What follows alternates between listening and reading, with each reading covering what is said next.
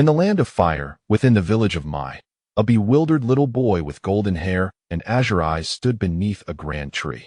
"This can't be real," he muttered, grappling with the absurdity of having somehow transmigrated into the body of Uzumaki Naruto. The soul inhabiting this boy was not of this world, but belonged to a distant blue planet. After a prolonged moment of shock, he reluctantly accepted this new reality. "How audacious! To publicly reject our incredibly handsome elder brother," exclaimed a boy with a crooked mouth. "Indeed, our brother is so dashing.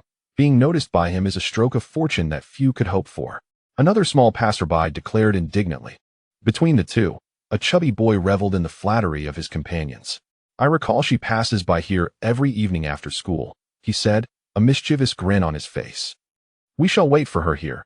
Just because you are seen as a goddess does not mean you truly are one that dare reject my courageously voiced confession," he continued. "I shall make you understand why the flowers bloom so red." The two small boys stared blankly at their elder brother, perplexed. "Why are flowers red? Aren't there other colors?" one asked. "Yeah, there are wildflowers of every hue by the roadside, not just red," the other added. The chubby boy scratched his head. "My mother always says that when she is about to scold my father, but I don't know why." Their loud chatter was impossible for Naruto to ignore. A crowd of onlookers was hardly worth his concern.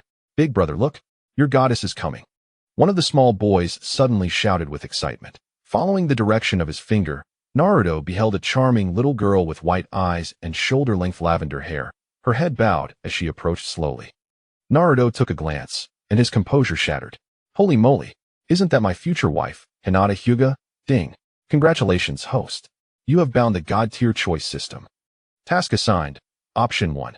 Ignore Hinata completely. Reward: Rasengan. Option 2.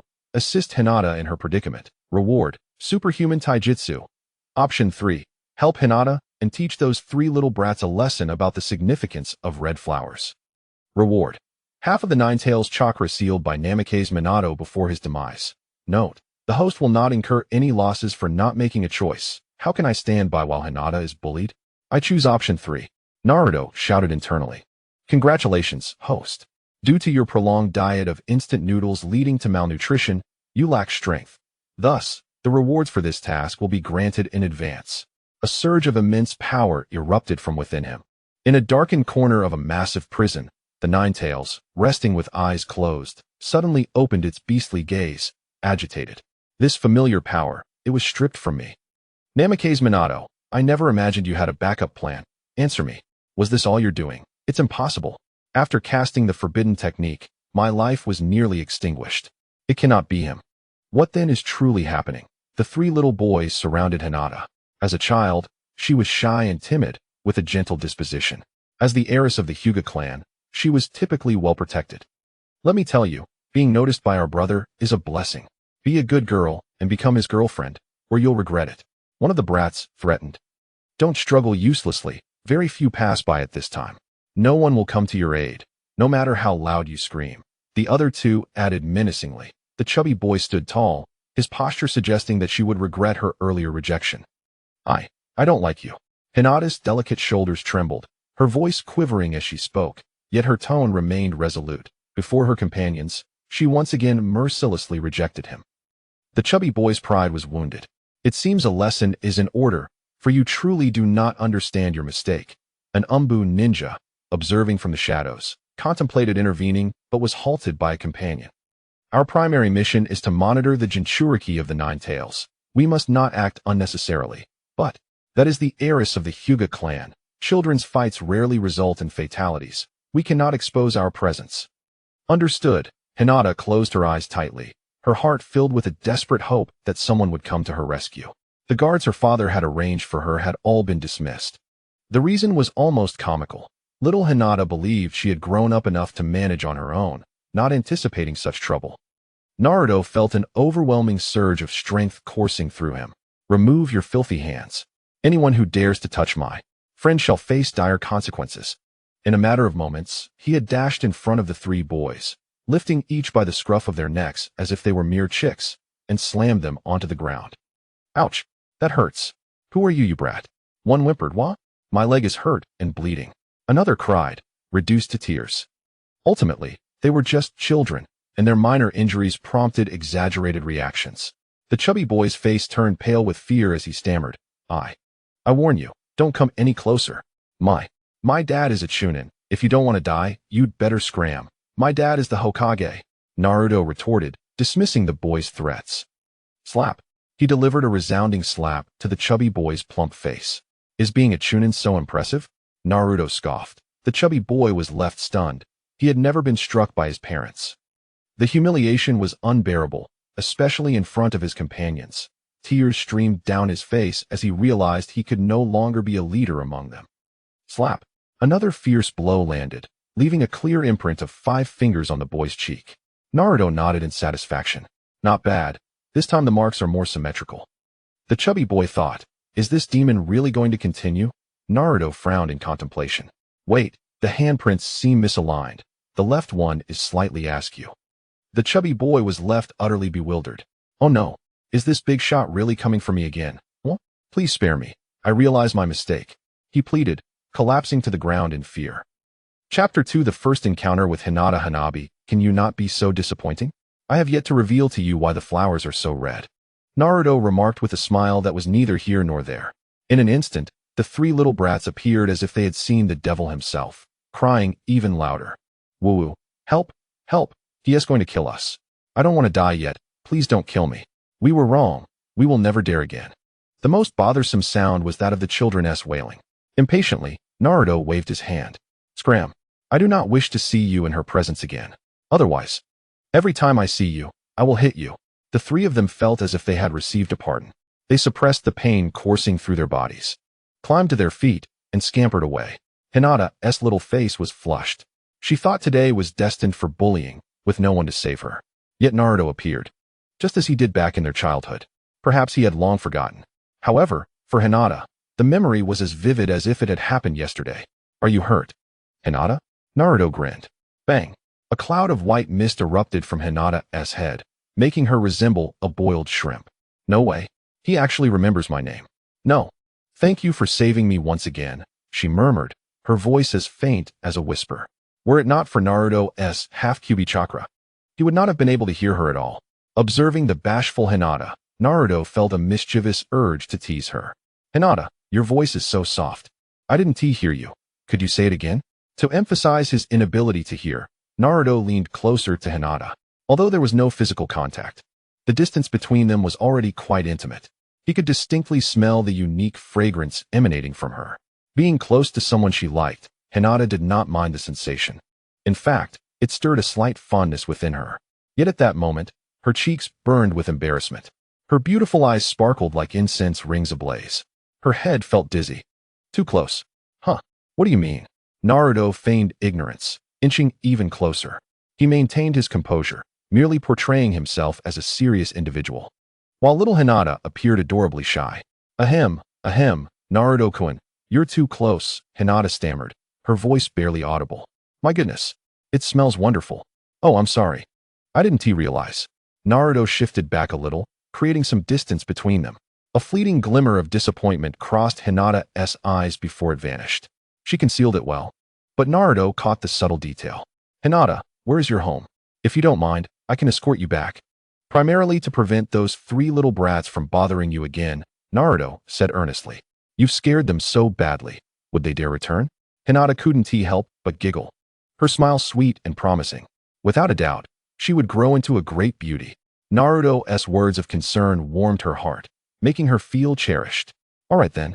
I appreciate your kindness, Hinata finally agreed after a moment of inner hesitation. Not a bother at all. Lead the way, Naruto replied with a grin. In the trees behind them, several pairs of watchful eyes observed. The moment Naruto accessed the half-Kyuubi's power, he sensed their presence. Yet he continued to act oblivious. The tailed beasts were akin to the guardians of the village, and it was imperative to ensure the safety of the Jinchuriki. What was that earlier? I could sense that terrifying aura. Could it be that the seal has weakened? One Anbu member was drenched in cold sweat, recalling the fear of being dominated by the Kyuubi. His legs trembled uncontrollably. The others were similarly affected, frightened. I thought it was just me who sensed it. We must report this to Lord Third immediately. Leave 2 to continue monitoring the Jinchuriki, and should anything occur, return promptly to report. The rest of you, Come with me to inform the third Hokage. Yes, the daughter of a wealthy family is indeed different, with substantial assets unlike the decline seen in later generations. Speaking of which, with Hinata's current status, she could be considered a rich heiress, living off someone else's fortunes isn't so bad. However, while it may seem like a time of peace on the surface, undercurrents of turmoil lurk. One cannot guarantee that one's life will remain safe. Strength is essential. Having a strong fist is the ultimate truth. Would you like to come in for a drink? Hinata invited, her face flushed with determination. It took all her courage to make this decision. After all, though she was the daughter of the Hyuga clan, her family's influence was not solely her own to command. It was more of a facade. Her family members were not fond of Naruto, urging her to keep her distance. Bringing him home could lead to punishment. Yet despite this, Hinata felt no fear. This was her first resolve to become stronger. Naruto understood Hinata's predicament. Moreover, he was currently destitute and not yet Hokage. What could he use to meet his future father-in-law? No, I'll just take you this far. Hinata, you're back. A cute little girl rushed over excitedly. With a leap, she dove into Hinata's embrace. There was still a considerable amount of time before the ninja exams, and the sisters' relationship had not yet soured. Be careful, second miss, if you fall. The master will blame us, a servant called out anxiously from behind. Huh, Hinata, who is he? The little girl, Hanabi, tilted her head adorably, curious. Wow, she's actually my little sister-in-law. A beauty even as a child. This is Uzumaki Naruto, Hinata bashfully introduced, unable to meet Naruto's gaze. Oh. Hinata Hanabi tilted her head, curiously observing Naruto. The peculiar stubble on his face had vanished since his arrival. At that moment, Naruto's appearance was strikingly handsome, with golden hair and azure eyes, resembling a charming neighbor boy. Both Minato and Kushina were already exceptionally good-looking. He had perfectly inherited their virtues. What a handsome big brother. Hanabi's little face turned slightly red. Ah, young miss, second miss, keep away from that boy, a servant shouted. With her Byakugan activated, she had no intention of harming Naruto, merely wishing to protect her young lady's safety. Hinata, see you next time. You too, my adorable little sister. Until we meet again, she waved her hand and left with grace. Despite possessing half of the Kyuubi's chakra, Naruto felt it insufficient. Besides, he wasn't here to cause trouble. After all, these people would be his family in the future. Chapter 3: The Deception of Mizuki. Returning home first to study how to harness the other half of the Kyuubi's chakra with ease, Naruto thought to himself. Firstly, he had little money, and secondly, it was already night. Wandering about would raise the suspicions of the Anbu ninja. In a secluded little room, Naruto noticed a figure standing at his door from a distance. Raising an eyebrow, he approached with curiosity. Upon seeing Naruto, the visitor was overjoyed. Naruto, you're finally back. The truth is, your exam results were not your fault, Mizuki said, trying to control his facial expressions, his tone exceedingly gentle, resembling a concerned elder for a younger one. This made Naruto feel a shiver down his spine, suspecting Mizuki might be gay. Wait a minute. Isn't this the minor antagonist from earlier, Mizuki, the supportive sidekick? Indeed. The individual incited him to steal the Book of Seals, thus initiating the path of the ninja. Viewed from another perspective, without Shuemu, there would be no future for Naruto. After Shuemu, there will be no Hokage. Ahem, this is merely the jest of some internet jesters, and should not be taken seriously. Offering undue flattery often conceals ulterior motives. Naruto was rather indifferent towards this fool. Shuemu-sensei, is there something you need at this late hour? Naruto inquired with a smile. Damn it, hurry and leave. Let me get some sleep. Why does Naruto seem so different tonight? Is it because he lacks facial hair? Shuemu pondered. Yet he remained focused on his purpose for being there. Naruto, you failed your graduation exam today, but the fault does not lie with you. It is due to a lack of proper inheritance, Shuemu earnestly conveyed. Good inheritance? Are you trying to trick me into stealing the Book of Seals? Naruto chuckled inwardly. Yet he wished to observe Shuemu's performance further. Oh, Shuemu-sensei, please tell me how I can achieve that. This kid is so easy to deceive. Damn. I prepared an entire day's worth of speech for nothing. Shuemu's smile blossomed like a chrysanthemum as he mysteriously stated, this matter I shall only disclose to you. Do not share it with anyone else. In truth, becoming stronger is quite simple. In the room of the third Hokage, there lies a large scroll inscribed with various powerful jutsu. If you can procure the scroll, You will become an invincible entity. Naruto feigned concern. Shuemu-sensei, are you suggesting I steal it? The third Hokage would surely kill me if he found out. Nonsense. This is borrowing. How can that be called stealing? Shuemu retorted. Consider this. You are among the few in your class without parents at home. What about the other students?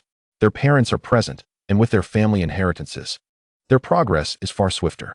This is the disparity. Shuemu's fervor heightened as he spoke passionately. He reminisced about how he had once been overshadowed in similar circumstances, feeling a profound sense of defeat for being born at the wrong time. Naruto's lips twitched slightly. Was this fool truly insane? Or did Sarutobi Hiruzen hold a grudge against him? Naruto contemplated finding a way to send Shuemu away. Suddenly, the cold, mechanical voice of the system echoed in his ears. Ding. Choice 1. Steal the Book of Seals hidden in Sarutobi Hiruzen's room. Reward. Enhanced variant of the Rinnegan. Choose from blue, purple, or gold. Choice 2. Reject Shuemu's request. Reward. Jutsu Chidori. Choice 3. Reject Shuemu's request and inform Sarutobi Hiruzen of this matter. Reward. Jutsu Rinnegan. Was there truly any choice to be made? This was borrowing, not stealing. Sarutobi Hiruzen had made him endure days of instant noodles without providing proper accommodation. It was only fair to demand some interest from him. I, Uzumaki Naruto, am not to be trifled with. I choose the first option. Choice successful. Naruto declared. Shuemu-sensei, quickly tell me where the scroll is hidden. I must grow stronger. Shuemu looked at Naruto with a sense of gratitude, feeling that his words had not been wasted. Ah, teachable child. Very well, I shall guide you. You will enter the third Hokage's office. First, you must. After outlining the plan, Shuemu added, you will be responsible for entering. I will be outside to assist you. There are some bothersome individuals outside whom I must divert. Who are these bothersome individuals, Shuemu-sensei?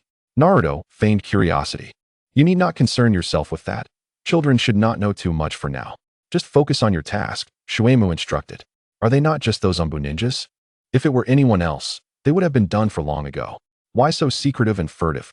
Naruto thought, somewhat exasperated. Were it not for the reward of the Rinnegan from the system, he would have dealt with this fool right then and there. Oh, understood.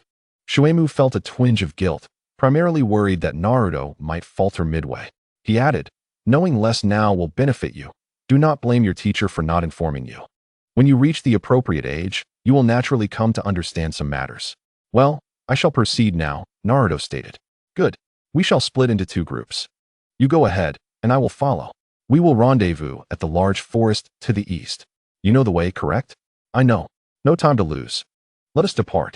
Chapter 4. Could it be this fortuitous? Hokage office building in his past life. Naruto had seen many Hokages, and though he had not experienced everything, he had witnessed enough.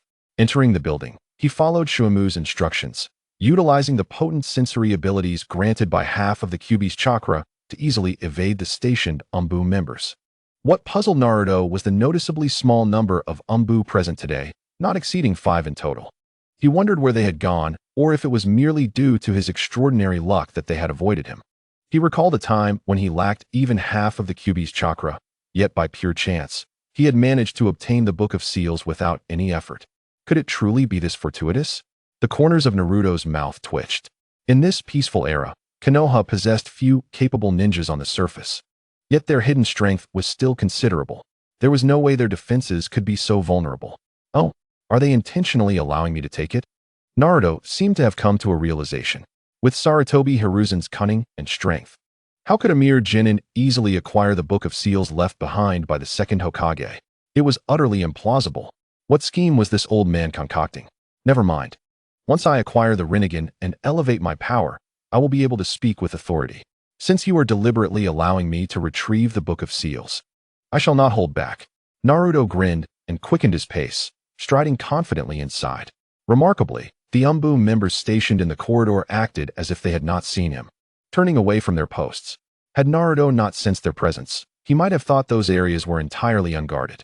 Arriving at the third Hokage's office, Naruto initially considered using some jutsu to enter, but upon reflection, he decided against it. He was certain he was being monitored. Any sign of disturbance would prompt the lurking Anbu to swarm him. Therefore, he had no choice but to forcefully break open the door. If caught, he would simply claim he possessed innate strength. Naruto had his excuses ready. As he placed his hand on the doorknob, he heard a click, and the door swung open. He was taken aback. He had not broken the door open. It had simply not been locked. The intent to let him in was all too apparent. He was no longer the naive Uzumaki Naruto of the past. A reasonable person would deduce the situation. On the other side, in the Hokage office, Sarutobi Hiruzen gazed into a crystal ball, which displayed the image of Naruto stealthily infiltrating his room. Is it truly wise to let Naruto take the Book of Seals? If the Kyuubi within him were to go berserk amidst the chaos, countless lives would be lost. Konoha cannot bear such a calamity. The Anbu captain behind him knelt on one knee, his tone grave and filled with concern. Konoha had only recently entered an era of peace, having lost many young ninjas to the turmoil of war. The internal strife within Konoha was also a concern. Should the Kyuubi launch another attack on the village? The only one capable of stopping it would be the third Hokage. If the third Hokage were to fall, other ninja villages would surely seize the opportunity to break the peace treaty and wage war against a leaderless Konoha. At that point, it would truly be a case of calling upon heaven and earth for assistance in vain. In simpler terms, Konoha could no longer afford the consequences of such grave repercussions. Sarutobi Hiruzen took a drag from his old-fashioned pipe and replied calmly, I have my own plans. As one ages, it is not uncommon to find oneself dreaming of events from the past.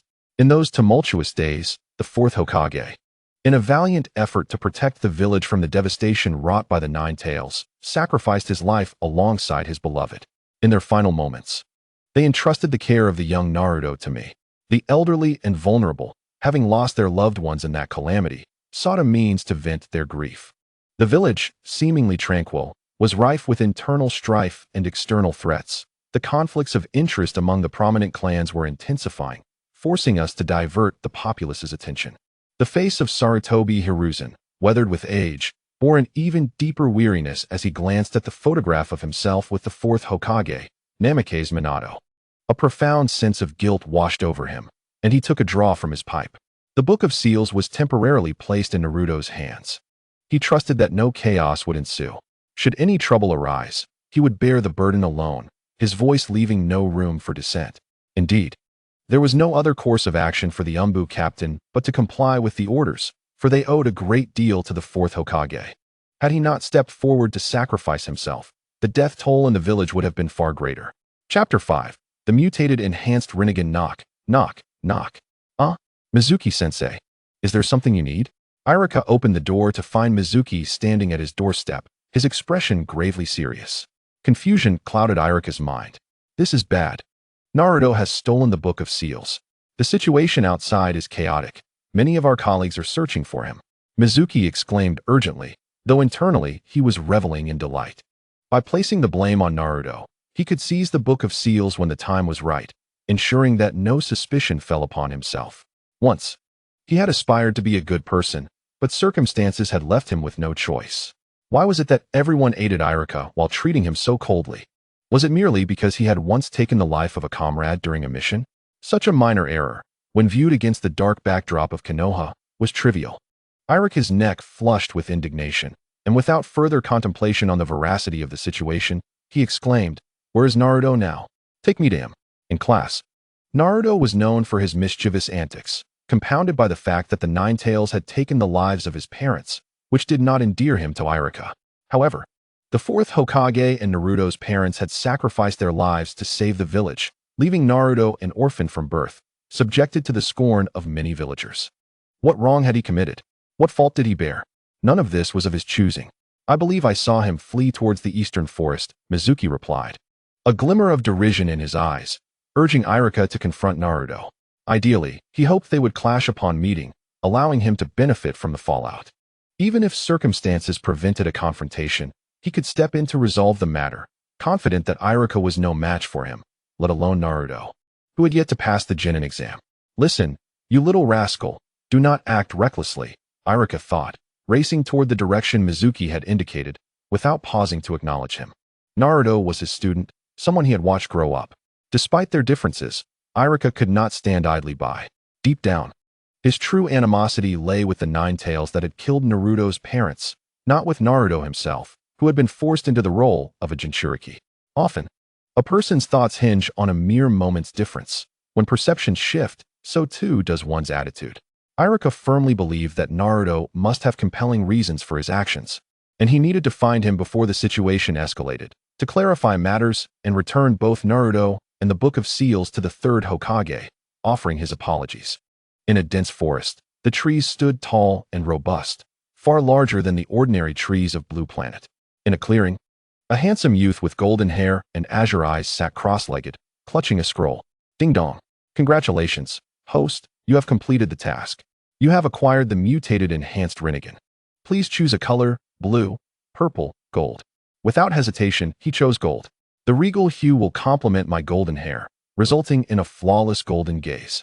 Historical records assert that Xiang Yu's eyes were golden, exuding an innate kingly aura and imperial qualities. Though Naruto was unsure of the veracity of these ancient tales, he simply declared, I choose gold.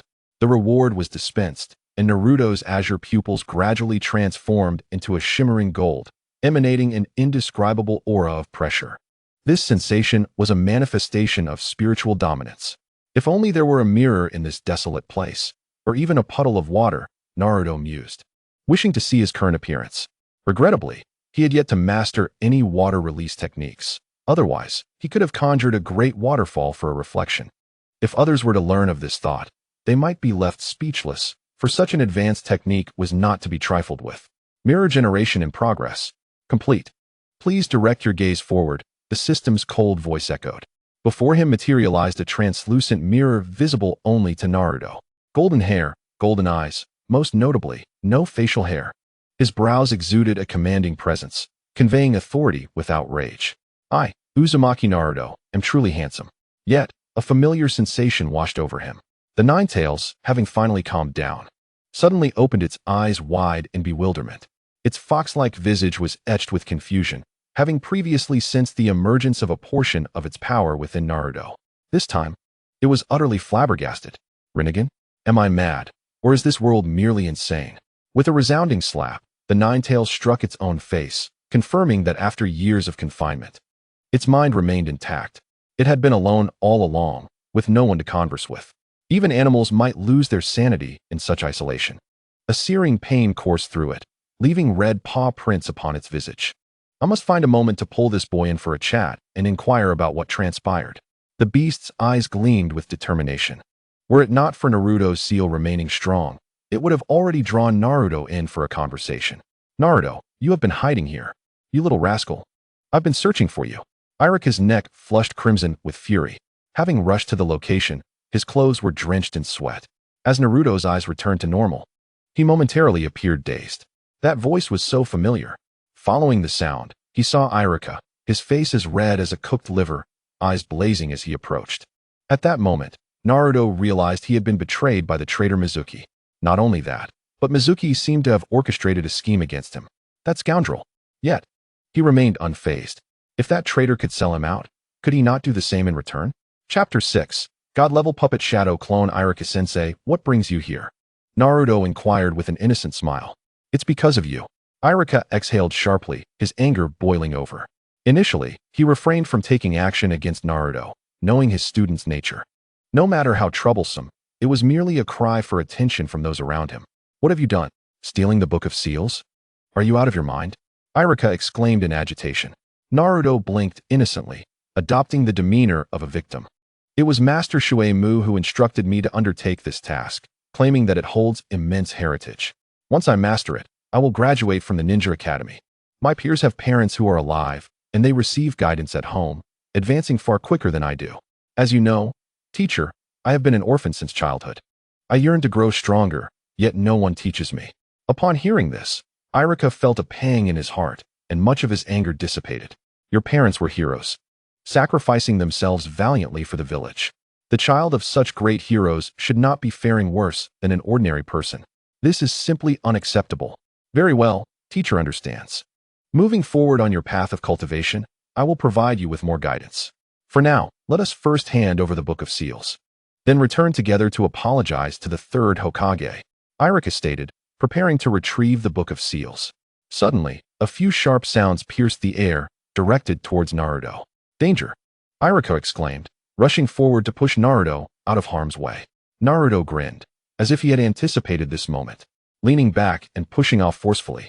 He evaded the kunai attack. Ha ha ha, what a remarkable teacher-student bond. I thought you two would clash upon meeting. Clearly, I underestimated your kindness, Irika. After launching a failed surprise attack with kunai, Shuei-mu leapt down from a large tree. Shuei-mu, if you let us go, I will pretend this incident never occurred. If the third Hokage learns that you are the mastermind behind this, will you be able to intimidate me? I am so terrified. The Emperor is far removed. And if I eliminate both of you, I can frame it on others. Who would be able to catch me with the Book of Seals in hand? Shuei-mu laughed heartily, looking at Irika as if he were a fool. Ding dong. Choice 1. Eliminate the traitor Shuei-mu. Reward. Puppet Shadow Clone Technique. Chakra Consumption 0.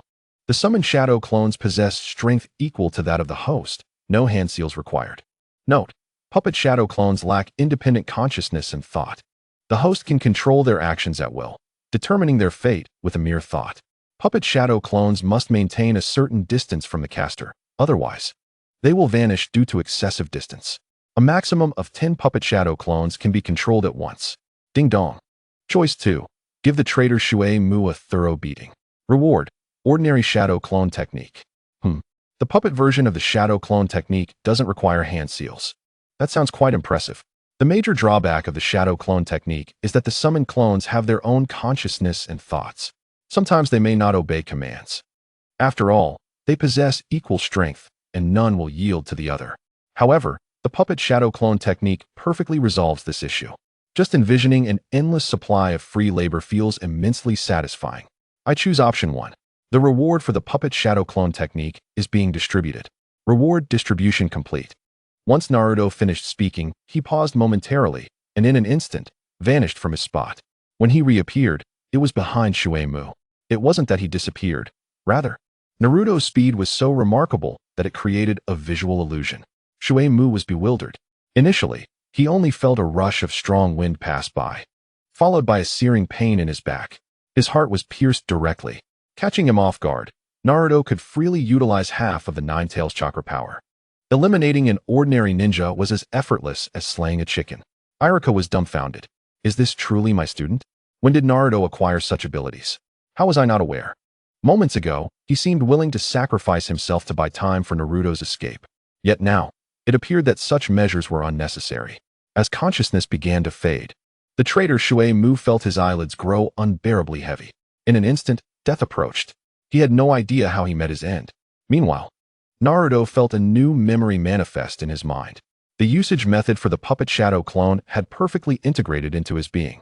With just a thought, he could flawlessly execute this ninjutsu. The key was that it did not require chakra. Naruto, did you just kill someone? Irika stared in disbelief. When did Naruto become so bold? I am extremely brave, instantly eliminating a C-rank ninja. This is simply unbelievable. At this moment, Irika's heart was filled with panic. Naruto could not possibly possess such formidable power unless the seal on the Nine-Tails within him had been released. The more he pondered, the more plausible it seemed. Irika's cold sweat poured down as he placed his hand on his ninja tool pouch, preparing to flee back to the village for help. Irika-sensei, do not worry so much. I am not terrifying, Naruto shrugged. Not terrifying? You just one-hit killed a Chunin, and you tell me you're not terrifying? Are you trying to fool me? Huh, Naruto. What happened to your eyes? Irika looked utterly bewildered. Naruto revealed his enhanced version of the Golden Rinnegan. Irika forgot everything that had just transpired. System prompt. His Rinnegan also possesses the ability to make others forget a segment of their memory, akin to hypnosis or a drunken blackout. I must say, this power is truly useful. Otherwise, Naruto would not dare to use the Nine-Tails strength so freely in front of Irika. Irika's gaze became dazed, and he appeared utterly disoriented. With a crisp clap, Irika completely forgot the scene of Naruto instantly killing Shuei-mu. Naruto, quickly escape. I will cover for you. There is no time for explanations. Just run and do not look back. Irika began, but then fell silent, staring blankly at Shuei-mu, who lay lifeless in a pool of blood. What is happening? How did this guy die? I have no recollection whatsoever. Irika-sensei, you are finally awake. Just now, a powerful ninja wearing a mask emerged from a distorted space and killed teacher Shuei-mu. By the way, his eyes were red. When he looked at you, you stood there in a daze. I called your name for a long time, but you did not respond. Naruto's eyes returned to normal, shifting the blame onto Tsuji. That fool would eventually meet his end. The enmity of killing kin is unforgivable. Naruto is he, and he is Naruto. Some things must be done. Prior to this, let him bear some blame as interest. Chapter 7. Is this how you treat the child of heroes? Is Naruto truly like this? Iruka scratched his head, feeling a sense of strangeness he could not articulate. However, he believed there was no reason for Naruto to deceive him. After all, he was merely a child of around 10 years, not even a genin. What ill intentions could such a child harbor? By the way, Naruto, hand over the book of seals you have on your back. Iruka suddenly remembered something, his expression turning serious. He could tolerate Naruto's mischievousness and immaturity, but he would not yield on the matter of the book of seals. If it fell into the hands of other ninja villages, it would spell disaster for Konoha. Iruka did not wish to gamble. Oh, Naruto removed the book of seals from his back and tossed it into Iruka's hands. The contents within were of no use to him, as he still had to practice diligently. Waiting for the system to trigger options to reward him was far more appealing. Why bother with slow, steady cultivation? Iruka accepted the book of seals, his tense expression easing slightly. Naruto, after all, remained unchanged. He was still his good student. Iruka. Stop Naruto. He has the book of seals. Do not let that guy escape. Damn it. How could our village produce such a ninja? I must teach him a lesson. Whoosh. A flurry of figures hurried towards their location. Sarutobi Hiruzen was among them, trailing behind the main group, primarily concerned that these individuals might harm Naruto. If that were to happen, what face would he have left to meet the fourth Hokage? Furthermore, he absolutely would not allow such an event to occur. Oh my, it turns out that Naruto is here. Iruka, quickly bind him. Do not allow him to escape. Huh. Is that Mizuki? Why is there so much blood nearby? Who did this? What on earth has transpired here? The arriving ninjas began to chatter among themselves. Iruka, fearing they might misunderstand the situation, called out loudly. Everyone, please quiet down, allow me to explain. The crowd fell silent at once, for they noticed Iruka holding the book of seals. Their anxieties were alleviated. This was all Mizuki's ill-conceived plan, aimed at exploiting Naruto. Iruka elucidated the situation for some times. An explanation from another is far more effective than one's own words. Moreover, Naruto was disinclined to clarify matters to this group of fools. If they were dissatisfied, he would not hesitate to bring calamity upon Konohagakure once more. With half of the Nine-Tails power at his disposal, he could simply use the abilities of the Rinnegan to escape. The sky was high, and he could fly wherever he wished. However, his wife remained in Konoha, as did his future sister-in-law, graceful and poised. Not to mention, there were many adorable girls around. Ding dong, as the son of a hero, how could he allow himself to be slandered? Choice 1. Awaken this group of ungrateful ingrates and compel them to reassess the identity of the host. Reward, God-level taijutsu. Choice 2. Let them insult him at will without rebuttal. Reward, the title of endurance, a title of little practical significance. I choose the first option. Congratulations to the host for acquiring God-level taijutsu. Naruto inhaled deeply, and his expression instantaneously turned cold. He addressed the crowd with indifference. Iruka-sensei need not explain anything to these ingrates. They are merely a bunch of turtles hiding their heads. The atmosphere fell into an eerie silence. Iruka gazed at Naruto in astonishment, unsure why he would utter such words. Naruto scanned the crowd, and with his remarkable perception, swiftly located the hidden Sarutobi Hiruzen. Third Hokage, I see you. Come out. I have something to discuss with you. Sarutobi's face flushed red. Goodness. How did that little Naruto discover his hiding place?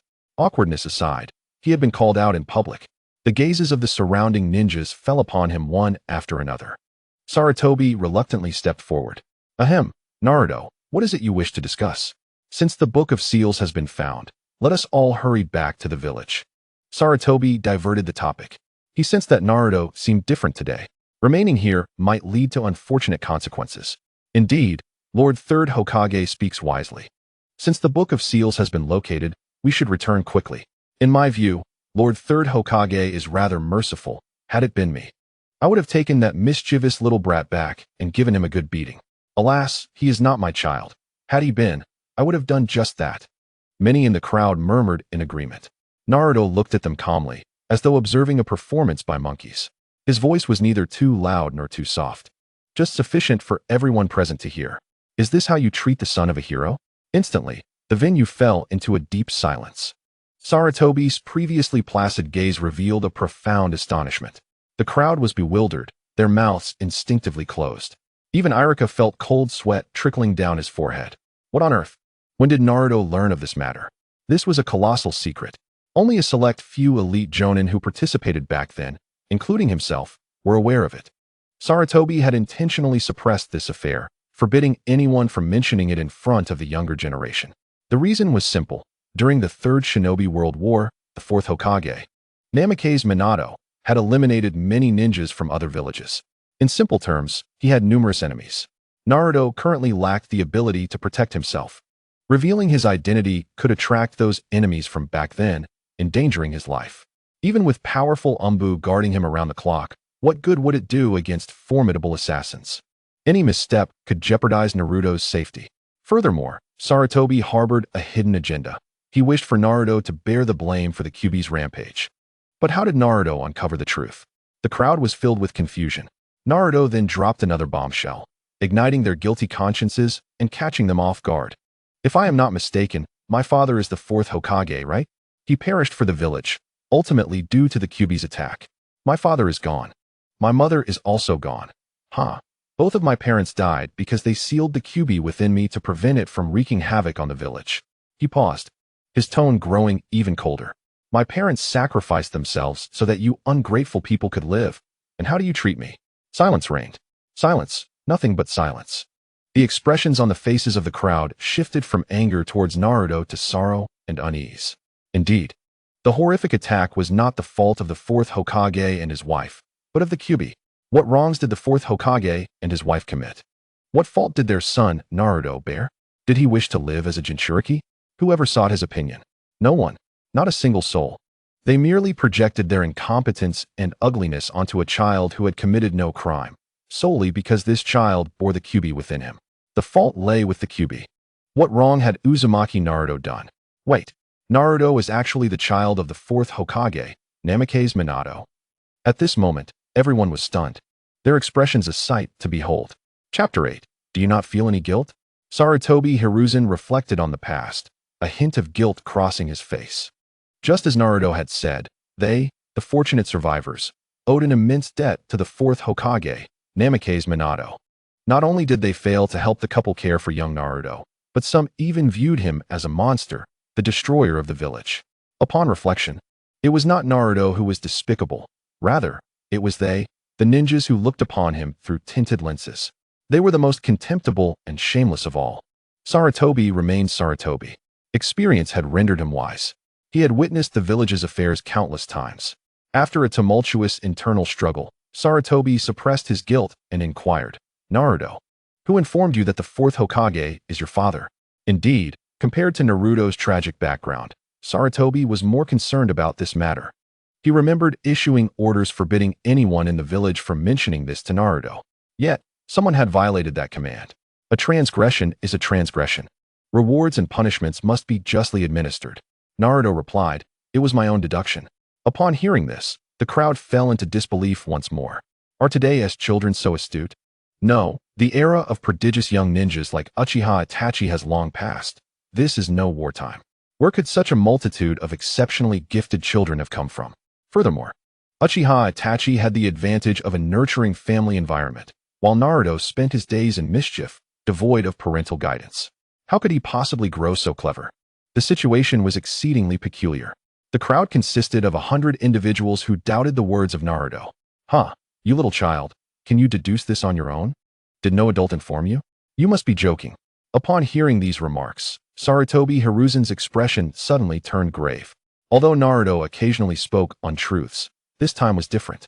He did not intend to reprimand Naruto. Rather, his ire was directed at the informant lurking behind the scenes. That old man, despite his age, still attempts to deceive me. Absurd. Naruto maintained a serious demeanor. Grandfather Sandame, this deduction truly originated from my own reasoning. You once allowed me to visit your office, correct? Hiruzen nodded in acknowledgement, confirming the event. All eyes turned to Naruto, eager to witness his revelations.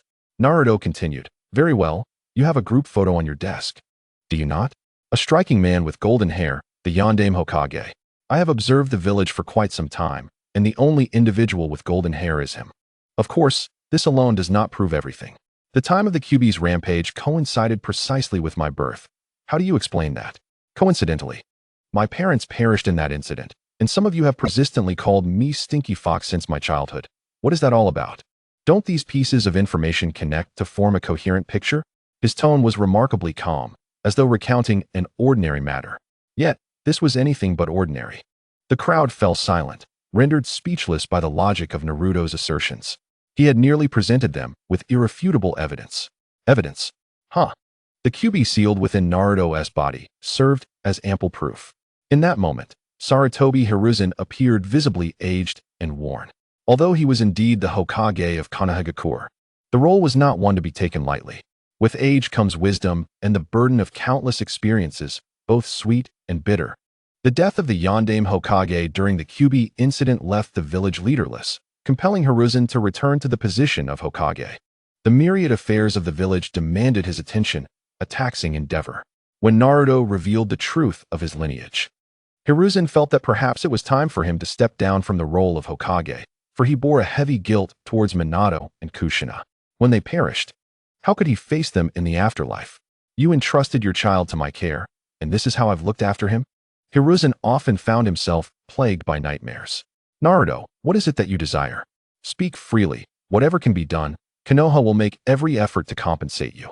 Hiruzen sighed deeply, his hair a mix of white, his face lined with wrinkles, uncertain of how many years remained.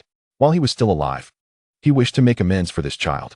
In the afterlife, it would provide a better explanation to Minato and Kushina, preventing an undignified encounter.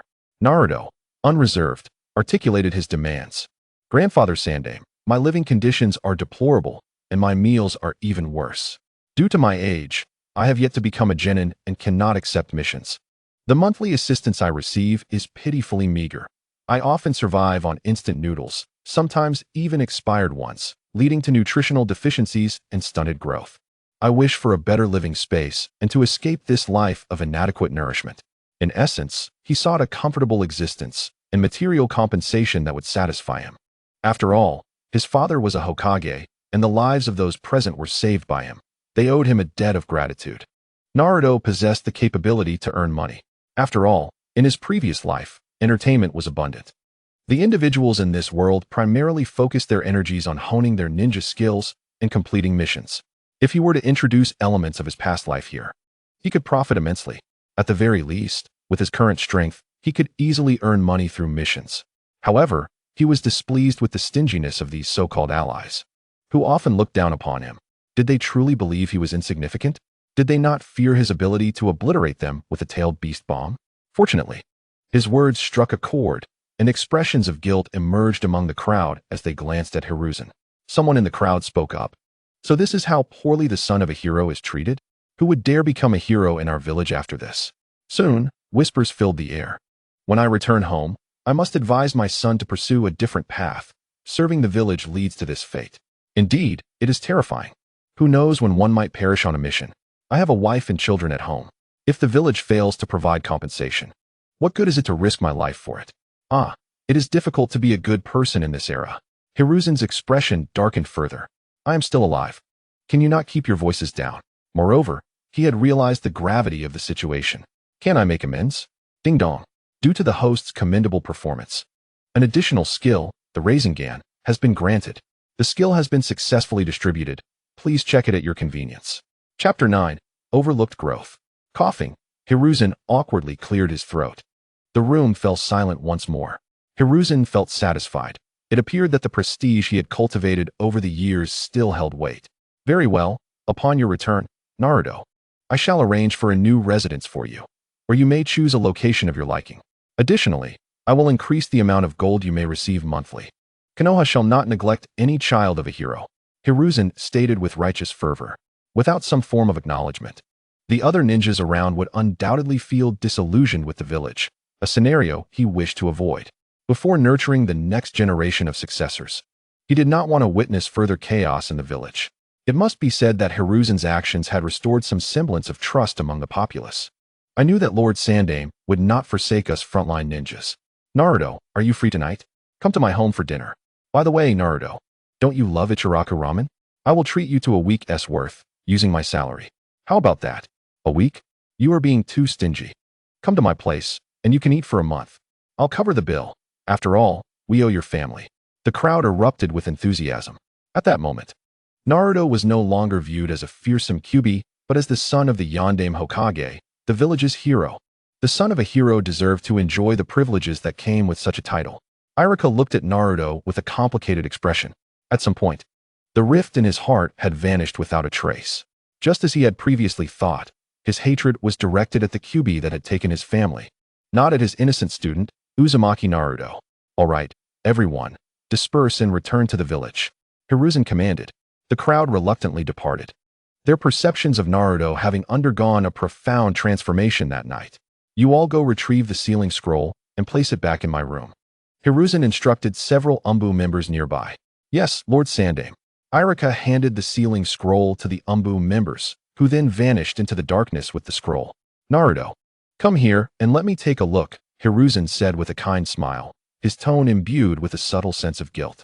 He did not wish to neglect Naruto, but the myriad troubles within the village were burdens enough. For instance, not long ago, the extermination of the Uchiha clan transpired. For the greater good, one must occasionally make certain sacrifices. There exists no absolute right or wrong. Just as the emergence of the Qin dynasty may have instilled in the people of Jojo a profound understanding of unity, without which they might not have grasped its essence deeply. After all, this old fox would never harm himself. Naruto boldly approached. Apologies, my old friend. I have been preoccupied and overlooked how much you have grown. There were matters he intended to discuss when Naruto matured, yet perhaps by then, he himself might no longer be among the living. Sarutobi Hiruzen placed his hand on Naruto's head, his tone sincere. He spoke the truth. One day, Naruto would learn the identity of his biological parents. It was likely that the one to reveal the entire truth would not be this old man, who was nearing his end. Naruto could keenly discern the genuine intent behind Sarutobi Hiruzen's words and politely responded, that won't happen. The third Hokage will live to a ripe old age. Haha, I appreciate your kind words. Upon my return, I shall have someone find you a suitable residence. Sarutobi Hiruzen replied with joy, though his tone carried a hint of bittersweetness. Iruka, you should join us as well. I will. Iruka responded hastily, slightly taken aback. Today, we will leave it at that. Third Hokage, Naruto stated. Sarutobi Hiruzen appeared somewhat surprised. Did you not wish to select a new residence? Yes, but it is too late now. We shall do it tomorrow. Oh, I see. My apologies, Naruto. My memory fails me. Here is the plan. Tomorrow morning, I shall send someone to accompany you in selecting a new home, Sarutobi Hiruzen declared. Tomorrow? I still have school, Naruto protested. Moreover, there are numerous matters I must attend to and plan ahead. No worries, Naruto smiled. Third Hokage, just have someone arrange a decent house for me. I still have classes tomorrow. Very well.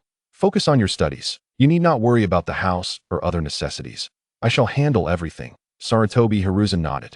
If there is nothing else, I shall take my leave. Hey, Naruto, you haven't eaten yet, have you? Come with me to Ichiraku Ramen, Iruka suddenly suggested. Considering the time, with Mizuki causing so much trouble, there was hardly a moment for Naruto to eat. Even if he had eaten earlier, he must be hungry now.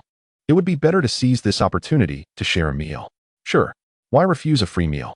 To be honest, Iruka was a genuinely good person in the narrative, truly supportive of Naruto. Naruto readily agreed. Remaining with the old man Sarutobi Hiruzen was not ideal. It was better to dine with Iruka and then sneak back home.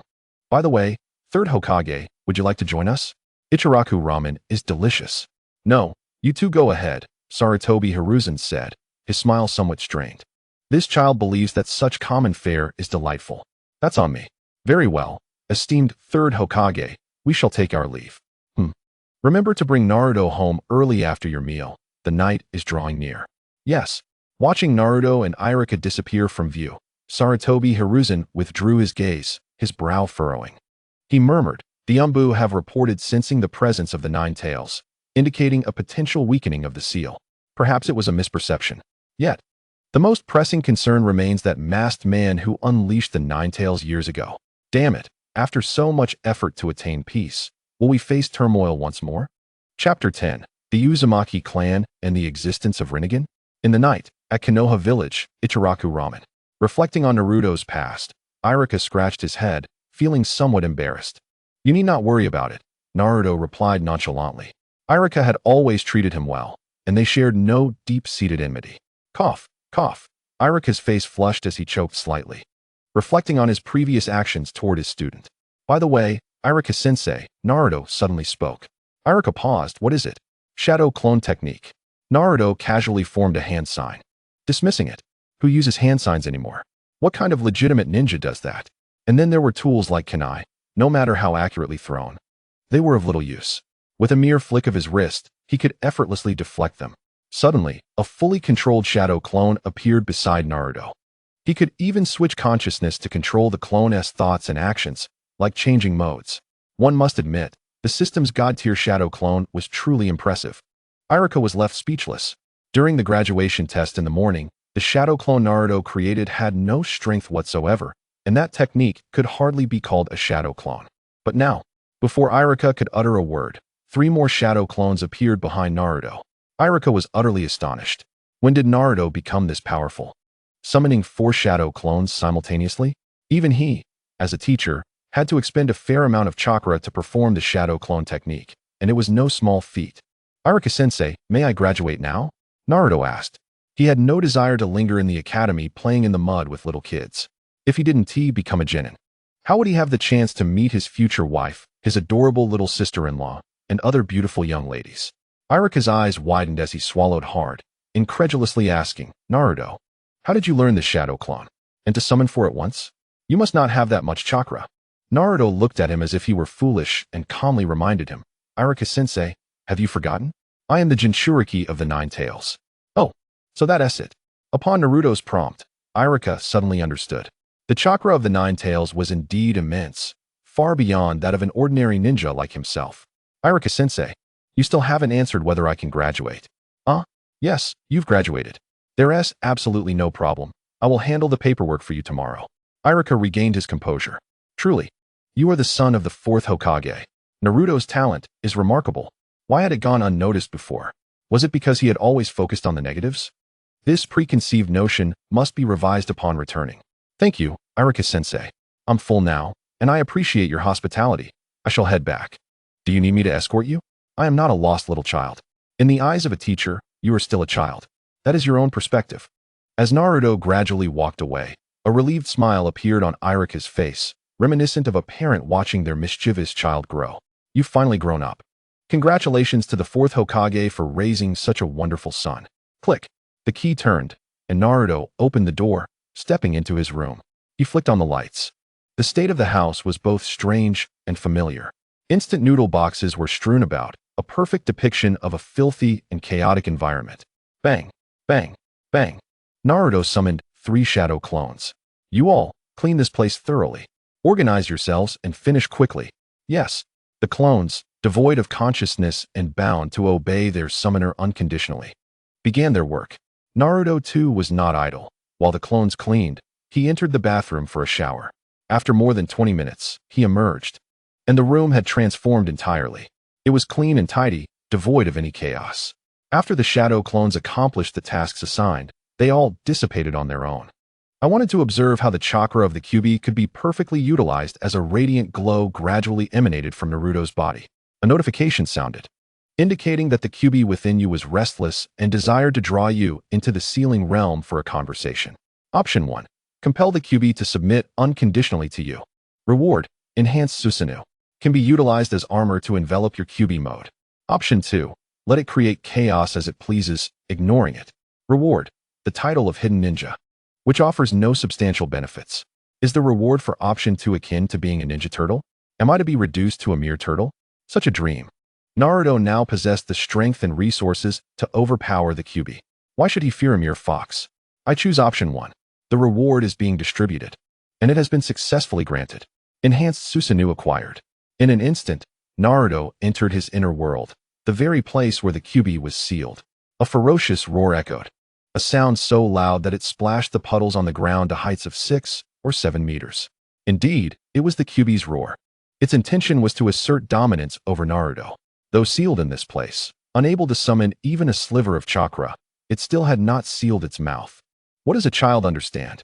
A little fright would suffice. After all, Naruto was someone it had painstakingly drawn inside. Naturally, it wanted to display its prowess, hoping to scare the boy into tearing down the ceiling strips. Roar all you want, what good does it do?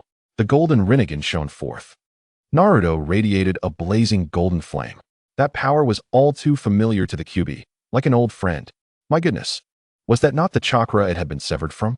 In that moment, the Kyuubi became exceedingly agitated, forcibly attempting to mobilize its chakra, even if it could not escape. It needed to make a grand spectacle. Until it caught sight of the golden Rinnegan in Naruto's eyes, the fox finally settled down, not entirely compliant, but rather bewildered. The Uzumaki clan possesses the Rinnegan? Was there some sort of mistake? Chapter 11. Get out of here at once. Naruto said disdainfully. He dared to tell me to leave? Did he not realize that tailed beasts are incredibly difficult to capture? Moreover, they are often elusive. Although the Kyuubi currently wielded only half its power, it could still overpower other tailed beasts. I must inquire about the reason. The Kyuubi replied, somewhat at a loss. It was unclear why today felt so different. It had no idea when Naruto had acquired such abilities or when he had learned to wield this power. Too many mysteries remained unsolved. Before comprehending the situation, the Kyuubi found itself unwilling to leave. Ha ha ha, how dare you question me? You, the gluttonous hen that only knows how to consume without laying eggs. What use are you?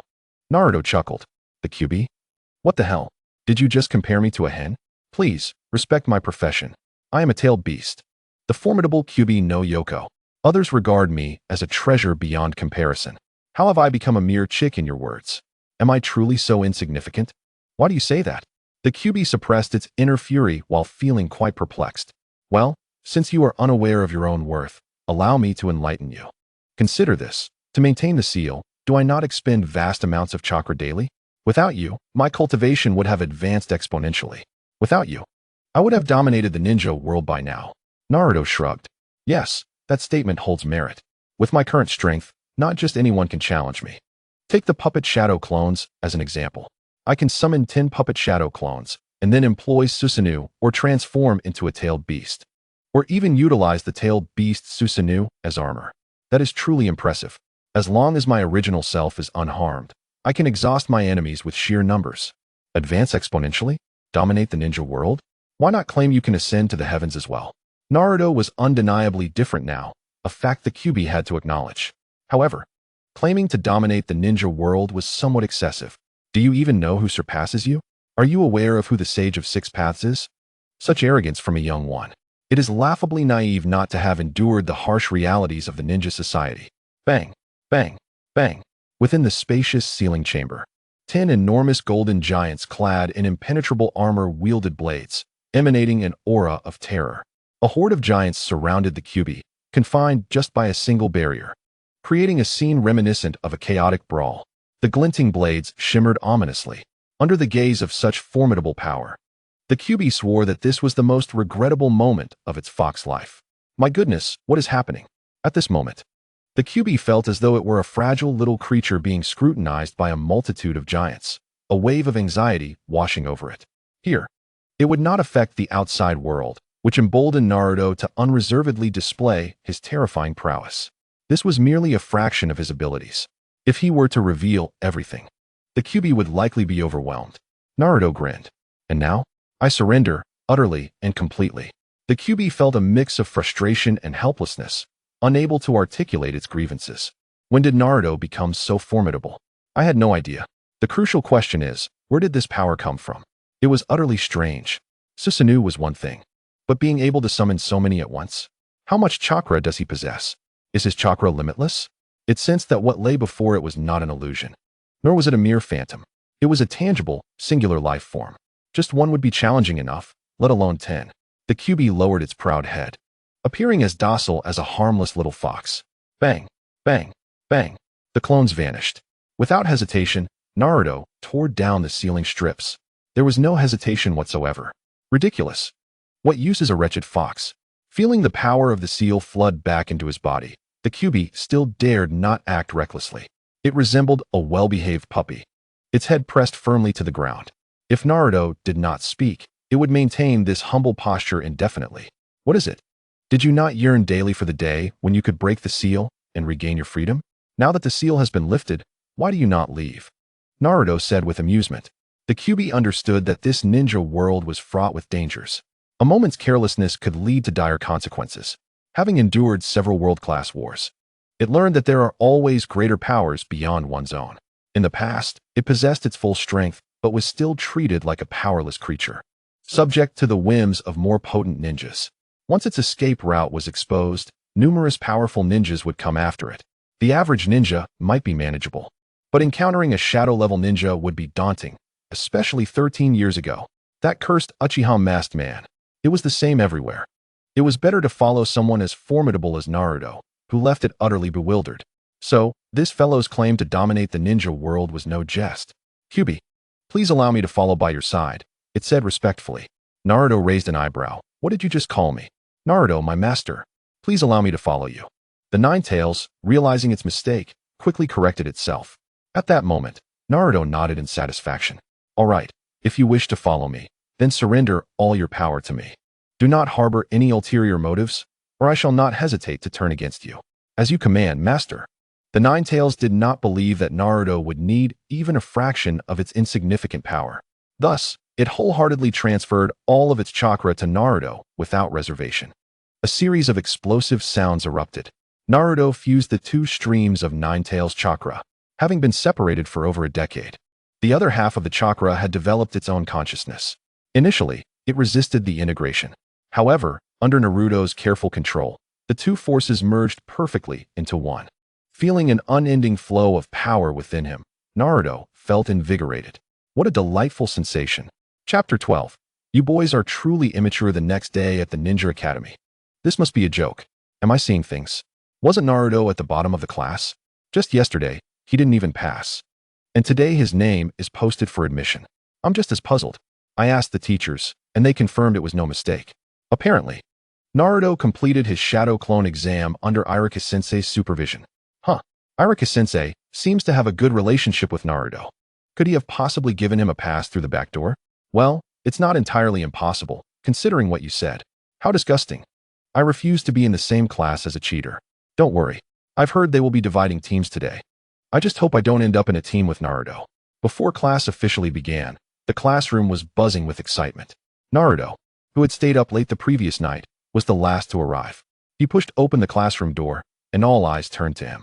They could sense that today, Naruto seemed different. Usually, he would burst into the classroom, shouting and drawing attention, but today he remained calm. Some sharp-eyed female students noticed the change in his appearance. Hey, Naruto, where's that strange mustache of yours? Oh, it really is gone. But without that odd mustache, Naruto actually looks quite handsome. Wow, he's even more handsome than I am. Naruto, admit it. You were intentionally trying to look unattractive in front of us, right? Ignoring the remarks from the younger students, Naruto walked to his seat.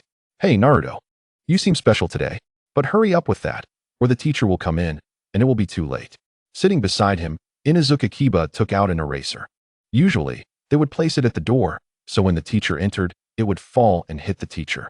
Pranking the teacher had become an essential pastime for these boys. Typically, Naruto would take the blame, allowing the others to relax. Childish, Naruto thought, closing his eyes in meditation, disregarding the chatter of the immature boys. Kiba was bewildered. Shikamaru was puzzled. Choji was confused. The entire class was in a state of shock. Wasn't pranking the teacher a daily ritual for Naruto? Day after day, year after year, he never grew tired of it. Why was he suddenly criticizing their immaturity? After all, he had been the ringleader of their mischief. Naruto is right. You boys are quite immature. A beautiful girl with long blonde hair and bangs covering half her face smiled brightly. She was tall and graceful, destined to be a stunning beauty in the future. Ino, why are you siding with Naruto today? Haruno Sakura inquired, curious. This rival usually didn't think highly of Naruto. Why was she suddenly speaking favorably of him? When something seems out of place, there must be a reason. Without the strange mustache, Naruto truly looked handsome. But did Yamanaka Ino change her opinion so quickly? After all, Uchiha Sasuke was genuinely strong. Good looks alone wouldn't suffice. Can I like him? Yamanaka Ino crossed her arms and scoffed. Whatever, do as you please, Sakura pouted. Dissatisfied. Naruto-kun, Hinata blushed as she gazed at him dreamily. You weren't like this before. Now that you've changed, what will happen to our pranking group? I'm worried that we've lost our core member, Choji exclaimed anxiously. The team is falling apart, and I can't bear to see that. These kids are such a hassle. Naruto remained silent, eyes closed in meditation. What is wrong with you today, Naruto? Why are you suddenly neglecting your duties? You owe us an explanation. That's right. We won't let you off the hook today. 3 boys shouted angrily. They too were part of the class's prankster group. But they were upset not because Naruto had stopped pulling pranks, but because his sudden handsomeness had stolen the attention of the girls they liked. It was like a previously unremarkable boy in their class suddenly transformed overnight into an incredibly handsome young man. How could they not be angry? They had put in so much effort to win the girls' favor, yet the girls wouldn't even glance at them. We were all ugly together. Then you tell me you're actually a super handsome guy. How can I accept this? As the 3 boys grew angrier, they approached Naruto, intent on teaching him a lesson about how looks weren't everything and that strength was paramount. Naruto paid no mind to their antics, remaining in his tranquil state. The 3 boys, feeling insecure under the gaze of the girls, grew furious. We came to talk to you, and you're acting all high and mighty. You're asking for a fight. Answer me, you jerk. One boy, chubby and clearly the leader, reached out to grab Naruto by the collar. Naruto easily caught his hand and twisted it slightly. A crack echoed through the room as a bone broke. Ah! A scream like that of a dying pig resonated throughout the classroom. The boy cried out in pain, tears streaming down his face. Chapter 13. Ino. The teacher placed me in Naruto-kun's group. Ha! Naruto-kun, well done. These childish boys deserve a lesson. Naruto-kun is so handsome. I really like him. Can you tell me if you were hiding your strength before?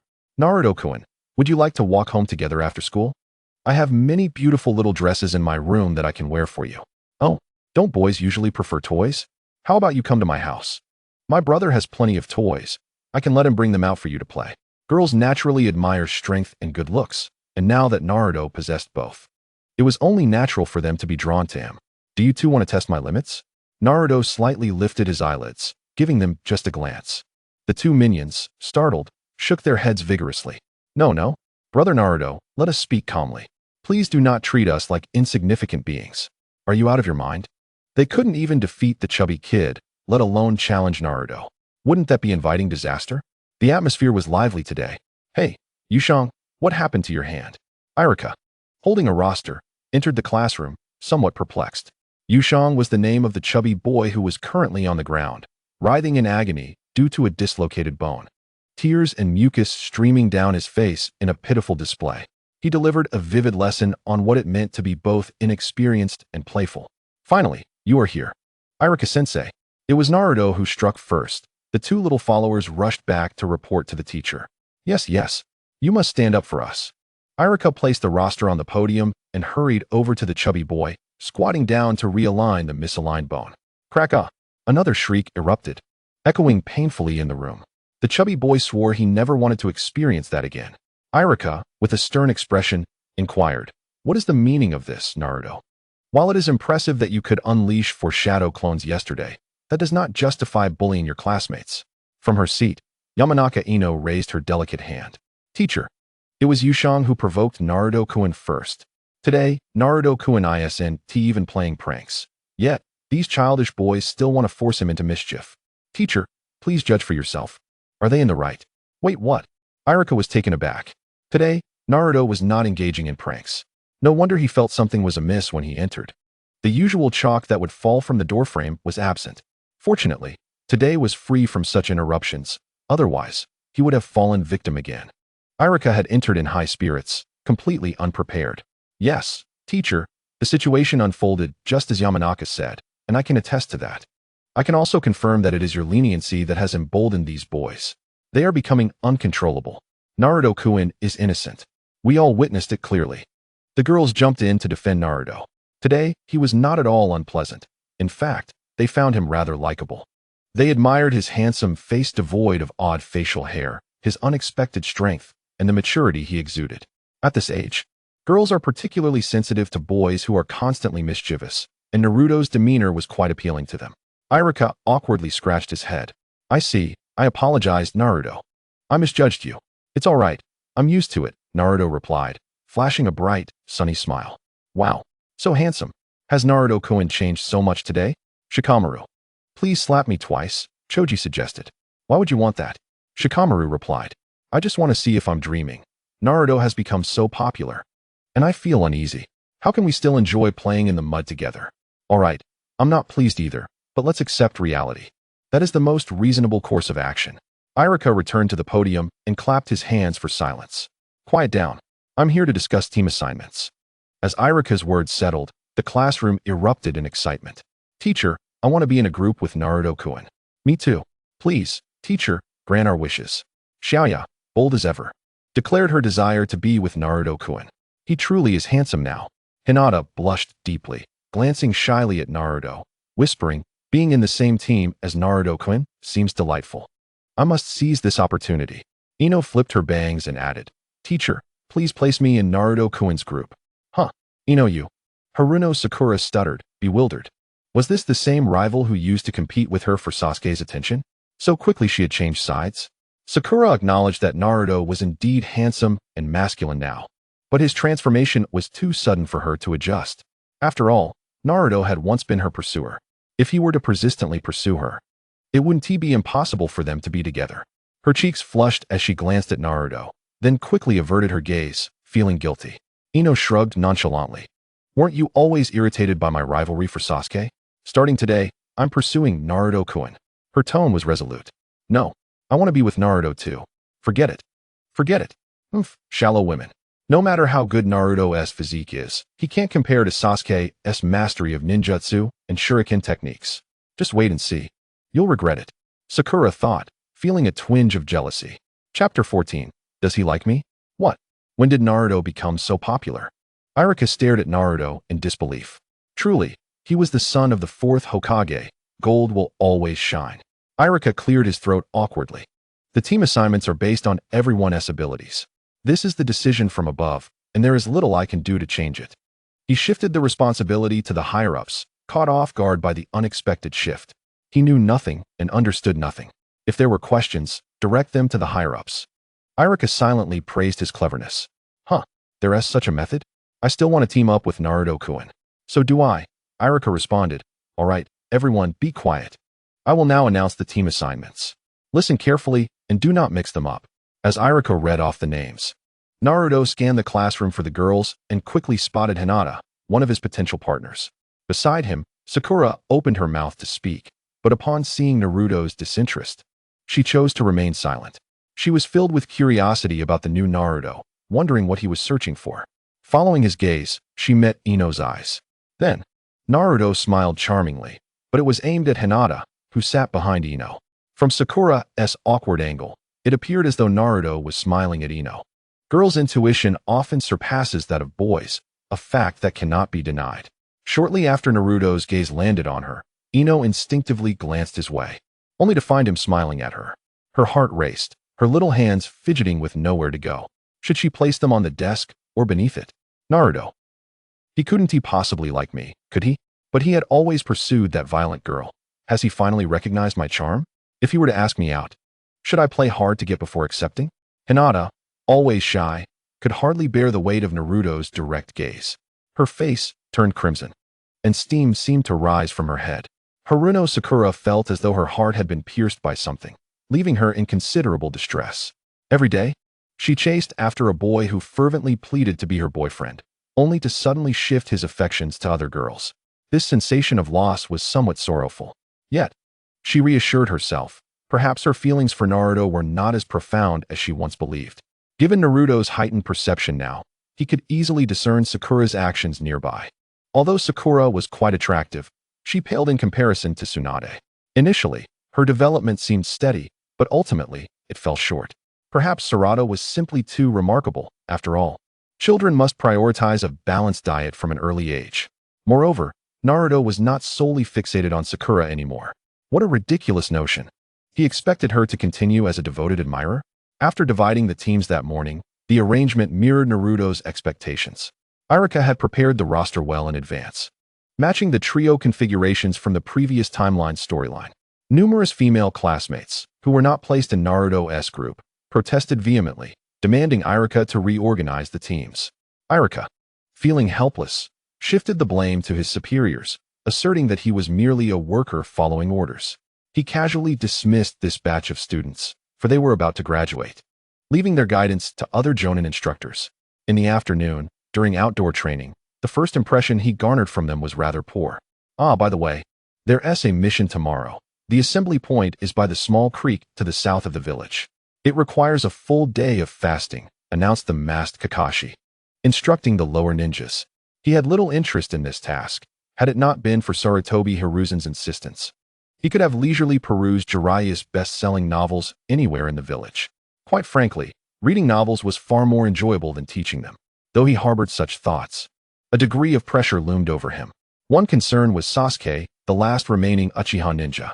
During his time in the Anbu, he had crossed paths with Itachi and Shursui. Speaking of the Uchiha clan, the other eye he possessed was a gift from his dying friend Obito, deepening his connection to the Uchiha lineage. Then there was Naruto, the son of the fourth Hokage, Minato Namikaze, who had once been entrusted to Kakashi's tutelage. In a fleeting moment, Kakashi reflected on the passage of time and the changing tides of fate. In his youth, Minato had taught him. Now, the responsibility had shifted to him to guide Minato's son. Kakashi-sensei, may I inquire why we are to refrain from eating? Sakura curiously raised her hand to ask. Sasuke remained silent, yet his expression hinted at intrigue. Meanwhile, Naruto, aware of Kakashi's intentions, chuckled inwardly at the thought of them fasting only to snatch the bell from his grasp. Kakashi, a renowned jonin and the famed copy ninja of Konoha, was setting quite a challenge for 3 newly graduated ninjas. It was evident that Kakashi held high expectations for his students. Yet, Naruto was no longer a novice. Capturing a bell was child's play for him. Do not question, you shall understand tomorrow. Remember my words. I have matters to attend to. Kakashi waved his hand and departed. Rumor had it that Jiraiya had released a new work, flying off the shelves at bookstores. If he didn't hurry, it might be sold out. In this era of scarce entertainment, finding some amusement was quite the challenge. As Kakashi left, Naruto saw no reason to linger. Just as he prepared to depart, a choice appeared before him. Option 1. In this era with scant entertainment, how could life lack a touch of joy? Purchase Jiraiya's book, Paradise of Affection, and share it with 10 friends. Reward, Ninjutsu Chidori. Option 2. Stroll leisurely around the village. Reward, a stone of leisure, merely a common stone inscribed with the characters for leisure. P.S. The update ends here. If everyone could lend a hand by viewing a few free advertisements, I would quickly add another chapter tonight. The results are decent. Don't forget to encourage me for more updates. If the requests exceed 600 before 8 p.m., I shall deliver as promised. Chapter 15. The best-selling novelist of the ninja world, Jiraiya, additional chapter. Are you leaving too, Naruto? Sakura inquired, her heart in turmoil. She had hoped that being placed in the same team as Naruto would bring him joy, yet the reality was starkly different. He couldn't even spare her a word. Leaving Sakura, who had always considered herself attractive, feeling utterly dejected. It was not merely disappointment. It was the discomfort of adapting to life without Naruto's unwavering admiration. Ignoring her, Naruto walked away, leaving Sakura frozen in embarrassment. She had been overlooked by the boy who once adored her, despite her indifference toward him. Nearby, Sasuke departed as well. In the village, Naruto, you look rather well today. Uncle Zwa has made some popsicles. Would you like to try one? Uncle Zwa. Your attitude towards Naruto has changed dramatically. What happened? Didn't my son mention it to you? Oh right, your son isn't a ninja. What is going on? Please, enlighten us. It's like this. The incident years ago wasn't Naruto's fault, but rather the Nine Tails. A companion urgently covered Uncle Zwa's mouth to prevent him from divulging further. Glancing around nervously, they saw no suspicious figures and finally relaxed, albeit still tense. They scolded Uncle Zwa quietly. Are you trying to get us killed? Didn't the third Hokage warn us never to mention this in front of Naruto? Uncle Zwa spat a few times, trying to rid himself of the germs from his companion's unwashed hands. Don't worry, the third Hokage was present yesterday. And the situation unfolded like this half an hour later. The crowd, still oblivious to the truth, was enlightened. Humanity is inherently compassionate. They had lost family and friends during that calamity, yet they survived. But what of Naruto? The fourth Hokage, Minato Namikaze, and his wife, Kushina Uzumaki, sacrificed their lives to protect the village from the Nine Tails. Their only child, who did not receive the recognition befitting a hero's son, was instead met with disdain from the villagers. They questioned their own consciences. When Minato served as Hokage, he devoted himself tirelessly to the village, yet here they were, grappling with shame as the realization set in. It seems I must change my attitude towards Naruto from now on. What does the third Hokage say? Can we allow the younger generation to learn of the fourth Hokage's heroic deeds? My son teaches at the Ninja Academy, and he mentioned that the third Hokage indeed wishes for this to be known. The priority now is to choose an auspicious day for the announcement. The will of fire in the village must be passed down. Fortunately, the outcome has not left us disheartened. If the son of a hero were to receive such treatment, I would tell my son to abandon the path of a ninja. What a futile existence, only to be met with scorn from fellow villagers after death. What absurdity is this? Arriving at the largest bookstore in the village, Naruto's pushed open the door and entered. Welcome. Is that you, little Naruto? What can I assist you with today? By the way, have you had lunch yet? If not, you can join me for a meal. The store manager, an elegant woman in her 30s, greeted him warmly, leaving Naruto somewhat perplexed. Recalling past encounters, he remembered how people would fear him, as if he were an ill omen, wishing for his demise. Yet now, there was no trace of such sentiments. The warmth and concern on the woman's face were genuine, and Naruto could sense it. Hello, beautiful store manager. I am here to buy books for my teacher. Naruto beamed with an innocent smile, a child's smile being exceptionally disarming. Although he was 13 now, compared to the older patrons, he was still just a child. Everyone has a desire for beauty, and it is particularly pronounced among women. When he referred to her as a beautiful older sister, the manager's face flushed slightly, and her gaze towards him softened. Little Naruto, what books do you need? Please tell your sister. The store manager's smile was radiant. Initially, she referred to herself as auntie, but with Naruto calling her sister, the age gap seemed to diminish. Women prefer to be called sister rather than auntie, as the latter connotes aging. My teacher asked me to buy 10 copies of XX Paradise. Naruto blinked, feigning innocence while passing the responsibility onto Kakashi. A teacher is sometimes a means to an end, and when necessary, they can be utilized for personal gain. The store manager's face turned crimson upon hearing this. As the manager and primary book purchaser, she knew well the content of that book. A good child must not learn bad habits from an early age. With a serious expression, she said, Little Naruto, tell your sister honestly. Is this something you wish to buy for yourself? This book is not suitable for students of your age. Naruto tilted his head in confusion, a slight smirk on his lips. Why is it unsuitable for us? Isn't a book something everyone can buy? Why can you, but I cannot? He bombarded her with questions. The store manager's face grew even redder as she gritted her teeth and insisted, it is simply not allowed. Moreover, that book has already sold out last week. What? Is Jiraiya's novel so popular? Naruto was taken aback. Coming from a world filled with modern entertainment, he was well-versed in various forms of amusement. If he were to write, he believed he could surpass Jiraiya's work. The student surpasses the master. Although he had not yet formally apprenticed under Jiraiya, their relationship was undeniably one of mentorship. Naruto's expression faltered, his tone filled with disappointment. I see. I suppose Kakashi-sensei will be disappointed again. I've visited several shops and found nothing. He feigned having visited multiple stores, hoping to trick the store manager into revealing if there were any remaining copies. Just as he was about to leave, a melodious voice called out to him. Wait, little Naruto. It's for Kakashi-sensei, isn't it? You should have said so earlier. Yes, today is your graduation and class division. Time flies so quickly. Being assigned to Kakashi-sensei is quite a stroke of luck for you. Naruto's eyes lit up. Wow, there really are some left. Kakashi's name holds weight. He wondered, are you and Kakashi-sensei quite familiar? Well, I do exploit that connection, she admitted with a grin. On the other hand, he was eager to learn more about Kakashi, as the anime often glossed over his lifestyle. Here, in this reality, it was essential to know a bit more about his mentor. To know one's adversary is to ensure victory in future encounters.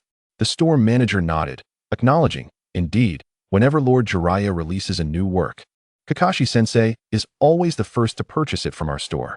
Not only that, he has deposited a considerable sum with us, stating that in case of missions, he may not return in time to buy Jiraiya's latest work and requested that we reserve copies for him. Ah, I see, Naruto thought, already anticipating this scenario. After all, he was a time traveler, well-versed in the intricate plots of Hokage. It was amusing to think that the stoic and feared copy ninja of Konoha, known to instill terror in neighboring ninjas, was, in fact, a notorious lecher. He could only imagine the bewildered expressions of those who would learn of this revelation. By the way, do you still have that book I mentioned earlier? Naruto inquired, his expression innocent and somewhat endearing. in the eyes of the store manager. He appeared to be such a well-behaved child, seemingly transformed since learning of his heritage. Yes, whenever Lord Jiraiya releases a new book, we usually reserve extra copies just in case Kakashi-sensei asks for some. Little Naruto, wait here. I will fetch them for you, the store manager said kindly. Okay, Naruto replied politely. Moments later, she returned with a stack of books, exclaiming, "You're in luck, little Naruto. We have exactly 10 copies of Lord Jiraiya's book left." Wait, what's this?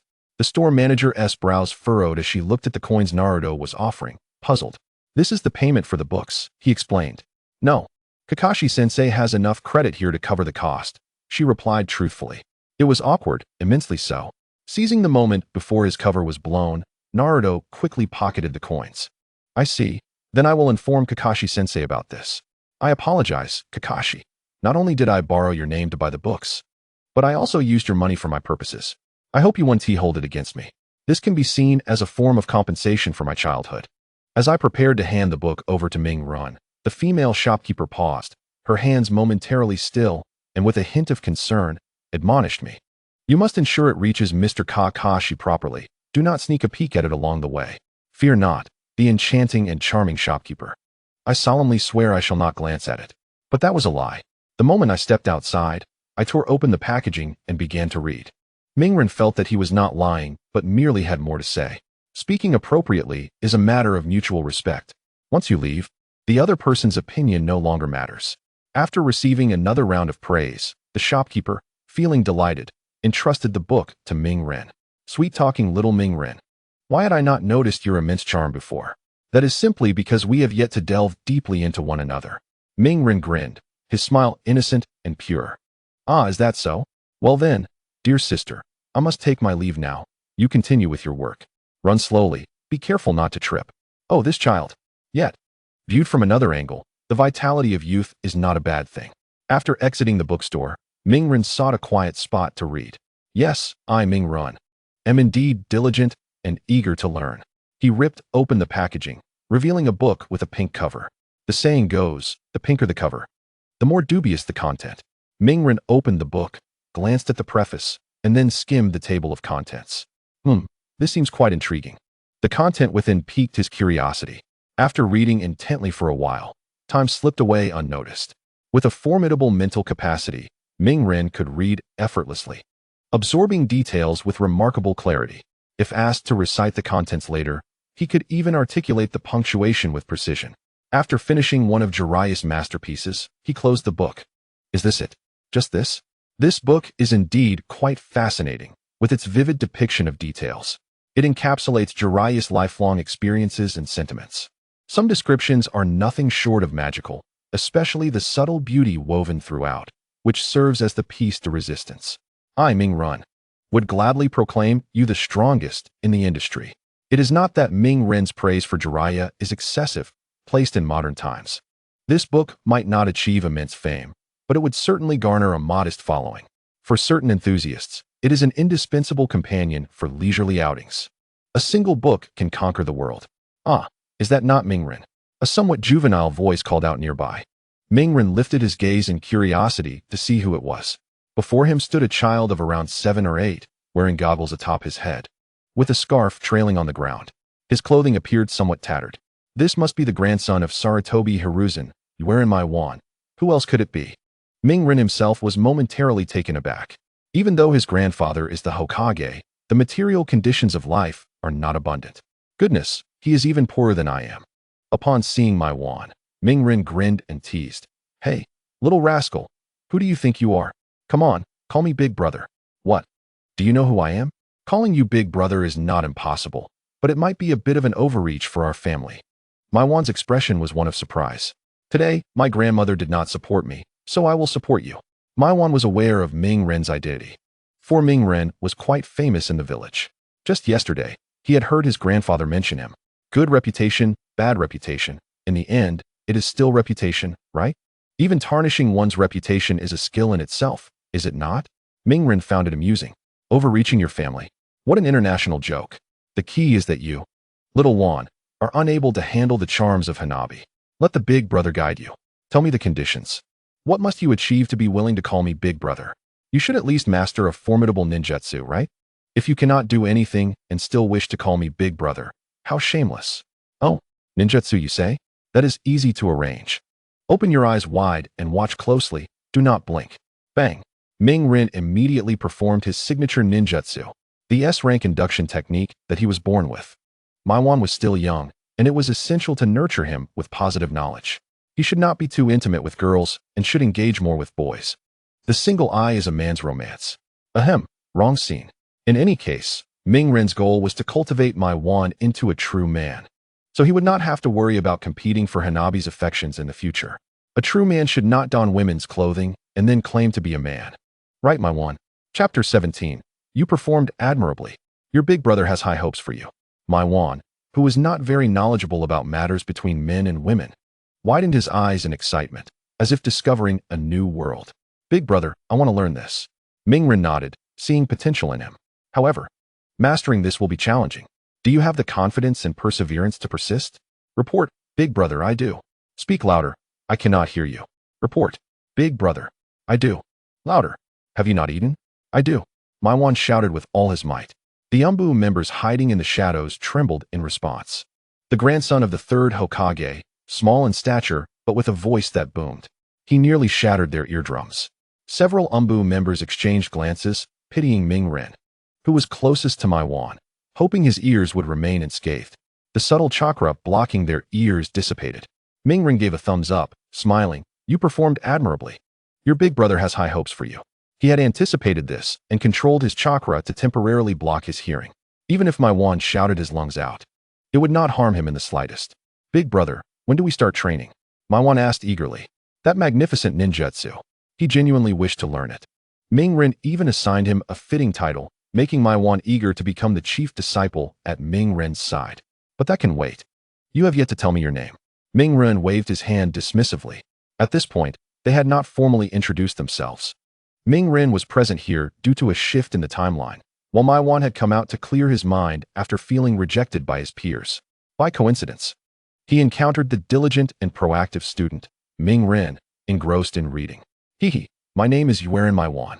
The third Hokage, Sarutobi Hiruzen, is my grandfather.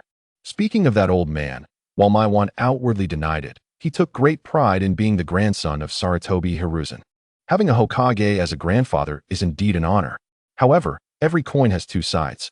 His desire to become Hokage is greatly hindered by the powerful shadow of his grandfather. When it comes to the Sarutobi clan, only Sarutobi Hiruzen and his uncle, Sarutobi Asuma, are ever mentioned. Even though Uncle Asuma achieved remarkable feats, he was quickly overshadowed by the Hokage legacy of Sarutobi Hiruzen. Seeing his uncle excel made Maiwan feel rather inadequate in his grandfather's presence. He hoped to find the motivation to fulfill his dreams, but found himself lacking in strength. Hello, Maiwan. Please reintroduce yourself. My name is Xianwu Ming Rin. Ming Rin smiled, pausing for a moment before continuing to inspire. Ahem, teach. Just for calling me big brother, you are now my little brother. Besides the S-rank induction technique, there are even more powerful techniques that a true man must learn. If you do not learn, in my eyes, you cannot be considered a true man. Moku Yawara was momentarily taken aback, his eyes shimmering with excitement. A true man? Naruto nodded affirmatively. Indeed, he was a true man. Without further ado, let us commence the grueling training. First, focus your chakra and envision the scene, ideally immersing yourself in it. Moku Yawara was bewildered, finding it difficult to articulate his distress. Brother, I cannot concentrate chakra. Naruto clicked his tongue in exasperation. What a hassle. We shall start from scratch. Remember, the better you practice, the more masculine you shall become. Treat this endeavor as a lifelong goal. By the way, your dream is to become Hokage someday, is it not? Moku Yawara's face lit up with joy. This elder brother, whom he had just met, understood him. Yes, brother. But how did you know about this? I don't recall mentioning it to you. Naruto replied earnestly. You think I'm not aware of your thoughts? All right. I won't tease you any longer. I see great potential in you, surrounded by an aura of ambition. You are destined for greatness. Moku Yawara's expression transformed into one of astonishment. It was clear from his demeanor that he was completely convinced by Naruto's words. The more time he spent with Naruto, the more he recognized the brilliance within him. Oh, so many of my previous beliefs were misguided. Mastering S-rank induction ninjutsu is the hallmark of a true man. Only then can one aspire to be Hokage. The position of Hokage is rotated. This year it shall be from my household. Naruto yearned to occupy that position, as it rightfully belonged to him. Eventually, he would retire and pass it on to Mokuyiwara, for at that time, Boruto would still be quite young, waiting to become the next Hokage. Of course, there would be others besides Boruto, perhaps his younger siblings. How many there would be depended on how many siblings fate would grant him. The crux of the matter regarding pregnancy largely hinges on the woman's ability to conceive. However, having seen Boruto's antics, Naruto felt that he could do without Boruto as his firstborn. This was merely a matter of mood. By the time the ninja world embraced the age of science and technology, performing prenatal X-rays would not pose a problem. If it were a boy, he would consider termination. As for a daughter, that was essential. Daughters were the most adorable. Boys, on the other hand, were exhausting for Naruto. But how many daughters there might be? Only heaven knows. In Naruto's eyes, the more, the merrier. After all, as Hokage, he had no shortage of resources to support his family. The scene must be envisioned with greater detail. Ah, brother, I have lost my sense of imagery. I have had too little exposure to this. Wait a moment. Let me search. I have found a few excellent illustrations in this book. Here, take a look and transform according to what you see. Oh, I see. However, brother, this seems inappropriate, quite flamboyant. Flamboyant. You don't understand. This is a necessary path to becoming a true man. It is the first step.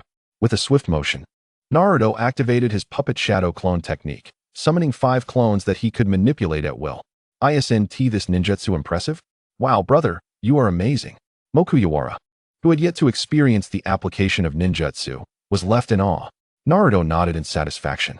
The clones disappeared, and while the appearance of shadow clones and puppet shadow clones was similar, they were unaware of the fundamental differences unless Naruto explained. There is something even more formidable. Do you wish to learn? Ah, what else is there? Rinnegan. As Naruto spoke, a small blue vortex formed at the center of his palm, composed of concentrated chakra. With a casual flick, he unleashed the Rinnegan upon a sturdy tree with a radius of 1 meter. The seemingly indomitable tree was effortlessly pierced through.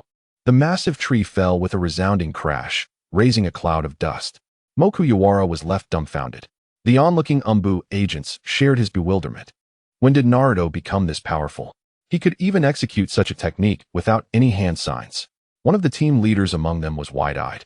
Having had the fortune of witnessing the 4th Hokage, Namikaze Minato, utilized this very technique known as Rinnegan, which had shown brilliantly during the 3rd Great Ninja War. To think that Naruto inherited this ninjutsu. Was it a matter of self-taught mastery, or perhaps a divine dream imparted by the 4th Hokage guiding him to learn this technique? Regardless, Naruto was one of them, a part of Konoha's future. After a moment of astonishment, Mokuyiwara's face could not conceal his delight. Brother, this technique, called Rinnegan, is incredible. I want to learn it. A smirk played on Naruto's lips. To truly engage Mokuyiwara, he needed to showcase something extraordinary, otherwise, the young lad might slack off during practice. Moreover, teaching Mokuyiwara the Rinnegan was no trivial matter. In the future, when he was busy, he could simply have Mokuyiwara instruct his daughters. As for sons, he had no need for them. Naruto only required a caring little daughter. The most important aspect was to impart wisdom as a mentor. I have now taught you. Huh, really? To master this technique, you must first learn S-rank induction ninjutsu. By the way, I should inform you that while using the Rinnegan, maintaining the state of S-rank induction ninjutsu will double its power. Is that truly so? Mokuyiwara was flabbergasted. Double the power? Using his not-so-bright mind to ponder, he realized it meant that while releasing the Rinnegan, its potency could pierce through 2 trees of that size. Yet, one question puzzled him. Brother, why don't you use the Rinnegan in S-rank induction ninjutsu mode? Wouldn't that make it even more powerful? Naruto was prepared with his explanation. Don't forget, I am the originator of S-rank induction ninjutsu. For me, it's easy to control and release at will. However, you are not yet capable of that, my young friend. You must take small steps. I have mastered it, but you may not be able to. Mokuyiwara was filled with determination. Brother, let us go again. I want to perfect the S-rank induction technique. What a spirited kid. I admire your ambition. Meanwhile, a few Anbu members observing from the shadows were bleeding from their noses. This was utterly ridiculous. They lived lives filled with danger. where a moment's lapse could cost them their lives. Yet, during a mission, getting a nosebleed was a first. Good grief. The youth today lack respect for ninja ethics. Concocting such a technique that could benefit single ninjas across the realm, all to deceive. They, seasoned Anbu operatives, would have to claim medical expenses for injuries sustained during work. His grandson, it turns out, can be quite audacious. How bold of him to deceive and launch a surprise attack. Those seasoned members of the Anbu are truly remarkable. Such occurrences, such events, please do grace us with more in the future, for abundance is indeed a virtue. Chapter 19. Brother, I shall undoubtedly seize the future. An hour and a half later, Naruto felt it was nearly time. Alright, today's training ends here. What a jest. He still had to distribute Jiraiya's magnificent creations, allowing the blossoms of Konoha to bask in the enlightenment of cultural refinement. So soon? Brother, I still have energy, unafraid of hardship. I can continue training. The transformed Konohamaru lamented. His transformation into a girl was merely of average appearance. Ahem, everyone, please do not misunderstand. I am properly dressed. Forgive me, Konohamaru. Until we meet again. Naruto playfully flicked the young Konohamaru's forehead. The action was guided by Uchiha Itachi. It must be mentioned, this action was indeed satisfying.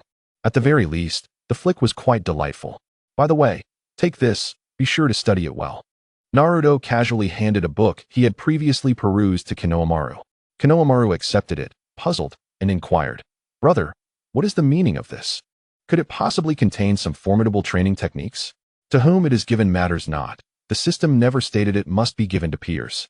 After all, ninjas must be cultivated from a young age. Only then will they have the opportunity to shine in the future. Naruto smiled warmly and stated, Indeed. This is one of Jiraiya's lifelong creations. Jiraiya, one of the legendary sanin of our village, earned his name through the cultural enlightenment of his literary works. Not only is his ninjutsu formidable, but his writing is also first-rate. Are these details important? Not particularly. What matters is that he has distilled all his learned ninjutsu insights into this book. I see a connection between you and this text. Thus, I bestow upon you this book, originally priced at 648 gold coins, as a gift. You must train diligently and not squander the effort I have invested. Konohamaru's eyes sparkled with enthusiasm as he tightly grasped the book, as if he had captured the very essence of the future. Brother, I shall not disappoint you. Yes, that's the spirit. Keep practicing. Once you reach a certain level, you can attend school in disguise without being detected. At that time, you can seize the future. The next Hokage shall be you, Konohamaru. I will undoubtedly grasp the future. The Anbu member, hiding with wounds barely staunched, was utterly bewildered. Look at you, look at me. Shock and confusion were evident on their companions' faces. Goodness, the grandson of the third Hokage is going to train in female attire? Should the captain report this to the third Hokage? No, don't report anything. Did you not hear Naruto? Dressing as a girl is for better training. Clear your heads. Captain, we did not mean anything inappropriate, but the young master's performance was indeed remarkable. Enough with that nonsense. This is something only we few should know. Do not mention it to others, understood? The young master is destined to seize the future and become Hokage. We must support him unconditionally. At that moment, a bashful junior Anbu member scratched his head awkwardly, pointing in Konohamaru's direction. Captain, I have read the contents of Lord Jiraiya's book. You think you're the only one? The moment Lord Jiraiya published a book, we skipped work to buy it. All right. Lord Jiraiya's prose remains sharp, and the storylines align perfectly with our tastes. No, that's not what I meant. Then what the heck do you want to say? Spit it out. After a moment of hesitation, the junior member resolutely decided to voice his concerns. The young master is still quite young. Could it be too early for him to read Lord Jiraiya's work? The group fell silent for a moment. The Anbu team leader smacked the back of the junior member's head. Nonsense. I understood these matters when I was still in diapers. The captain is impressive. Truly the leader among us. The junior team leader cleared his throat and spoke with righteous indignation to the struck member. Naruto has stated that within Lord Jiraiya's writings, there are principles and insights related to training in the Rinnegan technique. Like the fourth Hokage, Lord Jiraiya also utilizes the Rinnegan. Perhaps the text reveals some ninjutsu wisdom. It's just that we lack the rank to comprehend it. One team member opened his mouth and said, Captain, no matter how we look at it, we are Jonin.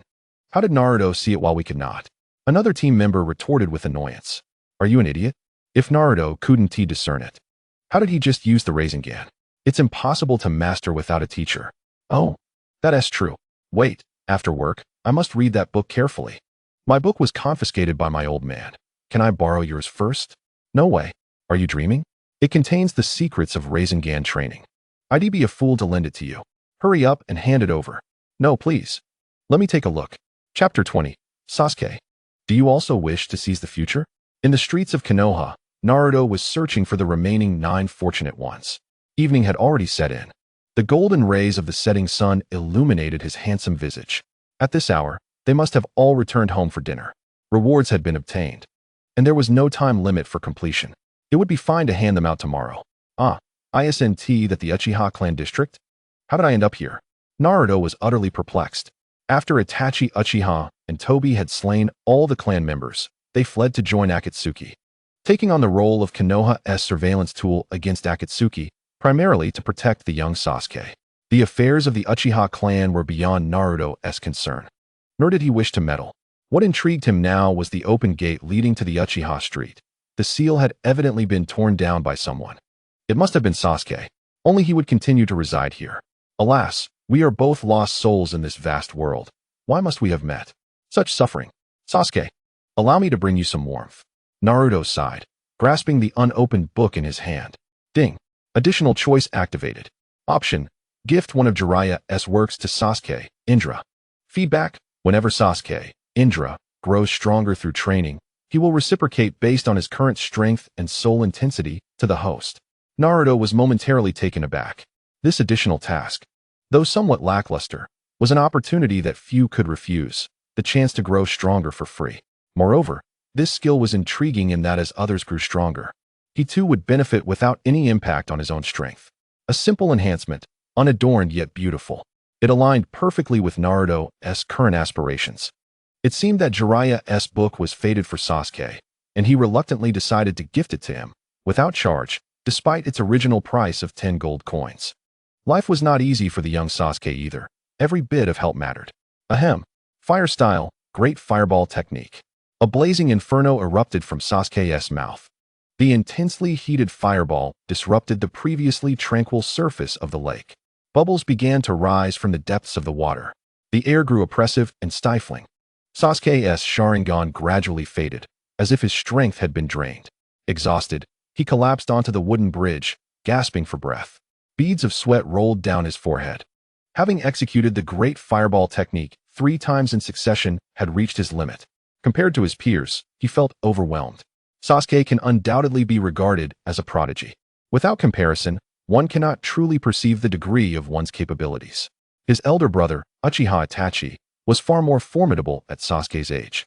The more he compares himself, the more he realizes that he seems eternally unable to keep pace with his brother's strides. How infuriating.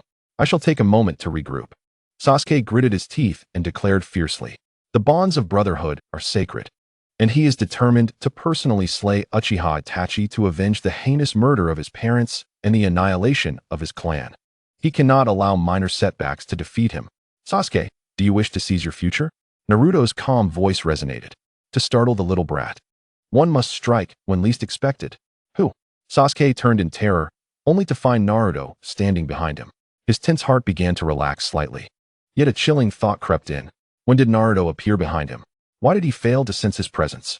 Sasuke believed that even in his exhausted state, he should have easily detected someone like Naruto, who was usually at the tail end of their class. Yet, this was not as he had envisioned. This subtly indicated a truth. Naruto had indeed grown stronger, surpassing him.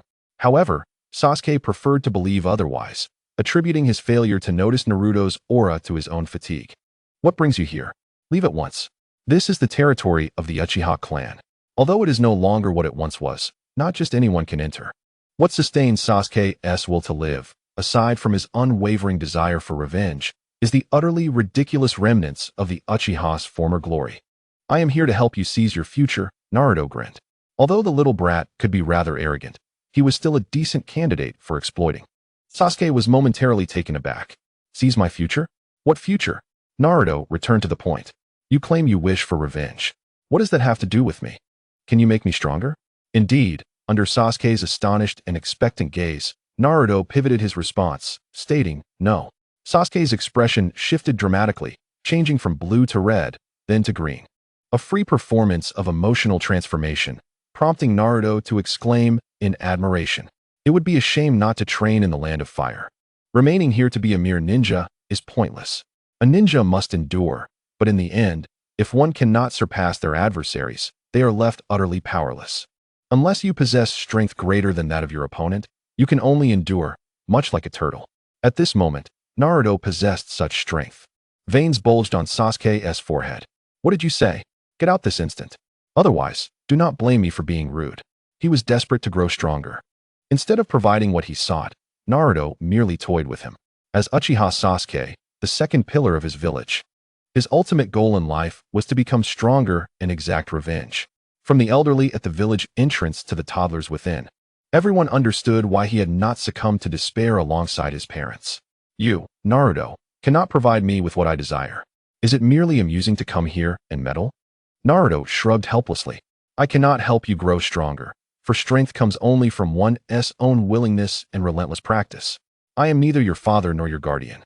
I have no obligation to supervise your growth. However, I do possess methods for becoming stronger. It simply depends on your willingness to learn." Upon hearing this, Sasuke trembled slightly. Observing Naruto's confident demeanor, he wondered if there was indeed a way for him to grow stronger. But why would he share such knowledge with me? Even if there were a way to grow stronger, fights are still won with fists. What ninja uses fists in combat? Sasuke assumed Naruto intended to teach him physical skills or some form of ninjutsu. His expression darkened further. "Naruto, I do not want your teachings. Leave me at once." Before Sasuke could finish his sentence, a towering tree was pierced clean through, crashing down before his eyes in less than a minute's time as Naruto executed that peculiar ninjutsu. At that moment, Sasuke was utterly dumbfounded. Naruto's words were not empty. There truly was a method to grow stronger. Chapter 21. How do you want to learn? I will teach you. What was that ninjutsu without seals? The one that conjured a miniature blue typhoon in your hand? It could effortlessly pierce through that massive tree. Sasuke swallowed hard, his desire to grow stronger boundless. He would even wield a blade if it meant achieving that. What else mattered? He would be willing to become Uchiha Sasuke's disciple. Having achieved his aim, Naruto smirked, holding the monumental work that Jiraiya had spent years crafting. "How do you wish to learn? I will teach you." Sasuke's eyes sparkled with uncontainable hope. "Naruto, please teach me." "I can teach you, but you must call me boss," Naruto replied. "Things that come too easily are often not cherished. If I do not add some difficulty for this brat, he may think I am simply a benevolent benefactor." Sasuke halted abruptly. "Call you boss?" Naruto appeared to be younger than him, and he had always been at the bottom of their class. For a genius ninja to call him boss? The situation was overwhelmingly in Naruto's favor. Sasuke found it hard to accept the reality that Naruto had surpassed him. When did this transformation occur? Or had Naruto been feigning his weakness from the beginning, merely to deceive and irritate him? This exemplary student? Whenever he showcased his abilities before his peers, throwing shuriken, using jutsu they could not master, Sasuke felt a twinge of pride, a sentiment rooted in the legacy of the Uchiha clan. But what about Naruto? The damage caused by Naruto's Rinnegan far surpassed his fire-style, fireball technique. One was an area attack, while the other was a single target strike. For distant foes, he would employ the fireball technique. For those close by, he would unleash the Rinnegan. Humiliation? Was he to live in the shadow of the massacre of his entire family? The weight of his unfulfilled desire for revenge. He could not utter that name. Sasuke bit his lip, his tone imbued with the final vestige of defiance. That was the last shred of dignity he possessed as an Uchiha. He could not allow others to trample upon it any further. Naruto cast him a sidelong glance. "Do you know that this authentic training manual from Jiraiya, one of the legendary sanin of Konoha, cost me hundreds of gold coins to acquire? I am not asking for any payment. I have even shared this monumental secret with you. Now, you refuse to call me boss? What do you think I am after?" Naruto's tone was righteous and resolute, leaving Sasuke feeling embarrassed. Naruto had spent so much to obtain the authentic training manual, offering it to him for free. It would be a grave disappointment not to call him boss. Sasuke bit his lip, feeling somewhat like a child, and weakly uttered, "Be boss." "Huh, I didn't catch that." "Enough with the chatter. Quickly give me the book," Sasuke shouted, his face flushed with shame. This was utterly mortifying. It was one thing to address Naruto this way. If it were anyone else, he might as well have killed them. Such a hassle, just take it. Naruto casually tossed the book to the little fellow. Sasuke caught it joyfully, his heart swelling with delight. At last, he would become stronger. Uchiha Itachi, wait for me. I will undoubtedly slay you with my own hands. Oh. Sasuke's gaze drifted to the black bag at Naruto's feet, curiosity piquing. What is inside that bag? Children need not know too much. Are you also a child?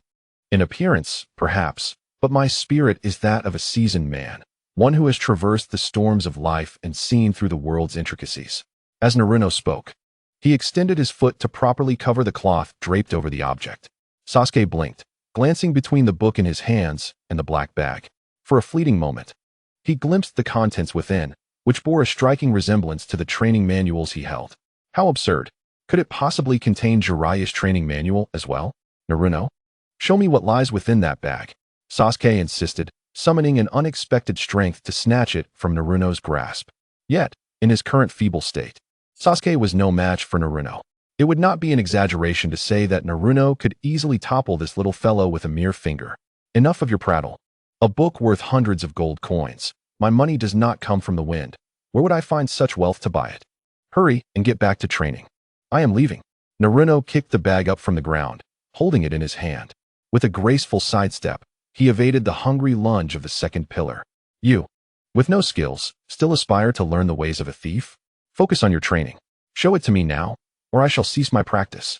Whether you train or not is your concern. Some do not wish to grow stronger for revenge. Constantly lamenting revenge is truly disgraceful. You watched Naruto's retreating figure, and frustration welled within Sasuke. Gripping the book tightly, he slammed it onto the ground. I, Sasuke, would rather exhaust my last chakra than seek your assistance, Naruto. Yet, the pink-covered book on the ground seemed to possess an infinite allure, especially with the word heaven emblazoned upon it. Is this the paradise of chakra? Does this volume claim to guide one to the highest realm of cultivation, to paradise? In under a minute, Sasuke succumbed to the allure of the book. He picked it up from the ground and brushed off the dust. Humph. Though that guy appears carefree, he never deceives in matters of life. I shall trust you this once. Do not let me down. Flipping through a few pages, Sasuke's brow furrowed slightly. What on earth is this nonsense? How peculiar. Must I cultivate according to the content of this book? In the Konoha village before the advent of the internet and television, the people were simple. Even children aged 13 or 14 had scant knowledge of matters between boys and girls. Besides, what family does not prioritize raising their child to become an exemplary ninja? The time spent mastering basic knowledge and practicing chakra techniques was already considerable. Who has the leisure to delve into such subjects? Thankfully, Jiraiya's publishing house had a heart, including several illustrations, ensuring that Konoha could flourish endlessly. Upon reading a third of the book, Sasuke's face flushed as he closed it. Where is the cultivation information? Must I follow the hand seals depicted for practice? Naruto, come back. You have yet to teach me how to train. Chapter 22. The adorable nine-tailed girl cannot transform. You are too useless. Nighttime. The old man was quite efficient, switching the rooms promptly without any delay. Upon entering the new abode, Naruto felt a wave of nostalgia as he surveyed the room, for times the size of his former shabby dwelling, with decor and furnishings far superior to before. In this period of peace following the war, the common folk of Konoha lived less than satisfactorily. But what concern was that to Naruto? Primarily, these people enjoyed courting danger, each aspiring to be the standout, to become Hokage. Without the strength or resolute handling of affairs, they should refrain from competing. Would not the world be peaceful then? Kyuubi. Naruto entered the sealed inner world of the Nine Tails. The sealing tags had long been torn away. The Kyuubi lay like a docile child within its cage. Even with the door wide open, it dared not step outside. Are you moved? It did not dare stir. The true name of the Kyuubi was revealed to Naruto just yesterday. What is it, my master? The Nine Tails spoke respectfully, not daring to show any insolence. Following last night's events, it realized that clinging to Naruto was undoubtedly the right choice. How is your recovery? Naruto inquired. By forcibly merging the chakra of the two-tailed beasts, although Naruto himself felt no consequence, the Kyuubi, as the protagonist of this merging, grew weaker and required a period of recuperation. Responding to its master, after a full day of rest, I am completely recovered, the Kyuubi stated truthfully. The other half of its power, the other half of itself, had returned, and the sensation of regaining strength was indescribably exhilarating. Yet even so, the Kyuubi harbored no thoughts of escape. As it had contemplated last night, despite Naruto's youth, his strength was already terrifying. Given a little more time to grow, would he not soar to the skies? Even if it escaped Naruto's grasp, the commotion it would cause in Konoha would be monumental. Other ninja villages would inevitably receive word and would eventually capture it again, sealing it within another Jinchuriki. Who knows who it would be sealed within next? The Kyuubi wished not to continue living a life of turmoil and upheaval. By staying close to Naruto, it felt an inexplicable sense of familiarity and warmth, reminiscent of its past life alongside the Sage of Six Paths. Of course, it was unaware that Naruto was the reincarnation of Ashura. Naruto stroked his chin. You can shrink your body, right? Make yourself as small as a doll. The face of the Nine Tails was filled with bewilderment. You want me, a massive creature, to transform into a plush toy? Thoughts of children who adore cuddling such toys and needing them to sleep at night sent a shiver down the Kyuubi's spine. Naruto could not possibly be entertaining such an idea, could he? It promptly contrived a defiant response. My master, I shall not. Naruto shrugged. What use is a useless creature like you? The Kyuubi lowered its head even further. Whatever you say, boss. Feel free to scold me. If my brow furrows even once, I shall no longer bear the name Kyuubi, but shall be called Uzumaki, just like you. Uzumaki Kyuubi sounds good. What a splendid name. Naruto grinned. I have heard that your old friend, Ichibi Shikaku, can freely change size. It was said that you could too. Are you deceiving me? Old friend, Ichibi Shikaku? Good heavens. That foolish idiot actually tricked me. Wait, how does Naruto know that Ichibi is named Shikaku? He even knows of my relationship with it. There is no old friend, but a dead enemy, indeed. How to explain this now? Seeing Naruto's knowing grin fixed upon him, the Kyuubi quickly conceded. Master, I was wrong. I suddenly remembered that I can indeed change size. Upon opening its eyes once more, Naruto's azure gaze transformed into golden eyes adorned with swirling patterns. The Rinnegan.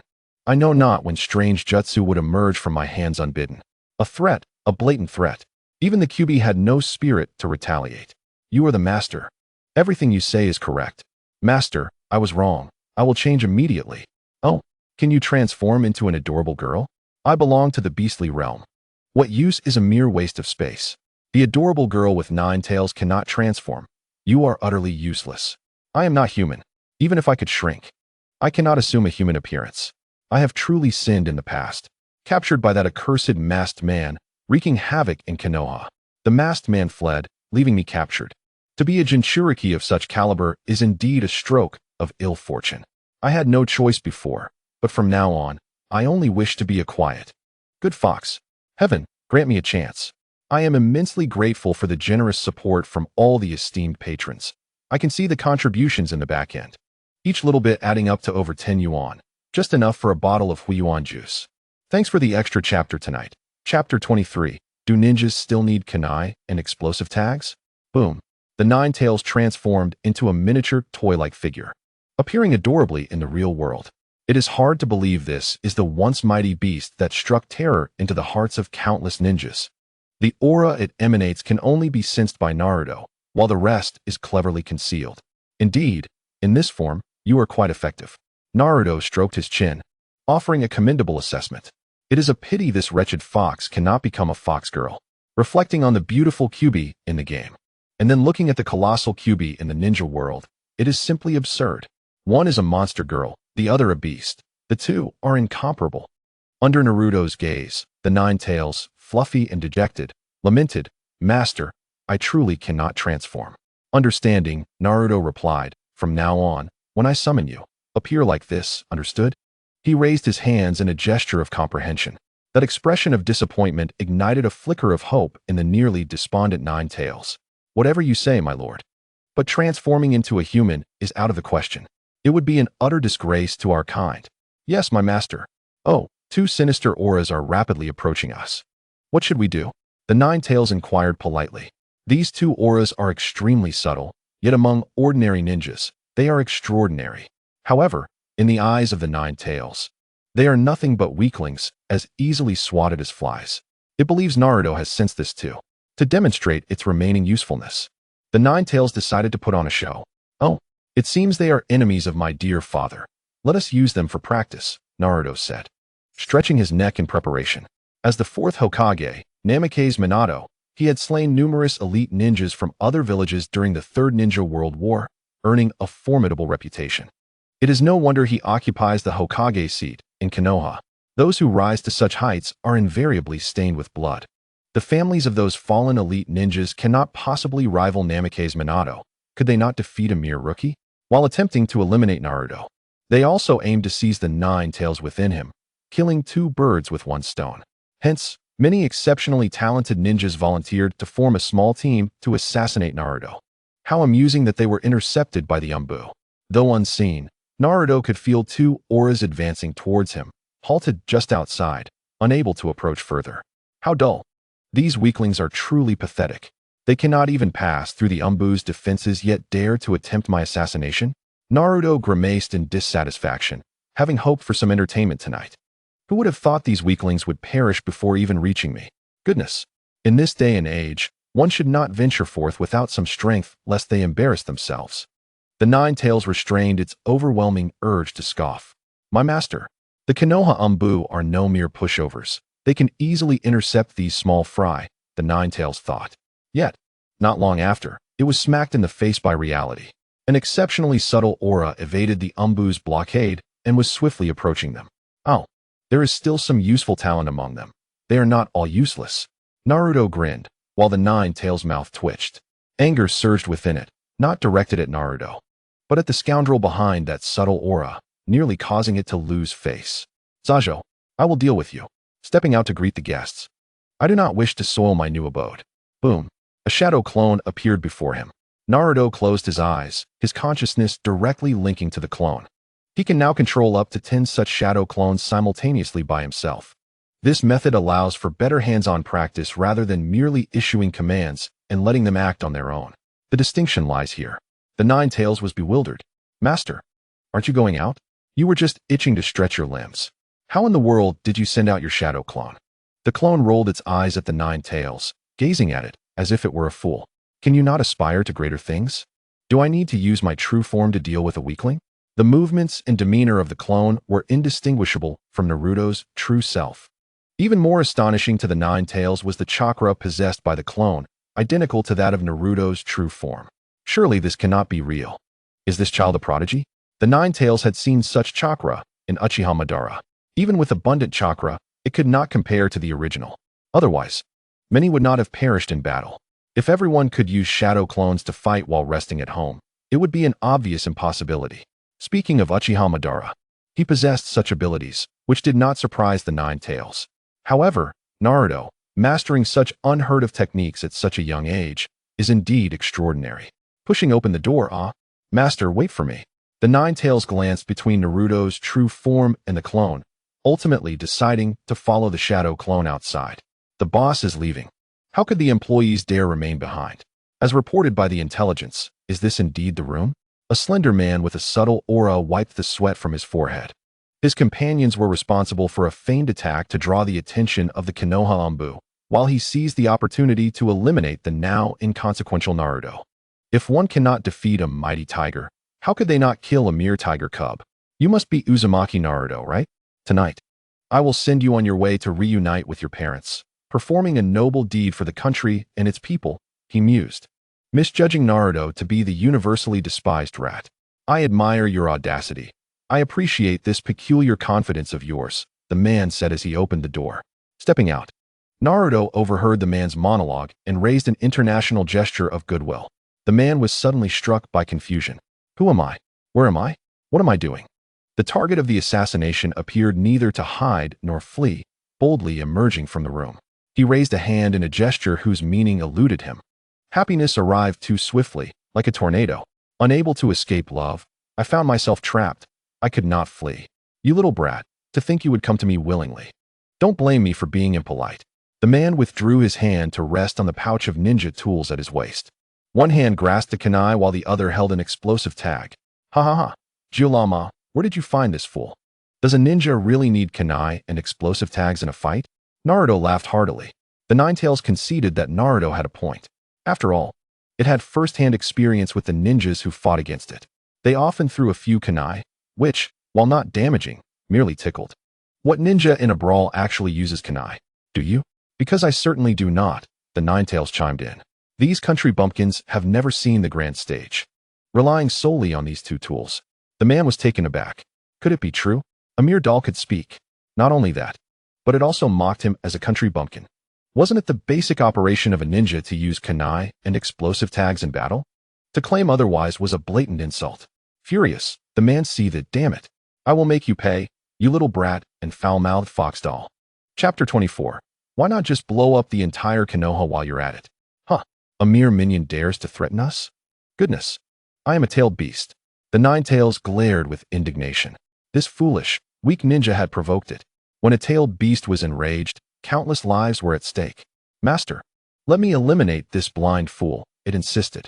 A simple exchange of glances left the man frozen, unable to move, his heart racing. Naruto seemed to be the Jinchuriki of the Ninetales. The speaking fox doll with 9 tails beside him must be the legendary Ninetales, the nightmare of ordinary ninjas? How absurd. The unleashed Ninetales showed no anger but instead destroyed Konoha, laughing and joking with Naruto, even calling him master. The realization struck the man. The tailed beast calling its Jinchuriki master could only mean one thing. The Jinchuriki had completely conquered the tailed beast, which willingly contributed its chakra for its use. Enough. I will handle this iron-headed brat myself. Don't interfere. Naruto declared disdainfully. The Ninetales looked innocent, its eyes filled with resentment directed at the man. You caused all this trouble for me. I could just kill you.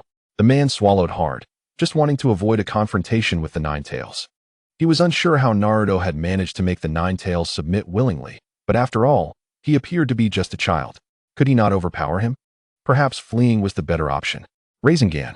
A blue whirlwind of chakra materialized in Naruto's hand, radiating a chaotic energy. Logically, such a volatile energy sphere could not remain stable. Yet, defying logic, the energy sphere not only remained intact, but surged toward him as Naruto charged forward, moving with the speed of lightning. The man realized he was in grave danger. When faced with death, one could unleash unexpected potential. A fierce will to survive temporarily overpowered the fear of death. The man regained movement, clutching the explosive tag tightly, intending to detonate it to create chaos and make his escape. You destroy my new home, and I will be quite distressed. Unbeknownst to him, Naruto had appeared directly before him, seizing the hand that clutched the explosive tag. The man exerted all his strength to break free, but it was futile. Naruto's grip was like a vice. No matter how he struggled, he could not budge an inch. Reacting quickly, the man used his other hand to thrust the kunai toward Naruto's neck. The kunai was mere millimeters from its target when a surge of excruciating pain struck the man's abdomen, his insides twisting painfully. His heart suffered a fatal blow, vitality fading from his eyes, leaving him utterly lifeless. Naruto glanced back at the Ninetales, sensing the malice in Naruto's gaze, which made the Ninetales shudder. Master, what do you want me to do now? It regretted asking. Damn it, I should have just slapped myself. If Naruto had not spoken, why did it feel the need to remind him? Was it merely looking for trouble? A smile spread across Naruto's face. The familiarity and obedience of the Ninetales to its ways was a positive sign. Dispose of this body, Naruto commanded, pointing at the corpse. What the hell? I'm a tailed beast, not a cannibal. Why would I eat this thing? The Ninetales protested, glancing at the dazed ninja with a foolish expression. Eating him might adversely affect its intelligence. The Ninetales refused adamantly. I don't consume human flesh. Naruto was speechless. If you want to eat it, how will you handle the scene? The Ninetales beamed with joy. Master, why didn't you say so earlier? Handling the scene is my forte. One-tailed beast ball. And I can guarantee this guy will completely vanish without a trace. With a thundering crash, he would leave not even a remnant behind. Naruto smacked the Ninetales on the forehead in exasperation. Why not just blow up the entire Konoha while you're at it? The Ninetales squirmed. If that is what you desire. It is not impossible. We could simply flee afterward. Destroying Konoha? That sounds excellent. But wait, what about all my wives? Big ones and small ones. Including the considerably older Tsunade, who is dear to me. She is my everlasting love. I've even thought of names for our children. Naruto's expression darkened. This mischievous fox was up to something. Julama, are you planning something? The Ninetales swore, by heaven, I am not. Master, please do not wrongfully accuse me. Enough chatter, quickly dispose of the body. If you can't handle this small matter, I will deal with you. With a resounding bang, the shadow clone vanished. The doll-like Ninetales glared fiercely at the corpse. Damn it, I can't even defeat Naruto. Life is so disgusting. I can't resist, so I might as well enjoy the moment. Utilizing its chakra might expose it. After much hesitation, the Ninetales ultimately tearfully chose to consume the corpse. Heaven help me, may it not affect my intelligence. Otherwise, my illustrious reputation as the Ninetales will be ruined by this iron-headed brat. The Ninetales mimicked Naruto's speech patterns, finding a certain elegance in the fresh words that rolled off its tongue with ease. Chapter 25. Young Master, please allow us to swear our eternal loyalty to you. A lone fish that slipped through the net was fleeing this way. Quick, pursue. It will be too late if we delay. Yes, Captain. Several Anbu members rushed over, bloodstains on their clothing still fresh. They knocked urgently on Naruto's door. Who is it? It's late at night. As the door opened, a group of Anbu stood outside the door, not to deliver warmth to the community, but to ensure their own safety. Young Master, are you unharmed? Inquired the leader of the Anbu team, who had previously served under the fourth Hokage, Bofeng Shuemin. Bofeng Shuemin was known for his benevolent treatment of his subordinates, offering them great care. After his demise, the leader regretted not having the opportunity to repay this kindness. Upon learning that Naruto was the son of Bofeng Shuemin, he swore an oath of unwavering loyalty to the young Naruto. His comrades, who had also been promoted by Bofeng Shuemin, echoed this sentiment. With their insistence, the original Anbu members assigned to monitor Naruto were replaced by them. Young Master? Naruto queried, perplexed. The term left him bewildered. How had he suddenly become a young master? Was this group from the Uzumaki clan? No, the Uzumaki clan had nearly perished, leaving only himself and one other, Uzumaki Xianglin. The leader quickly explained, Young Master, we once served under the fourth Hokage, Lord Bofeng Shuemin. He treated us with great kindness. Please allow us to follow you. Naruto understood now. They were direct subordinates of his late father. After Bofeng Shuemin's passing, Sarutobi Hiruzen took charge of the Anbu, and those loyal to Bofeng Shuemin had reluctantly followed his orders. However, upon discovering Naruto's lineage, they had no intention of obeying any longer. They chose to abandon the shadows for the light, as the young and resolute Naruto was a far better figure to rally behind than the aged Sarutobi Hiruzen. After Naruto demonstrated the Rinnegan, their conviction only grew stronger. If you do not consent, we will remain here on our knees, they proclaimed with fervor. Naruto waved his hand dismissively. Get up. I am not foolish enough to refuse free labor. Thank you, young master. They chorused as they rose. The burly Anbu leader suddenly spoke up. Young master, are you all right? Just now, other village assassins attempted to infiltrate, but we dealt with them. However, we inadvertently missed one who was quite elusive, and we apologize for alarming you. With your efficiency? If I were not strong enough, I would have been long gone. Naruto shook his head. The masked man's demeanor shifted, his voice serious. Tonight, we will guard you closely. Should that individual appear, we will eliminate him immediately. Rest assured, with us here, you may sleep soundly. Naruto was taken aback. Sleep with so many watching over him? He had no peculiar habits that warranted such vigilance. Lightly tapping his forehead, he recalled, oh, I sensed that presence and casually dealt with him before leaving. An awkward silence enveloped the atmosphere. The Anbu members, beneath their masks, were left dumbfounded. Is the young master truly that formidable? That presence was extremely concealed, yet the individual was still a seasoned elite ninja. You have only just become a genin and yet defeated an experienced chunin? Naruto was momentarily taken aback. Had he overstated his prowess? He should have clarified that the ninja had been vanquished by another. They believed him to be inexperienced, but he was far from it. The Anbu team removed their masks. If Lord Bofeng Shuemin were to witness the young master's growth, he would undoubtedly feel immense pride. Indeed, the same could be said for Lord Shinyu Zinjinai. One of the team members curiously inquired, May I ask what technique you used to defeat that chunin? The others looked on with intrigue. Naruto replied nonchalantly, Rinnegan. It was nothing to conceal, having used it while instructing Konohamaru before. Oh, and to deceive Sasuke as well. It is nothing to be ashamed of. The Anbu members exclaimed. Surely, Lord Bofeng is watching over us, guiding the young master to learn this jutsu. With you leading us, we can elevate Konohagakure to unprecedented heights. The once fierce warriors now whimpered like children. Wait a moment, I haven't even explained anything yet, Naruto thought as they filled in the gaps themselves. Very well. Let them continue to speculate. How many Anbu ninjas are willing to follow and pledge loyalty to me? Naruto posed, emphasizing his concern. The group exchanged glances, unsure of the number, as they had not conducted a thorough inquiry. Ever since the fourth's fall, they were left helpless. Apologies, young master, but we truly do not know. However, please allow us a few days to investigate.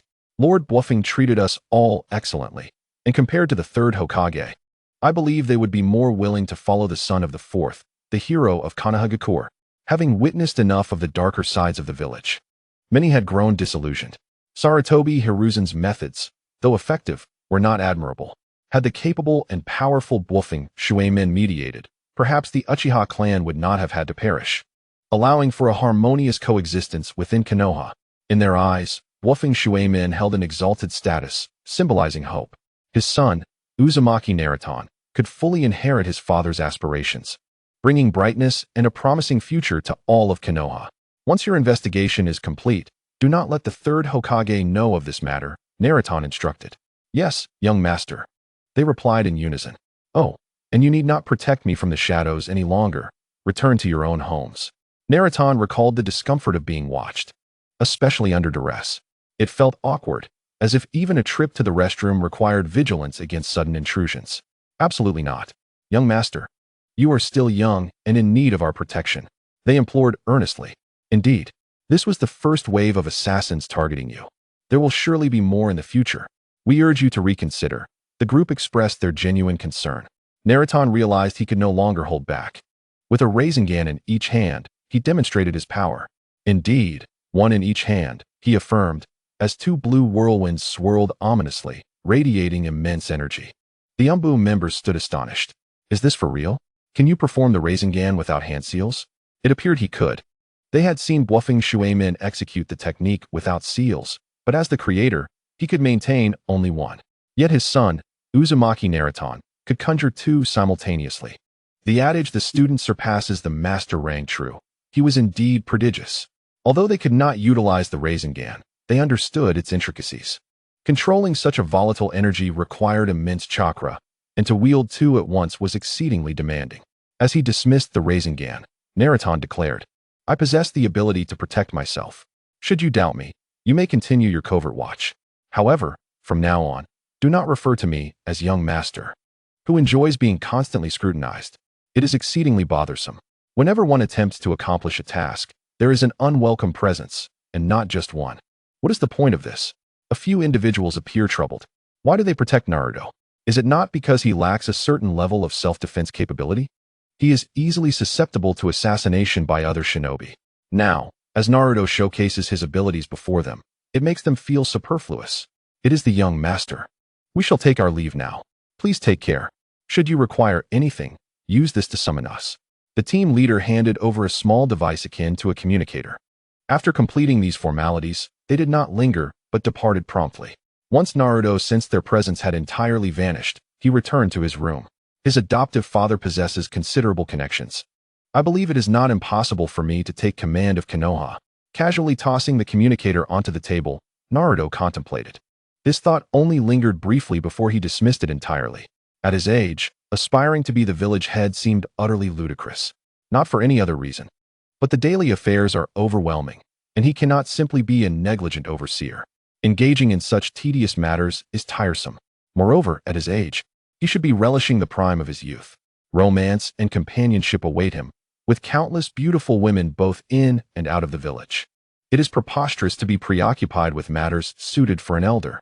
While Sarutobi Hiruzen remains alive, it is certain that he is not passing the mantle to Naruto. Even if one day he were to perish or be eliminated by Orochimaru, Tsunade would undoubtedly return to assume the role of Hokage. Reflecting on Tsunade, he coughed lightly. Returning to the main subject, at the tender age of 13, Naruto finds himself both eager and yet lacking in strength. He never anticipated the immense influence of the fourth Hokage, nor the number of willing followers within the Anbu. The Ninetales chimed in. Go away, I wish to sleep. Naruto quipped in jest. How could a mere-tailed beast resort to flattery? This is troublesome. Yes, the Ninetales, having emerged for a brief moment, expressed its discontent before dissipating back into Naruto's inner world. As for Chapter 27, is it my fault that your comprehension is lacking? Naruto, were you playing with me yesterday? Where's the promised training method? I don't see it anywhere. Sasuke exclaimed, his face flushed with frustration. The shadow clone of Naruto merely shrugged. Is it my fault that your comprehension is lacking? Indeed, at this moment, it was Naruto's shadow clone that had gathered here. Dispatching his shadow clone was practically indistinguishable from sending himself. As long as the clone was not fatally harmed, a few punches or kicks would not cause it to vanish. As long as he remained silent, no one could discern that this was merely a clone. Sakura found herself caught in the middle, feeling quite uncomfortable. You two should calm down a bit. Kakashi-sensei has a mission for us today. Naruto and Sasuke paid her no heed. Sasuke pulled out Jiraiya's book, his anger morphing into a sardonic smile. Me, lacking comprehension? Why don't you mention that there is no method to become stronger as you claimed? He had stayed up all night poring over the book multiple times. Aside from those passages that now made him feel inexplicably embarrassed, the entire book contained no relevant training content. Perhaps what he sought could indeed be the method of training, but Sasuke was increasingly convinced that Naruto was simply teasing him. Naruto shrugged once more. If there is none, then how did I perform that jutsu yesterday? Feel free to speculate as much as you like, Sasuke. After this exchange, Sasuke's mindset was likely to explode. Sasuke stiffened at Naruto's words. If that's the case, how did Naruto become so strong? He wouldn't deceive me. I have nothing that would warrant his deceit. Biting his lip, Sasuke's cheeks flushed as he stared intently at Naruto. What the? An ominous feeling washed over Naruto, and he felt a chill run down his spine. Don't get any weird ideas, Sasuke. I only like girls. There is no possibility for us. Internally, Naruto thought that training with a male might yield better results in his quest for strength. I will train with you, Sasuke declared, summoning all his courage. Wait, Jiraiya truly is outrageous. This world is utterly insane. How could a rat serve as a bridesmaid for a cat? It shouldn't be this way. Jiraiya's taste should be quite specific, favoring the young and innocent. Have I somehow traversed to a false ninja world? Are you insane? Get away from me, Naruto retorted. Dual cultivation with monsters? Have you lost your mind? If you want to play sword fighting, go find Lee. Don't involve me. Naruto had only skimmed through Jiraiya's book and hadn't noticed any such scenes. I don't care. You brought this upon yourself, and the training method was your suggestion. I am not letting this go. You must train with me. Recalling the humiliating events of yesterday ignited a surge of anger within Sasuke. Naruto, hiding your strength is one thing, but to toy with me is quite amusing. Isn't it? At this moment, Sasuke was willing to forego any sense of pride to gain power. Naruto smirked, contemplating whether to give Sasuke a good thrashing to teach him a lesson. Sakura, what training book did Naruto give you? May I take a look? Sakura interjected. She did not genuinely wish to see it.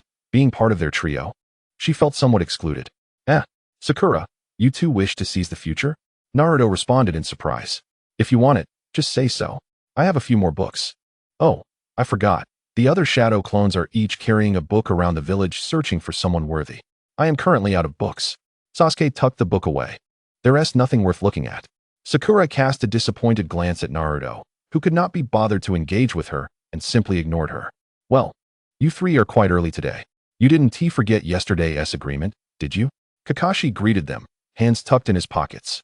Sakura replied, I remember. I didn't eat anything this morning. Sasuke nodded in agreement, indicating he had not eaten either. Naruto merely smiled in silence. What can I say? You believe the nonsense of a certain pervert. The schemes of the shinobi village run deep. Perhaps you should return to the countryside. Well, there is nothing to be done now but wait in hunger. Reflecting on yesterday's expenditure of Kakashi's money for personal matters, he inferred from the shopkeeper's words that Kakashi had saved quite a bit of money there. Even Kakashi himself had forgotten about it. Suddenly, a figure approached briskly. It was Hatake Kakashi. All right, I won't waste any more breath. Place your lunchboxes over there in that large open area. I have a mission for you. Except for Naruto, Sakura and Sasuke brought their lunchboxes. Sakura raised an eyebrow in concern. Naruto, didn't you bring a lunch? She secretly hoped to share a portion of her lunch with him, but only if he returned to his previous state of pursuing her. Why should I share my food with you if you don't even acknowledge me? Naruto replied with a hint of indifference. I apologize. I, Naruto, shall never again play the role of a sycophant. He had deduced much about Haruno Sakura's feelings. From a different perspective, it was not difficult to ascertain that she was presently in a state of profound anxiety. The boy who had once fawned over her had suddenly become formidable and ceased his adulation. The minuscule sense of achievement and pride that had filled Sakura's heart vanished in an instant, leaving her feeling desolate as if she had lost something significant yet not entirely critical. The more Naruto disregarded her, the more discomfort she felt. So what if he has bested a few peers with superior physical prowess? He is not like Sasuke, who possesses shuriken mastery and ninjutsu. What is there to be so arrogant about? The trio arrived at a spacious area where Kakashi retrieved a pair of small bells from his pocket.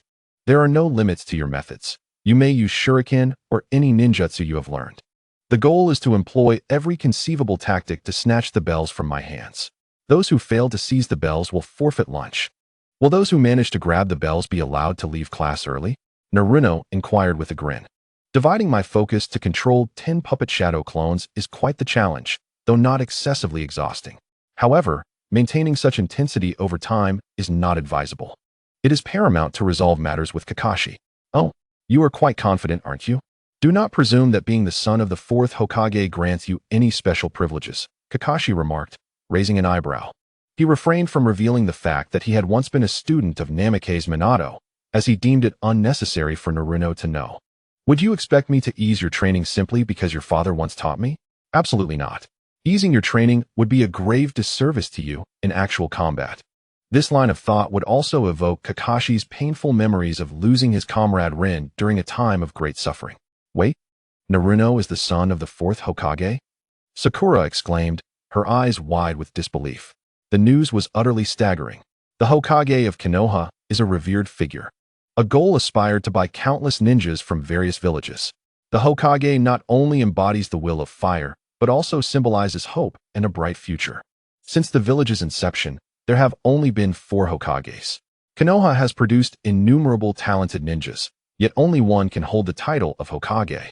And Naruto's father occupies that esteemed position. Sakura had initially thought Naruto was merely an orphan from an ordinary family, having lost his parents during the Ninetales calamity. Little did she know that he was the son of a hero. At that moment, her perception of Naruto underwent a dramatic transformation. It was no wonder he had become so powerful in such a short time. It all made sense now. Sasuke was momentarily taken aback, struggling to accept this reality. Kakashi, is what you said true? Is Naruto truly the son of the fourth Hokage? Although this revelation bore no direct relation to his quest for vengeance, it implied that the spiral sphere Naruto had executed yesterday might be a legacy from the fourth Hokage, a path to greater strength. Getting closer to Naruto would surely enhance his own power. As long as I can grow stronger, he thought, even if it meant enduring some peculiar tasks. Kakashi shrugged, acknowledging the truth. The word is already out in the village. You simply received the news too late. Enough of the chatter. Let us commence the bell snatching. Naruto performed a warm-up action. If I grab the bells, I can indeed leave early, correct? Indeed, mere confidence is insufficient for a ninja, Kakashi began. But before he could finish, Naruto charged at him with a measured pace. Oh, a frontal assault? How dull, Kakashi mused, finding amusement in Naruto's slow approach. In that moment of distraction, a crack appeared in the ground near his left foot, and a figure burst forth. It was another puppet shadow clone of Naruto. Anticipating Kakashi's intentions, Naruto had dispatched 2 clones in advance, simultaneously controlling one for a feigned attack while the other launched a real assault. The strategy of combining illusion with reality was essential for victory. That was remarkably swift. Kakashi's eyelids twitched. The rapid succession of events caught him off guard. He was unaware of when Naruto had conjured the shadow clone. It was as if he had foreseen the day's lesson, executing every detail flawlessly. Indeed, Kakashi had underestimated Naruto. Initially, he had approached the situation with a casual demeanor, intending to gauge the abilities of Naruto and his peers before responding. After all, he possessed numerous aces up his sleeve. Overpowering 3 fledgling genin would be a trivial task. However, he soon realized he had miscalculated. Goodness, the fool is me. Kakashi, not one to be caught off guard, swiftly activated his Sharingan to prevent Naruto from seizing the bells too quickly and losing his dignity as a teacher. Kakashi formed hand seals with remarkable speed, generating a shadow clone to shield himself. The clone kicked back forcefully, allowing Kakashi to create distance between himself and Naruto, narrowly preserving his teacherly pride. Yet, it was peculiar. When had Naruto summoned the shadow clone, and how had he managed to have one burrow into the earth? The day's lesson had not been disclosed to them beforehand. When had Naruto devised this plan? Kakashi's expression was one of sheer bewilderment, concealed beneath the black mask that obscured the lower half of his face. How does Kakashi possess our Uchiha clan Sharingan? He is not one of us, is he? But when did Naruto utilize shadow clones? Could he have predicted the content of Kakashi's survival exercise today? This is all so strange. Sasuke thought, equally astonished. Kakashi remained unfazed, while Naruto's actions became increasingly incomprehensible to him. Sakura's reaction mirrored that of her peers. She was utterly perplexed. Is this truly the Naruto I know? He seems like an entirely different person. Kakashi-sensei, you are bending the rules. This is not fair. Naruto remarked with a smirk. You have unleashed your Sharingan, which is clearly against the rules. What right does the Hatake clan have to possess the Sharingan? Isn't this simply bullying the honest? The initial confrontation had indeed forced Kakashi to resort to his bloodline limit S abilities, which was quite impressive. Kakashi conceded to Naruto's assertion, acknowledging his transgression. Rules are immutable, but humans are not. To impose rigid rules upon a living being is sheer folly. I perceive you are intent on making this difficult for me. Kakashi adjusted his Konoha headband to obscure his left eye, the Sharingan once again concealed. Naruto, I asked you if you knew from the very beginning that I would have you all snatch the bells today? Kakashi, appearing calm and composed, was actually feeling a bit anxious inside. He quickly changed the subject. If within less than a minute, Naruto were to seize the bells, where would that leave Kakashi Hatake, the renowned elite jonin of Konoha, with his reputation?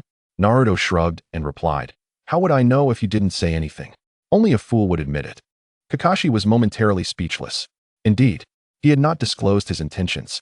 How could Naruto possibly know what he was thinking? After all, there was no mind-reading technique in the ninja world, right? Even if he wanted to learn, he could only fantasize about it in Jiraiya's novels, where boys could easily discern the thoughts of girls and cater to their whims, thereby establishing a harem of 3,000 beauties. What a delightful skill. I wish to learn it. Continuing, Naruto's expression became serious. Two shadow clones darted forward towards Kakashi with astonishing speed, rivaling that of an elite jonin in full sprint. In the past, Naruto had expended a vast amount of chakra merely to maintain the required energy for his seals, resulting in weak shadow clones that would collapse upon contact. But now it was different. Even if he tore off the seal without permission, the Ninetales would not dare to recklessly emerge and wreak havoc or retreat into the small forest to hide. Escape? How absurd. Where could it flee? The waters outside Konoha are deeper than here. The Ninetales, Kyuubi, could not grasp that. The commotion caused by its escape would surely be significant. If it were caught and forced into a new Jinchuriki, it would be truly miserable. Not only would it have to adhere to a strict routine, but it might also have to engage in morning runs. Which fox would willingly endure such a prison-like existence? In any case, staying with Naruto was quite pleasant. With less to do each day, it realized it could rely on Naruto's immense chakra to continue its training. In summary, to allow the Ninetales to emerge. It would rather not engage in such foolishness. What could possibly be better outside? Clinging to Naruto's leg was indeed the wisest choice. In the past, it had no options. Now, it only wished to be a little fox that lay lazily and shouted 666. At this moment, it seemed that a show of strength was necessary. Kakashi fully focused, abandoning his lazy demeanor. Go, Pikeaming. Naruto seized one of his shadow clones and forcefully flung it towards Kakashi. The clone shot through the air like a cannonball, striking its target. With a loud thud, it executed a full 360-degree flip in the air, landing a kick squarely on Kakashi's face. However, Kakashi reacted swiftly, blocking it with his elbow. Kakashi winced slightly, thinking to himself, damn, that force rivals that of my friend Might Guy, perhaps even surpassing it. Should Naruto consider learning taijutsu? While defending, Kakashi remarked, just from that kick, I can tell Naruto is a promising candidate for taijutsu training. Besides, it would be better to leave such troublesome matters to Might Guy. He is willing to teach. Thank you for your kind offer, Kakashi-sensei, but compared to taijutsu, I find mastering ninjutsu far more intriguing. Another shadow clone caught up, attempting to slide tackle Kakashi from the side. Kakashi dismissed it, thinking such childish tactics were futile. Let us deal with one shadow clone first. It's quite bothersome. He aimed a punch at the shadow clone, intending to disperse it, only to be flabbergasted when it stood its ground. Is this a joke? The strength of the shadow clone is equal to the original? Kakashi was momentarily stunned. Are shadow clones truly this effective? Shouldn't they be a useless skill? Before he could ponder further, the ground beneath him fractured, and a pair of hands shot up, grabbing him and holding his feet tightly. What the heck? How many shadow clones did he hide underground? The aura was so well concealed that even a ninja as perceptive as Kakashi had failed to notice. He struggled to free his foot, but soon realized Naruto's strength was too overwhelming. With Kakashi enveloped in blue lightning, the arcs quickly dissipated, allowing Naruto to snatch the bells without resistance. The entire ordeal took less than 5 minutes. Kakashi had thought about using Chidori in battle, but reconsidered. Using the Sharingan would indeed be unfair. What if he accidentally injured Naruto? For newly minted genin, that would be excessively harsh. Chidori was meant for enemies, not for attacking comrades from Konoha. Kakashi-sensei, may I be excused? Naruto waved the bells in his hand with a smile. Though Kakashi felt helpless, he nodded. Today, you may be excused. Just as Kakashi finished speaking, a cloud of white smoke erupted, and Naruto's figure vanished in an instant. Huh, that wasn't he the real Naruto? It was his shadow clone. The three present were left dumbfounded, especially Kakashi, who stood frozen in shock. Was the shadow clone technique truly that formidable? Had everything he learned about shadow clones been a lie? Naruto, come back. It's unethical to send your shadow clone to class. The youth lacked the spirit of a true ninja. Once again, Naruto left Kakashi in astonishment. A significant change occurred on Kakashi's otherwise calm face. He was an elite jonin of Konoha, yet he had been defeated by a mere genin's shadow clone. How utterly embarrassing. Sakura Haruno's face was filled with confusion and disbelief. Her lips parted slightly as she muttered to herself, I never expected Naruto to be so formidable. He possesses such strength and is quite handsome. Back then, I was so proud that I didn't accept his pursuit. In fact, I was the biggest fool of all. Naruto had transformed into the fourth Hokage, the son of a hero, while she was left wondering about her own worth. As Sakura reflected, a wave of regret and powerlessness welled up within her. Sasuke slammed his fist against a tree in frustration. Damn it. Why? Why has he become so strong? We were both in the same 9-year compulsory education. Why is he so outstanding? Sasuke, consumed by a thirst for revenge, was further incensed upon realizing that his usually unremarkable classmate Naruto had been hiding such strength. In another scene, another shadow clone of Naruto lay resting under a large tree, occasionally lifting its eyelids to survey the surroundings. This was the spot where he had met Konohamaru the day before. The hidden presence of Anbu ninjas had completely vanished. It seemed that there were quite a number of Anbu ninjas supporting him. Naruto decided to wait for another 2 hours.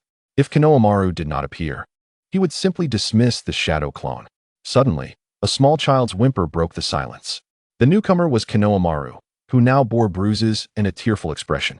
As if bearing an immense grievance, Naruto's eyes fluttered open to behold the battered visage of Maru, resembling a pig's head. Instantly, he felt a surge of displeasure. Who, with such lack of foresight, would dare to lay hands on his little brother?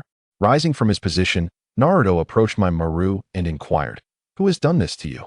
Speak, and I shall assist you in administering retribution.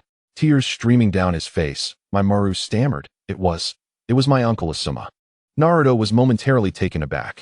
Was it not said that, given his strength, he could easily overpower the current Asuma? The real question was why Asuma had chosen to strike Maru.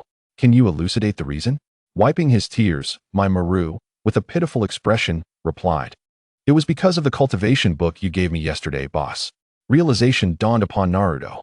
Little one, who told you to flaunt that book without discretion? Of course, you would attract trouble. If I were your uncle, I would be even more severe. It is said that a wise judge cannot resolve family disputes. Yet, he found himself entangled in such domestic matters. I believe I never instructed you to boast about it, did I? At this, Maru felt even more aggrieved. Woo-woo. His face swollen and bruised.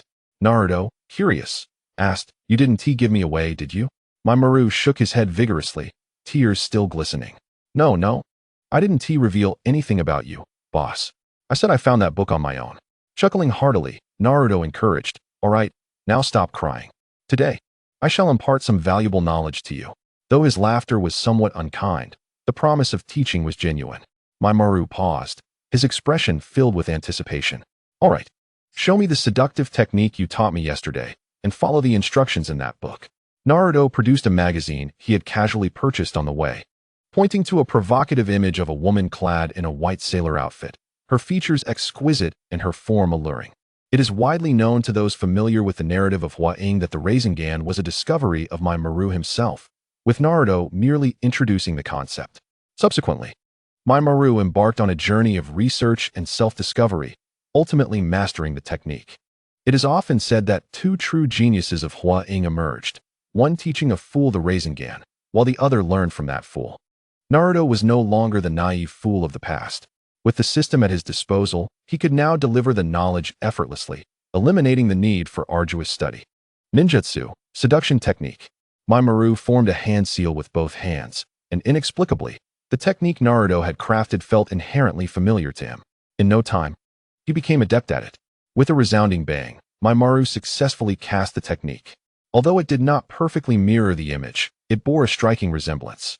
This young boy, Maru, had the potential to become one of the greatest ninjas after Naruto, mastering the seduction technique with the ease of breathing. However, the bruises on his face remained, albeit slightly faded, lending him a comical appearance. Naruto could not suppress his laughter once more. You've transformed into a beauty. Yet your face is still marred with those bruises. Pouting in frustration, Maru retorted, "Boss, you have been laughing at me nonstop. Is there really nothing amusing about this? I merely recalled something rather humorous. Now, enough of this. Let the rigorous training commence." Naruto produced a water balloon from his left hand. Though he had never formally learned the Rinnegan, he possessed a clear understanding of its instructional methodology. He believed no one in this world comprehended the Rinnegan better than he did.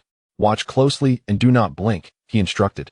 As he made the water balloon explode with a pop, this marked the successful first phase of learning the Rinnegan, which was divided into 3 stages. Maru's eyes widened with concentration, fixated on the water balloon in Naruto's grasp. With a sudden explosion, the water balloon burst, spraying mist across his face. "Wow, boss. That was amazing," Maru exclaimed, clapping his hands in delight. "Let me try?" Naruto tossed a water balloon to him, and Maru stumbled, hastily reaching out to catch it. "Follow the details I just demonstrated." "All right," Maru replied, his gaze firmly set on the water balloon. His face reddened as he struggled to maintain control, yet the balloon remained unmoved for 5 long minutes. Finally, he slumped his shoulders in defeat, saying, "Boss, I can't do it." "Of course, you cannot, for you have yet to discover the method that suits you best." "The method that suits me? How am I to find that?" Maru exclaimed in desperation. Every individual has a unique approach to learning. Relying solely on trial and error yields minimal success, and the process is painfully slow. Nonetheless, Naruto remained unfazed. "Here, take this." "Ah, all right." Maru accepted a pink hula hoop. Technique. Focus on technique. The technique is to find your chakra sensation. Once you locate it, mastering the Rinnegan will be exponentially easier. Reflecting on the previous demonstration, Maru recalled how the water balloon had spun wildly in Naruto's hands before bursting. "Boss, what is the purpose of this hula hoop?" "It is to help you better understand your chakra sensation. As you spin the hoop, you will also attune to your inner energy, which will aid you. This is a result of my careful consideration of your individual circumstances." "Boss," Maru felt a surge of warmth from Naruto's words. "If only I were truly a girl. I would marry such a wonderful man and bear him 100 children." Naruto's initial intention was simply to ensure Maru mastered the Rinnegan, so that he could later teach his own children. Teaching his own offspring would be a cumbersome task. If the father himself were to impart knowledge, the little ones might not heed his words. However, enlisting the assistance of familiar figures would yield different results. Once he became Hokage, there would be many duties to attend to. The more proficient Maru became, the easier Naruto's role as Hokage would be. Cheers to the lost youth. Half an hour later, Maru cried out, "Boss, I have found my chakra sensation." His face radiated with joy. Indeed, it was a charming countenance. At that moment, Maru still maintained the form of the seduction technique, wholly believing in Naruto's guidance and that the technique could amplify the Rinnegan's power. "Good. Let us see if you can make the water balloon explode," Naruto said with a smile. "Yes." Dressed in a blue and white sailor suit, Maru spun the hula hoop while concentrating on the water balloon in his hand. Gradually, the balloon began to swell irregularly, hinting at an impending explosion. However, after a moment, it failed to burst, and Maru found himself fatigued. "Boss, I feel like I can't do it again." With the clouds cleared and the rain ceased, Maru lamented his inadequacy. This ninjutsu was at least of A rank, and with the addition of various attributes, it could easily become S rank. "Of course, you cannot," Naruto replied nonchalantly. "This is perfectly normal. However, considering you have only just begun learning, Being able to sense your chakra is already a small achievement. Do not be discouraged. You have yet to fully acclimate to that chakra sensation. Master it completely before moving forward. With stars in his eyes, my Maru's admiration for Naruto reached new heights. Boss, I understand now. A man need not be handsome, but he must certainly possess charm. I have matters to attend to, so I shall take my leave. Bang, Mokai Maru had not finished speaking. The shadow clone transformed into a wisp of white mist, dissipating into the air, leaving Mokai Maru alone, disheveled in the wind. His sailor uniform swayed gently with the breeze. Boss, I will not let you down. Mokai Maru's eyes brimmed with sincerity, his tone resolute as he tightly gripped the hula hoop, beginning his diligent training. 1, 2, 3, 4, 2, 2, 3, 4, 3, 2, 3, 4, 4, 2, 3, 4. Naruto's departure was not for any other reason, but rather because his other shadow clones had encountered acquaintances on the street. Hey, Naruto, have you completed the training task assigned by your new teacher? Greeted the plump Akimichi Choji. Beside him were Shikamaru, Inuzuka Kiba, and Rock Lee. Seeing them felt like reuniting with old friends after many years. Old friends meeting without sharing some good fortune? How can that be? Naruto's lips curled into a slight smile. So, where are you all headed? Akimichi Choji patted his round belly. We're going to grab some skewers. Shikamaru's brow furrowed slightly, his expression heavy with thought. Finally, he mustered the courage to ask, Naruto, are you really the son of the fourth Hokage? The old man had mentioned this upon returning home last night, leaving Shikamaru troubled. The carefree days of playing together with his close friends suddenly transformed into something profound. Sorry, actually, I am the son of a hero. This revelation left Shikamaru feeling a sense of unreality. What? How come I didn't know about this? Inuzuka Kiba and Rock Lee's faces were filled with curiosity. Woof woof. The little dog Akamaru atop Inuzuka Kiba's head barked twice. In a week, this news would undoubtedly spread like wildfire among the elderly at home, especially among the ladies, whose speed in sharing gossip was astonishing. If the fourth great ninja war were to erupt again, it would be a pity not to send them as communication ninjas or intelligence gatherers. Naruto did not deny it, openly admitting, yes. Shikamaru was momentarily stunned, swallowing hard. Unable to resist scratching his head. The old man truly did not deceive him. Akimichi Choji's cherubic face revealed a look of disappointment. So, we can't play together joyfully anymore. Especially since Naruto's status has suddenly become so noble. They were all somewhat unaccustomed to this shift. Although no one voiced it, they shared similar sentiments as Akimichi Choji. The atmosphere turned heavy. It resembled the scene of classmates in an ordinary school, familiar with each other, having a certain understanding of each other's family backgrounds. One day, a student from a poor family, whose parents had passed away, suddenly revealed, actually, I am the son of a super wealthy man in the country. My surname is Wang. What is the big deal?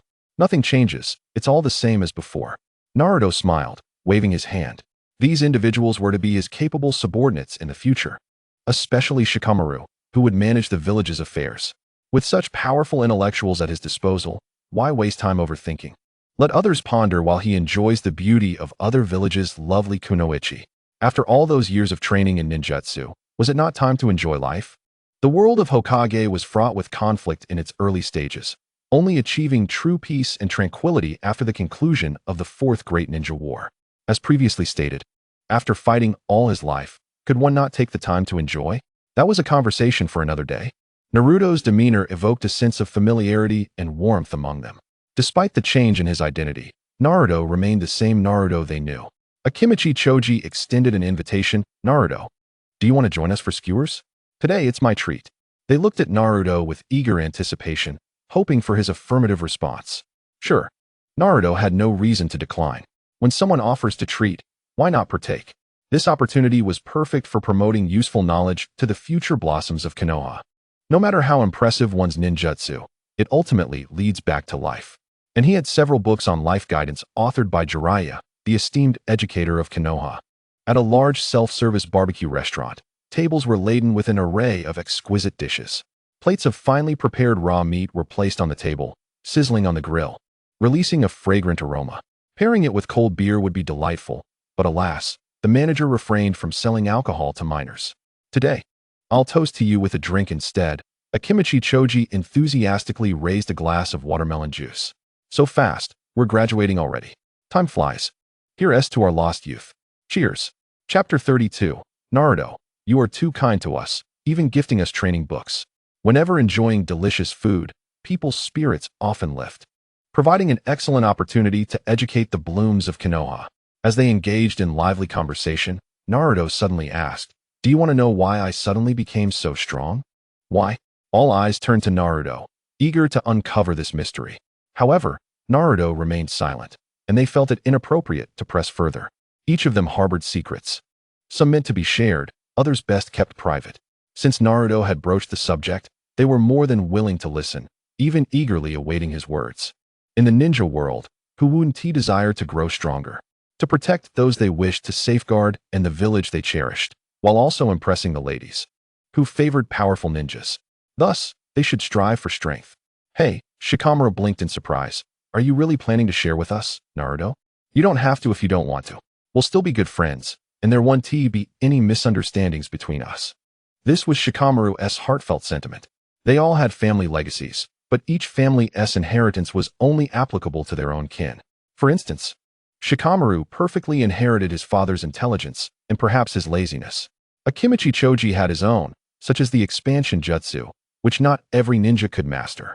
The key was to eat well and practice efficiently. Inuzuka Kiba and Rock Lee had different paths, suitable but not universally applicable. Fundamentally, they differed. No worries. My training methods can be applied broadly. As long as someone genuinely wishes to learn, the chances of success are high, Naruto said with a smile. His words vague, yet reassuring. Having such steadfast companions was indeed a boon. Although their current abilities were modest, their potential for future growth was immense. With proper guidance, they could become invaluable allies.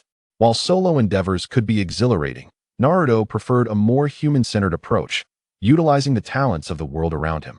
After all, he had the monumental task of establishing a harem to attend to, leaving little time to manage trivial matters. The more, the merrier when it came to family. That said, Naruto's assertion held merit.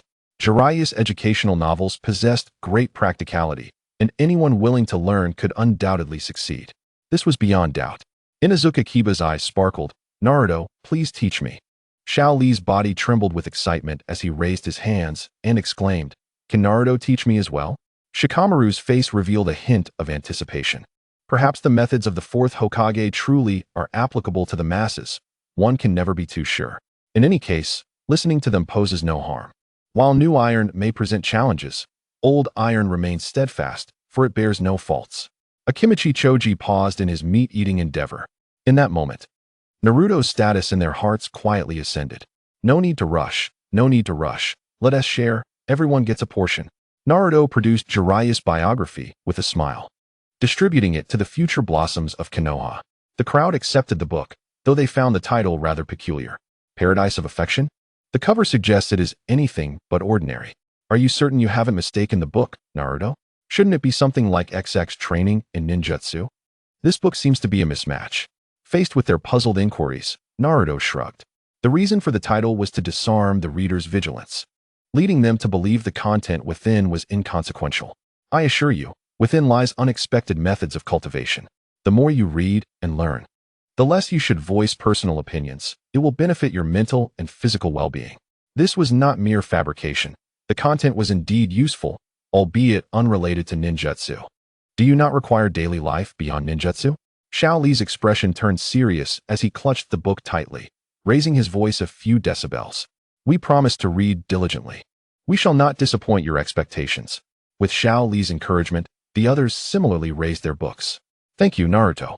We will follow the teachings of the book you have gifted us. You are too kind, Naruto. We must treat you to skewers another day. Certainly, certainly.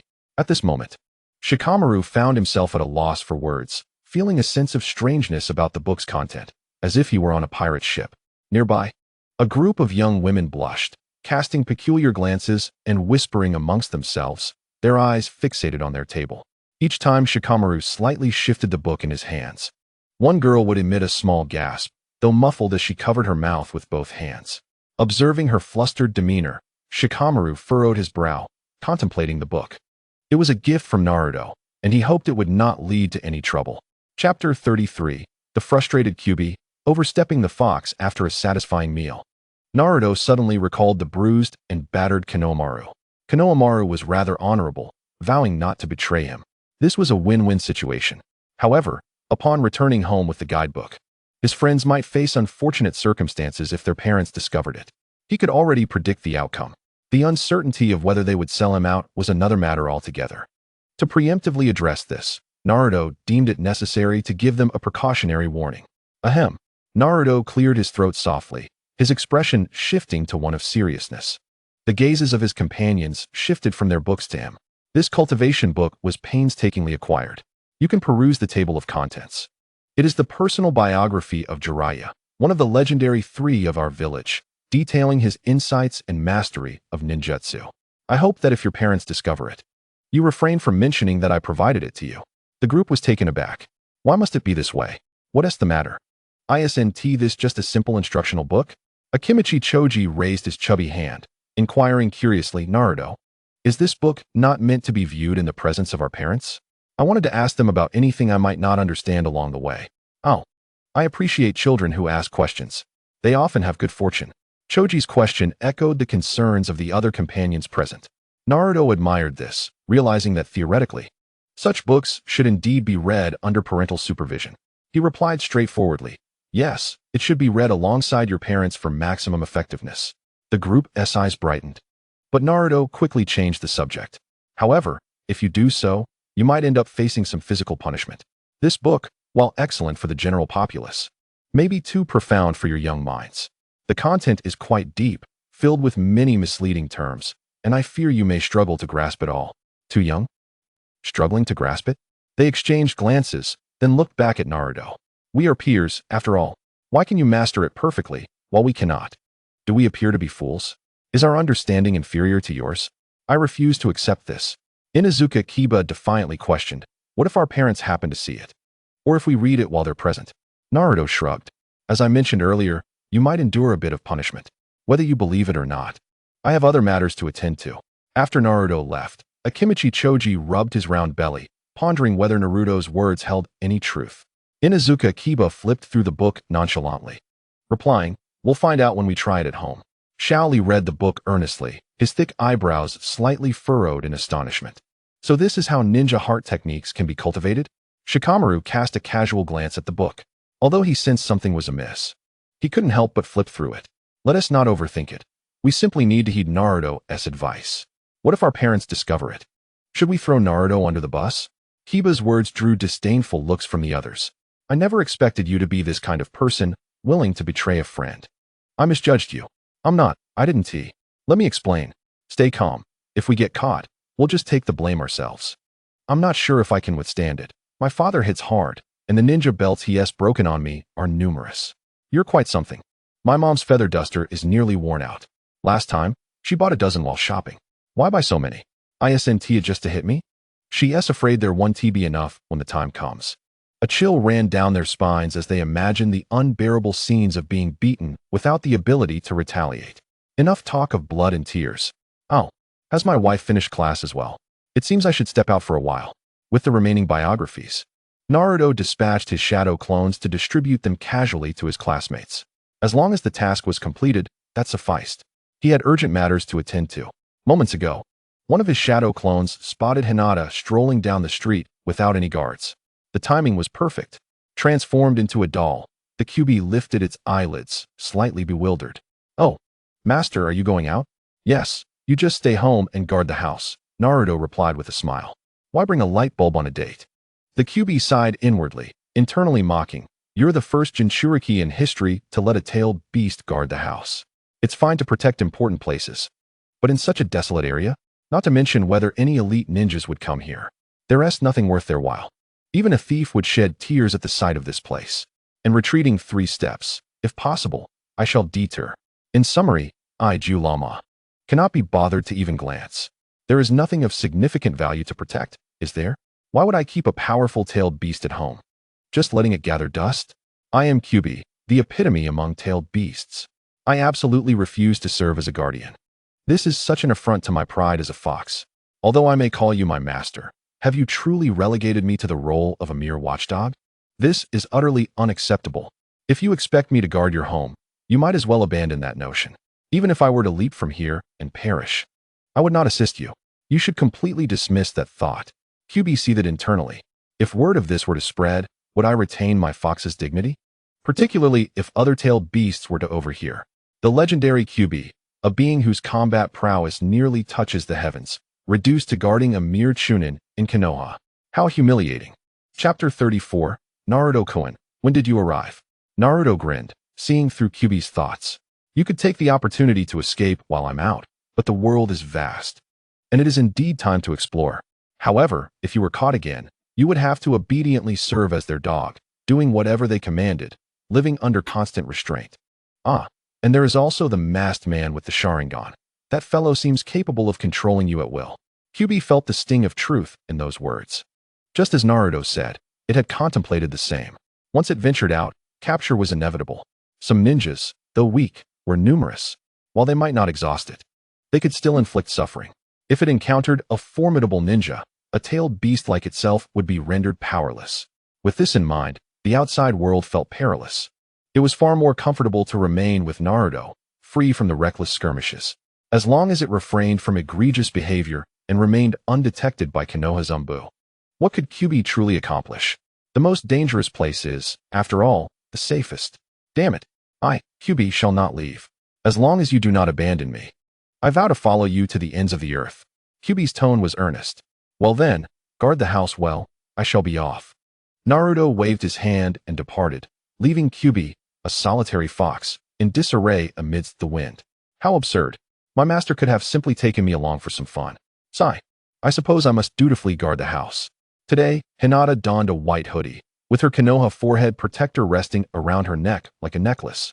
After Yuhi Kurenai concluded her instructions, she granted them freedom to act. The remaining time was theirs to manage as they pleased. True training would commence tomorrow, as Kurenai had some matters to attend to that afternoon. Upon returning home, Hinata felt an oppressive atmosphere.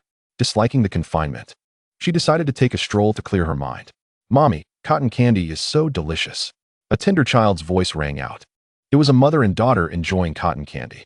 The mother gently ruffled her little girl's hair. If it's delicious, eat more. If you listen to your mother, I promise you'll have cotton candy every day. Yay, mommy is the best. Time's getting late, let us head back. Such warmth. Hinata gazed at the pair, contrasting sharply with her own familial environment. From birth, she bore an immense weight of pressure and responsibility. As a daughter, she was tasked with the future prosperity of the Hyuga clan. Familial affection felt so distant. Hinata could see and feel it. Her father's disdain for her timid nature was palpable, possibly due to her character or her identity as a daughter, perhaps both.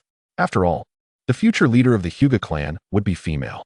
Other capable clan members could not help but feel a tinge of dissatisfaction. Yet, she was simply herself, living each day for others, never for her own sake.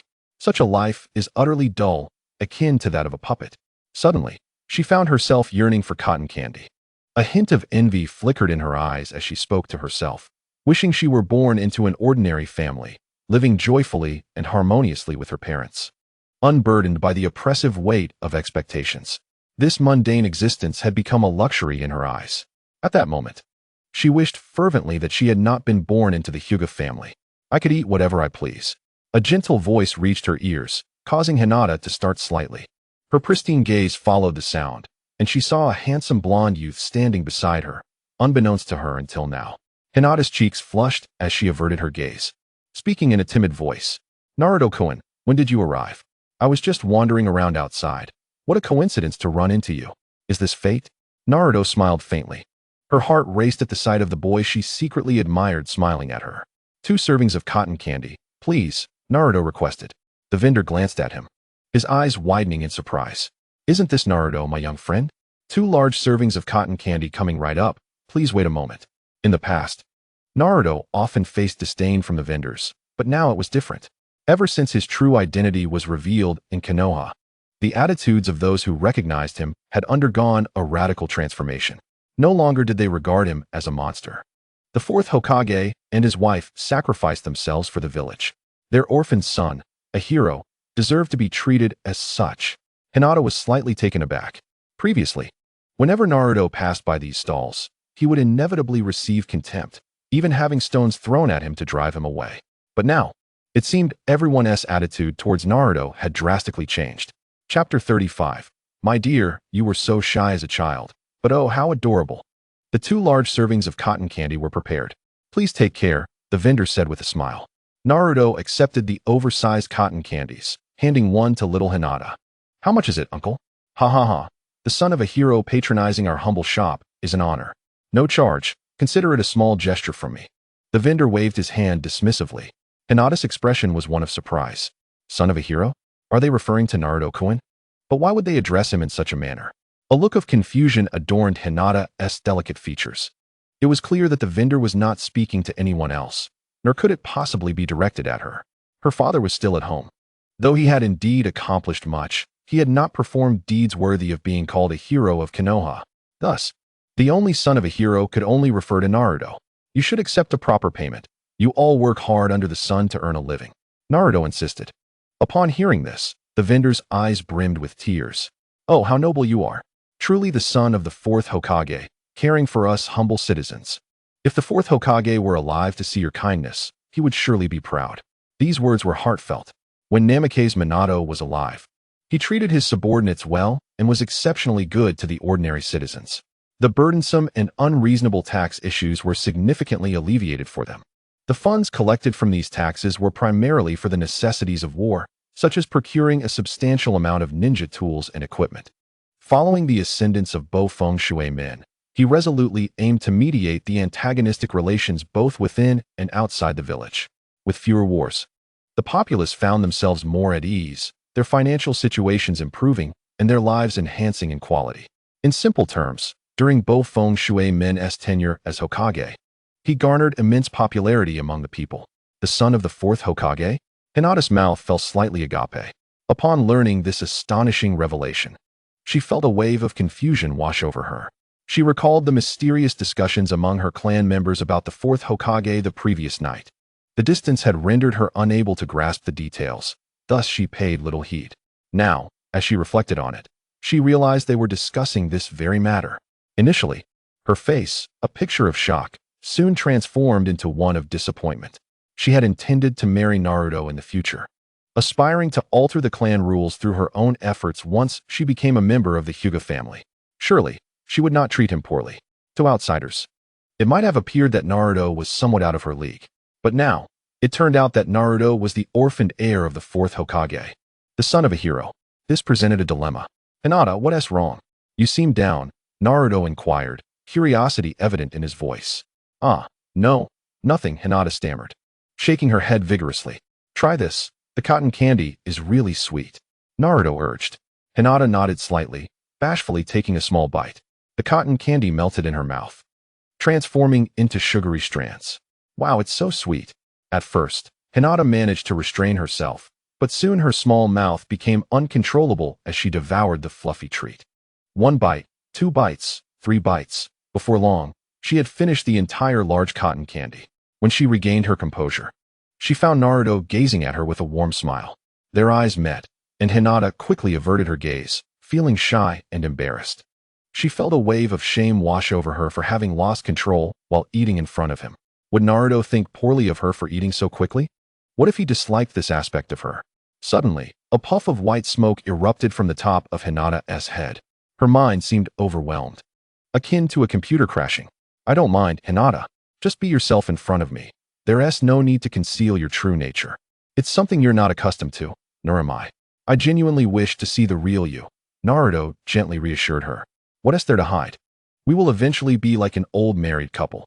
We should understand each other well by then. There's nothing to feel shy about. After all, once the first time passes, the subsequent times will be easier. It's all about familiarity. Naruto, you're not deceiving me, are you? Hinata suddenly turned back, locking her pale eyes with his, mustering all her courage to ascertain the authenticity of his words. She had heard from her elders that boys generally do not favor girls who eat a lot. Unfortunately, she was one of those girls. Oddly enough, despite her substantial intake of food, her body did not accumulate excess weight. The notion of gaining weight from eating? Absolutely unfounded. Hinata's unique physique became an object of envy for many women in later generations. Naruto's azure eyes sparkled with clarity, reminiscent of an expansive ocean. Deceive you? How could I possibly have any reason to do so? Hinata's delicate shoulders trembled slightly. Indeed, Naruto was distinctly different from other boys. He was precisely the type of boy she admired. All right, I promise you. Here, take it and enjoy. However, Hinata gulped nervously, her eyes fixated on the large cotton candy, particularly at the spot where she had taken a bite. Are you disapproving of the part 1v eaten? I'll just eat it myself. No. It's not what you think. I didn't mean it that way, ow. In her haste to speak, Hinata accidentally bit her tongue, letting out a small yelp. Are you all right? Do you need me to blow on it? Naruto expressed concern. This was crucial for his future happiness and could not afford any mishaps. Hinata's face flushed even deeper. I'm fine. I just need to rest a moment. From the shadows, several gazes fell upon them, primarily directed at Hinata. After all, she was the future head of the Hyuga clan. Being young, it was only natural for her to receive extra protection. Oh dear, young lady, you must seize this opportunity. Yes, cultivate a good relationship with Naruto. For the future of our family, you must secure him. They had not anticipated that Naruto was the son of the 4th Hokage.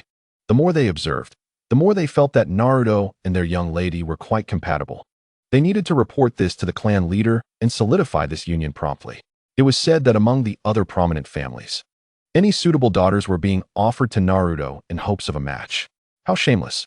Upon learning that young Naruto was the son of the 4th Hokage, those old-timers went wild. Young Naruto was the Jinchuriki of the Nine Tails. Were he another Jinchuriki, there might have been dissent. Yet, as the son of such a remarkable man, he would one day surely be able to subdue the Nine Tails, becoming the perfect Jinchuriki. One could only imagine that his future prowess would rival or even surpass that of any genius ninja. The members of the Hyuga clan, secretly guarding Hinata, chattered incessantly. The Naruto they once dismissed had now become an unapproachable figure. A ninja capable of attaining the Hokage position was far from ordinary, and his father, Bo Fengshui Min, occupied one such position. Both strength and merit earned him widespread recognition and respect. Furthermore, he was beloved by the people. As the saying goes, he who wins the hearts of the people wins the world. They were not mere ninjas who spent their days mindlessly fighting. They also had to eat. Aside from food, they required shelter as well. These matters were naturally left to the common folk. One could say that without those ordinary citizens, their affairs would be inconsequential. Training and combat entailed considerable expenses. If the populace refused to pay taxes, there would be no money or food, no funds to procure the necessary ninja tools for battle. Who could withstand such a scenario? Let me see your injury, Naruto said with genuine concern. The two were close enough to feel each other's breaths. Is that wise? What is there to worry about? If the wound is left untreated, it could very well become infected. Ah, is it that serious? Indeed. Now, don't be shy. I only wish to help you. After much persuasion from Naruto, Hinata reluctantly opened her delicate lips, her tongue emerging to reveal a small scrape. The wound was not severe, and the bleeding had stopped. Ouch, that stings, she murmured. Naruto gently blew on it, creating a refreshing breeze. Hinata froze momentarily, her cheeks turning crimson as a flustered lobster. This might not be appropriate. Her heart raced as she maintained her adorable pose with her tongue out. To onlookers, the scene resembled that of a sweet couple sharing a tender moment. How wonderful it is to be young. Isn't that the daughter of the Hyuga clan? She is quite a fitting match for the son of the 4th Hokage. I agree. If Naruto puts in more effort, everyone is eagerly awaiting to celebrate your wedding. Oh, how I wish to experience love too. Several members of the Hyuga clan shed tears. It is indeed a significant matter that Naruto has feelings for our esteemed lady.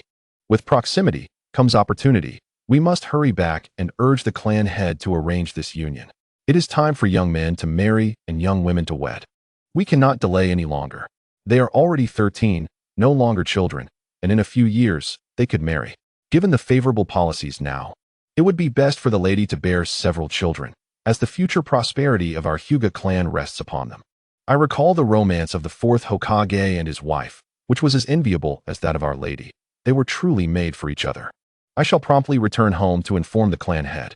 However, let us not rush into this matter, for the clan head is currently at odds with the second heir, and they are embroiled in a cold war. What is there to discuss? Shouldn't they be unwaveringly loyal to the clan head? That has always been the tradition.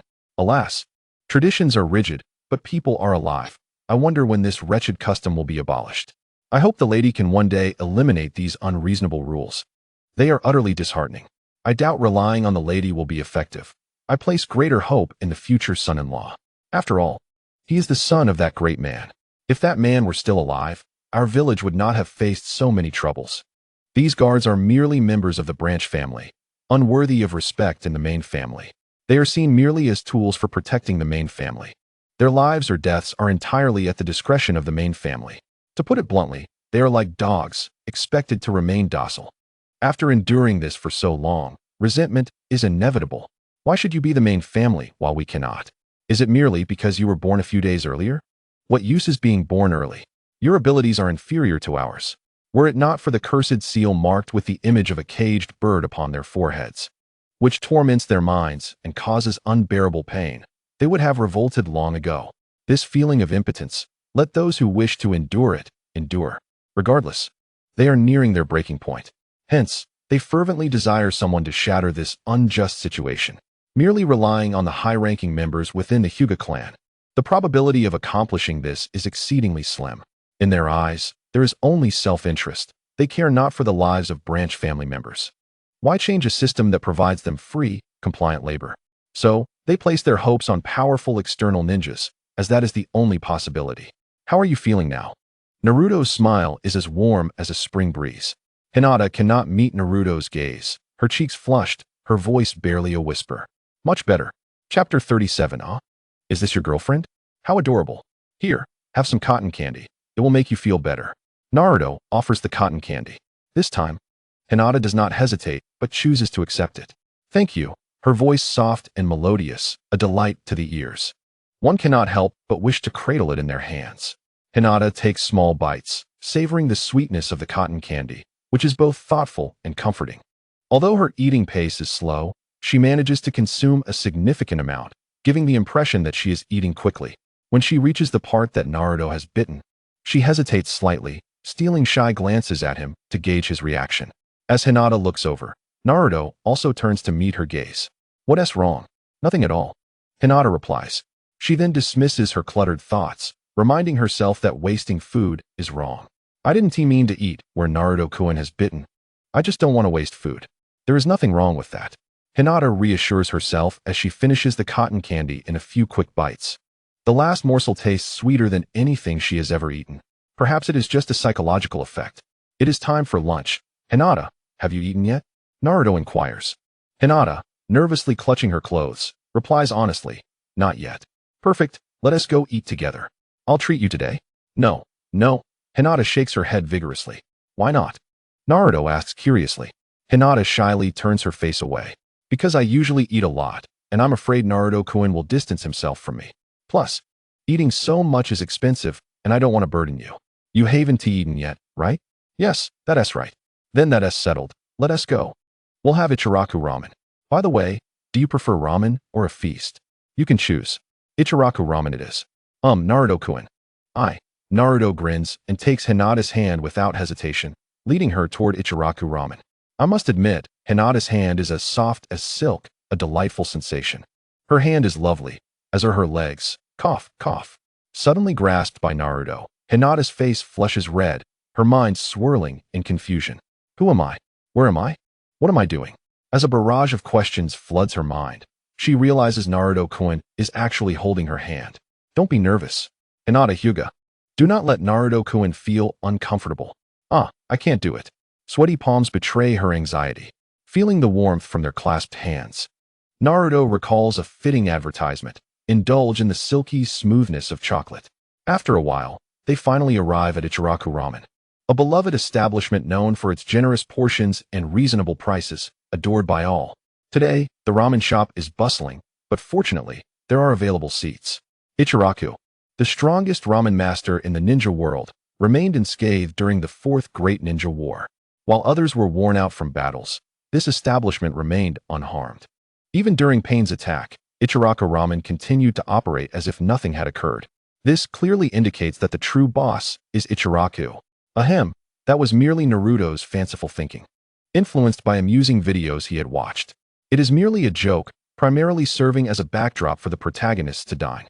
Hence, the setting of Ichiraku Ramen remains untouched, even amidst chaos. However, reality is unpredictable, and the future remains uncertain. Ah, Naruto, what would you like to eat today? Ah, is this your girlfriend? How adorable. Ichiraka's daughter. I am, greets Naruto. Typically, he comes alone for ramen, sometimes accompanied by Irika, but he has never brought a girl before. This is a first. Oh, I never expected little Naruto to finally come into his own. Hinata's heart flutters. Girlfriend? Is that big sister referring to me? I am Naruto-kun's girlfriend. While this declaration brings joy, she remains uncertain about Naruto-kun's true feelings. Hinata's hands, tucked beneath the table, fidget nervously as she steals glances at Naruto. Eager to discern his thoughts, the Hyuga clan has established regulations to ensure the purity of the Byakugan bloodline. Members are permitted to marry only within their clan. An intermarriage with outsiders is strictly forbidden, especially for those destined to become the future clan leader. Hinata's romantic prospects are entirely dictated by her parents. Even though Naruto's father is the esteemed fourth Hokage, it is unlikely to alter the entrenched views held by the previous generation. Contemplating this, a profound sense of disappointment flickered in Hinata's eyes. The notion of lovers ultimately uniting is a tale reserved for novels, yet this is the reality they face. Sister Shobu certainly has an eye for beauty. I also believe my girlfriend is incredibly charming, Naruto replied with a smile. Not merely a girlfriend, but also a future wife. How could she not be adorable? At 13, Hinata was one concept. By 17 or 18, she had transformed into a stunning young woman. During the incident with Pain when Naruto returned, Hinata had blossomed into a graceful beauty, her physique and appearance exceptional, particularly her flowing long hair and her lovely legs. Men understand this instinctively. To his surprise, he acknowledged it. A wave of joy surged through Hinata's heart, causing her cheeks to flush like a ripe red apple. As for the subsequent chapters, they will depict ordinary life before embarking on true missions, with preparations to venture forth and a brief account of the Hyuga circumstances. Swiftly leading Naruto out of the novice village. Chapter 38. Is there such a regulation? What would you like to eat today? Shobu inquired. Sister Shobu, doesn't your family host a big eater challenge? Naruto asked. Shobu, slightly taken aback, nodded and pointed to the wall on the right. There hung the rankings of past champions. It is merely a ranking. To challenge the big eater, one must consume at least 5 supersized bowls of Ichiraku ramen. Although finishing grants a free meal, failing to do so incurs the full price. Are you both sure you want to take on the challenge? Naruto and Hinata do not appear to be particularly hearty eaters. If it were Choji who came, Shobu might believe he had a chance of success, but as for Naruto and Hinata, perhaps it is best to reconsider. One supersized bowl of Ichiraku ramen is already quite filling. Hinata, would you like to give it a try? Naruto asked with a smile. In this regard, Hinata is the true champion. A wife who can eat well is a blessing. After all, one must be nourished to have the strength to work. It is not that Naruto lacks the funds for ramen. After a series of replenishments, he finds himself in a much more comfortable financial situation than before. Furthermore, he is quite curious whether little Hinata can break the big eater record at Ichiraku. I could try, but please don't laugh at me if I can't eat much. Hinata timidly responded, fearing Naruto might be startled by her formidable appetite. In truth, Hinata's appetite is not particularly large. At home, she consumes a normal portion. When in good spirits, she may indulge a little more, but that would still only amount to 3 or 4 times a typical serving. Of course, it all depends on her desire. If she wishes to eat less, she certainly can. Hinata would never starve herself. Naruto assured her earnestly, do not worry. I have no such malicious intent. How about we compete to see who can eat more? He thought of a clever tactic. Not long ago, he had dined with Shikamaru and others, experiencing the flavors firsthand. However, after dismissing the shadow clones, his original self still felt hunger. In other words, halfway through. If he truly could not continue, he could excuse himself to the restroom, summon a shadow clone, and have it devour the ramen. If his stomach burst, it would not matter. He could simply withdraw the clone and resummon it. With this in mind, Naruto felt quite clever. All right, Hinata said, her hands pressed together, blooming with a smile. Sister Shobu, we would like to challenge the big eater together. Certainly, I will prepare that for you right away. Shobu began bustling about behind the counter. From Naruto's perspective, he could see that the bowls used for the big eater challenge were 3 times the size of a regular ramen bowl. 1 bowl equaled 3. The portions were ample and sure to satisfy. It was not long before Shobu brought out the prepared big eater ramen. Many customers attempt the challenge in the restaurant, hoping to dine for free, but they often underestimate the quantity of the big eater ramen. Most can barely manage the third bowl, and some are even carried out without finishing the first. Shobu explained, you have 1 hour to finish, and restroom breaks are not allowed. If there are no objections. Ah, there is such a regulation? Naruto exclaimed in disbelief. This is certainly not what I imagined. Seeing this amusing expression on Naruto's face, Shobu could not help but chuckle, covering her stomach with laughter. You came to challenge without reading the rules, didn't you? You should have known better. The rules are posted on the wall. When you mentioned the challenge to your sister, she thought you had reviewed everything. Darn it. Had I known, I would have checked the rules first. Naruto felt as though he had stumbled into a trap. Next time I attempt the Big Eater challenge, I will go to the restroom first to switch to a shadow clone or control one to challenge. I will not let you bankrupt me. From now on, I shall not be called Naruto. The corner of his clothing moved slightly, and Naruto looked over at little Hinata, who gently tugged at his sleeve. Naruto-kun, do not worry. If you cannot finish, I can help you. Wow, my wife is truly an angel. So considerate. Shobu placed her hands on her hips, arching an eyebrow. Hinata's actions seemed to bend the rules a bit. However, who could blame them, being a couple? She reluctantly agreed to overlook the infraction. As long as you both finish within the allotted time, I will consider it successful, Shobu said with a smile. 10 supersized bowls of Ichiraku ramen? 2 young children could finish that? She had no faith in it, judging by their physiques. Naruto and little Hinata did not seem like hearty eaters, so she felt confident in her assessment. Eat. Eat heartily. Is 1 piece sufficient? Yes. Thank you. No need for thanks. I would like a signature bowl of Ichiraku ramen. A newly arrived customer said. All right. Coming right up, Shobu cheerfully replied, then turned to Naruto and Hinata. Now hurry and eat. I will start the timer. Oh, and don't forget to finish the soup as well. See you in an hour. With that, Shobu left to continue her work. What kind of torment is this? We must finish the soup too. Why not just fly to the heavens? Cough, cough, curse those capitalists. One day I will make them bankrupt. Looking at a chunk of beef larger than the annual consumption of Lansao ramen, Naruto swallowed hard. This establishment's reputation and ingredient quality were beyond reproach. The cow behind Lansao ramen had merely sustained a minor injury, but the cow for Ichiraku ramen must have suffered severe damage, perhaps even permanent disability, as it appeared to have lost all the meat from its bones. Naruto would not hesitate to believe it. Well then, Hinata, shall we begin? Naruto retrieved 2 sets of disposable chopsticks from the box on the table, intending to hand 1 pair to little Hinata. Oh, I have chopsticks already, Naruto-kun. Hinata spoke somewhat haltingly, her lips glistening with a delightful sheen, adorned with remnants of noodle broth at the corners. Upon closer inspection, one could see that a colossal bowl of Ilu ramen had been entirely consumed by her. Did Naruto-kun find it peculiar? If so, she would take her time eating.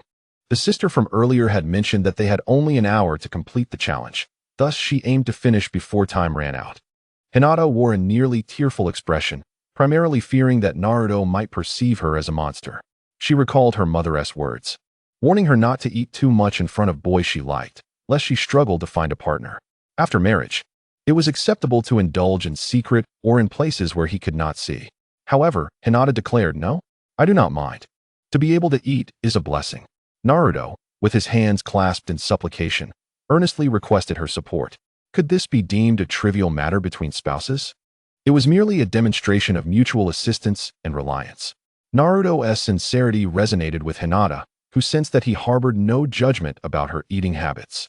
Understanding this, a pair of charming dimples appeared on her cheeks, adding to her cuteness as she shyly nodded in response, her voice barely a whisper. Okay. Chapter 39. Oh? You truly finished? In the span of half an hour, Naruto barely managed to finish 1 bowl, whereas his little wife Hinata had polished off 9. It seemed she was only about 70% full. Naruto was genuinely at his limit, grateful to have completed a single bowl. Oh, you really finished? Shobu, who came over to check, wore an expression of astonishment, her face a canvas of disbelief. The combined quantity of food could scarcely be consumed even by 3 ravenous men. Yes, Shobune, according to what you said, does that mean we can have our meal for free? Ah, yes, but little Naruto, did you really finish that large appetite challenge by yourself? Shobu inquired with a hint of skepticism. The number of bowls and chopsticks on their table was equal. 5 for Naruto and 5 for Hinata. This arrangement had been Hinata's initiative, as she wished to spare Naruto's pride, despite his insistence that it was unnecessary. Shobu had also stated that if the 2 of them finished, they would be exempt from payment. Yet, Even in this circumstance, Hinata insisted on separating the empty bowls, exemplifying the image of a devoted wife. At such a young age, she was already considerate of a boy's feelings. Growing up, she would undoubtedly become an exemplary partner. Shobune, you still have rankings, right? I noticed that the top 15 can get on the list. Additionally, successful challengers can leave their signatures on the blackboard. Naruto asked with a smile. Shobu nodded, confirming. Indeed, you two can sign your names later for a keepsake. The chalk is in that little box beneath the blackboard. All right, Naruto replied, leaning in to whisper softly in Hinata's ear. Hinata, are you interested in that ranking board? I glanced at it, and the 15th challenger consumed 8 bowls. You could surpass that if you wish. If not, forget I mentioned it. Their proximity allowed Hinata to feel the warmth of Naruto's breath, causing her ears to tingle and her cheeks to flush. She did not mind such intimacy with the boy she admired. If it were another boy, she would have activated her Byakugan, ready to retaliate fiercely. I would like to hear Naruto-kun's opinion, Hinata murmured, her voice barely audible. It was remarkable how, at such a tender age, she understood the dynamics of a traditional relationship, allowing her husband to handle external matters. How wonderful. Since you wish to heed my words, I hope you will post a photo as a memento. Of course, we can return to try for the top spot in the Big Eater rankings next time. What do you think? As he spoke, Naruto occasionally blew gently, which made Hinata flustered, as she had never experienced such treatment before. It was almost torturous. All right, I will do as you say, she replied, lowering her head even further. Hinata, you are remarkable. Marrying you would be one of the greatest joys of my life. Naruto did not use conditional phrases like if or perhaps, for Hinata was a certainty in his heart. No one could take her from him. Those who dared would face dire consequences. I am not as wonderful as you say, Naruto-kun, Hinata stammered, unable to articulate her thoughts as her face turned crimson from embarrassment. After finishing their meal, they strolled together for a while until the sun set, casting a golden hue over the village. I'm so tired. In the end, Ikudanti snatched the bell from Kakashi-sensei. She had thought that Sasuke would manage to grab the bell like Naruto, yet it turned out Naruto had been concealing his strength all along. Haruno Sakura, holding her empty lunchbox, trudged down the street, her clothes covered in dust, looking utterly disheveled. Just moments ago, she had witnessed Naruto skillfully seize the bell from Kakashi, which made her believe that with just a little more effort, she could achieve the same. However, reality had dealt her a harsh blow. It was too difficult. Kakashi, as a seasoned jonin and an elite ninja, was far beyond her capabilities as an average genin. Sakura was not surprised by her failure. She resigned herself to it. However, it was shocking that Sasuke also did not succeed. This shattered her perception of him as the strongest among their peers. Sakura chuckled wryly at herself, realizing how foolish she had been. The boy she had previously overlooked, Naruto, was indeed the strongest. Back then, he had pursued her tirelessly, yet she had never accepted his affections. Chapter 40. I must have been blind at that time. The more Sakura pondered, the more regretful she felt. If only she could redo her choices, she would choose Naruto. His displayed strength garnered admiration from so many peers. Was Naruto unattractive? Not at all. Particularly without those strange whiskers, he was undeniably handsome. His abilities were evident as well. Hadn't he snatched the bell from an elite jonin? His good looks and prowess were undeniable. Moreover, he had once pursued her. What had she accomplished over the years? I must have been blind back then. Naruto-kun's qualities are exceptional. Why did I let him go? The reality of human emotions often remained hidden. Sakura felt as if she were drowning in regret. Indeed, she had once aimed to pursue Sasuke, but a significant part of that desire stemmed from a sense of competition. After all, at their age, girls often felt the urge to compare themselves to others, especially when so many in class admired Sasuke. Sasuke's displayed talents can indeed be regarded as genius. Consequently, many girls aspire to pursue him. What is desired by all often stems from a sense of competition, as those who obtain such coveted things possess the capital to boast among their peers. However, the abilities exhibited by Naruto can be described as nothing short of extraordinary genius. In comparison, Sasuke is merely a minor talent. Moreover, as time passes, affection grows. After being pursued by Naruto day and night for so long, anyone would inevitably develop different feelings. This creates an extreme sense of contrast. For instance, something you gradually come to dislike may suddenly shine brilliantly one day, becoming an unattainable existence. In that moment, your attitude undergoes a dramatic transformation. and you find yourself inexplicably enamored. In essence, Haruno Sakura's current state resembles that of someone yearning for what they cannot have, while those who are favored feel no fear in their affection. Thank you, Naruto-kun. Today has been the happiest day of my life. In truth, you need not accompany me home. Why are you concerned about my parents seeing me? Naruto grinned, playfully teasing her. He understood that Hinata's shyness was purely innocent. Your parents are my parents as well. In the future, we will be together, won't we? Naturally. That makes me your future father-in-law. Naruto was aware of this, yet the petite Hinata remained oblivious. As Naruto had anticipated, Hinata's cute, chubby face flushed a deep crimson. She flailed her arms, her tone flustered. I didn't mean it that way. Naruto-kun, please don't misunderstand. She was terrified that Naruto might actually misconstrue her words. So easily flustered, she was utterly adorable. My wife is undoubtedly the most charming in the universe, Naruto remarked with a smile. Haha, I understand. Hinata, in her urgency, spoke with a hint of a whimper, fearing Naruto was merely humoring her. Thus, she insisted, Naruto-kun, I truly didn't mean it that way. At this, Naruto's expression turned serious. He placed his hands on Hinata's delicate shoulders and stated earnestly, All right, Hinata, I believe you have no such intentions. Naruto's sudden intimacy made the ever-shy princess blush even deeper, feeling the undeniable masculinity radiating from him. Hinata's mind became a whirlwind of confusion. Their sweet interaction was observed from a distance by the single dog, Haruno Sakura. At that moment, Sakura was utterly dumbfounded, staring at the scene before her. While she could understand Naruto's affection for Yamanaka Ino, considering Ino was one of the few girls in their class who could match her, she found it shocking that Naruto would choose the unnoticed Hinata over both herself and Ino. Why would Naruto-kun choose Hinata? Hinata had always been rather inconspicuous in class. It bewildered Sakura that someone as exceptional as Naruto would be captivated by her. What charm could Hinata possess that would so thoroughly ensnare Naruto's attention? It was truly perplexing. No wonder Sakura felt this way. Initially, the creator had not portrayed Hinata as a main character, resulting in limited screen time for her. Furthermore, being a shonen series, Hinata's moments were exceedingly scarce. Ultimately, Hinata blossomed into a stunning beauty, designated to be the prince's bride. Setting that aside to return to the present, Hinata's performance in class was average, neither at the forefront nor lagging behind. With so many beautiful girls around during that period, Hinata received little attention. Moreover, her quiet nature and reluctance to engage in conversation further diminished her visibility.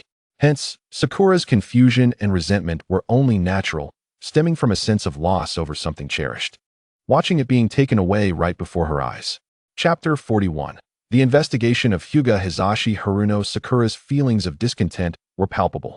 Naruto and Hinata, flaunting their affection before her, evoked envy, jealousy, and a near sense of existential crisis. I cannot allow this. I must go and see what they are doing. Though it carried a hint of voyeurism, Naruto-kun was originally hers, in Sakura's own fantasy.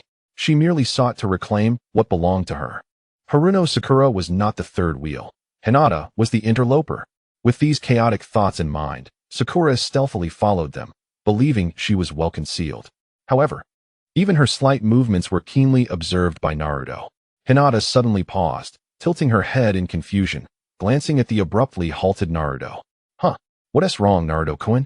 Naruto grinned and shook his head. Nothing, I just realized you resemble someone. Hinata's face turned blank as she instinctively asked, Who do I resemble? Naruto replied with utmost seriousness. My woman. Isn't that a simple question? What do you mean resemble? It is destined. He was merely stating a straightforward fact, articulated in a manner reminiscent of online flirtation from a past life. In that context, such remarks were commonplace, and girls had grown accustomed to them. But here, in the quaint village of Konoha, the people were focused solely on honing their ninjutsu and mastering their chakra. They had little time to ponder such matters. The speaker may be oblivious, but the listener's heart is sensitive. In an instant, Hinata's face was engulfed in a deep blush, which quickly spread to her fair neck. The princess had never been exposed to such corny lines. She was like a pure lotus, untainted by the world. Unlike Naruto, who was a modern man with aspirations, ambitions, and a sense of social responsibility. Hinata stammered, Really, Naruto-kun, what are you talking about? Naruto could hardly contain his laughter. What do you mean what? Hinata blushed, turning her head away, unable to meet Naruto's gaze. How utterly embarrassing. A gust of wind swept through, scattering Sakura's thoughts and unsettling her mind. She stood there dazed, as if petrified by the effects often seen in anime. Who am I? Where am I? What am I doing? Questions rich in the philosophy of a ninja suddenly filled her mind. Just look at what she was witnessing. Though she could not hear Naruto and Hinata's conversation due to the distance, Hinata's bashful demeanor told her, as a woman, that it must be sweet nothings exchanged between lovers. Naruto-kun was originally mine. Ugh, you little vixen, how dare you? How could you? I am filled with resentment. Haruno Sakura lamented like a forlorn single dog. Her gaze filled with bitterness, wishing to rush over and separate the two, loudly proclaiming to Hinata, Naruto-kun and I are meant to be. He once pursued me and had feelings for me. We are true love, while you are merely an accident. Does she dare? Haruno Sakura shook her head with a bitter smile. She lacked the courage. In the past, she had treated Naruto with indifference, regarding him as an inconsequential little sycophant, a mere follower, and even felt some annoyance towards him. Sakura never imagined that Naruto would one day become an unattainable figure for her. The heavens seemed to be playing a grand joke on her. Ultimately, their identities had reversed. She wished to be Naruto's devoted admirer. Yet he wouldn't even spare her a glance, nor grant her the opportunity to be his admirer. Reflecting on this, Sakura couldn't help but smile wryly. If only she had agreed to Naruto's requests sooner, facing those challenges together, perhaps she would now be the envy of all the girls in the class, or even the entire school. In the heart of the Hyuga clan's ancestral mansion, the clan head was informed of a certain truth. Naruto is indeed the orphan of the fourth Hokage, Namikaze Minato. A trusted aide of Hyuga Hisashi bowed his head, meticulously reporting the findings from recent investigations. Before him sat a middle-aged man with a strikingly handsome face, exuding an aura of authority and seriousness, reminiscent of Hinata. Indeed, he was Hinata's father, the current head of the Hyuga clan, Hyuga Hisashi. Upon hearing his aide's report, Hisashi appeared lost in thought, pondering deeply. After a moment of contemplation, he inquired, "What other information have you uncovered?" The aide, Hyuga Ikiru, hesitated, his expression becoming somewhat awkward. Hisashi furrowed his brow, displeased. "How long have you been with me? Speak freely." "Yes," Ikiru replied, bowing respectfully. "Our sources have also discovered that Naruto seems to have learned and mastered the fourth Hokage's original jutsu, the Rinnegan. His performance at the Ninja Academy has been exceptional, marking him as an undeniable genius ninja." Chapter 42. Why did you not report this sooner? Hisashi's eyes flickered with surprise before quickly returning to their usual demeanor. It had been a long time since he had heard the term genius ninja. Konoha was once a place teeming with talent. The genius ninjas he had witnessed were numerous, including past prodigies like Uchiha Shisui and Itachi, as well as the son of Konoha's White Fang, the copy ninja Hatake Kakashi, each a paragon among their peers. How old is Naruto? He has already learned and can perform the Rinnegan. His future is indeed promising. Hisashi was well aware of the Rinnegan. During the Third Great Ninja War, he had led the Hyuga clan into battle, where Namikaze Minato had shown brilliantly with this original technique, instilling fear in countless enemy ninjas. Over the years, he had only heard that Jiraiya, one of the legendary sanin, could utilize it. One could only imagine the arduous nature of its training. Hisashi understood that it was not that Jiraiya did not wish to teach it to other ninjas in the village. Rather, even with hands-on guidance, elite ninjas might still struggle to master it. The gap between individuals cannot merely be bridged by effort. Sometimes, a lack of comprehension or inherent limitations renders all efforts futile. Many ninjas strive diligently to cultivate their jutsu, yet some, despite their relentless dedication, remain merely chunin or even genin. Hisashi nodded, solemnly stating, "Indeed, to have independently comprehended the Rinnegan is a testament to his genius." This was a sincere evaluation from him. Ikiru's expression was one of astonishment. He gazed at Hisashi, who seldom praised any ninja. Yet here was Naruto, who had just graduated from the Ninja Academy and was newly promoted to genin. Receiving such high praise from the clan head, it seemed his future was boundless. Gathering his courage, Ikiru disclosed another piece of information. "Head, it appears that the young lady has been getting quite close to Naruto." He kept his gaze fixed on Hisashi, fearful of saying something amiss that might provoke Hisashi's ire. In the past, such a misstep might have resulted in a reprimand, but this time, it concerned Hinata, Hisashi's beloved daughter, who was still young and had already caught the attention of Naruto. This was utterly outrageous. Clinging to Naruto's promising future would undoubtedly elevate the Hyuga clan's status exponentially. Yet, this was merely Ikaru's perspective, not Hisashi's. There is a saying, subordinates should not speak on behalf of their superiors, otherwise, Ikaru might find himself running laps on the training ground, shouting, "I will run until Hisashi is satisfied." Upon hearing the news of his daughter's closeness to Naruto, Hisashi's Byakugan widened slightly, his thoughts swirling. After all, she was his daughter, the future heir of the Hyuga clan. Logically, she should not marry outside the clan to preserve the purity of the Byakugan bloodline. Thus, she could only wed within the clan. There was no room for negotiation. Allowing someone without a bloodline limit like Naruto to marry Hinata would dilute their future offspring's ocular prowess. This was an undeniable fact. Common knowledge among many prestigious clans with bloodline limits, which is why they often prohibit intermarriage.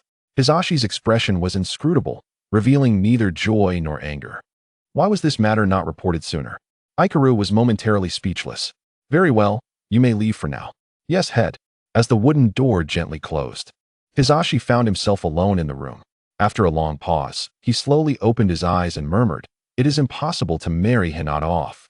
However, with Naruto's demonstrated strength and talent, he could indeed be a suitable ally. If Naruto could truly reach the level of his father, Namikaze Minato, and become a ninja of Hokage caliber, this union would not be out of the question. Achieving Hokage-level strength is exceedingly challenging. Not only that, even possessing such capability, the number of Hokage positions across all villages is limited, easily counted on one hand, let alone the esteemed title of Hokage in the 5 great nations. To have a Hokage as a son-in-law would be an incredible honor. Hisashi could not help but indulge in such thoughts, only to quickly shake his head. Hokage is no easy feat, nor is it easily attained. Who knows how many clans have coveted that position for so long? No matter how strong Naruto becomes, he cannot simply claim that title. At best, he may possess slightly better talent. Was Uchiha Shisui strong? Indeed. Yet, he could not become Hokage and was relegated to a pawn. Was Hatake Kakashi strong? Quite so. There have been numerous formidable achievements that inspire awe. Yet, they still do not qualify one to become Hokage. The village of Konoha has produced countless geniuses, including the likes of Hinata Hisashi. Consequently, he instinctively categorizes Naruto as a talented ninja rather than an extraordinary one. In summary, Hinata Hisashi does not wish to marry off his daughter. To put it bluntly, Naruto lacks sufficient leverage. His future accomplishments are limited and do not compel Hinata Hisashi to make a decision that would betray ancestral traditions. At this moment, Hinata Hisashi is not solely focused on maximizing benefits. The Hyuga clan, having passed down their ocular power through generations, sees it gradually diminishing, with each generation weaker than the last. As the clan leader, he bears the heavy responsibility of guiding numerous families within the clan, relying on his judgments. A single misstep could lead to their downfall, potentially erasing the name of the Hyuga clan from history, an outcome he cannot permit. It must be acknowledged that Hinata Hisashi is not in the wrong. After all, those in high positions cannot solely prioritize their families. If he were to do so, what would happen to the smaller branches of the clan? Would they suffer alongside him? Knock, knock, knock. Clan leader, the young lady has returned. The voice of Hinata Ichiro echoed from outside.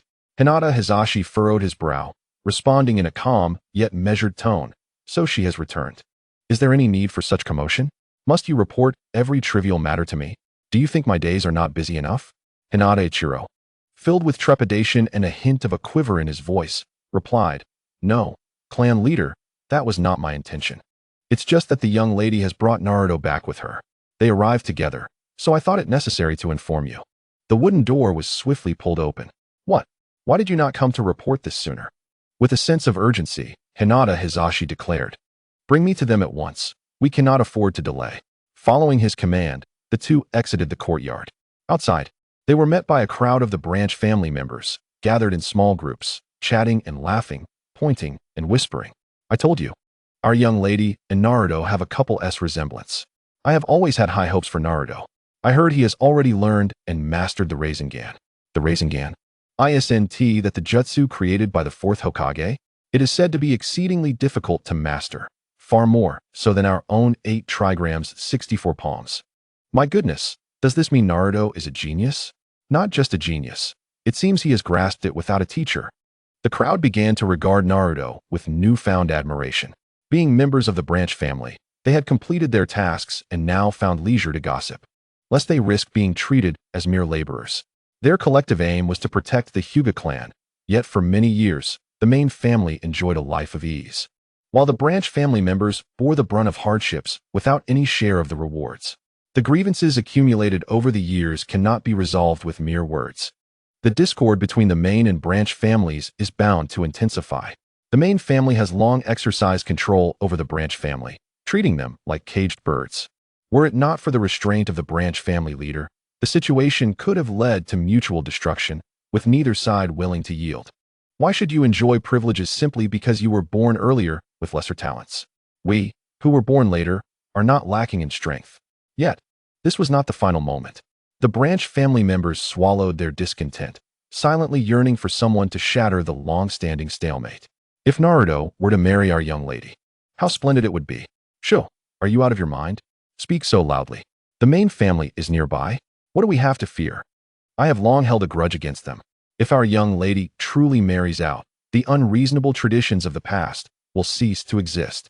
Indeed, the Hyuga clan has no history of marrying outside, and this time, the bride is from the main family. The Hyuga clan holds a prestigious position in Konoha, primarily due to their bloodline limit, the Byakugan. Although the Byakugan may be slightly inferior to the Sharingan of the same rank, it remains an exceedingly precious resource.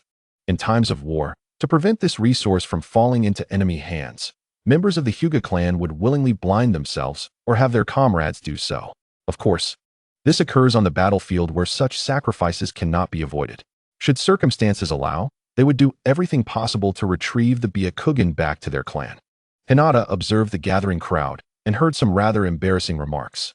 Generally gentle in her demeanor, she was well liked by the branch family members, who felt comfortable expressing their opinions in her presence. Otherwise, they would not dare to speak so freely. Ultimately, Hinata has won their hearts. Yet, in her current state, how could a young girl endure such extreme statements? The topic of marriage had surfaced. Even if she were willing, it ultimately depended on Naruto's consent. Some members of the clan had even begun speculating on what name their future children might bear, a thought that left Hinata, already shy by nature, blushing profusely. Naruto-kun has arrived. Thank you for chatting with me today, for accompanying me on my outing, and treating me to delicious food. Though I would love to invite you in for a drink, my father. Hinata trailed off, unsure of how to continue. After all, it is Hinata Hisashi who holds the final say in the household. This is not the peaceful era of Naruto becoming Hokage, although there is a temporary truce. Minor skirmishes and conflicts between villages are still inevitable. The 5 great nations have signed a ceasefire agreement, yet due to face-saving measures, they each turn a blind eye to the other's transgressions, remaining in a constant state of readiness for war. Therefore, the prominent families within the village remain vigilant, guarding against outsiders encroaching upon their territory. Naruto smiled warmly and gently reassured her, "It's all right. You know I don't mind such trivial matters." Being well-versed in the unfolding narrative, he understood Hinata's predicament. Why must they drink water at this moment? Hinata's face lit up with a lovely smile as she sincerely replied, "Ah, Naruto-kun, you truly are a kind person. Thank you for your understanding. This is not enough. In the future, with so many daughters, what shall we do? Once he becomes the Hokage, he will undoubtedly prioritize the well-being of the people. He should propose beneficial policies encouraging population growth and healthy births for the nation. We need elite ninjas with exceptional genes. It's best to have as many as possible, ideally more than 10. The village can provide financial support for raising children. When that time comes, life will be comfortable and the villagers will prosper, eliminating fears of war with other nations. Once these plans are put into action, everything will fall into place naturally. However, even those who are not elite ninjas should not hesitate to have children. When the time comes, as Hokage, Naruto will undoubtedly offer monetary rewards. As for himself, a person of such excellence and capability, the more the merrier. Those who can contribute will do so. Yet, Naruto's approach to life is quite simple. He will never coerce any girl. Everything must stem from voluntary consent. If someone tries to pressure him, it is utterly impossible. After all, he is not a mere stud horse. Let everything unfold naturally from this point onward. As for the situation, it depends on who the gentlemen prefer. There are many beautiful women in the Hokage's circle. My memory is a bit lacking, So please assist by listing their names in the comments. The one with the highest popularity shall prevail. Chapter 44. Let the storm come down. Even fiercer Hinata tilted her adorable little head in confusion. She was unaware of what Naruto was looking at, and thus asked naively, Naruto-kun, what are you watching? Naruto cleared his throat and redirected his gaze back to Hinata's slightly chubby little face, stating earnestly, Hinata, I've discovered a serious issue. This concerns the health of our future daughters. It is of utmost importance, especially for Himawari. Can you bear to let such a small child go hungry? As for clothing, there is no need to worry. After all, as Hokage, I will not lack the coins to buy clothes. Hinata was taken aback. She sensed that Naruto had something significant to discuss. Her heart raced at the seriousness of the topic. Naruto-kun, please tell me. Naruto wasted no time and replied without hesitation. Hinata, I heard that if girls eat papayas, it can make their skin smoother and fairer. Your complexion is good, but I feel it lacks something. If you don't wish to eat it, then forget I said anything. Papayas are indeed good for the skin. Besides beauty, they are also highly nutritious. And they have nothing to do with the girls. Well, they are of no concern to boys. Naruto himself does not need them, but our future daughters will benefit greatly. A good wife should be nurtured from a young age. It's the easiest and most effective way. Simply cultivate her into the type of girl you desire. It saves time and effort. Naruto does not want to regret it later. That would be a pity. Oh, so that is what you meant. Hinata was slightly stunned. She had thought it was about ninjutsu. She did not expect it to be about skincare. Girls are inherently fond of beauty, which is ingrained in their DNA. A woman beautifies herself for the one she loves. Since Naruto mentioned it personally, Hinata could not take it lightly. Her small face grew serious. Naruto-kun, I understand. How should I prepare the papaya? Should I eat it raw? My dear wife, I'm not deceiving you. We are family. Can that be called deceit? You will come to understand your husband's good intentions, especially when you see Ino and Sakura fall short of you in the future. You will surpass them all. Naruto chuckled, but truthfully, he wasn't very familiar with how to prepare papayas. However, he could recall some vague methods. Steaming it might be one way. Oh, and adding some milk.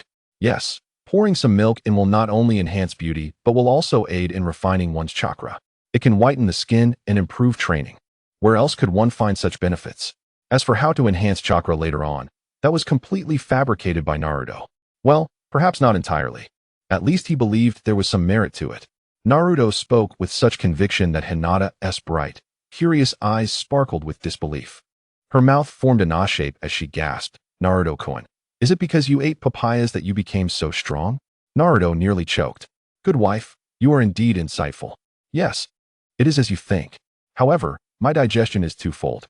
The first digestion is you consuming these fruits. My second digestion is directly from you. This logic is foolproof. There are no flaws. Perhaps the new iron is questionable, but the old iron is reliable. Because the old iron is without fault. He nodded in affirmation. Indeed. Hinata was profoundly shaken, fully believing in Naruto's words. Upon receiving his affirmative response, little Hinata froze. Besides the shock of this feasible training plan, she was astonished by why Naruto would share such a secret with her. Could it be that Naruto liked her? Contemplating this, her cheeks flushed with a deeper hue. She had always been a shy girl, especially in such circumstances, sharing whispers and discussing secrets known only to the two of them with the boy she cherished. Hinata clenched her small fists, as if resolving to make a significant promise. With a determined tone, barely above a whisper, she murmured, I will not let you down. The sound was too soft for Naruto to hear. He then asked curiously, Hinata, what did you just say? I didn't catch that. Could you repeat it? Just as Hinata was about to speak, one of the branch members of the Hyuga clan shouted, Sho, quiet. The clan leader is coming out. Go about your business. The crowd, initially about to scatter, hesitated as Hinata Hizashi stepped out. They couldn't just rush back into the courtyard. So they had no choice but to obediently close their mouths, bowing their heads to greet Hizashi. Hello, clan leader. Hello. The commotion had certainly caught Naruto's attention immediately. Ah, Hyuga Hizashi, the current clan leader of the Hyuga clan, my future father-in-law. It's my first time meeting my father-in-law. I would be lying if I said I wasn't anxious, but some things must come to pass. Let the storm come down even fiercer. Chapter 45. Today, I will take her away. Who dares to stop me? When did father appear? This has escalated. Father has never liked me being with Naruto-kun. Little Hinata recalled how her clan members had mentioned her closeness to Naruto to Hizashi. Although he did not voice any objections, Hinata, as his daughter, knew that her father was most likely displeased. Reluctantly, she felt she had to maintain her distance from the boy she liked to protect Naruto. Until this historically similar scene unfolded once again. Even though Naruto may possess considerable strength, it is implausible that he could surpass her father. It is not that Hinata lacks faith in Naruto. Rather, the reality is simply as such. If only she were aware that the Naruto of this moment is far removed from the Naruto of yore. With an arsenal of hidden cards and prowess that has ascended to the level of a typical Kage, she would not harbor any delusions about the possibility of Hinata Hisashi achieving victory in battle. Alas, at present, Hinata remains oblivious to this truth. Naruto-kun, you must leave quickly. My father is coming. Hurry, I will hold him off. The urgency in little Hinata's expression was palpable as she spoke in a flurry. Their relationship was exceedingly delicate, akin to a secret romance between students in a past life, one that must remain hidden from parents and teachers. There was even a hint of clandestine allure. It was not only Naruto who felt this way. Hinata shared the sentiment. Simply put, she wished to keep her affections for Naruto from being discovered by her father. Had Naruto been a member of the Hyuga clan, the matter might have been different. Given Naruto's demonstrated talents and capabilities, it is likely that Hisashi would consider a betrothal. After all, the progeny of two geniuses have a high probability of inheriting brilliance. Coupled with the family's rigorous cultivation, the Hyuga clan would gain a substantial asset. Unfortunately, Naruto does not possess a bloodline limit. If the two were to marry, their offspring might not inherit the Byakugan. This is a possibility, especially considering the current state of the Hyuga clan. As the clan leader, Hisashi would never gamble with his daughter's future. Naruto smiled broadly. I am not sneaking around. There is nothing to fear. Hinata, feeling flustered, stamped her small feet in frustration, unable to articulate a complete thought. That is not what I meant. Naruto-kun. It's just that my father. At that moment, Hisashi approached them, casting a dispassionate glance at Hinata. Little Hinata, biting her lip, suppressed the sharp intensity of Hisashi's gaze, one that seemed capable of inflicting harm. Father, it was I who insisted that Naruto-kun accompany me. This matter has nothing to do with him. She desperately concealed her true feelings. For the boy she cherished, she stood unyielding, even in the face of her most feared parent. Hisashi spoke in a calm but firm tone. Ichiro, take the young lady back to her quarters and see to it that no one else remains. I wish to speak with this young man privately. Ichiro complied without hesitation. Approaching Hinata's side. Miss, please come with me. This marked the first time Hinata defied her father's command. Father, I will not return. Her determination surged. She would stand before pain, shielding Naruto from even the slightest approach. Even if it meant enduring grievous torment until the very end of her life, she never contemplated retreat. Hisashi's expression darkened as he spoke with unwavering authority. Ichiro, take the young lady back to her room. Ichiro recognized the gravity of Hisashi's anger and adopted a serious demeanor. Miss, please return. Do not make this difficult for me. It was not only Hisashi who was moved by the unfolding drama, but also Naruto, the time traveler well-versed in the future's narrative. As Hinata bravely defended him before Hisashi, a singular thought consumed Naruto's mind. This girl is mine. I will take her with me, and I dare anyone to stop me. Admittedly, such a declaration might seem grandiose. Yet there was no necessity for confrontation at this juncture. If Naruto were unaware of Hisashi's future actions, he might have taken Hinata away without hesitation. However, there was no need for such drastic measures now. Resolving the minor discord between father-in-law and son-in-law would suffice. As Ichiro reached out to take Hinata's hand, Naruto swiftly positioned himself in front of her. His eyes were icy, and his tone was cool. Let us converse without resorting to violence. The moment their gazes met, an unsettling chill surged upward from Ichiro's feet. Despite being an elite jonin of Konoha, having faced countless perilous missions and bloodshed, he felt an uncharacteristic shiver in the presence of this mere genin. Hinata's heart warmed at Naruto's words, though she hesitated to respond. It was her first act of defiance against Hisashi. The calm demeanor of Hisashi belied any indication of anger or joy as he began to evaluate Naruto in his mind. Truly, a tiger does not produce a dog. This young man dared to meet Ichiro's gaze and thwart his intentions to take Hinata away. Such courage was commendable. Yet in this world, mere bravery without corresponding strength was insufficient.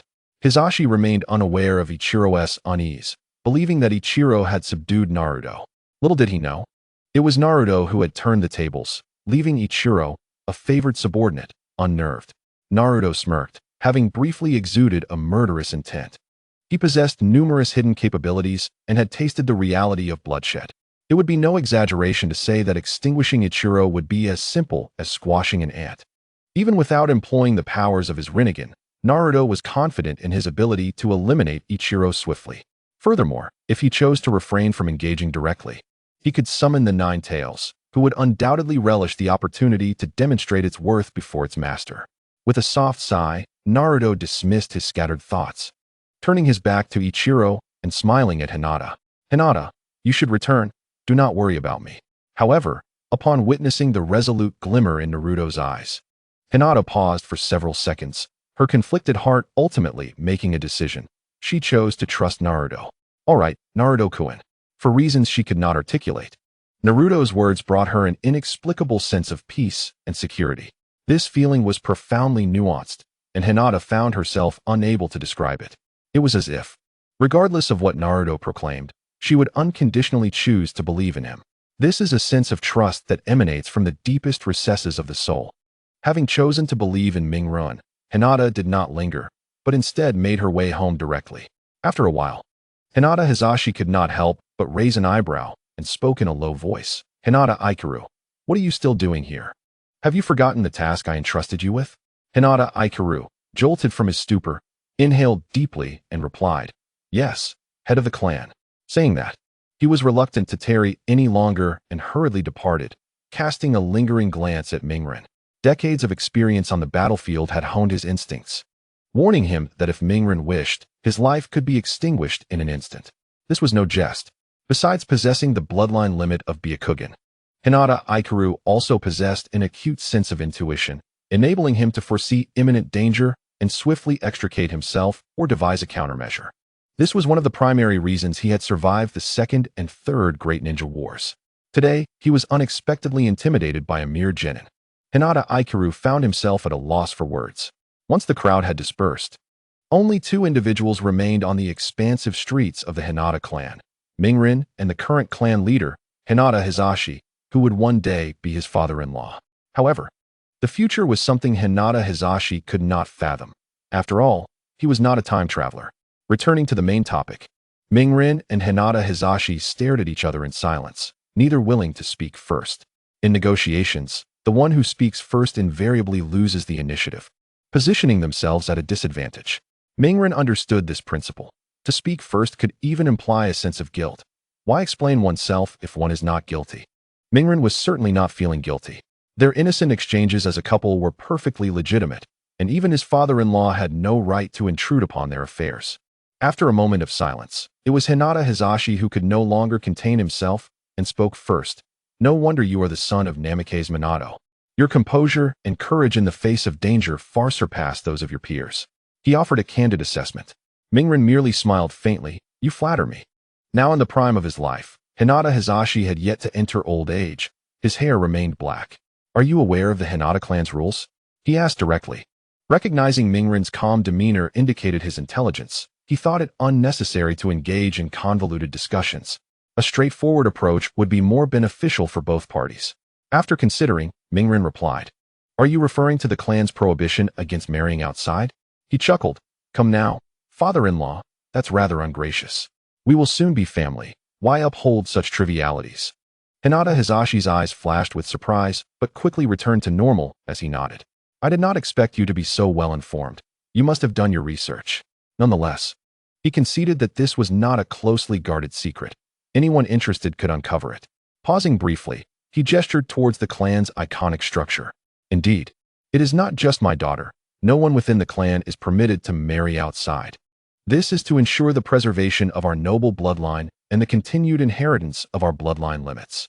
You may not possess a bloodline limit, but do you not comprehend its preciousness? May I inquire if the golden Rinnegan counts? Mingrun interjected. Are these all rules handed down by the ancestors of the Hinata clan? Hinata Hizashi could not deny it and gave a slight nod. Yes, Mingrun understood, and a subtle smile graced his lips. Rules are fixed, but people are alive. Clinging to past glories is rather foolish, is it not? It merely suggests that you have fallen into decline, though no one wishes to admit this fact. preferring to deceive themselves. Hinata Hizashi's expression shifted, his face darkening. What are you implying? It was not uncommon for someone to feel aggrieved when chastised by a mere child. Times have changed, Mingren replied with a smile. Sometimes, adapting to the needs of the era is the most practical approach. He paused, his smile fading as he met Hinata Hizashi's gaze, which bore a hint of malice. Remove the unreasonable aspects. Do you not do the same? Hinata, my dear wife. I am determined to have you. No one can interfere. Hinata Hizashi's expression turned to one of shock.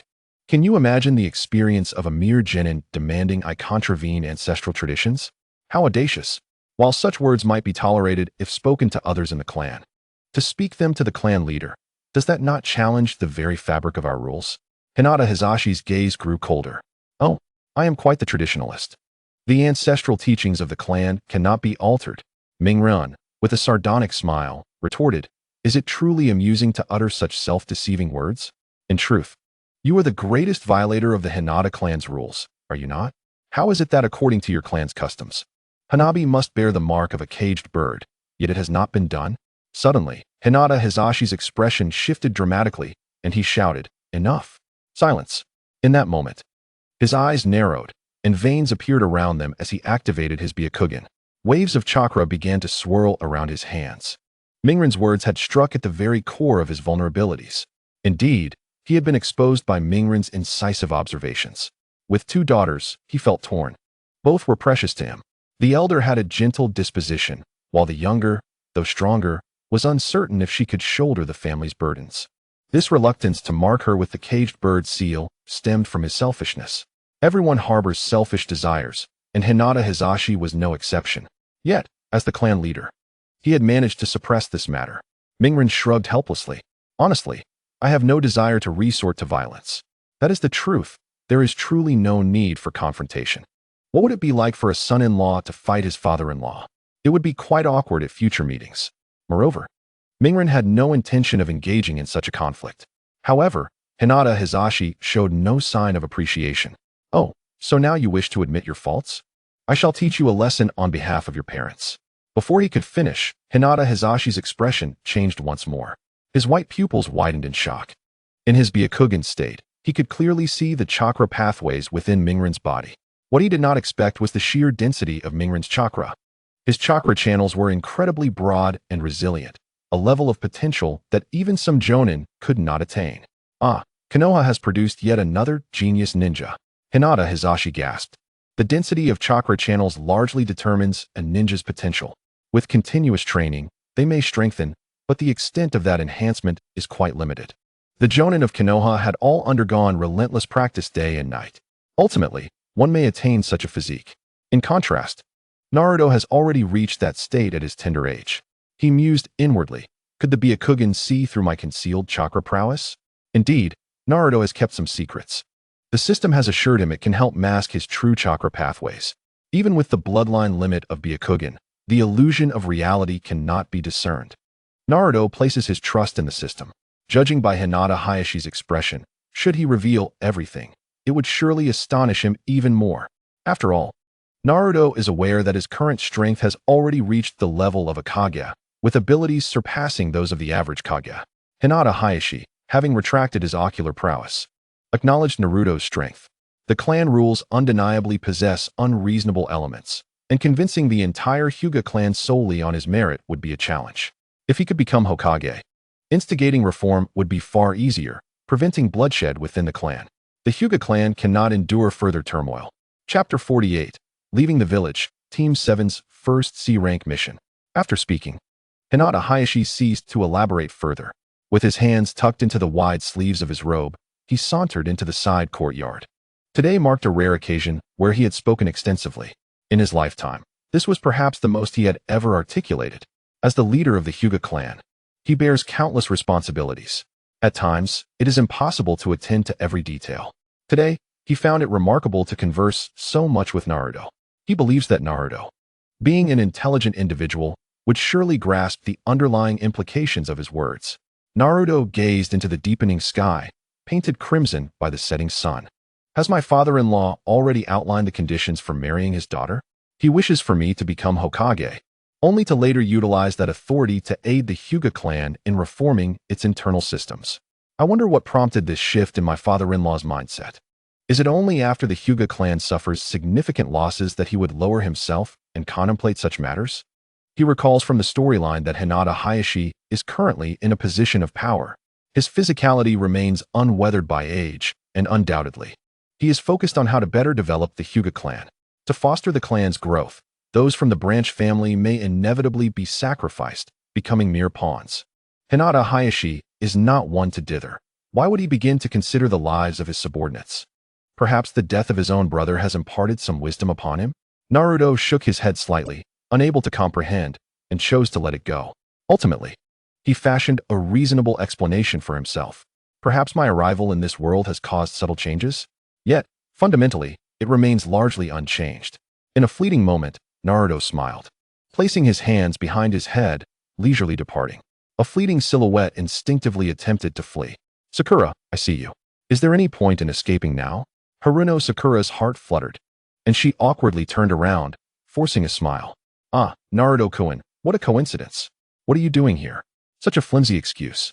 Previously, Naruto and Hinata Hayashi had long recognized Sakura hiding in the distance.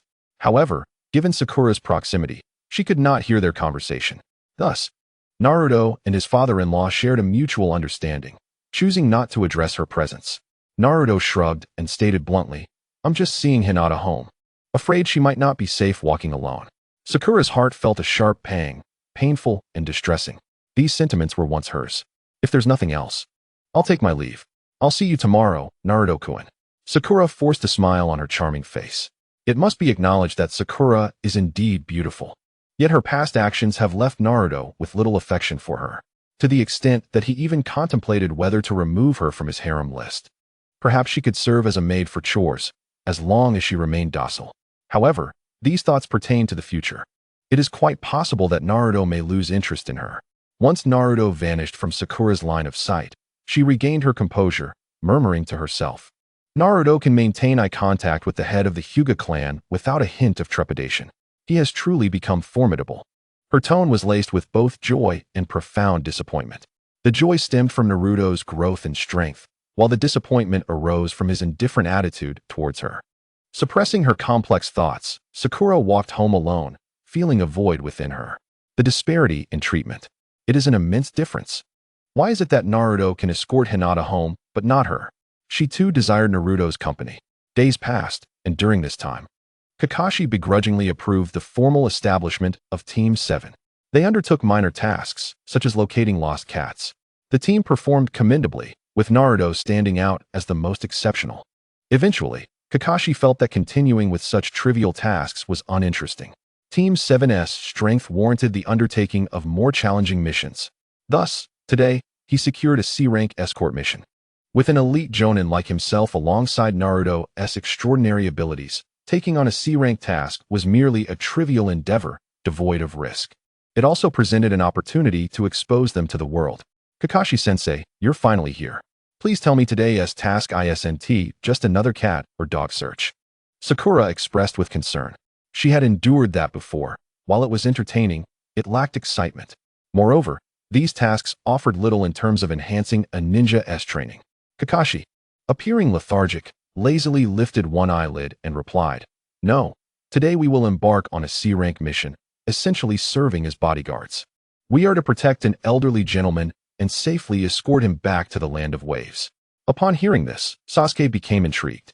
He understood that to grow stronger, rigorous training was essential. Of course, accepting missions was equally crucial for gaining combat experience, which would significantly benefit him, unlike relying on the trivial books Naruto had given him. In these past few days, he finally comprehended that Naruto had been toying with him from the very beginning. He had witnessed his peers, bruised and battered, accompanying their parents to watch Jiraiya's autobiography. They had been thoroughly beaten. Reports emerged of children in Konoha crying out in distress during the nights. The cries echoed with sorrow, and tears flowed. With the exception of Shikamaru, all other children suffered. As for Shikamaru escaping unscathed, Naruto found it unsurprising. After all, if he could not discern such simple tricks, how could he serve as a strategist? In these days, Chuji and the others were unable to seek Naruto out. On one hand, It was due to parental restrictions, and on the other, they had to follow other Jonin instructors for classes. Eventually, unable to bear it any longer, they pushed Naruto forward. However, the parents refused to believe them. Their exact words were, "The son of the fourth Hokage could never engage in such behavior. Look at this child. He still dares to argue. Give him a good beating." It was better not to mention it. Once spoken, several ninja belts were damaged. In truth, Naruto was also indirectly honing the fortitude of his peers, making them aware early on that the world of ninjas is fraught with deception. In the future, they would be more cautious during missions and not easily trust others. Now, let us return to the main topic. Oh, will we finally meet the legendary 7 ninja swordsmen of the mist, Zabuza? Naruto mused internally, though his excitement quickly waned. While Zabuza was formidable, he was no match for Naruto at this moment. Chapter 49, Naruto's instant kill of the Chunin Ghost Brothers. Upon hearing this, Haruno Sakura's face lit up with inexplicable joy. Finally, she wouldn't have to continue the tedious task of searching for lost kittens and puppies. Kakashi adjusted his Konoha forehead protector and felt it necessary to issue a reminder. He languidly added, "This is your first mission as ninjas. Do not celebrate too early. Once you leave the village, the outside world is no longer as safe." After a brief pause, Kakashi continued, "Well, this task isn't particularly difficult, and with my protection, there shouldn't be any major issues. Make sure to learn and observe along the way. If you have questions, feel free to ask, even if I might be reluctant to answer." He refrained from voicing the latter part, as he preferred to spend his free time reading rather than addressing their queries. With everything prepared, the 5-member team set out early, laden with supplies. Tsunade, never without a drink, took swigs from the flask hanging at his waist every so often, the scent of alcohol wafting through the air, somewhat pungent. Naruto, however, was indifferent to the taste of the drink. Had it not looked so murky, he might have been tempted to indulge. The journey was dull, and without mobile devices to pass the time, Tsunade initiated a conversation. "I distinctly noted in the mission briefing that I required the strongest ninjas from Konoha for protection. I presume you possess considerable strength?" What a joke. The payment was minimal, yet he expected the best ninjas for protection. Tsunade was merely flattering them, and Naruto and the others paid it no mind. In the next moment, Sakura grew increasingly proud, even somewhat conceited. "Indeed, you have quite the discerning eye." Tsunade nodded, not taking it too seriously. "Is it true that the Hokage is the strongest ninja in Konoha?" Sakura asked with newfound enthusiasm, her eyes sparkling. "Yes. Our village's strongest is indeed Lord Hokage. Every ninja who can become Hokage is exceptional in every regard," she declared, excitedly recounting all she knew. During her discourse, she subtly glanced at Naruto, well aware of his ambition to become Hokage, an aspiration she now shared. She prided herself on being a spirited, principled, and responsible girl in Konoha, aiming to be the woman who becomes Hokage. Little did she know that while Naruto indeed aimed to be Hokage, it was a future endeavor. He envisioned himself as a carefree Hokage, bearing the title while delegating troublesome matters to others, who could endure the mountain of paperwork.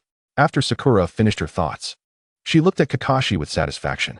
"By the way, Kakashi-sensei, are there no other ninjas in the Land of Waves?" Consequently, Kakashi felt obliged to enlighten the group. Each major nation is backed by a ninja village, serving as military strength. The competition among nations reflects this. Naruto, however, displayed little interest, knowing full well that the ninja world was one where the strong preyed upon the weak.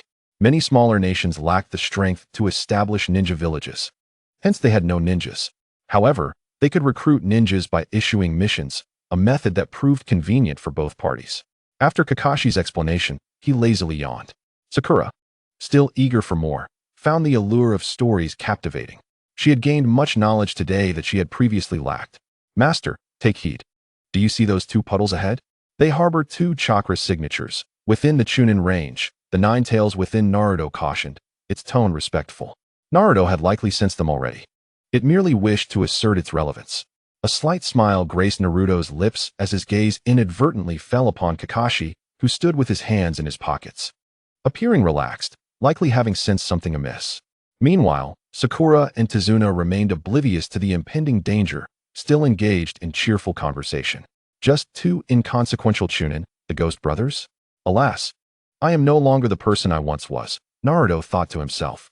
He recognized the 2 assassins as Zabuza's subordinates, rogue ninjas from Kirigikure, known as the Ghost Brothers. In an instant, chaos erupted. The puddles on the ground suddenly surged, revealing two burly figures clad in black, their bodies tightly wrapped, and masks covering their faces. Their arms were adorned with sharp spikes.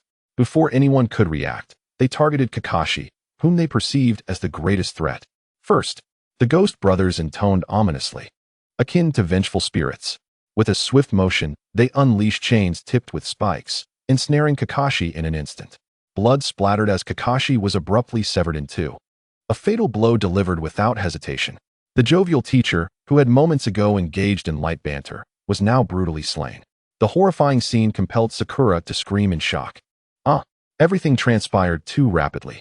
Her face turned pale, her body seemed to drain of all strength, and she instinctively tried to flee but found herself paralyzed. The most basic human fight-or-flight response manifested within her, accompanied by a faint odor. Fortunately, it was not overly noticeable. The Ghost Brothers swelled with arrogance upon landing their first strike. Second, they charged toward Naruto. Their reckless actions resembled those of fools desperately offering their lives. Akin to misguided social workers. The terms headstrong and foolhardy hardly encapsulated the audacity of the Ghost Brothers.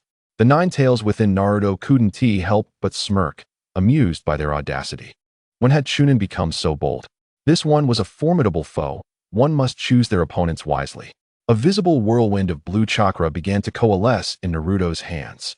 With a resounding crack, the legendary body technique was no joke. The speed he unleashed was astonishing.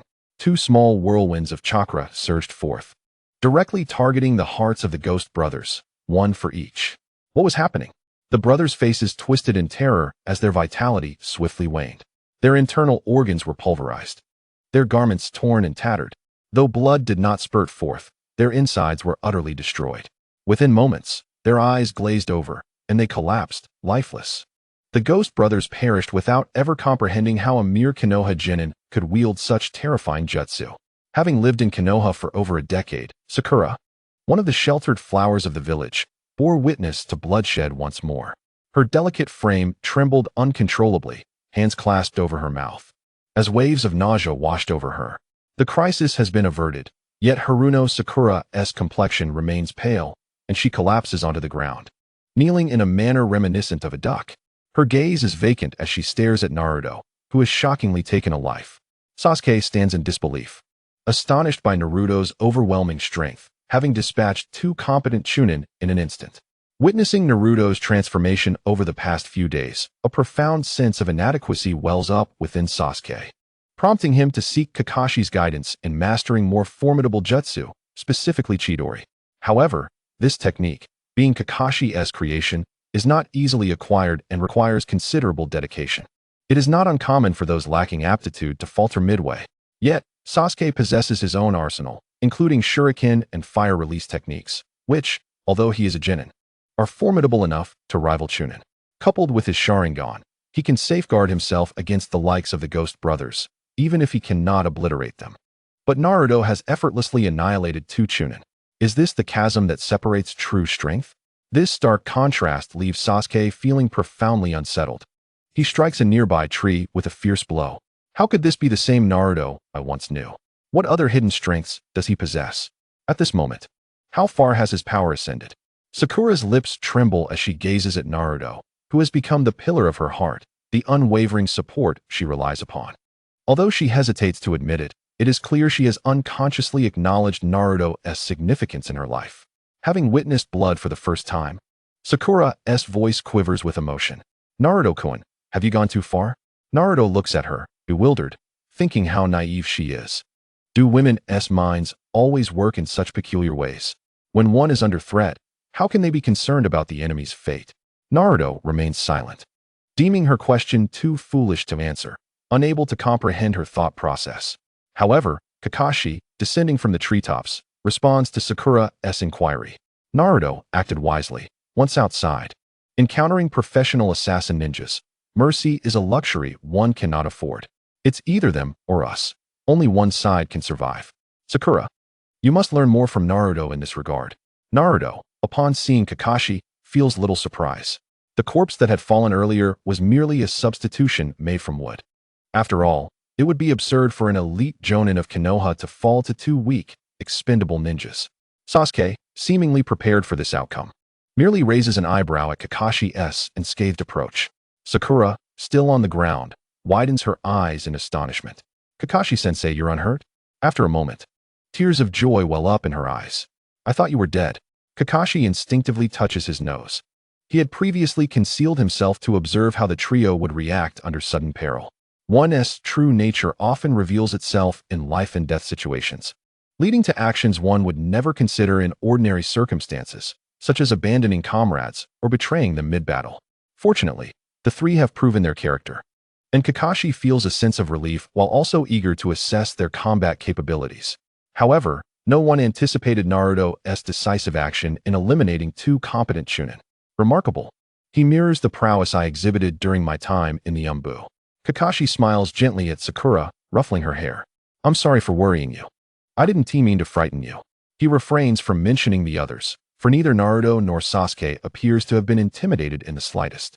Kakashi stands ready to intervene, prepared to eliminate the Ghost Brothers should the need arise, ensuring the safety of Team 7. It can only be said that they emerged from this ordeal with more fright than harm. Kakashi clears his throat, attempting to dispel the awkwardness. At that moment, Naruto suddenly frowns. Strange, what is that peculiar smell? His senses are far more acute than those of his peers, surpassing even some elite jonin with exceptional olfactory skills. Kakashi, wearing a mask, cannot discern the scent. Sasuke and Tsunade are equally oblivious. Tsunade reeked of alcohol, while Sasuke lacks Naruto's sharp sense of smell. Sakura's face flushes crimson, her legs tightening as tears momentarily cease. Fortunately, only Naruto notices her discomfort. The others remain unaware, or else she would have no chance of living it down. Kakashi glances at Naruto, pondering silently. Truly, he is the son of my mentor, maintaining composure on the battlefield while effortlessly unleashing two Rinnegan. Most ninjas his age do not possess such an abundance of chakra, perhaps due to the Nine-Tails influence. However, Naruto's prowess is not the immediate concern. The pressing issue is why a lowly C-rank escort mission would attract assassins from the Mist Village. The headband on the corpse indicates their origin. Tsunade must be hiding something. He failed to disclose the full truth when we accepted the mission. Kakashi steps closer, fixing Tsunade with a cold stare, his voice icy. There is an issue with the task you commissioned. You must be aware of this. If you do not reveal the truth, we can withdraw from the mission and let you return to the land of waves alone. Tsunade, sobering, meets Kakashi's scrutinizing gaze and realizes that if he continues to conceal the truth, this man will not hesitate to act. Taking a deep breath, Tsunade concedes. The situation is as follows. He dares not withhold any details, recounting the entire series of events in meticulous detail. After hearing Tsunade's account, Kakashi's lips twitch, though his mask conceals it from the others. You clearly accepted a C-rank mission, yet the difficulty has escalated to a B-rank level. Why did you not disclose this sooner? What if my adorable, vulnerable students had encountered danger? This is their first mission outside the village, after all. As he speaks, Kakashi's tone grows unexpectedly stern. While he himself is unconcerned, he bears the responsibility for his entire team. Yet, after witnessing Naruto's astonishing display earlier, Kakashi's admonishment is more for show than anything else. Ultimately, he finds himself grateful to Tsunade. Without this task, he would never have realized Naruto's extraordinary strength. Tsunade stares in astonishment at Naruto, and then at Kakashi, struggling to articulate his thoughts, but the words seem to choke in his throat. I can't find the right words. At this moment, Tsunade's heart was in turmoil. Do you truly speak in a manner befitting a human? Your adorable students? They are weak and helpless? Have you no shame? I just witnessed your blonde student effortlessly eliminate two Chunin assassins with a single blow, displaying techniques that were remarkably skilled. Far from the demeanor of a novice on their first mission, Tsunade found himself internally criticizing Kakashi. In truth, he had mistakenly judged Kakashi. This indeed was Naruto and his companion's inaugural task. Nevertheless, Tsunade was not in the right. Suddenly, he burst into laughter. I have heard that those from Konoha are heroic figures, benevolently assisting those in distress. Such acts are entirely reasonable. I cannot afford the remuneration for a B-rank mission, as our land of waves is impoverished and, frankly, deserving of such plight. Others regard our lives as insignificant, easily trampled upon. I accept this. After all, I was born in such a feeble nation. However, upon my demise, my grandson will be without a grandfather, and my daughter will lose her father. I fear they will forever harbor resentment towards Konoha. Dazuna articulated his thoughts with clarity, positioning himself as the underdog. Originally, he had no grounds to stand upon, yet after his speech, he ascended to a moral high ground. This left Kakashi, Haruno Sakura, and Uchiha Sasuke in a difficult predicament. Sakura's empathy resurfaced. Poor Uncle Dazuna, he is quite righteous. After pain wreaked havoc in Konoha, he journeyed a great distance with his grandson to assist in its reconstruction, motivated by this bond. Yet now, Naruto possesses formidable strength and has yet to confront pain. He is unafraid of pain arriving here. On the contrary, he welcomes such a challenge. Offering assistance is not unreasonable, as Naruto simply seeks to clear his mind. The world outside is vast, and he wishes to seize this opportunity to explore. Remaining in Konoha has grown tedious. To put it simply, if you seek help, Naruto is more than willing. However, if you resort to moral coercion, Naruto will not be pleased. Uncle, after all that talk, were you merely concealing your inability to pay for B-rank mission remuneration? Is your life not valuable, while our lives as ninjas are inconsequential? We live each day on the edge of a blade, with death looming at any moment. Is it easy for us to earn a meager living? Furthermore, your daughter and grandson's resentment towards Konoha is irrelevant to our undertaking. We are merely workers, risking our lives for compensation. There are many ninjas who resent Konoha. 2 more or less do not matter. Pausing briefly, Naruto stated plainly, moral coercion is ineffective. To be frank, if Dazuna were to request assistance genuinely, Naruto would be more than willing to oblige, even without remuneration. Conversely, Dazuna's moral manipulation is something Naruto, as a modern individual, detests intensely. In his past life, he encountered individuals who exploited moral coercion, turning black into white, refusing to acknowledge their wrongdoings, and standing atop a supposed moral high ground to condemn others, ignorant of the lives they destroyed.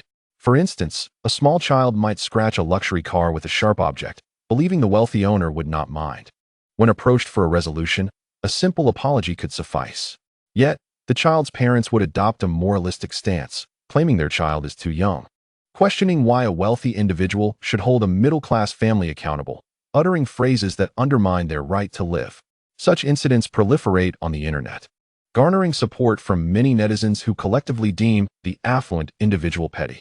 Sooner or later, this will lead to their own discontent. Upon hearing Naruto's words, Dazuna was left in agony.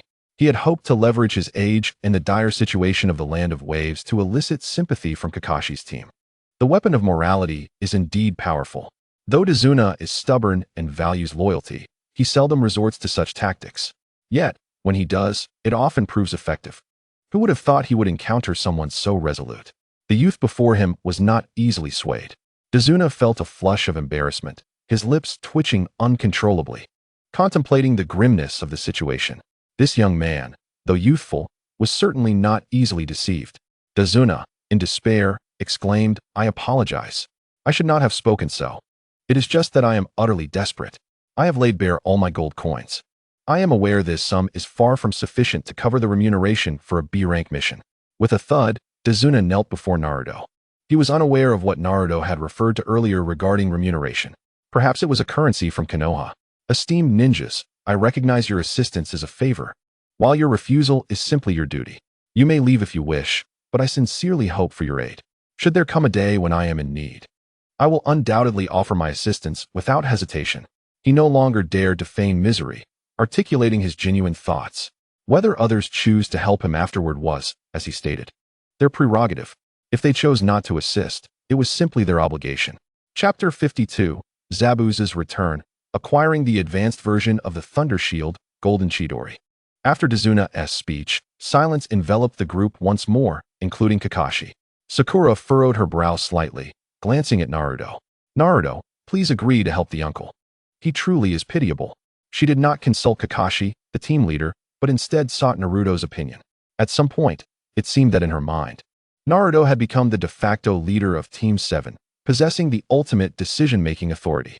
This matter proved quite troublesome for Kakashi. Regarding complicated issues, he preferred to minimize his involvement, leaving the concerns entirely to Naruto, relishing his own leisure. To be honest, they had ventured out of the village. Assisting once would not be unreasonable. Thus, Kakashi remained silent, allowing Naruto to make the decision. Forming a new faction requires funds. Although Tsunade may be impoverished now, he will possess wealth in the future. Moreover, acquiring money is not particularly difficult. Whoever possesses wealth will earn more. Who within the world of Hokage is affluent? Is it not the president of the Kato Shipping Company? Since this matter has come to my attention, your riches are now mine. Hand them over. Naruto calculated the pros and cons in his mind, deeming this venture a sound investment. However, he was quite displeased with Tsunade's earlier moral coercion. Had Tsunade simply requested assistance outright, Naruto would have accepted the mission without hesitation. Yet, given the current situation, he would not let the matter slide easily. All right, let us proceed with your task. Tsunade had nearly lost all hope. Upon hearing Naruto's words, his face illuminated with relief and excitement. Thank you, esteemed ninja. Thank you, esteemed ninja. Sakura beamed with joy. I knew Naruto-kun was not the type to turn a blind eye to someone in need. Sasuke huffed disdainfully, turning his head away. Though he uttered no words, his demeanor indicated his tacit approval. Kakashi smiled, quietly pleased within himself. It appears that the teacher's son, besides possessing an extraordinary talent, also has a commendable disposition. However, what truly lies within Naruto's heart remains unknown to the masses. Naturally, Naruto cannot explain anything to them. Rise. I do not appreciate others kneeling before me. Yes, Lord Ninja. Tsunade quickly got to his feet. Suddenly, an unexpected turn of events occurred, accompanied by a swift sound. An object hurtled through the air from a distance. Naruto and Kakashi immediately sprang into action. Quick, evade! Kakashi shouted, shoving Haruno Sakura aside. Naruto seized Tsunade, lifting him as one might a chick, and together they sought shelter. Naruto's strength was formidable, effortlessly carrying an ordinary person away without any hindrance. A massive black blade suddenly lodged itself into a nearby tree trunk, its sharp edge embedded deeply within. A figure descended from the trees, landing precisely on the hilt of the blade. This opponent appears to be formidable. Kakashi raised an eyebrow upon seeing the newcomer. Without hesitation, he pulled his Konoha forehead protector down to reveal his blood-red Sharingan. He abandoned his usual languid demeanor and adopted a serious stance. Zabuza raised an eyebrow, a hint of interest crossing his face. To encounter Konoha's copy ninja Kakashi here was indeed a rare occurrence. However, I do not wish to engage in a bloody battle with you today. I merely seek the life of the old man you are protecting. I have heard that you can replicate thousands of opponents' ninjutsu, which is indeed troublesome. However, it would not be easy for you to kill me. I will give you some time. I will only eliminate that old man, and I can assure you that your students will remain unharmed. Kakashi is indeed a rather troublesome character, even without a direct confrontation. Zabuza had long been aware of Kakashi's reputation. His mission was simply to kill Tsunade, by any means necessary. Thus, avoiding conflict as much as possible would be ideal. Yet, if a fight were to ensue, he would not be intimidated. As for the two fallen brothers, Zabuza looked down upon them, considering them mere trash. Their deaths were inconsequential. Kakashi's fame in the ninja world was well known. Being one of the legendary 7 ninja swordsmen of the mist, having assassinated numerous high-profile targets. He possessed the arrogance to match. Furthermore, he was easily provoked. Haruno Sakura gazed at Kakashi in astonishment. Was Kakashi-sensei truly this formidable? She had thought he was merely one of Konoha's many jonin, unaware of his illustrious reputation. Tsunade, in terror, cowered behind Naruto, exchanging a glance with Zabuza, which sent a chill from his feet to the top of his head. A notification from the system rang out. Task options appeared. Option 1. Allow Zabuza to kill Tsunade. Reward: 1 raw egg, not guaranteed to be cooked. Option 2. Teach Zabuza a lesson. Reward: Raijin's shield, Chidori. Option 3. Teach Zabuza a lesson and take him as a pet. Reward: Raijin's shield, upgraded version. Golden Chidori. The released Chidori is golden and 3 times more powerful than the ordinary version. The long-awaited cold notification from the system echoed once more. Naruto was momentarily taken aback.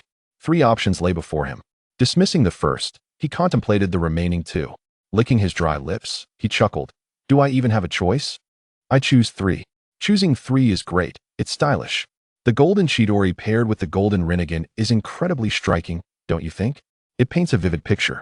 Moreover, the system has indicated that the upgraded golden Chidori is 3 times stronger than the ordinary one. Choosing 3 is a win-win. It's all about style. Ding. Congratulations to the host for acquiring Raiden's Shield, upgraded version, Golden Chidori. A brand new memory flooded into Naruto's mind, detailing the release method and application of the upgraded Golden Chidori. The system was remarkably considerate. All this knowledge was seamlessly integrated, accompanied by muscle memory. In that moment, Naruto felt as if he had unleashed the Golden Chidori thousands of times before, mastering this technique to perfection. All of this transpired in mere moments, unnoticed by those around him. After receiving the reward, Naruto smirked coldly at the oblivious Zabuza. You still guarantee their safety? You better have the capability to back that up. By the way, I used to be a locksmith. Can you match that? Chapter 53. Zabuza questions his existence. Is this kid even a genin? Zabuza was taken aback, as were the others present. In the midst of such peril, Naruto dared to openly mock his opponent? Could he not see that the situation was unfavorable for them? Kakashi analyzed the battlefield, concluding the odds were roughly 6-4 in favor of the opponent. The reason it was 4 was due to the need to divide his attention between ensuring Dazna's safety and engaging Zabuza in combat. Were it just him against Zabuza, he would have far fewer concerns. Haruno Sakura tilted her head in confusion, silently pondering. Did Naruto really have locksmith work before? Why was I unaware of this? Perhaps he took on jobs secretly without informing me. After all, doesn't he seem to care for me anymore? Why would he share such things? As the target of the mockery, Zabuza was not pleased. He did not detect anything odd about the locksmith comment. But Naruto's earlier words were a blatant challenge to his authority. Who was Zabuza? He was known to fly into a rage over the slightest provocation. A man with a notoriously volatile temper in the ninja world. A disagreement would lead to a fight. It was fortunate that Kakashi was the one taunting him, as they were evenly matched in strength. Yet, a mere genin had the audacity to openly ridicule him? Did he not care for his own dignity? Huh, very well. Little brat, you are as good as dead. You look like a fresh genin just out on a mission. In your next life, choose your birth wisely. Learn whom to provoke and whom to avoid. Zabuza coldly replied, immediately ceasing his words and forming hand seals. Ninjutsu, hidden mist technique. A thick white mist swiftly spread in all directions. In an instant, the dense fog enveloped the surrounding area for miles. Kakashi furrowed his brow. Although Naruto was powerful, he was, after all, facing Zabuza. Caution was essential. Naruto, Sasuke, Sakura, you three protect Dazna. I'll handle this guy. Naruto stretched and paid no heed to Kakashi's words, charging into the heart of the mist. Kakashi-sensei, I'll leave that old man in your care. That guy really irritates me. Upon hearing this, Kakashi's expression changed dramatically. What are you joking about? Zabuza is incredibly strong. Although Zabuza had not revealed his identity, Kakashi had already deduced from the ninjutsu he employed and the distinctive large blade that he was indeed Zabuza Momochi of the 7 ninja swordsmen of the mist. Naruto, are you insane? Come back. Kakashi shouted in alarm. If anything were to happen to Naruto, how could he explain it to the late Minato and Kushina? Yet, Kakashi was a moment too late. Naruto had already charged ahead. Damn it. Kakashi cursed under his breath. Instinctively, one yearns to stride forward and give chase. However, the presence of Sasuke and the others behind him weighs heavily on his mind. Naruto's sudden departure has resulted in a significant loss of combat strength. If Zabuza has other accomplices lurking nearby, plotting ambushes, it stands to reason that they could succeed swiftly. This is indeed troublesome. With a home invaded, how can one continue to play? In a moment of helplessness, Kakashi can only choose to trust Naruto and retreat towards Tsunade. This decision is bolstered by Naruto's previous astounding achievements and his adept use of the Rinnegan. Otherwise, Kakashi would have pursued Naruto without hesitation, determined to bring him back. Haruno Sakura wears a worried expression. Kakashi-sensei, please go protect Naruto-kun. Sasuke and I can handle the old man here. At this moment, Sakura and Sasuke brandish sharp kunai, positioning themselves on either side of Tsunade to shield him. A closer inspection reveals that Sasuke's grip on the kunai trembles ever so slightly, a manifestation of the fear of death. Sakura senses something amiss with Sasuke, for she too is not untouched by fear. Yet, she quickly finds herself missing Naruto, who, undeterred by the formidable presence of 2 Chunin, has slain them without a hint of fear. In stark contrast, Sasuke appears weak. She wonders how she could have ever found such a person appealing. Kakashi shakes his head slightly. Trust in Naruto. He may just bring us an unexpected miracle. Kakashi is gambling on Naruto's ability to deal with Zabuza. At his age, Naruto has already undertaken high-level assassination missions within the Anbu of Konoha. It has been many years since the Uchiha clan was slaughtered by Itachi, leaving only Sasuke, who fled the village. Since then, no remarkable genius has emerged from the village. Before, Naruto did not exhibit exceptional talent, and in the eyes of his peers, Sasuke was merely a prodigy. However, compared to Kakashi and the numerous geniuses he has witnessed, there remains an insurmountable chasm. With Kakashi's arrival, Sasuke's anxiety noticeably lessens, as does Sakura's. Returning to Naruto, his azure eyes have transformed into a mesmerizing golden hue, rippling with an intense aura of pressure. He exudes the presence of an emperor, lofty and unassailable. After several days, Naruto once again harnesses the power of the Rinnegan. With his golden hair and eyes, he is strikingly handsome. Should he stroll through the streets of Konoha in this guise, he would undoubtedly attract admirers of all ages. Regrettably, no one can behold Naruto's current appearance, except for Zabuza, who hides within the heart of the mist. Zabuza furrows his brow, sensing an approaching presence. However, it is not the copy ninja Kakashi. Is this little brat seeking death? He muses. Very well, if you are so eager to meet your end, I shall oblige. Zabuza's gaze darkens with malice as he grips the ominously gleaming long blade, ready to strike down the unaware genin. What incredible speed! Zabuza realizes, stunned. In his perception, Naruto was still some distance away, yet in an instant, the gap closes. A chill of impending doom courses through Zabuza as he raises his blade defensively against Naruto's strike, which reverberates through the air with a thunderous boom. Naruto's casual punch carries an astonishing force, creating a sonic explosion that rattles the atmosphere. The blow impacts Zabuza's abdomen. Though he manages to deflect a significant portion of the force with his weapon, he had intended to kill Naruto outright, but, recalling the mission's objective, he refrains, recognizing the potential value of a living Zabuza for future opportunities. Consequently, Zabuza is sent tumbling backward over 10 meters, splashing water across the lake's surface. Chapter 54. Are you certain you are not performing a large-scale ritual? Zabuza, bewildered, finds himself enveloped in thick white mist.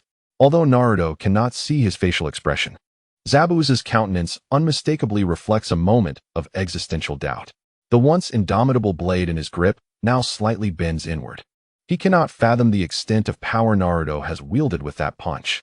Yet, another unsettling thought plagues him. How does that insufferable brat know my location? Could he possess a similar bloodline limit? Perhaps it is those suddenly golden eyes? Zabuza, of course, is unaware of what the Rinnegan truly is, as a ninja of his caliber would never come into contact with such abilities. His expression darkens. It is infuriating to be struck by a mere genin. You little brat. I will end you, he exclaims, his voice laced with rage. As he utters these words, Zabuza begins to weave hand seals. Kakashi's heart sinks at the riverbank. This is bad. Naruto, hurry back. Though Kakashi can discern the situation within the mist through his Sharingan, he is too far from Naruto to notice the anomaly in his eyes. However, the lack of visibility does not prevent Kakashi from sensing the imminent danger. As a seasoned elite ninja, he recognizes that Zabuza is preparing to unleash the water release, Water Dragon Jutsu. This technique, strengthened by proximity to water, will be significantly more formidable while Zabuza remains on the lake's surface. Rat, snake, rabbit. Zabuza positions his blade behind him, rapidly forming hand seals as he mutters incantations under his breath. If only I could produce these 40 to 50 hand seals effortlessly, like some fellow on the shore. If this continues, the opportunity will be lost. Naruto, his face twisted in disdain, propels himself like a cannonball, launching forward with the speed of golden lightning. Empowered by divine-level taijutsu, such speed cannot be underestimated, even if it is a reward from the system. It feels as natural as if he had honed it through strenuous training. Are you out of your mind? What normal ninja performs hand seals in battle? 44 seals. And you don't find it tedious? Are you certain you are not conducting some grand ritual? Zabuza stands dumbfounded. Little kid, do you have a multitude of questions? Who isn't a normal ninja? The audacity of this genin, who has likely never encountered B-rank ninjutsu, is astonishing. Where did this bumpkin come from, so unfamiliar with the world? My 44 hand seals are no easy feat. To be frank, if I could unleash ninjutsu without hand seals, I wouldn't be bothered with all this flashy nonsense. I could just use a water dragon to obliterate you. Zabuza's expression darkens further, nearly halting his movements in frustration. He is incensed by Naruto's taunts. Naruto's voice reaches the riverbank, causing Kakashi and the others to wince. Haruno Sakura, puzzled, asks, Kakashi-sensei, is Naruto-kun correct? Don't we ninja need hand seals when we fight? Kakashi felt a twitch in his eyelid and explained, what nonsense. How can one perform ninjutsu without hand seals? Upon hearing this, Haruno Sakura was even more perplexed. However, she recalled that Naruto had manifested a Rasengan without any visible hand seals. Kakashi was left dumbfounded. Indeed, this was a fact. Just moments ago, Naruto had demonstrated his prowess right before him. Without a doubt, no hand seals were involved. What a conundrum. Kakashi found himself at a loss, unsure how to respond to his student's inquiry. Suddenly, a cry of anguish echoed from the center of the lake. Naruto had rudely interrupted Zabuza's incantation, delivering a fierce punch to Zabuza's face. The force was tremendous. The pig-like wail that followed was a clear indication of the impact. Naruto had given Zabuza a chance, yet the latter had proven incompetent. The lengthy hand seals seemed painfully slow in Naruto's eyes, akin to the pace of a tortoise. No, that was an insult to tortoises, for even they moved faster than Zabuza. A few of Zabuza's teeth were knocked out, but thankfully, he wore a mask that concealed the loss, though blood stained the fabric. Unbeknownst to Naruto, he might have inadvertently altered Zabuza's smile, potentially earning him the title of the first crooked-mouthed ninja in history. What a spectacle that would be. The idea of a crooked-mouthed Daitoki war god was tantalizing. As Naruto's pupils gradually returned to normal, the surrounding white mist began to dissipate. With Zabuza hurtling backward, his form swayed precariously. This technique was proving difficult to maintain. The caster was nearing collapse, making it impossible for the jutsu to persist. The transformation in the environment was profound, and those on the shore were acutely aware. Sakura glanced around, bewildered. What on earth happened, Kakashi-sensei? Kakashi pulled down his Konoha forehead protector to cover his Sharingan and smiled. It seems Naruto has succeeded. To put it simply, you can understand that if the caster is defeated and unable to replenish their chakra, their ninjutsu will collapse on its own. After a brief pause, Kakashi recalled the earlier embarrassment and thought better of making absolute statements. He added, of course, this is usually the case, though there are exceptions. Sakura nodded, jotting down notes in her mind. Yet, at that moment, her focus was entirely on Naruto's displayed strength. Once again, he had shattered her perceptions. She had initially believed Naruto to be exceptionally powerful at the third level, but now it seemed he had ascended to the stratosphere. Suddenly, memories of Naruto's past pursuits of her surfaced. She had turned him down then. How blind she had been. Regret washed over her. Had she known Naruto was capable of such feats, she would have surely accepted his advances. Chapter 55. The truth about gender and Naruto's bold ideas. Sasuke wore a dazed expression, laced with deep-seated frustration. He was bewildered by Naruto's immense strength. If only he possessed similar abilities, avenging his brother Itachi would be within reach. Speaking of frustration, he often reflected on his past. When peers and teachers hailed him as a genius ninja, he was the top student, the favored choice among countless girls. While he didn't care for such accolades, he was determined not to let anyone usurp his title of genius. This stems from his childhood. Itachi Uchiha, the prodigy of the Uchiha clan, basked in the admiration of his peers, the praise of his teachers, and the approval of his father. From an early age, he was surrounded by accolades. To claim he was not envious would be self-deception. Thus, he made a concerted effort to excel in school, hoping to experience the same thrill of being called a genius as Itachi. However, after taking on a mission and leaving the village, he faced an assassination attempt by the Hidden Mist village, leading him to a sudden realization of how foolish he had been. He had once flaunted minor achievements, while Naruto had quietly amassed strength and then astonished everyone. Or perhaps Naruto's prior demeanor was merely a facade to conceal his true genius. Sasuke even entertained the notion that Naruto had feigned being the underdog.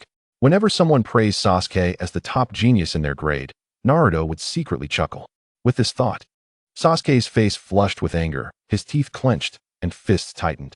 That infuriating Naruto had been silently mocking him all along, hadn't he? After witnessing the staggering disparity between them, Sasuke's thoughts became tumultuous. Anger, helplessness, and resentment intertwined, culminating in a profound sense of confusion regarding his own life. Aside from his intense desire for revenge, Sasuke found himself grappling with existential uncertainty for the first time. Suddenly, the woods rustled ominously. Two slender objects, not toothpicks but rather senbon, swiftly pierced Zabuza's neck. Blood gushed forth as Zabuza's pupils dilated, and he collapsed to the ground. Kakashi was momentarily taken aback, tightening his grip on his kunai. Who goes there?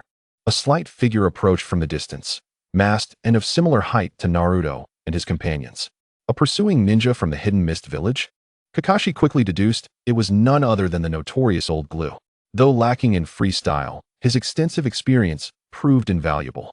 This could be attributed to his past in the Anbu and the various missions he had undertaken. The newcomer showed no surprise. As expected of the copy ninja, Hatake Kakashi. You recognized my identity at a glance. Naruto smirked, murmuring to himself, the headless dog has arrived. Familiar with the plot. He understood that Haku had come to feign Zabuza's death, intending to take him away right under their noses. The plan was flawless, leaving no room for suspicion. A hidden mist ninja executes a rogue ninja from their own village. Perfectly reasonable, right? Every ninja village has its share of rogue ninjas, and it was customary for elite ninjas from the village to eliminate those who had defected. Bringing the body back for accountability was only logical. Haku was confident that Kakashi and the others would not scrutinize the corpse closely. By the time they realized the ruse, he would have already whisked Zabuza away. What a masterfully crafted plan. Unfortunately, it coincidentally ran afoul of Naruto, the extraordinary traveler armed with an advantage. Naruto grinned, refraining from interrupting the exchange between Kakashi and Haku. Instead, he prepared to launch a sudden attack. Since Haku had so graciously presented himself, he might as well remain. Truth be told, Naruto was quite curious about Haku's true gender. In the original story, Haku was male, yet appeared feminine. Oh well, no need to complicate things. A little probing will reveal the truth. Cough, cough. One should give the other some face, especially when there are no onlookers. If it were a sharp sword, it would simply be counted as a ball. Naren, however, harbors no peculiar inclinations in that regard. A fencing master? That is something Jieji enjoys. Naren's sexual orientation is perfectly normal. No matter how handsome a boy appears, surpassing even girls in beauty, he remains completely unaffected. It is only when Naren is preparing to retain someone that the system's notification chimes once more in his mind. Ding, mission selection triggered. Option 1. Let Bai take Zabujan away, then later go to his subordinates and act like a dog. Reward, water release, great waterfall technique, no hand signs version. Option 2. Performing in front of me, are you bored with life? Leave that for me. Reward, water release, water dragon bullet technique, no hand signs version. P.S. Quickly. Praise my prowess. After a night of typing, I hope everyone can enjoy it the next day. Additionally, I request a wave of free little gifts and assistance in promoting in the book shortage zone. Support me, and I can continue to strive. Chapter 56. One cannot hide the gaze of affection. Upon seeing the presented options, Naren couldn't help but grin. This was exactly his plan. Although Zabujan and Bai are not particularly strong, they still hold some utility. Moreover, Naren's intentions had always been clear, to take Zabujan and utilize him. A living Zabujan is far more useful than a deceased one. He can be dispatched to assist with matters.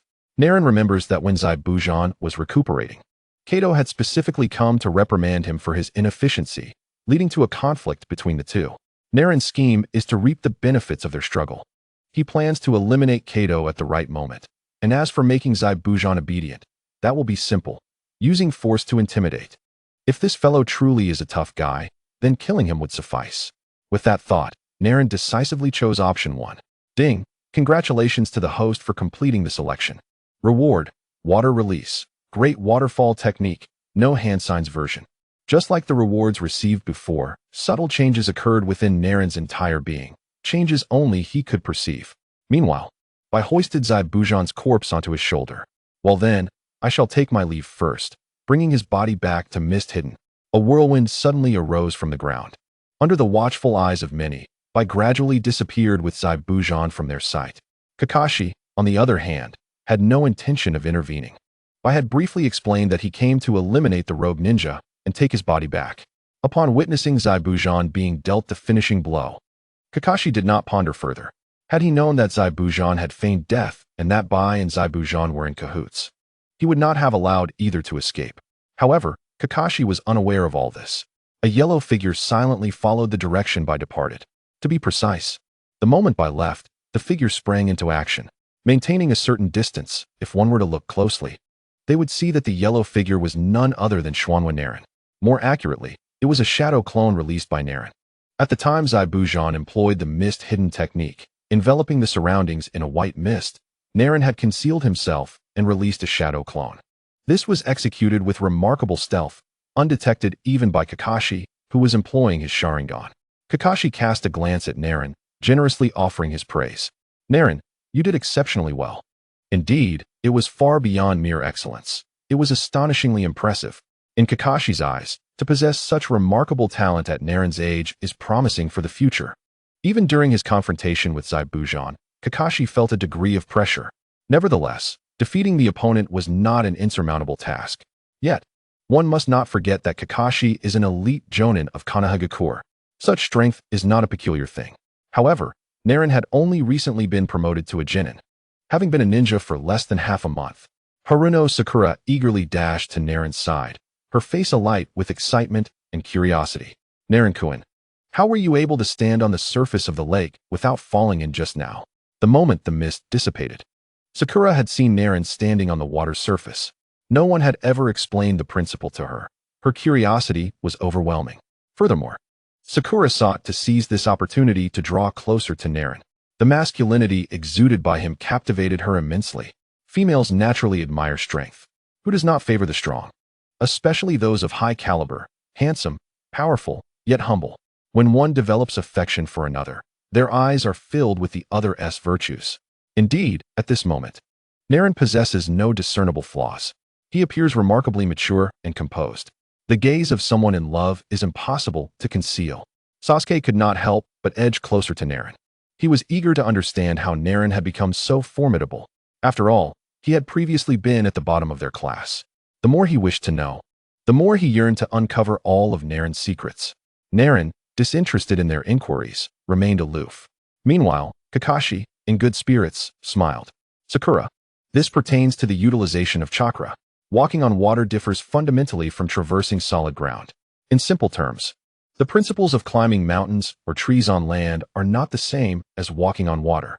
Kakashi patiently began to explain, even diving into the lake to demonstrate the correct application. Walking on solid surfaces is easily mastered. However, water is not solid unless it freezes. Konohagakure has produced a truly talented ninja. Kakashi understood what this meant. Regarding Naren, he was not foolish enough to bring this matter up with Sarutobi Hiruzen. Instead, he would do everything in his power to protect Naren. Rest assured, Teacher Minato, I will not allow Naren to enter the Anbu or route. He deserves a brighter future. Unlike what I experienced, Kakashi's previously languid gaze gradually transformed into one of determination. Chapter 57. The Realization of Kaziji. I was careless. A few days later, it had already been 2 days since they returned Dasna. Just as Dasna had described, he possessed a beautiful daughter and a small grandson. However, that was of no concern to the laborers.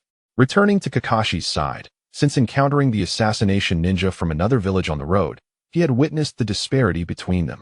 A slight misstep could lead to death at the hands of the adversary. Thus, the 7th squad was filled with boundless energy, akin to consuming Li Ming's seasoning. Diligently training day and night, Haruno Sakura aspired to keep pace with Naren. She understood that this was an arduous journey, one that might lead her into darkness without the slightest chance of catching up. Yet, without putting in effort, she might not even catch a glimpse of Naren's back. Sasuke had also become more demanding of himself than before. Particularly after the battle a few days prior, Naren's performance constantly stimulated him. One day, upon self-reflection, he realized that the gap between him and Naren was insurmountably vast. That fellow had only been at the bottom of the class about half a month ago. Sasuke could not accept the immense disparity. Training continued today, focusing on how to navigate swiftly through the forest using chakra and how to control chakra effectively while walking on the lake's surface. As Kakashi, the teacher of Class 7, observed his students' earnestness, he felt a surge of enthusiasm in his own teaching. However, aside from Naruto, the entire team was diligently focused. Kakashi had stumbled upon a rather embarrassing realization. It appeared that Naruto had mastered all the fundamental skills without much guidance. In fact, he was executing them with a proficiency that surpassed even that of Kakashi, an elite jonin. This was indeed quite awkward. All right, everyone, let's take a break, Kakashi announced. Clapping his hands and addressing the still practicing Haruno Sakura, and Uchiha Sasuke. The two had risen as early as 5 or 6 in the morning and had been training relentlessly until noon, refusing to relent. While such dedication was commendable, it was also exhausting if prolonged. It was essential to rest when needed, as balance between labor and relaxation was vital. "I'm not tired, Kakashi-sensei," Sakura replied, wiping the beads of sweat from her forehead. Sasuke remained silent, continuing to practice his aim with shuriken. Kakashi's eyelids twitched slightly. Perhaps he would let them continue until they felt fatigued. He contemplated finding a quiet spot to read. Just as he lifted his foot, a sudden image flashed in his mind, akin to a moment of enlightenment. He recalled something, and in an instant, his expression darkened. That wretched individual. How infuriating. If only I had checked then, I wouldn't have been so careless. Noticing Kakashi's unusual reaction, Sakura and Sasuke paused. Naruto, however, was not surprised. After all, Kakashi was not a fool. Given enough time, he would undoubtedly realize that something was amiss. Sakura approached, seizing the opportunity to take a brief respite. Yet, her concern was less about resting and more about Kakashi's demeanor. "Kakashi-sensei, what's wrong?" Kakashi arched an eyebrow and replied gravely. "I believe we have been deceived by that pursuing ninja from Kirigakure." "Ah, no way. Zabuza shouldn't be so easily killed, even in an ambush. I believe he could withstand those few kunai attacks," Sakura exclaimed. "Moreover, there's a significant point of doubt. I recall that the pursuing ninjas from Kirigakure would typically destroy the corpses on the spot, severing the heads to take back. After all, compared to the entire body, carrying a head is far more convenient. To prove that the opponent is dead, a head is undoubtedly the most straightforward evidence." As Kakashi elaborated, his tone grew increasingly irate. "What about the fundamental trust between ninjas? Without even the most basic trust, what can we discuss about the life of a ninja and ideals? Damn it. This is truly unfortunate. I hope I don't encounter you again, or there will be consequences." Kakashi seethed inwardly, feeling the bitter taste of being manipulated. In the past, he had been the one to deceive others, and no one dared to trick him. Yet now, someone was toying with his trust right in front of his 3 beloved students. If there had been fewer witnesses, Kakashi might have brushed it aside, considering the numerous examples of deception in the ninja world. However, this was a slight he could not overlook. "Sorry, but you're finished." "Ah, what should we do now?" Sakura gasped, covering her mouth with her hands. She had assumed that Zabuza was dead and had been sleeping soundly these past few days. But Kakashi clarified that Zabuza was still alive and was in cahoots with the pursuing ninja from Kirigakure, sending Sakura into a panic. What if that masked lunatic returned to trouble them again? She was not Naruto. She had no chance of defeating Zabuza alone. Kakashi smiled reassuringly. "What else can you do? Continue your training. It's vital to develop some self-defense capabilities. If your strength is insufficient, once you leave the village's protective bounds, you must be prepared to face death at any moment. So train hard." Sakura's face fell. "But, Kakashi-sensei, no matter how hard we train, we can't possibly defeat Zabuza. Can we?" As she spoke, she glanced over at Naruto, who was resting under a tree, hoping he might say something. The best scenario would be to move next to Naruto for a sense of security, or even share a room. Sakura's face flushed at the thought, inexplicably reminded of her feelings. She wished for it, but she knew Naruto would never agree. Nonetheless, it was a fleeting fantasy. Kakashi replied seriously. "There's no need to worry about that. Your current task is to focus on your training." At that moment, Sasuke suddenly spoke up. "What about Kato?" Kakashi recalled the matter. "Since we have accepted this mission, it is tantamount to indirectly declaring ourselves enemies. Although the situation is somewhat tricky, it is not without solutions. Nevertheless, discussing it further is futile. Finish your break and resume training." With that, he waved his hand dismissively and pulled out a book, a self-authored memoir by his mentor, Jiraiya, before swiftly departing. Kakashi's nature was to confront challenges as they arose, preferring to read rather than dwell on trivial matters. Meanwhile, Naruto, resting beneath the tree, was not merely seeking relaxation. He was skillfully manipulating his shadow puppets. It must be said that the shadow clone technique rewarded by the system was exceedingly useful. Whether for combat, tracking, or assassination, this jutsu was invaluable. In the depths of the forest, there lay a well-concealed secretive cabin. Zabuza lay on a bed, recuperating, completely unaware that he still clutched a kunai beneath the covers. I attended to him. Aside from the 2 of them, there were 4 uninvited guests, Kato and the 3 elite bodyguards he had hired. Originally, there were only 2. but a strikingly handsome young man with black hair had recently joined. The young man had assisted Kato in eliminating a formidable assassin ninja during one of Kato's outings, earning Kato's trust and a lucrative employment offer. "Mr. Kato, I must ask you to leave for now. Zabuza is gravely injured and needs several days of recuperation. We will find a way to complete your task," Bai said coldly, making their intentions clear. A middle-aged man with a frizzy hairstyle, wearing dark sunglasses and sporting an ample belly, scoffed disdainfully. "You claim to be an assassin, yet can't even handle an elderly man without defenses?" As Kato spoke, he foolishly approached Zabuza's resting place, flanked by the 3 hired bodyguards. Kato was undeterred, especially after witnessing the black-haired youth's displayed prowess. He felt confident and had no second thoughts, striding forward boldly. At that moment, the black-haired youth took action, though he opted to step back slightly, positioning himself behind the 2 burly bodyguards wielding swords. The atmosphere grew tense.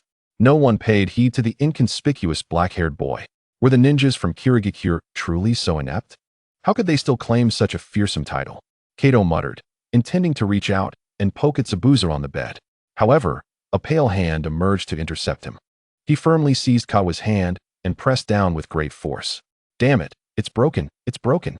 Let go, you scoundrel. Aiming, come here and teach them a lesson." Kawa shouted viciously, his expression twisted in rage. The dark-haired youth flashed a grin. "All right." In the next instant, crackling golden lightning suddenly appeared in his hand. With the emergence of the electric arc, the room filled with the sound of sizzling electricity, akin to a chorus of 1,000 birds. "Raiden, Chidori." The 2 burly bodyguards displayed expressions of schadenfreude, seemingly relieved that they would not need to intervene, nor even grasp their swords, as they quietly observed the ensuing performance of the dark-haired youth. Lying on the bed, Zabuza's expression shifted suddenly. Cold sweat began to seep from his back, and his eyes widened in disbelief. How strange. Where did Kawa find such a formidable ninja? He could distinctly sense the extraordinary nature of that lightning ninjutsu. Is it Hatake Kakashi? Only he would wield Raiden, Chidori. This was the first thought that sprang to Zabuza's mind. However, it was somewhat different from the rumors. Why is this Chidori golden? Upon witnessing this scene, Bai's grip on Zabuza relaxed slightly, his face filled with shock as he gazed at the youth named Aiming. His mind raced with strategies for how to respond and how to swiftly evacuate Zabuza. Kawa wore a smug expression. The price that dark-haired youth had set was a bit steep, but what did it matter? Kawa lacked nothing except for money. The entire room was bathed in dazzling golden light. At that moment, everyone seemed to behold a small golden sun. Just wait to die? Kawa had not finished speaking when the dark-haired youth moved. However, it was not as Kawa had anticipated. Instead, the razor-sharp Chidori pierced the heart of a nearby bodyguard. Before his death, a look of schadenfreude remained on the man's face, but his eyes widened in disbelief. He could not comprehend why this aiming fellow would target him. Wasn't the enemy over there? Surely, you cannot be suggesting that you are face-blind? Though the bodyguard wished to ask this, in the fleeting moment when his heart shattered, all vitality vanished from his body.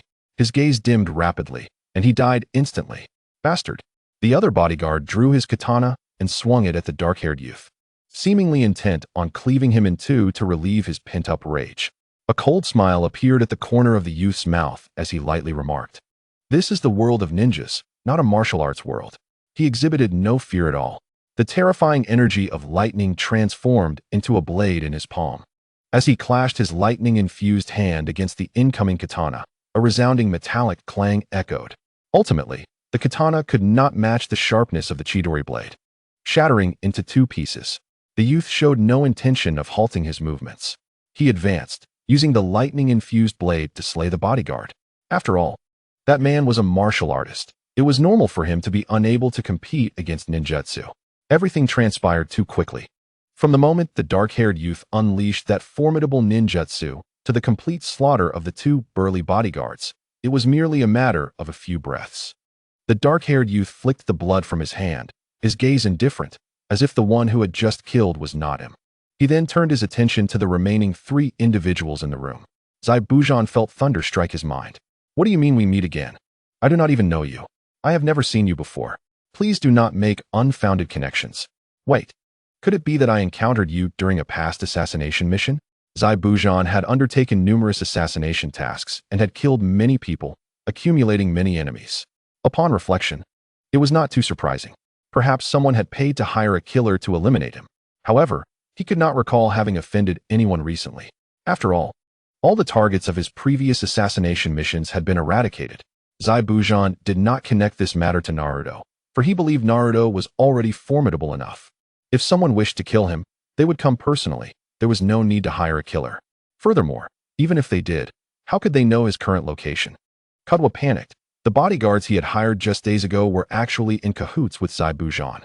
It seemed from their tones that they knew each other. Kadwa forced himself to remain calm, gritting his teeth as he spoke to the dark-haired youth. Whatever Zai Bujan offered you, I will pay you 3 times, no, 10 times that. Cash settled immediately. He did not wish to die. Once life was lost, what good was any amount of money? Even if the dark-haired youth sought to take advantage of the situation and demanded a king's ransom, he would have to endure it. He merely hoped for a chance to live.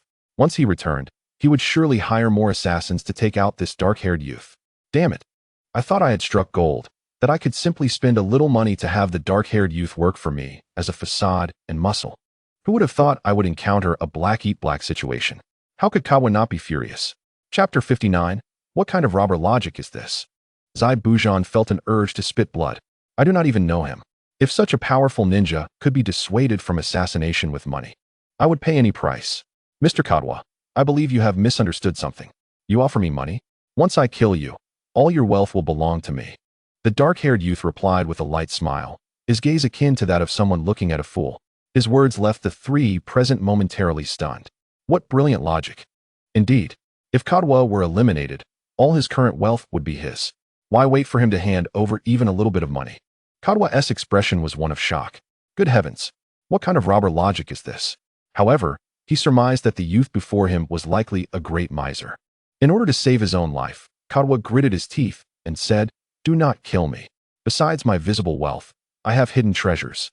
If you spare me, I can reveal the exact locations of these places." At this moment, Kadwa was genuinely panicking, fearing that the dark-haired youth might do something even more outrageous. The youth flashed a grin, his pupils transforming into a golden hue with rippling patterns. His appearance gradually reverted to his original form. Golden, flowing hair appeared, and the Chidori coalesced once more in his hand. The air crackled with electricity, akin to the herald of death. Naruto chuckled softly. You think money can buy your life? You are gravely mistaken. With that, he charged forward, using his hand as a blade, and in an instant, pierced Kadwa's heart. Blood gushed forth. Meanwhile, I had already pulled the injured Zai Bujan away to a corner of the room. Upon seeing Naruto reveal his original appearance, both Zai Bujan and Bai were taken aback. They clearly did not expect Naruto to come knocking, especially disguised as Kadwa's bodyguard. Zai Bujan had to admit that the youth before him was truly formidable, surpassing him in both physical prowess and the ninjutsu at his disposal. In a state untouched by injury, Zai Bujan was still not a match for Naruto. Let alone during his recovery phase, he was utterly outclassed. Zai Bujan took a deep breath and pushed Bai aside.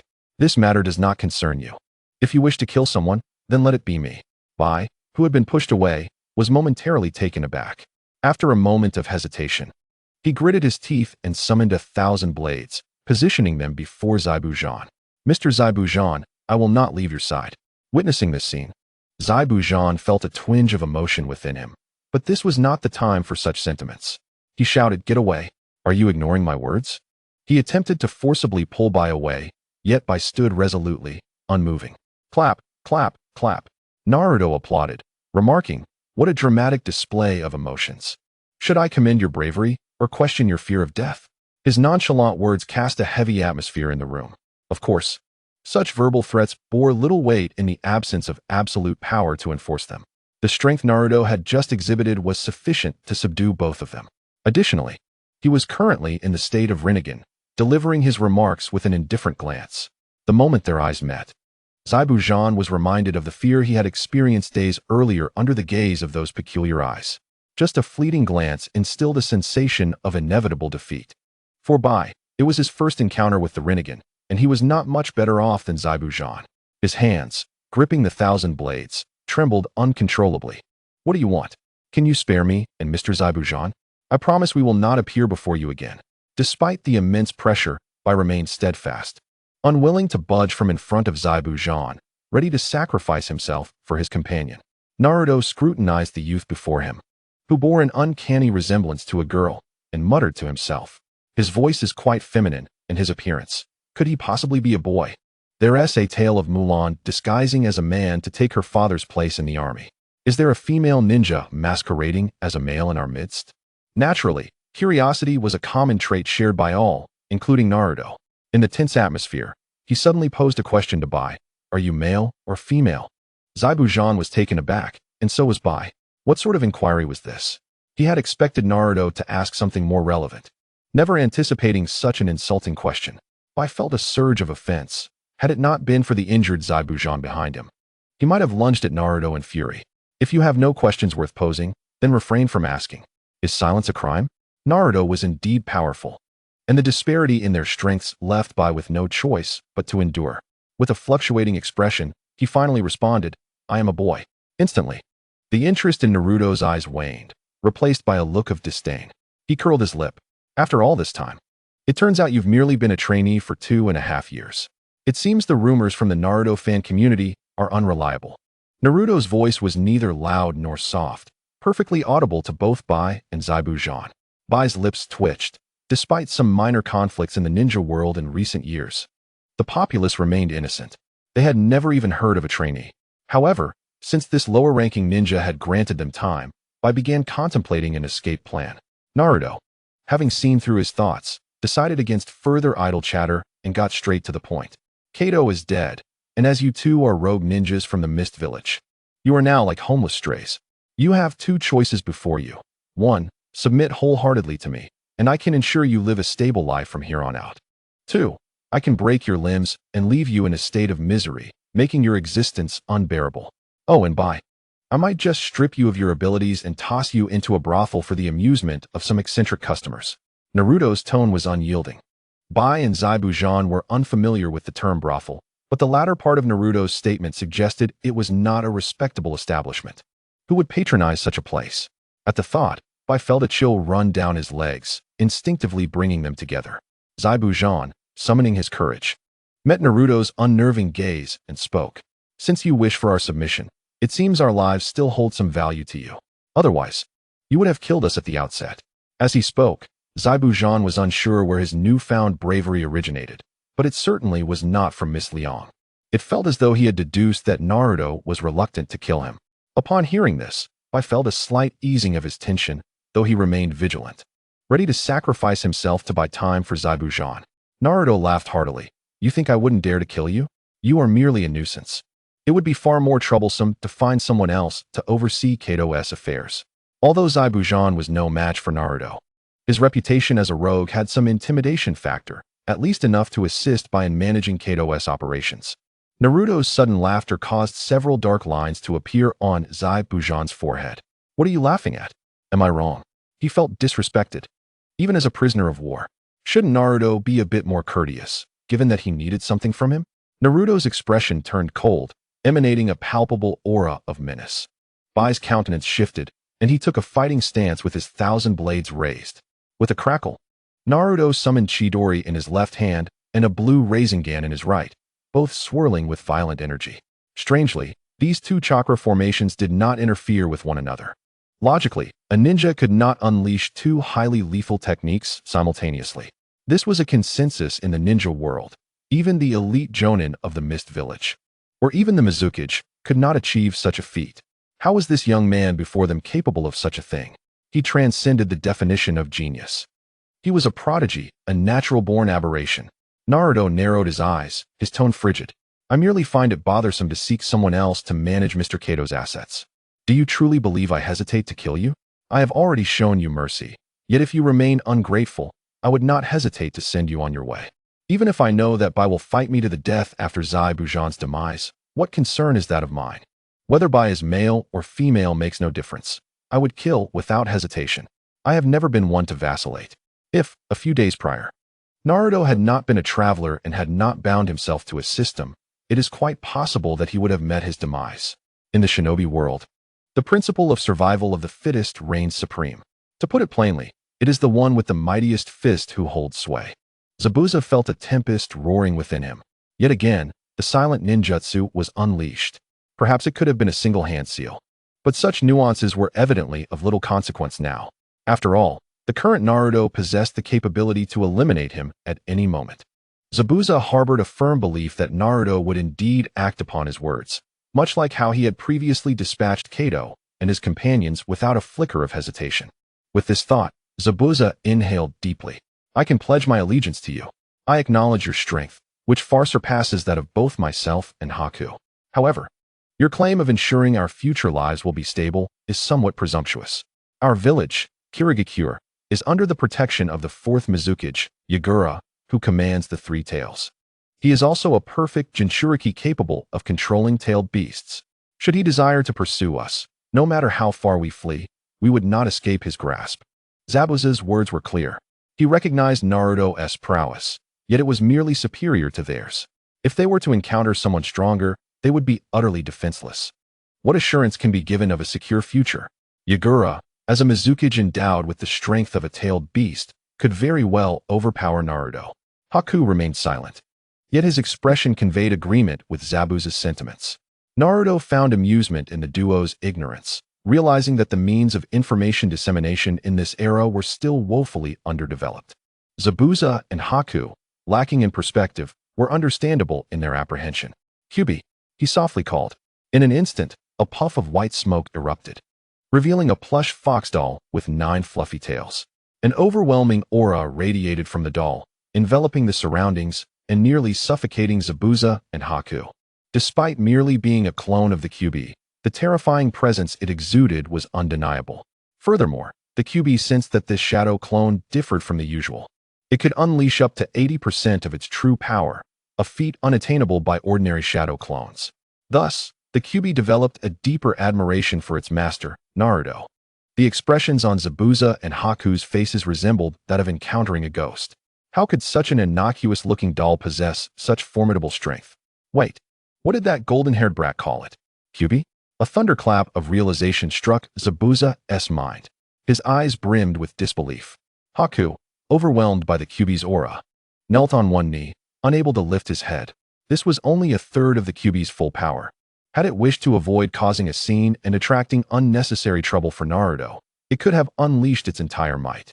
Naruto glanced at the Kyuubi with a smile. Kyuubi, you mentioned that the Three Tails is formidable. What is your take on that? Upon hearing this, the Kyuubi's expression darkened. Is someone slandering me before my master? The Three Tails is nothing. Who dares speak such nonsense? Bring them forth, and I shall ensure they regret their words. I have yet to utter a single word. Yet the Three Tails is insignificant. Let it come challenge me. I will show it the consequences. As the saying goes, one is influenced by the company they keep. The Kyuubi, fortunate to encounter such a wise master in Naruto, had learned to articulate some colorful expressions. It diligently took notes in its mind, absorbing Naruto's manner of speech. Tailed beasts should stand united with their masters, and under Naruto's influence, the Kyuubi had learned much. It was indeed gifted, quickly grasping the nuances, thus saving a significant sum on language classes. Chapter 61. Have I not always won people over with virtue? Suspected national treasures leaked. However, Naruto paid little mind to this. The Kyuubi had certainly taken note of the other two individuals in the room. It narrowed its eyes, casting a scrutinizing gaze at Zabuza. You are the one spreading slander, aren't you? Master, do not hold me back. I wish to challenge this one. A small black orb began to coalesce in its mouth, radiating an energy far more volatile than the Chidori or Rasengan Naruto had just employed. This was also why Naruto had refrained from utilizing other methods. Otherwise, the Kyuubi would have been wagging its tail and playing the part of a harmless doll. With a thud, Zabuza stumbled and fell to his knees. A closer inspection revealed that he was trembling, his complexion pale, and his lips quivering uncontrollably. The two Senbon and Haku's hands slipped from his grasp, falling to the ground. Their reactions mirrored one another. The Kyuubi had no intention of unleashing a tailed beast bomb upon them. It simply wanted to showcase its abilities before Naruto to enhance his favorable impression of it. The tailed beast bomb it conjured was merely a facade, not intended for actual release. Despite its small size, the destruction it could wreak was substantial. Moreover, the resulting commotion would be considerable. Naruto, exasperated, smacked the Kyuubi on the back of its head. What are you doing? Do you wish to demolish the place? You are not a husky. Stop playing around. The incantation was interrupted, causing the tailed beast bomb to dissipate. The Kyuubi gazed at Naruto with pleading eyes. Master, let me explain. I truly do not wish to cause destruction. What is a husky, anyway? Is it a renowned summoning beast in the ninja world? How come I have never heard of it before? Zabuza's back was drenched in cold sweat. At this moment, he was utterly convinced. Master, we are willing to obey your every command. Zabuza spoke earnestly. Naruto had not just surpassed him by a mere margin. He was overwhelmingly powerful. As for rebellion, he chuckled at the thought. In that instant, Zabuza realized that submitting to a stronger force was not a negative outcome, especially when that force was the perfect Jinchuriki.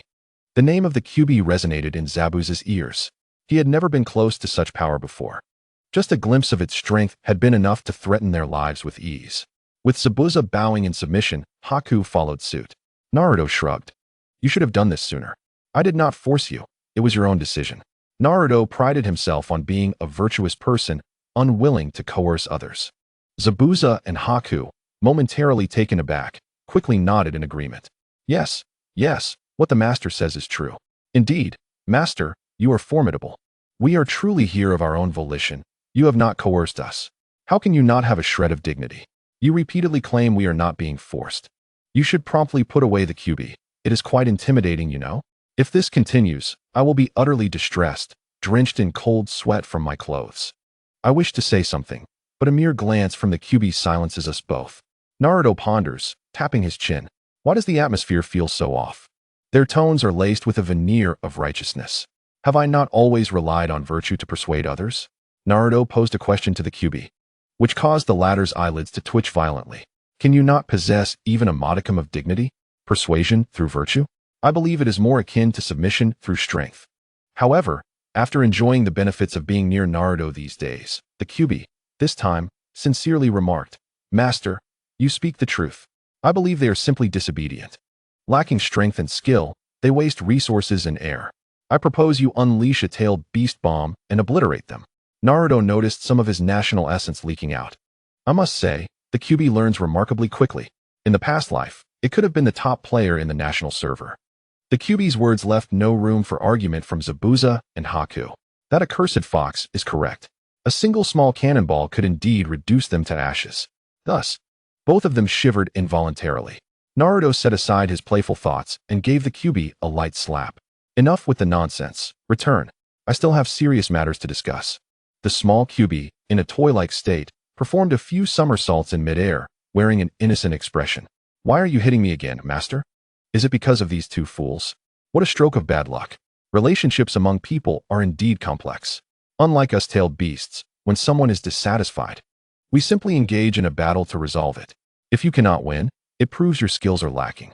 The Kyuubi replied affirmatively and swiftly returned to Naruto's body. Once everything was settled, Naruto began to articulate the plans he had long contemplated. Now that Mr. Kato is deceased, you will take over his shipping company. Zabuza, you will use your transformation technique to impersonate Mr. Kato, while Haku assists you. This task, if executed properly, is not difficult. There are few relatives of Kato. One individual managing such a large operation can sometimes be overwhelmed. Moreover, Zabuza is already skilled in assassination and intelligence. Imitating Kato's habits and some of his catchphrases will make deceiving them remarkably effortless. After all, they are merely workers who have little contact with the boss. They would hardly notice if the boss suddenly changed. Speaking of which, those ordinary workers only care about whether their interests are being met. As for who the boss is, they are indifferent. By the time Zabuza has managed the various gatherings, Naruto will directly discuss payment. Take as much as you wish, someone else will handle it. Although this sum may pale in comparison to the wealth of the renowned Kunoichi Xiaonan, it is still adequate for Naruto at present. Oh wait, Xiaonan should not be called a wealthy woman. Her expenses are simply too high. After all, the cost of producing explosive tags is not trivial. During her battles, she often uses thousands or even tens of thousands, which can amount to millions. The expenditure is exorbitant. Thus, she can only be referred to as the most extravagant woman in the ninja world. Naruto is also eager to meet Xiaonan. After all, who doesn't appreciate beauty? Some girls enjoy admiring beautiful women as well, let alone men. Chapter 62. No need, I dislike the door. Zabuza and Haku nodded in unison, solemnly stating, yes. It is a great honor to serve a strong individual like Naruto. Furthermore, the conditions Naruto offered them are quite generous. They will no longer need to worry about being pursued. If they encounter trouble or insurmountable issues, they need only send word to Naruto in Konoha. Kato lacks nothing but money. Although communication devices are not optimal, one can always resolve matters with money. With sufficient funds, brave individuals will emerge. Moreover, Konoha is not entirely isolated. Sending someone to notify them is feasible. Naruto has already informed them of his address. After clearly outlining the subsequent matters, Naruto specifically instructed them to exchange some gold coins for silver notes and deliver them to his residence within half a month. Money, in any world, is hard currency. Regardless of one's strength, one still needs to eat. Did the third Hokage provide ample funds? It is sufficient for a modest family, but not for Naruto. Does he not need to spend money when going on dates with his lovely wives? Then I shall take my leave. Naruto waved goodbye to the two. Haku stepped forward respectfully, saying, Lord Naruto, allow me to escort you. There is a secret passage that leads swiftly to the outside world. Zabuza also nodded in agreement with Haku's proposal. Naruto grinned, shaking his head with a chuckle. No need. I dislike going through doors. Haku and Zabuza were bewildered. What kind of divine logic is this? Did you not just walk in through the door? How can you now claim to dislike it? For a moment, Haku and Zabuza were at a loss for Naruto's meaning. Suddenly, with a loud bang, a cloud of white smoke erupted, and Naruto's figure instantly vanished from sight. At that moment, the atmosphere in the room fell into a profound silence. The expressions of Zabuza and Haku were truly remarkable. They swallowed hard in unison. How did Lord Naruto just disappear? That seemed to be merely a shadow clone. Haku said in disbelief. With the sound of Haku's voice, Zabuza's kunai slipped from his hand, clattering to the floor with a metallic clang. Lord Naruto is terrifying. Such a powerful being is merely a shadow clone. If his true self had come, Zabuza could not help but think that eliminating them would be as simple as a wave of the hand. Two gasps of astonishment escaped their lips. Zabuza vowed that this was undoubtedly the closest he had ever been to death. His heart brimmed with boundless gratitude for Naruto's earlier mercy. It is indeed an honor to serve such an esteemed figure and receive his protection. Haku, I shall set out to complete the task assigned by Lord Naruto in 2 days. Zabuza's eyes burned with fervor like a fervent devotee. Haku expressed concern, but Mr. Zabuza, your health. I know my limits. I will merely impersonate Kato, not engage on the battlefield. Very well. No, 2 days is too late. I will go this afternoon. Meanwhile, on the other side, over the course of several days, Dasna finally completed the construction of the Grand Bridge. After deliberation, it was decided to name the bridge after Naruto. To be honest, Naruto genuinely did not wish to have his name inscribed.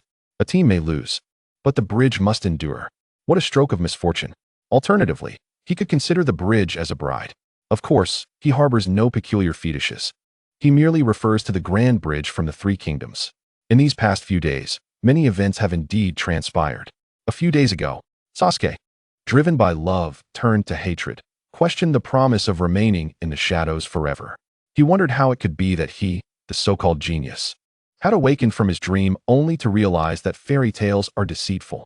Henceforth, he imposed upon himself a rigorous and relentless training regimen, devoting countless hours to arduous practice. At long last, one afternoon, his Sharingan transformed into the Two-Tomo Sharingan. The rain ceased, the sky cleared, and Sasuke felt invigorated. The very next morning, he rushed to challenge Naruto, who was languidly resting beneath a tree, enjoying the cool shade and dozing off. Naruto's training technique was vastly different. He believed that sleep would enhance his strength. However, Sasuke, in his stubbornness, refused to accept this. After all his hard work, what was it for if not to reclaim his former glory? Naruto, growing impatient, predictably responded to Sasuke's challenge by delivering a thorough beating, leaving him bruised and battered. To subdue Sasuke, no ninja techniques were necessary. Naruto relied solely on his extraordinary physical prowess to render Sasuke defenseless. Kakashi, seated beneath the tree engrossed in his book, was lost in thought, oblivious to the situation. He felt a growing sense of unease. Wasn't he the promised avenger supposed to appear? After waiting for so long, where had that person vanished to? Over the past 10 days, there had been no sign of Zabuza. Sakura's courage began to swell, eventually leading her to inquire of Kakashi. Sensei, your deductions may have been incorrect. That so-called avenger, Zabuza Momochi, might indeed be dead. The last time, you were simply being overly cautious. Kakashi closed his book, nonchalantly placing it in his pocket. and nodded in agreement. Perhaps he had been too suspicious, too quick to overestimate Zabuza. With Kakashi's acknowledgement, Sakura felt a surge of relief. If Zabuza were truly dead, she would no longer have to live in fear every night. She glanced at Naruto, who was peacefully dozing under the tree, and particularly admired his handsome profile, which caused her cheeks to flush inexplicably. A tinge of disappointment crept in as she wondered if Zabuza were still alive. Would Naruto allow her to enter his room and share a bed? Kakashi, sensing something was amiss with Sakura, furrowed his brow and asked, "Sakura, what troubles you? Why is your face so flushed? Are you unwell?" Sakura snapped back to reality and vigorously shook her head. No, I'm fine. I just trained too hard and broke a sweat. I just need a moment to rest." Kakashi nodded. "All right, you should stop training for today. Pack your things. We will return to Konoha this afternoon while the weather is still pleasant."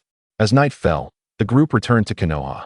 During their farewell, Sasuke gazed at Naruto with deep, brooding eyes, making Naruto feel quite uneasy. He wondered if Sasuke had developed a peculiar obsession during their battle. It wasn't he that Naruto was afraid of Sasuke. The disparity in their strengths was evident. Instead, Naruto was pondering an important question. Was Sasuke truly that bothersome? Should he trick him into dressing as a girl? Just as Konohamaru did, in pursuit of power? A feminine Sasuke could have a certain charm. He could even change his name to Uchiha Seiko. At that moment, a bold idea struck Naruto. However, upon recalling wild elephants, he decided to abandon the thought. After all, he had no such intentions. As long as one is male, that would not suffice. Unless the system produced some items to transform Sasuke into a female. If he were to become a girl, his thoughts would undoubtedly undergo subtle changes. This was not a concern. Yet, Naruto pondered, did the system even possess such items? Even if it did, he might not be willing to use them. Upon returning, the Anbu captain who had previously pledged allegiance to Naruto appeared before him, accompanied by several unfamiliar faces. Upon seeing Naruto, Captain Yamamoto knelt on one knee. "Young master, I have completed all the tasks you assigned to me over the past few days. I intended to report to you earlier, but I discovered you were out on a mission with Captain Kakashi. I hope my unexpected visit tonight has not caused you any inconvenience." Naruto waved his hand, inviting the masked Anbu into the room. Upon entering, they removed their masks, a gesture of trust and respect, signifying their willingness to stand with Naruto. In addition to Captain Yamamoto, there were 2 men and 2 women. Naruto did not ask any questions, and they wisely chose to remain silent. Though their eyes betrayed their excitement and admiration, they had previously been unaware that Naruto was the son of the 4th Hokage, Minato Namikaze, and had not given him much attention, with some even meeting him for the first time. Yet, at that moment, they saw the reflection of their revered leader, the legendary Golden Flash, Minato Namikaze, in Naruto. Naruto, somewhat surprised, posed a question. "You mentioned Captain Kakashi, correct?" "Yes, I have previously worked with Captain Kakashi. Though I was never part of his squad," Yamamoto explained succinctly. Naruto, realizing this, lost interest in the matter, instead focusing on, "How many ninjas from the Anbu and village higher-ups have expressed their willingness to follow me?" Yamamoto's expression grew serious as he placed his hands behind his back and began to present his findings. "We have conducted this matter with utmost discretion. Only a select few trustworthy individuals are aware of this. No one else knows of our intent to follow you, young master. Through our inquiries, approximately 2/5 of the Anbu are willing to follow you. 1/5 are observing, hesitant, while another 2/5. Noticing Naruto shake his head, Yamamoto refrained from continuing that topic and instead provided additional information.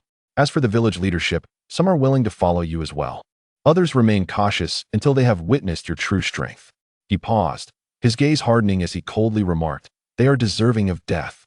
Especially those who have benefited greatly from the 4th Hokage, yet still choose to remain neutral, failing to openly stand by your side." The other 4 Anbu members, though silent, mirrored Yamamoto's sentiments through their expressions. Naruto felt that his current life was rather comfortable. He was in no rush, but his subordinates were beginning to grow anxious. With a grin, Naruto chuckled softly. "There's no need to be so agitated. I can understand their reluctance to openly take a stand. If I were in their position, I would likely make the same choice. That's just the reality. The ninja world has always been about who has the upper hand, who speaks the loudest. Those individuals have families to consider as well. If a coup were to happen in Konoha, it would undoubtedly affect their loved ones. The reason behind a battalion's blunder could lead a clan to eternal damnation or, conversely, to soaring success. The latter scenario is more favorable. If Naruto were to truly unveil a power capable of overturning everything, they could unhesitatingly choose to align themselves with him. However, Naruto has yet to demonstrate such prowess, and they are unaware of his potential.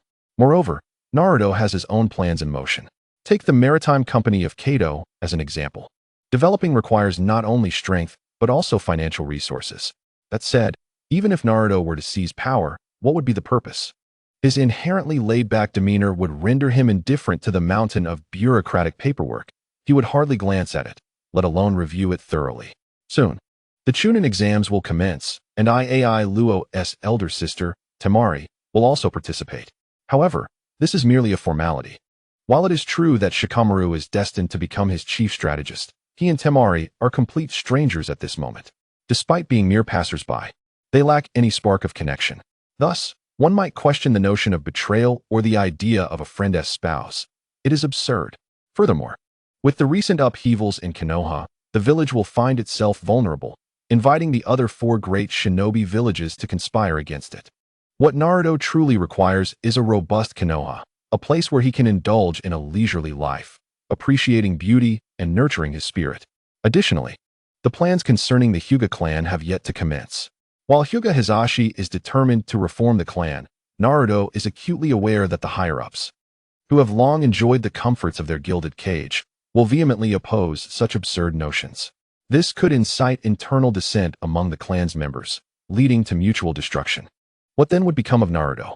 On one hand, he does not wish to see Hinata in distress. On the other hand, the strength of the Hyuga clan could serve as an impressive deterrent if utilized as his elite enforcers. To put it plainly, all endeavors revolve around human interests. After Naruto expressed these thoughts, the 5 Anbu, including Yamamoto Sachi, fell to their knees, faces alight with fervor. Young master, your wisdom and benevolence are indeed akin to that of the 4th Hokage. We have not misjudged you. Their voices trembled with excitement. Naruto, perplexed, wondered, what have I done to deserve this? How did I suddenly become a paragon of wisdom and kindness? I am not. I do not. Please do not defame me. It seemed this group had misunderstood his intentions. Chapter 64 Is the spirit of Konoha truly so fierce? Within the Hokage's office, the flickering lights cast shadows as Kakashi reported to Sarutobi Hiruzen regarding the recent mission. He refrained from mentioning Naruto's direct defeat of 2 Chunin and his formidable battle against the rogue ninja, Zabuza Momochi, choosing instead to keep that information under wraps for the time being. Sarutobi took a deep drag from his pipe, exhaling a thick cloud of smoke. Kakashi, I trust you are aware of the matters concerning young Naruto. And as for Uchiha Sasuke, the last of his clan, it is imperative that you look after them both. After the revelation of Naruto's lineage as the son of Minato, Sarutobi felt compelled to provide the recognition he deserved. In recent days, the other 4 great nations, having caught wind of the orphan child of the Yellow Flash, dispatched numerous assassins to eliminate him. Yet, without exception, all were thwarted by Konoha's Anbu. As the son of a hero and the Jinchuriki of a tailed beast, Naruto's numerous accolades and identities would not go unnoticed by the Anbu. Kakashi nodded in acknowledgement. Indeed, even without your explicit instruction, I will ensure Naruto's well-being. However, considering Naruto's terrifying combat prowess, Kakashi felt a sense of inadequacy. It seemed he had little to offer in terms of mentorship. What a predicament! Perhaps he could teach Naruto his original lightning release technique, Chidori? Yet, Naruto had already mastered Minato's Rinnegan. Shaking his head, Kakashi dismissed the absurd thought. While Chidori was powerful, the Rinnegan was equally impressive. Sarutobi rubbed his temples, as if recalling something. The Chunin exams are fast approaching. This year, they will undoubtedly attract a crowd. And there will be no shortage of ninjas seeking to exploit the situation for malicious intent. Pausing, he continued, Kakashi, you must remain vigilant to ensure that Naruto and Sasuke do not encounter unforeseen troubles. Sarutobi shared further details with Kakashi, though they were largely inconsequential.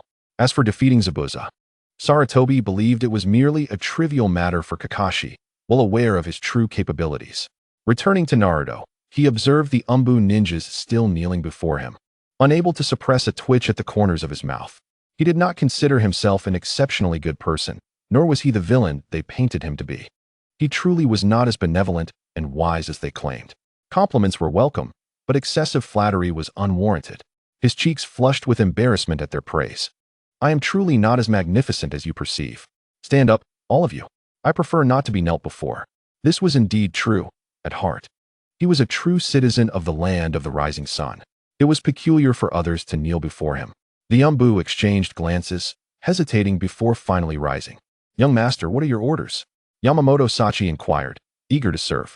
He was among those who had greatly benefited from the fourth's kindness and was firmly aligned with Naruto. Moreover, they had witnessed the actions of certain high-ranking individuals within the village over the years. The massacre of the Uchiha clan, who possessed formidable genjutsu, had not gone unnoticed. The Anbu assigned to observe Uchiha movements were acutely aware of the conflicts, which, despite being executed with utmost secrecy, ultimately pointed to the third Hokage and Danzo. Each time Danzo expressed his dissatisfaction with the Uchiha clan during meetings, it was no secret. Everyone saw it. Aside from Yamamoto, the other four gazed at Naruto with eager anticipation. It was evident they were a warlike faction, and while a fighting spirit is commendable, it could also lead to missteps. Naruto had his own schemes and did not wish for his subordinates' impetuosity to disrupt his plans. There was no need to rush into action. The fervor in their eyes dimmed slightly. Young master, at your command, 300 Anbu will swiftly come to assist you in dealing with Sarutobi. However, as Naruto had already spoken, they were reluctant to say more. After a brief pause, Mingren spoke nonchalantly, asserting that warfare requires intellect.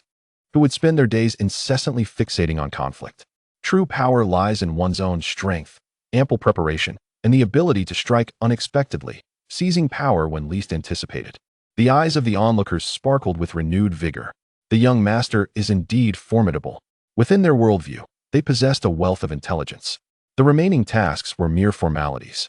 They had contemplated the consequences, yet none were as concerned as Mingren.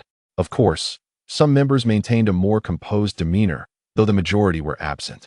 Yamamoto Sachi, eager to continue flattering, was swiftly interrupted by Mingren. Enough already, I understand your sentiments. Today, let us conclude here, as I am utterly fatigued. A flicker of disappointment crossed Yamamoto Sachi's face, regretting the missed opportunity to express his heartfelt thoughts. Yes, young master, we shall take our leave immediately. Young master, do not neglect to keep your feet warm. Why are you still here? Hurry and depart. The door closed gently behind them. Mingren wore a wry smile. Every ninja capable of entering the Anbu was renowned as a prodigy, excelling in various aspects. Naturally, under rigorous training, they possessed lean, toned physiques devoid of any excess. For instance, the two female ninjas from earlier. As for the thoughts of the previous female ninja, Mingren paid them little mind. Chapter 65. The Sarutobi family's progeny. The following noon, Mingren strolled leisurely through the streets. Kakashi had granted the squad a 3-day respite. Soon, the Chunin exam would commence. Kakashi had to attend a meeting. Moreover, Team 7 had just returned from their mission. Allowing the students some time off to recuperate was indeed a prudent decision. I wonder if Hinata, my little wife, has returned yet, Mingren mused. He had learned that Hinata and Yuhi Kurenai were also out on a mission, seemingly yet to return to the village. Nonetheless, it was said they would be back within the next couple of days. Aside from news regarding his little wife, Mingren also gathered information about himself. It appeared that after distributing the spiritual nourishment, the Book of Hope in the ninja world, colloquially known as the Little Yellow Book, to a few comrades, they had predictably faced the wrath of their parents for it. They were eager to confront Mingren, demanding, "What kind of book did you show us?" Refund.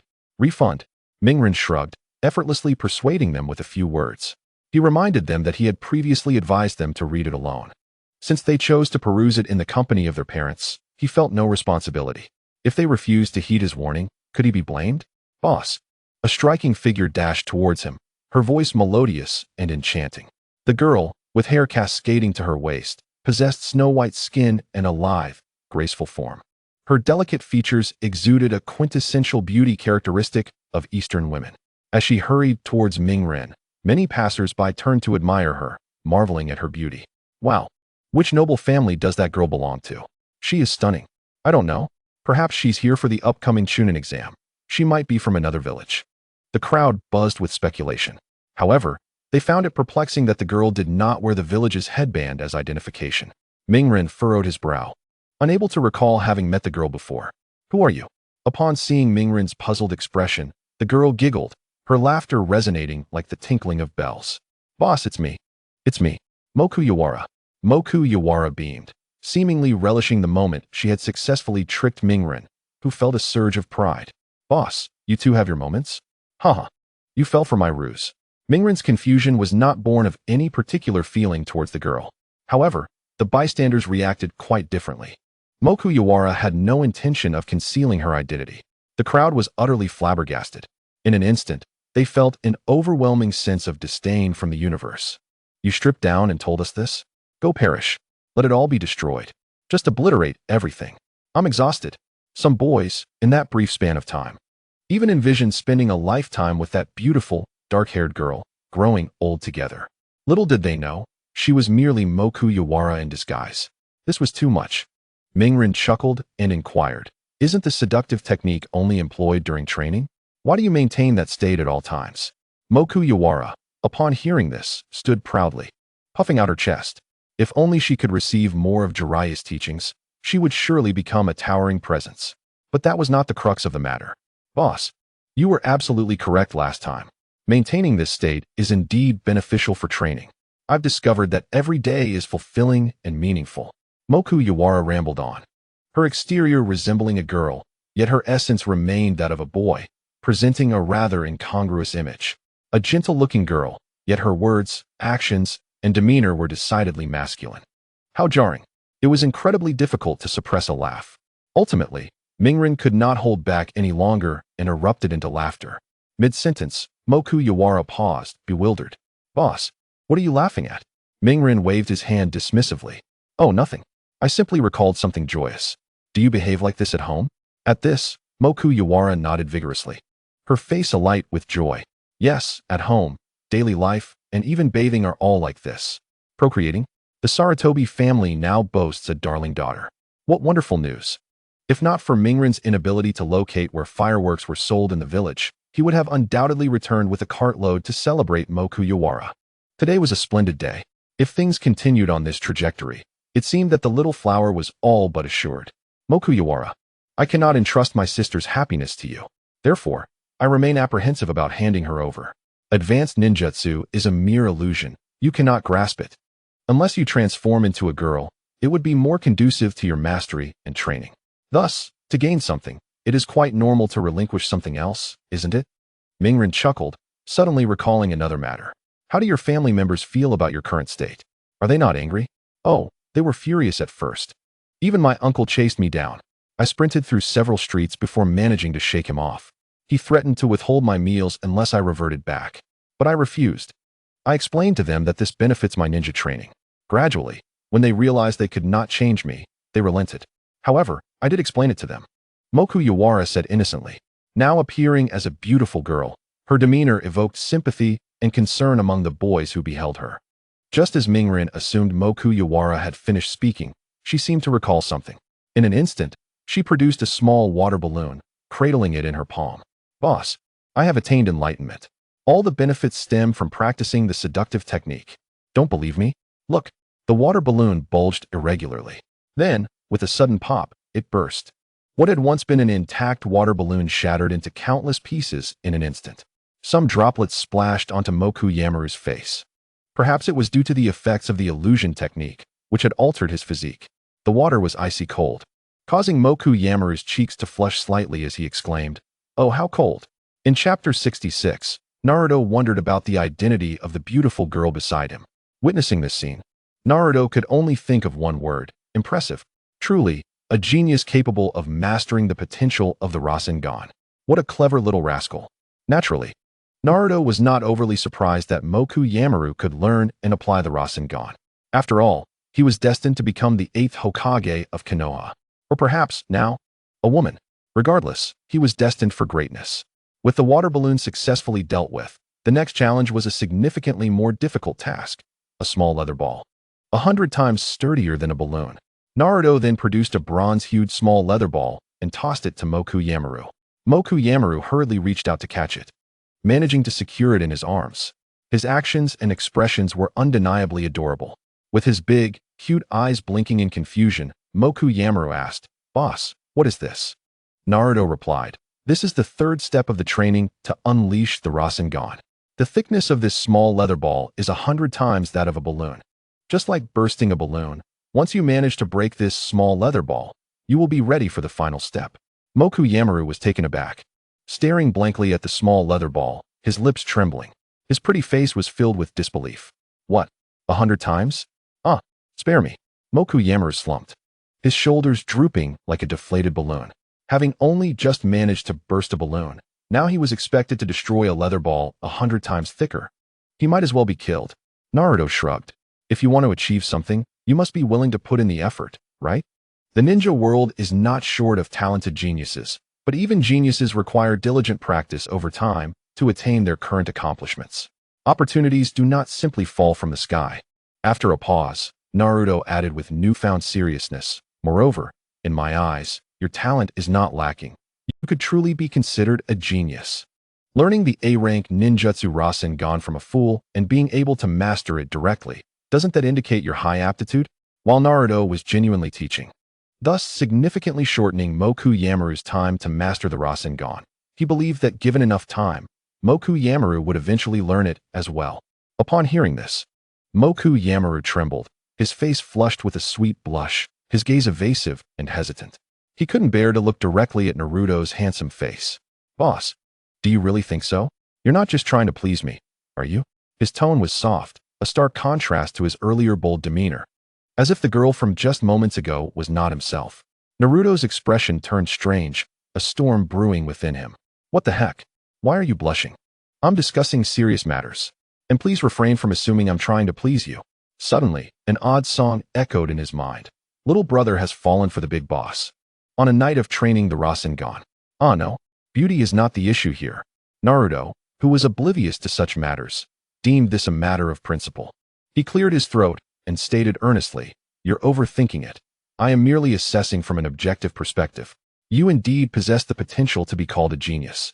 To his surprise, Moku Yamaru's face turned even redder, his expression shy, his beautiful eyes glistening with emotion, leaving Naruto feeling a wave of discomfort. Just one sentence, how nauseating. Naruto raised an eyebrow. Little brother, can you act normally? I just want to be your big brother. Don't think of anything strange. Moku Yamaru felt a pang in his heart, as if something had touched him deeply. However, seeing Naruto's anger, he felt compelled to explain. Boss, it's like this. I've been maintaining the illusion technique for an extended period, which has caused some subtle changes in both my physiology and mentality. I can't quite describe it, but it feels quite dissonant. He continued, short-term usage is fine, but prolonged maintenance of the illusion technique. It seems that retaining feminine traits for too long has affected my normal male thought processes. For instance, the simplest attraction between the opposite sexes. There's no appeal between males or females. It's only proper between men and women. Thus, Moku Yamaru harbored a subtle emotional attachment to Naruto. But is this good? No, it is not. Young man, I advise you to reflect on this and avoid such clever tricks. Naruto took a deep breath and nodded, understanding Moku Yamaru's predicament. Have you considered transforming back? Upon hearing this, Moku Yamaru shook his head vigorously, his long hair swaying. I don't want to. I feel fine like this. My training speed is fast, and my progress is evident. Well, it seems you have ambitions. Naruto mused. In truth, I have yet to develop the illusion technique to its most perfect state. Most perfect state? Moku Yamaru echoed. Yes, you could use this time to research it further. Not only should you excel in appearance, but also in character, blending in with the behaviors of girls. Naruto truly intended to cultivate Moku Yamaru into a girl. To prevent complications with his little sister-in-law, and regarding the future, after the Chunin exams, he intended to venture out. Whether Moku Yamaru would have the chance to see him again remained uncertain. In any case, the priority was to train him to become his top subordinate, ensuring protection for his wives. A pseudo-girl with no interest in women, only in men. This aspect reassured Naruto. Furthermore, he trusted Moku Yamaru's character would prevent any betrayal. As he had previously stated, to gain something, one must be willing to lose something. As for being remembered by Moku Yamaru, no need to panic. If necessary, he could just hide for a few years. After all, Moku Yamaru could not defeat him. Did he really think he could use force? Later, Naruto subtly hinted to Moku Yamaru to actively learn about feminine thoughts and actions. He also described the general appearance of Haruno Sakura from his past life. Sakura was striking and high in beauty, a splendid candidate for cosplay. As for whether Moku Yamaru could truly pull it off, Naruto was uncertain. After all, a good master is essential in one's journey. While Naruto and Moku Yamaru conversed, Yamanaka Ino happened to pass by and glanced over. Hey, isn't that Naruto-kun? How strange. Who is that beautiful girl beside him? Chapter 67. I always knew Naruto-kun was not that kind of person. Well, since you already know what to do next, there is no time to waste. Focus on your training, Naruto said with a smile. The little hands of Konoha Maru fidgeted with his skirt as he gazed at Naruto's handsome face, hesitating to speak. Ultimately, he could only nod, letting out a soft sound through his nose. He then left, glancing back 3 times, appearing quite reluctant. This made Naruto contemplate packing his belongings that very night, purchasing a ticket to escape from Konoha village. Fortunately, Konoha Maru finally departed. After all, practicing with a ball is significantly more challenging than practicing with a water balloon. If Konoha Maru truly wished to master his skills, Naruto estimated it would take at least 6 months. For him, that duration felt secure. As for whether Naruto would still be in the village 6 months later, that remained uncertain. Perhaps by then, he might venture to Kirigakure to charm Tsurumi Mei. With her stunning beauty, she would undoubtedly rank among the top 10 on the list of the most beautiful Hokage. Her captivating fox-like face and her alluring figure, perfectly accentuated in fishnet stockings, were simply irresistible. Naruto recalled spending a fortune in his previous life on a white swimsuit for Tsurumi Mei in a mobile game. Yet, he had never fully relished the joy brought by his paper doll wife before crossing over to this world. One word could describe it: perfection. Fortunately, he found himself in the real world of Hokage. What was the point of dressing up a fictional wife in a swimsuit? He longed for the genuine warmth and tenderness of Tsurumi Mei, which was far more enjoyable than any game. Naruto-kun, who was that girl just now? Just as Naruto's thoughts drifted, a feminine voice broke his reverie. He turned to see a newcomer, clad in a purple off-shoulder top and matching shorts. Her fair belly button exposed. Her slender waist and a ponytail adorned with side bangs obscured half her face, creating an enchanting allure. The girl, Yamanaka Ino, was blossoming into a beauty destined for greatness in the future. Upon seeing her, Naruto couldn't help but smile. She is just a friend of mine. Ino, have you returned from your mission? Hearing Naruto's inquiry, Yamanaka Ino beamed, a sweet smile gracing her face. Yes, Naruto-kun, you seem to know a lot, don't you? Are you keeping tabs on me? Isn't that what every team leader does? Taking students out of the village for missions to broaden their horizons before returning home. It's basic knowledge, isn't it? Seriously? With Naruto's current abilities, what kind of beauties couldn't he attract? If he truly wanted to pursue someone, it wouldn't take long at all. Yamanaka Ino appeared somewhat disheartened, yet her feelings seemed unrelated to Naruto. Just as he shook his head, preparing to deny her assumptions, Ino suddenly dashed towards him, pressing herself against his back, appearing quite intimate. Anyone unaware might think they were in a romantic relationship. What the? Naruto blinked, astonished. Did he possess such charm? Merely standing there and doing nothing had led a girl to throw herself at him. Just as he was about to inquire, another figure appeared. What are you two doing? The newcomer was none other than Haruno Sakura, who had been wandering the streets to unwind. To her surprise, she stumbled upon Naruto. Perhaps this was a blessing from the heavens for such a beautiful girl. A girl who smiled often shouldn't have bad luck. As she approached to greet them, her gaze met Ino's. The moment their eyes locked, Ino lunged at Naruto. Sakura was infuriated. She couldn't comprehend how her friend had suddenly taken an interest in Naruto. Despite their usual bickering, they were still able to converse. Weren't you in love with Sasuke before? How did you switch so quickly? Women change so fast. Taking someone else's crush is one thing, but Naruto-kun? Do you think I would accept that? Remove your filthy hands, you interloper. Ino, playfully perched on Naruto's back, laughed and cheerfully replied, what else could I be doing? Just greeting Naruto-kun, as usual. Is this what you call a normal greeting? You used to ignore Naruto completely. Ino, I'm starting to think you're losing your shame. Have you learned to lie with your eyes wide open? What else are you capable of? Can you please get down and speak properly? Sakura struggled to contain her rising anger, her lips twitching. Ino, you should really get off. Naruto-kun seems to dislike it when girls get too touchy. Sakura believed her statement held merit. If someone as adorable as her couldn't capture Naruto's attention, Ino certainly wouldn't stand a chance. I'm kindly advising you to be sensible and get down quickly. Otherwise, if Naruto-kun gets upset, you'll be in for it. Sakura envisioned a future where she could easily toss Ino aside. Ino blinked her cute eyes, tilting her head in confusion, gazing at Naruto. Naruto-kun, is that true? If you say so, I'll immediately get down. I wouldn't want to upset you. Even though she found comfort in clinging to him, especially when witnessing Sakura's envious expression, Ino felt a surge of joy. Moreover, the intense masculinity radiating from Naruto deeply captivated her.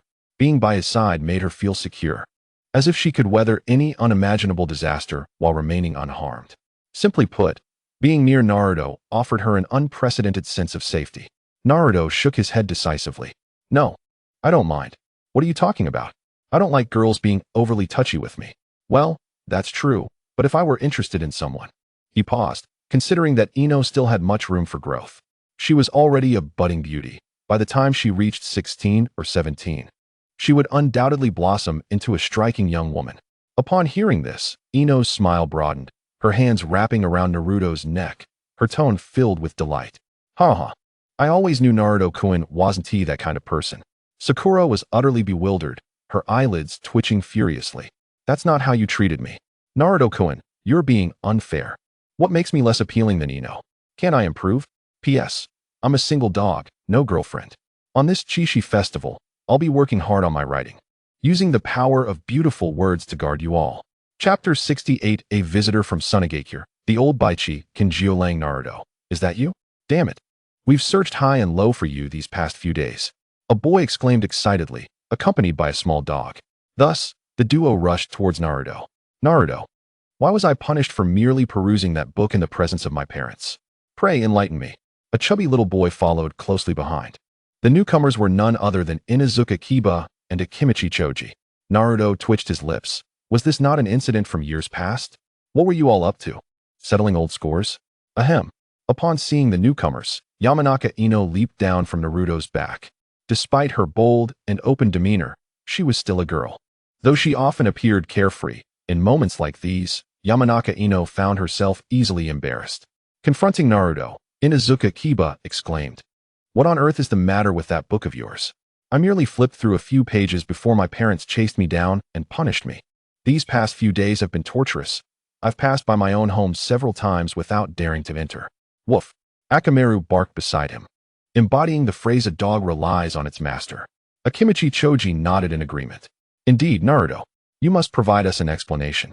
Shikamaru and Lee are unscathed, yet we are the only ones suffering. Oh, and several others received your training book too. Why must we bear the brunt of this?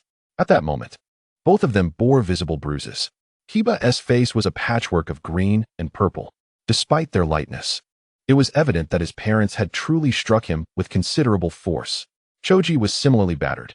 It was hard to fathom how they had endured the 5 days following the discovery of that book. Yamanaka Ino and Haruno Sakura exchanged puzzled glances, directing their inquiries toward Naruto. What kind of book is it, Naruto? Would you be so kind as to share? If that were permissible, I too would like to take a look. The village is neither too large nor too small. It is merely a street's length, and we are classmates, familiar with one another. One night, Yamanaka Ino fell into a blissful sleep, only to be startled awake by what sounded like the wailing of a pig being slaughtered. The mournful cries brought tears to the eyes of those who heard them. This noise roused her from her slumber, accompanied by a cacophony of banging sounds. The assailant was truly ruthless. The next day, upon seeing the bruised faces of Akimichi Choji and Inuzuka Kiba, Yamanaka Ino's curiosity piqued, prompting her to inquire. However, the two boys were adamant in their silence. Yet now, her interest was further ignited. Haruno Sakura's thoughts were simpler. Why should Naruto grant them what they have, while I am left without? I demand to see it as well. We cannot continue to be treated differently. Humph. Naruto's cheeks flushed. It seemed this matter had escalated. If you were to place blame, should it not be directed at the system's choices? Nevertheless, the rewards were undeniably enticing. After a moment of contemplation, he quickly formulated a response. How can you question me? Shouldn't you reflect on your own actions regarding the beatings? Ours. Akimichi Choji and Inuzuka Kiba exchanged glances. You gave us the book, leading to our punishment, and now you dare shift the blame upon us? Upon further reflection, they realized their approach had not been entirely flawed. Naruto reminded them, "Did I not caution you against being discovered by your parents while reading that training book? Have you forgotten?" Gulp. Akimichi Choji and Inuzuka Kiba swallowed hard, suddenly recalling that Naruto had indeed warned them. But at that time, they had dismissed his words. What was the issue with reading the training material in the company of one's parents? It turned out the consequences were quite severe. They reminisced about that night, haunted by the fear of being confronted with a feather duster, vowing never again to let anyone wield such a tool over them. If they could not defeat their parents, could they not at least flee? This matter had indeed been resolved. Yamanaka Ino suddenly linked her arm with Naruto's, playfully shaking him. Naruto-kun, what kind of book is it? Do share with us, I am so curious. Whoa, young lady, that notion is rather intriguing. But what if your parents were to find out? If they remain unaware? Two seniors are present. You could take Intimate Paradise home and emulate them later. Of course, Naruto adhered to his principles. Some things were simply not to be shared. It depended on the person, the occasion, and the timing. If Yamanaka Ino were to turn 18, she would hardly need to concern herself with Intimate Paradise. As for training, Naruto could offer hands-on guidance. For now, it was best to refrain from such discussions. Beyond matters of romance, he had numerous other plans to orchestrate. He politely excused himself, stating that the book was currently out of stock and unavailable for purchase. Should an opportunity arise, I will acquire it and present it to you. Yamanaka Ino's eyes sparkled. The specifics of the book mattered little. She had received a promise from Naruto, which filled her with joy. Haruno Sakura puffed her cheeks, her tone tinged with jealousy. Naruto-kun, I want one too. Though Naruto held no particular feelings for Sakura, they were still part of the same team, frequently crossing paths.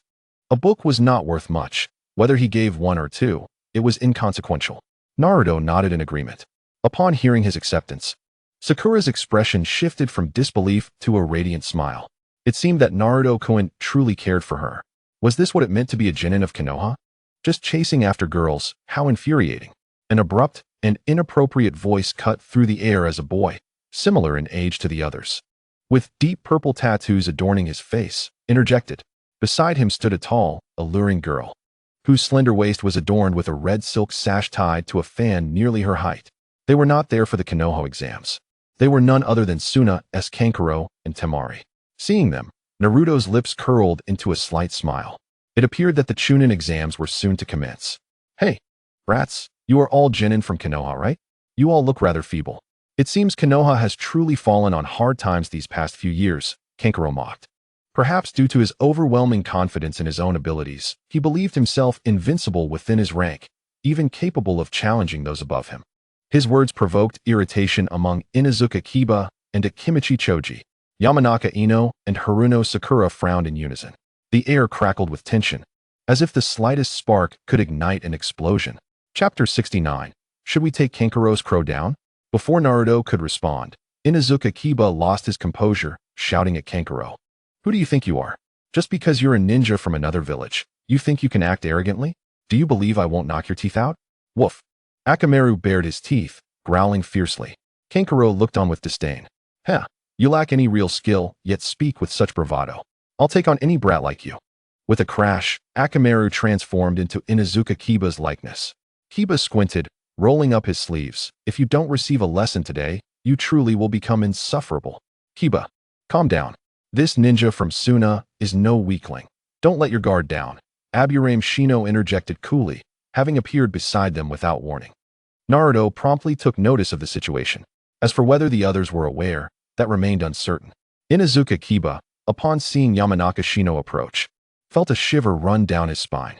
Whoa, Shino, could you please keep your distance? He exclaimed.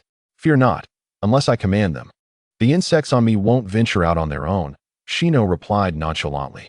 Kiba's expression immediately soured. Why must I be grouped with you? Yamanaka Shino instinctively touched his nose. I don't know. Hey, Shino, can you move away a bit? It's not you I'm afraid of, it's those bugs of yours. My insects are quite adorable. They are my little darlings, nothing to fear, Shino retorted. I don't care, just stay away from me. In response to Kiba's plea, Shino merely shrugged, ignoring him. Meanwhile, Kanjiro was seething with rage. The previous encounter with the genin had been repeatedly disregarded, which infuriated him. Enough. Everyone, be quiet. Damn it, stop your incessant chatter. You can come at me two at a time, or all at once. As he spoke, Kanjiro unveiled what he had been carrying on his back, pulling away the white cloth to reveal a grotesque puppet with 4 arms. With a flick of his fingers, chakra threads animated the raven. In that moment, the lifeless puppet astonishingly came to life. Upon closer inspection, It was the almost imperceptible blue chakra threads controlling its movements. Aside from Naruto, the younger generation of Konoha was bewildered. What on earth is this? I've never seen anything like it before. They had never encountered a fellow peer utilizing such a ninjutsu. Naruto stroked his chin, curiously observing the puppet raven. He wondered how many Rasengan it could withstand, or if it could endure a few strikes from Chidori. Were it not for the limited space, Naruto contemplated launching a massive water release, great waterfall technique. However, the area was too expansive, and unleashing it would likely inundate the entire village of Konoha. He certainly did not wish to cause such havoc. What would become of his possessions? And his wife as family home? Those were dowries graciously bestowed by his father-in-law. Would it not be absurd to squander his wife's dowry? It seemed akin to using a butcher's knife to kill a chicken. Temari, bewildered, questioned Kanjiro, "Are you truly planning to fight here? Shouldn't you cover up that raven?" Kanjiro, akin to a rebellious youth untouched by the harshness of society, retorted, "What is it to you? This is my business." The dynamic was starkly different from future generations. Although familial ties existed, mutual disdain overshadowed their interactions. Even though Temari treated her younger brothers well, an invisible gap hindered communication. "Akamaru, we are preparing to engage," Kiba declared. Akamaru, now resembling Kiba, barked twice. Yamanaka Shino's body began to emanate a dark mass. Upon closer inspection, it was a swarm of countless insects, numbering in the tens of thousands. For those with a fear of clusters, it was advisable to avoid the Yamanaka clan. Akimichi Choji also found Kanjiro intolerable and prepared to assist with his expansion jutsu. Kiba, witnessing Shino's willingness to help, wore a grim expression. It was not that he disliked Shino's assistance. It was the insects he found repulsive. A few bugs were manageable, but thousands were excessive and unacceptable. He swallowed hard. "Shino, I appreciate your kindness, but I can handle that guy myself. No need for your help. Thanks. Just gather your bugs." Shino's perpetually expressionless demeanor finally shifted slightly as a faint smile graced his lips. "Don't be so formal. We're all from the same village. I just felt uncomfortable seeing a fellow villager being bullied." Kiba sensed a hint of something peculiar in his companion's tone. Temari sighed in exasperation, shaking her head as she removed her giant fan from her back, positioning it in front of her. As an elder sister, she couldn't just stand by while her brother was targeted. Kanjiro, brimming with pride, declared, "I don't need your help. I can handle them alone." Temari's expression grew serious. "You are my brother. Why are you being so stubborn? I can't just watch you get bullied by outsiders, can I?" At that moment, Kanjiro felt a surge of emotion. Yet he remained silent. "Stop it." Kanjiro, Gaara, who was hanging upside down from a tree, finally spoke. If he remained silent, no one would consider him a mute. They would merely overlook him. His position was too concealed. Kanjiro suddenly shivered, recalling his brother's terrifying capabilities. He made it clear that he was not a brother-complex type. But he understood that should he ignore his brother's words, he would be the next to be beaten. Kanjiro had no desire to face Gaara again. "Humph, consider yourselves fortunate." Kanjiro scoffed, draping the white cloth back over the raven. Naruto felt a twinge of regret. Ultimately, neither side had engaged in combat. Had they done so, Naruto was confident he could have rendered Kanjiro's raven useless. A puppet master without a puppet was merely a waste. Ninjutsu was reliant on puppets for execution. Without a puppet, participation in the Chunin exams would be futile. One might as well pack their belongings and return home. Chapter 70. I never said you could leave.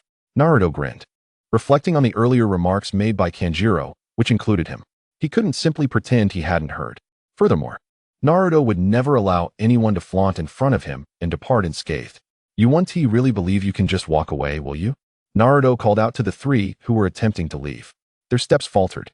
Gaara's eternally stoic expression showed a flicker of interest. Kanjiro spun around, glaring at Naruto with malice. "You've got some nerve. Do you intend to keep us here?" Temari regarded the golden-haired youth before her with astonishment. He was indeed handsome, yet perhaps lacked some common sense. Did he genuinely think that everyone outside of Konoha was inferior? Gaara remained silent, seemingly acquiescing to Kanjiro's actions. Naruto's words irked him greatly. His mind had shifted. He would no longer impede Kanjiro's intentions. As long as no one was killed, everything could be discussed. Breaking limbs and leaving someone alive was acceptable. Naruto cracked his neck, a warm-up before the impending confrontation. "You're right, I never said you could leave." The other young companions turned to Naruto in unison. Naruto was not one to be trifled with, especially with that peculiar puppet, which appeared formidable. Do you need our assistance? One offered. Count me in. I find that guy quite irritating.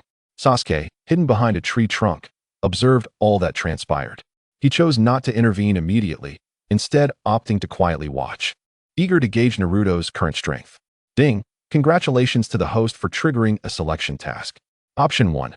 Teach Kanjiro a severe lesson, making him aware of the terror of a Konoha genin. Reward: advanced version of the Flying Thunder God technique. Option 2. Allow Kanjiro to leave and apologize to him. Reward: the title of coward. Upon hearing the sudden mechanical voice in his ear, Naruto's eyes sparkled. The Flying Thunder God. That was a signature technique of his esteemed father. Although it was an S-rank space-time ninjutsu developed by the second Hokage, Senju Tobirama, it truly shone under the usage of Minato Namikaze, gaining immense renown. Moreover, the system had hinted quite clearly. Did Naruto have any other choice? I choose option 1. With great excitement in his heart, Naruto communicated with the system in his mind. Ding! Selection successful. Reward: advanced version of the Flying Thunder God technique. Mastering the Flying Thunder God is already quite remarkable, let alone obtaining its advanced version. In terms of speed and explosiveness, it would undoubtedly surpass the original Flying Thunder God.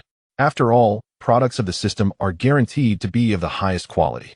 Previously, when Naruto used Chidori, he had already felt it. That technique was far more potent than the Chidori released by Kakashi, sensing the subtle changes in his body.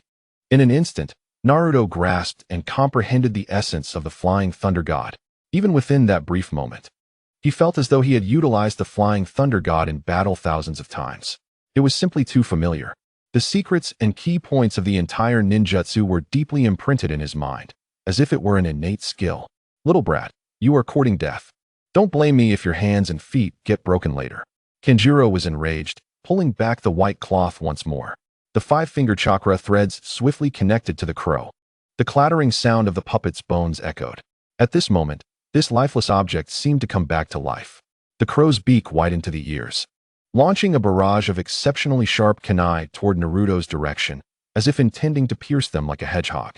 Kanjiro certainly had no intention of sparing Naruto's companions behind him. He was careful, but that care was merely to ensure that the Konoha genin would not be killed.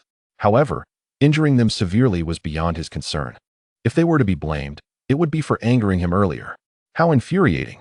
Releasing so many kunai. What should we do? We can't dodge. Akamaru, let's go? An eye for an eye. Woof woof. This is troublesome. In unison, Inuzuka Kiba and Akamaru transformed into 2 rapidly spinning black whirlwinds, deflecting the incoming kunai. Immediately following, Yamanaka Shino took action as well. A swarm of densely packed black bugs surged out from his clothing, forming a solid shield in midair. The sharp kunai clanged against it, producing a resounding metallic impact. Unsurprisingly, they were all blocked. As for why Naruto did not take action, it was simply because he did not use kunai. Speaking of which legitimate ninja would use kunai? Naruto didn't want to use them, but now, he had no choice. Sighing, he casually picked up a few kunai from the ground. Following the memories in his mind, Naruto expended his chakra to quickly mark these kunai. You are finished. A fierce glint flashed in Naruto's eyes. He hurled the kunai with a swift motion. Whoosh. The kunai flew out with a sound of slicing air. Everything happened too quickly. The people behind him, including Yamanaka Ino, were left dumbfounded. Naruto had never used kunai at school. Even if he had, it was in a rather ineffective manner. His accuracy was a subject of lamentation. Nevertheless, the kunai Naruto threw now was far more formidable than before. Even Kanjiro and his companions were stunned. Temari squinted slightly, preparing a countermeasure. However, in the next instant, Kanjiro burst into laughter. The kunai flying toward them was not aimed at them, but rather at the crow. The material used to create the crow was of the highest quality. It was tough and resilient. How could it fear the attack of kunai?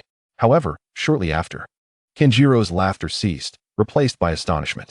He witnessed a scene that would be etched in his memory for a lifetime. Not only him, but everyone present was left speechless. Everything unfolded too rapidly. From the moment Naruto picked up the kunai to when he threw it, only a few breaths passed. What left them astonished was not Naruto throwing the kunai, but rather Naruto's figure appearing beside the kunai in an instant. A group of people remained bewildered, unable to comprehend what had transpired. Suddenly, with one hand gripping the kunai and the other holding a brilliant blue Rasengan, Naruto executed a magnificent turn in midair, driving the Rinnegan into the crow's back. Crack! A sound akin to something breaking echoed. The crow's chest was torn open, creating a massive gash. The scene fell into a profound silence. Chapter 71. Let me explain, little brother. This is self-inflicted. What in the world is happening? Why did Naruto, who was previously at a considerable distance from them, suddenly appear before them? What is the definition of surprise? What the hell is this surprise? This is utter nonsense. Simply a fright. Whoosh. It was as if a flash of light appeared. Naruto appeared next to the crow and used a technique imbued with terrifying energy to pierce through the crow's chest. That was his puppet. Kanjiro's heart was bleeding profusely, yet he had no time to dwell on it. Although the space for storing various ninja tools in the crow had been rendered useless, its limbs could still operate under chakra control. That damn brat. How dare you damage my crow? I will make you pay the price. Kanjiro was furious, his rage clouding his judgment. The chakra threads at his fingertips quivered. The four hands of the crow revealed sharp blades, as if they were about to pierce Naruto at any moment. Bang! A kunai appeared on the ground unbeknownst to them. In the next moment, Naruto's figure vanished. When he reappeared, it was behind Kanjiro, with the kunai pressed against the center of his nape. Temari was initially taken aback, but her expression quickly changed dramatically. When did this handsome young man release such a ninjutsu? Speaking of which, what conditions are required to perform this peculiar space-time ninjutsu? Various chaotic thoughts surged in her mind. When Temari saw the strange mark attached to the kunai's handle, she began to suspect something.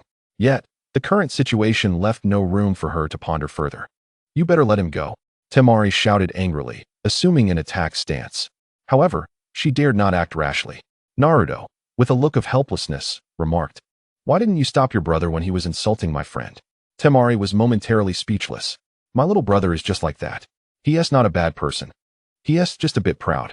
However, she couldn't articulate these thoughts. Others did not know her, nor could they possibly know Kanjiro. Why should they listen to her explanation? Why should they give her face? Temari felt that if she were in a position of advantage, she would certainly not show any kindness to the other party. They had already insulted her, after all. Wow, Naruto-kun is so strong. Yamanaka Ino exclaimed, her mouth forming a na shape, her face filled with astonishment. She could unmistakably feel her breath quickening, her heart filled with a mix of terror and, more predominantly, excitement, an ineffable thrill. The stronger Naruto became, the more she adored him. This was the type of boy she fancied, powerful, astonishingly so. The more she witnessed Naruto's might, the deeper she found herself enchanted, unable to extricate herself from the spell. In the past, his seemingly poor grades were evidently a facade, intended to spare his classmates from embarrassment, especially during the final assessments. Returning home without being at the bottom of the class was not what she had thought represented Naruto's true strength. She had underestimated him. Or perhaps he had simply chosen to remain low-key, sacrificing his own image for the greater good. How remarkable Naruto truly was. Such a boy was simply splendid. Shanzhong Ingye swallowed hard, her gaze suddenly resolute, as if she had made a pivotal decision. Meanwhile, Haruno Sakura shared similar sentiments, yet upon witnessing Naruto's astonishing jutsu, her heart felt as though it were being sliced open. How she wished she had accepted Naruto's request earlier. Otherwise, they might have already become Konoha's new couple. Why? Oh, why must it be like this? Sasuke's eyes turned crimson, his Sharingan activated at some point unbeknownst to him. The scarlet tomo filled with resentment and fury. His voice was hoarse and low. How had Naruto become so strong? There must be something unusual about it. Why could he have power while I cannot? I desire strength as well. Faced with Naruto's unprecedented jutsu, the new generation of Konoha's carnivorous flowers found themselves utterly baffled. What was the name of that technique? They were entirely in the dark. Jina, do you know the name of the jutsu Naruto just used? It looks so cool. I don't know. And I might even exaggerate by saying this is my first time seeing such a technique. How about we invite Naruto for another hot pot later and ask him? That sounds good. I want to learn that technique. I wish to become his disciple. Forget it. It looks too difficult to learn. The group chattered animatedly. In that moment, they were all captivated by Naruto's flying thunder god technique. This was the jutsu that a true man should wield. Returning to the situation with Kinkuru, the current Gaara was notably aloof. To put it dramatically, even if Kinkuru were to perish before him, he would remain unfazed. His concern lay solely with Naruto, finally encountering an opponent of considerable strength. Given Gaara's character, He could have rushed in to engage Naruto immediately. However, that space-time ninjutsu and the astonishing destructive power made him hesitate. Had it been just one of those techniques, he might have faced it head-on, even if it was challenging. Victory was not impossible. Moreover, if he couldn't win, he could always summon Shikaku. The boy before him, as impressive as he was, could not rival a tailed beast. Yet combined, those two techniques became a formidable challenge. Gaara could not ascertain how Naruto might appear beside him in the next moment. Though he had the protection of sand, that did not render him invincible. Sufficient damage would eventually exceed the sand's capacity to absorb. Gaara narrowed his eyes, his poker face shifting slightly as he genuinely remarked, "Though you are a genin from Konoha, I must admit your strength is undeniable." Naruto smiled without responding, the Kyuubi within him having been quiet until now. Sensed something at that moment. Its enormous beastly eyes opened wide, and a grin stretched across its mouth. The scent was still as unpleasant as ever. Foolish cat. If you kick against a steel plate, it will be amusing. The Shikaku within Gaara also felt the change, its eyes opening in response. The sand surrounding Gaara began to shift slightly, but soon settled back down, making Gaara question if he was merely imagining things. Kinkuru, restless and eager to break the unfavorable stalemate, subtly moved his fingers. The puppet crows followed suit, their movements cautious and discreet. Kinkuru believed he was well concealed. Suddenly, an immense pain struck him from behind. Naruto showed no mercy, delivering a powerful kick to Kinkuru's back. With his divine-level taijutsu, the force of the kick was formidable. Even without utilizing any special techniques, it was enough to leave Kinkuru reeling. He flew backward like a cannonball for several meters, rolling and tumbling, raising a cloud of dust in his wake. Damn it! Temari's expression immediately darkened. Her fan clutched tightly as she aimed to fan Naruto away. Seeing her anger, Naruto felt quite innocent. "Let me explain.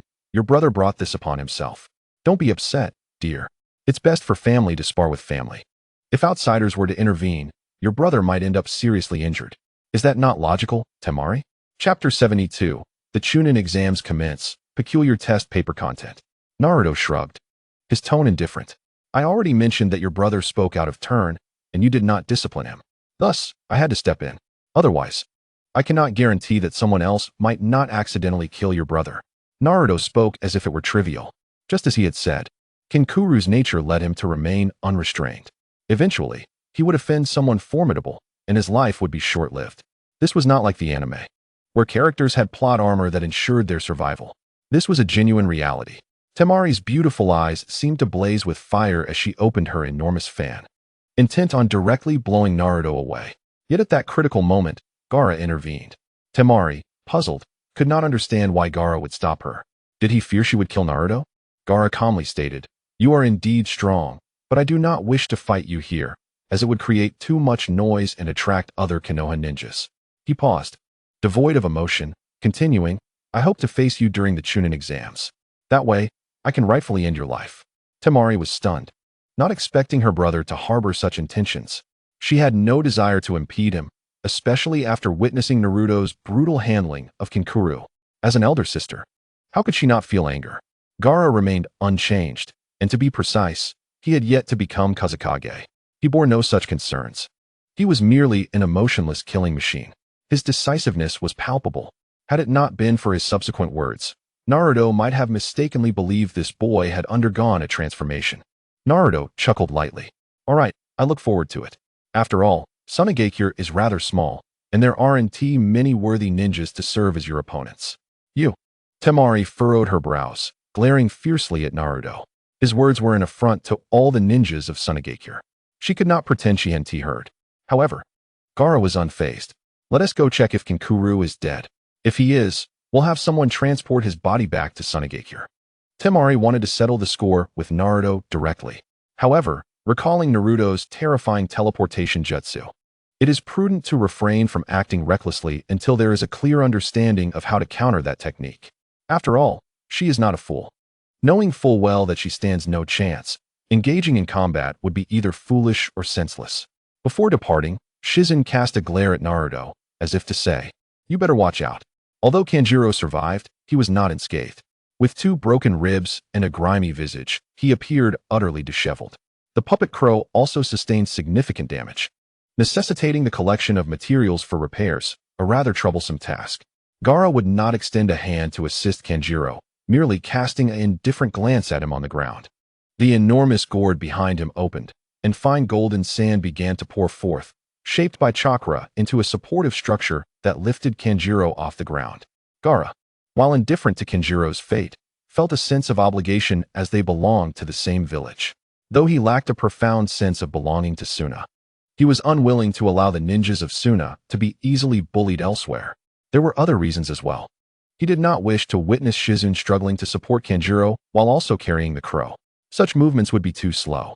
Soon after the departure of Gaara and his companions from Suna, Naruto also took his leave. It had been several days since he last saw Hinata. Reflecting on his 2 lifetimes, it was unrealistic to expect to spend every day with his peers. Although he did not have to endure the rigors of training, this existence felt rather dull. How old was Tsunade now? Approaching 30. Meanwhile, he was merely 12 or 13, encountering the youngest version of himself during his prime. It was undoubtedly a significant advantage for Tsunade.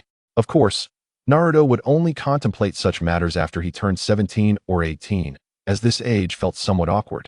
Furthermore, he had yet to become acquainted with Tsunade, making it premature to dwell on these thoughts. He needed to devise a plan to infiltrate Kirigakure, perhaps utilizing the puppet shadow clone technique. This was indeed a commendable option, yet many details required careful consideration. Assuming another's appearance was relatively simple, but without a credible identity, one would soon be discovered. After all, the elite intelligence departments in every village were not to be underestimated. Once Naruto departed, the others quickly dispersed. Sasuke returned early to the Uchiha compound to resume his diligent training. He permitted himself to have a gap between him and Naruto, but it could not be too vast. Witnessing the additional techniques Naruto exhibited today motivated him to strive harder. Just wait. One day, I will catch up to you, Naruto. With a resounding thud, another kunai struck the target. Sasuke had achieved a remarkable accuracy of nearly 90%. However, he was puzzled as to why Naruto seldom utilized kunai. Regardless, it mattered not. He would simply focus on his own skills. Days passed, and during this time, a series of events unfolded. Today was bright and sunny, marking the commencement of the Chunin exam, organized by Konoha. A scar-faced middle-aged man stood at the center of the conference hall. His fierce appearance commanded attention as he introduced himself. Thank you for your patience. I am the chief examiner for the Chunin selection, Marino Ibiki. The atmosphere in the room was notably tense, with the participating ninjas too intimidated to utter a word. The oppressive aura made him an excellent figure to frighten unruly children. Just a word from him would suffice to silence any mischief. Konoha's children immediately ceased their cries. Now that the precautions have been stated, the ninjas participating in the Chunin exam should line up and come forward one by one to collect their numbers and take their seats. Do not even think about switching places. If you complete these tasks, you will receive your exam papers. Ibiki stood with his hands behind his back, surveying the crowd, articulating each word with precision. Naruto, observing from the sidelines, was thoroughly engrossed. Despite Ibiki's warnings against cheating, Naruto, well versed in the narrative, understood that it was merely a facade. In reality, the examination conditions were designed to allow for a certain degree of covert cheating. It should be noted that if one were to cheat too blatantly, it would lead to dire consequences for the entire team. Upon hearing this regulation, the crowd groaned in despair. This was utterly unfair. It felt like an oppressive contract. Why should they have to consider the burdens of others during an exam? They refused to comply. Consequently, those who protested were swiftly expelled from the classroom by Ibiki and the other examiners. The remaining participants, witnessing this scene, quickly became more subdued. Even if there were grievances, they had to swallow them. Soon enough, all the seats were assigned. Holding his pen, Naruto gazed at the contents of the exam paper, and upon seeing the first question, his lips twitched involuntarily. The question read, "In a cage, there are known to be 30 heads and 88 legs. How many chickens and rabbits are there?" Chapter 73. Wow, what a considerate wife. This isn't a primary school question, is it? As a proud citizen of the Land of Fire, isn't it just a matter of having hands to solve this? He had been solving such problems since the 1st or 2nd grade. Naruto quickly skimmed through the remaining questions. The most challenging of them were merely junior high physics problems and basic mathematical functions. Shouldn't ninjas be exceptionally talented? They should possess eloquence and mastery of various jutsu. Wasn't it a matter of using one's intellect to tackle these simple questions? As expected, it was not the case. Their daily focus was on training in jutsu and their application, leaving little time for academic pursuits. This had contributed to the slow development of their technological advancement. Aside from Naruto and a few others, the students around him wore expressions akin to that of a distressed Sema. What on earth was this? None of them comprehended it. Old Ibiki's regulations felt like mere nonsense. Those who didn't cheat were the targets. Those who did cheat would receive a blind eye. Of course, the nature of cheating mattered. Particularly clumsy cheating might result in a mere deduction of 2 points. Those who didn't cheat were simply expelled. The written test presented questions of considerable difficulty for the ninjas. Consequently, aside from the officially participating students, some had infiltrated the exam to provide correct answers, thereby offering others a chance to copy. If there were no opportunity to copy, it would be quite awkward. If the first written test eliminated a majority of the students, those in charge would surely place the blame on him. Ibiki was not eager to shoulder that responsibility. As time ticked away, some who had done nothing were expelled from the classroom. Gradually, several ninjas found themselves in the same predicament as the previously expelled individual. Ibiki glared at them with a stoic expression. Some were terrified, while others bravely met his gaze, asserting their innocence. I swear on those who cheat. The next instant, other examiners from Konoha arrived. They carried this idiot out and threw him outside. The clever examinees inside had already realized what was happening. They realized something was wrong. The key to this exam was having extremely strong mental fortitude. Under the immense pressure of being watched by the teachers, knowingly breaking the law, knowingly violating the rules. Just copy. Tap, tap, tap, the sound of pencils hitting the desk. Incessant. Akamaru, perched on Kiba's head, narrowed his eyes, looking left and right. Woof, woof, Akamaru barked twice. Kiba, fluent in dog language, instantly understood. His eyes lit up, and he chuckled softly. Well done, Akamaru. Cheating with a dog, no wonder he died. On the importance of mastering a foreign language. In written exams, Sakura Haruno is practically a top student. Of course, that's only relative to ninjas. If she encountered high school level questions, she'd probably be completely stumped. These questions are a piece of cake for Naruto-kun, right? Hey, I was even thinking of letting him copy my test paper, Sakura said wistfully. A black fly buzzed in the air. It landed on a ninja's desk. The fly looked at it for a while. The ninja shooed it away. It instantly flew back to Shino Aburame's finger. All right, tell me the answer. The fly took off again. It circled around the table in front of Shino Aburame. Clearly, Shino Aburame also knows a foreign language. It's just that this language is expressed through body language. Naruto-kun, Hinata, sitting beside her, blushed and whispered. She silently pushed out the test paper she had been holding. If you don't mind, you can copy it. She immediately shut her mouth after saying that. Her head was spinning. Clearly, she wasn't quite getting enough. This always happened when she was with Naruto. She couldn't quite describe how she felt. It was just sweet. Naruto blinked. Damn, my wife is so considerate. Hinata finished her test. She looked up and was shocked to find Naruto's paper blank. Instinctively, she assumed Naruto didn't know the answers. So she pushed out the answers. Let Naruto copy. Hinata wasn't saying he didn't know the answers. He clearly thought this was the hardest test in ninja history.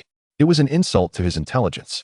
In his previous life, he not only received 9 years of compulsory education, but also went all the way to high school and got into a top university. Making a near-top university student do elementary school problems? Isn't that bullying an honest person? Therefore, Naruto didn't do them. He was just spacing out. But to his utter surprise, his wife thoughtfully provided the answers so he could copy them. Naruto grinned and muttered to himself, sure enough, one wife is enough. At that moment, Naruto suddenly realized the meaning of life. That's right, one wife is enough. It's a very good idea. But girlfriends can be many. For example, ex-girlfriends, ex-ex-girlfriends, ex-ex-ex-girlfriends, current girlfriends, future girlfriends, etc. Naruto smiled at his shy Hinata wife. Hinata, thank you, I know all the answers. Feeling the familiar, reassuring aura emanating from Naruto, Hinata's delicate body trembled, and she gave a soft, almost inaudible mm. At the same time, she was incredibly shocked. Naruto-kun said he knows everything? He's lying, right? Then why is the test paper completely blank? Isn't that blatant lying? While Hinata was lost in thought, Naruto knew that if he didn't show off in front of her, this woman probably doesn't know that her husband is actually a top student in the ninja world. Naruto picked up a pencil.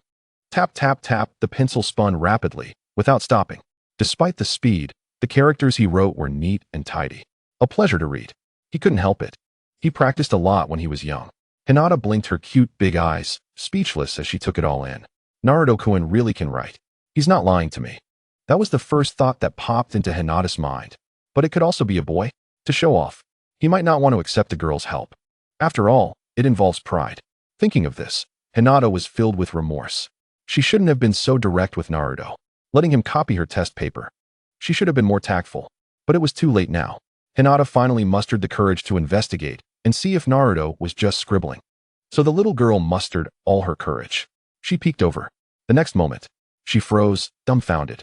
What Naruto had written were all standard answers. And the handwriting was perfectly neat. It took Hinata a long time to come to her senses. So what Naruto-kun said was true. Chapter 74 First Encounter with Orochimaru. The fierce red bean. An hour later, the genin who failed the first written test had already been mostly eliminated. Those remaining were the sensible ones who knew how to cheat. As Ibiki announced the end of the exam, congratulations to the remaining students still in the classroom. 2 kunai flew in through the classroom window. Bang! The window shattered instantly, breaking into pieces. The 2 kunai were embedded in the eaves. A crimson-purple sphere suddenly opened. It unfolded into a curtain. The curtain read, "Second examiner, Mitarashi Anko, is here." A beautiful figure appeared inside. The mature woman wore a black mesh short-sleeve top, a yellow pencil skirt. Her long, slender legs were also encased in black mesh stockings. A long robe was draped over her shoulders. Don't think you can be happy just because you passed the first exam. Now is not the time for you to be happy. I am the examiner for the second exam, Mitarashi Anko. For the next exam, follow me. Anko made a dashing entrance. Her face was full of excitement as she raised one arm and shouted loudly in front of everyone. Wow, as expected of a big shot. Naruto gasped. There's no way around it. Anko is just too big. At this time of day, Anko is still one of the most beautiful mature women. An eerie silence fell over the classroom. Are all Konoha ninjas this Chinibu delusional? Ibiki, hiding behind the curtain, awkwardly complained. Hey, look at the atmosphere. Anko's pretty face flushed red. It was so damn awkward. But luckily, she'd done plenty of these Chinibu things. She quickly regained her composure. She quickly glanced at the remaining people in the classroom. Her beautiful eyes narrowed. Ibiki, did you hold back? 78 people, 26 teams. What's going on? How come there are so many leftover test takers this year? You're just throwing the blame around. Ibiki can't take this blame. No, there are so many outstanding students this year. You'll see when you mentor them. Just get a general idea of what happened. Hongdo, hands in her pockets, gazed ahead, looking relaxed. Well, more people isn't necessarily a bad thing, but I won't hold back in the second exam. I'll eliminate half of them again. When Hongdo mentioned the second exam, most of the students present beamed with joy. This meant they had passed the first round of selection exams. The students in the room started chatting. In the absence of any external distractions, Hongdo clapped her hands, commanding silence. Everyone, quiet down. Did you not hear what I just said? The upcoming examination will be even more stringent than the first, with significantly heightened difficulty. Do not rejoice too soon. Her words fell like a cold splash of water, extinguishing the flickering flames of hope that had just ignited within the candidates. As the wind ceased and the skies cleared, they felt their confidence waning. Hongdo refrained from further idle chatter, guiding the remaining candidates to the venue for the second examination. A group of individuals gradually arrived at the periphery of the Si Wangji Sun, or the Death Forest. As the chief examiner, Hongdo stood before them and began to outline the rules. This is the 44th training ground, also known as the Death Forest. You have 5 days to seize scrolls and must not venture beyond the boundaries of the forest. Once you have gathered the scrolls, proceed directly to the center of the high tower. Those who succeed will be deemed to have passed the examination. Hongdo succinctly explained the general rules, followed by additional crucial details. Although the Death Forest, designated as Training Ground 44, spans a mere 20 kilometers in diameter, it conceals numerous ferocious beasts and venomous creatures. A moment's carelessness could prove fatal. As Hongdo elaborated, Chun Ying and Shan Zhongjing began to squabble over a certain handsome individual. Oh dear, what a predicament. For 5 days, we will be inseparable from Naruto-kun. Aren't you envious? Chun Ying said, crossing her arms with a smug expression. Shan Zhongjing retorted defiantly, I feel the same. Entering the Death Forest means I will be indirectly with Naruto-kun as well. Chun Ying's lips twitched in disbelief. She had encountered shamelessness before, but never to this extent. So what? You are merely indirectly associated. I am directly involved. Jingyi, why not step aside? Uffed. Shanzhong Jingyi spat dismissively, but then a knowing smile spread across her face. Sakura, you're not still refusing to acknowledge it, are you? Chun Ying, momentarily taken aback, instinctively asked, acknowledge what? Acknowledge that Naruto-kun no longer has feelings for you. A few dark lines appeared on Chun Ying's forehead. Her mind buzzed as if struck by thunder, leaving her frozen in place. Shanzhong Jingyi's words rang true. Ever since Naruto had showcased his strength, his attitude toward her had become increasingly indifferent. The man she once deemed unworthy of her attention had now transformed into someone she felt she could never reach. But could a mere few words truly intimidate Chun Ying? Surely, such matters could be reclaimed. After all, her monumental transformation for Naruto would surely lead to a happy ending. If not, she could always resort to force. Children can run about. And she could even fetch the soy sauce. What do you have to compete with me, Jingyi? Humph. Amidst the clash of these two, Naruto's gaze swept swiftly over the crowd, ultimately settling on a long-haired young lady from Kusa no Kuni. Wow, it's you, Snake Ant. Naruto surveyed Orochimaru, who was disguised as a Kusa no Kuni ninja, blending into the throng without any hint of concealment. Consequently, Orochimaru noticed Naruto's fixed gaze. Why does the son of Namikaze Minato keep staring at me? Has he uncovered something? Impossible. I have disguised myself so well. If he were to discover anything, it would be a miracle. Orochimaru's mind was filled with confusion. Naruto curled his lip in disdain. Clearly, the Kusa no Kuni's food must be dreadful. The women emerging from there were neither fierce nor endowed with attractive figures and were quite unappealing. Orochimaru thought, what a rude boy. Does he think himself polite? Or does he believe he is humorous? Chapter 75. Naruto-kun is truly a rather odd boy. Orochimaru cast a fleeting glance at Naruto and returned to her thoughts. Her objective was the Sharingan of the Uchiha clan. Naturally, she had no interest in Naruto, who possessed a tailed beast. The Sharingan was her true focus. Naruto was fully aware of Orochimaru's intentions. An opportunity to bite the Uchiha and bestow the curse mark would be a fortuitous moment for Sasuke, but for Naruto, it was merely a distraction. In the face of absolute strength, who cares about flashy tricks? Moreover, Naruto had no reason to thwart Orochimaru's plans. Let Sasuke grow. Regardless of how much he develops, he could never surpass Naruto. What truly piqued Naruto's interest were Pain and his associates. Perhaps infiltrating the Akatsuki organization could be a feasible endeavor, albeit requiring meticulous planning. After all, according to the storyline, in the near future, the Akatsuki would no longer accept weaker members. To join their ranks, one must possess at least the strength of a Kage. Naruto had that strength, but he needed to avoid using overly conspicuous techniques to prevent revealing himself. However, these matters were not what occupied Naruto's mind at present. He first needed to complete the Chunin exams. The group signed the death consent forms. Once they entered the Death Forest, any demise would no longer concern Konoha. After all, ninjas faced the threat of death during missions. If there were no challenge, one might as well consider this a game. Now I officially announce. The second round of the Chunin selection exam has officially commenced. May all of you survive in the Death Forest for the next 5 days. With that proclamation from Chief Examiner Hongdo, all entrance and exit gates of Training Ground 44 swung open. In an instant, all participating ninjas took bold strides, racing swiftly toward the center of the venue. In stark contrast to the tense emotions of the crowd, Naruto appeared remarkably relaxed and indifferent.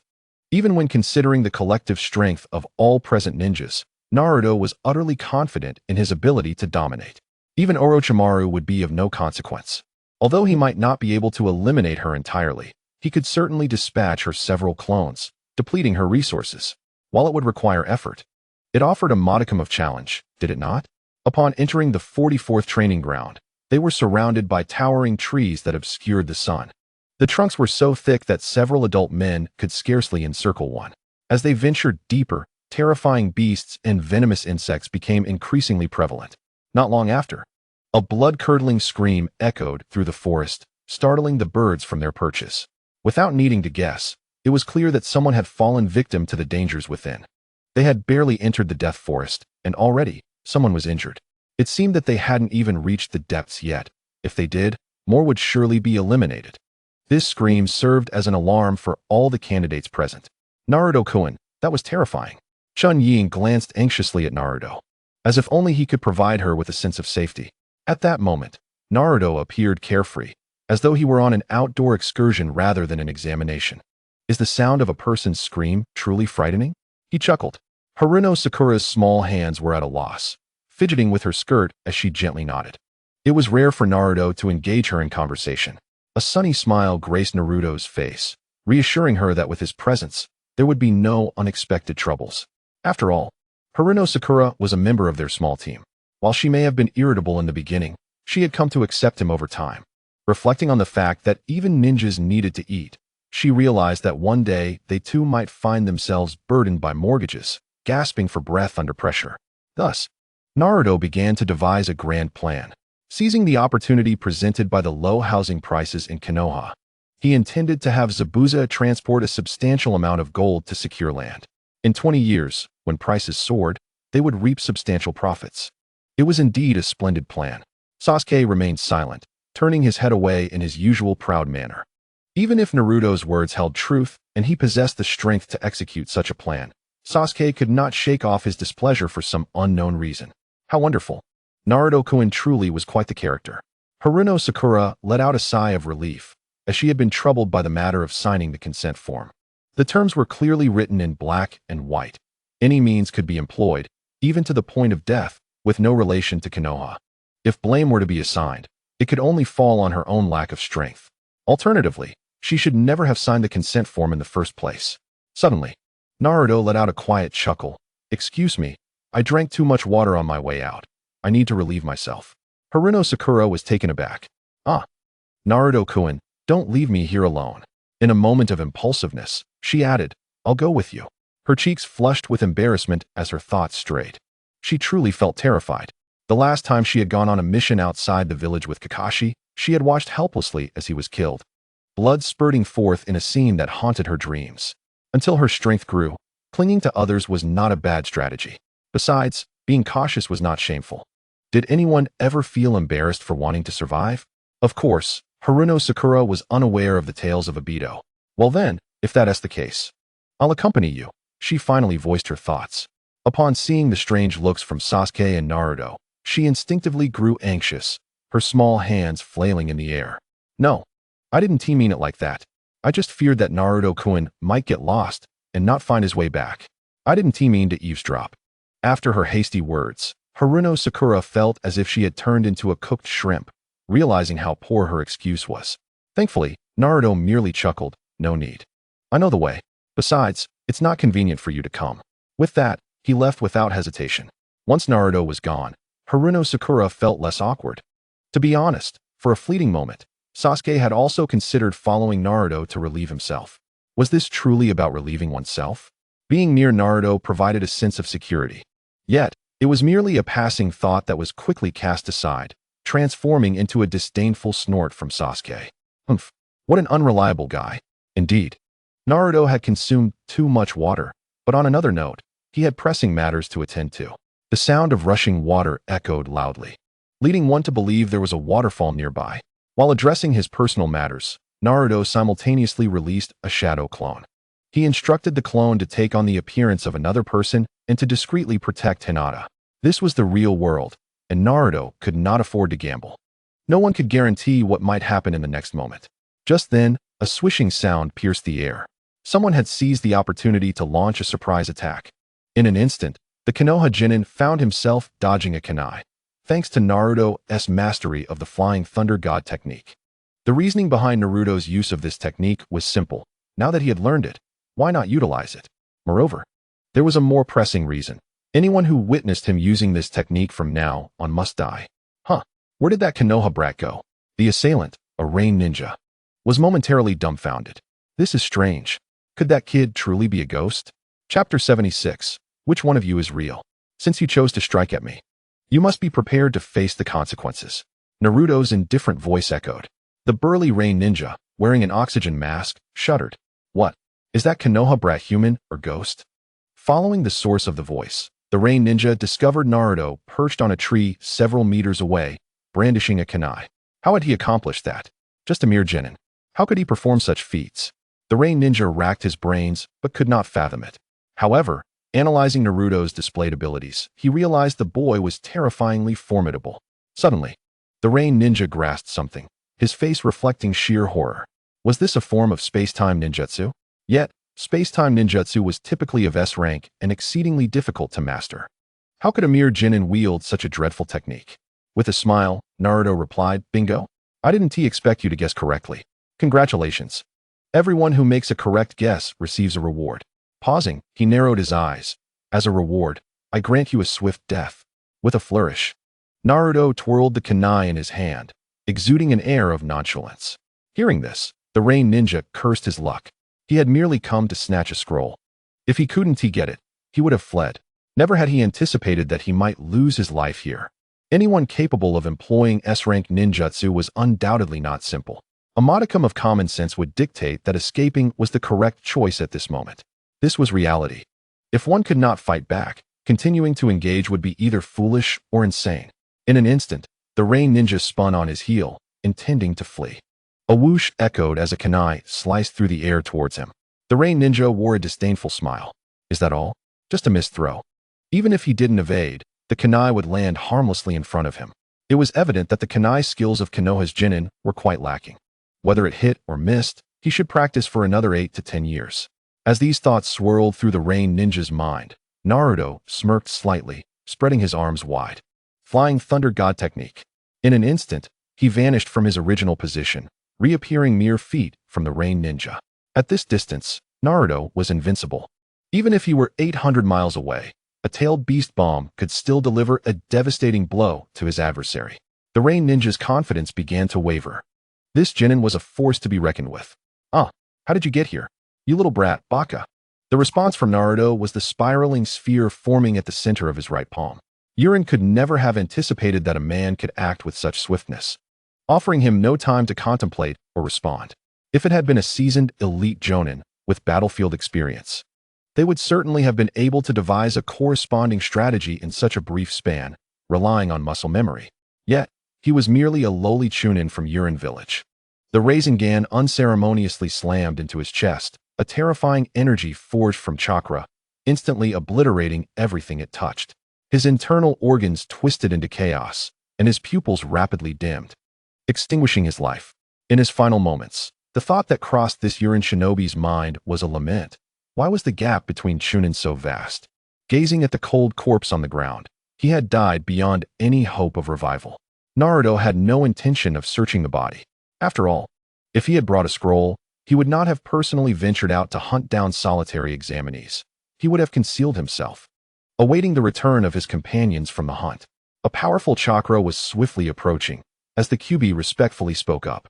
Naruto blinked, realizing that Aunt Snake was coming, just in time to return and greet her. It must be said that while the Kyuubi was a mere bystander, it still held some minor usefulness. However, the fact that it could not transform into a captivating Kyuubi lady was somewhat disappointing to Naruto. Everything else was acceptable. Upon returning home, Naruto found Juzi and Haruno Sakura waiting idly nearby, having encountered no unforeseen events. It seemed that the remaining 2 members of their team were hiding elsewhere, planning to lay low and await news from their comrades, or perhaps let their teammates take the lead to test the depths of Konoha's chunin. If they returned alive, it would signify that nothing was amiss, but if not, they would need to reassess their own worth and devise a new plan. "Wonderful, Naruto-kun, you are finally back." Upon seeing Naruto, Sakura rushed over to greet him, her face a mixture of concern and joy. "Naruto-kun, are you alright? I just heard some strange noises nearby." Naruto couldn't help but chuckle. "Just a few poisonous insects. What could possibly happen to me? By the way, Sakura, aren't you being a bit foolish? If I were another ninja in disguise, wouldn't that make you a goner?" Juzi remained vigilant, casting several glances at Naruto, which brought him some comfort. One clueless teammate was enough. Having them all would be quite daunting. The 3 of them exchanged a few simple words, preparing to continue their journey. Suddenly, another Naruto was running towards them. However, this Naruto, who looked exactly like him, paused in surprise upon seeing the Naruto standing beside Sakura and Sasuke. This was not how the script was supposed to unfold. Wasn't he ordered to intercept the 4th Hokage's son? What was happening? Couldn't they even delay for a mere 20 minutes? Truly pathetic. The false Naruto thought expressionlessly, contemplating a new plan. Sakura, unable to contain herself, covered her mouth in shock. 2 Narutos? Juzi's expression darkened. Which one of you is real? Sakura, come here. His eyes turned blood red as his Sharingan activated, and he drew a sharp kunai, adopting a battle stance. Naruto's lips twitched. Wasn't he Erzuzi supposed to be quite intelligent in the original story? Why was he suddenly acting so foolish? This led Naruto to wonder if he had beaten Erzuzi too badly recently, leaving him somewhat dazed. This scene felt eerily familiar, reminiscent of a movie scene. He is Laozhou, he is not Laozhou, he is definitely Laozhou. At that moment, Naruto silently prayed that this scene would not unfold for him. Ant Snake, please, could you choose another person to cosplay? If you refuse, I wouldn't mind unleashing a tailed beast bomb on you. Chapter 77. Erzuzi, you don't even recognize me? Naruto rolled his eyes, glancing at Sasuke, and spoke in a deep voice. Erzuzi, you don't even recognize me? Do you remember the last time you challenged me? I thoroughly defeated you. Sasuke nearly roared. His face flushed. Anyone unaware would think he was experiencing an embarrassing moment. In truth, during that challenge, Sasuke had indeed suffered greatly at Naruto's hands. But it was not to the extent of fleeing in disgrace. Even if it were, how could he maintain his dignity in front of so many people? Moreover, just hearing the name Erzuzi made Sasuke instantly aware of who the real Naruto was. After all, only the true Naruto would address him in such a peculiar manner. No one else had ever called him that. Sakura and Orochimaru were momentarily taken aback, staring at Sasuke in surprise. Why are you shouting so loudly? Sasuke stammered, as if trying to provide an explanation. This Naruto is real, and the one rushing over there is fake. Without hesitation, he drew several kunai from his waist and hurled them towards the imposter Naruto. In truth, Erzuzi was merely attempting to divert attention from the embarrassing topic. How humiliating. A flurry of sharp kunai flew towards Orochimaru, who had not expected Sasuke to act so decisively. To her, this attack was akin to child's play, and she easily evaded the kunai. How amusing. Truly delightful. With that, she dispelled the transformation technique, revealing her true form, a woman clad in a light yellow robe, adorned with a large purple belt, wearing a straw hat, and with long hair cascading down her shoulders. Ant Snake instinctively made a repulsive gesture, extending her long tongue to lick her slightly dry lips in delight. This scene was utterly nauseating to Sakura and Sasuke, aside from Naruto. Is this even human? How can a tongue be so long? It's simply monstrous. Suddenly, a massive python, over 10 meters long, erupted from the ground, targeting Naruto. A smirk crept across Naruto's face as he feigned a lack of defense. The great serpent swallowed Naruto whole and then slithered away into the jungle. This was a deliberate maneuver by Orochimaru, as her eyes were solely fixed on Sasuke, showing no concern for the fate of the others. Naruto-kun. Sakura, regaining her senses, cried out in anguish, watching helplessly as her companion was swallowed by the serpent, uncertain of his fate. Sasuke activated his Sharingan, drawing another kunai tightly in his grip. That guy is so strong. He'll be fine. We should focus on ourselves now. Sasuke's words brought Sakura back to reality.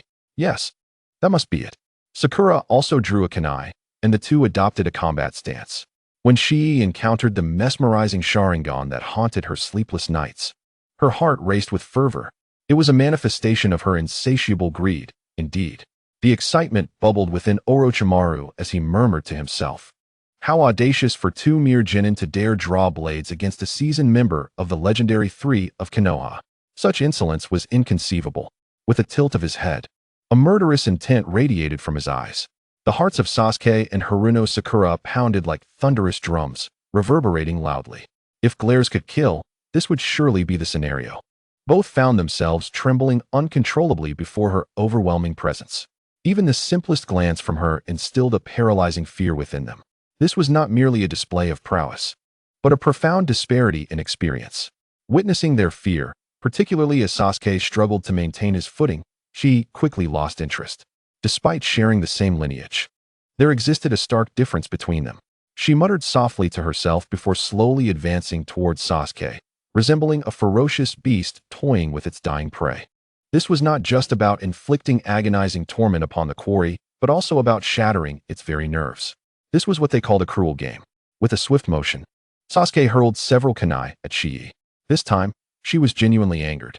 In mere moments, she effortlessly caught the incoming projectiles, which to her were nothing more than trifling toys. She returned them with a similar ease, the kunai soaring back at a speed many times greater than Sasuke's throw. The blades grazed past his face, blood spattering forth. This was precisely why Orochimaru had no intention of killing Sasuke outright. He sought a formidable vessel, not a worthless husk. Even though Sasuke possessed the Sharingan, it paled in comparison to that of his elder brother, Uchiha Itachi. The sharp sting of pain on his face made Sasuke grimace, his mind racing as he pondered how to escape this dire situation. Meanwhile, the colossal python that had consumed Naruto lounged in a clearing, blissfully digesting its meal, unaware of Orochimaru's summons. It lay in wait, complacent. Suddenly, a notification rang out, triggering a choice task. Option 1. Slay the ordinary summoned beast, the giant python. Reward: upgraded S-rank ninjutsu, Raiden. Option 2. Ignore. Reward: C-rank ninjutsu, fire release, great fireball technique. Within the python's belly, Naruto, upon hearing the delightful sound, couldn't he help but smile. I choose option 1. Congratulations, host has obtained upgraded S-rank ninjutsu, Raiden. As he felt the influx of new information within him, Naruto acquired yet another S-rank ninjutsu. Sometimes, he found himself bewildered. System, you're not being straightforward. Next time, just present the best option. The creature had indulged itself well. But just before its demise, it managed to consume one of Naruto's shadow clones. After death, it could boast to other serpents about having devoured the 7th Hokage. Suddenly, Naruto within the python transformed into a cloud of white smoke. The python, which had been basking lazily in the sun, was taken aback. Hadn't it just consumed a person? How could its belly feel so empty? Raiden. Utilizing his newly acquired skill, Naruto leaped down from a nearby tree, activating the shadow clone technique. Both his body and clone wielded golden lightning. A miraculous sight unfolded as two bolts of golden lightning intertwined, forming a razor-sharp golden lightning blade. The sequence transpired so swiftly that the python barely registered what was happening before the two Narutos charged forth. Wherever the golden lightning blade struck, everything was severed effortlessly. In an instant, the python was cleaved into several pieces, blood gushing forth.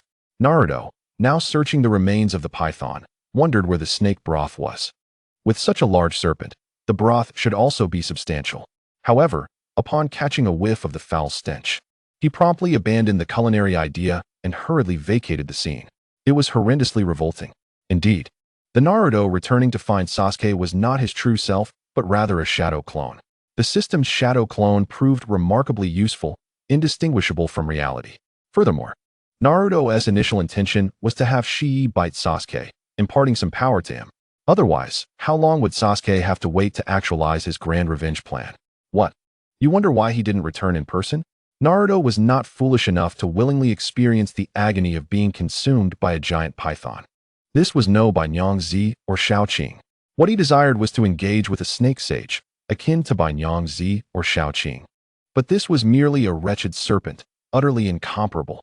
In a side note, dear readers, there may be changes in my work situation, yet I shall maintain 2 updates. Once my job transitions are complete, I will endeavor to provide 3 updates, though I apologize for any delays.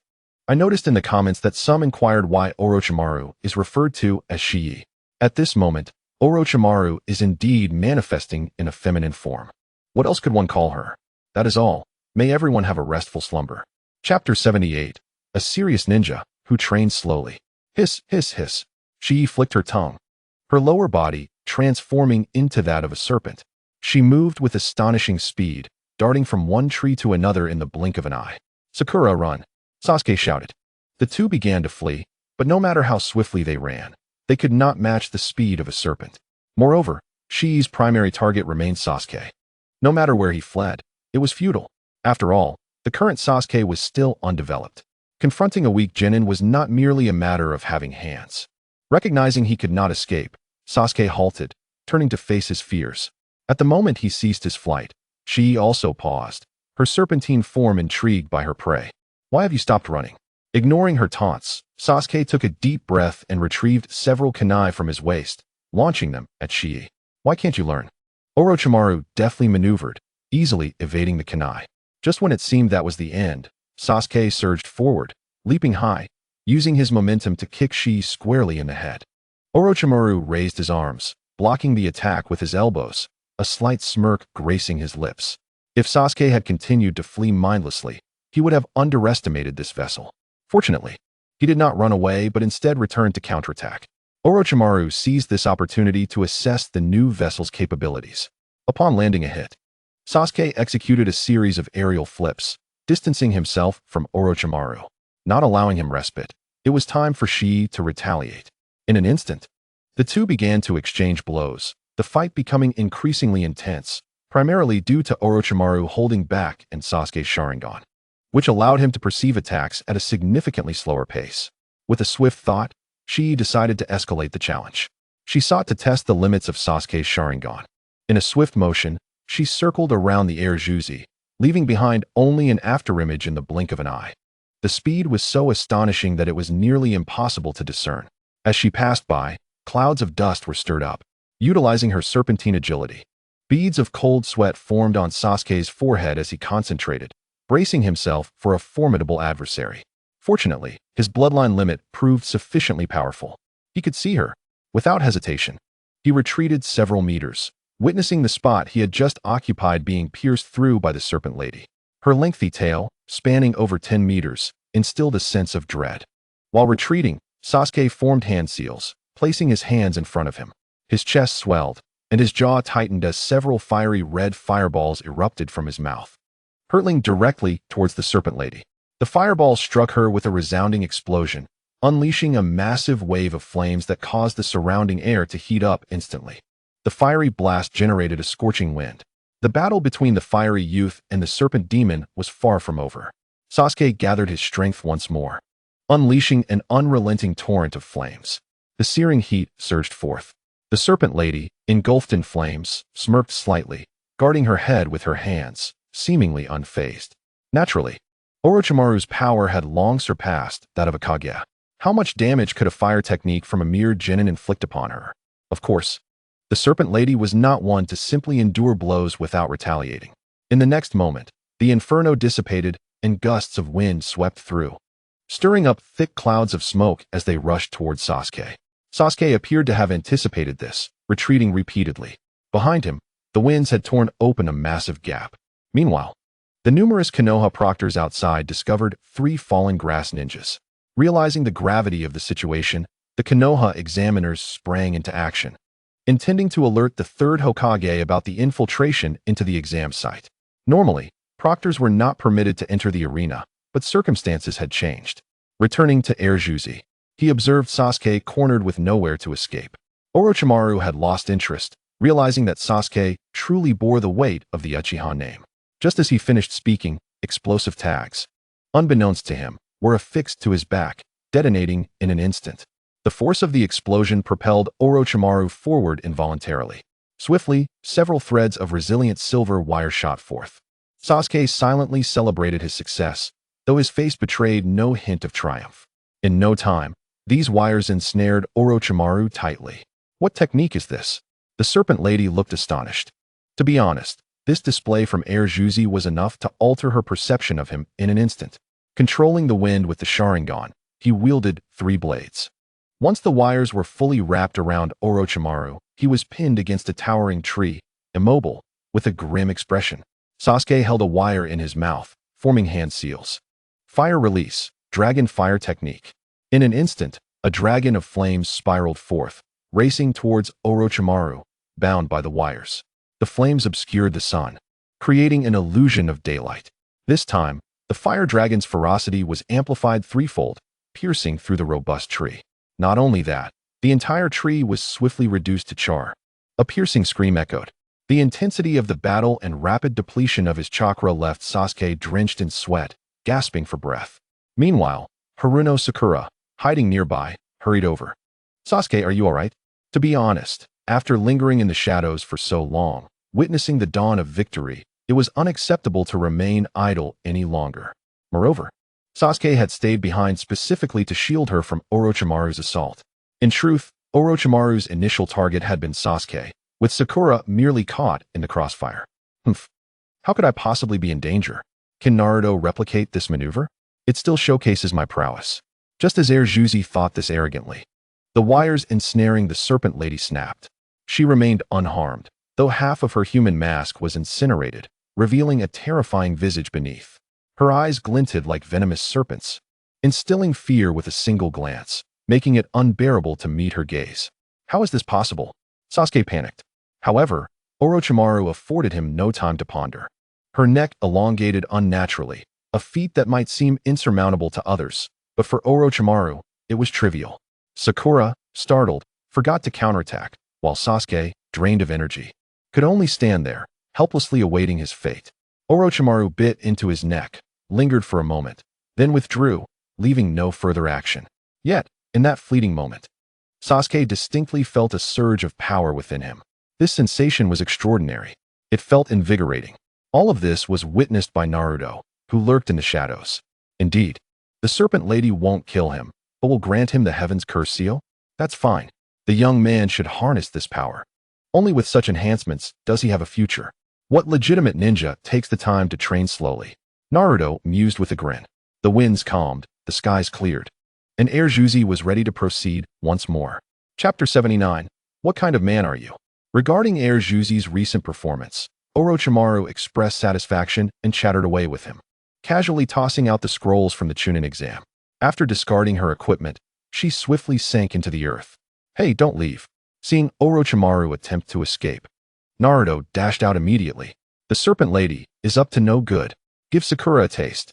I think that would suffice. If not, just bite all three of us.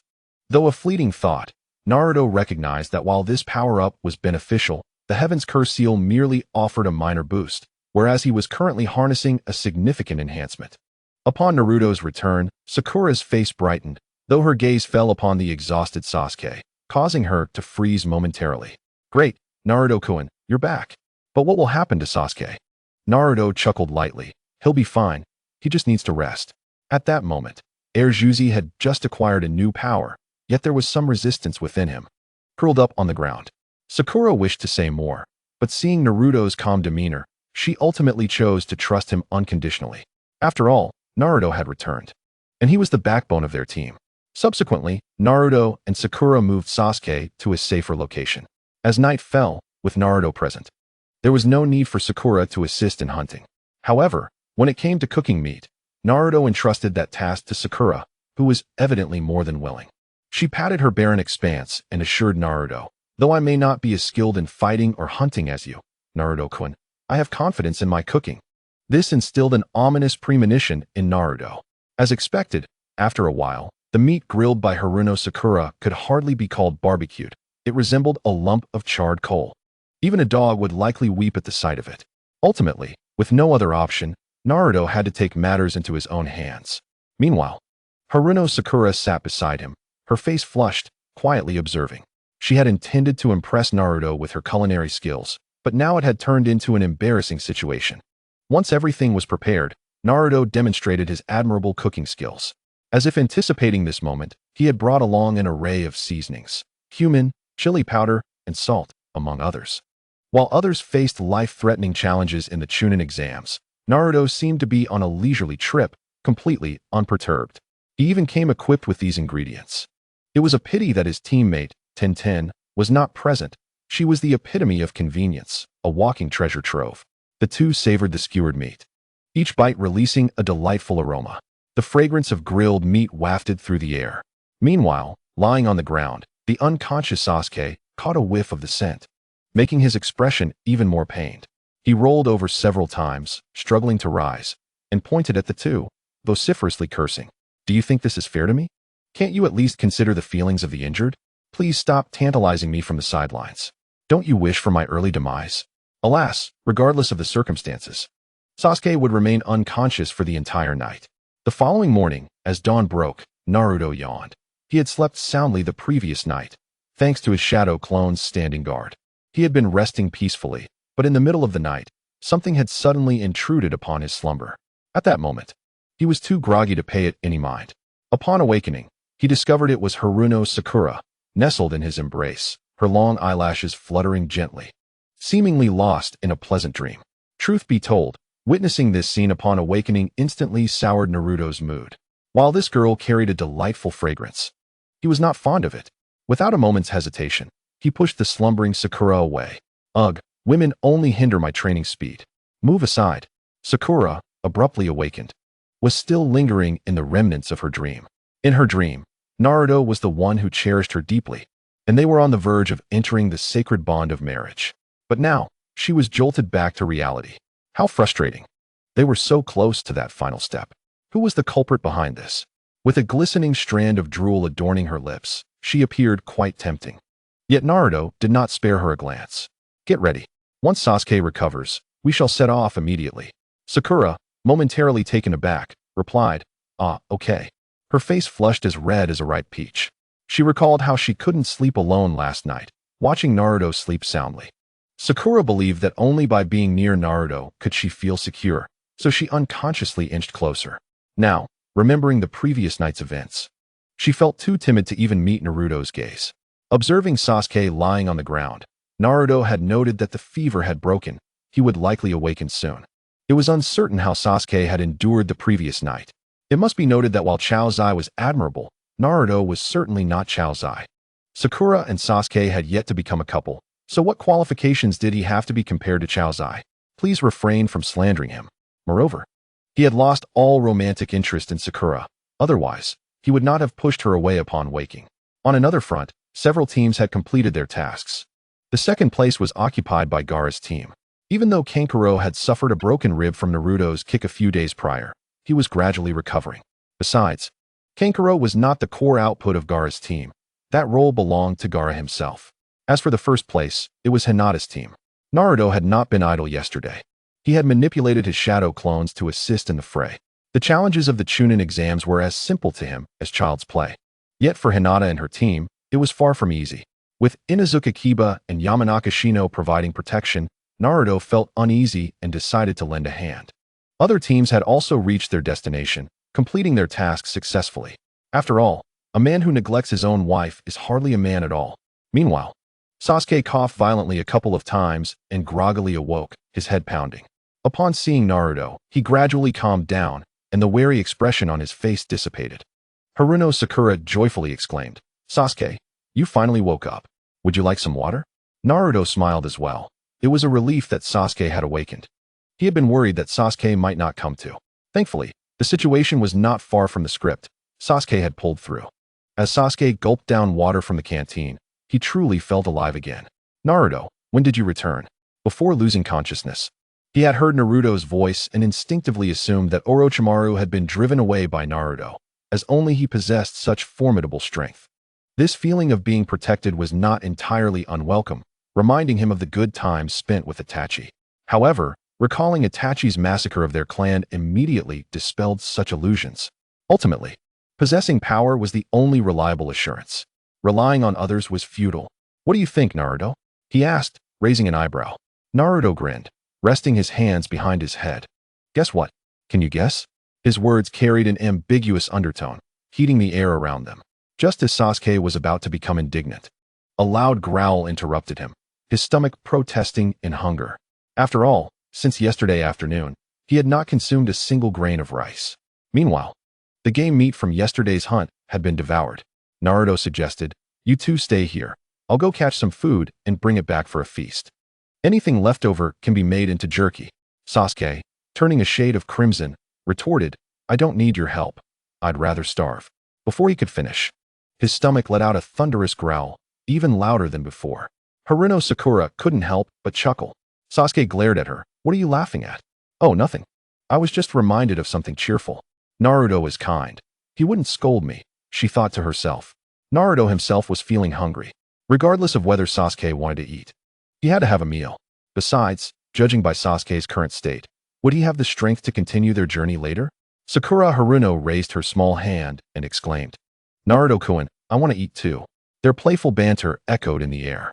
Meanwhile, Sasuke, feeling somewhat irked, turned his head away with an air of pride. "Do as you wish," he replied, though his sentence remained unfinished as Naruto had already begun to depart. The implication was clear: "I am not hunting for you, but rather for myself. You are merely a secondary consideration." This scene left Sasuke feeling a surge of frustration. Good grief. At least wait for me to finish my sentence. At the other side of the Death Forest training ground number 44, a ninja adorned with the headband of Kyuubi expressed his discontent. "Damn it. The ninjas from other villages are all monstrous, aren't they? I thought everyone was just a bronze-level player, inexperienced and playful." I never expected to encounter so many kings. His companion nodded in agreement, realizing that they had to take the initiative. Together, they cast their eyes upon a disheveled, pitiful red-haired girl with glasses. This girl, whose name was Uzumaki Karen, appeared quite distressed, her head perpetually bowed, as if devoid of confidence. "Come here," called one of the Kyuubi ninjas. Karen nodded and cautiously approached. The ninja then tossed her a scroll of the earth. Flustered, Karen caught it and held it tightly to her chest. "Take good care of that scroll. Find a safe place to stay, but don't wander too far. We'll be back in the afternoon," commanded the Kyuubi ninja. Another companion grimly warned, "If you lose that scroll, you might as well give up on living. The scroll is more important than your life, understand? Even if you die, hide it or toss it aside until we return. Just don't let anyone take it." Karen clutched the scroll with both hands, nodding meekly. What else could she do? She lacked the ability to protect herself.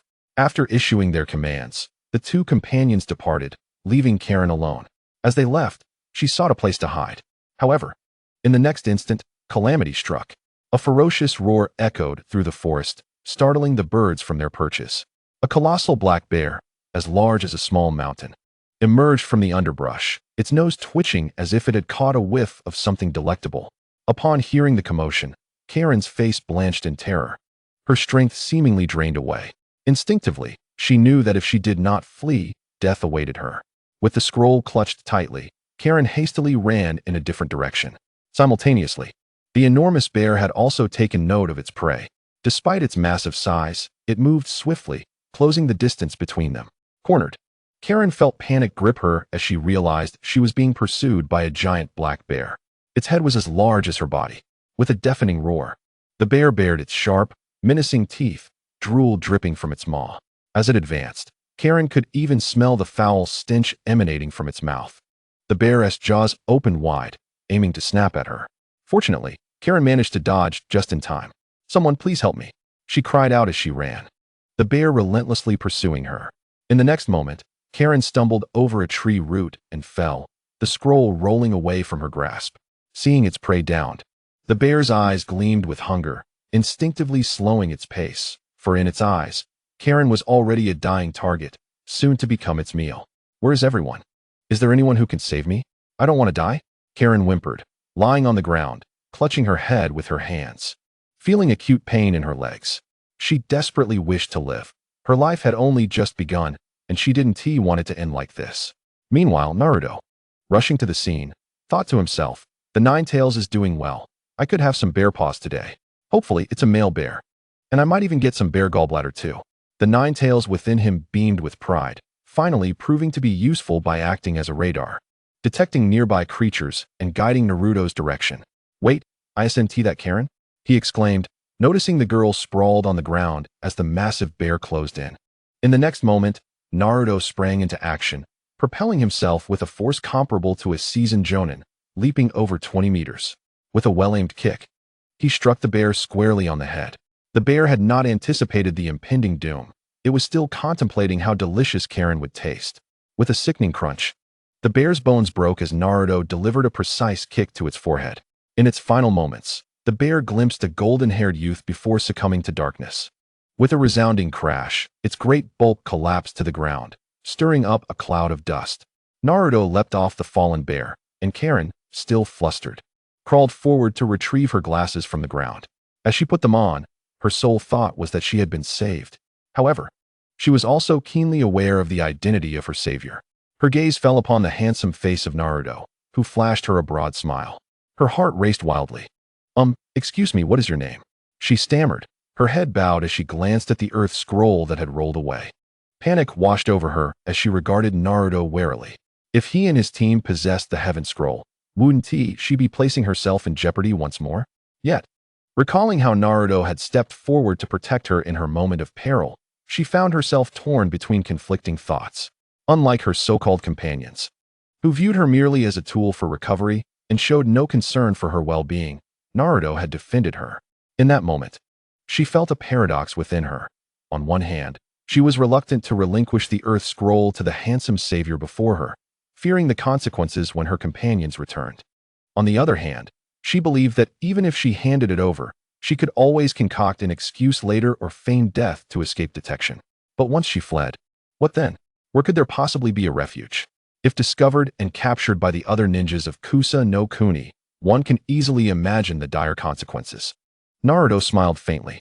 I am Uzumaki Naruto. Upon hearing the words Uzumaki Karui instinctively paused, her face filled with disbelief. Your name is really Uzumaki Naruto? Naruto raised an eyebrow, incredulous. Is my reputation really that significant? Observing Karui's reaction, he sensed something was awry. Noticing Naruto's peculiar expression, Karui cleared her throat and hurriedly explained. I am also of the Uzumaki clan. My name is Uzumaki Karui. I became overly excited at the chance of meeting someone from my clan. The Uzumaki clan had suffered greatly. Many had perished or been wounded, and it could be said that hardly any remained.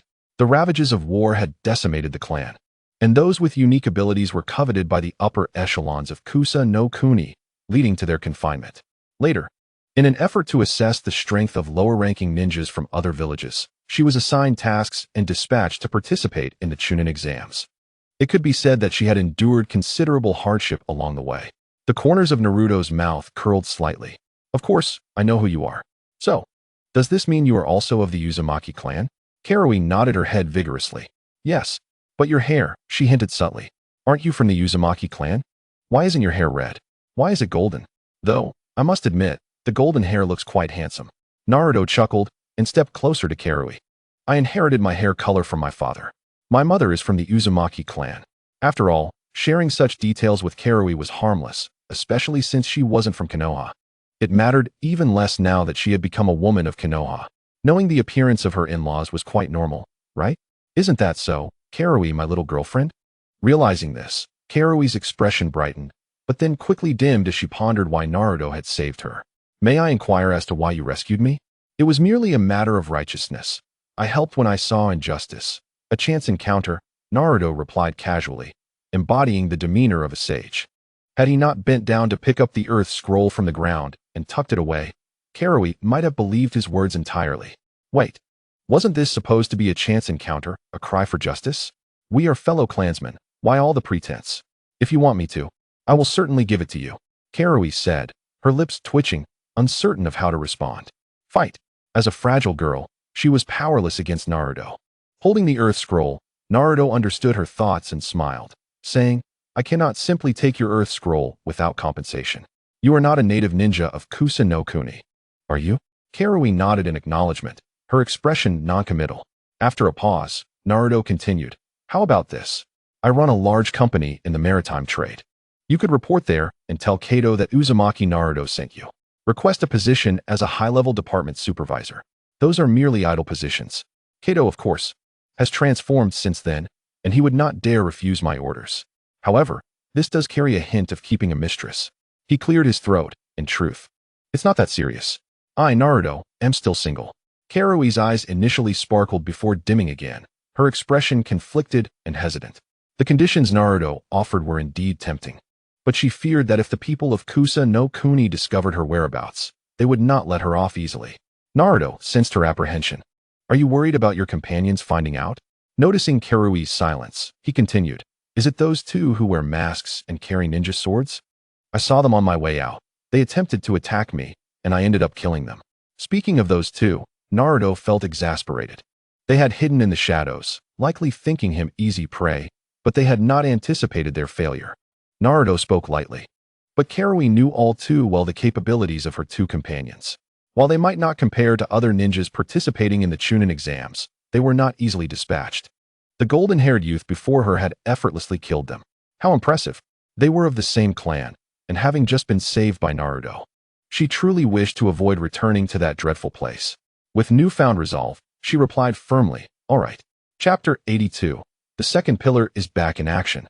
After imparting further instructions, Naruto allowed Karui to depart. For those competitors who voluntarily forfeited, there were individuals from Konoha waiting outside to escort them. So he need not worry too much about Karui's safety. Once outside, she would be safe. Concerned for the unfortunate girl who wore glasses and had no money for the journey, Naruto handed over all the gold coins he had on him. Ultimately, Karui left reluctantly, glancing back 3 times. Apart from her parents, Naruto was the first person in this world to treat her kindly. Once Karui had departed, Naruto turned his gaze back to the deceased black bear. Well, what a hefty creature. Time to reap the rewards. My blade is quite sharp, so bear with me. With a thud, a shadow clone was summoned. Right-on. A crackling golden current ignited. Although the bear's hide was tough, dismembering it with kunai would require considerable effort. However, utilizing ninjutsu would expedite the process. After some time, disappointment flickered across Naruto's face. Ah, bad luck, it's not a male. Never mind, I'll take these 4 bear paws back. Even without the lightning whip, having bear paws is still quite good. Besides, these 4 paws are substantial enough to last for a while, with 4 days remaining. If that wasn't sufficient, he could continue searching. After all, the forest of death was teeming with prey. After securing the 4 bear paws, Naruto began his journey back along the same path. Naturally, he also carefully tucked away the crucial earth scroll. In no time, he returned to the previous location. The sounds of clashing blades echoed in the distance. Not far away, a battle raged, not between 2 parties, but among 3 or 4 groups. These included Sasuke, Haruno Sakura, and Konoha's Lee, Yamanaka Ino, Akimichi Choji, and Nara Shikamaru. The fight had reached a fever pitch. Generally speaking, those from the same village tended to assist and care for one another, thus uniting against a common foe. Their adversaries were the Sound Village trio dispatched by Orochimaru, who were utterly unprepared. Tosu, Kin, and Sakan. The reason for their dispatch was straightforward. They sought to gauge the strength of the second pillar after acquiring the power of the Heaven Curse mark. If he proved to be useless, they would simply eliminate him. When Orochimaru first presented the mission, the trio was ecstatic, as completing it would allow them to become his designated disciples. The anonymity of the matter is inconsequential. Remaining beside one of the legendary sanin of Konoha offers a plethora of lessons to be learned. Progress in strength occurs at an astonishing pace. However, after acquiring the 10 Commandments curse mark, is it truly so easy to defeat the second pillar? Truly absurd. With the Sharingan and the 10 Commandments, he can ascend to unimaginable heights. The 3 have already become pawns in this grand scheme, though they remain blissfully unaware. Returning to the present battlefield, Haruno Sakura is covered in dust, her face marred by ghastly scars. Her once flowing pink locks have been inexplicably shortened, unevenly cut as if by a blade. At this moment, she is being hoisted by the collar by Jean, resembling a lifeless dog. Ha ha ha, weren't you just so confident? Why the sudden change? Meanwhile, Naruto observes from atop a great tree, acutely aware that Sakura will not meet her end here. Soon, it will be time for the second pillar to recharge and unleash his full potential. Aside from this reason, there exists another crucial motivation for Naruto's inaction. Ding. Task selection activated. Option 1. Intervene and eliminate the 3 ninjas from Otoge Cure. Reward. C-rank Fusenka no Jutsu. Option 2. Silently observe. Allowing the events to unfold and providing the second pillar with a stage for performance. Reward. B-rank. No hand seal fire release. Fusenka no Hanazawa. Naruto momentarily hesitates. Didn't the system advocate for simply letting things be? Given the circumstances, does he truly have a choice? I choose option 2. In the next instant, a surge of energy swiftly integrates into his being, a sensation both exhilarating and refreshing. Returning to the battlefield, at this very moment, Sasuke has successfully embraced his darker self. A swirling tempest of dark purple rises from beneath him, his arms and face adorned with dark crimson tattoos that pulse, as if alive. Once the ominous phenomena dissipate, these black tattoos are branded on Sasuke's body, covering only one side. Why not the entirety? Surely not due to a fear of pain. Rather, it is because the 10 Commandments curse mark gradually erodes the user's body, its effects widening with each use, until the entire being succumbs to its decay. Witnessing this transformation, the trio stands in stunned silence. This serves as one of the pivotal reasons for their undertaking of this mission. Orochimaru has similarly promised that upon successful completion, each would receive a 10 Commandments curse mark. After all, such power is reserved for the most exceptional of talents. Toss feels a surge of panic, his face pale with terror.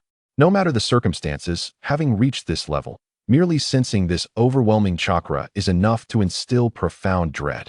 Sack steels himself against his fear, clutching his kunai tightly. Fear not. After all, he is merely a child, not to be feared. It seems he is attempting to bolster his courage by rationalizing. Damn it, how did I end up with such a brash teammate? Given the situation, it is best to make a swift exit. You stop right there. If you wish to die, do not drag me down with you. Suddenly, a gust of wind sweeps through, and in an instant, Sasuke vanishes from sight. The next moment, he appears beside Jean, delivering a swift kick. Jean, taken by surprise, is sent flying as if severed from his tether. But this is far from over. Sasuke abruptly raises his head, and in a fleeting moment, his figure overlaps with Orochimaru's. This sight sends a wave of panic through Toss. Sakura, with bloodshot eyes, raises his arm to unleash a jutsu. Kazuke's no jutsu. A fierce gust of wind erupts, carving a gaping wound in the earth as the violent winds blind those nearby. Once the jutsu is complete, Sakura gasps for breath. After all, a child is still a child, too inexperienced. Who are you referring to? Sasuke's voice emerges, reminiscent of a demon from the depths of hell, appearing beside Sakura. The latter's face pales in terror, his mind struggling to comprehend the rapid developments. An elbow from the second pillar sends him sprawling far away, tumbling through the dirt and dust. What was once an advantage dissipates in an instant, transforming into a dire disadvantage. The high ground has been compromised. The enemy advances relentlessly towards it. Chapter 83. Truly, what a calamity. Hey, this is absurdly powerful. Sweat beads on Toss's forehead. Beside him, Sakura, resembling a lifeless dog, struggles to rise, blood trickling from his forehead. How is he able to maintain such incredible speed in such a short span? The next instant, both are taken aback. Sasuke has begun forming seals. Katon, Fusenka no Jutsu. 5 or 6 small fireballs propel toward them. You little brat. Do not become too arrogant. Witness how I extinguish them. Sakura, now furious, raises both hands, launching a powerful gale from the centers of his palms. The flames are quickly snuffed out. Yet, hidden within the flames, shuriken lay in wait. How careless! Sakura exclaims in shock, unprepared for Sasuke's cunning. There is no time to evade. The shuriken pierce his body, blood erupting from the wounds. Yet, this is far from the end. Sasuke's figure vanishes once more. When he reappears, he is already at Sakura's back. Nanny?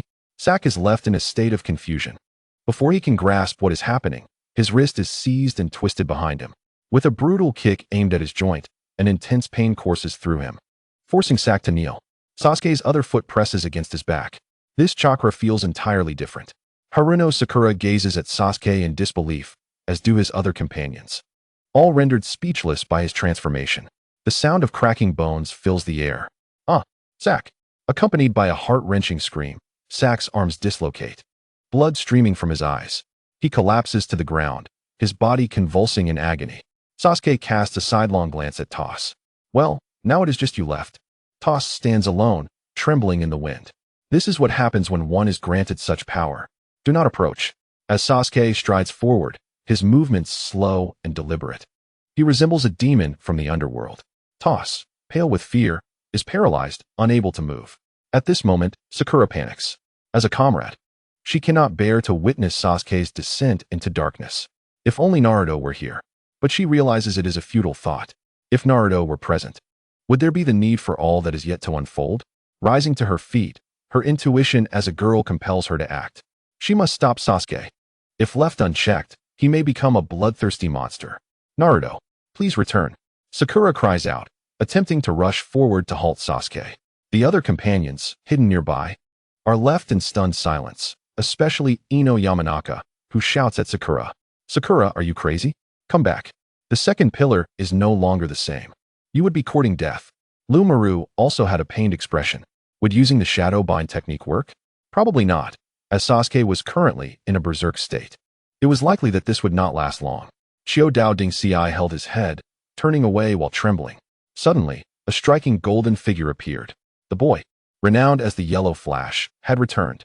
As for why he was not referred to as a man, that title belonged to his father. Naruto was still a fledgling. With a swift motion, a hand strike landed precisely on Sasuke's neck. A surprise attack.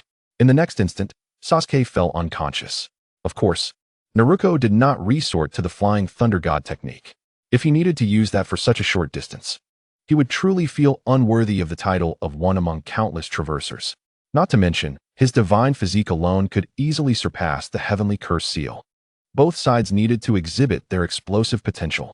The divine physique produced by the system would undoubtedly ensure a perfect victory. After all, anything produced by the system was bound to be of superior quality. On the ground, The unconscious Air Juzi had the curse seals on his face and body gradually dissipating, all converging at his neck. He slept peacefully. That should suffice. I've already showcased my might. What am I to do now? Naruto gazed at the subdued Air Juzi and spoke nonchalantly. The onlookers, upon seeing Naruto's arrival, could not help but display their joy. Naruto-kun, you have finally returned. Haruno Sakura felt as though all her strength had been instantly drained, collapsing onto the ground. Yamanaka Ino jumped out from the bushes and bounded towards Naruto, leaping into his embrace, content to be a prized adornment.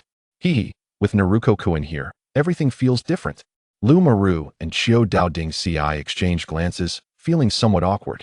However, with Naruto's return, there was no need for them to panic. If he could knock out Sasuke in an instant, what was there to fear? On the other side, Tsunade let out a long sigh of relief. He had been saved. Yet a new problem arose. Sasuke was already formidable, and the golden-haired youth who had swiftly incapacitated him was even more intimidating. A strong sense of crisis surged within Tsunade as he looked anxiously at the golden-haired boy. Do not stare.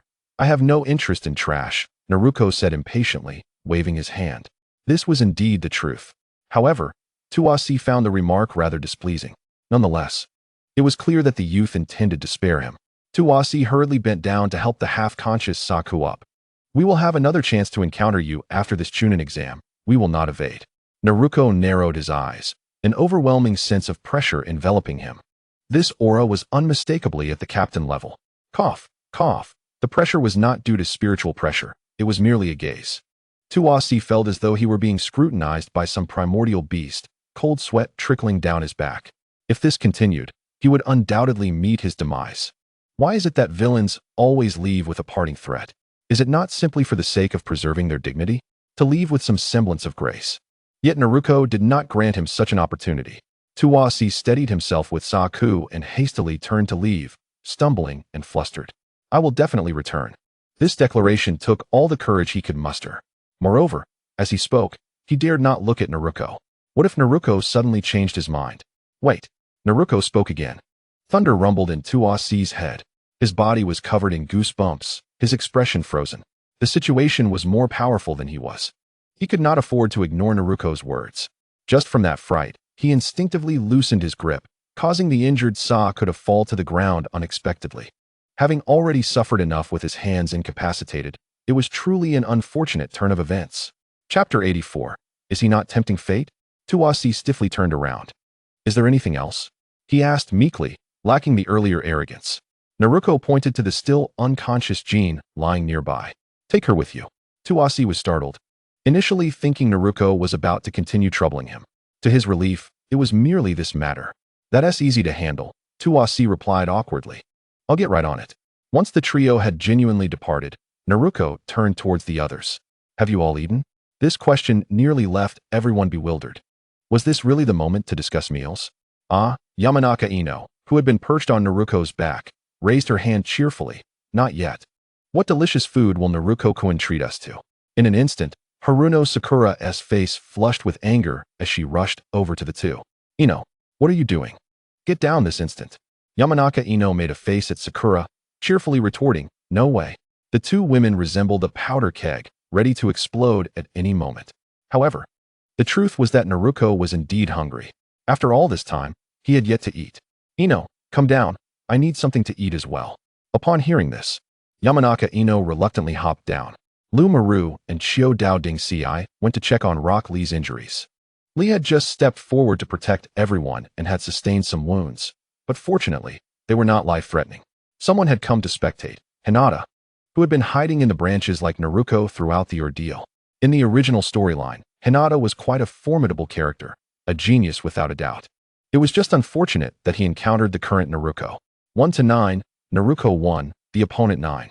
How could he not be considered the big brother? Naruto gazed at Hinata, who remained perched high above, maintaining his aloof demeanor, and inquired with curiosity. The group fell into silence once more. Big brother? Who was he referring to? Due to differing cultural backgrounds, they momentarily failed to comprehend Naruto's intent. Hinata, noticed by Naruto, furrowed his brow. What big brother? Do not speak recklessly. With a leap, Hinata descended from the tree and approached. Naruto, what exactly do you mean? He appeared more tense than he outwardly projected. He had witnessed everything that had transpired. Uchiha Sasuke was indeed a worthy adversary, while Uzumaki Naruto had effortlessly knocked out Sasuke, who had entered a bizarre frenzied state. Clearly, he was not to be underestimated. One could only wonder what would happen if they engaged in combat. However, considering that the main family's eldest daughter, Hinata, was growing closer to Naruto, he felt a surge of frustration. As the future heir of the Hyuga clan, he should surely be aware of the clan's customs. Hinata mumbled to himself. Naruto, oblivious to his words, thought that perhaps this big brother was still quite young, having not yet faced the harsh realities of life. For this, Naruto was not particularly concerned. He waved his hand dismissively. It's nothing. Cultural differences make communication rather challenging. If I were to use technical jargon, the ninjas living comfortably would understand even less. Thus, Naruto did not wish to waste further time on this matter. Sakura, go over there under the tree and bring back the 4 bear paws. I am preparing to make a feast of roasted bear paws. Upon hearing this, Yamanaka Ino and Haruno Sakura quickly dashed away. It seems that Akimichi Choji and Nara Shikamaru are eager to impress Naruto. They awaken Rock Lee from his slumber and promptly inform him of the recent events.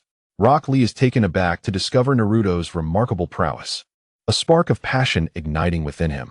Clenching his fists, he resolves to put forth greater effort, exclaiming that this is the essence of youth. Just moments ago, he had suffered a severe defeat, but upon realizing that Naruto could intimidate opponents with merely a glance, he feels as though he has found a glimmer of hope in his life. Shikamaru and Choji exchange glances, their expressions reflecting a shared sense of bewilderment. The charming Tenten, a fellow participant, has also approached the group. Initially, she and Niji had planned to observe from the sidelines, but with Rock Lee's sudden appearance, it became unreasonable for them to remain passive, especially since Naruto has successfully secured the Earth Scroll. Consequently, Team 7 is at ease, while the other 2 teams, thanks to Shikamaru's strategy and Niji's combat abilities, find it quite manageable to seize the scroll as well. Thus, the group begins their barbecue. The sizzling of meat filling the air with an irresistible aroma. Is that seasoning I smell, Naruto? Choji inquires, eyeing the cumin powder that Naruto has produced with great interest. For a seasoned food enthusiast, nothing holds greater importance than a delightful meal. Shikamaru, bemused, remarks, are you here on vacation? We are, after all. In the midst of an exam, Rock Lee, giving a thumbs up, praises Naruto for embodying the spirit of youth. Shikamaru, puzzled, questions the correlation between this and youth. It appears that Rock Lee's thought process is quite beyond that of his peers. For large bear paws are sufficient to sustain 9 individuals for a considerable time. Niji had initially intended to leave, but under Tenten's coaxing, he reluctantly decides to stay. Just 1 bite. She insists.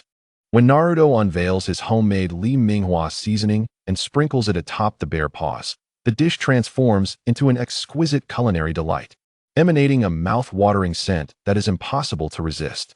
After enjoying their feast, the group takes a moment to rest before departing, as they still have scrolls to find. Naruto has no reason for concern. With their skills, obtaining the scroll is merely a matter of time. They part ways, while Naruto's team heads toward their destination. Along the way, they encounter several ninjas attempting to seize the scroll, all of whom are swiftly dealt with by Naruto. In Chapter 85, titled Sister Yuhi is Beautiful, the second exam concludes without a hitch. Had Naruto approached the Chunin exam with utmost seriousness from the outset, it is likely that he could have reached the tower's center in mere moments. The threats posed by beasts and venomous creatures would have been trivial in the face of such speed. Alternatively, even without relying solely on his speed, he could have effortlessly bulldozed through. However, he has approached this endeavor with a carefree attitude, akin to a leisurely excursion. As the Chunin exam nears its conclusion, if Naruto recalls correctly, the subsequent exam will witness Sarutobi Hiruzen's demise at the hands of Orochimaru, followed by Orochimaru's infiltration of the Akatsuki. Additionally, Itachi Uchiha will return to the village under the pretense of a mission to visit his younger brother Sasuke, igniting within him a renewed desire for vengeance. Now, back in Konoha, all the ninjas who have passed the second exam gather in the hall. Anko Mitarashi takes the stage to announce the results, congratulating the 21 successful genin who will advance to the third exam. While she outwardly expresses her congratulations, internally, she harbors different intentions. Initially, she had anticipated that only a handful would remain, but but the unexpectedly high number of passers indicates that this generation of genin is quite formidable. On stage, alongside Anko stands Sarutobi Hiruzen and several elite jounin from Konoha. Among the candidates, Naruto's gaze is drawn to Yuhi Kurenai, who sports luscious waves and striking red eyes. Perhaps due to her rigorous training, her figure is without any excess, embodying beauty in perfect proportions. She likely remains single at this moment. Amidst the tales circulating in the ninja world, there are numerous legends surrounding Yuhi Kurenai. If Naruto remembers correctly, she once utilized Jinjutsu against Itachi Uchiha, a bold move akin to brandishing a sword before a formidable warrior. It is perplexing to ponder her thoughts during that encounter. Anko addresses the crowd, inviting Hiruzen to elucidate the details of the third exam. She emphasizes the importance of attentive listening. The assembly turns their attention to Hiruzen, who, pipe in mouth, steps forward to speak. Do you know the primary purpose of this Chunin exam? Why we have chosen to conduct this assessment in collaboration with allied nations? It is to foster camaraderie among us. I do not wish for any of you to harbor misunderstandings after hearing these words. Furthermore, this is not solely about selecting exceptional ninjas. You bear the honor of your respective nations and fight valiantly for commendable rankings. The future belongs to you, and your performance will not only reflect the capabilities of the next generation of ninja, but will also attract attention from various nations. As your prowess increases, so too will the requests from powerful countries, while weaker nations will see a decline in opportunities. In summary, Hiruzen's message is clear: perform well, for there are eyes upon you. Those who excel will reap great rewards, while those who falter should return home promptly. Observing the awestruck expressions of the audience, Hiruzen relishes the moment. It is fulfilling to employ esoteric terminology that baffles them, reinforcing the notion that ninjas cannot simply focus on survival. Without effort, how can one secure missions? And without missions, how can one earn a livelihood? Who will fund the village's development? Naruto remains fixated on Yuhi Kurenai, prompting Yamanaka Ino to inquire, "What are you looking at, Naruto?" Without hesitation, he replies, "I'm admiring your teacher, Yuhi Kurenai. She is quite beautiful." Even the usually composed Ino gasps in surprise. "What? I never expected you to be this type of person. I misjudged you. Isn't it better to admire someone from the realm of fantasy?" She continues, clearly flustered. Kurenai furrows her brow at the exchange. Seeing her students lose composure, Shiyuhong felt utterly speechless. The third generation was still conversing. Could they not postpone their discussions? At that moment, she shot a glare at Yunuji now. Yunuji now, on the other hand, felt truly aggrieved. What had I done to deserve this? The teacher's issues were not my concern. It was all that Naruto's fault.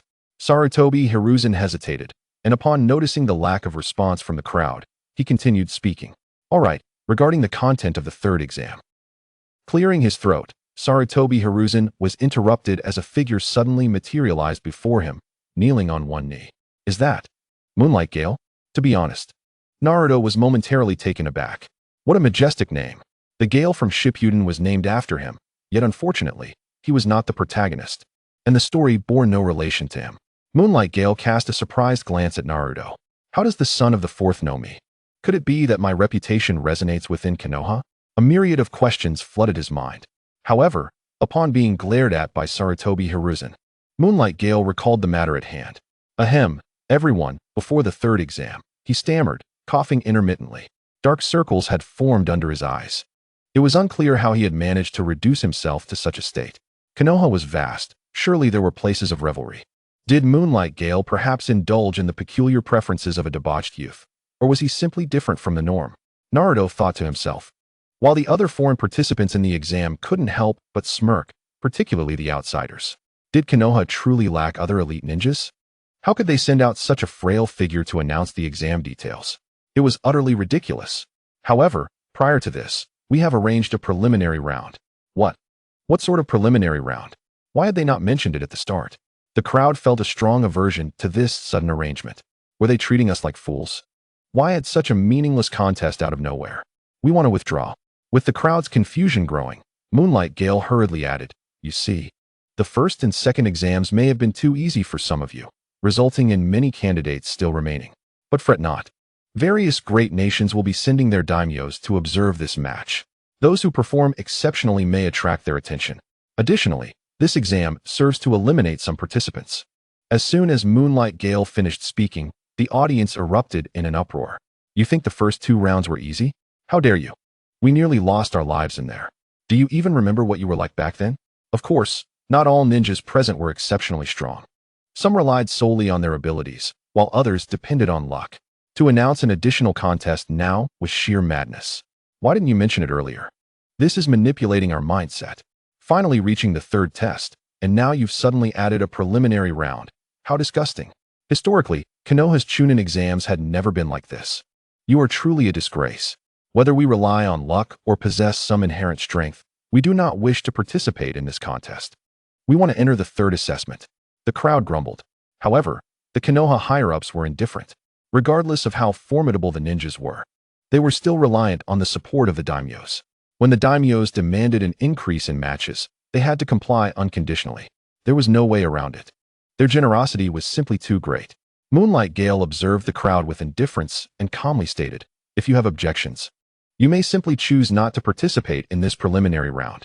By the way, ninjas who opt out of this preliminary round will not qualify for the 3rd assessment." With this declaration, the arena fell into silence. The clamorous voices seemed to vanish in an instant. It was utterly infuriating.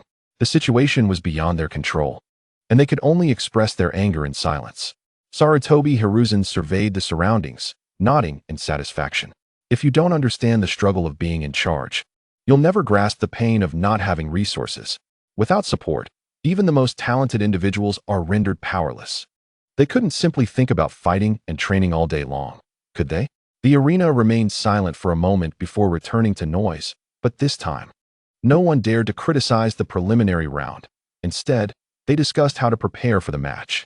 Some ninjas quietly chose to withdraw from the assessment, such as Yakushi Kabuto, who slipped away from the crowd. Naruto noted this. An old informant, off to report back to Orochimaru. Although Kabuto was currently inconspicuous, he would become quite formidable later on. This was a crucial point. If he could not be utilized, he must be eliminated. Returning to Sasuke, at that moment, he grimaced in pain, clutching his shoulder where the cursed mark of heaven resided. "Damn it, the pain is becoming more frequent," he mumbled. Haruno Sakura looked on with concern. "Shouldn't you withdraw from the match? At this rate, you might struggle to last a few rounds." Naruto agreed. "Isn't the cursed mark on your back reacting adversely to the chakra within your body? It seems to be rejecting it, causing you pain when you utilize your chakra, compelling you to rely on the Mark S power. However, using the Mark S power will also bring negative consequences." Upon hearing this, Sasuke paused, his expression turning sour. "What? You want me to give up? Are you joking? I, Uchiha, can endure what others cannot. I will participate in the match that others fear. In a nutshell, I will do what others dare not do. I will eliminate those whom others dare not kill." Sasuke clenched his teeth, attempting to maintain a calm demeanor. "No need. I will not abandon this match over such trivial pain." He recalled his older brother, Uchiha Itachi, who at his age had already been a member of the Anbu. The primary reason he was unwilling to abandon the match was that Sasuke sought to prove he was not inferior to Uchiha Itachi. Haruno Sakura, seeing her attempts to persuade him were in vain, turned to Naruto, hoping he would say something more. Naruto simply waved his hand. "All right, then do your best." He was disinclined to intervene with Sasuke's decisions. However, he understood that Sasuke would not perish in the preliminary round. Moonlight Gale observed that the time had come and said, "Well, since no one wishes to withdraw, the preliminary round is about to commence. All remaining ninjas, please proceed to the venue to prepare for the drawing of lots." After a series of operations, the drawing was concluded. The first match would be Sasuke against Akato Yuhi. Sasuke was caught off guard. Unexpectedly, he was the first to compete. Akato Yuhi was also from Konoha, a pawn under Orochimaru. Skilled in illusions and possessing the rare ability to absorb chakra, he shares the same name as Kai. However, compared to Might Kai, this Chiton Kai pales significantly. Indeed, Chiton Kai seems to have a certain advantage over Air Juzi, rendering the Sharingan's Genjutsu ineffective. He must devise alternative strategies. Approaching Chiton Kai poses the risk of having one's chakra siphoned away. In the spectator area among the gathered ninjas, a handsome man wearing the symbol of the Sound Village gazes intently at the arena. Since Sasuke has acquired new powers, let us witness just how formidable he has become. Naruto's gaze also scans the crowd, knowing he seeks the one adorned with the Sound Village forehead protector, dismissing the women. Among the remaining individuals, He sweeps his eyes back and forth, ultimately settling on a middle-aged man. TSK, Orochimaru is up to no good again, still harboring thieving intentions. He might as well come over and take a bite out of me, the hungry rascal. When Naruto glanced over, Orochimaru immediately sensed the attention directed at him. His heart racing. Could it be that the fourth son has discovered me? Surely, that is an exaggeration. I managed to deceive Sarutobi-sensei. And all the elite jonin from Konoha failed to notice me. How did you perceive my presence? Orochimaru's eyes twitched in confusion. Fortunately, Naruto merely glanced at him before shifting his focus elsewhere, as if he had only been casually surveying the surroundings. Indeed, I was overthinking it, Orochimaru mused inwardly. He then redirected his gaze to the arena. Subconsciously, Orochimaru desired to extend his long tongue and lick his lips, but he restrained himself. Such actions would undoubtedly draw attention. The monkeys and others are not fools. Aside from him, who possesses such an elongated tongue. Standing at the center of the arena, Moonlight Jifen cleared his throat and announced, "Aside from these two competitors, I kindly ask the others to vacate the arena or take positions above the stairs to observe the match." Prior to the competition, Wu Wu Kai had reiterated a few points to Sasuke regarding the Ten Commandment seal. However, Erjuzi felt quite helpless, as he never desired this ability in the first place. In Naruto's eyes, Erjuzi simply had yet to discover the allure of the cheat. In due time, he would come to understand Orochimaru's intentions. A moment of advantage brings fleeting pleasure, while sustained advantage brings lasting delight. As the match commenced, Chitong Kai gathered blue chakra in his right hand and charged towards Sasuke. Sasuke initially intended to evade, but the pain brought on by the Ten Commandments seal flared up again, causing his movements to falter. Consequently, he was seized by Chitong Kai, forcibly pinned to the ground, and felt something vital draining away. Once he regained his composure, Sasuke gritted his teeth. "Damn it, my chakra." Chitong Kai sneered. "Oh, so you just realized?" Orochimaru, observing from his perch, seemed to have anticipated this outcome. Thus, Sasuke would be compelled to utilize the power of the Ten Commandments seal. The more he relied on it, the more he would be consumed. Nurturing Erjuzi only to seize his body would be an effortless task. Yet, to Orochimaru's surprise, Sasuke refrained from using that power. Instead, he managed to distance himself from Chitong Kai through sheer will. Just a mere test subject favored by Lord Orochimaru. How audacious! Chitong Kai thought, and attempted once more to seize Erjuzi's head, but each attempt was narrowly evaded by Sasuke.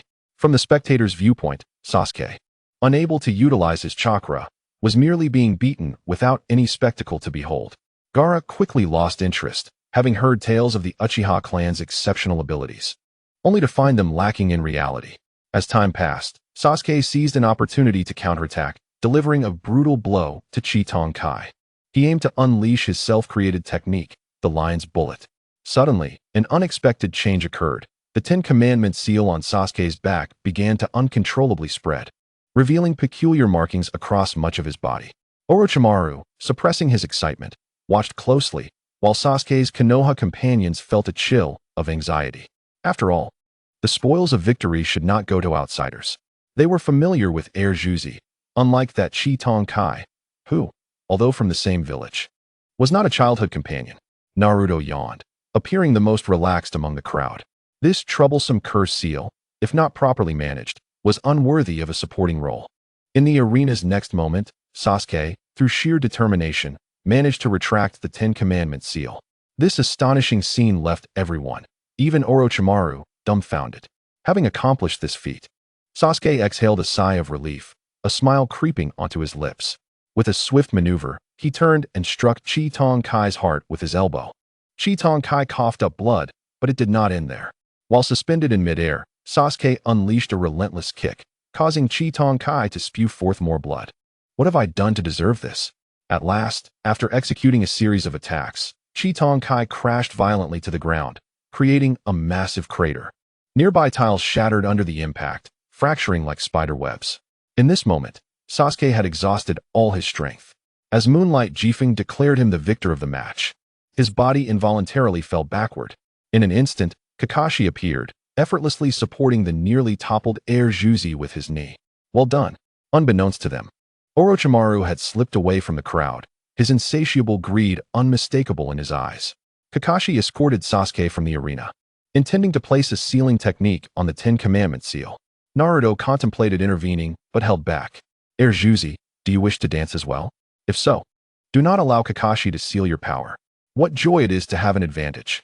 Nonetheless, Naruto refrained, knowing that one day, Juzi would come to embrace this newfound sensation.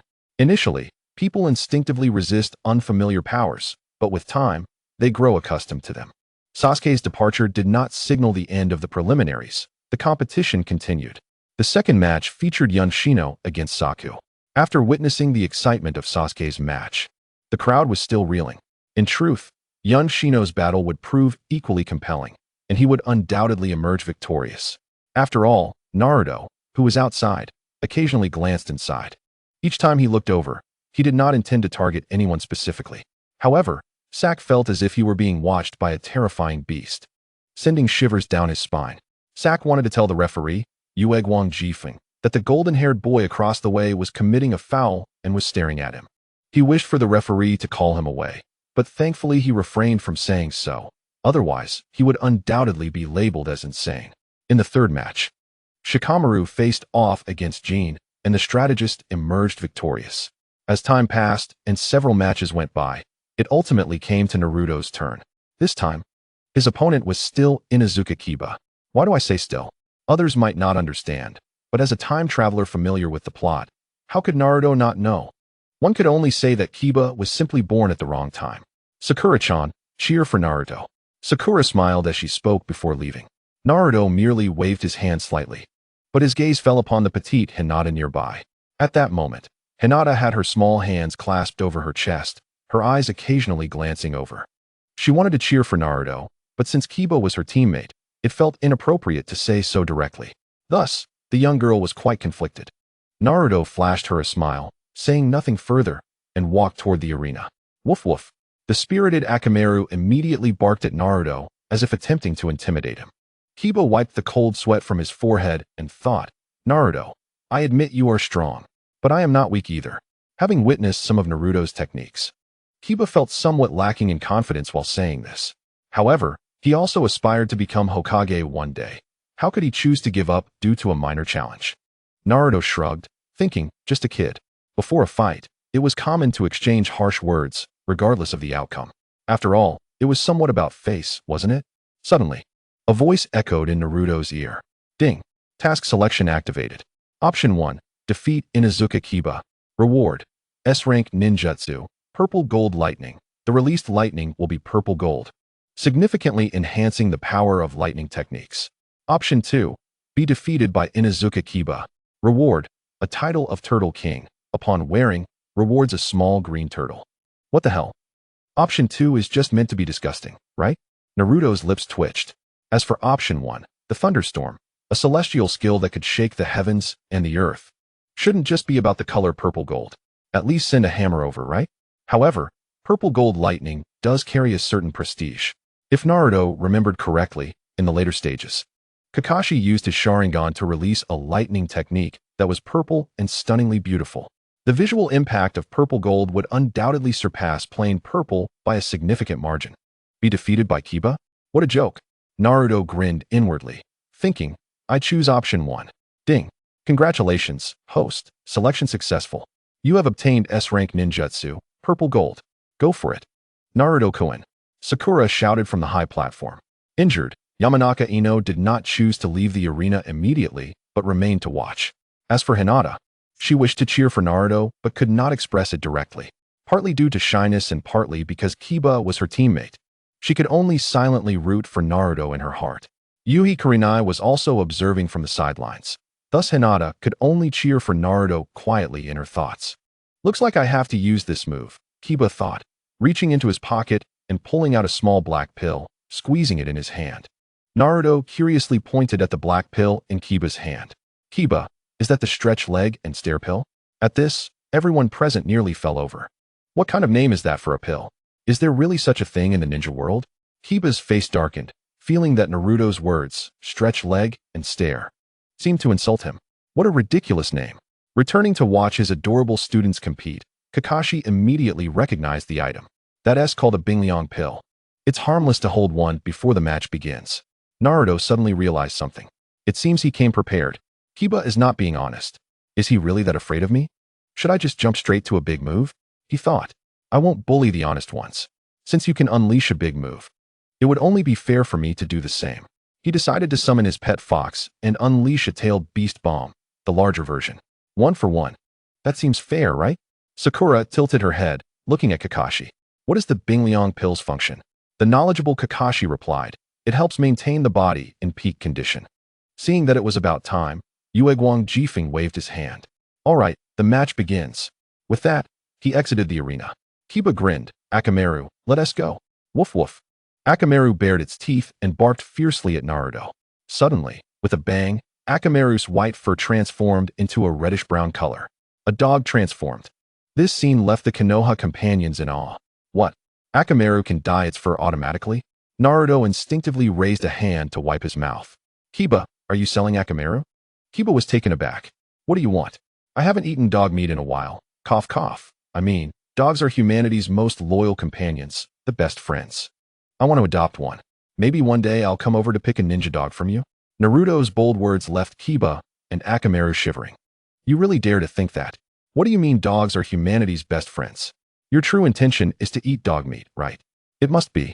Kiba felt offended. Did the Inuzuka clan have no pride? Determined, he tossed the Bingliang pill into his mouth, and in an instant, his body was filled with strength, feeling as if he possessed boundless power. Damn it, this is too much. Little Akamaru was genuinely angry. Let us go, Akamaru. Kiba clapped his hands together, crouching down to let Akamaru jump onto his back. Beast mimicry technique. Beast clone. With a puff of white smoke, Akamaru transformed into Kiba's likeness, making it difficult to distinguish who was the original and who was the clone. Watching the match, Yuhi Kurenai smirked. It seems Kiba plans to end the match quickly with this move. She had an inexplicable confidence in her disciple. After all, she hadn't witnessed Naruto's fighting prowess firsthand. Right? Hinata and the others outside were anxious for Naruto, but inside the arena, he remained remarkably calm. He even pointed at Kiba and turned to Yueguang Jifeng. Hey, Jifeng. Kiba is committing a foul. He is openly using performance-enhancing drugs during the match. This hardly qualifies as a foul. It is utterly intolerable. A remark from Naruto nearly caused Suki no Kaze to lose his footing and stumble. Where did these bizarre rules even originate? On another note, what exactly are these performance-enhancing substances? Are they referring to the military provisions? There is no stipulation against using such things. Suki no Kaze twitched his lips and shook his head, asserting that it was reasonable.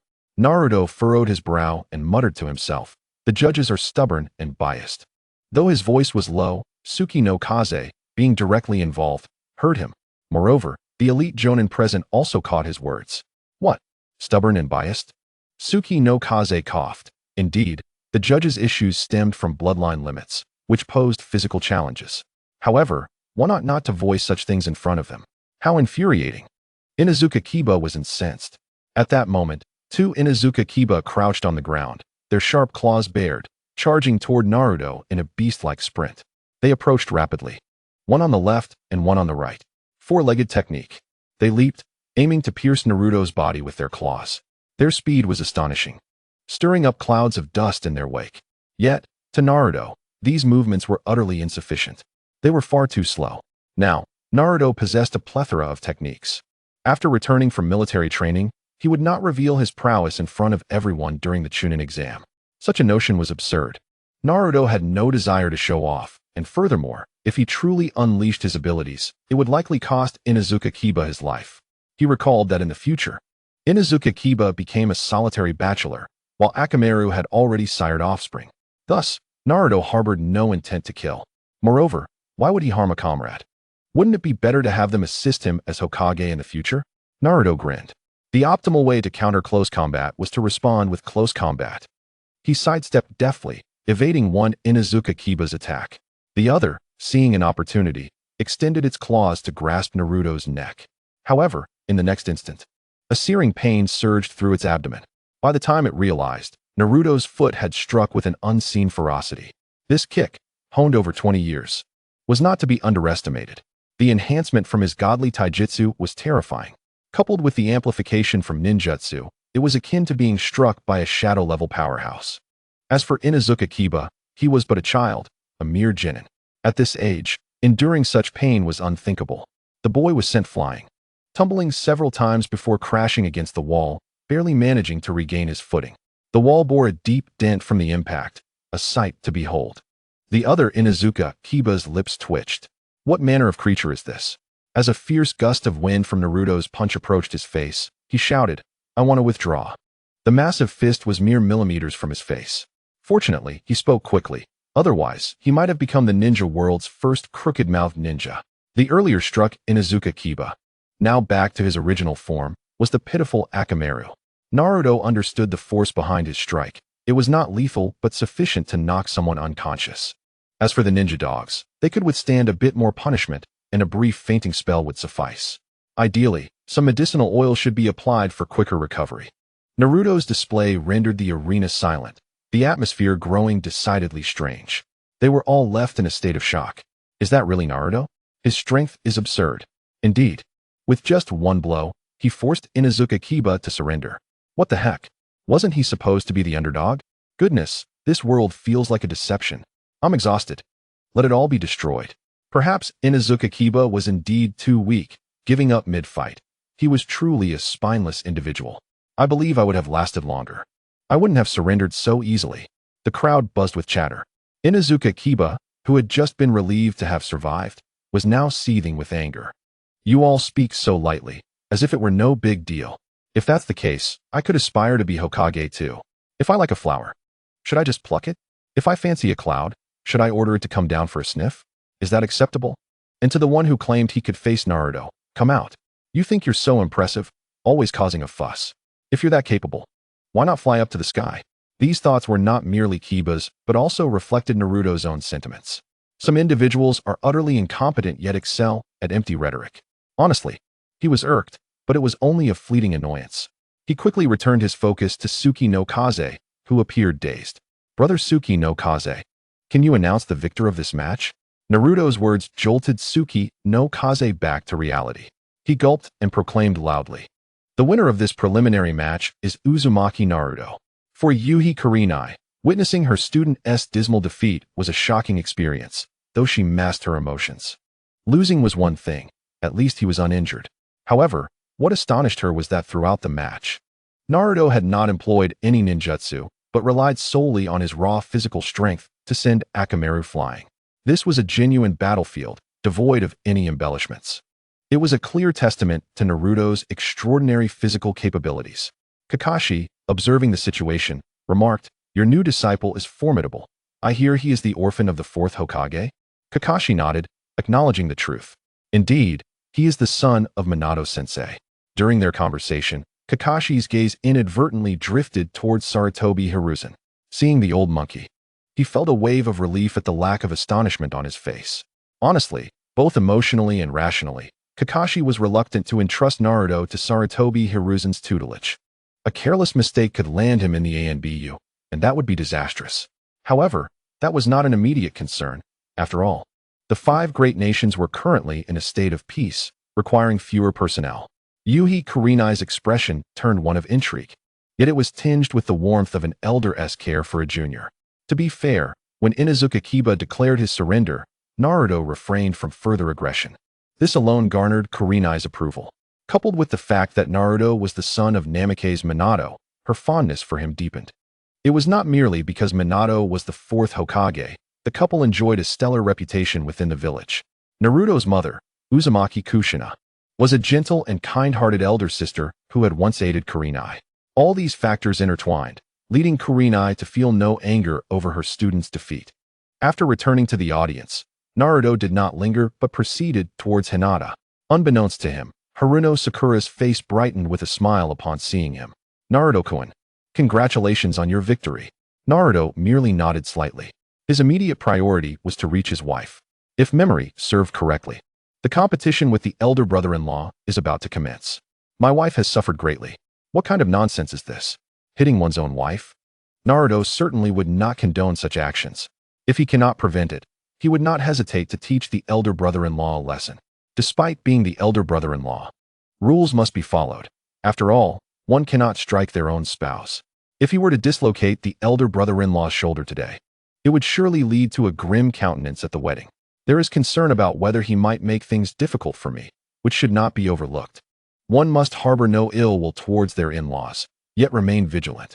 Having traversed through time, there is no way the elder brother-in-law could perish.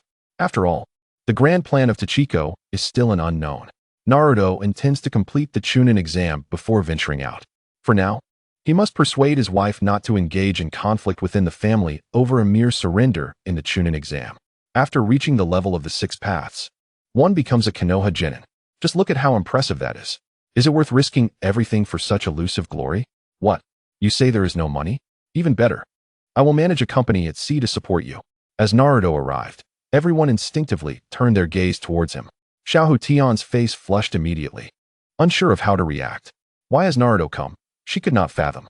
As the distance between them narrowed, a puff of white smoke appeared above Xiahou Tian's head, leaving her somewhat dazed. Congratulations, Naruto-kun, on winning the match, she uttered in a voice barely above a whisper.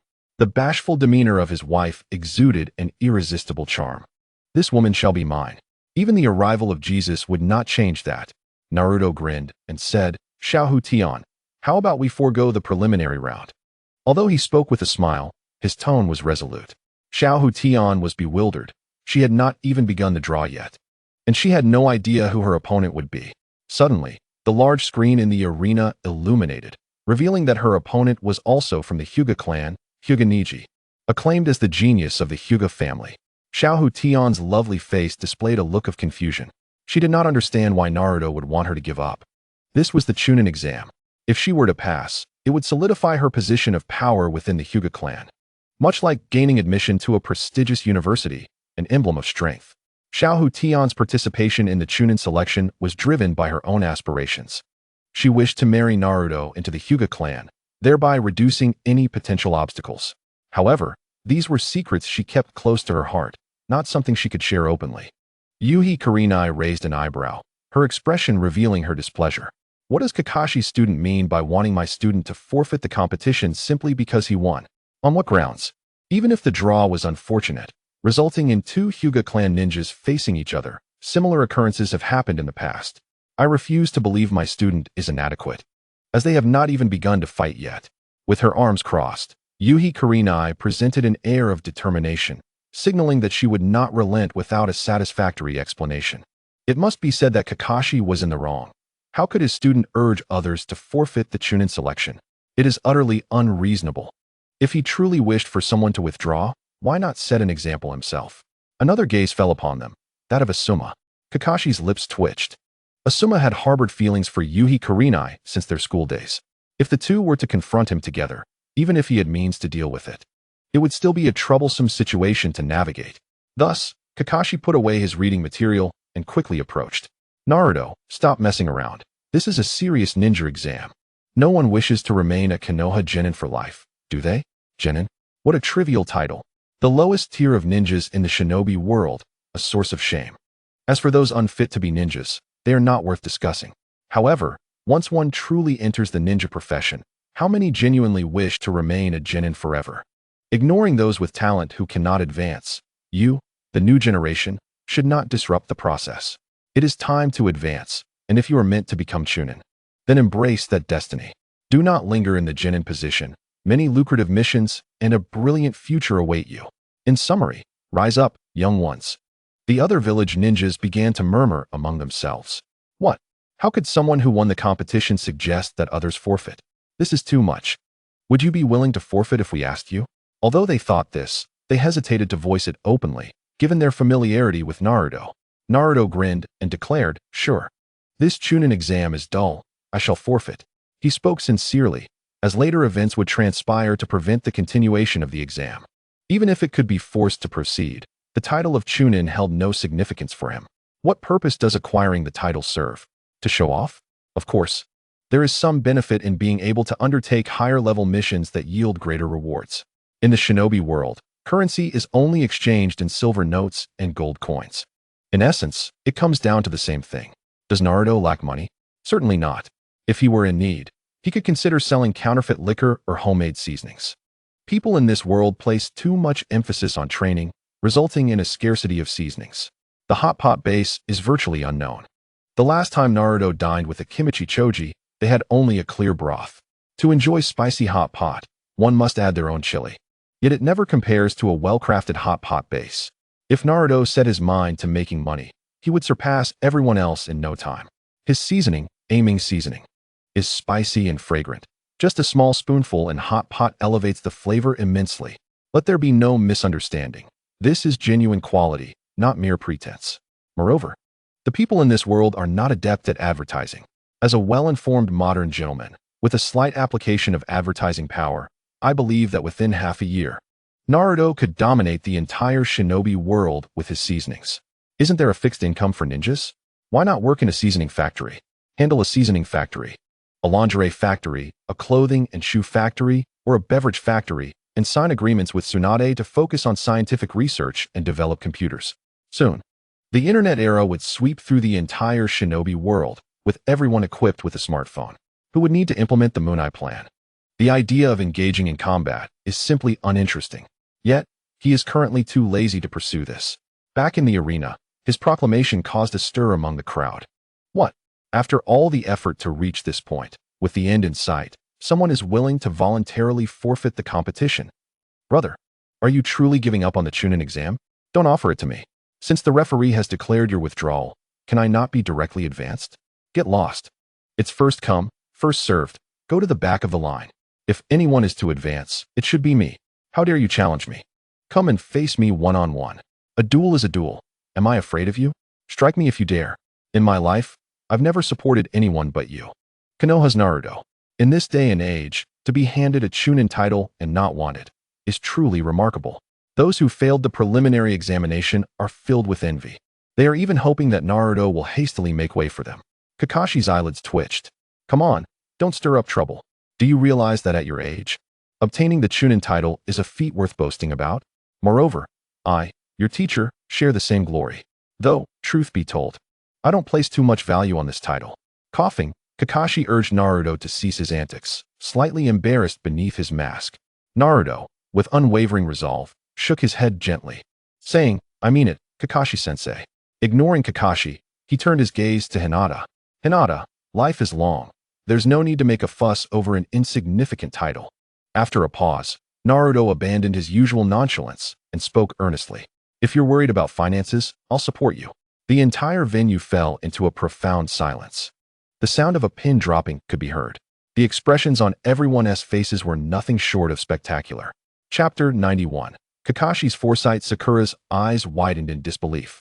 Her face a canvas of incredulity. It wasn't just her. Yamanaka Ino shared the same sentiment. Indeed, everyone present was stunned by Naruto's words. Is this really about money? Why did they participate in the Chunin exam in the first place? If money could buy the Chunin title, I would gladly pay. What we seek is honor. To elevate our village through our own merits. Money, if available, is of course welcome. My parents are ordinary people. When I was young, I heard adults say that being a ninja pays well. Without much thought, I entered this field, only to realize the fierce competition and difficulty in obtaining missions.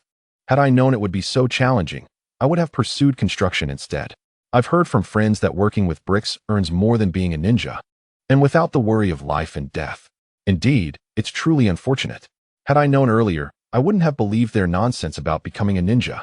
During the survival exam in the Forest of Death, I witnessed comrades perish before my eyes. Without life, how can one earn gold? Naruto's singular presence had completely shifted the atmosphere of the examination hall. Sarutobi Hiruzen's face darkened significantly. Thankfully, his Hokage hat was ample enough to conceal his expression, or he would have surely been exposed in his current awkwardness. He had painstakingly rallied the candidates, convincing them that for the greater good of the village, sacrificing oneself was a noble pursuit. Yet, unexpectedly, Naruto's simple words brought them crashing back to reality. What future does the village hold? What of the village's blossoming talents? Do they not need to earn a living? Even the strongest of shinobi must toil for a meager income, taking on missions from all corners of the ninja world. Ultimately, this money merely funds Naruto's explosive tags. In summary, Naruto has shaken their resolve as ninjas. The elite jonin of Konoha exchanged glances, sensing that if Naruto continued down this path, it could lead to significant consequences. When these candidates returned to their villages, what kind of detrimental ideology might they spread? Would other ninja villages not unite to hold Konoha accountable? Kakashi turned to Hinata, offering an apology. I'm sorry, my student has caused you trouble. Please disregard his remarks. After a brief pause, Kakashi raised his voice slightly. Naruto, we are leaving. You may choose not to participate in the Chunin exam, but you cannot hinder others from doing so or make decisions for them. For a moment, Kakashi found himself in agreement with Naruto's sentiments. Indeed, it is not worth risking one's life for a meager sum of money. Having seen many comrades fall, including his father, Konoha's White Fang, Kakashi pondered that perhaps if he had not become a ninja, he would have been spared many of these painful memories. Yet, this was not about reprimanding Naruto. It was about the colleagues surrounding them, all watching.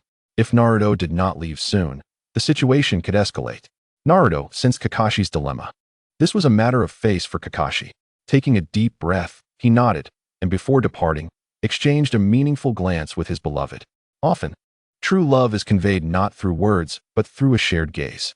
The eyes are the windows to the soul, a bridge of communication between hearts. As Naruto returned to the audience section of the platform, Tsuki no Kaze spoke up. All right, if both of you have no objections, please proceed to the center of the arena to prepare for the selection. Hyuga leaped down from the stands, striding confidently toward the arena. Upon drawing Hinata as his opponent, he felt an immense joy swell within him. He sought to prove a point, that Hinata was merely born into a more favorable situation. Had he been born earlier, he would have been the heir of the main branch, the future successor of the Hyuga clan. Niji was supremely confident in his abilities, believing he could elevate the Hyuga name to unprecedented heights, ensuring that the reputation of the Byakugan would resonate throughout the ninja world, rivaling even the Sharingan. Unfortunately, he lamented, timing was not on his side. You're not seriously considering forfeiting, are you, Hinata? Niji taunted, his disdain unmistakable. He could not fathom that Hinata would resort to using the cursed seal of the main branch against him. Should she dare to do so, it would only tarnish the reputation of the main family. Yuhi Kurenai, taken aback, raised her brows. Hinata, why are you hesitating? It's your turn. Hurry to the arena.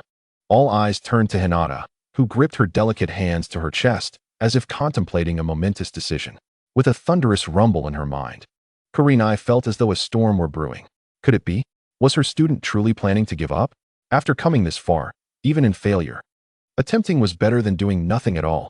In the next instant, Hinata's previously uncertain gaze transformed into one of determination.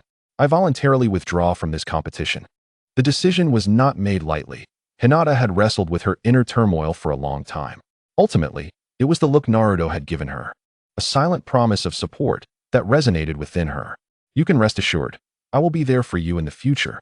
Hinata herself could not comprehend her own thoughts. She held an unwavering faith in Naruto, even more so than in her own parents. Watching this unfold from the platform, Naruto finally allowed a radiant smile to grace his features, softly murmuring to himself, "My beloved, since you trust me so deeply, I assure you I shall never let you down." In a secluded corner, Kazugo helplessly rubbed his forehead. He needed to make a swift exit. As a jonin, Tsurihong could not afford to lose face by confronting Naruto. However, she would seek him out. If it weren't for Naruto's words, Hinata would never have given up on the Chunin exam. Yet, words are merely a fraction of the situation. The primary factor lies in the consent of the individuals involved. Clearly, she was in agreement. Nevertheless, Tsurihong was not one to dwell on such matters. Can a woman in a fury be reasoned with? Thus, Kazugo resolved to flee as far as he could. As anticipated, Tsurihong did not pursue Naruto, but instead searched for Kazugi's figure. Upon discovering that he had slipped away, she charged out immediately. However, it was not just Tsurihong. Asuma also emerged, which did not surprise Kakashi in the least. This only reinforced his belief that his early departure was the correct choice. The match concluded in less than 10 seconds. Tsukikage announced that Hyuga had emerged victorious. Naruto observed his disgruntled brother-in-law and contemplated whether to use a transformation technique to assume another's appearance, allowing his brother-in-law to experience the harsh realities of society. After all, constantly seeking trouble with his wife was hardly a wise pursuit. Chapter 92. The eyebrow battle. The competition arena resumed its operations, and the spectators refocused their attention. Tsukikage glanced at the timer and declared solemnly, "Let us now recommence the match." As his words echoed, the screen in the center of the hall automatically rearranged the opponents. The next competitors to enter the arena were Rock Lee and Gaara. Upon realizing that his opponent was Gaara, Rock Lee leapt into the air with excitement. Hooray! I didn't expect to face you in the preliminaries. No need to wait for the third official exam. Just moments before the draw, Rock Lee had boasted about his intention to put on a spectacular finale. Alas, it was unnecessary, for a battle with Gaara was indeed the grand finale. Beside him, Might Guy gave a thumbs up, his pristine teeth gleaming. Little Lee, I wish to offer you a valuable piece of advice, Might Guy said with a serious expression, akin to a teacher reminding students of crucial exam topics. Rock Lee quickly composed himself, focusing intently on his teacher. A bead of sweat trickled down Might Guy's brow as Rock Lee leaned closer. The duo amusingly fixated on the gourd that Gaara carried on his back. Perhaps few noticed that the gourd concealed significant issues. While the illustrious master and disciple conversed, Naruto observed with keen interest. Ah, yet another cheater, he mused, knowing that Rock Lee would unleash all 5 gates momentarily. In the preliminaries, he had achieved astonishing feats, earning him the title of Dolua. A single envelope represented over 500 levels. The battle of the browless versus the bushy-browed was unprecedented. Having said his piece, Might Guy patted his disciple's shoulder. All right, go forth, little Lee. Yes. Rock Lee leaped from the elevated platform, landing gracefully. With one hand behind him, he extended the other towards Gaara, beckoning him. The spirit of Yip Man. Once, Yip Man defeated 10 opponents. Now, I, Rock Lee, shall unleash a barrage upon 13 in 2 minutes. I never anticipated that we would engage in battle so swiftly.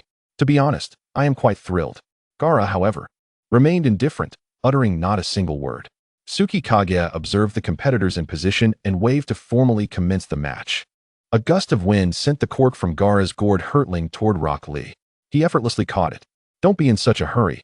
I still have something to say. With his palm open, the cork fell to the ground.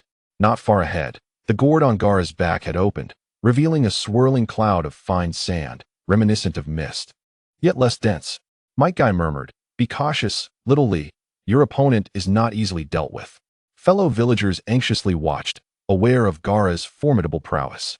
It could be said that whoever faced him was unfortunate. Only little Lee, with his naive spirit, could find joy in facing such an adversary.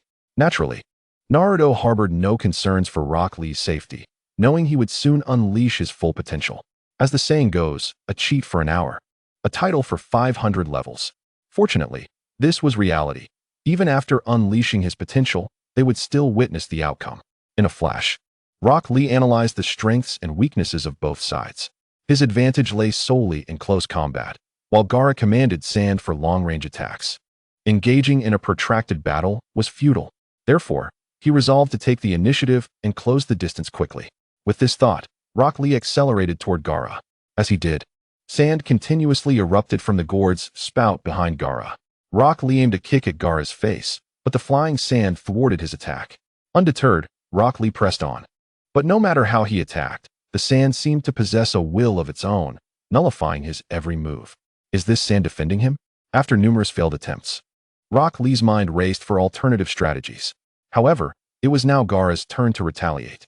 The grains of sand coalesced into a colossal hand, descending upon Rock Lee's face. Ninjutsu, Iron Sand Palm. Rock Lee swiftly rolled to evade the strike. The massive hand crashed into the ground, creating a deep crater. Had it connected with a person, it would likely have resulted in severe injury.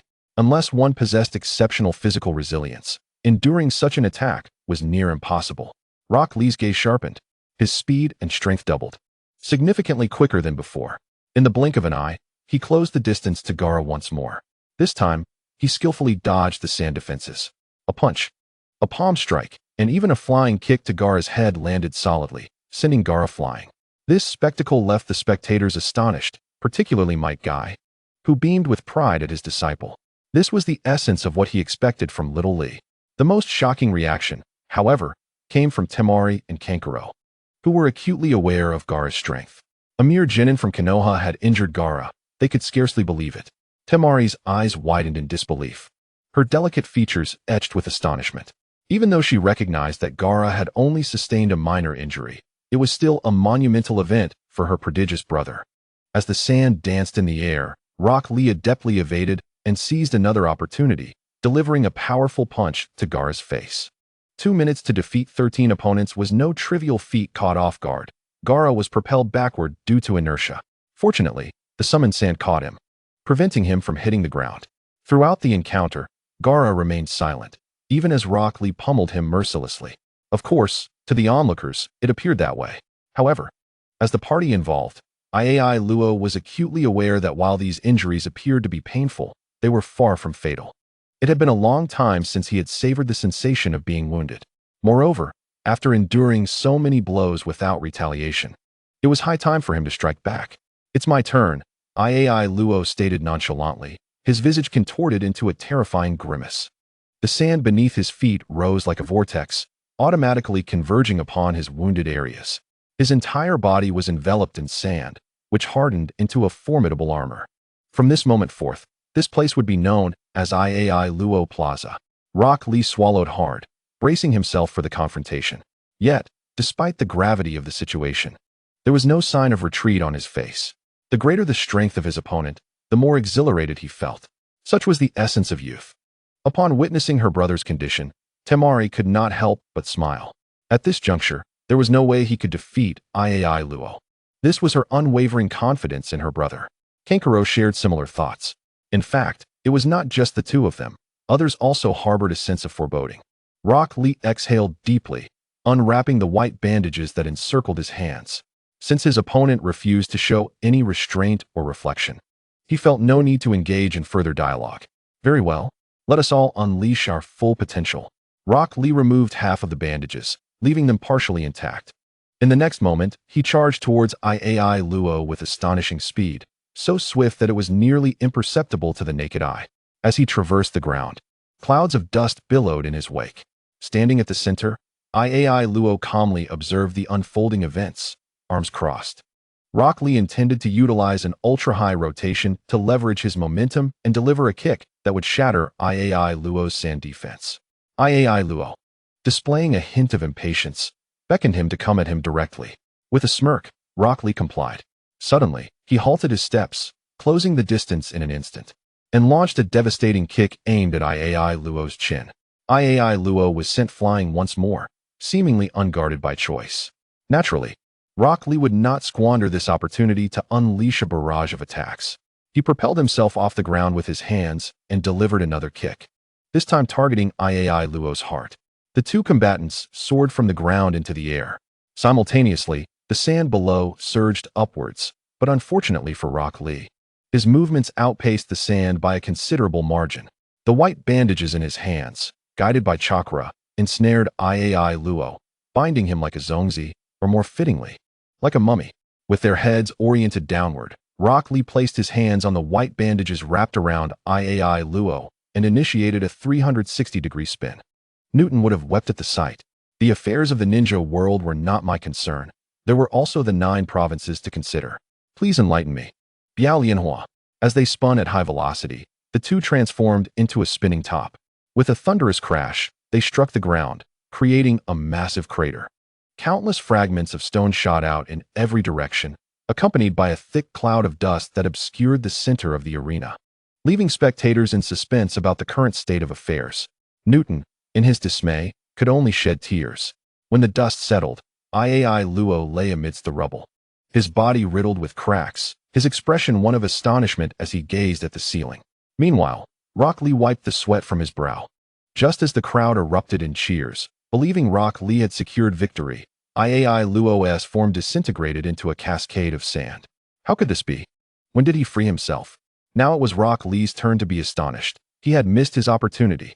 A clump of sand erupted from the ground. As the sand dispersed, Iai Luo's fearsome visage emerged, awakening with a resurgence. A storm of yellow sand rose, thick and oppressive, sending shivers down the spine of onlookers. This sand swiftly morphed into colossal hands, and during his evasive maneuvers, Rock Lee was inadvertently struck by one, sending him flying through the air, his chakra nearly depleted. How could I possibly be defeated here? A surge of intense chakra erupted from him, causing the ground beneath to crack under the strain. The third gate, the opening of life, is unleashed. Rock Lee's chakra transformed into a visible green energy, exponentially enhancing his speed, strength, and overall abilities. At that moment, he resembled a small, humanoid tyrannosaurus, vanishing from sight only to reappear before Iai Luo, delivering a punch without mercy. Iai Luo had thought himself formidable. Yet he was met with someone even more unreasonable. Another punch landed, igniting a murderous intent within him. Rock Lee showed no mercy, continuing his assault. The sands at Iai Luo's command also sprang into action. It could only be said that both were engaged in a desperate exchange, albeit with Rock Lee fighting for his life, while Iai Luo held a relative advantage. As the Jinchuriki of the tailed beast, Iai Luo was not so easily vanquished. Rock Lee's chakra reserves dwindled once more, leaving him on the verge of collapse. Yet, he refused to concede. Iai Luo, battered and unable to move his legs, managed to raise his arms slightly as the sand coalesced into sharp, pointed projectiles, aimed directly at the defenseless Rock Lee's heart. Just when it seemed inevitable that the spikes would pierce him, Might Guy intervened to save the day. You've already won the match. There's no need to go so far. This is merely a preliminary round, not a place for murder. Their battle had been nothing short of spectacular, yet it had devolved into a scene of potential death. Might Guy would be the first to object. Having finally found a worthy successor to youth, how could he allow Iai Luo to kill his beloved student? Medical ninjas were present in the arena, and soon after, Might Guy escorted his apprentice away for healing. At the same time, Naruto departed from the arena, finding the remaining matches uninteresting, preferring to take a leisurely stroll to clear his mind. The official third match would be held as scheduled in a month, with Konoha ensuring a proper time frame for the various daimyos to arrive and witness the competition. This month also provided ample opportunity for them to familiarize themselves with the strengths and circumstances of the competing ninjas, allowing for informed betting. Furthermore, Naruto was aware that his mentor would be returning to Konoha, intending to teach him the Rinnegan and take him on training excursions. However, Naruto was more interested in learning the Sage Mode. Yet, his system offered no options in that regard. If it came to that, he thought he could manage to learn it on his own. Given his talent, he was confident he would succeed, provided he dedicated enough time to it. Additionally, there was the matter of Orochimaru's assassination of Sarutobi Hiruzen and his subsequent defection. It seemed likely that he would need to seek out Tsunade, who was of immense significance. Even though he was of advanced age, his physique remained remarkably captivating. Contemplating this, Mingren could not help but feel a surge of anticipation. The notion of an older man courting a younger woman seemed inconsequential, especially if this particular cow suited his palate. A few days later, Mingren purchased some fruits in the market, intending to visit Shaoli, as they hailed from the same village. Moreover, Shaoli was destined to be the formidable successor of the beast, embodying significant combat prowess. Although he had no intention of having Zyangruki learn martial arts, visiting was still a necessity. Was he mad to have Zyangruki learn martial arts? Would she become a veritable Iron Barbie? The mere thought of his daughter transforming into such a figure, lifting him high above, sent shivers down his spine. Such an occurrence was utterly inconceivable. Chapter 94. Wasn't it merely about nurturing pets within one's body? Who among us does not? As the days passed, the lecherous sage was soon to return. Mingren stood at the hospital entrance, burdened with numerous bags, muttering to himself. Rather than address the man as Jiraiya Sensei, Mingren found the title more befitting of his identity. Furthermore, referring to him as Sensei was unnecessary when he could simply call Kakashi Kaziji. Had the circumstances allowed it, Mingren had intended to address Kakashi as Kaziji from the outset. However, having used the title thus far, it would feel odd to alter it midway. The hospitals in the shinobi world were not dissimilar to those in his previous life. Apart from the presence of ninja capable of medical ninjutsu, which yielded swift and remarkable results. Yet, medication and rest remained indispensable. After inquiring with a nurse, Mingren obtained the room number where Shaoli was located and hastened there. The nine tails within him displayed signs of agitation. Master, that fellow is also here. Even from over 10 kilometers away, I can detect the foul odor of that foolish raccoon, let alone being so close. It is simply unbearable. The nine tails voiced its grievances.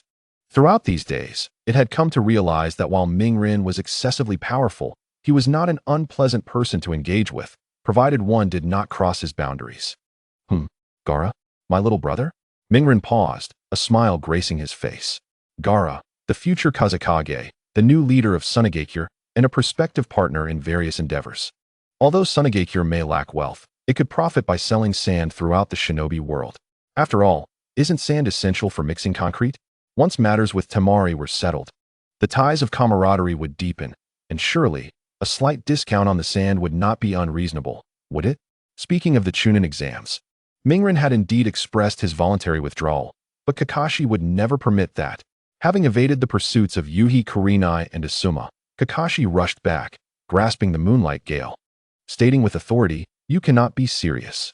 During his speech, Kakashi revealed his Konoha forehead protector, unveiling his 3-tomo Sharingan.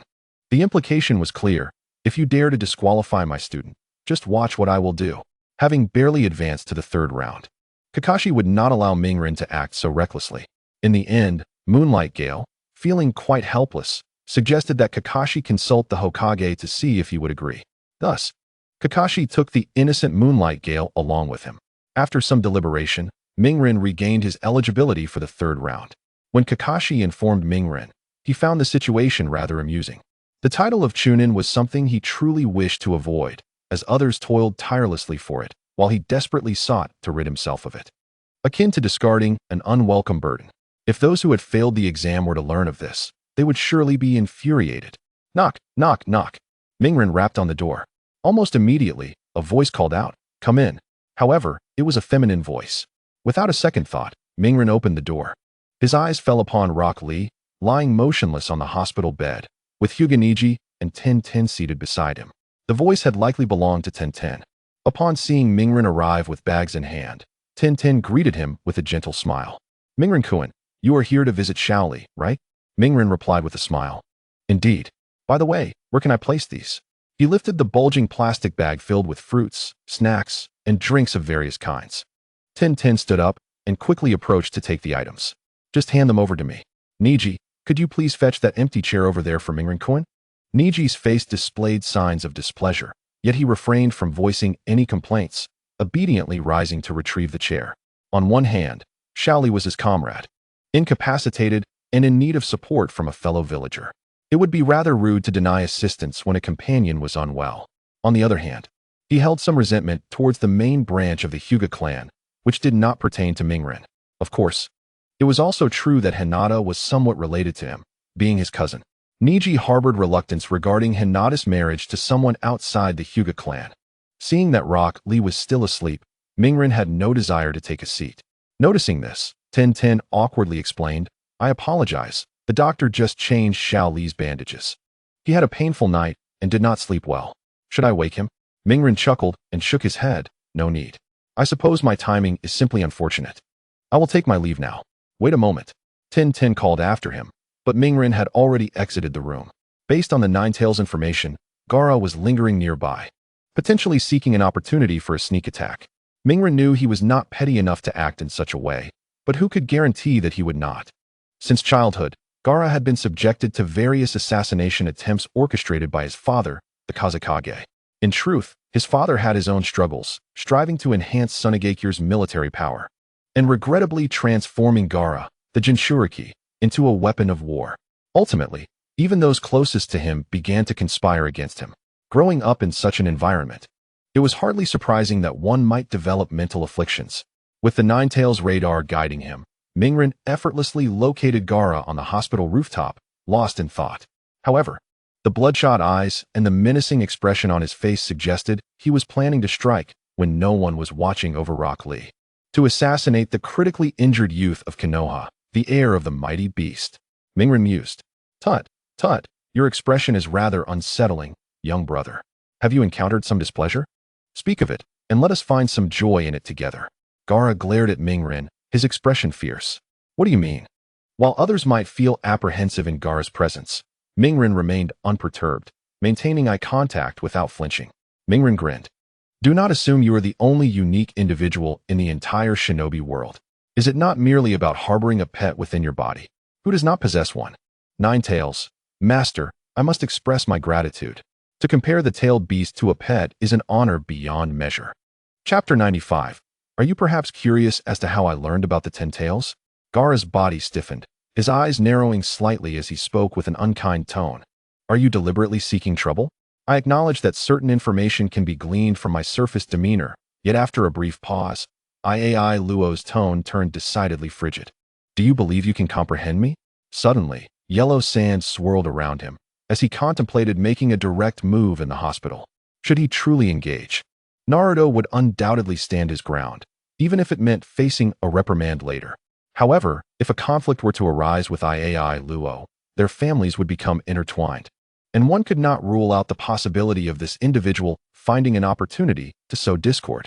Since ascending to the position of Kazekage, Iai Luo had matured significantly and learned to empathize with others. Simply put, the lad was lacking a goal.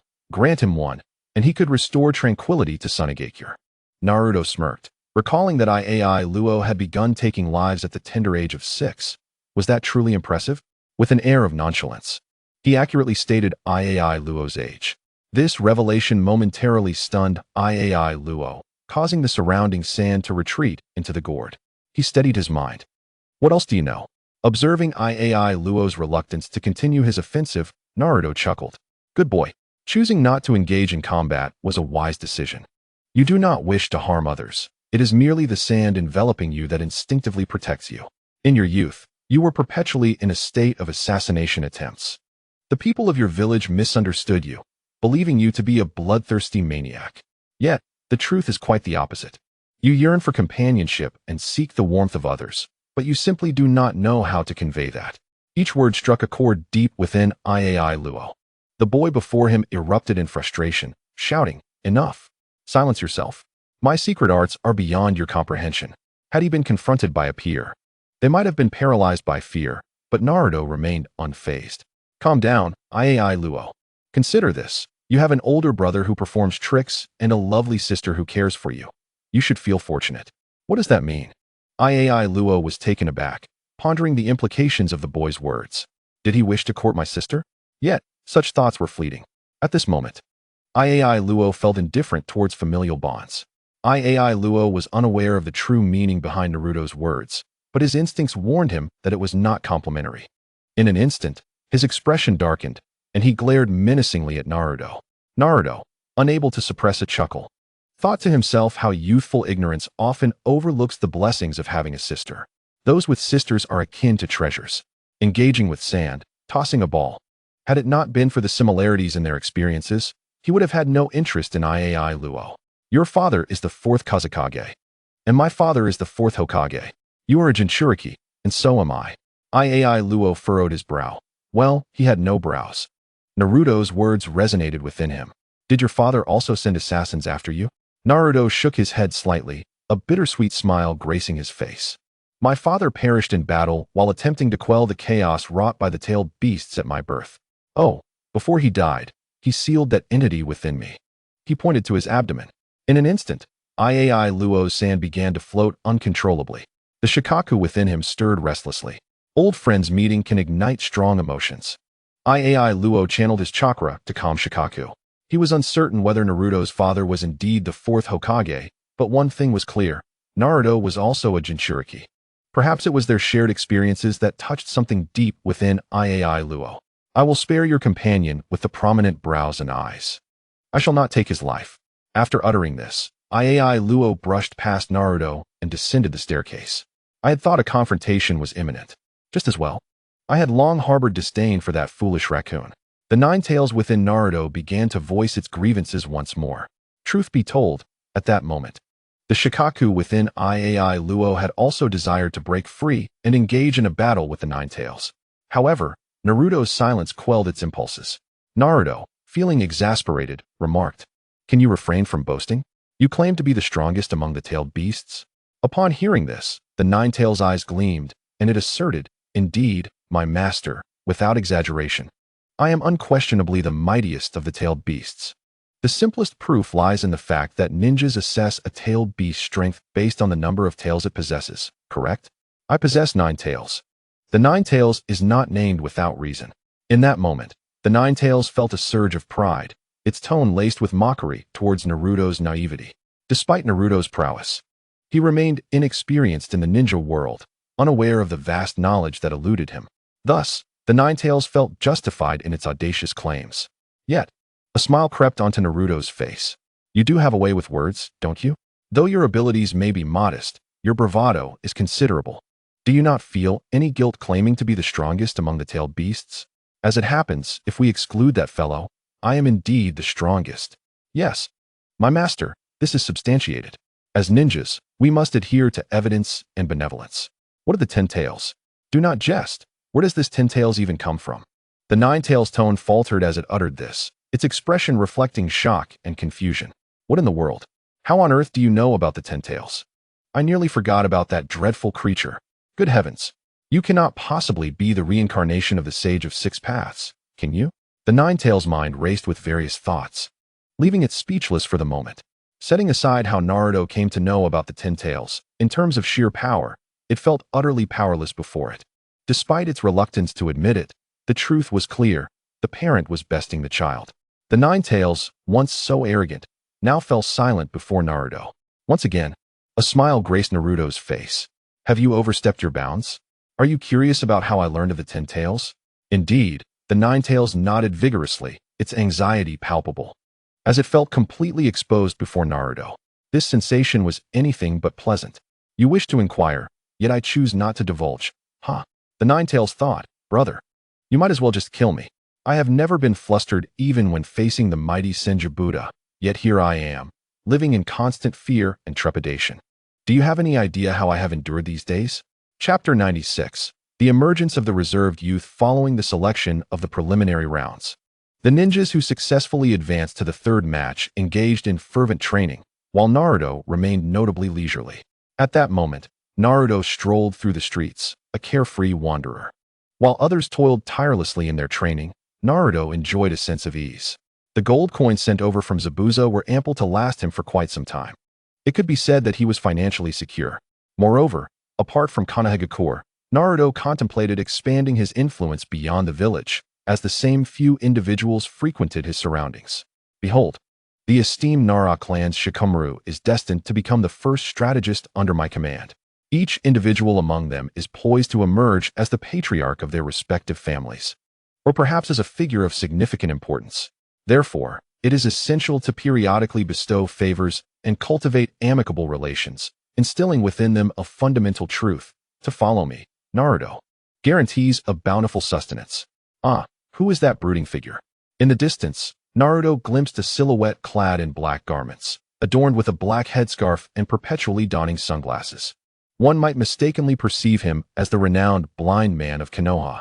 Upon spotting Ebisu, Naruto instinctively turned to flee.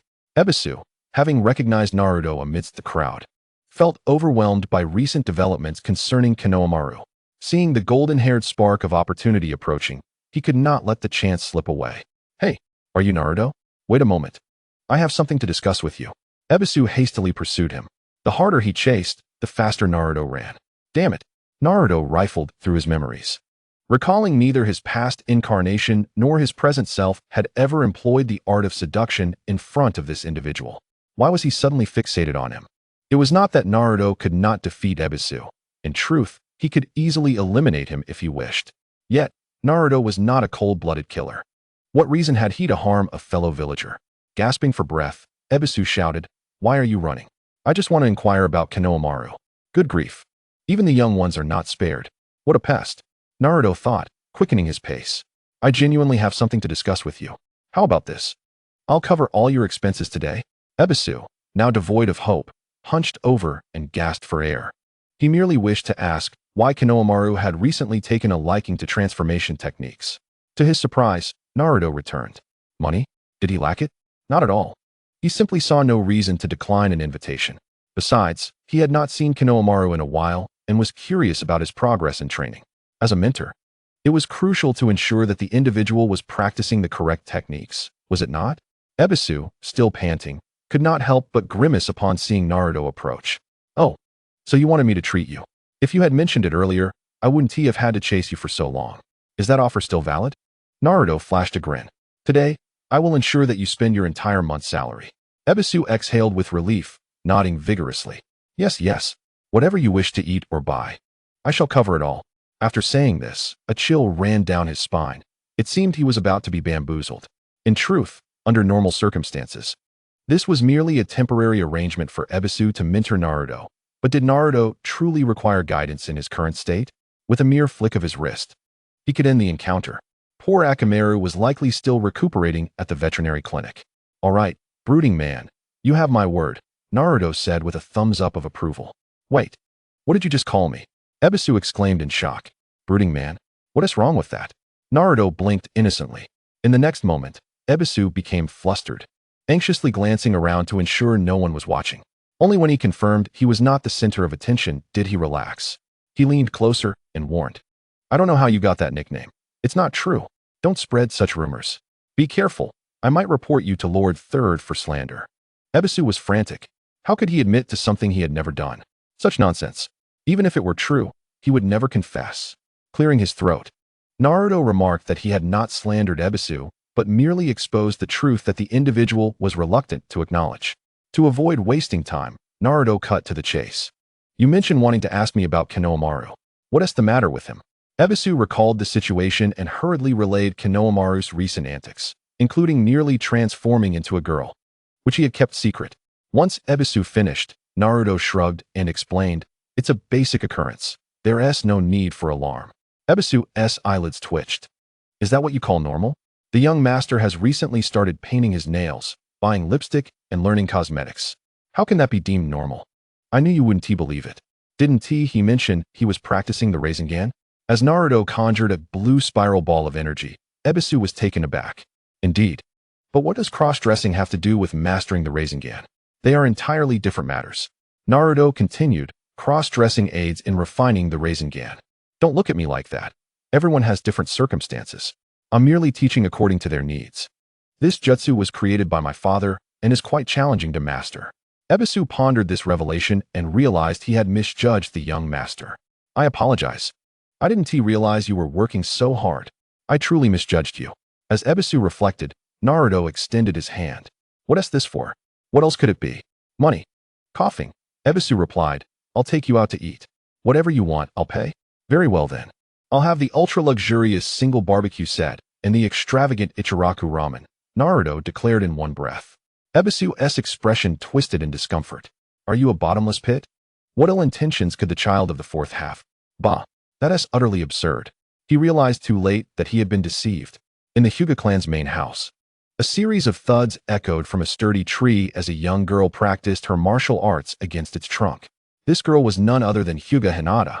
Chapter 97. To don a cotton-padded jacket with empty hands?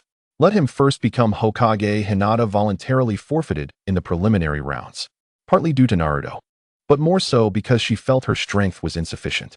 She understood that even if she were to contend with Hyuga Neji, the outcome would not be favorable for her. It was better to gracefully concede.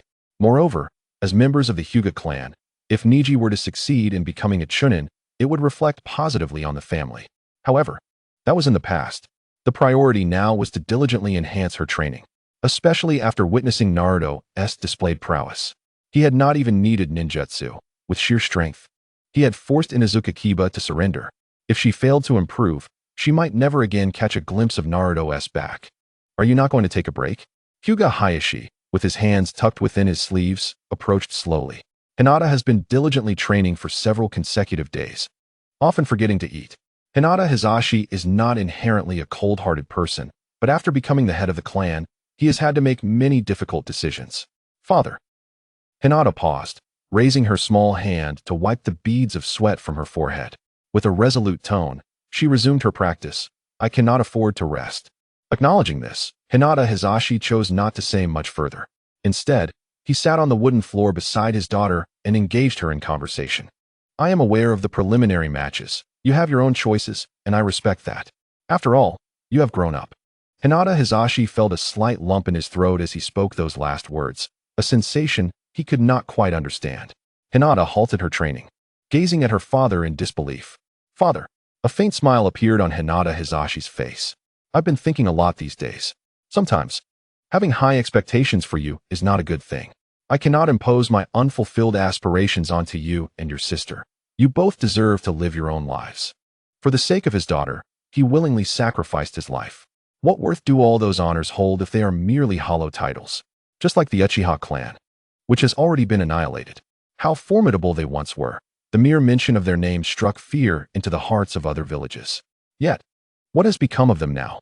Only the traitor Uchiha Itachi and his younger brother Sasuke remain in the village, despite having fought for many honors for the village. In the end, it all seems a farce. No one will remember those deeds. Hinata shivered.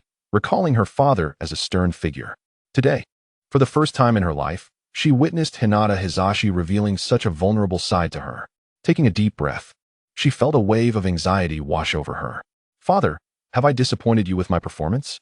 I should not have given up on the match. Hearing this, Hinata Hisashi chuckled heartily. No, you did wonderfully. That is my precious daughter. He was acutely aware of Hinata Niji's abilities, though he was reluctant to admit it. If Niji had been born into the main family, he would undoubtedly lead the Hyuga clan towards a new era of prosperity. Unfortunately, things often do not unfold as desired. However, Hinata's decision to forfeit the match could be seen as a favor to Niji. Hinata Hisashi felt a twinge of guilt towards his nephew and the memory of his deceased brother. Father, how did Naruto fare in the preliminary matches? Upon mentioning Naruto, Hinata's eyes sparkled with excitement, akin to a light bulb illuminating the darkness. He is incredibly strong. With just one strike, he defeated my teammate, Inuzuka Kiba, without employing any ninjutsu. Hinata Hisashi was taken aback.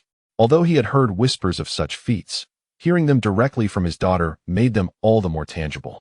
After all, the rumors that circulated could be wildly exaggerated and often lacked authenticity.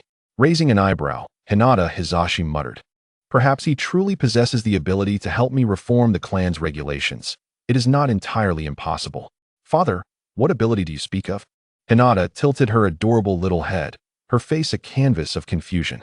Hinata Hisashi smiled, waving his hand dismissively. "It is nothing. Come over and rest." "No, I want to practice a little longer." "Oh, very well." After a brief pause, Hinata Hisashi changed the subject. "By the way, what are your thoughts on Naruto?"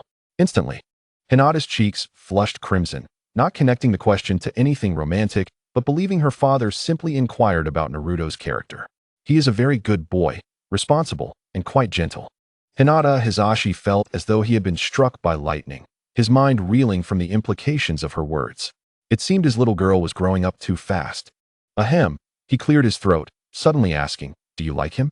The moment the question left his lips, Hinata covered her charming little mouth, her head seemingly releasing puffs of steam from embarrassment. It was mortifying to admit such feelings in front of her father, especially for someone not of the Hyuga clan. "Wait." Hinata's beautiful eyes glistened with a hint of moisture. "Father, do you not wish to accept Naruto?" Hinata Hisashi was momentarily stunned. Goodness, she is not even married yet, and already has her eyes wandering. Nevertheless, he had never given his consent for such a union. Moreover, Naruto had not even prepared a dowry. "What? Do you think he can woo my daughter without any offerings?" Hinata Hisashi declared. "This matter is best discussed at a later time. It is still too early." Rising to his feet, he noticed a glimmer of helplessness cross Hinata's face and added, "You are the precious daughter of the Hyuga clan. When it comes to your future partner, their character and conduct must be carefully evaluated." It seemed as though he had said something significant while simultaneously saying nothing at all. Nevertheless, his words left a lingering hope in Hinata's heart. Little did she realize that her father's sentiments subtly acknowledged Naruto, albeit with the caveat that his achievements were not yet sufficient. After Hinata Hisashi departed, Hinata devoted herself even more fervently to her training. Meanwhile, at the entrance of Konohagakure, a middle-aged man with white hair and a large scroll on his back returned after many years away from home, feeling deeply moved by the experience. Ultimately, he had returned, like a wayward son finding his way back home. Chapter 98. Jiraiya's arrival and the malevolent plan exceeding the moon's eye in a luxurious hot spring establishment in Konohagakure. The opulent decor exuded an aura of wealth, reminiscent of a high-end foot massage parlor. Naruto observed this lavish scene and mused to himself, indeed, these ninjas know how to enjoy life. They complete missions and earn a bit of gold, only to indulge in these upscale venues. He wondered about the propriety of such places, knowing that ninjas, being human, deserved some enjoyment after so long in service. As music played and dancers performed, Naruto found himself soaking in the male bathing area alongside Ebisu. Naturally, all expenses were covered by Lord Ebisu, causing him some financial discomfort as he realized half a month's salary had vanished in an instant. They had opted for the deluxe package, which promised exquisite cuisine following their soak in the springs. In essence, the experience came at a steep price. However, there were commendable aspects to their visit. "I never expected you to grasp the significance of education and its methods at such a young age, Naruto. Tailoring instruction to the individual is essential. When I last saw Konohamaru, I made it a point to assess his chakra application abilities. I was genuinely astonished to find he could skillfully manipulate his chakra, reaching the level of a genin ahead of schedule. Pausing, Ebisu's eyes sparkled with excitement as he exclaimed, "Naruto, you are truly a genius. You suggested that if I were to promote your method to the entire new generation of Konoha, our village's strength would undoubtedly achieve a remarkable and terrifying advancement." On the other side of the hot spring, Naruto, maintaining a distance of more than 2 people from the LSP, wore a look of astonishment. How was it that he only now realized that Huibishu was, astonishingly, a person of considerable talent? Although he was not handsome and his speech was rather unappealing, he had an undeniable penchant for analyzing trivial matters.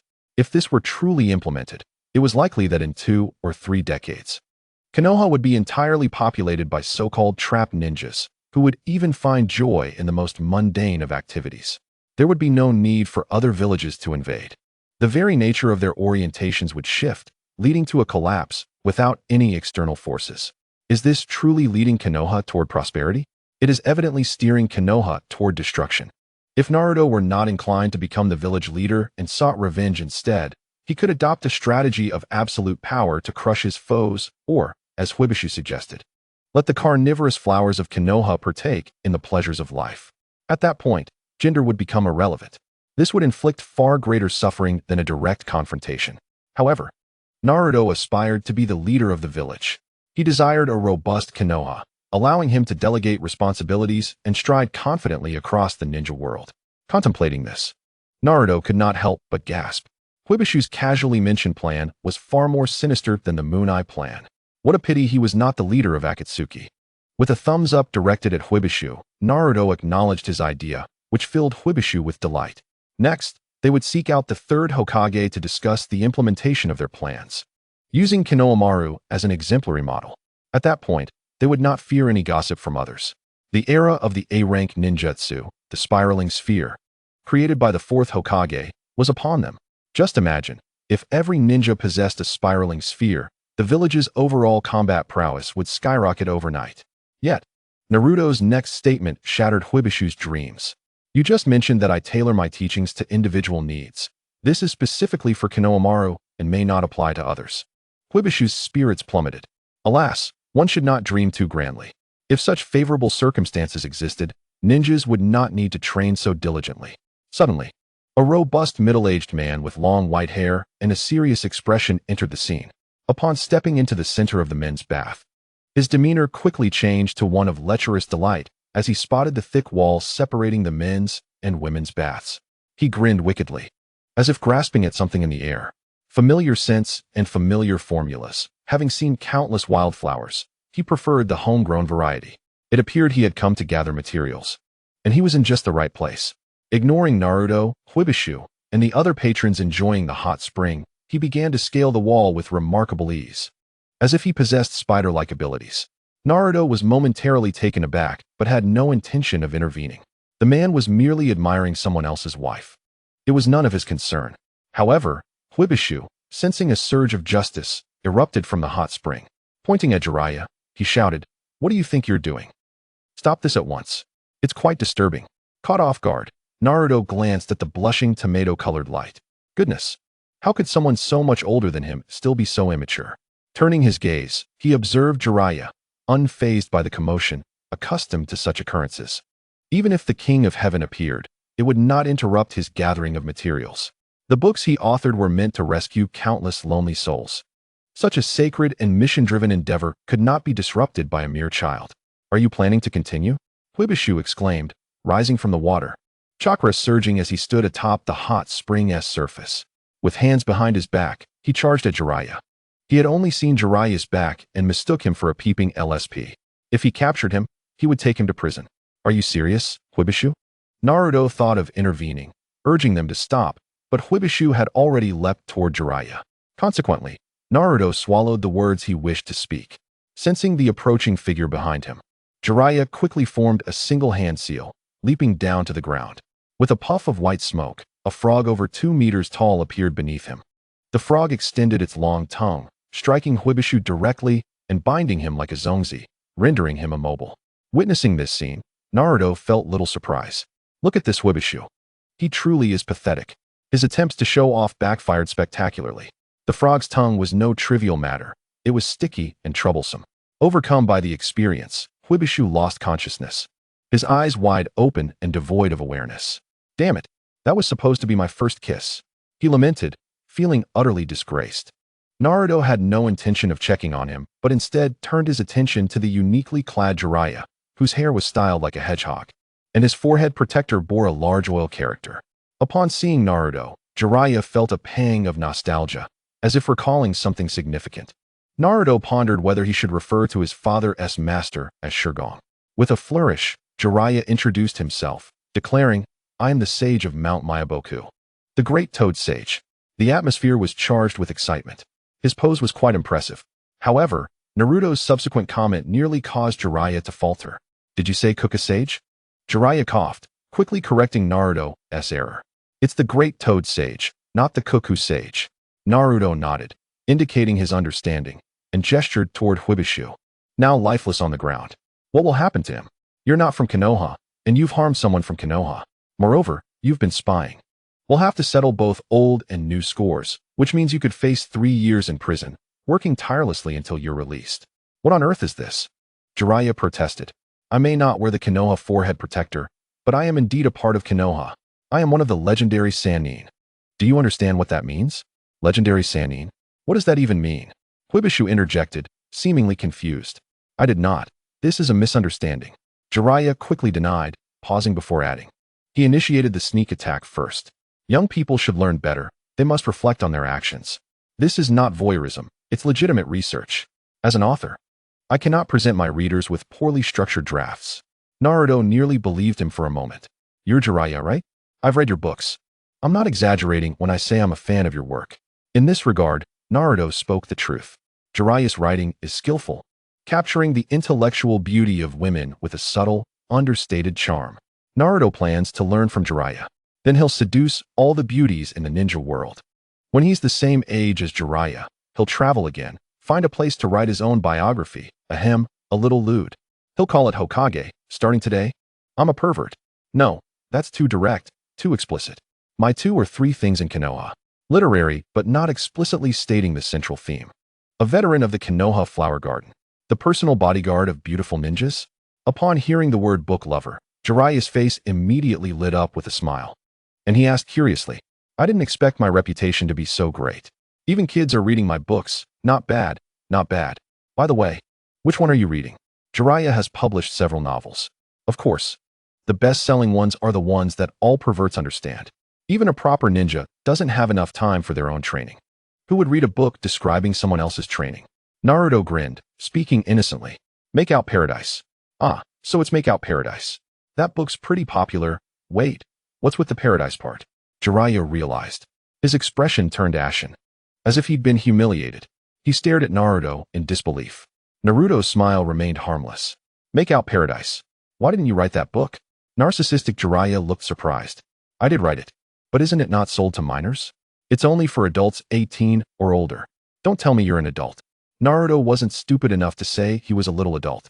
Actually, he was quite mature in some ways. But his youthful face was undeniable. He wanted to brag. But the other person certainly wasn't foolish enough to believe him. "I'm not an adult. But I can give more money to those who are adults to buy it for me." Jiraiya looked surprised. "You're quite the clever little devil. But isn't that illegal?" "I'm talking about those people who buy the books for you." Naruto shrugged. "I can't help it. I pay more than the average person." Jiraiya's lips twitched. "So what if you're rich? You can do whatever you want just because you're rich? You've got sausages in your crotch, haven't you?" He stretched out his hand with a pained expression. "Where's your book? Give it to me. I'm going to tear it up." Naruto shook his head. "No way. I've already read it. I've memorized everything." "Fine, then tell me. What should I write after page 103? Jiraiya said, unconvinced. Naruto's expression was strange. "Write what? You're not even writing anything." Jiraiya blushed, as if remembering something. "Okay then. Tell me what's in the third-to-last paragraph on page 50.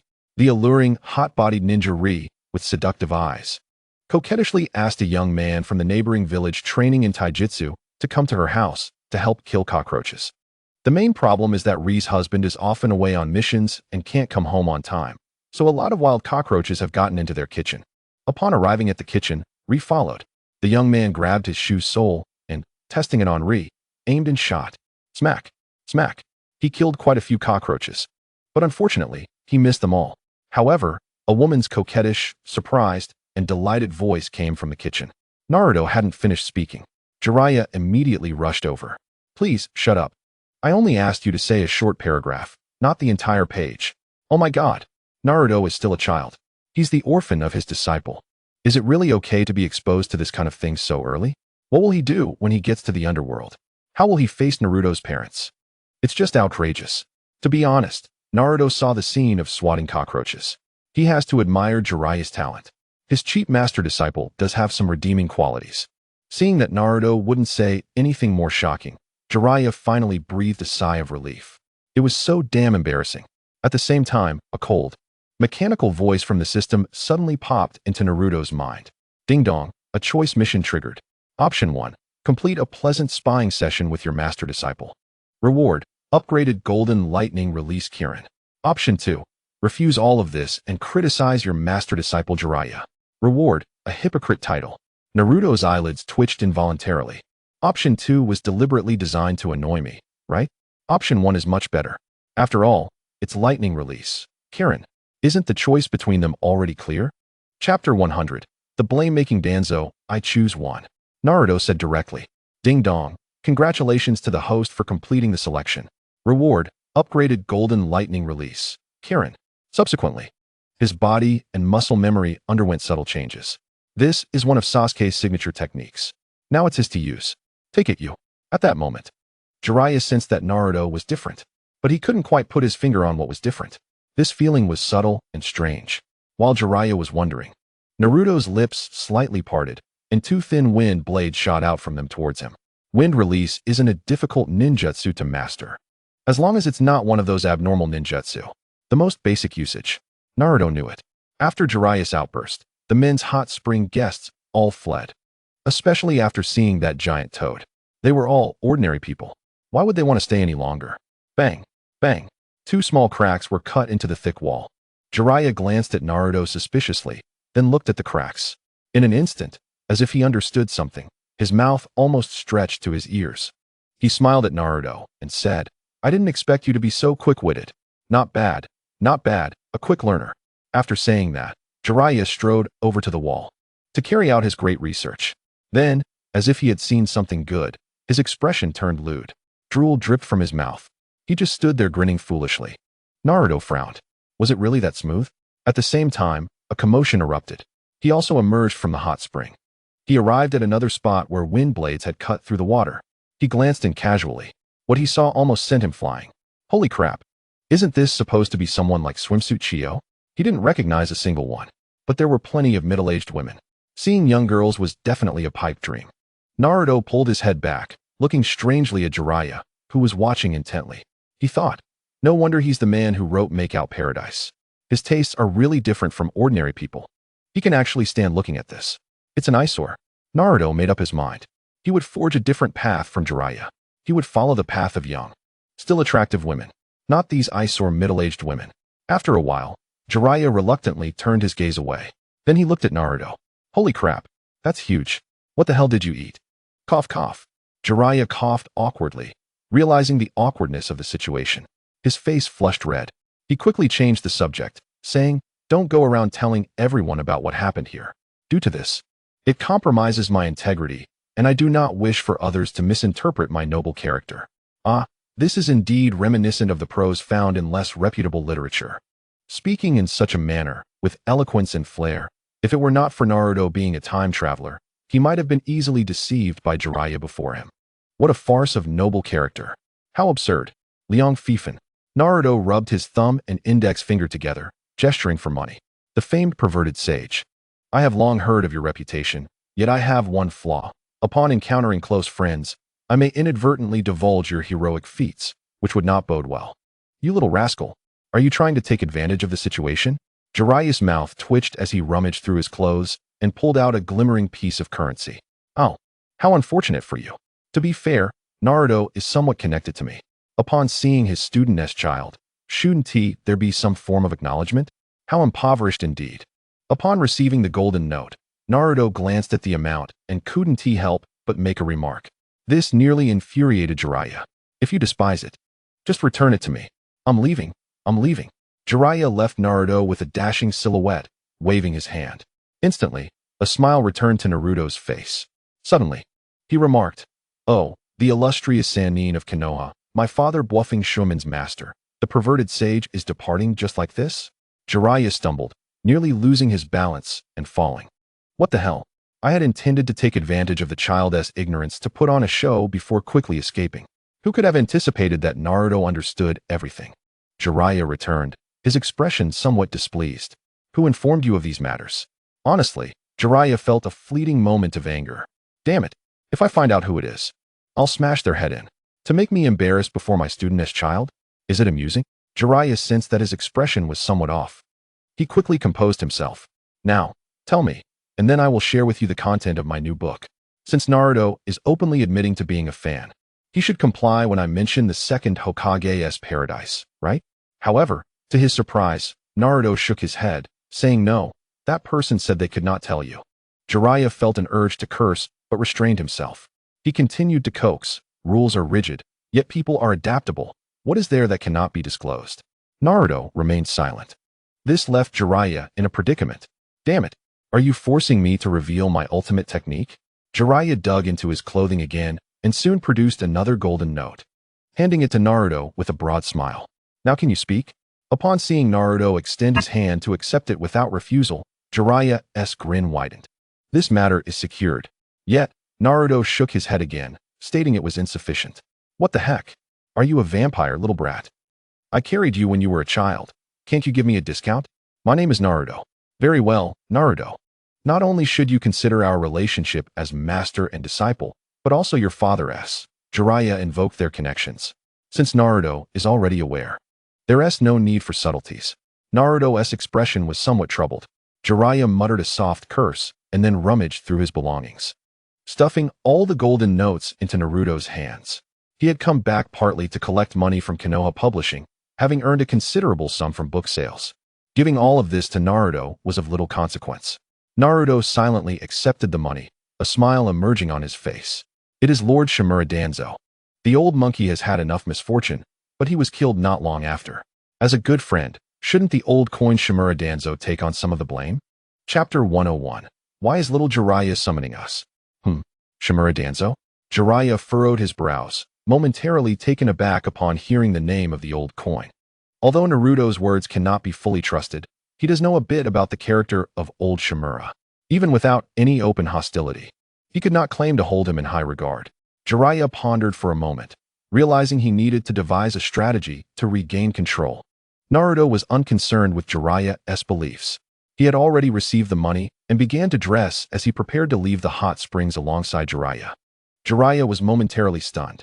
What are you doing? Naruto shrugged, stating he was, of course, going to train with him. What the heck? What can I possibly teach you? No way, you should return home. I have some matters to attend to. Bringing Naruto along is absurd. After collecting his money, he planned to find a place to enjoy a few drinks and perhaps invite some lovely companions. It would be quite inconvenient to bring Naruto along. Alternatively, if Naruto wished to accompany him for training, it was not entirely out of the question. However, he was still too young. Forget it. Forget it. With his hands behind his head, Naruto remarked, "You are, after all, my father's teacher, so teach me some self-defense skills." Jiraiya had indeed returned with that intention. Yet, from the information he heard from Kakashi, it was clear that Naruto was a talented ninja. Just how talented, Kakashi had not specified in his letter. Jiraiya could only categorize Naruto among the generally gifted, not the prodigious kind.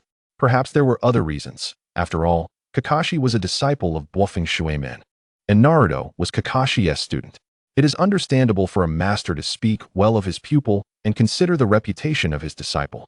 During the years he spent outside, Jiraiya had not neglected to be concerned about Naruto's situation. The most frequent reports he received about Naruto were of him being at the bottom of the class, a troublemaker. It was only recently that his reputation had begun to improve. All right. However, I will only be responsible for teaching you. How much you grasp depends on your own abilities. Jiraiya chuckled. If memory serves, the third Chunin selection exam is about to commence, and Naruto is one of the few fortunate genin to have made it to the finals. Teaching him a few skills is certainly feasible. As for the Rinnegan, let us set that aside. Mastering it is not an endeavor that can be accomplished in a short time and requires considerable effort. For Naruto, let us teach him the summoning technique, making him the heir of the toads. Soon, Jiraiya formulated a plan. Seeing Jiraiya readily agree, Naruto beamed with joy. Excellent. The two exited the bathing facility, or rather the hot spring house. Jiraiya summoned the summoning beast outside. Otherwise, its large size would not only create traffic congestion, but also risk exposing the news of his return. Jiraiya had no intention of revealing his return so soon. Before long, they arrived at a forest slightly removed from the village center. The environment here was pleasant, with a stream and a large valley.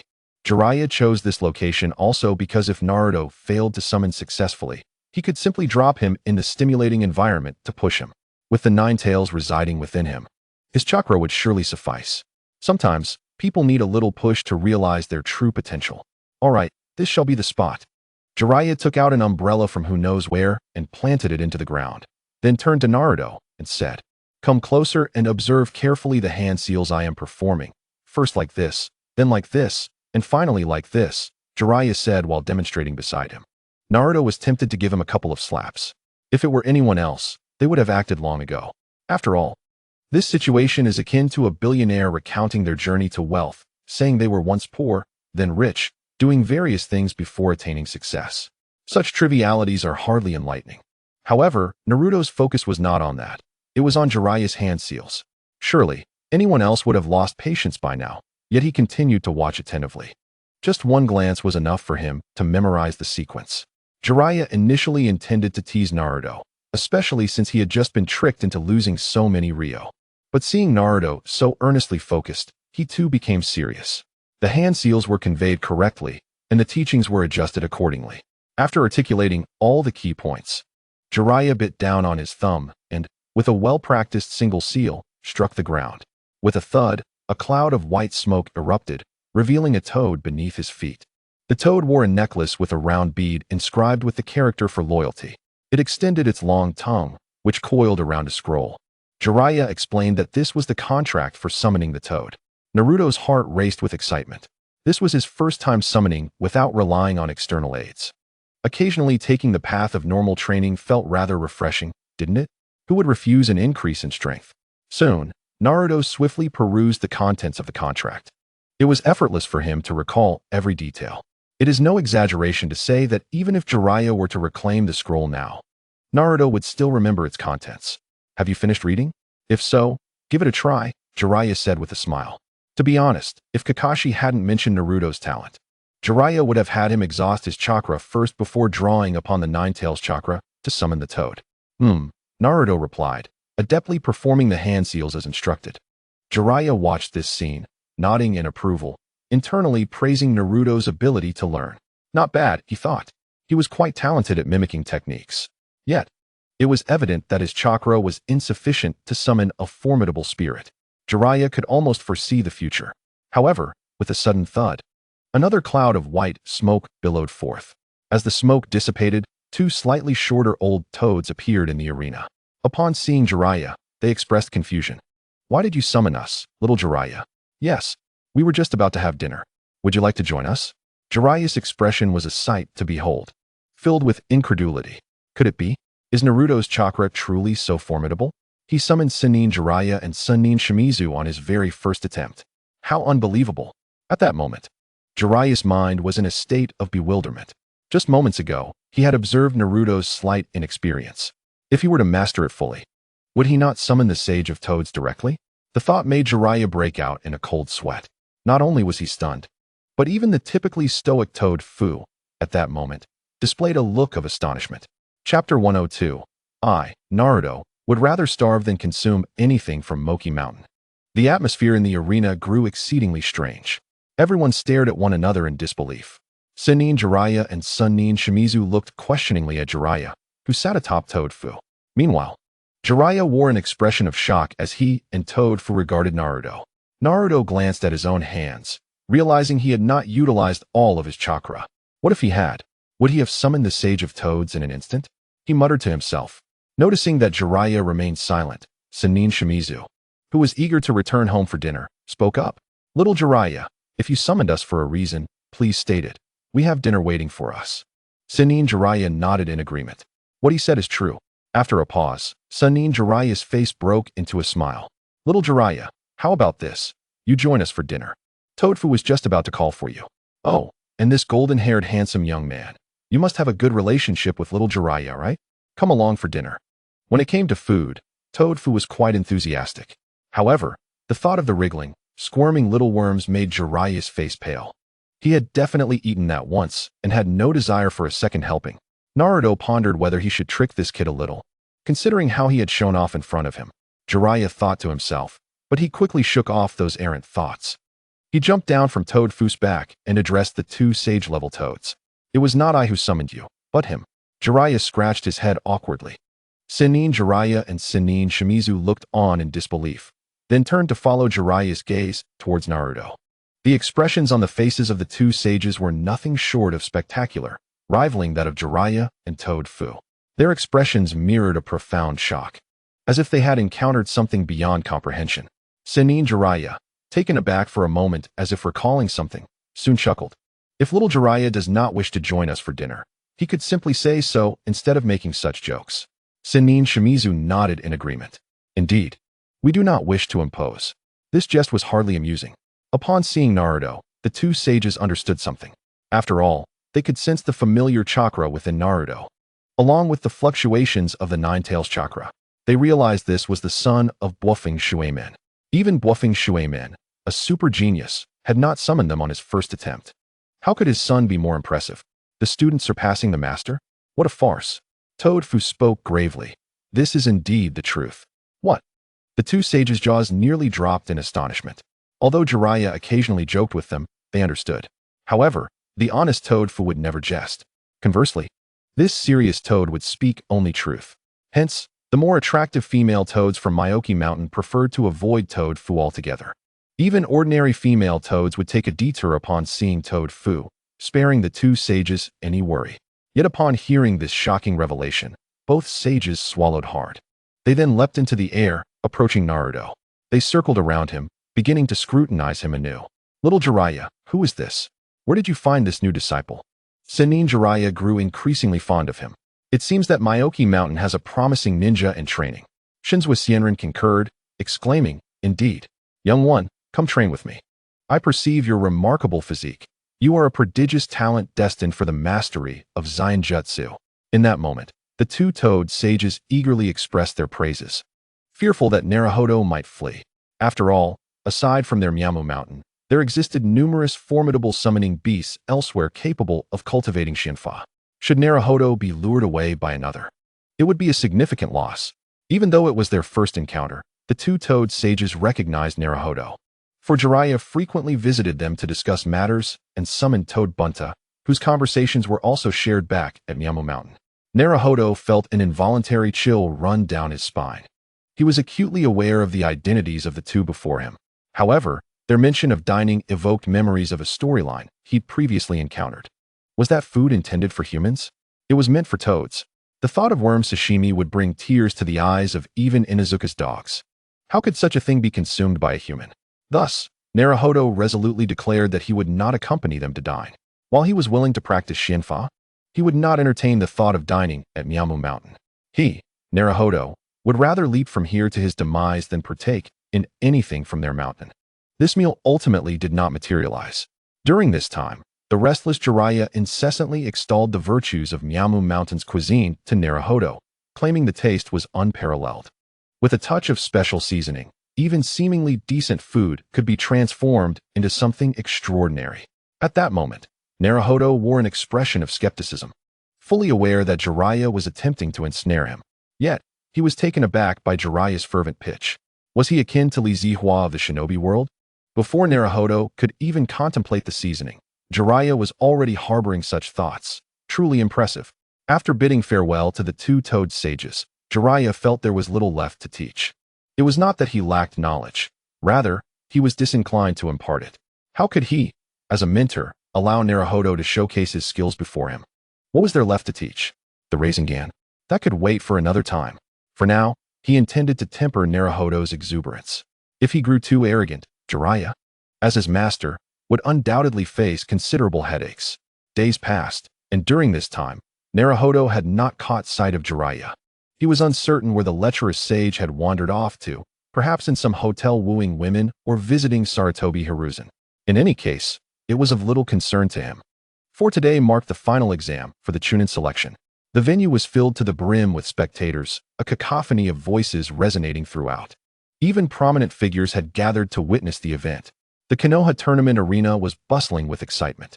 The remaining few lower-ranked shinobi, who had persevered to the third match, appeared grave and solemn, except for Naruhodo, who maintained a relaxed demeanor.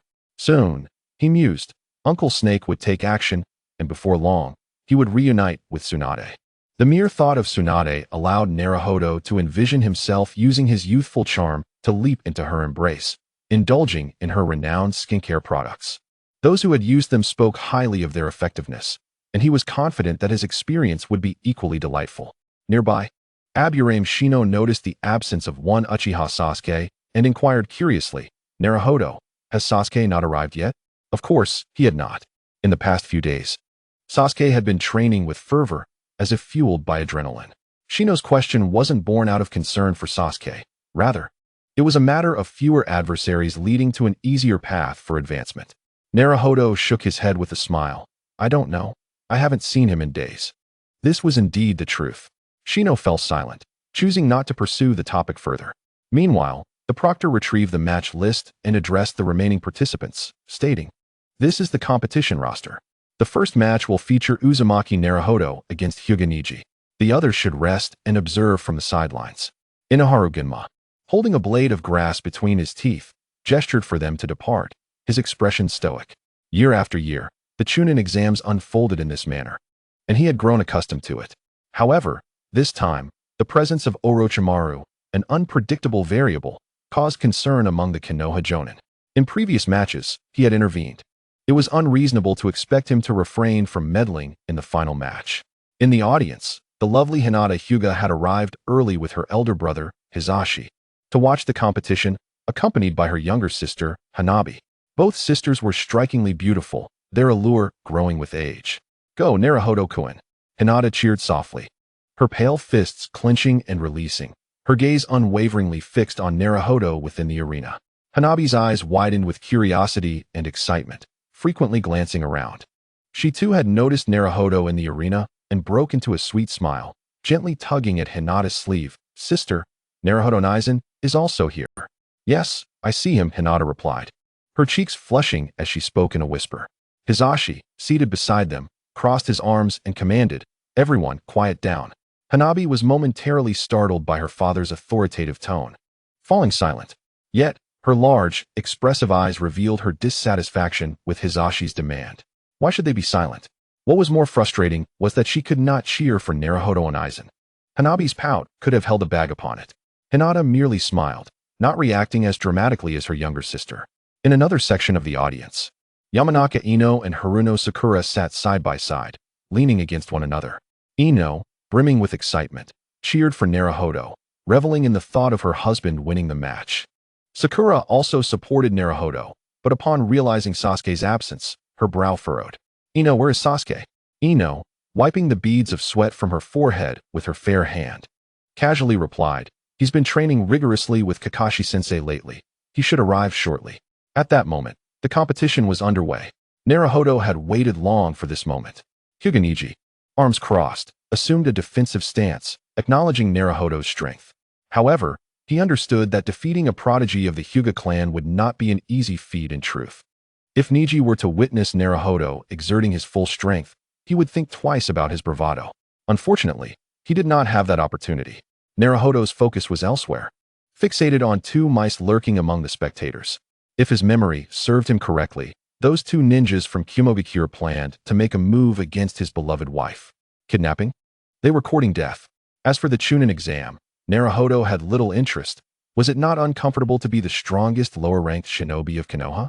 The hierarchy of shinobi, such as the upper, middle, and lower ranks, is merely a facade. Striving for higher rankings ultimately serves the purpose of earning a living for others. Does Naruto, who possesses a maritime transportation company, lack for money? Not in the slightest.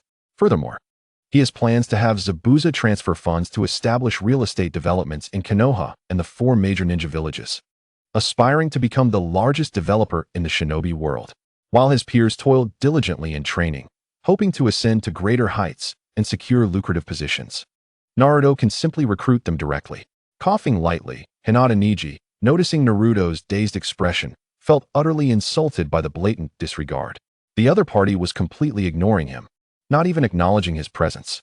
With veins bulging around his eyes, he activated his Byakugan and chastised, "You bastard! Are you choosing to ignore me? You underestimate me far too much." In a fit of indignation, he appeared ready to lunge at Naruto. Naruto turned to him with a grin, saying, "Hey Niji, don't be ridiculous. I'm not underestimating you at all. I wasn't even looking your way, alright? Quit talking nonsense." He refrained from adding the latter part of his thought. Momentarily taken aback, Niji regarded Naruto with skepticism. When he perceived no immediate action from Naruto, he insisted, "Aren't you going to start? Come at me." Niji resolved to give Naruto a couple of moves, intending to observe his offensive techniques before formulating a counter-strategy. He had already prepared his defensive technique, the 8 trigrams palms, unperturbed by any unforeseen circumstances. "Ha! My dear comrade Zabuza, and besides, you are my brother-in-law," Naruto chuckled, relaxing with his hands behind his head. The audience was left bewildered. What on earth was happening? They had come to Konoha to witness the Chunin selection exam. Yet there had been no combat thus far. What was going on? Hurry up and fight. Was this year's Chunin assessment in Konoha a farce? It certainly seemed so. Time was being wasted. "Don't call me brother-in-law," Niji nearly shouted in exasperation. He had come to understand the connotation of brother-in-law over the days. To think that he regarded Naruto as a classmate, while Naruto wished to become his sister's husband. Hinata was the heiress of the Hyuga clan. What made Naruto think such a thing would be feasible? Setting aside whether she would agree, the ancestral decrees forbade such changes. The Hyuga clan was resolute in maintaining the purity of the Byakugan lineage, strictly prohibiting intermarriage outside the clan. Niji summoned a hue of azure chakra in his hands, exuding an aura that suggested he would fight if Naruto dared to call him brother-in-law again. This unnerved Naruto, who glanced towards the shadowy figure of the referee, Narashikaku. "What connection do you have with Narashikaku? Can you utilize summoning techniques?" Narashikaku nearly lost his balance, stumbling slightly. Although he was puzzled by who Narashikaku was, he was far more taken aback by the mention of summoning techniques. Wasn't that a skill not typically within the purview of a lower-ranked shinobi? It seemed possible, but could he actually perform it? Narashikaku regarded Naruto with bemusement, a sentiment shared by the audience. Wait, did I hear correctly? A lower-ranked shinobi from Konoha can actually use summoning techniques? If he could genuinely summon, many daimyos would be eager to recruit him. Yet, some cautioned against jumping to conclusions, suggesting that perhaps he could only summon mundane creatures rather than formidable beasts. Given the limited chakra of lower-ranked shinobi, what powerful summoning could be expected? Hyuga Hayashi furrowed his brow, casting a curious glance at Hinata. Can Naruto truly use summoning techniques? Hinata initially froze before shaking her head in confusion. She had no knowledge of it. This uncertainty extended to the entire battlefield. Hyuga Hayashi seemed to recall something significant, murmuring, "Is it the technique he learned from Jiraiya a few days ago? If so, that would explain his rapid progress, which is indeed astonishing." Chapter 105. Is this really a lower-ranked shinobi from Konoha? Hyuga Hayashi was astounded by Naruto's swift acquisition of ninja techniques. However, he was less optimistic about what kind of summoning beast Naruto could conjure. On the high platform, Sarutobi Hiruzen turned to the nearby Anbu. "What is happening here?" The Anbu quickly approached and whispered a few words to Sarutobi Hiruzen. Moments later, he grasped the situation. "Is it Jiraiya? Very well. It's not a bad thing for him to train with Naruto." The arena buzzed with excitement, with many curious about what type of summoning beast Naruto would manifest. Nevertheless, it was unlikely to be anything formidable. Narashikaku nodded at Naruto, indicating he could proceed. With a grin, Naruto replied, "All right. What are you planning to do?" Niji's intuition flared with unease as he called out to Naruto. Ignoring him, Naruto bit his thumb and expertly formed the necessary hand seals.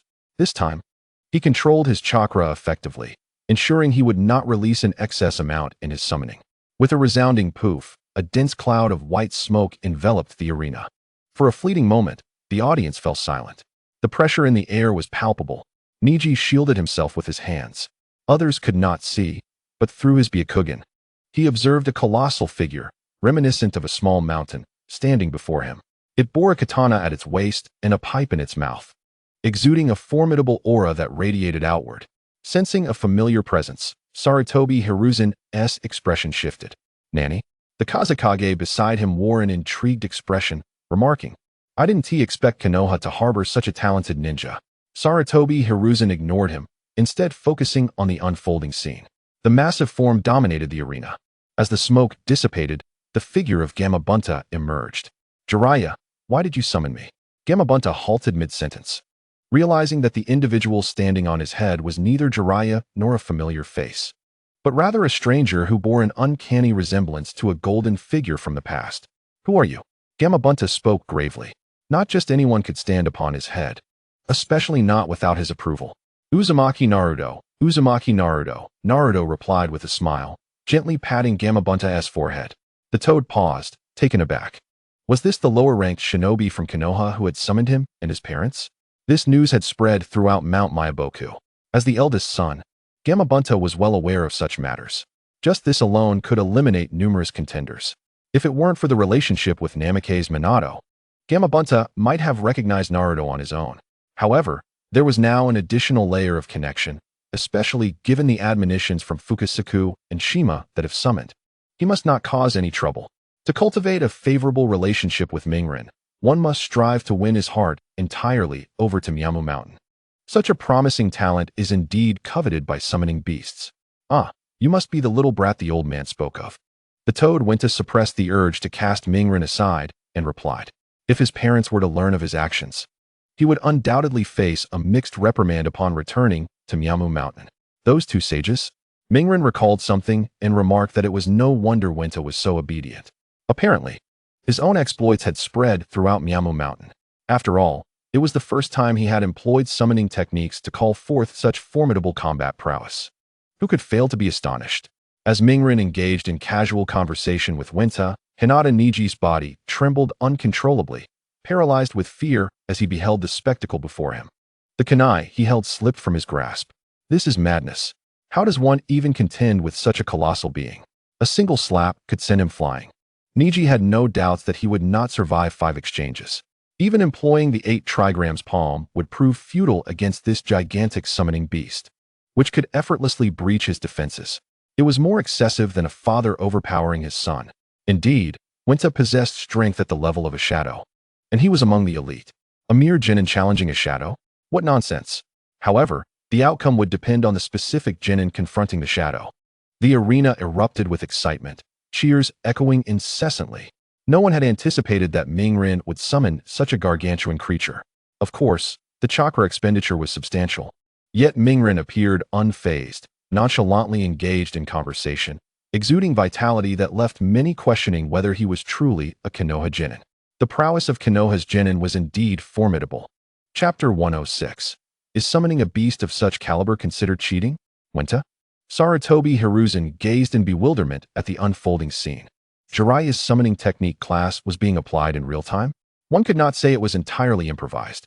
Hiruzen recalled that since Jiraiya's return, Mingren must have been studying this jutsu for a considerable duration. It was merely unexpected for Hiruzen to discover Mingren's comprehension abilities were so exceptional. Truly, he was the embodiment of the strongest Hokage, and even the new generation of Konoha was remarkably extraordinary. The voice of the 4th Kazekage resonated, laced with admiration. Such a formidable adversary undoubtedly posed a significant challenge for Gaara. Hiruzen appreciated the flattery from his peers. After all, the title of the strongest Hokage was just a facade. The old man had passed, and with the 4th Hokage, Minato Namikaze, also gone, Hiruzen shamelessly allowed it to be inscribed in textbooks. While it was somewhat audacious, who would embark on a personal investigation into such unverifiable matters? Would one summon the 1st and 2nd Hokages for a duel to determine the victor? Ridiculous. Those were figures of an elder generation. Hiruzen would not dare approach such a notion. Ha ha ha. Thank you for the compliment. This child merely possesses extraordinary talent. Hiruzen remarked with an unaffected grin. The more impressive the ninja representing Konoha, the more glory reflected upon Hiruzen's countenance. Ultimately, it validated his leadership strategies for the village. The 4th Kazekage shifted the conversation, questioning whether this constituted a breach of rules. Summoning a beast of this caliber for combat? Hiruzen's face flushed with embarrassment as he feigned a cough to alleviate the awkwardness. This was not merely a breach of rules, it was akin to blatant cheating. However, one could not deny that summoning Winta validated Mingren's extraordinary abilities and high chakra levels. After all, summoning a beast of shadow-level strength required a substantial amount of chakra. Look! Look! Brother Mingren is truly impressive. Hinata Hanabi exclaimed excitedly, bouncing up and down. She gestured wildly in the air, her short arms only managing to create an exaggerated circle. With a resounding clap, he summoned such a massive beast, a remarkable feat. Hinata smiled, tightly gripping her hands before relaxing, nodding vigorously in agreement with her sister's words. Indeed, Mingren-kun is exceptionally strong. Hinata Hisashi's hands trembled as they rested on his knees, his gaze fixated on Mingren, who stood atop Winta's forehead. The two figures in his mind converged, prompting him to murmur, perhaps Mingren truly has the potential to become Hokage. He subsequently glanced at Hinata, noticing her curious expression. Hisashi shook his head, conveying meaningfully, "It's nothing, your brother Niji lost fairly this time." Meanwhile, on the other side, Yamanaka Ino's mouth hung agape. Her beautiful eyes filled with disbelief as she excitedly questioned Haruno Sakura. When did Mingren master this summoning technique? No, how did he summon such a massive creature? The pressure is overwhelming. Sakura was also taken aback, shaking her head in confusion and letting out a wry smile. To be honest, I just learned about it now. Mingren has been quite adept at hiding his prowess. Sakura's cheeks flushed as she realized how impressive her boyfriend had become. The more formidable he was, the more pride she felt. Ino shared the same sentiment. One cannot hide the gaze of love. Thus, Ino made no attempt to conceal her admiration. Akin to how men are drawn to beautiful women, women are likewise attracted to handsome men. In the arena, Winta, do you recognize me? Mingren grinned, speaking with familiarity. Winta? The imposing figure of the toad murmured, suddenly brightening as he exclaimed, I quite like that title.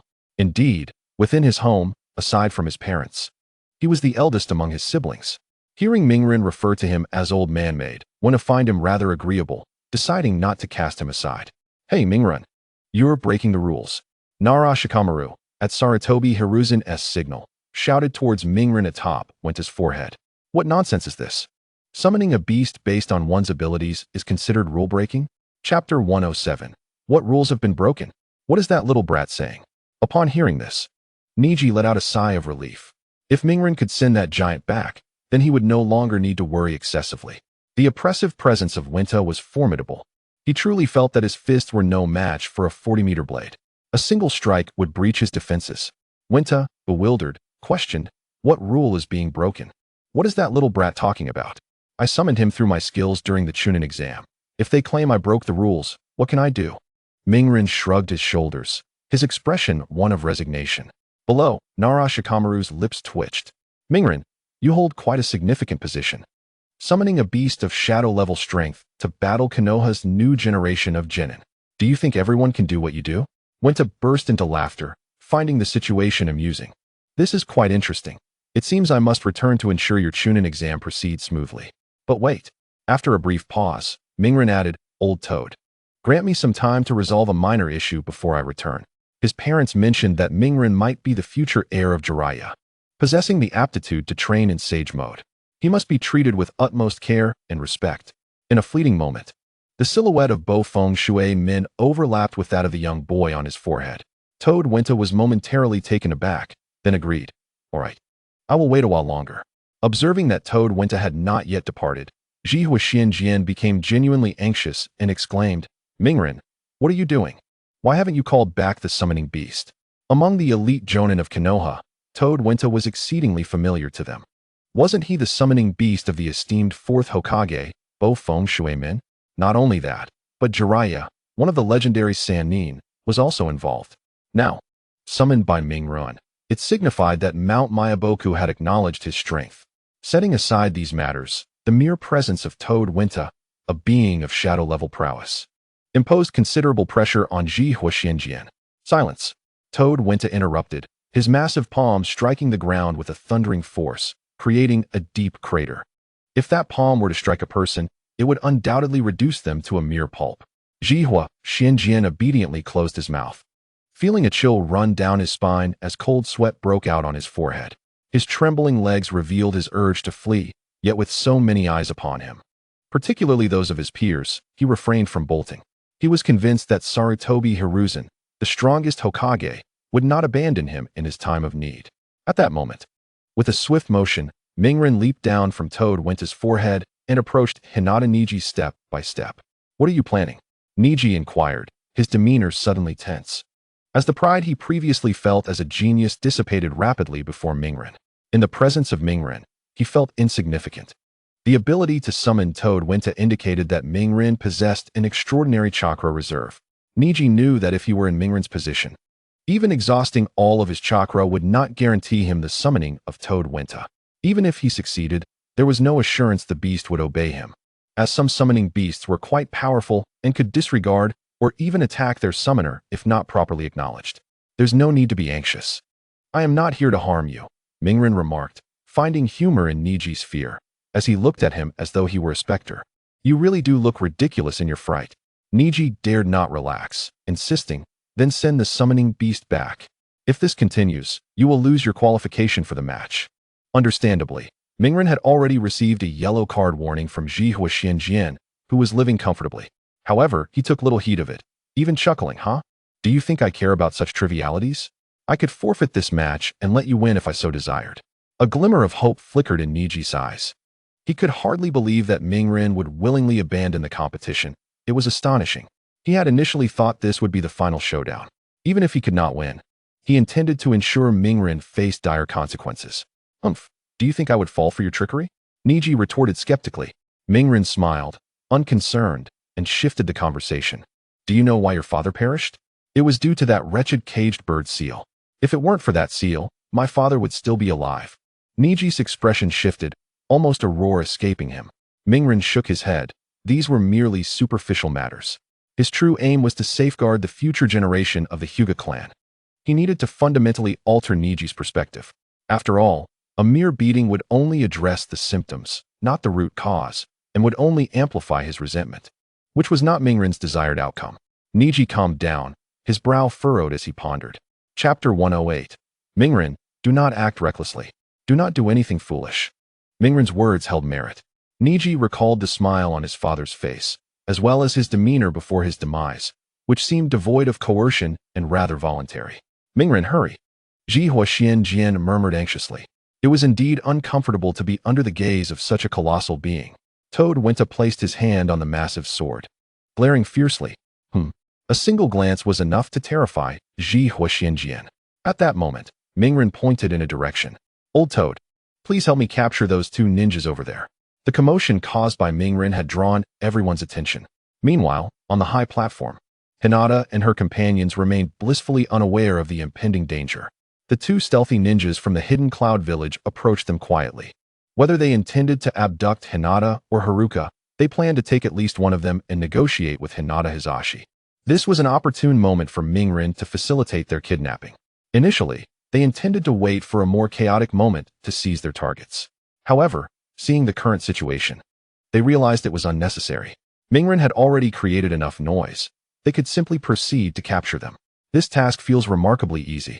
Indeed, the ruckus caused by the blonde boy was substantial, and they were grateful for it.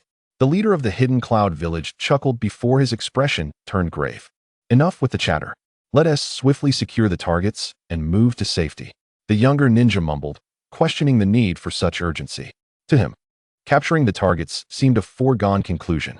However, he complied and began to move stealthily toward Hinata.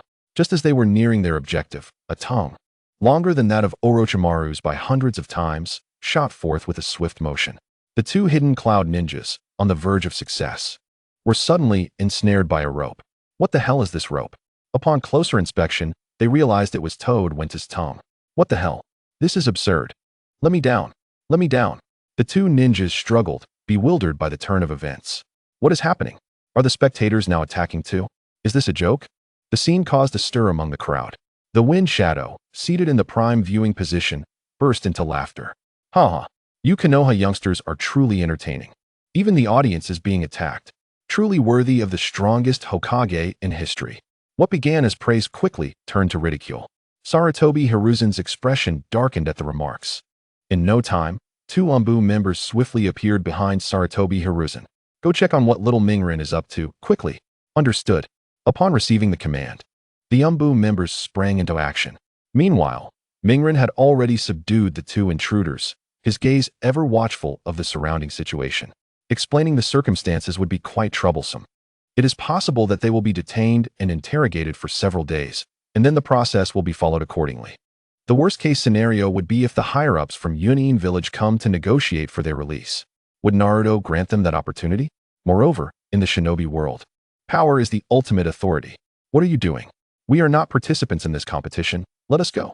Indeed, we are law-abiding citizens, merely here to observe the match. What right do you have to apprehend us? The two ninjas from Yunin Village, dressed inconspicuously and possessing rather ordinary appearances, would quickly be lost among the crowd. They began to raise their voices in protest, but their outward bravado belied their racing hearts, filled with trepidation. Did Naruto discover something? However, that seemed implausible. They had concealed themselves so well that no one should have detected their ill intentions. Even the elite ninjas and Anbu members from Konoha had failed to notice their dubious movements. How could a mere genin have known? Nara Shikamaru sensed that something was amiss. Although he felt a pang of fear, he stepped forward and called out, "Naruto, please put them down and do not act foolishly." The Anbu members rushing toward them quickened their pace. Foolishness? What constitutes foolishness? Naruto's expression was one of amusement as he conjured two azure Raisengans in his hands.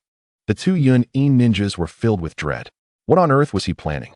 Naruto, do not do anything reckless, Nara Shikamaru admonished, but it was too late. Naruto leaped beside the two Yunin ninjas, delivering a Rasengan to each of them. The overwhelming chakra surged into their bodies, instantly wreaking havoc within. These relatively weak ninjas could not withstand even a single Rasengan, resulting in their explosive demise. Naruto refrained from leaving any marks on their faces to facilitate the subsequent investigation. Otherwise, there would be nothing left of them. Chapter 109. Were you speaking the truth? Sarutobi! Sarutobi! The audience erupted in gasps. What on earth was happening? In this day and age, one could not even watch a Chunin exam without suffering consequences. This was utterly absurd. Nara Shikamaru stood in shock, realizing that Naruto had indeed killed an audience member.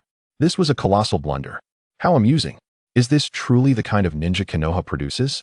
Attacking defenseless spectators? On the high platform, the Wind Shadow could not contain his laughter, while Sarutobi's expression fluctuated between anger and concern. The audience was in chaos, filled with dread over the possibility that Naruto might turn his attention toward them next. In an instant, numerous elite Jounin and Anbu members appeared behind Sarutobi. What should we do now, Lord Third? Someone inquired. Sarutobi furrowed his brow and waved his hand. First, calm the audience. Do not let the scene descend into panic. Additionally, send more Jounin to prevent Naruto from further attacking the spectators.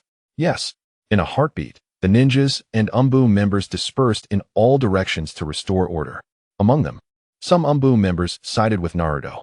Initially stunned by his actions against ordinary people, they quickly understood that Sarutobi's desire to apprehend Naruto or take any detrimental actions against him was unacceptable. They were willing to sacrifice their lives for a monumental transformation within the village. Meanwhile, in the arena, Hyuga felt a chill run down his spine. What if that Rasengan had struck him? The outcome was all too evident. Faced with such a terrifyingly potent chakra-infused sphere, he could not ascertain whether his Byakugan would withstand it. Even if he managed to barely defend against it, would the gigantic summoned toad take the opportunity to strike him? Everything remained uncertain. Hyuga was not arrogant enough to disregard the gravity of the situation. Naruto, what have you done?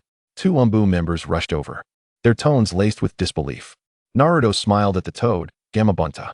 The situation is resolved. You can return now. Honestly, next time, do not call me for such trivial matters. Handle it yourself. Gamabunta huffed, before vanishing in a puff of smoke. Just in time.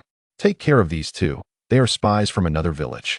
Tasked with kidnapping members of the Hyuga clan to seize the Byakugan, Naruto gestured to the two corpses on the ground, as if recounting a mundane anecdote. What? Not only were the two Anbu members taken aback, but Hyuga and Nara Shikamaru also stared at Naruto in astonishment, then glanced at the lifeless bodies of the Yunin ninjas. The Anbu members' masks concealed their expressions, but one could only imagine their shock. Their voices grew more urgent. Naruto, this is not the time for jokes. Are you serious? Naruto shrugged. That is precisely what you Anbu should be concerned about. Later, you can take the corpses for investigation. And soon it will all be clear, right? The two Anbu members exchanged glances before nodding in agreement, recognizing the validity of Naruto's words. They proceeded to lift the bodies. Meanwhile, other Anbu members rushed over. What on earth has transpired here? The leading squad leader asked solemnly. The two Anbu members carrying the corpses began to communicate with him. Before long, the squad leader realized the gravity of the situation and knew it needed prompt attention. You, and you, come here to escort the bodies. The rest, maintain order at the scene. I will report to Lord Third. After assigning the tasks, everyone began to move swiftly. Nara Shikamaru stood in a daze, feeling somewhat superfluous. Who am I? Where am I?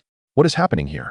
Meanwhile, Hyuga Niji, with his Byakugan deactivated, gazed incredulously at Naruto. Did you truly mean everything you just said? Naruto smiled. Why would I lie to you? What benefit would that bring? Damn it, those beasts. I will kill them, Hyuga Niji declared fiercely, his expression contorting into one of rage. Those were the very individuals responsible for his father's death. Little did he expect them to strike again. If Naruto's words were true, then one of Hinata or Hanabi could be kidnapped, and the consequences would be dire. Feeling that the time was ripe, Naruto casually announced, "All right, the match is over. Hyuga Niji is the victor." He assisted Nara Shikamaru in declaring the final result of the competition. What the heck, Naruto? What are you doing? The match isn't over yet. Nara Shikamaru shouted as he regained his composure. Naruto waved his hand dismissively. I voluntarily concede the match.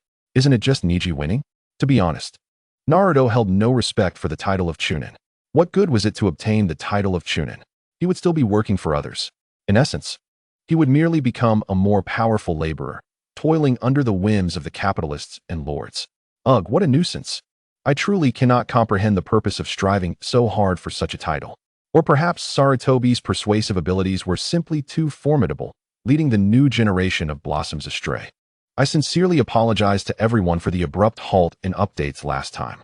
I resigned from my position at the company and embarked on a quest for new employment and housing.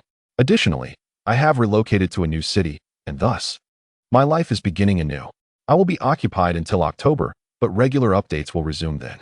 For now, I encourage you to be patient. Recently, I have only been managing a single update at a time, but starting in October, I aim to produce at least 6,000 words daily. This endeavor is not motivated by my passion for this book, as an author like me, who struggles to gain traction, may have already resigned to discontinuing updates. In Chapter 110, the truth finally surfaces, and the second pillar, who is on the brink of darkness, witnesses Naruto's proactive departure. Ultimately, Jibu Huoxianjin announces that Ri Xiongning Sigh has won the match. Meanwhile, the expression on the face of the elder brother is exceedingly grim, reflecting a sense of unworthiness. It is not merely a sense, it is indeed an inherent unworthiness. Compared to the competition, he is far more concerned about the safety of the Ri Xiong clan members, particularly after hearing Naruto state that the two rogue ninjas from Yunin village have motives akin to their previous misdeeds. Ri Xiongning sees eyes blaze with murderous intent. In this moment, a significant portion of his resentment towards Hinata and his clan dissipates. The fault does not lie with the Ri Xiong family. Rather, it is this damned world governed by the law of the jungle. If only he possessed sufficient strength, he could abolish the unfair rules bequeathed by the ancestors of the Ri Xiong clan. Everything hinges on possessing absolute power, not on those ethereal and ostentatious titles. Ri Xiongning Sigh has found a new objective. The second match commences, featuring the second pillar against Gaara. Although Gaara has arrived, the second pillar has yet to make an appearance. Naruto leisurely observes the match from the audience. The chaos has been quelled. The intelligence network of Konoha is no trifling matter. Through the collaborative investigation of the Anbu and Root, they swiftly uncover relevant information. The two deceased individuals are elite ninjas from Yunin village.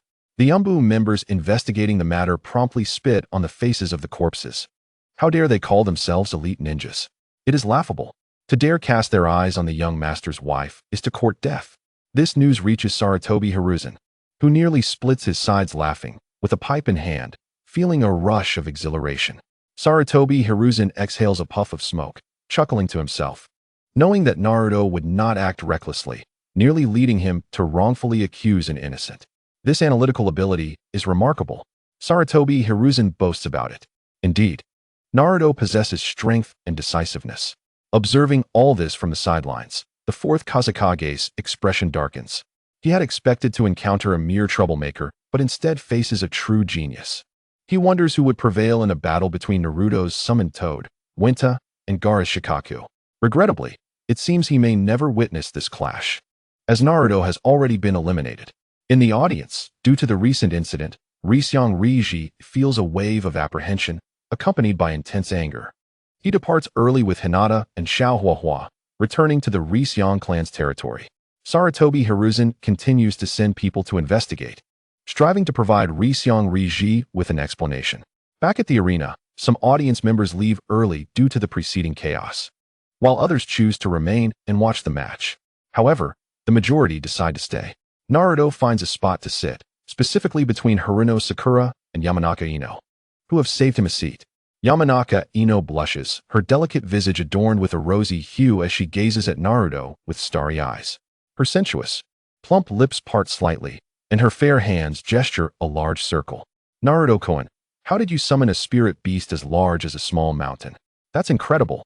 It's merely a basic operation, Naruto replies with a casual smile, his tone utterly unremarkable. Yamanaka Ino shoots him an incredulous glance, her face flushed as she mutters, "Big liar. Why can't I do it?" Haruno Sakura nods in agreement, exclaiming, "Yes, I can't believe you still have such impressive jutsu hidden from us. Would you like to know?" Naruto replies cheerfully. Both girls nod eagerly. "Then come a bit closer. I'm about to reveal it," he says mysteriously. The two girls lean in closer, their breath fragrant and accompanied by the natural allure of youth, captivating Naruto's heart. He chuckles, "Haha, I want to tell you." The girls are momentarily stunned, and after a pause, Yamanaka Ino, slightly irritated, feels her elegant neck heat up as she pouts. "Naruto-kun, you're so mean." Haruno Sakura expresses her agreement. Naruto, unfazed, recalls that it should have been Nara Shikamaru's turn, but it has now turned to the second pillar. Perhaps it is due to his status as a traveler that he has instigated some changes in this world. Why hasn't Sasuke arrived yet? Is he planning to forfeit the match? Yamanaka Ino inquires curiously. Naruto shakes his head, he'll be here soon. Yamanaka Ino initially wants to ask how he can be so certain, but then she spots Kakashi and Sasuke approaching outside the arena. The second pillar is clad in a deep black outfit, indicating that he is not far from succumbing to darkness. A faint smile forms at the corners of Naruto's mouth. Regarding Naruto's voluntary withdrawal from the match, Haruno Sakura and Yamanaka Ino remain silent. In their eyes, Naruto could easily win the competition, and his decision must be part of a larger plan, akin to extracting the two nefarious ninjas from Yunin village amidst the crowd. Truthfully, they were utterly astonished until the identities of those two were revealed. Only then did they comprehend the extraordinary nature of Naruto, did they not? In Chapter 111, one wonders if, upon discovering the truth, the younger brother will shed tears. The second pillar, having rushed over, looks to the referee, Jibu Huaxianjian, and inquires, "Who was the opponent in the first match?" Jibu Huaxianjian raises an eyebrow. "You dare show up late to the match and still inquire about the schedule? Can't you read it yourself?" However, considering that Kakashi is present, Jibu Huaxianjian refrains from being rude to the second pillar and decides to respect Kakashi's presence. He promptly replies, "The first match was Naruto against Riseong Sigh. It seems Naruto has emerged victorious." Sasuke interjects, raising an eyebrow as he interrupts. It is something one could deduce without much thought. Kakashi shares this sentiment as well. After all, he recently met with Jiraiya, who hinted that Naruto has mastered the summoning technique and wields it with greater finesse than he does. Such a talent, such a level of genius. How could he possibly lose? However, Jibu Huaxianjian wears an expression of disbelief, his lips twitching awkwardly as he explains. It was actually Riseong Sigh who won. Nanny? Sasuke's expression turns incredulous, disbelief written all over his face. "Are you trying to deceive me?" Kakashi pauses for a moment before responding solemnly. "Jibu Huaxianjian, such matters are not to be trifled with. I am not joking." Jibu Huaxianjian insists, appearing innocent. Given Naruto's strength and skill, winning the match should have been straightforward, but he voluntarily forfeited, and numerous events transpired in between. After a brief pause, Jibu Huaxianjian suddenly adopts a serious demeanor, reminding everyone, now is not the time for such discussions. The selection exam is still ongoing. Kakashi recalls the pressing matters at hand and acknowledges, "All right, I shall take my leave then." Kazuga sought to uncover the truth and directly approached his good friend Mitai Kai. Left in the arena were only Zhihua Xianjian, the two competitors, and Iai Luo. "What is your name?" Zhihua Xianjian asked, a blade of dogtail grass clutched in his mouth, seeking confirmation. The second pillar replied nonchalantly, "Uchiha Sasuke," while his gaze remained coldly fixed on Iai Luo. The two resembled ferocious, bloodthirsty beasts, and the atmosphere in the arena was charged with tension. As if about to erupt, Zhihua Xianjian nodded, stating, "Let us begin." With this proclamation, neither Iai Luo nor the second pillar chose to strike immediately. Instead, they observed each other carefully. The second pillar had undergone rigorous training under Kazugi's guidance and had significantly improved over the past month. His chakra, now more potent than before. "It seems you have endured quite a bit this past month," Iai Luo remarked indifferently. Sasuke retorted, "Stop your prattling. Defeating you will be a trivial task." With Naruto having lost his match, there would be no further opportunity for confrontation. However, as a member of Team 7, Sasuke was determined not to allow his team to face total defeat. He swiftly drew a sharp kunai from his waist. The sound of sand pouring from the large gourd behind Iai Luo filled the air. Suddenly, a sharp pain surged through him, interrupting his conversation with Sasuke as he raised a hand to his forehead. "Do not be so angry. Mother, you just made me drink such bitter blood." Iai Luo's expression twisted into a grimace.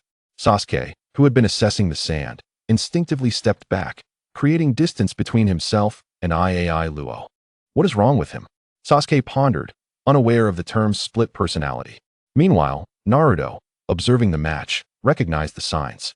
Little brother is struggling. He thinks his mother is a bloodthirsty monster, but in truth, she cares for him.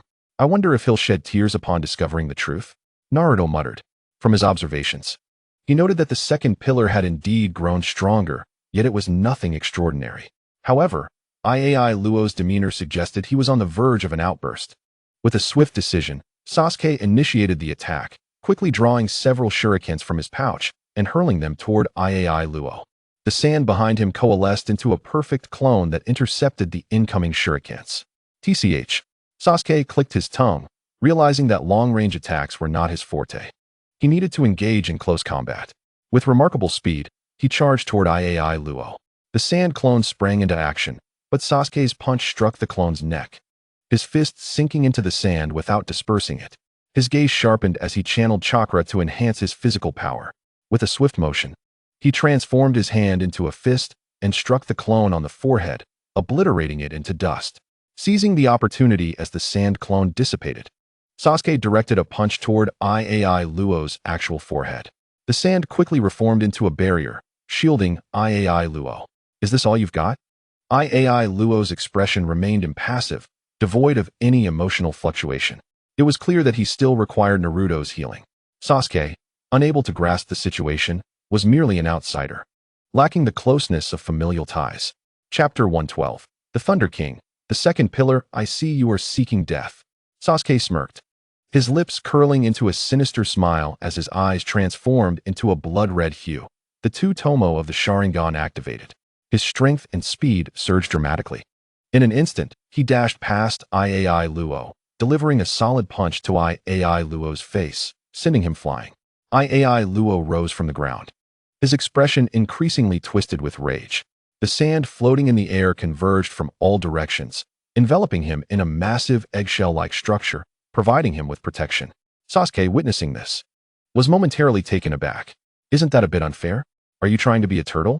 As Sasuke pondered, an eye floated just outside the eggshell, keenly observing the unfolding events. Doton, sand drone.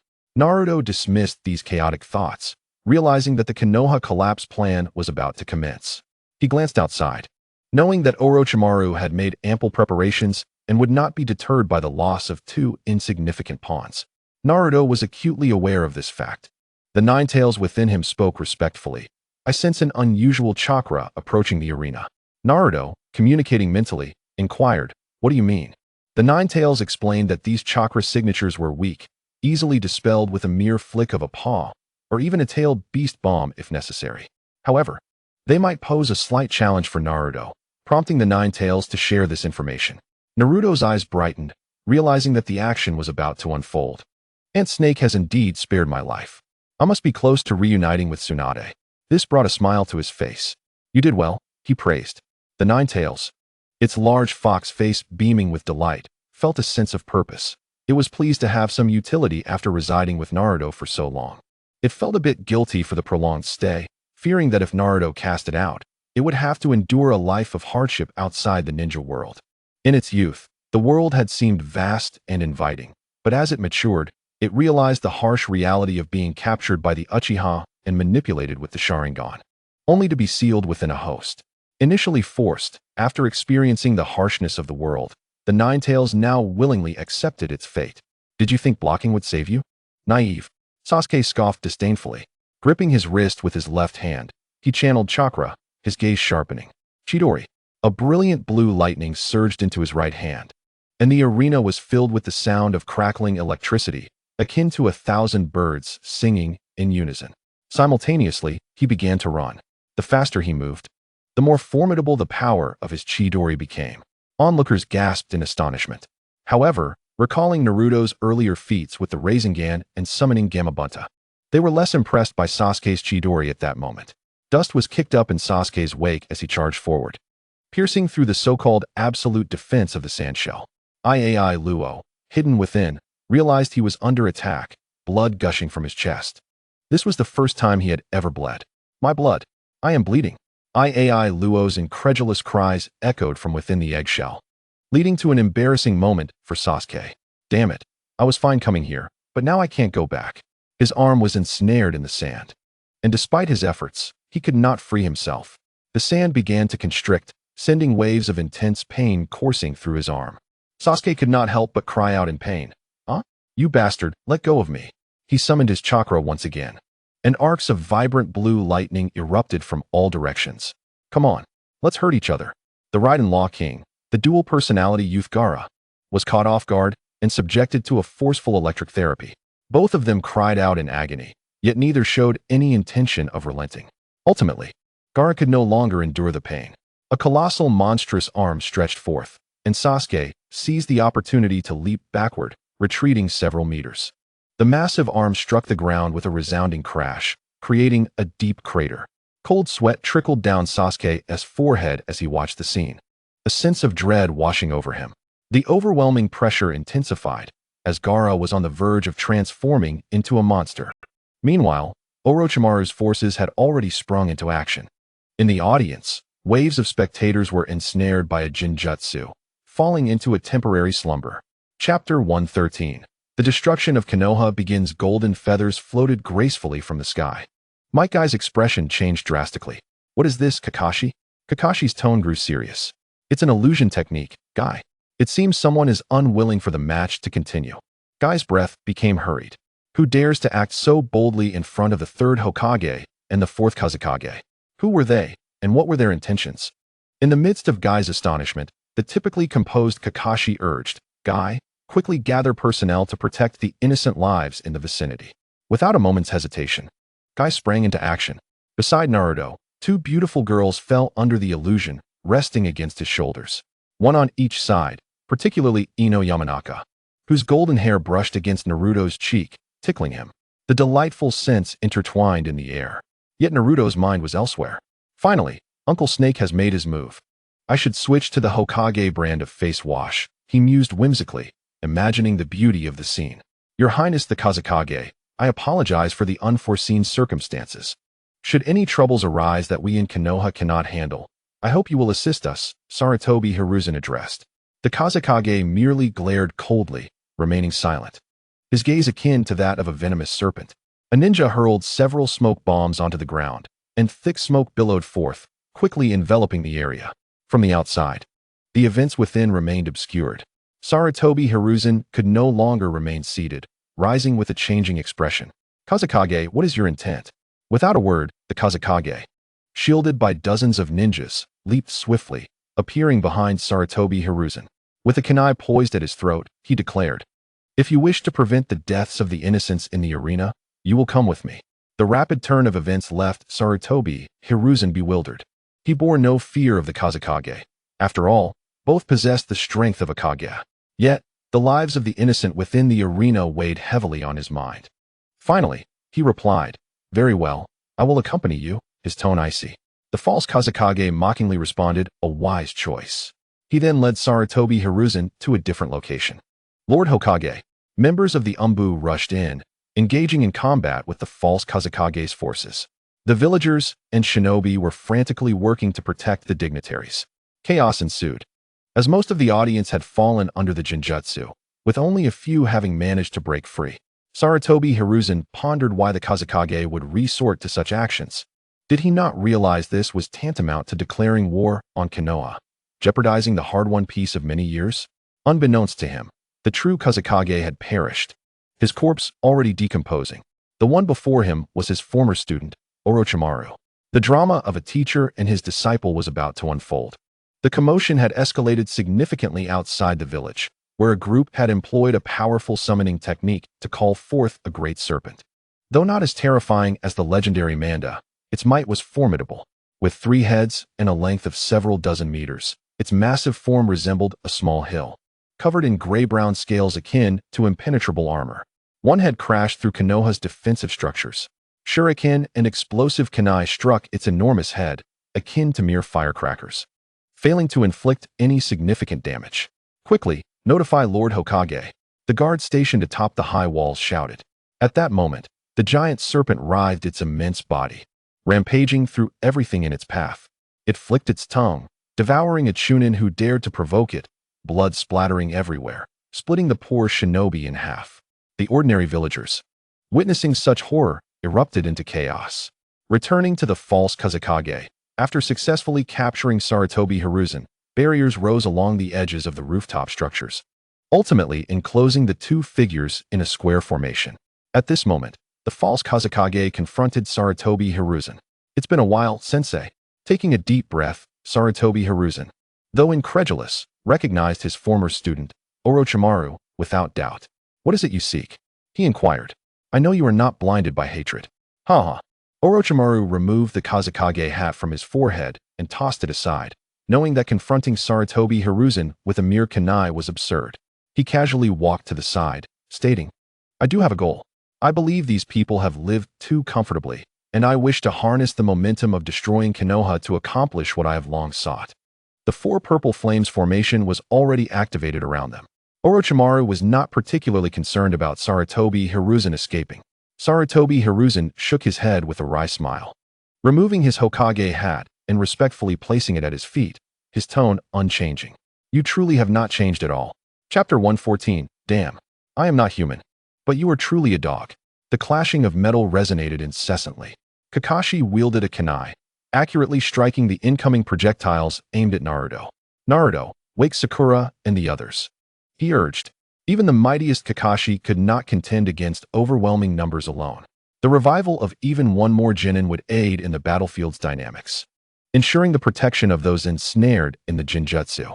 With a decisive slap, Naruto roused Sakura from her slumber, his hand meeting her delicate face with a jelly-like sensation. "Wake up," he commanded.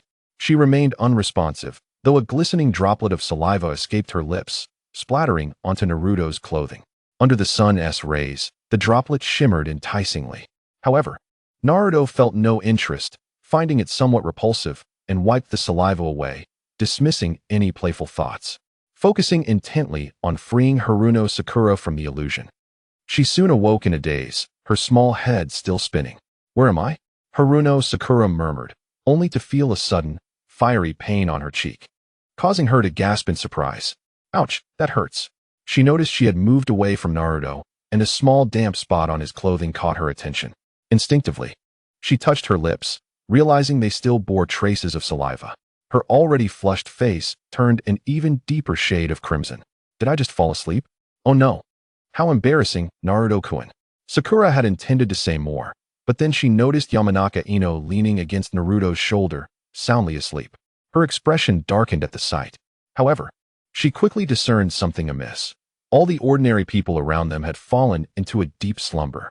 Kakashi-sensei stood before them, engaged in a fierce battle with the enemy. What on earth is happening? Meanwhile, Naruto approached Yamanaka Ino and gently roused her from her slumber. She had been in a sweet dream, on the brink of stepping into the bliss of matrimony with Naruto. Being abruptly awakened was quite the inconvenience. Initially, she wanted to express her frustration, but upon seeing Naruto's gaze fixed upon her, she realized she had been resting on his shoulder. Flushing with embarrassment, she felt her cheeks heat up. Are these young girls so easily flustered? Naruto mused. As time passed, Ino would adopt a rather sultry style, her alluring curves complemented by a midriff-bearing outfit. Although she had yet to fully blossom, not wishing to squander time, Naruto began to explain succinctly. You were just caught in an illusion. Huh, when did that happen? Why didn't we notice? The two girls gasped, their mouths agape in shock. Ignoring their reactions, Naruto continued in the most straightforward manner. As you can see, the situation here is chaotic. Kakashi's voice rang out again. Sakura, Naruto, Ino, hurry and wake the others. Upon seeing several shadowy figures darting before them, Kakashi's tone turned serious. It's been a while since you've been on a mission, hasn't it? Since the incident in the Land of Waves, this mission's difficulty level is A rank. Save for Naruto, both girls felt a jolt of fear. A rank mission? Are you kidding me? They were merely genin. They had just awakened. And instead of sharing a sweet moment with Naruto, they found themselves burdened with unexpected troubles. What on earth is happening? The group sprang into action, with Kakashi standing guard to prevent any formidable ninjas from ambushing them. Naruto felt at ease, but if the ambush target was Ino or Sakura, that would pose a problem, as they lacked sufficient self-defense capabilities. Spotting a familiar figure among the chaos, Naruto grinned, recognizing Shikamaru. His disguise was rather convincing. With a relaxed demeanor, he approached and lightly kicked the lying Shikamaru. Enough pretending to be asleep. The sun is already high in the sky, and the fate of Konoha rests on your shoulders. Shikamaru. Shikamaru had intended to continue feigning sleep, but the sound of clanking metal caught his attention. Naruto remarked, I found it. Hey buddy, I might drop this kunai, so don't blame me if it lands on you. I'm just testing if it can pierce the floor. As Naruto rambled on, Shikamaru, startled, sat up abruptly, eyes wide in disbelief. What the hell? Am I not a person, but you're truly a dog? Chapter 115, Shikamaru. Why do all the misfortunes fall upon me? No way. Even at this moment, you can still pretend to sleep? Haruno Sakura's incredulous voice echoed. Shikamaru scratched his head, looking exceedingly annoyed. I've already said I dislike troublesome situations. Yamanaka Ino approached, her expression far from pleasant. You could at least pick a better time. Do you see what is going on? Can't you learn a thing or two from Naruto-kun? Shikamaru, bewildered, glanced at Naruto. With Naruto being so impressive, his presence wouldn't change much. Let Naruto handle it. Of course, he dared not voice this thought. Clang. Two metallic sounds resonated from above. A kunai fell, striking precisely where Shikamaru had been lying, hitting the mark perfectly. Had Naruto not called him, perhaps the Nara clan would have faced extinction. His heart raced, nearly leaping into his throat. Who on earth is so cruel? I'll deal with you. Hey, everyone, stop chatting. We have something crucial to do. We need to find Sasuke. A small dog barked. Oh wait, not a dog. A ninja hound summoned by Kakashi named Pakin. This is such a hassle. Shikamaru groaned as Pakin jumped up and bit his wrist, dragging him forward. Enough chatter. The village is in peril. Sakura, Naruto. Hurry and keep up. Pakin led the way, and as Naruto and Haruno Sakura exchanged glances, they followed suit. Meanwhile, Yamanaka Ino set off to awaken the others. Their tasks clearly delineated. On their way, Shikamaru reluctantly shed his lazy demeanor, adopting a serious attitude. As they ran, Pakin informed them of the current situation. We must reach Sasuke before they do. Several pursuing teams are on our tail, including some Chunin. Pakin had never witnessed Naruto's ninjutsu. Otherwise, they wouldn't merely be on the run, but would be charging back into battle. Yet Naruto appeared quite relaxed, as Snake Lady activated the windmill technique. He recalled Jiraiya's death at Pain's hands, which had deeply saddened Snake Lady, who had even wished to create a world with Jiraiya in it. But that was a tale for another time. Now that Naruto had arrived, he would not allow such events to transpire. What? Chunin? Upon hearing this, Haruno Sakura's expression shifted, resembling a frightened little rabbit. Shikamaru frowned, thinking this was too troublesome. Pakin, without looking back, remarked, Chunin is the least of our concerns. There are even Jonin pursuing us. Jonin? Haruno Sakura was taken aback, her expression shifting once more. Instinctively, She glanced at Naruto, hoping he would protect her. After all, considering Naruto's displayed prowess, he should have no trouble dealing with these ninjas. The mere thought of Naruto eased her anxious heart, regardless of what transpired. Naruto's presence instilled an unparalleled sense of security. Shikamaru, feeling overwhelmed, lamented, "Why does every misfortune befall me?" As expected, several figures emerged, blocking their path. They were the pursuers of Orochimaru, intent on stopping them. Pakken assumed a serious demeanor. Bang! 3 puppets appeared as Naruto summoned his shadow clones. "Don't stop!" Naruto's indifferent voice rang out, as if facing mere Chunin was no challenge at all. They were merely a group of feeble shrimp soldiers and crab generals. "Naruto, you can't possibly think that a few shadow clones could stop a Chunin, right?" Shikamaru said, somewhat bewildered. Yet, in the next moment, he was horrified to discover that. Indeed, as Naruto had said, it was correct that they did not stop. This was because Naruto's shadow clones had engaged the pursuing enemies, and one of them had even eliminated a formidable Chunin. "What the hell?" Shikamaru exclaimed in astonishment. "Is this really the same Naruto who surrendered during the previous match? If he possesses such incredible power, why did he need to wake me? No, why flee? Wouldn't it be better to fight back together?" His mind was flooded with chaotic thoughts. Haruno Sakura's eyes sparkled with brightness, outshining even the most powerful light bulbs.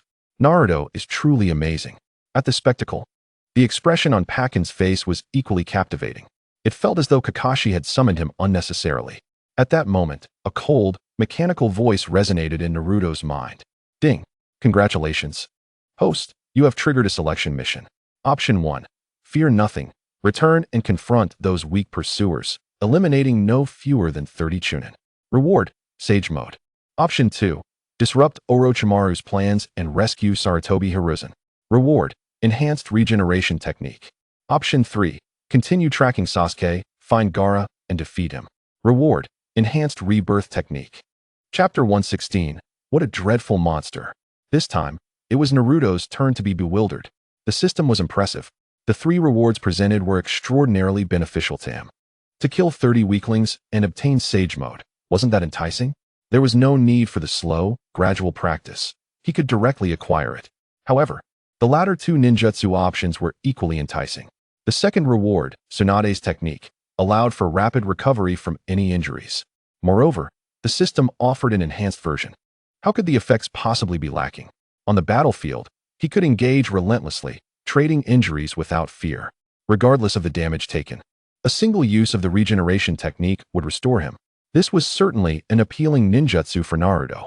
While the first option was something he could learn on his own, he had no desire to pursue the second reward. That was Sarutobi Hiruzen's fate, the destiny of the strongest Hokage, as depicted in textbooks. He couldn't assist. It was beyond his capacity. Nevertheless, the third reward was just as enticing as the first 2. With his golden Rinnegan, he would have the power to revive anyone of his choosing. Of course, he understood that the corpses couldn't have been deceased for too long. If they had, he would resort to the second Hokage's Edo Tensei, that man full of forbidden techniques, the man who harbored deep-seated hatred for the Uchiha clan. Naruto knew well the extent of the second Hokage's animosity. Those damned Uchiha, a clan inherently evil. Senju Tobirama's expression darkened as he muttered, "All right." The above was merely Naruto's wild speculation. However, such a blunder could indeed occur. "I choose option 3. Who needs Sage Mode or that technique? This one is far more appealing." As Naruto proclaimed his choice, a newfound memory surfaced in his mind, and his chakra reserves surged with vigor, filling him with exhilaration. Meanwhile, within the 4 purple flames formation, Orochimaru had retrieved the corpses of the first and second Hokages. Inside the coffin lay the lifeless bodies of Senju Hashirama and Senju Tobirama, showing no signs of life. Suddenly, the corpse of Senju Tobirama twitched unexpectedly. Orochimaru, still conversing with Sarutobi Hiruzen, noticed the anomaly and furrowed his brow in concern. Could it be breaking free from my control? He thought, glancing once more at Tobirama's body. There was no sign of any abnormality. No matter how many forbidden techniques a ninja creates, how can the dead rise again? Besides, I hold the reins of control now. I have nothing to fear from Tobirama stirring up trouble.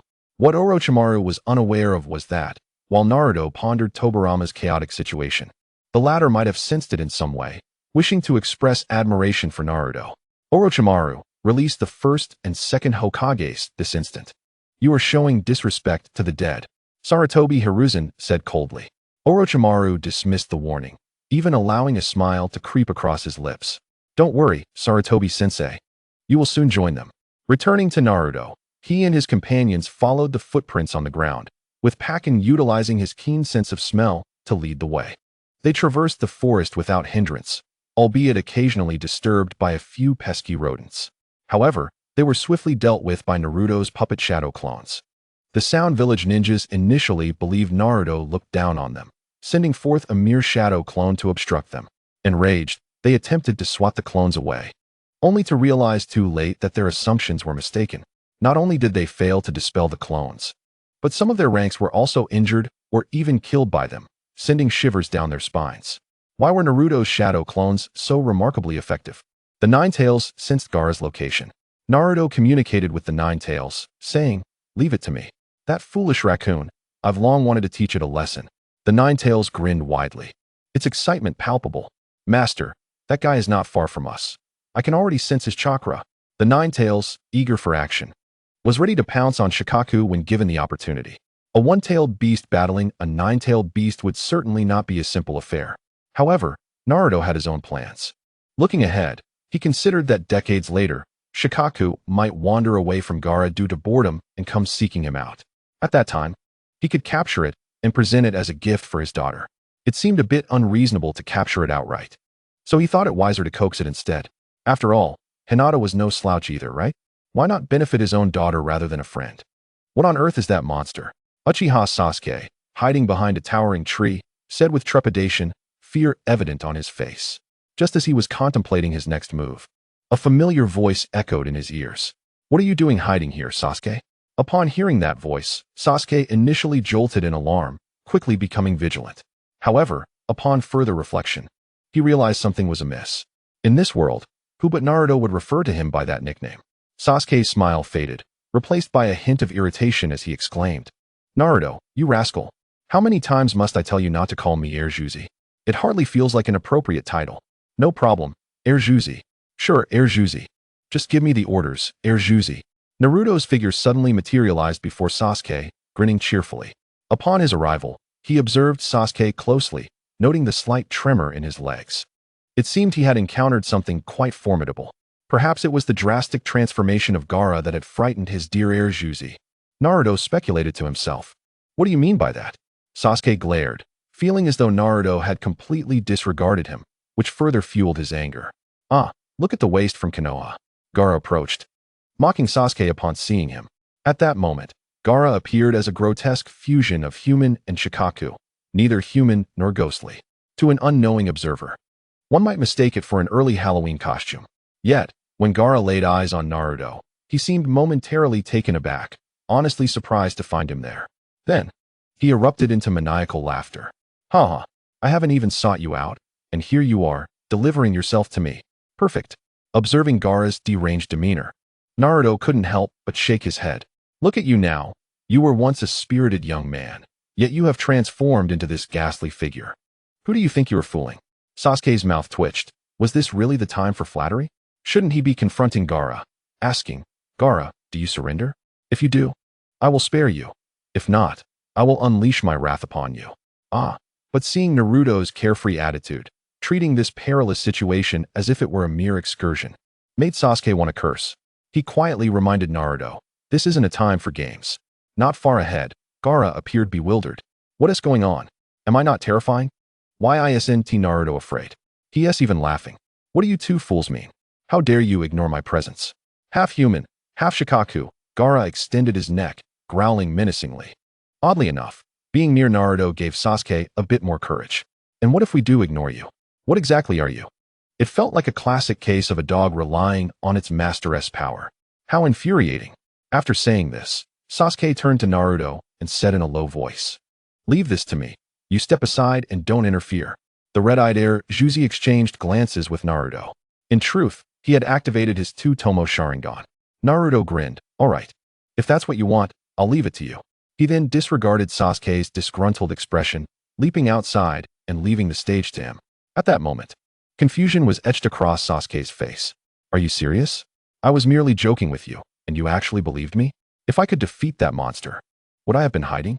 Yet, this was a sentiment Sasuke could never voice. The cannon had already been fired. Retracting it would only lead to embarrassment. He could only maintain his composure and silently bear the burden. Originally, Naruto's assistance was a boon, but due to his own prideful nature, he had turned a blessing into a curse. Truly, what a stroke of misfortune, Sasuke thought to himself. Gaara had completely lost his mind, repeatedly ignored, especially by two mice weaker than himself. His half-Shikaku arm extended swiftly, transforming into a massive, muscular limb that charged towards Sasuke with unstoppable force. Should it strike, he would be reduced to mere pulp. Sasuke swiftly retreated, evading Gaara's attack. Boom! The monstrous arm collided with a towering tree, instantly splintering the trunk, which could not withstand such immense impact. Gaara's gaze was icy, his insatiable thirst for blood evident, saliva dripping everywhere, resembling a starving ghost who hadn't eaten in years. Uchiha, I will personally slay you. Gaara's expression turned manic as he pursued Sasuke, akin to a cat toying with a dying mouse. Gaara saw himself as the cat, while Sasuke was the helpless rodent. Chapter 118. I can't possibly carry you forever, can I? You're rather heavy. Gaara continued his cat-and-mouse game with Sasuke. Naruto knew that Juzi was not in danger. With the Sharingan, he could foresee Gaara's movements and dodge accordingly. Regardless of the circumstances, Sasuke needed this experience. Without it, how could he hope to confront his brother? Although Itachi had consistently held back, that was not Naruto's concern. Just as he was about to enjoy the unfolding spectacle, he suddenly noticed Temari, leaning against a tree, her complexion pale. Her delicate face glistened with beads of perspiration, and her chubby little mouth trembled, her entire being quaking slightly. It was her first time witnessing Gaara in such a frightful state. Initially, she had intended to fulfill her duty as an older sister and care for him. But seeing Gaara transformed into someone unrecognizable filled her with terror. The little beauty was quite frightened indeed. What is there to fear? Come on. Have you never seen Shikaka before?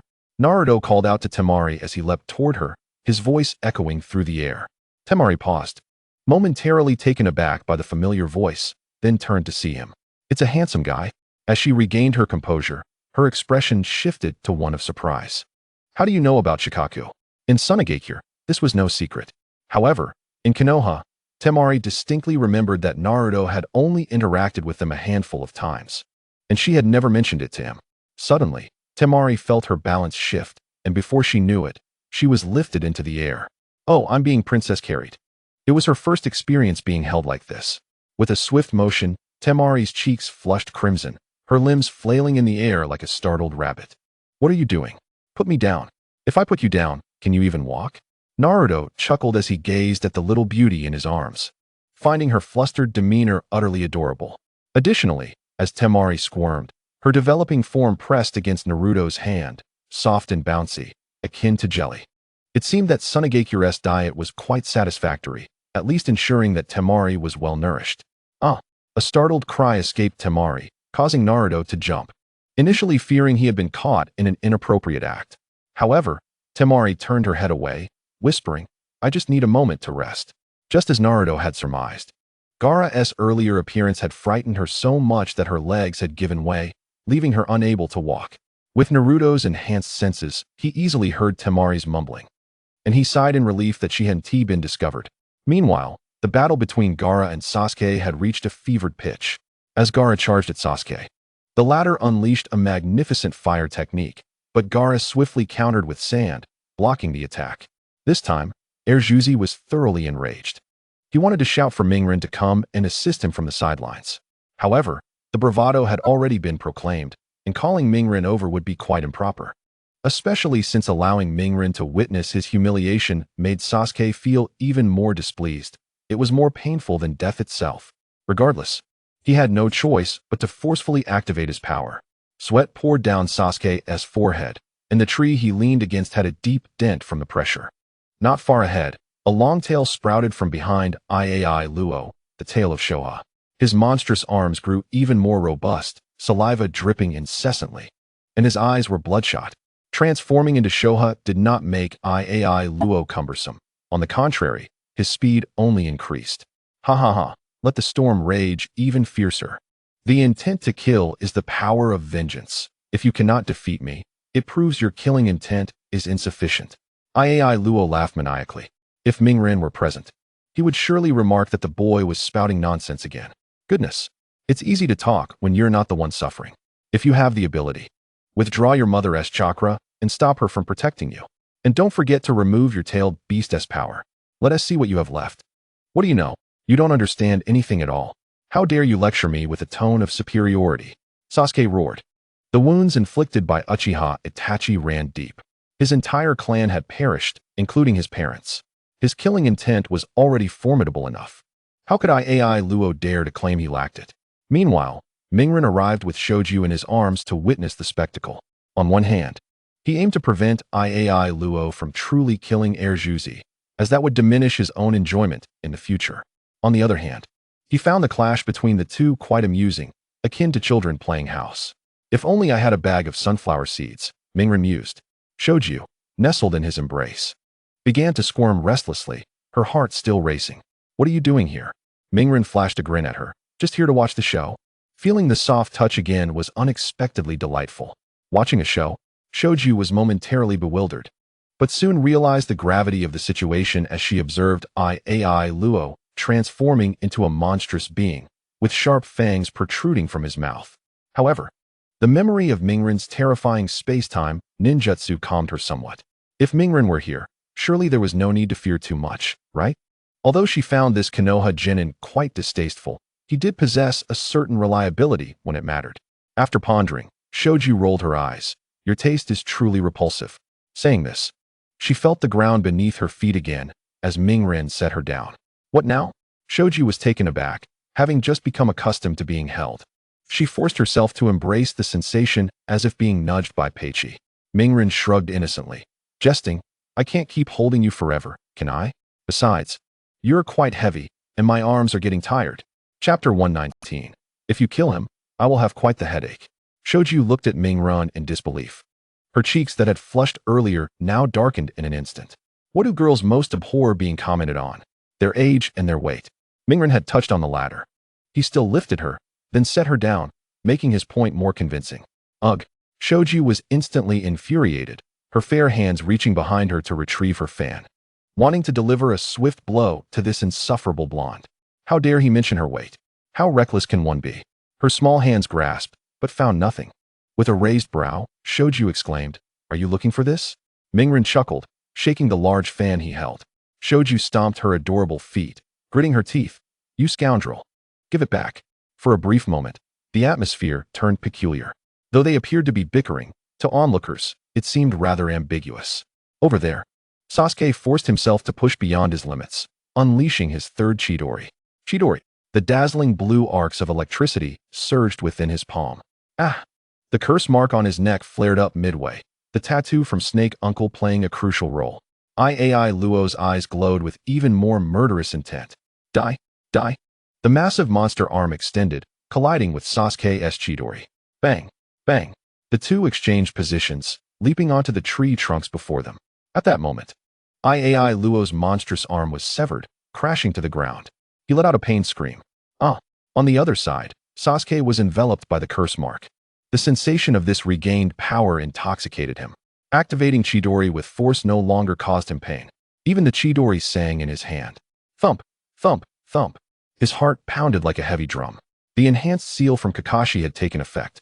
Sasuke's chakra, which was already nearly depleted, was now further restricted by Kakashi's anti-addiction system. His body swayed, his eyes gradually dimmed, and darkness enveloped him. I will kill you. I will kill you. I will kill you. Iai Luo, seemingly possessed, felt Shoha's giant hand sprouting from his arm again. His gaze fixated on the fallen Sasuke, devoid of any hesitation.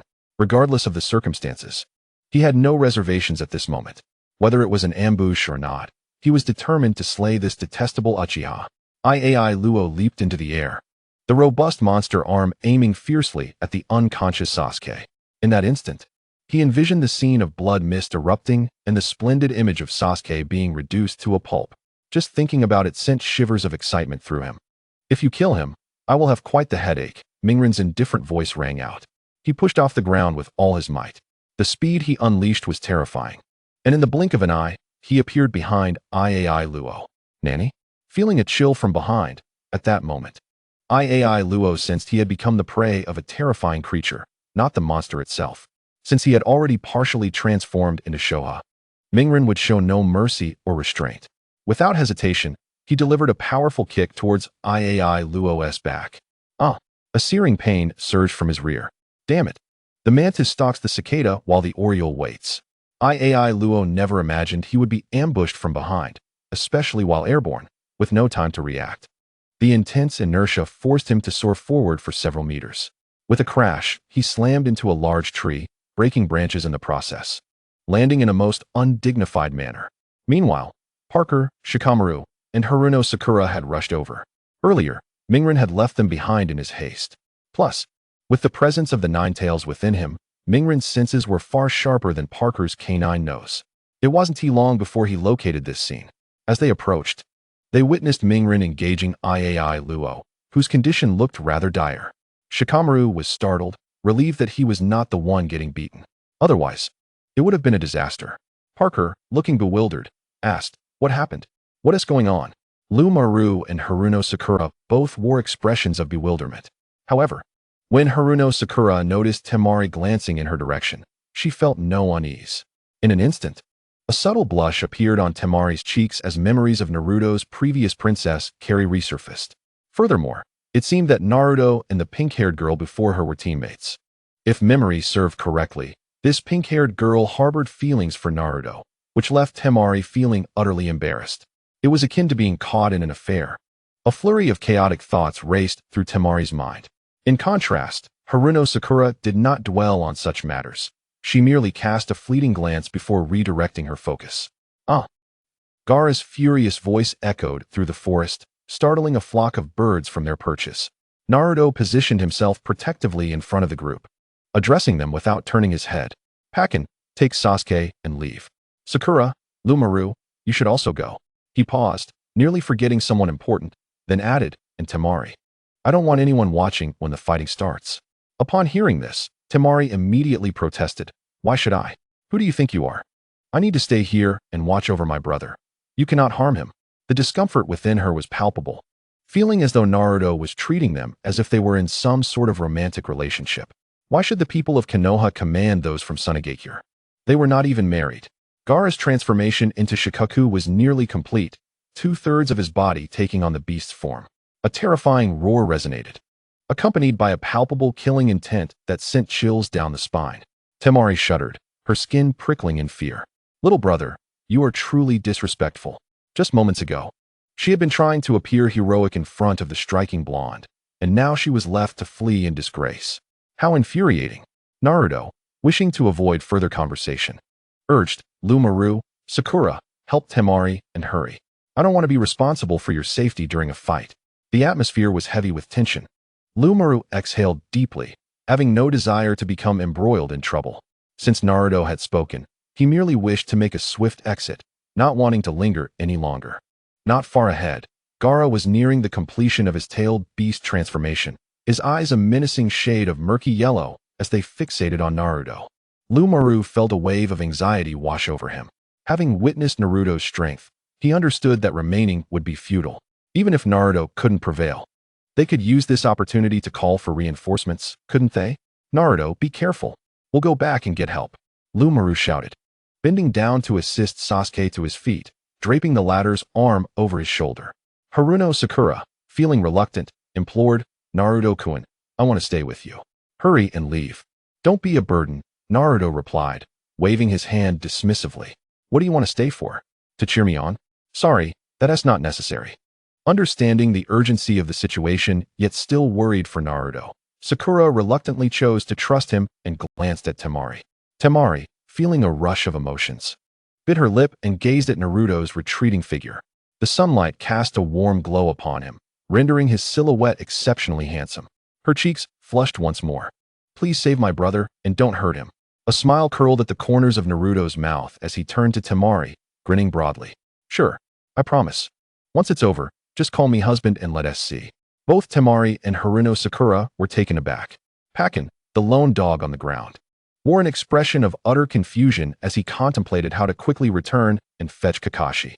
He was stunned that even at this moment, Naruto remained preoccupied with flirting. The girls from other villages could not possibly compare to the beauties of the shinobi world. He couldn't fathom Naruto's taste. Temari's exotic beauty flushed with embarrassment as she scoffed. I'm done with you." Without requiring any further encouragement from Haruno Sakura, she hurriedly ran away, her cheeks burning with humiliation. Haruno Sakura, initially intending to express her own willingness to stay without any conditions, recognized that now was not the time to burden Naruto and followed Temari in retreat. Lumaru, still bewildered, noticed a vibrant green hue swaying above him. He touched his hair and checked his palm, finding nothing amiss. Upon glancing upward at the green leaves overhead, realization dawned upon him. Oh, it's just the color of the leaves, not some green glow emanating from my head. He dismissed the thought and led Sasuke and Pakken away.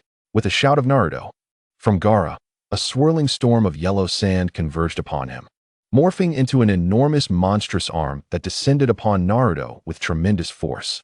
As it passed, thick branches shattered effortlessly, creating an overwhelming sense of inevitability.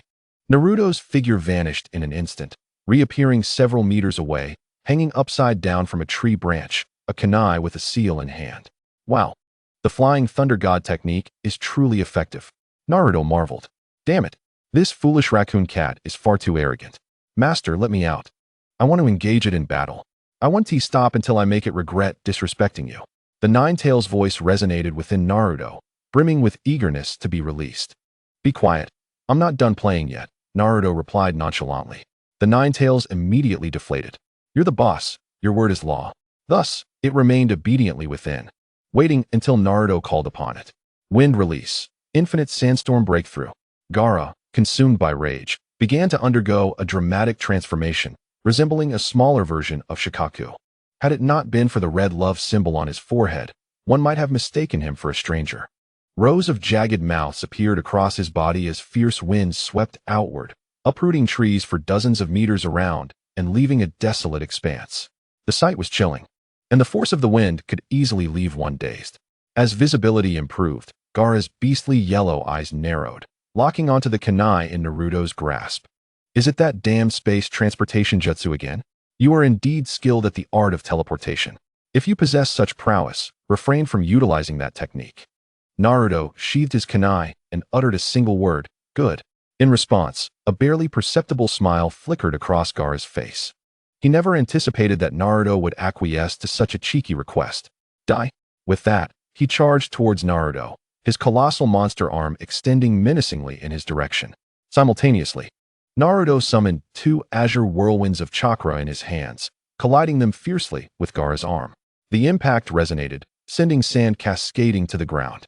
Gaara's initially exhilarated yellow eyes gradually shifted to confusion as he realized the situation was not unfolding as he had envisioned. When Naruto's 2 Rasengan were finally depleted, Gaara's enormous Shikaku arm was rendered almost entirely ineffective, revealing his own arm beneath. Gaara gasped in horror. This was not how things were meant to proceed. In the next moment, an excruciating pain surged through him as Naruto delivered a powerful kick to his unguarded arm, propelling him several meters away and shattering 2 trees in the process. Had it not been for the protective strength of his mother, he would have been gravely injured or worse. Ah, my arm! Gaara cried out, anguish evident in his voice. Blood vessels surged in his eyes as Naruto's kick, fueled by years of training, shattered his arm. The desire for vengeance towards Naruto intensified within Gaara. Gritting his teeth, he forcibly realigned his broken arm, suppressing the urge to curse. Then he shouted at Naruto, Naruto, you are adept with the Rasengan and space transportation jutsu. If you possess true skill, do not employ those techniques. Gaara made this statement without consideration of Naruto's response, for if he agreed, it would be a significant advantage.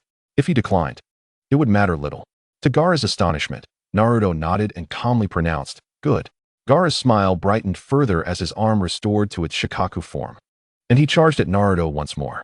A faint smirk played on Naruto's lips as golden electricity crackled from his hands. This was the golden Chidori, far more potent than the variations wielded by Sasuke. Gaara's expression morphed into one of disbelief. I can't believe I trusted you, you old scoundrel. As Gaara lunged forward, sensing something amiss, he angrily confronted Naruto. Did you not say you wouldn't use the Rasengan? Naruto gazed at him incredulously. This is Chidori, not Rasengan. Are you blind? At that moment, the furious lightning pierced through Gaara's Shikaku arm, leaving a gaping hole. Blood gushed forth as Gaara grimaced in agony. He had never anticipated Naruto's hidden talents would be so formidable. In that instant, Gaara was consumed by rage, releasing a monstrous roar that reverberated through the forest. His form expanded exponentially, transforming into a massive behemoth, resembling Shikaku. He deemed Naruto's tactics beneath contempt, realizing he could no longer hold back. As the colossal form of Shikaku loomed ominously, it cast a shadow over the land, exuding an aura of dread. The swirling sands encircled its immense body. A furious roar echoed throughout the forest. Naruto smirked, observing the enraged Shikaku before him. Finally, here it comes. At that moment, the nine tails within him stirred restlessly. Damn it! To roar in its presence is tantamount to courting death. Master, please let me out. I wish to teach that foolish raccoon a lesson. No. To make it a well-behaved tailed beast. The nine tails growled menacingly, its eyes filled with murderous intent, eager to emerge and deliver a thrashing to Shikaku. Calm down. When the time comes, I will let you out, Naruto reassured the restless nine tails, bringing a measure of tranquility to its agitation. Release the nine tails? What a ludicrous notion. This was one of his trump cards. Currently, no one in the village, aside from him, was aware that Naruto had become the perfect Jinchuriki of the tailed beasts, the strongest of them all. Whether summoning the nine tails for battle or switching to another mode, he could significantly enhance his combat prowess. This was indeed a valuable card to hold. Nevertheless, Naruto possessed numerous hidden abilities. The nine tails was merely one of them. Meanwhile, in another part of the forest, Shikamaru and his companions rushed forward, witnessing the terrifying giant beast that had materialized in their previous location. Even from a distance, the outline of the colossal creature was unmistakable. Although not in the eye of the storm, the pressure they felt was substantial. Thank goodness Naruto had us leave, otherwise, we would have been utterly unprepared to face that monster, Shikamaru muttered to himself, relieved. Sakura's expression was one of deep concern. Suddenly, she turned to Shikamaru and Pakin, saying, "You all go ahead. I must return." Without hesitation, she darted back into the tempest. Pakin, bewildered, exclaimed, "Little girl, come back. That's not a place for you to go. Wait for us to get Kakashi." Shikamaru wholeheartedly agreed with Pakin's sentiment. Thinking it nonsensical to return and create unnecessary trouble for Naruto while carrying the unconscious Sasuke on his shoulder. Sakura disregarded their protests, quickening her pace.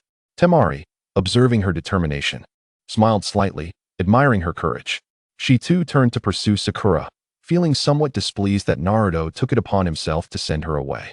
Additionally, she wished to assess the situation. If Naruto struggled against Shikaku, she could lend her support, especially since Naruto had previously saved her. She simply wished to repay that kindness. With no ulterior motives, Shikamaru and Pakin exchanged puzzled glances, with Shikamaru being the first to voice his concern. "What now?" Pakin, equally perplexed, replied, "What else? We need to catch up. Kakashi instructed us to ensure no one gets hurt." Pakin recalled this clearly.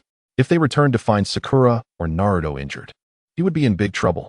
Though Kakashi would never treat him harshly, there were always exceptions. The more he pondered, the more anxious Pakin felt, prompting him to dash after Sakura. As he forged ahead, he called back to Shikamaru, "Hurry up. Otherwise, you'd better return and fetch reinforcements." Shikamaru, bewildered by Pakin's sudden urgency, sighed, contemplating the burden he still carried. It was indeed a troublesome predicament, making him consider simply abandoning Sasuke. The fleeting thought passed through his mind. As for abandoning Heir Juzi, Lumaru would never entertain such an idea. Alas, why are there so many matters to attend to today? Lumaru, feeling irritable, scratched his head and continued to carry Heir Juzi in the original direction, muttering complaints under his breath. At the same moment, within the eye of the storm, the irritable voice of Shohei resounded. "You are finished, little brat." All consciousness of Gaara was consumed by Shohei. At this moment, Shohei seized complete control of the body, having long held a grudge against Naruto, who always emitted an unpleasant odor that irritated it. Its disdain for Naruto was palpable. Shohei's mouth opened wide, and the raging hurricane surged into it. In the next instant, a torrent of sand erupted from its mouth, overwhelming and hair-raising. The quantity of sand was sufficient to completely engulf a forest, turning it into a desert. Shohei, feeling utterly bored, thought it might as well try out other jutsu. Naruto inhaled deeply, channeling chakra within him, and faced the swirling sands without an ounce of fear. On the contrary, it piqued his interest. Suetun, Daibakufu no Jutsu. He couldn't even be bothered to form hand seals. After all, who among serious ninjas bothers with seals? The system granted him an enhanced version of the Great Waterfall technique, which was several times more powerful than what an ordinary ninja could wield. However, the effectiveness also depended on the user. Just as a poor student would inevitably fail against a top scholar in an exam, the reverse could occur in a race or athletic competition. Naruto's figure appeared minuscule before the towering Shohei, resembling an insignificant ant. Yet, the water he expelled was thousands of times larger than himself, akin to a flood unleashed from a dam. Shohei's yellow beastly eyes reflected shock. Before it could contemplate further, the tumultuous sands collided with the torrential waters. The sand mingled with the transparent river, quickly tainting it a murky brown. The once clear waters transformed into a deluge, cascading down from above. The two forces effectively canceled each other out. In a brief moment, vast swathes of trees were uprooted by the sudden flood. Shohei found itself submerged in the waters, which engulfed a third of its body. While this posed little threat to other tailed beasts, for one accustomed to dry habitats, it felt like a dire predicament, leaving it disgusted and sticky. Chapter 123, Lightning Release. Kirin shines brightly. Naruto stood firmly on the water's surface, as steady as if he were on solid ground. Shohei glared at him with murderous intent, seething, "You little brat, how can a mere genin wield so many ranked jutsu? Tell me." With a massive paw, Shohei struck the ground, sending a spray of water soaring dozens of meters into the air, followed by faint wisps of white smoke. Naruto's heart raced. Was this truly turning into a real battle? He understood the significance of that entity, the tailed beast bomb. In simpler terms, it was the atomic bomb of the ninja world. The resulting commotion would be anything but subtle. Yet, Naruto felt no fear. By the end of this day, the death of Sarutobi Hiruzen had become inevitable. The elite jonin of Konoha's Anbu and various high-ranking officials were too preoccupied to concern themselves with the disturbances here. The one thing Naruto despised more than anything in his life was a tailed beast daring to aim its tailed beast bomb at him. He rolled his neck and, with his eyes transformed into a brilliant golden hue marked by intricate patterns amidst his golden locks, he appeared extraordinarily dashing. However, this golden gaze brought more than just a boost in appearance. Feeling the rhythmic pulse of vigorous chakra coursing through him, Naruto sensed an inexhaustible energy within every fiber of his being.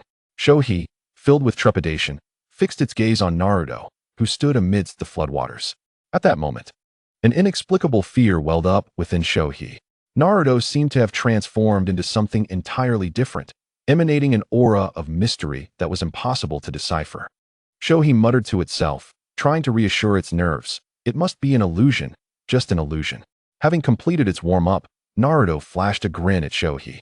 "If you're smart, you should return control of the body to Gaara. Otherwise, I won't hesitate to give you a shock treatment." "Shock treatment? What on earth is that?" Shohei pondered, and then enlightenment struck, as if it had stumbled upon a revelation. It then erupted into a mocking laugh. "Ha ha. I thought you were referring to something serious. Turns out it's just a lightning technique. Do you really think that little current can harm me? I could stand still and let you zap me without fighting back. Go ahead and try." Shohei displayed a demeanor akin to a stubborn old man, dismissing Naruto entirely. In its recollections, the only lightning technique Naruto had demonstrated was Chidori. That little current might affect Gaara, but for a colossal creature like itself, it was insignificant.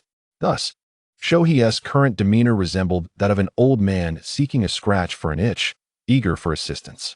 Naruto's lips curled into a barely perceptible smirk. Then he calmly uttered one word. "All right." Taking a deep breath, he fixed his gaze. Shohei, oblivious to the impending doom, added, "Once you're done zapping, let us be fair. How about you take a hit from my tailed beast bomb in return?" For some inexplicable reason, Shohei felt a sense of familiarity with Naruto, prompting it to speak more freely.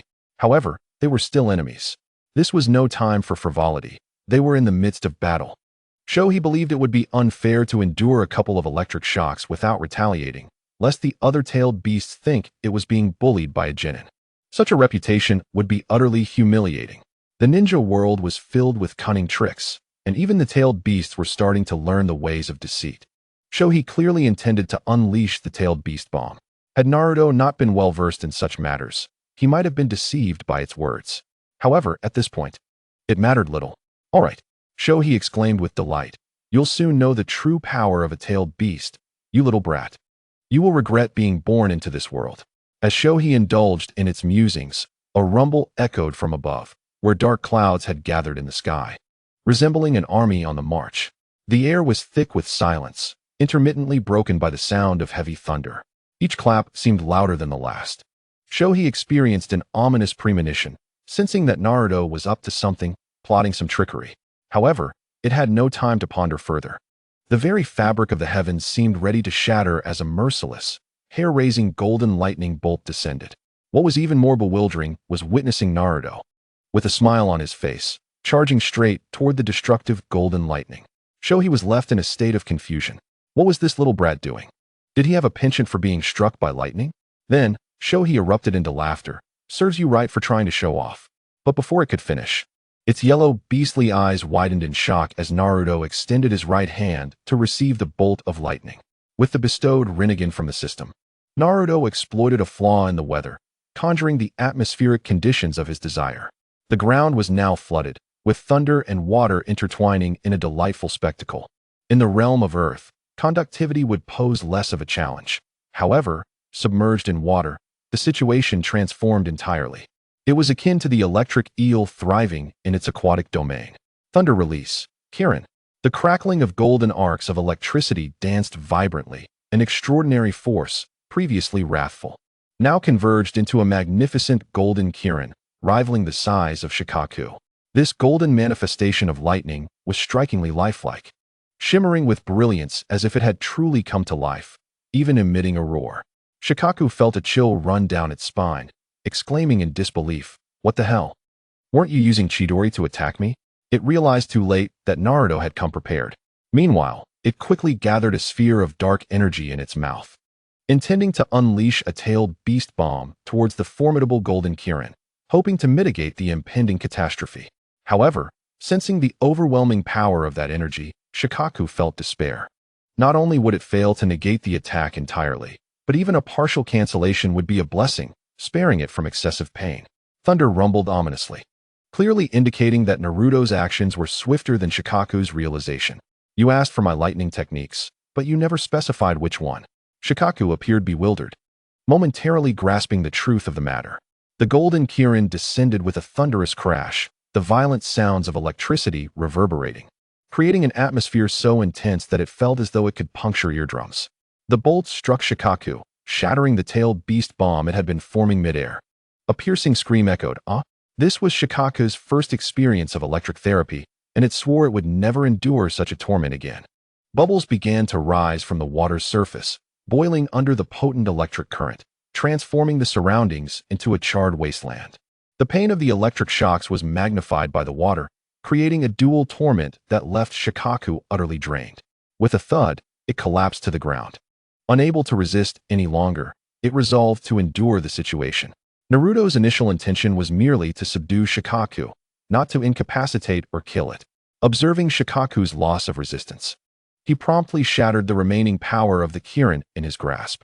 Although he suffered a slight backlash, to Naruto, it felt trivial. Gazing at Shikaku, now charred and blackened, he mused silently about the incredible potency of the technique bestowed by the system. It seemed prudent to preserve such a ninjutsu as a trump card for the future. Otherwise, if a tailed beast were to perish, the consequences would be dire. Chapter 124. Shikaku. You mock me while pleading for mercy? I truly ought to express my gratitude to you, Kyuubi. With a splash, two graceful figures glided across the water's surface. Haruno Sakura furrowed her brow, puzzled by the origin of the water.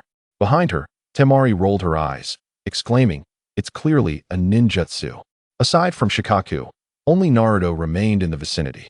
Temari's heart raced with anticipation. This was astonishing. She speculated that such a water release technique must be at least A rank. How could Naruto, so young, master such an advanced ninjutsu? What might the future hold? Thunder rumbled overhead as dark clouds loomed ominously, enveloping the small realm. It felt as if the world were on the brink of apocalypse, creating an oppressive atmosphere. Is it about to rain heavily? Sakura thought, sensing an ominous premonition. The weather was exceedingly abnormal. Temari paused, noting they were still some distance from the eye of the storm, yet Shikaku's form was visible, along with a small black dot in the air, presumably Naruto. Their pace slowed instinctively. Naruto might be employing a powerful ninjutsu. Approaching recklessly could lead to unintended consequences. Suddenly, a deafening thunderclap shattered the silence, followed by the emergence of a golden kirin forged from lightning. The overwhelming chakra was terrifying, instilling fear and trepidation. Being struck would undoubtedly be fatal. What is that? Sakura halted, feeling an instinctual fear of death rise from the depths of her soul, her eyes wide with disbelief. Temari also froze, witnessing this spectacle for the first time. She shook her head, murmuring, "I don't know." As the golden kirin descended, it struck Shikaku, leaving it charred and blackened. From a distance, they spotted Naruto, the caster. In a moment of stunned silence, both girls were left speechless. Meanwhile, Naruto observed Shikaku, now devoid of strength, lying on the ground, raising an eyebrow. "I can't believe I might have actually killed a tailed beast." The Kyuubi, watching the entire event unfold, trembled slightly. "This is absurd. Can you believe a mere genin can wield such a monstrous technique? It's a tailed beast slayer. Any tailed beast encountering it would be doomed. Fortunately, I was wise enough to surrender early, avoiding this electric torment. Otherwise, had it been me, my exterior would be as charred as Shikaku's." Naruto swiftly grasped Gaara's clothing to prevent him from sinking into the water. What on earth? Why did Shikaku relinquish control of its body to the Jinchuriki? What the hell? I thought tailed beasts were supposed to resist control. The Kyuubi mused, "Master, I believe Shikaku didn't voluntarily relinquish control. It was terrified of your power and surrendered control back to Gaara." Naruto pondered for a moment. It was overwhelmed by a single kirin? "I believe I could unleash 10 more before feeling fatigued." The Kyuubi, incredulous, retorted, "You didn't even unleash the full force of that kirin on Shikaku. It's already fled. Had you unleashed the entirety, it would have been severely injured or worse, requiring a lengthy recovery." The Kyuubi, with a hint of concern, continued, "That foolish raccoon, while annoying, doesn't deserve death. There's no need to kill it." The Kyuubi began to advocate for Shikaku. After all, they shared a long-standing friendship. Meanwhile, it felt that the other tailed beasts endured far worse fates, lacking competent leadership. Unlike itself, which thrived under Naruto's guidance, allowing for a future of unrestrained freedom. Despite their mutual disdain, the Kyuubi did not wish to witness Shikaku perish before its eyes. If Shikaku knew of the Kyuubi's intercession, it would surely shed tears of gratitude. Shikaku's voice echoed, "While you mock me, you plead for my life? I truly must thank you, Kyuubi. Release Gaara." A voice rang out, accompanied by the mechanical creaking of puppetry. The newcomer was none other than Kankuro. Upon encountering Waileo during the transformation into Shikaku, he discerned that he would undoubtedly be unable to contend with him. It was a formidable challenge merely to find a place untouched by the chaos, let alone engage in battle. Observing Naruto at the eye of the storm, Kanjulong felt an overwhelming joy, convinced that Naruto would surely perish at Shikaku's hands. Little did he know that Shikaku had stirred the wrath of this fearsome deity, unleashing an unfathomable bolt of lightning. Kanjulong, watching from the sidelines, was nearly rendered speechless. The last time Naruto fought him, he had not revealed such a terrifying technique. Had Naruto unleashed it then, it was likely that their trio would have met utter destruction, with none escaping unscathed. While Kanjulong felt a sense of relief, a deeper fear of Naruto began to take root within him. Were it not for his brother's peril, he would not have risked confronting Naruto for assistance. Circus? Naruto smiled at his brother-in-law from Tsunade. Kanjulong was left bewildered, unable to comprehend Naruto's intent. Nevertheless, he remained on high alert, bracing himself for any sudden moves from Naruto. His trembling demeanor betrayed the calm he sought to project. Were it not for the fear of Waileo's life, he would have been tempted to flee. Did Naruto know Kanjulong was observing him? He had known all along. However, Kanjulong's chakra was far too feeble for Naruto to consider him a threat, thus he directed his focus solely on Shikaku. Not even the presence of Kanjulong could intimidate him, let alone a dozen others. "Naruto, do not harm my brother." At that moment, a voice, as melodious as a lark, pierced the air. It was Shomaru, her beautiful oval face etched with worry and urgency. Following closely was Haruno Sakura, who had hurriedly come to join her. Chapter 125, Paka, do I lack dignity? Feeding me dog food in person? Waileo awoke in a daze, his head throbbing and his body tingling with a faint sting. To his shock, He found himself suspended in midair. What on earth is happening? He murmured, glancing at Naruto, who was holding him aloft as one would a chick. A sudden jolt of pain surged through his head, and fragments of memory returned, causing him to gasp sharply. "Let me down, you monster! Quickly!" he cried, panic flooding his voice. "Are you certain?" Naruto replied with a smirk, while Ileo, now in a frenzy, felt as though he were staring into the face of a demon from hell, laughing at him. "Release me." Before he could finish, Naruto had already let go. With a splash, Ileo lost his balance and plunged into the water, swallowing mouthfuls of foul liquid. Kanjulong rushed to pull him up. "Ileo, are you alright?" After gasping for air, Ileo coughed violently, nearly choking on the water. As he coughed, he instinctively darted away. "Value your life. Stay away from Naruto." "Did I allow you to leave?" Naruto's indifferent voice echoed. Ileo stumbled, nearly falling back into the river. Shomaru quickly interposed herself between Naruto and Ileo. "Naruto, what do you want?" Her demeanor belied the calm she attempted to project, as she summoned immense courage to stand before him. Observing Kanjulong and Shomaru's reactions, Naruto's lips curled into a smile as he remarked, "How enviable. You have such a caring sister and brother." In that moment, a switch was flipped deep within Ileo's heart, flooding him with an inexplicable warmth that coursed from his feet to his head. Indeed, Naruto was correct. He had family. Though his father had not treated him well, it did not equate to the indifference of his siblings. At least they had bravely emerged to protect him against the terrifying monster that was Naruto. Shomaru swallowed hard, unable to contain her gaze on Naruto. "What must we do to ensure Ileo's safety?" Haruno Sakura, hands on her hips, angrily retorted, "How can we possibly let him go? Not only him, but you cannot escape either. Your Tsunade has allied with Orochimaru to launch an attack on us in Konoha. This is a grave matter. Your village has been destroyed." The chaos was not limited to the venue. Sakura was certain that disturbances were also unfolding beyond the village. Otherwise, why had reinforcements not arrived? Additionally, with Shikaku residing within Ileo, were it not for Naruto, Shikaku would have rampaged, targeting the heart of the village. That would have invoked calamity. As formidable ninjas were occupied at the tournament venue and unable to return to rescue defenseless civilians. Shomaru stepped forward, her expression genuinely bewildered, seemingly devoid of pretense. "We truly do not know how this transpired. Will you believe us?" Sakura frowned, feeling the weight of the situation. Orochimaru had infiltrated under the guise of the Kazekage. Without the Kazekage's approval or covert cooperation, how could he possibly don the Kazekage's attire? Sakura was resolute in her disbelief. In her mind, only the most formidable figures could ascend to the status of Kage. "Do you think I would believe your fabrications?" Sakura replied coldly. "Agreed. We must investigate this matter thoroughly upon our return." Pako approached the group, speaking in a grave tone.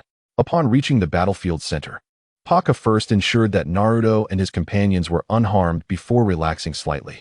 He then casually surveyed the surrounding conditions. The sight nearly left him agape. A section of the area had been scorched black by lightning. He could even see golden arcs of electricity crackling among the branches. Oh, what a troublesome predicament. Shikamaru, carrying Sasuke, returned, muttering to himself. Suddenly, he noticed Shikaku was missing. Where has that gigantic monster gone? Scanning the area yielded no trace of it. But he did spot Ileo trembling in the distance. Confused, he wondered what had transpired. At that moment, Naruto, who understood the entire situation, stepped forward and waved his hand. "Sakura, perhaps they are also unaware of the circumstances."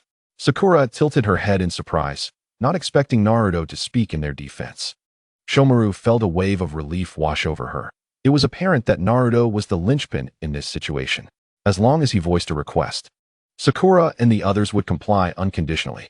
However, just as Sakura was about to speak, Naruto interrupted, stating that the details of the attack on Konoha were classified and could not be disclosed indiscriminately. Upon hearing this, Sakura found his reasoning compelling. Paka, deep in thought, concurred with Naruto's logic. Such a significant matter should remain concealed from mere chunin. Shomaru inhaled deeply before looking at Naruto, her plump lips parting as she prepared to speak. "Thank you for your trust. To demonstrate our innocence, we will voluntarily return to Konoha shortly to accept the investigation." As an elder sister, Shomaru understands the gravity of the situation. An attack on a village would undoubtedly reignite the flames of war. The economic conditions of Tsunade are far inferior to those of Konoha. If both sides were to engage in battle again, it would be the common people who suffer. Moreover, the shinobi of Tsunade are not as elite as those from Konoha. Once war breaks out, the overall economy of Tsunade would be severely depleted.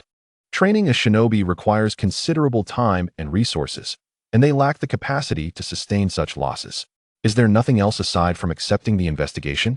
The corners of Naruto's mouth subtly lifted into a smile. Shimaru, looking bewildered, inquired further. Upon noticing her question, Naruto replied, I just saved your brother's life. Fortunately, it was me who encountered him. Had it been another elite from Konoha, there's a high chance they would have inadvertently killed Gaara. After all, no village would tolerate a tailed beast wreaking havoc within its borders. Therefore, I am indeed your brother's savior. Shouldn't I receive a token of gratitude? In an instant, Shimaru's face flushed a deep crimson, and a rosy hue spread across her fair neck, reaching her ears. Haruno Sakura was equally astonished. Naruto-kun, if you desire gratitude, you can come directly to me. Meanwhile, the single-minded Paku, having been fed a wave of romantic tension, remained unaffected, for in his eyes, the female dogs of Konoha were more beautiful than Shimaru. Chapter 126. Alas, it is difficult to be a good person in this day and age. What is going on? Even at this critical moment, Naruto was not contemplating binding the individuals and escorting them back to Konoha, but rather seeking a token of affection? How embarrassing for us boys. Shikamaru thought to himself. Beside him, Nara Shikamaru stirred slightly, his expression brightening. Finally, he had awakened. If you didn't wake up soon, I would have to leave you with Paku to drag you away, he mused. Where am I? Sasuke opened his eyes, looking somewhat dazed. Upon realizing that the person supporting him was not Naruto, a wave of confusion washed over him.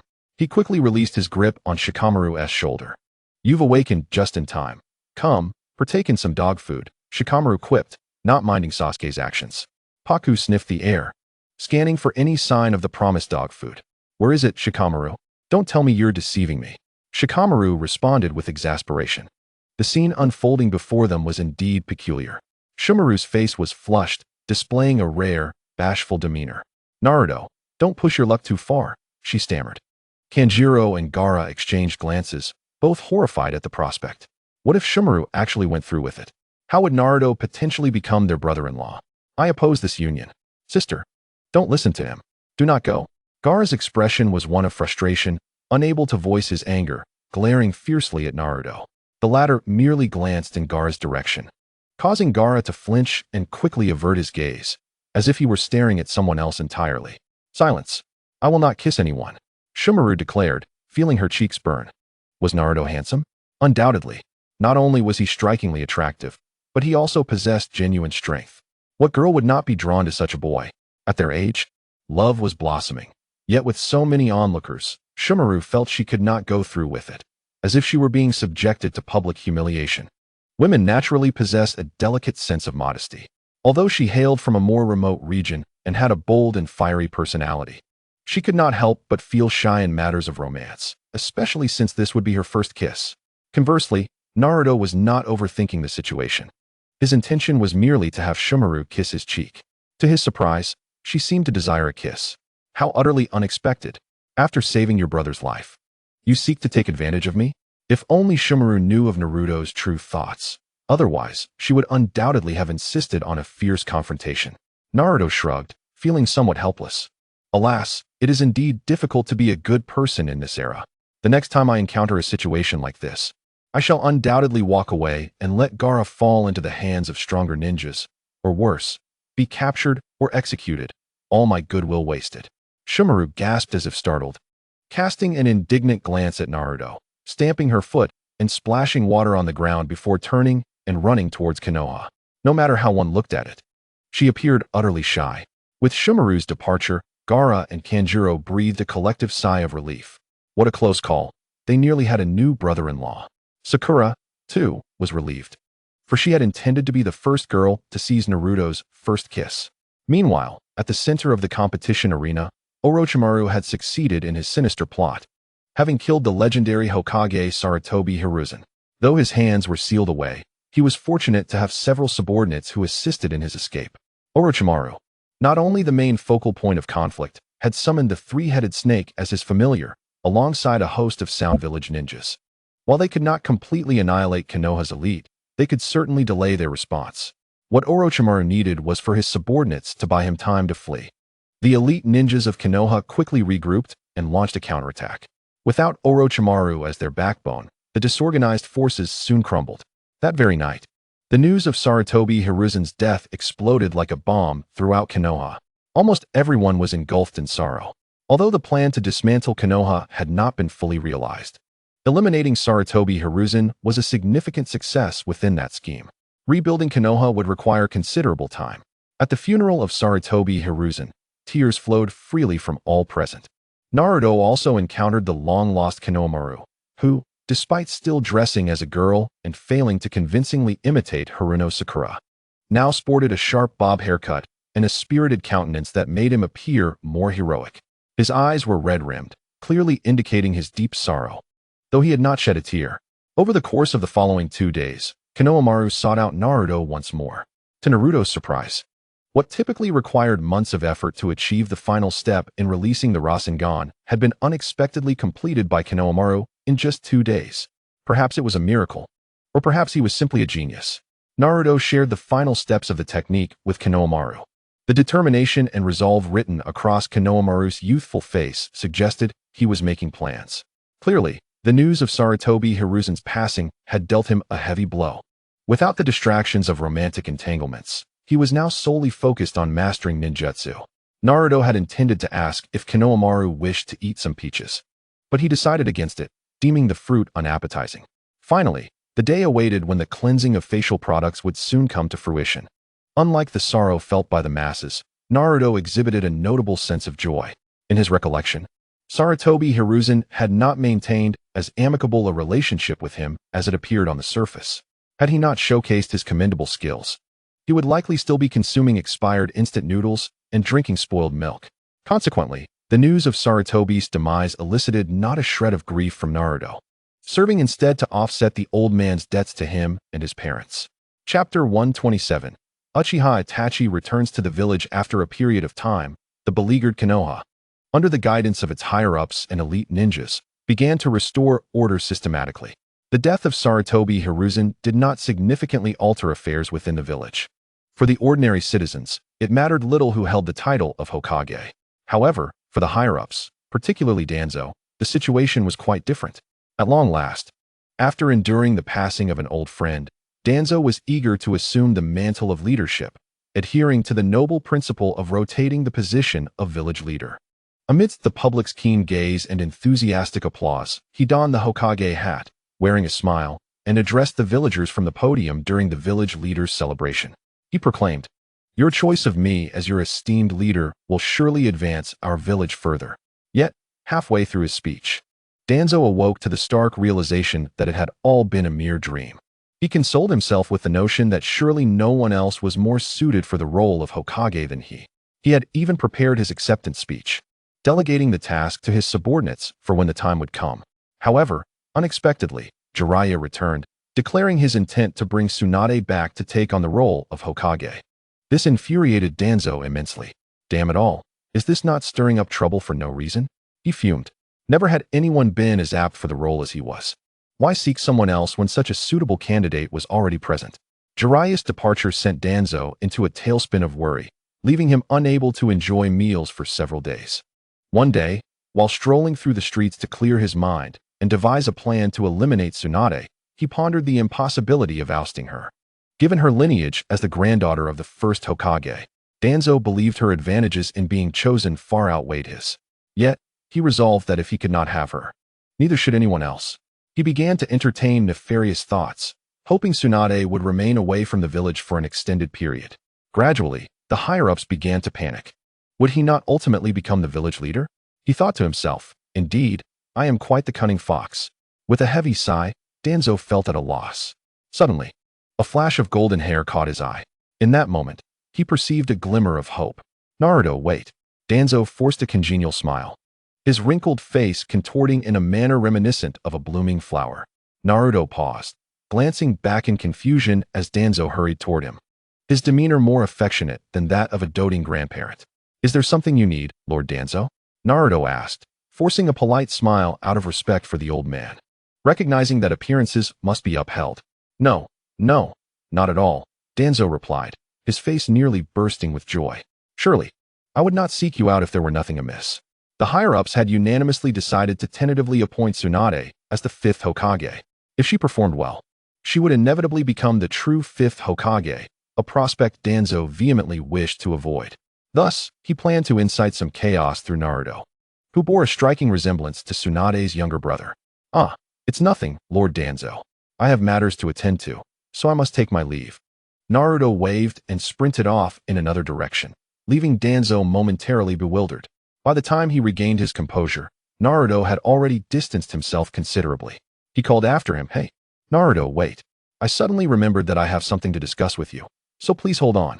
Damn it, why do today as children lack basic etiquette?" Danzo fumed. Did they truly believe that if someone claimed to have no business, that it was genuinely the case? His frustration grew as he noticed Naruto not only ignoring his call, but actually accelerating away. On the outskirts of the village, atop a towering wall, two mysterious figures clad in black cloaks adorned with red clouds stood, their hats obscuring their features. Beneath the hat, Uchiha Itachi surveyed the familiar yet alien landscape before him, filled with contemplation. Upon hearing the news of the 3rd Hokage Sarutobi Hiruzen's death, Itachi had been momentarily stunned. The so-called strongest Hokage had perished? Did their previous agreement with the village still hold any weight? Would anyone harbor ill intentions toward his younger brother during this tumultuous time? Coincidentally, the Akatsuki had a mission to gather intelligence in Konoha, a task fraught with peril. Itachi volunteered for the assignment, paired with the formidable Kisame as his partner. Although they were labeled as teammates, it felt more akin to mutual surveillance. Itachi understood this dynamic but chose to remain silent.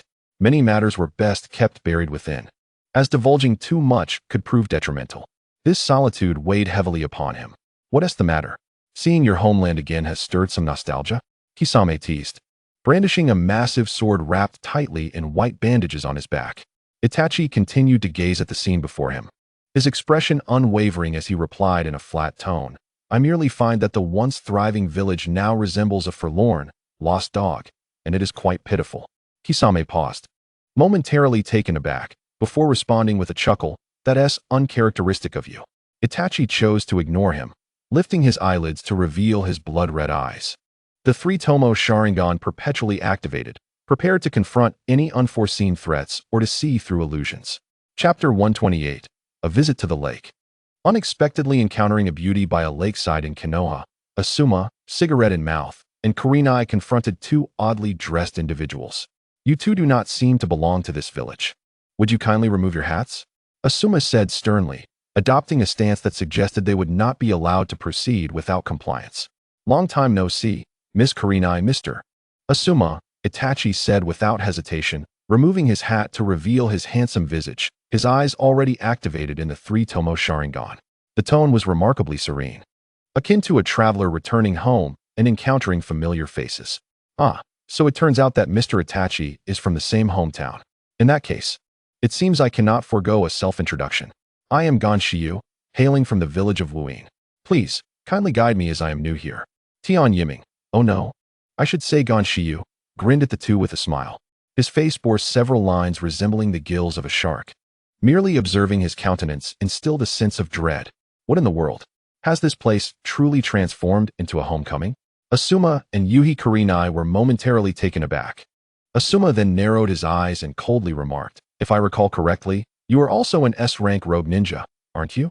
Who would have thought that two S-rank rogue ninjas would appear in Konoha at this hour? There must be some ulterior motive, but since you are already here, you might as well stay." Gon Shiyu cast a sidelong glance at Uchiha Itachi and teasingly said, "Are the people from your village always this impolite? I have introduced myself, yet they still wish to apprehend us." However, before Itachi could respond, Kurenai's expression shifted. She then stated, "So you are the infamous S-rank wanted criminal from Wuyin, Gon Shiyu. You have executed numerous high-difficulty missions, including the assassination of feudal lords." Kurenai unveiled Gon Shiyu's past. Rather than feeling ashamed, Gon Shiyu took pride in it, chuckling, "Haha. I never expected to be recognized here. It is indeed an honor. It seems my reputation precedes me." Uchiha Itachi, with an expression devoid of emotion, regarded the two before unfastening his robe's clasp, draping his hand over it. "Mr. Asuma, Miss Kurenai, I hope you will not obstruct us." I have no desire to kill you. His tone was as if he were merely stating a trivial matter, unmistakably authoritative. Furthermore, Itachi had no intention of taking their lives. His return was primarily to visit his brother, as well as to observe the current state of Konoha. He had no desire to conceal his itinerary. Should Danzo, that old schemer, learn that Uchiha Itachi is still alive and dares to target his brother, then this village can be forsaken. Asuma and Kurenai exchanged glances. Such an arrogant tone was simply outrageous, making them feel as if they were mere chicks awaiting slaughter. Asuma jabbered on incessantly, likely referencing Itachi's slaughter of his clan. Do you not feel any remorse? Gon Shiyu could no longer bear it, and swiftly drew his blade. Samahata. Enough of this chatter. We have been rogue ninjas for many years. Do you truly believe that a few words from you could instigate any change? It appears Asuma is overthinking. Asuma and Kurenai were taken aback, clearly unprepared for Gon Shiyu's sudden aggression. Asuma immediately unsheathed his dagger, clashing it against Gon Shiyu's Samahata. A resounding clang echoed as the two weapons collided, igniting a flash of sparks. Kurenai stepped back, her hands swiftly forming seals. A fierce wind swept through the air, causing Kurenai's form to vanish. Is this an illusion? Itachi's red, three-tomo Sharingan, capable of seeing through all illusions, fixed its gaze on the scene. How audacious!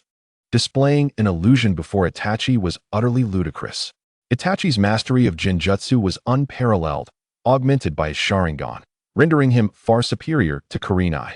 My Samahata is not merely for cutting, Gon Shiyu smirked, as the bandages coiling around Samahata fell away, revealing its true form, a sharp blade that surged forth, slicing through Asuma's shoulder, blood seeping from the wound. It is meant for cleaving. Asuma's eyes widened, swiftly retreating, incredulous at the unfolding events. This is cheating. Just as Gon Shiyu began to gloat, he noticed a yellow stain appearing on the ground beneath him, swiftly spreading towards him, restraining his movements. What is this? Meanwhile, a similar strange phenomenon enveloped Uchiha Itachi. Unlike Gon Shiyu, Itachi found himself ensnared by winding, twisting branches. Yet, Itachi remained unfazed, allowing these small entities to bind him without a hint of concern, standing calmly in place. Soon, a towering ancient tree sprouted behind Itachi. Kurenai's figure materialized atop the trunk, wielding a razor-sharp kunai, lunging toward Itachi's head. This would surely be the end. Itachi regarded the incoming kunai with narrowed eyes, devoid of any emotional fluctuations. Kurenai sensed an ominous premonition. The moment she noticed Itachi's eyes slightly widen, the next instant, it was she who found herself ensnared by the tree, not Itachi. What is happening? Kurenai, bewildered, glanced around, realizing she could not move. It seemed she had fallen victim to the very illusion she had attempted to cast on Itachi. Is this an illusion rebound? Such a technique exists? This level of Genjutsu is ineffective against me, Itachi stated coolly, his tone utterly unperturbed. From his sleeve emerged a razor-sharp spike, hurtling toward Kurenai. At that moment, Asuma was preoccupied with Gon Shiyu, unable to provide assistance. Kurenai's lovely visage glistened with beads of sweat, her enticingly plump lips parting as she bit down on her lower lip, drawing blood. Breaking free from the illusion's grasp, she wielded her kunai to intercept Itachi's advance. Yet, she was no match for Itachi. As he delivered a kick, Kurenai crossed her arms in a futile attempt to shield herself, only to be sent flying towards the nearby lake. Just then, a dashing figure passed by, golden-haired and resembling a flash of light, effortlessly catching Kurenai before she could plunge into the water. A casual outing by the lake unexpectedly yielded a beautiful woman. The fragrance of Kurenai enveloped him, invigorating and refreshing. Momentarily dazed, Kurenai realized that without this figure, she would have indeed fallen into the water. Upon recognizing the handsome face of the rescuer, she hesitantly inquired, "Naruto, what are you doing here?" Chapter 129. The appearance of the younger brother. A reunion of brothers with intense emotions. The newcomer was none other than Naruto. How fortuitous. That old schemer, Danzo, was like an unshakable leech, incessantly prodding him to create trouble for Tsunade. Naruto felt an impulse to deliver a couple of well-deserved slaps. Look at you, old man. Do you speak human language? So what if my girlfriend is the Hokage? Naturally, Naruto paid no heed to him, racing swiftly through the village. However, Danzo had a backup plan. Gathering his root members to assist in locating Naruto's whereabouts, as if the matter would not conclude until Naruto acquiesced. Ridiculous. How could Naruto ever agree? Would he prioritize outsiders over his own kin? The village was no longer a suitable place for him to stay, prompting his swift departure. By a twist of fate, he found himself in this location. To his astonishment, he witnessed Uchiha Itachi engaging in combat with Yuhi Kurenai, even sending her flying. This led to the remarkable moment where Naruto swooped in to catch her.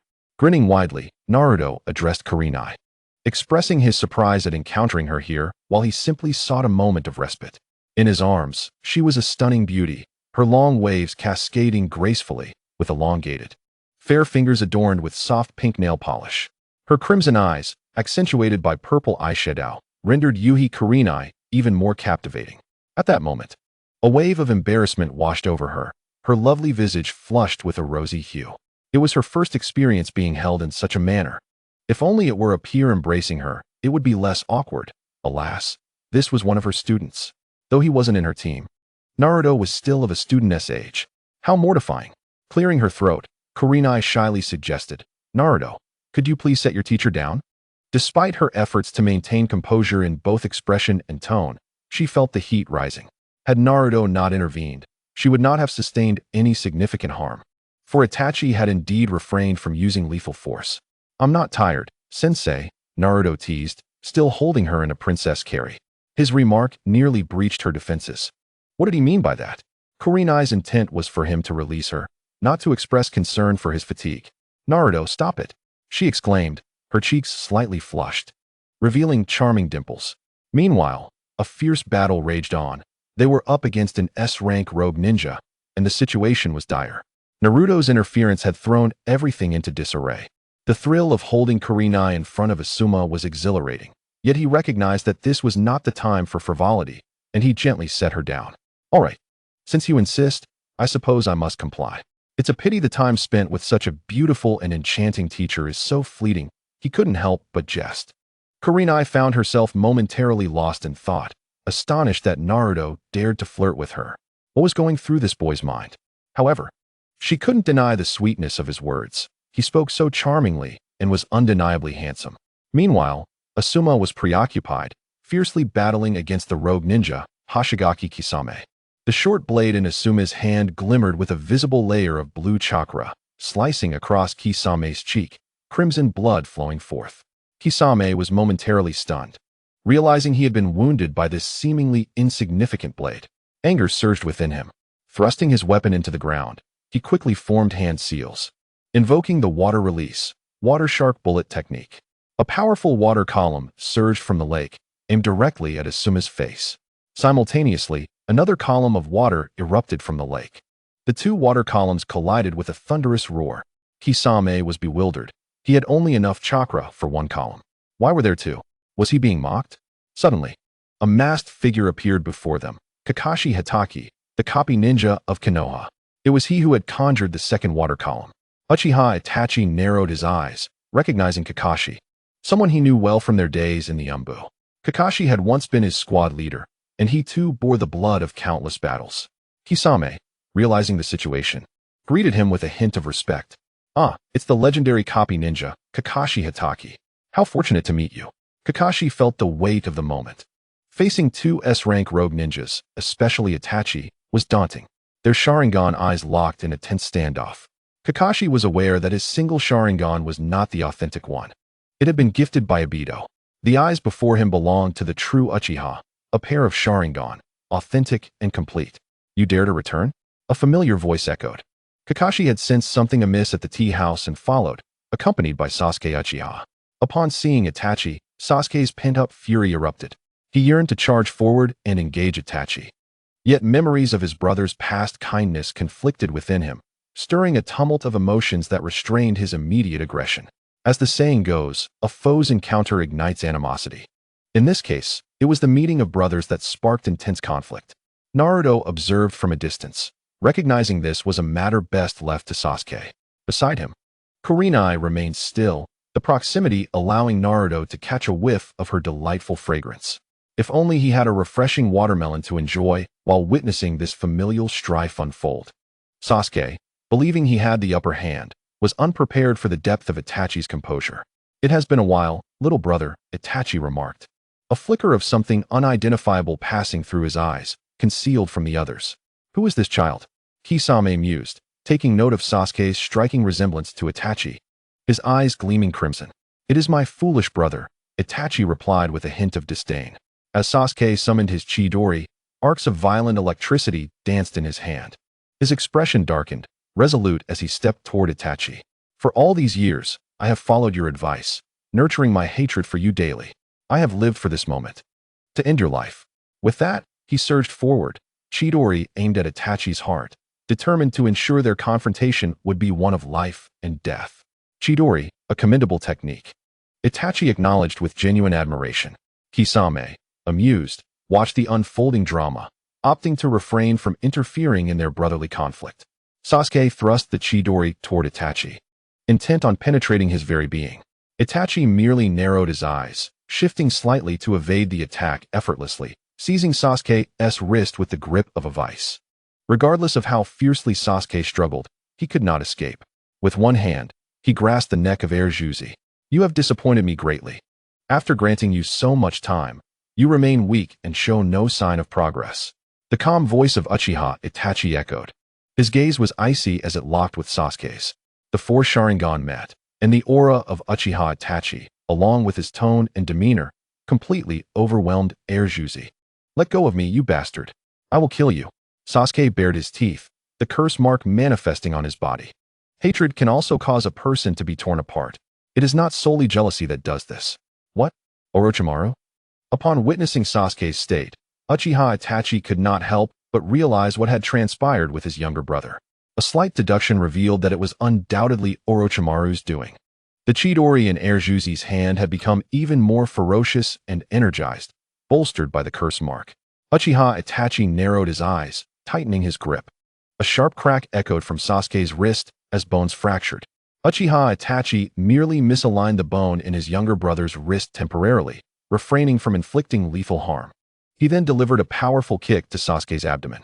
Now, they stood on opposing sides, with many eyes watching. Uchiha Itachi knew he could not display anything too unusual. Even without the onlookers, he did not wish to be entirely candid with Sasuke. Reality was such that there were many desires unfulfilled and countless words that remained unspoken. Weighed down by limitations. It was indeed frustrating. Sasuke hunched over, resembling a cooked shrimp, propelled far from the impact, rolling on the ground and eating a mouthful of dust. Eventually, he was caught by Kazugo, barely managing to stop his tumble. Uchiha Itachi's voice rang out again. Do you know why you are so weak? Because your hatred is insufficiently strong. Moreover, relying on external forces instead of striving to enhance your own strength is futile. External means are merely temporary. True strength lies within oneself. Uchiha Itachi felt it necessary to convey these words, partly to motivate Erjuzi to hasten his self-defense capabilities, and partly to discourage him from over-relying on the curse mark. Such dependence would only weaken him further, potentially turning him into Orochimaru's puppet. However, Uchiha Itachi had no intention of lifting the curse mark just yet. Erjuzi was simply too weak. Even with this curse mark, he possessed a modicum of self-preservation. In the future, when Uchiha Itachi deemed it unnecessary, he would assist him in removing it. Haha, Itachi-san, you are quite ruthless with your younger brother, commented Gonshichi.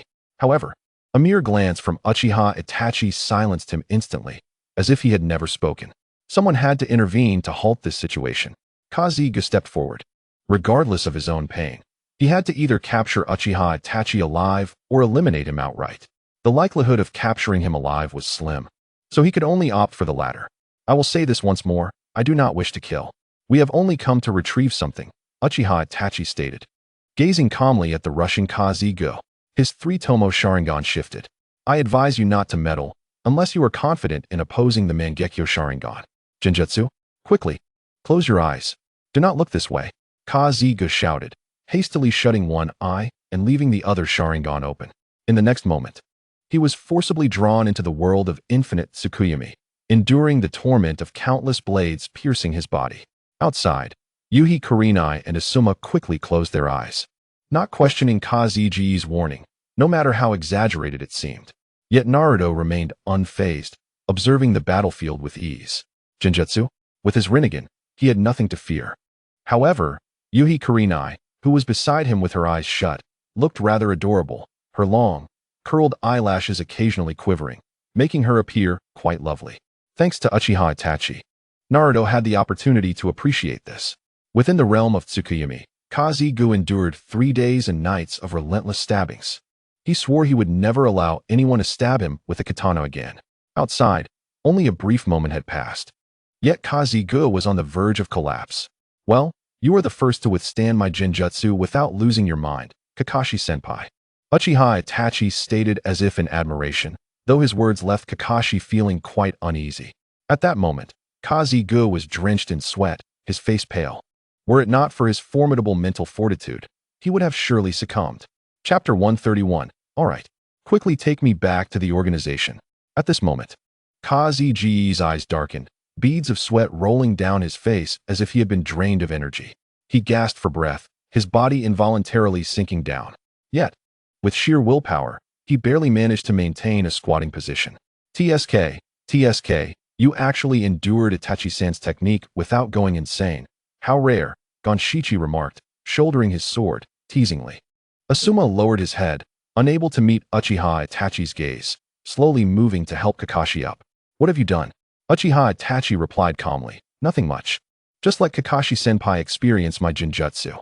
In another world, he was continuously stabbed for 72 hours.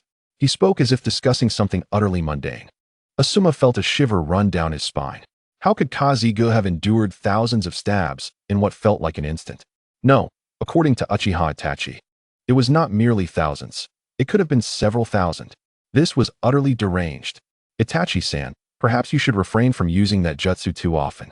Your eyes must be suffering, Gonshichi remarked, lowering his sword towards the two. A wave of piercing pain surged through Uchiha Itachi's eyes, feeling as though they were not his own. This was the price of utilizing Tsukuyomi. Although painful, Uchiha Itachi had long since grown accustomed to it, and merely shook his head slightly. It's nothing. Kakashi was filled with confusion. At the moment he fell under the genjutsu. Uchiha Itachi had clearly had the opportunity to eliminate him. Why did he not act impulsively? Had he chosen to strike, Kakashi would have either died or been severely injured. Even with Asuma by his side, Uchiha Itachi was accompanied by Gonshichi, who could certainly hold Asuma back. Perhaps the former prodigy of Konoha still held onto old sentiments? Or was there another motive at play? Kakashi managed to stand, his voice weak as he asked, "What is your purpose in coming here? Or are you here for Sasuke?"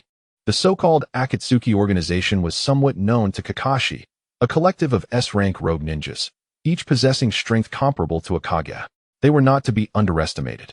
It was said that they operated in pairs, traveling the world to collect various powerful jutsu, even targeting the tailed beasts within Jinchuriki. If their intention was to capture the tailed beasts, then Naruto was in grave danger. Uchiha Itachi shook his head and replied directly, "No. We have come for the orphan of the 4th Hokage." As he spoke, Uchiha Itachi did not even bother to cast a glance at his younger brother, who had been sent flying. The second pillar, now with a broken wrist and having received a fierce kick, found himself temporarily incapacitated due to Itachi's controlled strength. Otherwise, he would surely have returned to cause trouble. Itachi was willing to hold back, but it remained uncertain whether Kisame Hoshigaki would extend him the same courtesy. After all, the second pillar was not his younger brother. The lack of restraint had left him battered, and facing their parents later would be a difficult explanation. Nanny? Their target is Naruto? Asuma exclaimed in shock. Naruto was a precious asset to Konoha, the strongest Jinchuriki and the village's greatest trump card. For this reason alone, they would never relinquish him. Furthermore, Naruto was the child of the 4th Hokage, Minato, and his wife, Kushina. Given these circumstances, handing him over would undoubtedly incite discontent among the elite ninjas of the village, leading to chaos within Konoha. On the ground, the second pillar felt a surge of irritation. How infuriating.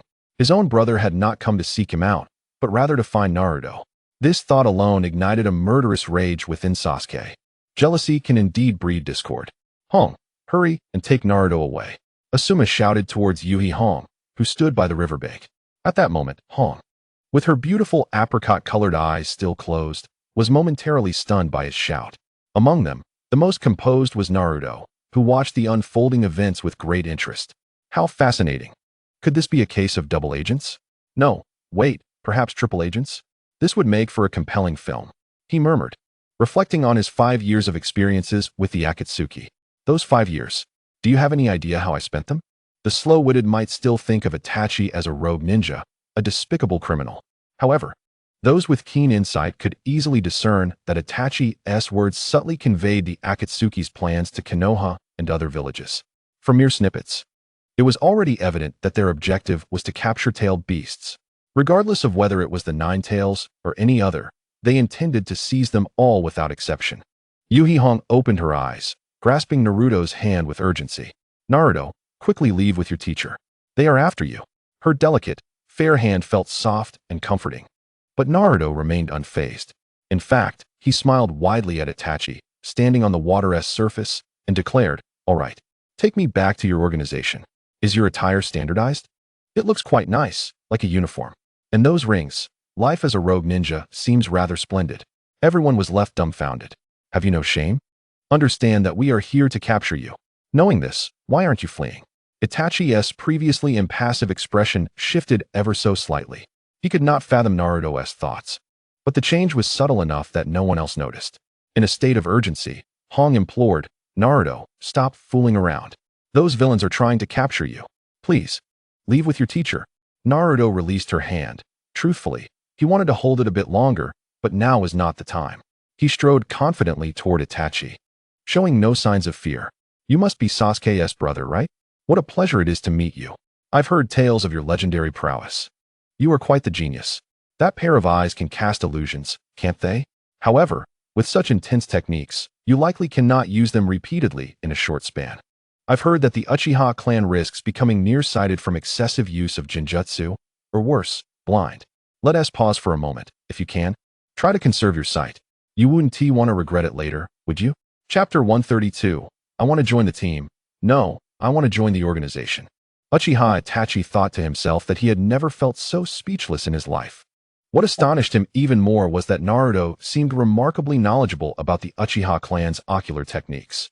Using Tsukuyomi indeed inflicted considerable strain on the eyes, and the thought of unleashing it twice in a row was daunting. Truth be told, Itachi felt a dull ache in his eyes already.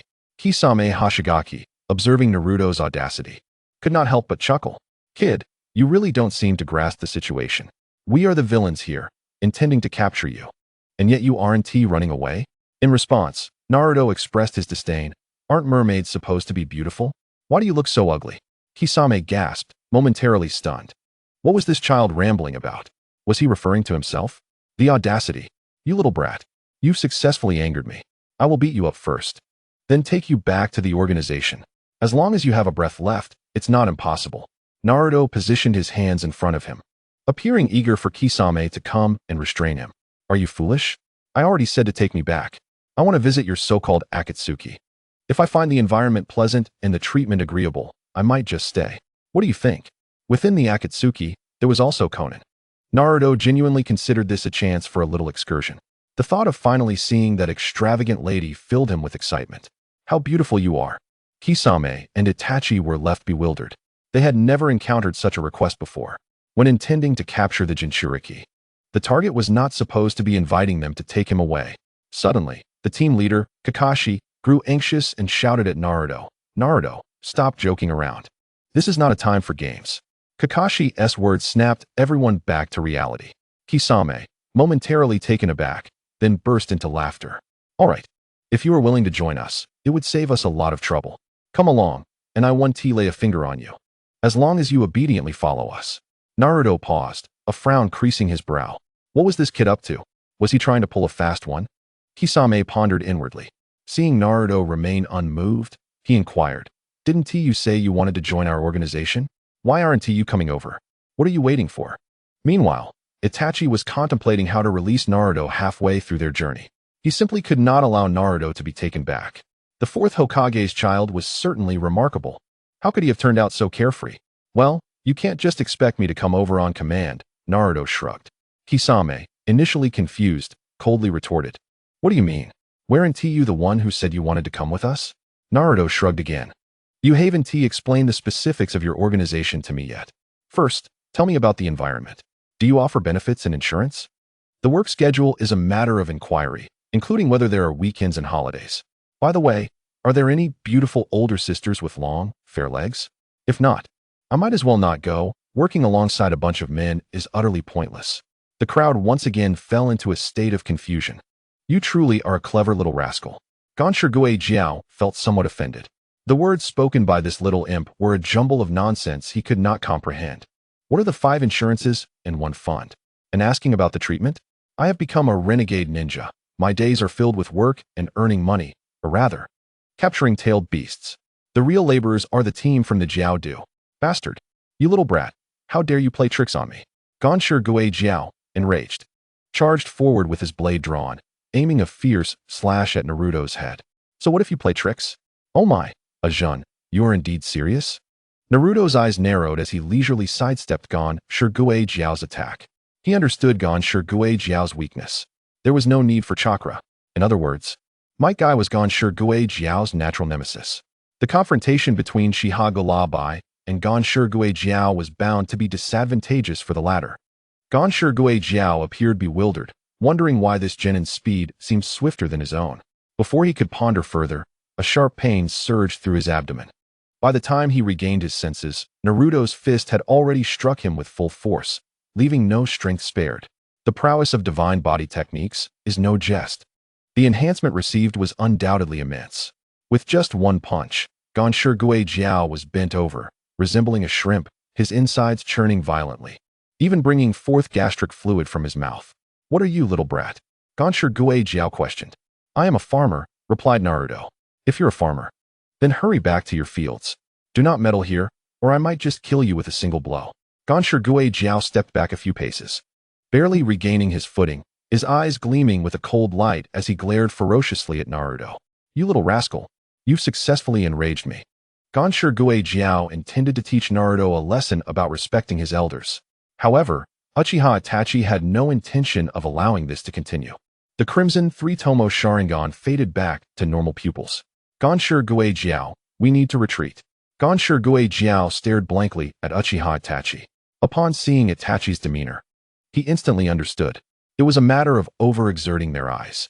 There was no choice. They could not afford to linger, as the other Leaf Village ninja might soon discover the anomaly here. After all, this was not their territory. If captured, the organization would not send anyone to rescue them. Spitting, Ganshirgue Jiao glared fiercely at Naruto. You little brat, luck is on your side this time. Next time, you won't be so fortunate. Seeing the two preparing to flee, Naruto immediately protested. Hey, didn't you say you would take me back? I want to join the team, no? I want to join the organization. Your pyramid scheme. Your ideals are lacking. I can help you enhance your sense of teamwork, promoting it throughout the ninja world, attracting more ninjas to the glorious evolution. The more Naruto spoke, the darker Ganshirgue Jiao's expression became. By now, he understood that this little brat was merely toying with them. He had no intention of joining the organization. Perhaps he truly did. But Ganshirgue Jiao would never allow Naruto to enter. He still sought revenge. Chapter 133, Cultural Ambassador. Naruto genuinely wished to join the team, yet unfortunately, they would not accept him. Uchiha Itachi and Ganshirgue Jiao departed, particularly Ganshirgue Jiao, who left in a rather disheveled state. On one hand, he was incensed by Naruto's words. On the other, he was humiliated by being struck without retaliation. Damn it, as a ninja for so many years, it was his first experience being hit without a chance to fight back. The frustration was unbearable. After Uchiha Itachi and Ganshirgue Jiao left, Asuma and Yuhi Kurenai breathed a sigh of relief, casting complex glances at Naruto. Really, that was close. You were dancing on the edge of a knife. Impressive. Thud. Meanwhile, Kaze-gu, who had been affected by the previous Tsukuyomi, could no longer hold on and collapsed into the water after Uchiha Itachi and the others left. Asuma, quick on his feet, pulled Kaze-gu up. This is not the time to talk. We should head to the hospital. Yuhi Kurenai felt it necessary to properly educate Naruto. Had Uchiha Itachi and the others truly intended to take Naruto, she and Asuma together would not have been enough to contend with them. Naruto, you cannot act so recklessly in the future, Yuhi Kurenai admonished. Naruto grinned and nodded yes. Yes, I promise. Yuhi Kurenai was somewhat speechless, feeling that Naruto had not truly absorbed her words. Whatever. For now, we need to treat Kakashi and assist Sasuke, who lies incapacitated nearby. At the Konoha Ninja Hospital, the door swung open with a crash as a tall, robust man with bushy eyebrows and bright eyes strode in swiftly. Kakashi, how are you? What happened? The newcomer was none other than Might Guy, his face etched with concern. Inside the ward sat Yuhi Kurenai, Asuma, and others. Yuhi Kurenai glanced at Might Guy. Guy, please lower your voice. Kakashi has fallen victim to a genjutsu and suffered significant mental distress. He needs to rest. Hearing this, Might Guy nodded apologetically. He then turned to look at Kakashi, who lay on the hospital bed, his eyes vacant, staring blankly ahead, his expression dazed. Most would have gone mad from the Tsukuyomi by now. The fact that Kakashi remained sane was quite remarkable. Resting won't be enough. I'll go fetch Tsunade and have her treat Kakashi. Meanwhile, a stout man entered the room, Jiraiya. His expression was grave upon receiving the news. He had rushed back without delay. Entering the ward, Jiraiya first glanced at Naruto, his heart finally easing upon seeing Naruto unharmed. The report had indicated that Naruto had not been abducted and that the group's target was indeed Naruto. This thought made Jiraiya worry. Now that he had seen Naruto safe, his anxiety subsided. Lord Jiraiya, are you going to fetch Lady Tsunade? Yuhi Kurenai inquired curiously. Jiraiya nodded, openly admitting, yes, according to the intel received. I can approximately pinpoint her location. I will go retrieve her. The position of Hokage may seem glamorous on the surface, but in reality, it is fraught with burdensome responsibilities. Jiraiya wouldn't accept it even if it were offered to him for free. However, he acknowledged the power it wielded, capable of shielding one from the world. Yet, he sought more than the confines of Konoha. He yearned for the forests and the stars, the vast oceans beyond, and the diverse beauties of different lands. While local girls may be lovely, they cannot compare to the allure of wildflowers. Clearing his throat, he added, I came here to take Naruto with me for a while. As part of his training, Jiraiya smiled and then grinned at Naruto. Naruto, you shall stay by my side for a while. I shall take you to experience some delightful pleasures. Jiraiya feigned nonchalance. The atmosphere within the room was already suffocatingly heavy. Coupled with the demise of Sarutobi Hiruzen, it weighed down on Konoha like a leaden shroud. Today, yet another ambush from that Akatsuki organization had compounded their misfortunes. Having Naruto by his side provided Jiraiya with a semblance of comfort. Heaven knows whether those Akatsuki members would make their presence felt again. All right, I have long wished to venture out. Staying cooped up in the village is unbearable. Naruto exclaimed with exuberance as he sprang to his feet. Visiting Tsunade. How could that not bring joy? He felt a surge of excitement at the prospect of meeting the illustrious Tsunade.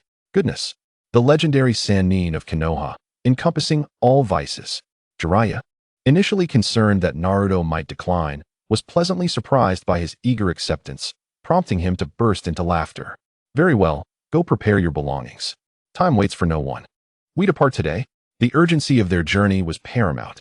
In this era, communication was not as advanced as in later times. A mere mobile phone would have sufficed. They couldn't afford to delay, lest they arrive only to find Tsunade had taken up another position.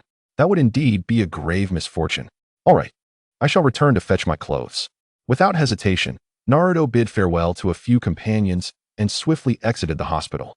Upon returning home, he packed his belongings and gathered a change of clothes, humming a cheerful tune as he dressed. With his bag slung over his shoulder, he left home, acutely aware that reality held countless extraordinary possibilities.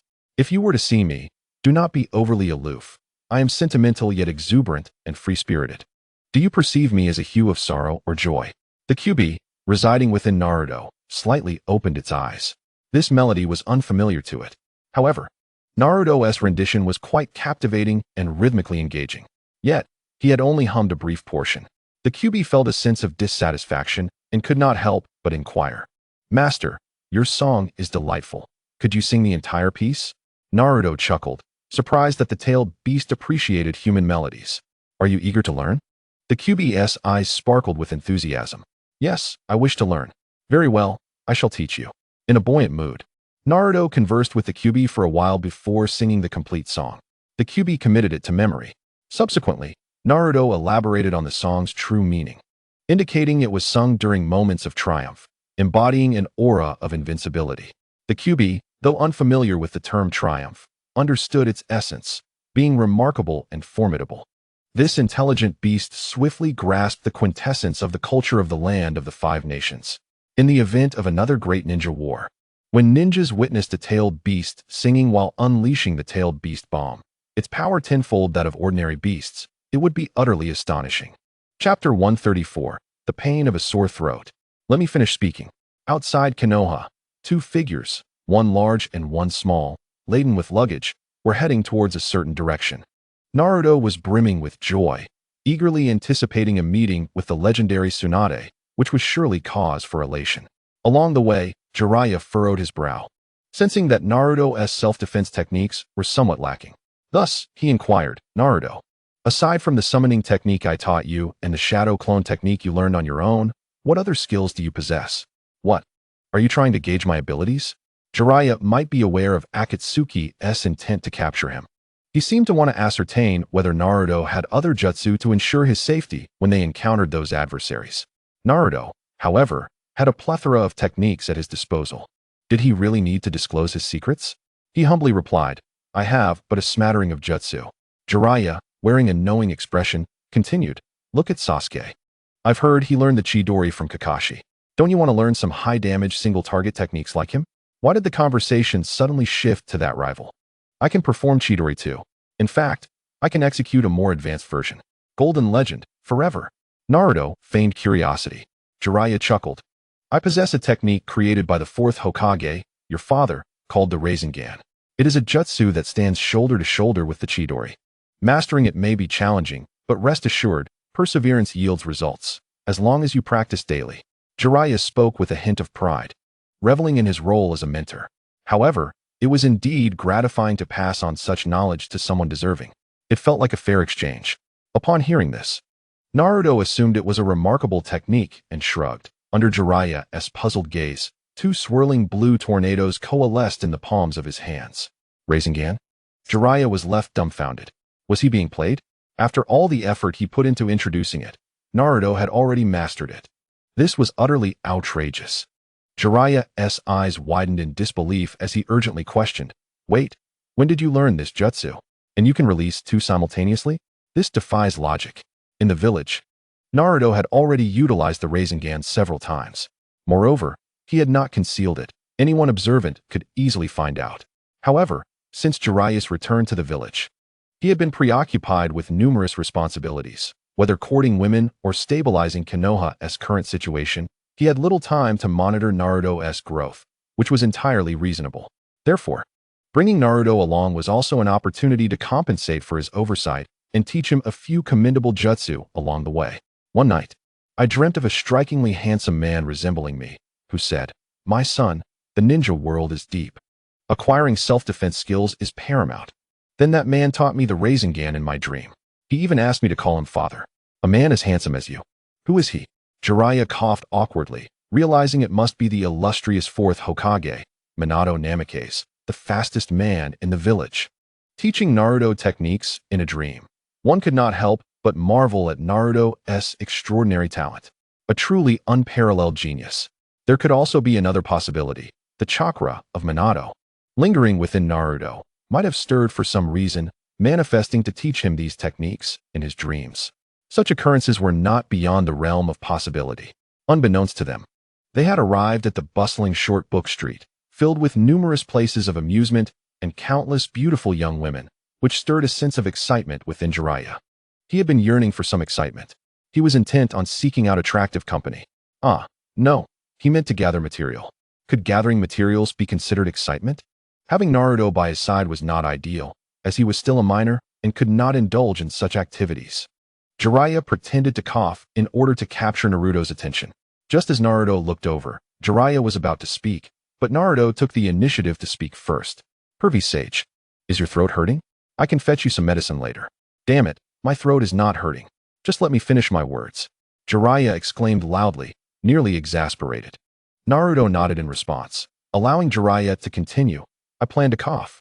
I'm going to gather some information related to Tsunade nearby to ascertain her whereabouts. That thought almost slipped out. Thankfully, he caught himself mid-sentence and quickly corrected his words.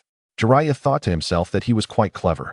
Naruto, unimpressed, remarked that it indeed sounded plausible. I think you needn't gather information. She might just appear at that location. Naruto casually pointed to the tallest building on the street. Jiraiya glanced over, puzzled. What is the cultural heritage of Duan-Si Street? What is the purpose of going there? Naruto replied, as the saying goes, standing tall allows one to see far. If we want to find Sister Tsunade, that would be a great spot. Jiraiya was speechless. While it was true that standing tall allows one to see far, how could they possibly find Tsunade if she was hiding in a shop playing video games or gambling? How could one discern that? You don't have the Byakugan. Can you really see through walls? If such a technique exists, please teach me. Noticing Jiraiya's frown, Naruto felt compelled to elaborate. Even if we can't see Sister Tsunade from there, it's the center of the area. If she were to gamble, she would likely choose a central location. Jiraiya found this reasoning sound. If he were to seek high-quality companions, he too should head toward the center, as higher spending typically attracts better quality. All right, let us go then, Jiraiya agreed. He did not expect to encounter Tsunade directly there. Rather, he planned to find a hotel to stay in and let Naruto rest while he enjoyed himself. Chapter 135. Successful meeting with Tsunade. A tremendous explosion reverberated through the air. Towering above Duan-Si Street, the most iconic building billowed a massive cloud of white smoke. A strikingly beautiful woman, possessing a classic oval face and an alluring figure, paused. Her expression calm as she surveyed her surroundings. She wore a loose gray top with a light green coat draped over it, and a black belt cinched her slender waist. Her lower half was clad in loose black trousers, leading down to her long, elegantly shaped legs, adorned with low-heeled black shoes that playfully revealed her toes. However, the emphasis lay not on these details.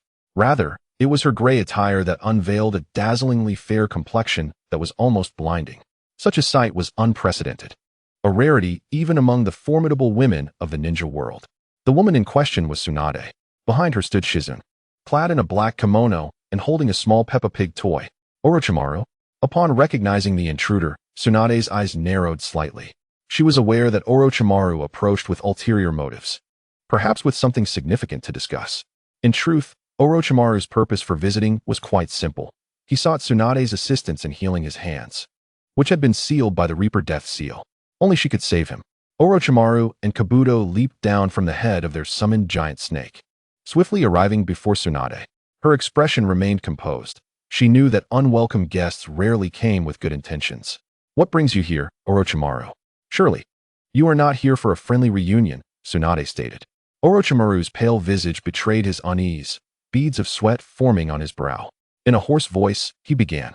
I have a favor to ask of you. Aware of Tsunade's character, he chose to be direct and straightforward. As he spoke, Tsunade scrutinized him closely and soon detected the erratic rhythm of his heartbeat. His hands, wrapped in white bandages, had not been raised since his arrival.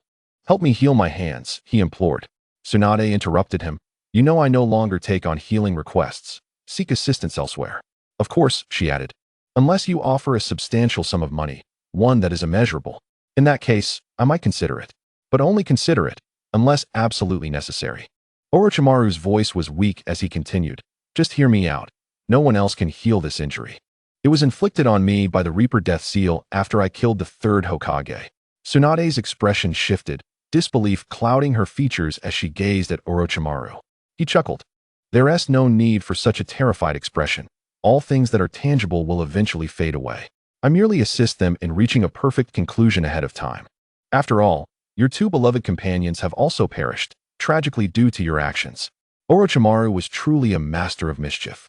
He had come seeking help, but had instead steered the conversation into dangerous territory. Negotiation requires leverage. Orochimaru, you rascal. Tsunade's face darkened, her lips curling into a beautiful yet menacing smile as her slender hand struck the wall behind her with a simple fist.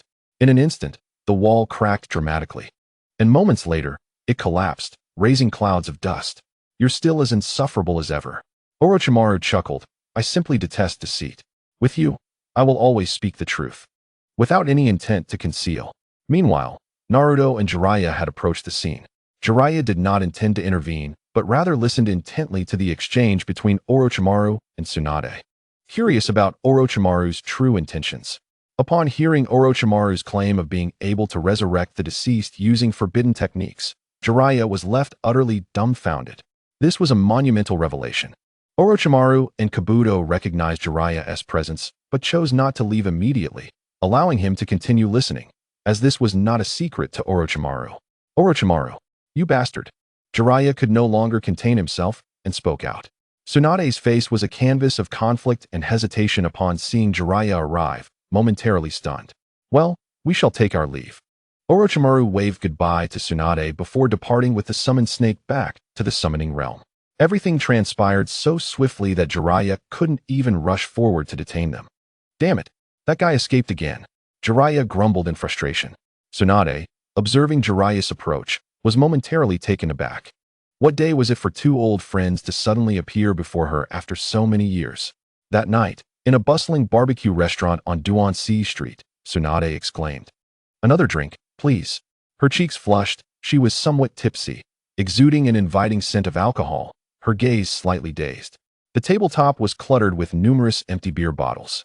As the waiter brought a fresh batch of drinks, Jiraiya uncapped a bottle and poured a glass for Tsunade, subsequently refilling his own. He then drank heartily. At that moment, Jiraiya was equally burdened with thoughts, remaining silent and contemplative. Tsunade, in contrast, was taken aback, wondering if the sun had risen from the west today. In the span of a mere afternoon, she had encountered the remnants of the legendary sanin of Konohagakure, Orochimaru, and Jiraiya. It was akin to a fan meeting their idol. An indescribable feeling of awe enveloped her. The atmosphere around them grew heavy and oppressive. In stark contrast, the most relaxed and carefree among them was Naruto, who was observing the inebriated Tsunade. It must be said that Tsunade was undeniably beautiful. Time had left no marks upon her visage. She remained youthful and alluring, exuding a charm reminiscent of a captivating beauty. With a voluptuous figure, a generous posterior, and a slender waist, she was strikingly attractive. Her face adorned with a glimmering light green gem nestled between her brows, evoking an irresistible urge to reach out and touch it. Chapter 136. Tsunade, am I really being teased by a child? On their way, Naruto had quietly advised Jiraiya not to broach the subject of the Hokage position immediately upon arrival. If Jiraiya himself was reluctant to assume the role, why burden an old friend with such a dilemma? Though Naruto did not voice this explicitly, the implication was clear. However, Jiraiya dismissed his concerns with a wave of his hand, believing Naruto was overthinking the matter. He had known Tsunade for decades. How could he not understand her character? Indeed, no one knew her better than he did. Earlier, while sharing grilled meat and a few drinks, Jiraiya had seized the moment to broach the topic of Tsunade temporarily taking up the mantle of the fifth Hokage. The ensuing events unfolded much as Naruto had anticipated. Without a moment's hesitation, Tsunade decisively refused. Naturally, why would she want to return to that troublesome place when there was so much freedom to be had elsewhere? The very idea contradicted her philosophy of wandering freely, gambling wherever she pleased. In other words, Tsunade cherished her autonomy. The notion of being tethered by a job was intolerable. If she was bound, how could she indulge in her love for gambling? The legendary sanin of Konoha were entangled in a world of desires and vices. One could only wonder if the Uchiha police would invite them for tea if they were still around. Let us not discuss the Hokage matter any further. Today was a rare occasion for old friends to reunite and rejoice. Let us enjoy our drinks and converse about other topics. Tsunade raised her wine glass, her cheeks flushed, exuding an enchanting beauty as she drank deeply from it, savoring the fiery yet exhilarating sensation. After setting her glass down, Jiraiya joined her in drinking, preoccupied with thoughts of how to persuade her to return. Each held their own inner turmoil, while Naruto, the observer, understood that they were both burdened by their own compelling reasons.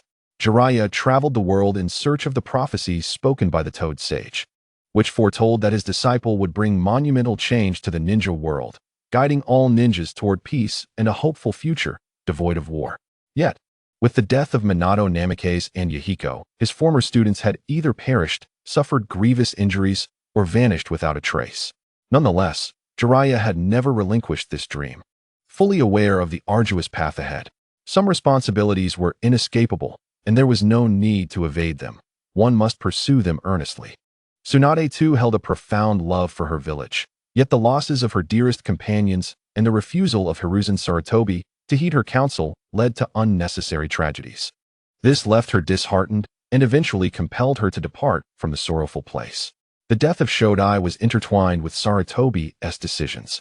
During the war, Tsunade had proposed that a medical ninja be assigned to each team to significantly reduce casualties. However, her suggestion was outright rejected, leading to her disillusionment with the village. As familiar faces continued to fall, she had grown numb, even developing a faint aversion to blood. It was a profound dishonor for a renowned medical ninja to faint at the sight of blood. Thus, she left Konoha, embarking on a life akin to that of a gambling deity, where she seemingly lost every bet. As the alcohol took effect, Tsunade began to feel a gentle haze settle upon her. She glanced at Naruto, narrowing her beautiful eyes, momentarily perceiving a resemblance to a familiar figure. Without conscious thought, she stood and leaned toward him. From Naruto's perspective, the strikingly pale figure before him swayed slightly. With a low emotional intelligence, one might think, is this a dangerous weapon of the human realm? Yet, with a higher emotional intelligence, one might muse, this woman must surely be of celestial origins. A rare sight in the mortal realm. As Tsunade drew nearer, a delightful fragrance enveloped him, a blend of her natural scent and the intoxicating aroma of alcohol, captivating his senses. Is this your new disciple, Jiraiya? Tsunade inquired, her gaze fixed on Naruto. Jiraiya nodded, confirming the truth of her observation, though he remained silent, preoccupied with thoughts of how to coax Tsunade back. Tsunade's enchanting eyes were locked onto Naruto as her plump, rosy lips parted. What is your name, little boy? As Tsunade spoke, a waft of alcohol escaped her lips, brushing against Naruto's face, even generating a warm breeze. Was this what the ancients referred to as a fragrant breath? Naruto smiled broadly. I am Uzumaki Naruto. Sister, you are truly beautiful. Despite her years, time had left her visage untouched. Compliments of her beauty filled Tsunade with delight, and a smile crept across her lovely face. I did not expect such sweet words from one so young. Pray tell, how many girls have you deceived with that charming mouth of yours? She teased, adopting a playful demeanor. Naruto, meeting her gaze with a smile, jested, Sister, you are mistaken. I have deceived none. Would you like to be the first? Although he appeared childlike, his handsome features, devoid of facial hair, combined with a mischievous grin, could easily disarm many young women. Yukino stood, utterly bewildered by the unfolding scene, her mind echoing with thunderous disbelief. Whose child was this? How could he dare tease Tsunade, one of the legendary sanin? Jiraiya was equally astonished, never having anticipated that Naruto possessed such charm when it came to courting women. Would this not mean he had a promising future? The most awkward moment undoubtedly belonged to Tsunade. Initially, she merely intended to tease Naruto, but unexpectedly, her playful banter backfired. Her cheeks, flushed and rosy, hinted at either embarrassment or intoxication. Her captivating eyes widened in surprise as she gazed at Naruto, rendered momentarily speechless. However, a tempest brewed within her heart. Having lived for so long, it was her first encounter with such playful teasing, especially from someone so significantly younger. Chapter 137. Tsunade, are you cheating? Your luck tonight is astounding. The atmosphere fell into a brief silence. Tsunade took a deep breath and returned to her seat, laughing awkwardly. Haha, Jiraiya. Where did you find this amusing disciple? You've truly made me laugh. As Tsunade's laughter resonated, her ample bosom swayed rhythmically, captivating yet painfully distracting. Such allure, visible yet untouchable, ignited a longing akin to yearning for something tantalizingly close yet unattainable. Jiraiya, somewhat annoyed, took another swig of his old wine, ignoring the bashful Tsunade. Nonetheless, Tsunade was no stranger to the world. Naruto's words merely caused her heart to flutter for a brief moment before she swiftly regained her composure. She began shuffling the playing cards on the table with remarkable skill, indicating that she had practiced extensively. Let's play cards. Hey, Naruto, do you know how to play poker? Naruto nodded, smiling. Sure, it depends on what you want to play. Do di ju, high card, tin peak, fishing chameleon. Tsunade paused, her lips twitching slightly. It felt as though Naruto, despite being younger, was more seasoned than her, knowing rules she was unfamiliar with. Jiraiya also raised an eyebrow, surprised by Naruto's knowledge. Goodness, instead of learning properly, you've picked up bad habits.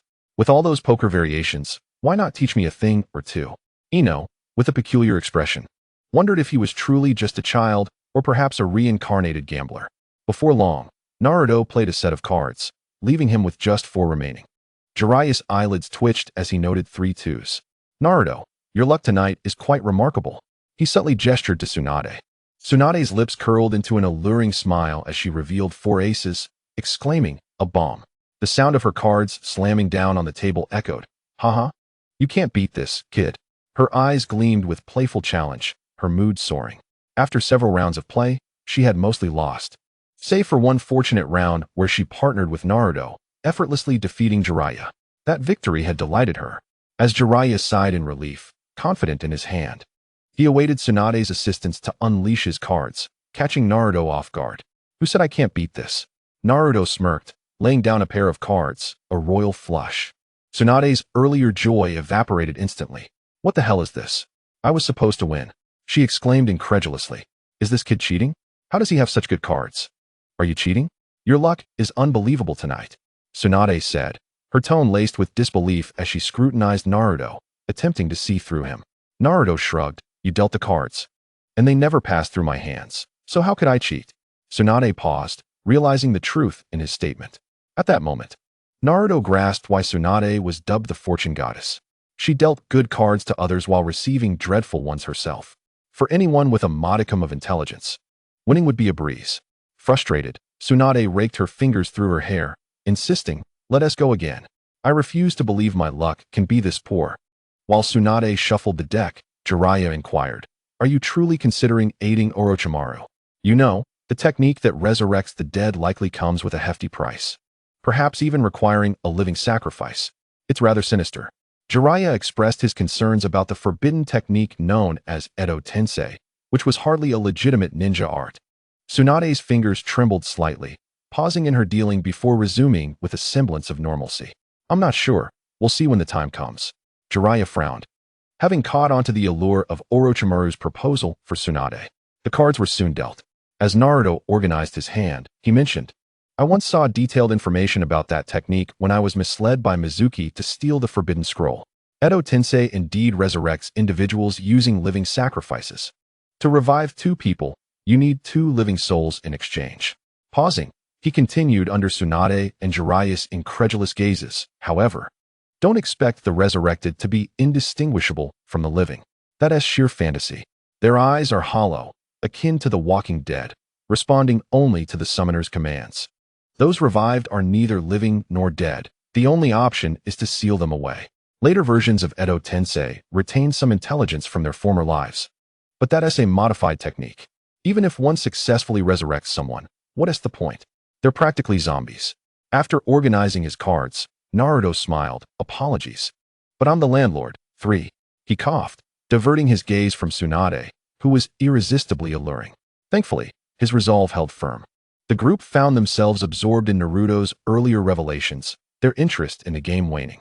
Jiraiya furrowed his brow, addressing Naruto seriously. What you just said, was it all true?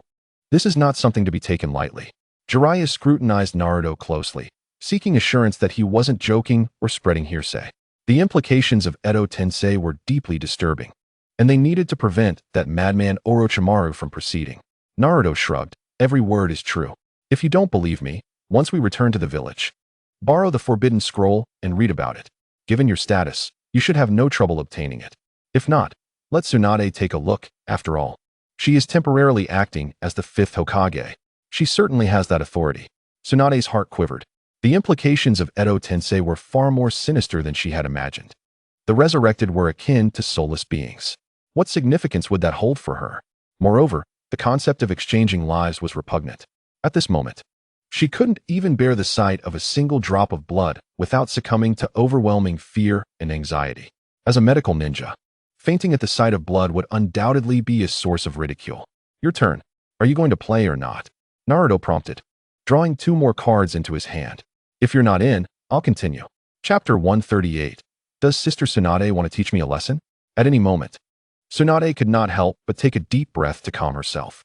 She pondered over Naruto's words and then smiled, her expression reminiscent of a young girl's innocent and romantic demeanor. Orochimaru's words cannot be trusted, so yours are credible? Indeed, Tsunade still had thoughts of the peaches. Although her homegrown peaches were far more delectable than those found in nature, Naruto couldn't resist the temptation of wanting to taste one. Aren't peaches fragrant? Naruto chuckled. I mentioned that you can return to the village and retrieve the seal book to read it. Wouldn't that clarify the truth? Such a simple matter. This statement left Tsunade momentarily speechless. It sounded somewhat peculiar, as if Naruto was indirectly suggesting her foolishness. Was it merely her misperception? After a moment of contemplation, Tsunade concluded that perhaps she was overthinking it. Naruto might not have intended such a meaning. Nevertheless, her words carried a certain depth. With her captivating peach blossom eyes fixed on Naruto, the corners of her beautiful lips curled into an alluring arc, her voice melodious. Look at you, so young yet clever. If I return to Konoha with you, will I ever be able to leave again? Do you think I'm foolish? There are plenty of acquaintances in Konoha. When the time comes, everyone will chatter incessantly, like 1,000 ducks trying to persuade me to stay. Tsunade felt a bit embarrassed and found it challenging to stubbornly continue on her path. Ultimately, she might truly be bound there. Furthermore, Naruto had just mentioned that to read the sealed book, one must first hold the position of Hokage, whether temporarily or permanently. In short, once she accepted this hot potato, it would be quite difficult to escape. Naruto smiled knowingly and remarked, "Although I may be young, I am certainly not lacking in other aspects." Thus, the moniker of being young and clever does not suit me. Jiraiya, also a seasoned veteran, instantly grasped the implication and secretly gave Naruto a thumbs up. His little disciple was indeed impressive. At this moment, he still remembered to drive. What was so appealing about an aging enchantress? She could not compare to those 18-year-old maidens. Jiraiya began to question Naruto's taste. On the other hand, Tsunade was stunned for a full minute before she regained her composure. Her face flushed slightly as she spat. "If you dare speak nonsense again, I will deal with you on behalf of your parents." Even though her face was slightly red, it was hard to discern whether it was from embarrassment or the influence of alcohol. In any case, Tsunade looked captivating, exuding charm and beauty. Naruto was momentarily mesmerized until he heard the system's voice in his mind. Ding dong. Congratulations to the host for triggering a selection task. Option 1. Let Tsunade handle you. Reward. Enhance the Ulua Spiral Pill. Option 2. Handle Tsunade and dispel her desire to revive her loved ones. Reward. Completely cures Tsunade's blood phobia. Method of operation. The host only needs to apply their own blood onto Tsunade. What? The Ulua Spiral Pill? Naruto nearly swore out loud. This system was utterly frustrating. To allow Tsunade to handle him and earn such a great reward. However, for those with particular preferences, they would surely be willing to accept this choice. Being handled by a beautiful older sister was not an unpleasant prospect, was it? Nevertheless, Naruto would not entertain such an idea. No matter how enticing the reward, he would not comply. The second option, while lacking immediate benefits for Naruto, could save him considerable trouble. For instance, persuading Tsunade to return and temporarily take over the position of the 5th Hokage. At present, due to his own lack of influence, he was not suited for that role. Moreover, Naruto did not have an immediate desire to become Hokage. His own power had yet to develop. Besides, he was also quite lazy. At that moment, the Hokage's position in Konoha was inundated with endless bureaucratic paperwork. Without Sarutobi Hiruzen's approval, upon Tsunade's return, she would be faced with over 10 days' worth of accumulated documents, which would certainly give her a headache. This was just one aspect. On the other hand, Naruto had not yet had enough of his carefree life. At his prime age, he should explore and enjoy life more. Why rush into work? People do not necessarily have to work. They only do so out of necessity. I choose option 2, Naruto declared to the system in his mind. Ding dong. Congratulations to the host for completing the selection. The reward has been automatically granted. Naruto neatly gathered the playing cards in his hands and placed them on the table. Glancing at Tsunade, he smiled. Sister Tsunade wants to handle me? That is fine. Let us go outside to spar. This place is too cramped for me to stretch my limbs. Jiraiya's eyelids twitched. Naruto, what are you doing? Are you crazy? Sparring with Tsunade? He had immense faith in Tsunade's abilities. With just a finger, she could easily defeat Naruto.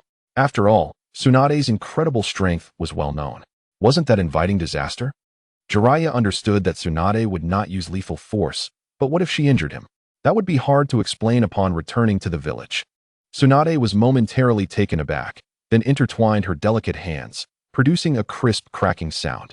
She stretched her muscles and said, "You said it yourself, if you get hurt, don't come crying to me. A gentleman takes 10 years to seek revenge, but a woman seeks revenge from morning till night." After Naruto's repeated teasing, Tsunade felt a mix of embarrassment and anger. Now that Naruto had actively proposed such a request, how could she possibly let him off the hook? Such a request was unprecedented. Who would willingly stick their neck out to be struck? It could only be said that he had guts. Jiraiya became anxious. Standing up and looking at Tsunade. "Tsunade, don't go overboard. This brat is the Jinchuriki of the 9 tails. If you hurt him, I won't have a good explanation when we return. Tsunade's eyes flashed with a glimmer before returning to normal. Although she had been away from Konoha for a while, she still kept herself informed of significant events. Moreover, the news of Naruto being the son of Namikaze Minato had spread a month ago, and it was being discussed in every corner of the streets. This was old news by now. Look at the current situation. There was no news to discuss. Orochimaru's assassination of Sarutobi Hiruzen was the latest gossip, which Tsunade had just learned from Orochimaru. But what did that have to do with her? Right now, all she wanted was to teach Naruto a lesson. Ignoring Jiraiya, she turned to Naruto and smiled. Since you're itching for a fight, I'll gladly help you out tonight for free. Let us go outside. Chapter 139. The Living Hua Tuo. Naruto treats Tsunade's blood phobia in the end. Jiraiya was unable to stop the two. As the night breeze blew gently, it felt rather refreshing. The cunning, pure white moonlight illuminated Tsunade's slightly tipsy, rosy face, making her look exceptionally beautiful. As a favor to you as my junior, I will only use one hand, Tsunade said, extending a slender, pale hand toward Naruto, beckoning him with a playful smile that rang like silver bells. Who is going easy on whom remains to be seen. Naruto also smiled and replied, Sister Tsunade is so kind, but be careful, I'm about to attack. As he spoke, a small, azure whirlwind of chakra appeared in his hand. Simultaneously, he drew a kunai from his waist. Tsunade was initially taken aback, then narrowed her eyes slightly, watching with keen interest. Little brat, I didn't expect you to have learned the spiral pill. Jiraiya taught you, didn't he? Jiraiya, who was watching from the sidelines, looked somewhat grim. I didn't teach him. I certainly did not. Don't slander me. That was a lesson from his father, and it has nothing to do with me. Jiraiya observed nearby, keen to ensure that Tsunade did not inadvertently harm Naruto. Here I come. Naruto called out as he charged towards Tsunade with remarkable speed. Tsunade's expression shifted. Such velocity. Naruto aimed his Rasengan at Tsunade's abdomen, yet he held back. Otherwise, two shadow clones should have appeared behind Tsunade to attack her simultaneously. It was somewhat impressive. But without understanding the opponent's hidden cards or the jutsu they would employ, acting rashly could lead to significant consequences. Tsunade easily evaded the strike by sidestepping. She then extended a slender finger, intending to deliver a sharp blow to Naruto's forehead. For others, such a strike might only result in a minor sting, but before Tsunade, a single blow could send someone flying several meters. Even with Naruto holding back, he had no desire to be knocked down by her. Who knew if a strike elsewhere would simply erase him entirely? A chilling thought indeed. Naruto crouched down, skillfully dodging Tsunade's impending strike, and then spun the kunai in his left hand a full 360 degrees. Just as Tsunade assumed Naruto was about to attack, something astonishing occurred. The kunai in Naruto's hand halted, and without hesitation, he sliced open his own palm. Blood dripped from his hand. At that moment, it was as if thunderous drums echoed within Tsunade's heart, the sound deafening. Her initially calm gaze transformed into one of terror. Her beautifully classical face turned pale, and her plump lips trembled. It felt as if all strength had been drained from her body. Her legs weakened, nearly causing her to collapse. Naruto, what do you mean by this? Ino shouted anxiously. However, rushing over now seemed impractical. The youth lacked any sense of ninja ethics. Resorting to such underhanded tactics against a person with blood phobia like Tsunade was utterly shameless. Naruto, don't act recklessly. Jiraiya similarly shouted, having already dashed forward. Uncertain of Naruto's intentions, he felt compelled to intervene. Realizing time was short, Naruto thought, restore the situation, Tsunade. All he needed was for his bloodied hand to touch her. With his current height, he felt rather awkward, nearly 2 heads shorter than Tsunade. Thus, his target was her fair, jade-like hand. A mere touch would suffice. While blood might seem trivial to most, for Tsunade, it represented a lethal poison. As Naruto's right hand inched closer, Tsunade could no longer maintain her composure and collapsed. The sensation was indescribable, soft and jelly-like, incredibly bouncy and smooth. He had made contact, albeit in an awkward manner. Blood stained the pristine surface. An exhilarating feeling that Naruto could not resist, he instinctively squeezed. Tsunade's lips parted slightly, and she let out a soft gasp, her eyes becoming somewhat dazed. At this, Naruto snapped back to reality and hurriedly withdrew his hand. Although reluctant, he was acutely aware of Jiraiya and Ino watching. Jiraiya gasped, disbelief etched on his features. His apprentice was audacious indeed, daring to take liberties with Tsunade. Clearly, He had learned well. Cough, cough. Jiraiya approached, his expression stern as he inquired, Naruto, what have you done? Tsunade has a blood phobia. Don't tell me you were unaware. Ino rushed over, draping her clothing over Tsunade. Lady Tsunade, please do not scare me. Are you all right? We must go to the hospital. Her hands trembled in worry. Meanwhile, Tsunade shivered uncontrollably. Ino, furious, turned to Jiraiya, demanding, Lord Jiraiya, what on earth is happening? I expect an explanation. Jiraiya was equally bewildered. You ask me? Who am I to ask? Naruto, you have committed a grave error. Do you realize that? Jiraiya turned to Naruto. You must explain yourself today, or this matter will be difficult to resolve. Jiraiya's mind raced. If anything happened to Tsunade, he would sell his underwear to ensure her safety. As for Naruto, he could take some money and flee on a boat, never to return to Konoha, lest he become a pariah. Yet both had overestimated the situation. Tsunade merely experienced a brief adverse reaction and soon began to recover. I think I'm all right, she said uncertainly. Her complexion had returned to a healthy hue, no longer as pale as before. Her trembling form gradually stabilized. Ino and Jiraiya exchanged glances, relieved yet still confused. Fortunately, the system's reward did not deceive me. Otherwise, it would have been disastrous, Naruto thought. He couldn't deny that the sensation was delightful. He almost wished to assist Tsunade again. Chapter 140. Changed facial cleanser brand. Lady Tsunade, is your blood phobia cured? Ino asked, her tone a mix of excitement and uncertainty. Tsunade, equally bewildered, glanced down at the blood on her chest, feeling nothing at all, even finding it somewhat amusing. Is this really blood? Tsunade laughed joyfully, rising as if nothing were amiss, declaring, yes. My blood phobia has inexplicably vanished. I no longer fear blood at all. With a confident stance and a hand on her hip, she proclaimed, from this moment on, the legendary sanin shall return, and this place shall be renamed Tsunade Square. No longer afraid of blood? Naruto pondered. So, she no longer feared it at all. Quite intriguing.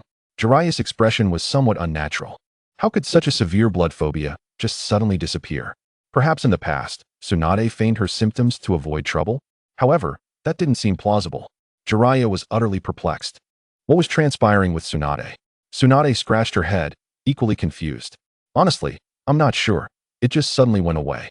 The three conversed, their gazes converging on Naruto, who seemed to hold the answers. Tsunade, in a remarkably good mood, approached Naruto with a glimmer in her eyes, akin to a cunning wolf closing in on its prey. Naruto stepped back, wary. What do you intend to do? Tsunade licked her dry lips, her melodious voice cutting through the tension. Did you do this, Naruto? You must have employed some special means to cure my blood phobia, right? Tsunade pressed forward, determined to extract the truth from him. Jiraiya and Ino looked on with equal curiosity. A healer cannot heal themselves. Observe Tsunade, a renowned medical ninja in the shinobi world, who is unable to cure her own ailment. Yet, Naruto has managed to heal her. Could it be that Naruto possesses extraordinary talent in medical ninjutsu? Tsunade gazes intently at Naruto. If he truly possesses such a gift, she would not hesitate to compete with Jiraiya for him as a student. Sister wants to know? Naruto smiles. Tsunade takes a deep breath, her eyes gradually sparkling with excitement. Indeed, there is something. I want to. Tsunade responds without hesitation. With the goal achieved, Naruto chuckles. Then don't return to Konoha. Let me take the position of Hokage. There are Hokages every year, and this year it's my turn. Directly telling Tsunade to return and assume the Hokage role would surely not yield favorable results, as no one appreciates being ordered around. People prefer to act of their own volition rather than being compelled to follow someone else's will. Thus, Naruto phrases it this way. Tsunade's body stiffens momentarily, her formidable presence causing Naruto to feel an immense pressure. She has now overcome her fear of blood, and truthfully, she does wish to return and take on the role of Hokage, not only for her grandfather, the first Hokage Senju Hashirama, but also to fulfill the wishes of two others who have passed away. Influenced by numerous factors, Tsunade feels compelled to return, as it is essential to safeguard the hard-earned legacy. Her fair, slender fingers gently rub Naruto's forehead. Tsunade cannot help but let out a chuckle. You're still so young, lacking experience. You're not ready to bear the Hokage's banner. You still need to train more. A glimmer of joy flashes in Naruto's eyes, as it seems Tsunade is finally warming up to the idea. Naruto presses on, nonsense. The only man worthy of being the fifth Hokage is me. The rest can step aside. His words carry a deeper meaning, reflecting the profound essence of the culture of the land of the rising sun. Tsunade and the others fail to grasp the underlying implications of Naruto's statement. Huh. I've already said that at your age, you're not qualified. Naruto retorts, if I'm not qualified, then are you? Tsunade responds with a smile, remaining silent for a moment before asking, hurry up and tell me how you healed me. Is there a reward for sharing? Naruto grins widely. Tsunade arches her brows. What kind of reward do you desire? Naruto swallows hard, his expression becoming somewhat conflicted. That might not be appropriate. Noticing this, Tsunade urges him, what is it? Just say it already. Don't be so wishy-washy like a little girl. Are you a man or not? Why not give it a try? After you do, you'll know. Naruto refrains from saying this directly, as at his current age, his body does not permit him to pursue such endeavors. Moreover, Tsunade is the only goddess in the shinobi world who has retained her youthful appearance. Unlike other beautiful women who have succumbed to age, Tsunade remains an enchanting beauty, effortlessly surpassing those in their 30s, such as Yamanaka Ino, by a considerable margin. I have been an orphan since childhood, growing up all alone. During those times, I often wished for an elder sister to take care of me. Naruto, channeling his inner actor, speaks with a hint of emotion, his gestures and expressions perfectly synchronized.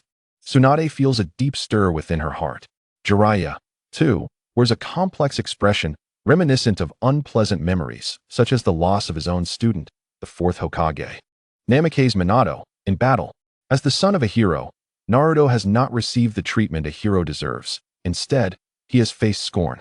Jiraiya, having spent years away, lacked the time to visit Naruto. Ino's eyes shimmer with empathy, reflecting a shared understanding. Sensing the moment is ripe for emotional appeal, Naruto continues, it's true. The past is the past. My only wish now is to have someone hold me, to feel the warmth and kindness of humanity. Indeed, it feels gentle. Naruto struggles to suppress his urge to laugh. Just as he finishes speaking, he is immediately enveloped by a sensation of warmth and tenderness. It feels as if he has changed to a brand of facial cleanser. Alongside the tactile sensation, a delightful fragrance wafts through the air. If only time could freeze at this moment, life is truly worth living. Several days later, Tsunade arrives as promised to treat Orochimaru's arms. Although it is termed treatment, her true intent is to deliver a decisive blow to Orochimaru. Leaving him alive would pose a threat to the village, as Konoha can no longer harbor such a notorious rogue ninja. Of course, Tsunade is determined to eliminate Orochimaru, especially since she is contemplating a temporary return to take on the Hokage position. After all, it would merely be a temporary role, and if she does not perform well, she could be replaced. Tsunade sets off alone, administering some medicine to Jiraiya for his stomach pain while leaving Ino and Naruto behind. However, does she think Naruto is so easily deceived? In truth, when Tsunade confronted Orochimaru, Naruto also arrived.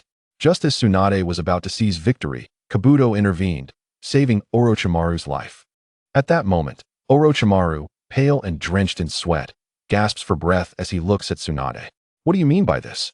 Tsunade's gaze sharpens, her neck cracking as she warms up, casting aside her green coat, revealing her impressive physique. You two disgraceful scum from your villages. Today I shall put an end to you. With that, Tsunade charges forward. Orochimaru, unable to move due to his bound hands, can only retreat repeatedly. With a thunderous crash, Tsunade's fist lightly grazes the wall, instantly causing it to crumble. Orochimaru watches in trepidation, still haunted by her fearsome strength. Kabuto, be careful not to get hit. Honestly, Kabuto is in a frenzy. Is this strength even human? One punch could kill a cow.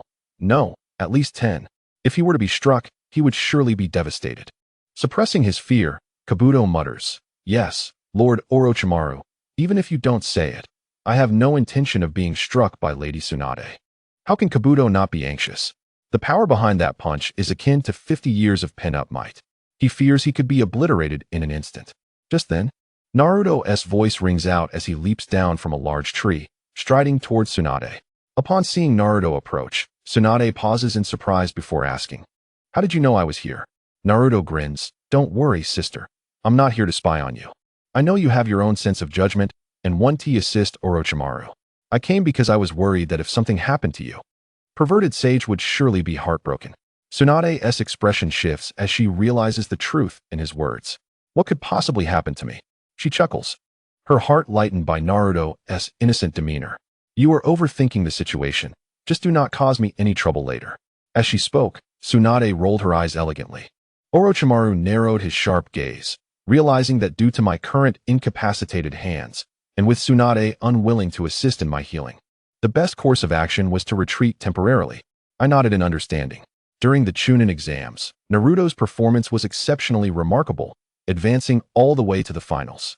Had it not been for the incident involving the defeat of Sarutobi Hiruzen, Naruto might have successfully been promoted to Chunin. What puzzled me was Naruto's sudden withdrawal from the third match, as he was already aware of their plan. Want to leave? It won't be that easy. Tsunade took a deep breath, her expression firming as she leaped gracefully over 10 meters. Upon landing, her fist was aimed squarely at Orochimaru's face, which she found utterly detestable. Although she could not retaliate, evasion was still an option. Both Orochimaru and I retreated hastily. The spot where we had stood was left with a massive crater, enough to send chills down anyone's spine. Naruto pursued closely, but he refrained from recklessly entering the center of the battlefield, instead allowing Tsunade to take the stage and perform. While he observed, he remained vigilant against any underhanded moves from me, knowing full well that I possessed numerous hidden weapons. Should Tsunade fall victim to a trick, it would not bode well for Naruto, a scenario he was keen to avoid. As the skirmish unfolded, the four of us fought from the streets to an open space outside the city. With nowhere left to retreat, Orochimaru exasperatedly declared, "Tsunade, I will handle this. You deal with that brat, the Jinchuriki." I felt a wave of disappointment wash over me. I had hoped to face the legendary sanin, Tsunade. However, since Orochimaru had spoken, I decided to take my leave. In truth, while I felt a tinge of regret, I was mostly relieved. My plan was to deal with Naruto first, then use him as leverage against Tsunade to compel her to assist Orochimaru in healing his hands. The more I contemplated, the more I felt like a cunning strategist. While Orochimaru engaged Tsunade, I stepped forward, blocking Naruto's path. "You'll be facing me, brat." Upon seeing me, one of the major antagonists from the later stages, Naruto chuckled. It was evident he had been watching me during the Chunin exams, though he quickly lost interest. After all, I was hardly a captivating sight. "You are Kabuto, correct?" Naruto inquired, looking at me intently. I was momentarily taken aback, then somewhat bewildered, pointing to myself. "Do you know me?" Naruto shook his head. "No, I don't." "Then why the hell are you talking?" I felt as if I had been mocked, a surge of murderous intent rising within me. "If I'm not mistaken, you're Uzumaki Naruto, right?" "We met during the Chunin exams," I remarked with a smile, knowing well that as a spy, I had gathered such trivial information. Knowing Naruto was hardly a surprising revelation. Naruto extended 2 fingers, presenting me with 2 choices: to surrender willingly or to be defeated into submission. "Kabuto, you and Orochimaru have reached a dead end. Lay down your weapons and surrender, and I, Naruto, can guarantee your safety." He continued, "Surrender, and you may live. Refuse, and you shall face dire consequences." My eyelids twitched. I detest being threatened above all. "Are you threatening me?" Naruto shrugged, cheerfully confirming, "Yes, I am indeed threatening you. Negotiation requires leverage. Do you possess any?" Chapter 142. What? Such a fortuitous occurrence? This was intolerable. I felt cornered, especially when Naruto mentioned that negotiation requires capital. It felt like an insult. Without showing any emotion, I reached into my ninja tool pouch, swiftly retrieving several silver needles coated with a paralyzing agent, launching them towards Naruto. The quantity I applied could incapacitate a bear weighing several thousand pounds. What would it do to a human? It was normal for an average person to remain unconscious for a week, while even skilled ninjas would require 2 or 3 days of slumber. Naruto, caught off guard by my sudden ambush, leaped aside to evade the incoming poison needles. However, I was relentless, quickly producing more of the silver needles and continuing my assault. In that moment, I felt like a relentless tormentor. I could not rest until I pierced Naruto. With a crackling sound, Naruto's hands were enveloped in a golden arc of electricity. He then clapped his hands together, forming a violent current that created a barrier before him, deflecting the incoming silver needles. While others required hand seals to unleash techniques like Chidori, Naruto could condense his chakra simultaneously with both hands, demonstrating remarkable control. He attempted to merge the 2 Chidori together, and to my astonishment, he succeeded, creating a phenomenon where the currents could conduct electricity directly between them. resulting in an effect far beyond simple arithmetic. My eyes widened in disbelief. When did this boy acquire such an extraordinary technique? Having encountered numerous formidable ninjutsu throughout my life, I could wager that being struck by those currents would certainly result in fatal consequences, even for someone well-versed in medical ninjutsu. Naruto, Tsunade, Jiraiya, and Shizune arrived at the scene. Shizune appeared unscathed, while Jiraiya staggered as he approached, clutching his stomach, evidently suffering from the effects of Tsunade's potent medicine. With her prowess, even Orochimaru, despite his injuries, would struggle to contend with her. However, with Jiraiya's assistance, the odds shifted against him. Kabuto, we should retreat quickly. Upon receiving Orochimaru's consent, I felt an immense relief. Engaging in battle with Naruto, I knew I had no guarantee of escaping unscathed, so retreating was the wisest choice. Simultaneously, Naruto's Chidori dissipated, morphing into a Rasengan. I took a deep breath, staring at Naruto in disbelief. What the hell? Are you serious? As I cautiously watched him, I began to retreat. Naruto pursued, maintaining a safe distance, as if he were struggling to keep up. In reality, he was merely toying with me. I couldn't afford to dwell on that. My priority was to escape. As a mere Konoha Genin, I was unable to contend effectively against Naruto. What's more, facing Jiraiya, one of the legendary sanin, was an entirely different matter. Naruto, leave that one behind. One of them must remain. Tsunade commanded, then directed a powerful punch towards Orochimaru. Even Tsunade, who is known as one of the legendary sanin alongside Orochimaru, is not particularly suited for combat on the battlefield. After all, her primary role is healing, while fighting is merely a secondary concern. Consequently, Orochimaru effortlessly evaded her attacks. On the other hand, Naruto made a vow, stating resolutely, "For my sister, I must capture that wretched beast." His words carried an intensity that suggested he truly meant it. Yakushi Kabuto was baffled by why Naruto had allowed him to escape, yet he had already reached Orochimaru's side. The two stood atop the colossal serpent summoned by Orochimaru. In the next instant, a massive cloud of white smoke erupted, and their figures vanished from the scene. It was already impressive that Jiraiya managed to arrive. Especially given his troubled stomach and the frantic pace he had to maintain, it had exhausted him considerably. "What is going on with you, little brother?" Tsunade inquired, placing her hands on her hips and approaching Naruto with a slight frown. Despite Naruto's impressive acting skills, he had several opportunities to restrain Yakushi Kabuto but chose not to act, leaving Tsunade perplexed. As she drew closer, a delightful fragrance wafted through the air. At that moment, beads of perspiration glistened on Tsunade's forehead, trickling down between her formidable assets. Naruto quickly feigned ignorance, scratching his head and saying, "What's the matter, sister? I don't quite understand." Almost immediately, he felt a sharp pain in his ear. It was his first injury. Tsunade had grasped his ear with her slender, delicate fingers and, with a smile that barely concealed her irritation, questioned, "You had the chance to capture Yakushi Kabuto. Why did you let him go? Don't tell me you didn't have the opportunity. I saw it with my own eyes." Her words were laced with a fragrant undertone that was intoxicating. Naruto, channeling his inner actor, let his face droop. "Sister, you're terribly unjust. If I could have captured him, I surely would. The problem is that I couldn't. Wanting to hold on, but not being able to is the loneliest feeling. Besides, you know I'm just a lowly genin from Konoha." He asked one of Orochimaru's closest confidants. Who knows what hidden tricks he might possess? Would you really let your little brother get hurt? As he spoke, Naruto cast a pitiful glance at Tsunade, even feeling a bit nauseous at his own theatrics. Had it not been for the need to mislead Tsunade, he would have endured it in silence. Tsunade pondered for a moment, finding some merit in Naruto's words. If he were to get injured, she would have no way to explain it to Jiraiya. It is said that a woman's desire for revenge is quite strong. With a slight tug on Naruto's ear, she released him only when he cried out for mercy. Tsunade turned away, snorting lightly. "This is the last time. If I catch you letting an opponent slip away again, it won't just be a tug on the ear." "Wait, what? Is there something worse than that?" Naruto thought as he glanced down, instantly flushing red, deciding it was better to avoid such thoughts altogether. This was a matter of his own happiness and should not be taken lightly. Tsunade sought to take advantage of the situation. Chapter 143. Naruto, do you think we've been duped? In the following days, Tsunade was finally persuaded to return and assume the position of the 5th Hokage. On this particular day, the four of them continued their journey. Passing through a small town famous for its hot springs, Tsunade's gambling addiction flared up.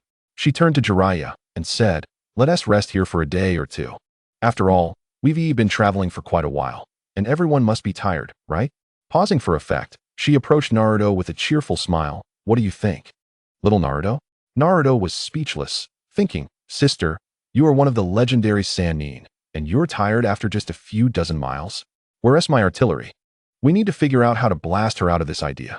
This was not the time for games. The village was in a precarious situation, and they needed to hurry back.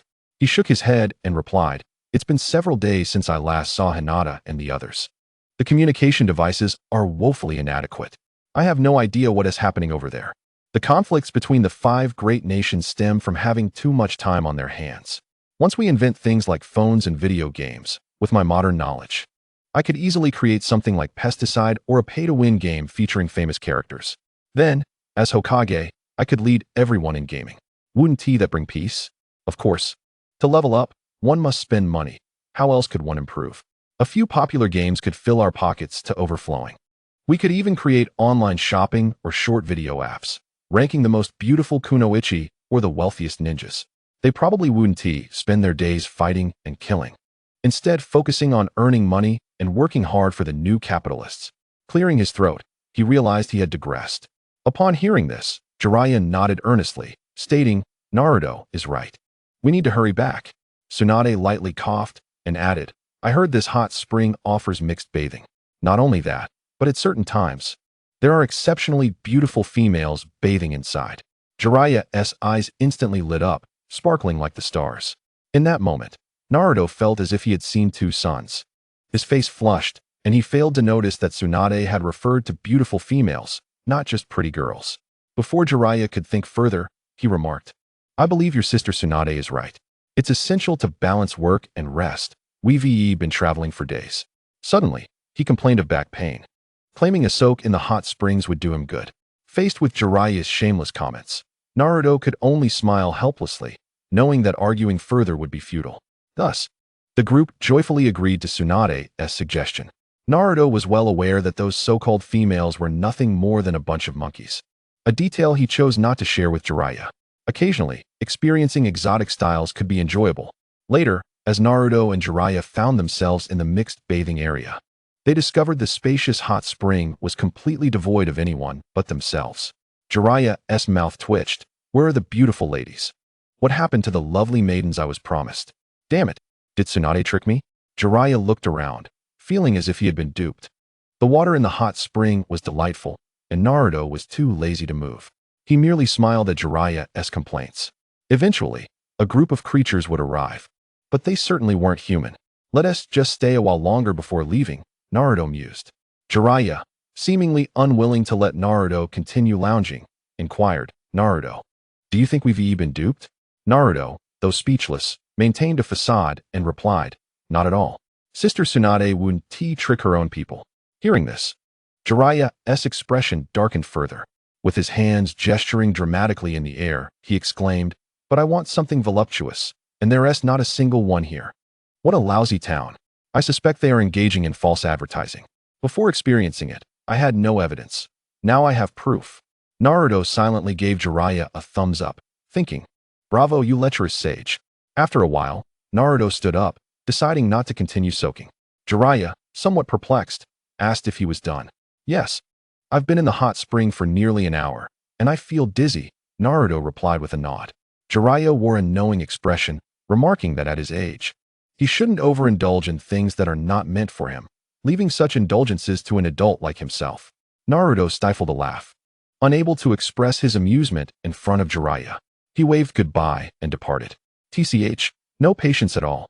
How can one achieve great things like this?" Jiraiya muttered after Naruto left.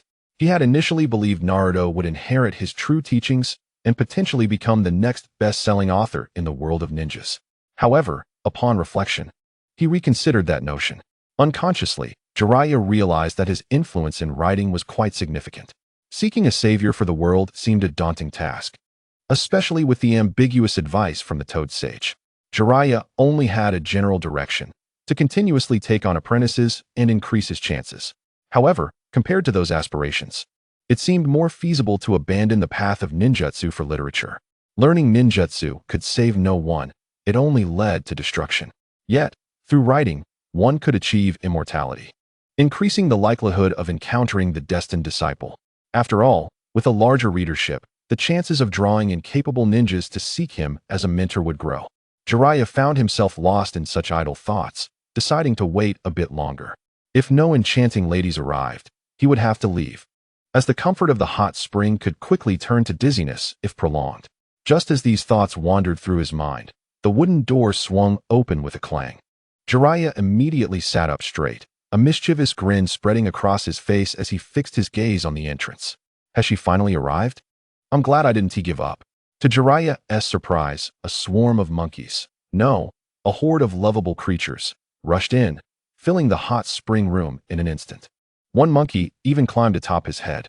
Jiraiya's expression morphed rapidly, shifting from excitement to confusion, then to existential dread, culminating in an exasperated plea for destruction. As he felt utterly drained. Meanwhile, Naruto, stepping out clad in a bathrobe, found himself in the cool evening breeze, far removed from the bustling chaos of the city. Here, an indescribable tranquility enveloped him. As he prepared to take a leisurely stroll before returning to rest, he spotted a graceful figure not far away.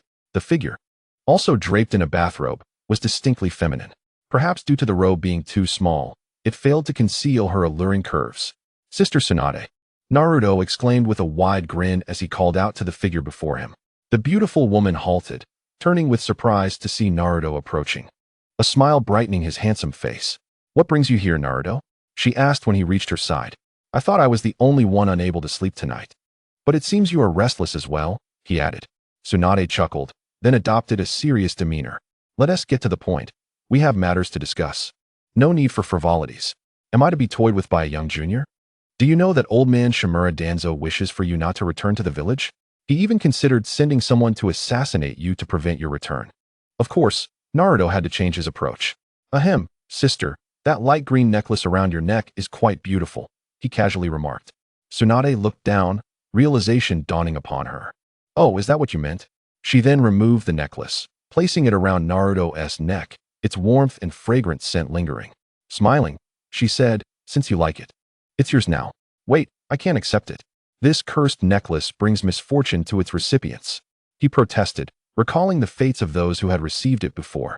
But Naruto found himself intrigued, playfully commenting, Sister Tsunade, does this count as a token of affection?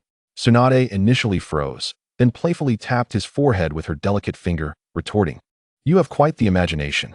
The playful banter continued, as Naruto noted her golden hair, damp from the hot spring, cascading down her back.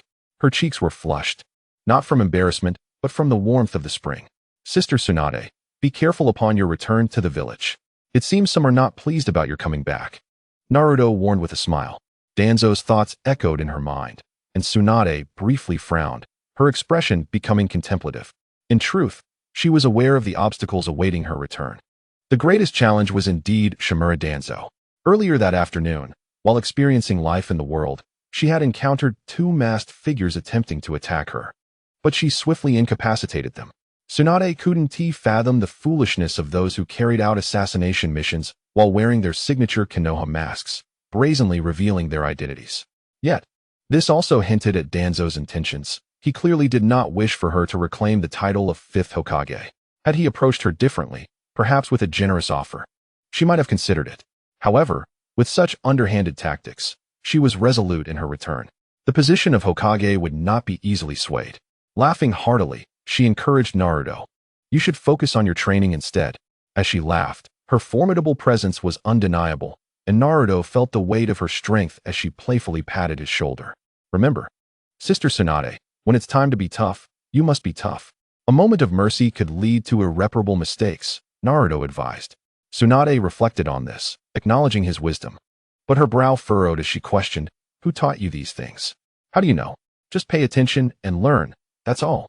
Do I need to explain where I learned it? He replied lightheartedly. It was Lord Danzo who once summoned me and shared these insights. During the Chunin selection exams, he had even advised not to hold back against opponents, whether they were from within or outside the village. Within the village, there exists a hierarchy of power. with the elite ninjas participating in competitions being the most formidable. This reality stifles the potential of some exceptionally talented individuals outside the village. Naruto decisively tossed a pot onto Shimura Danzo's head, reflecting his disdain. It is unlikely that Tsunade would foolishly confront Shimura Danzo directly.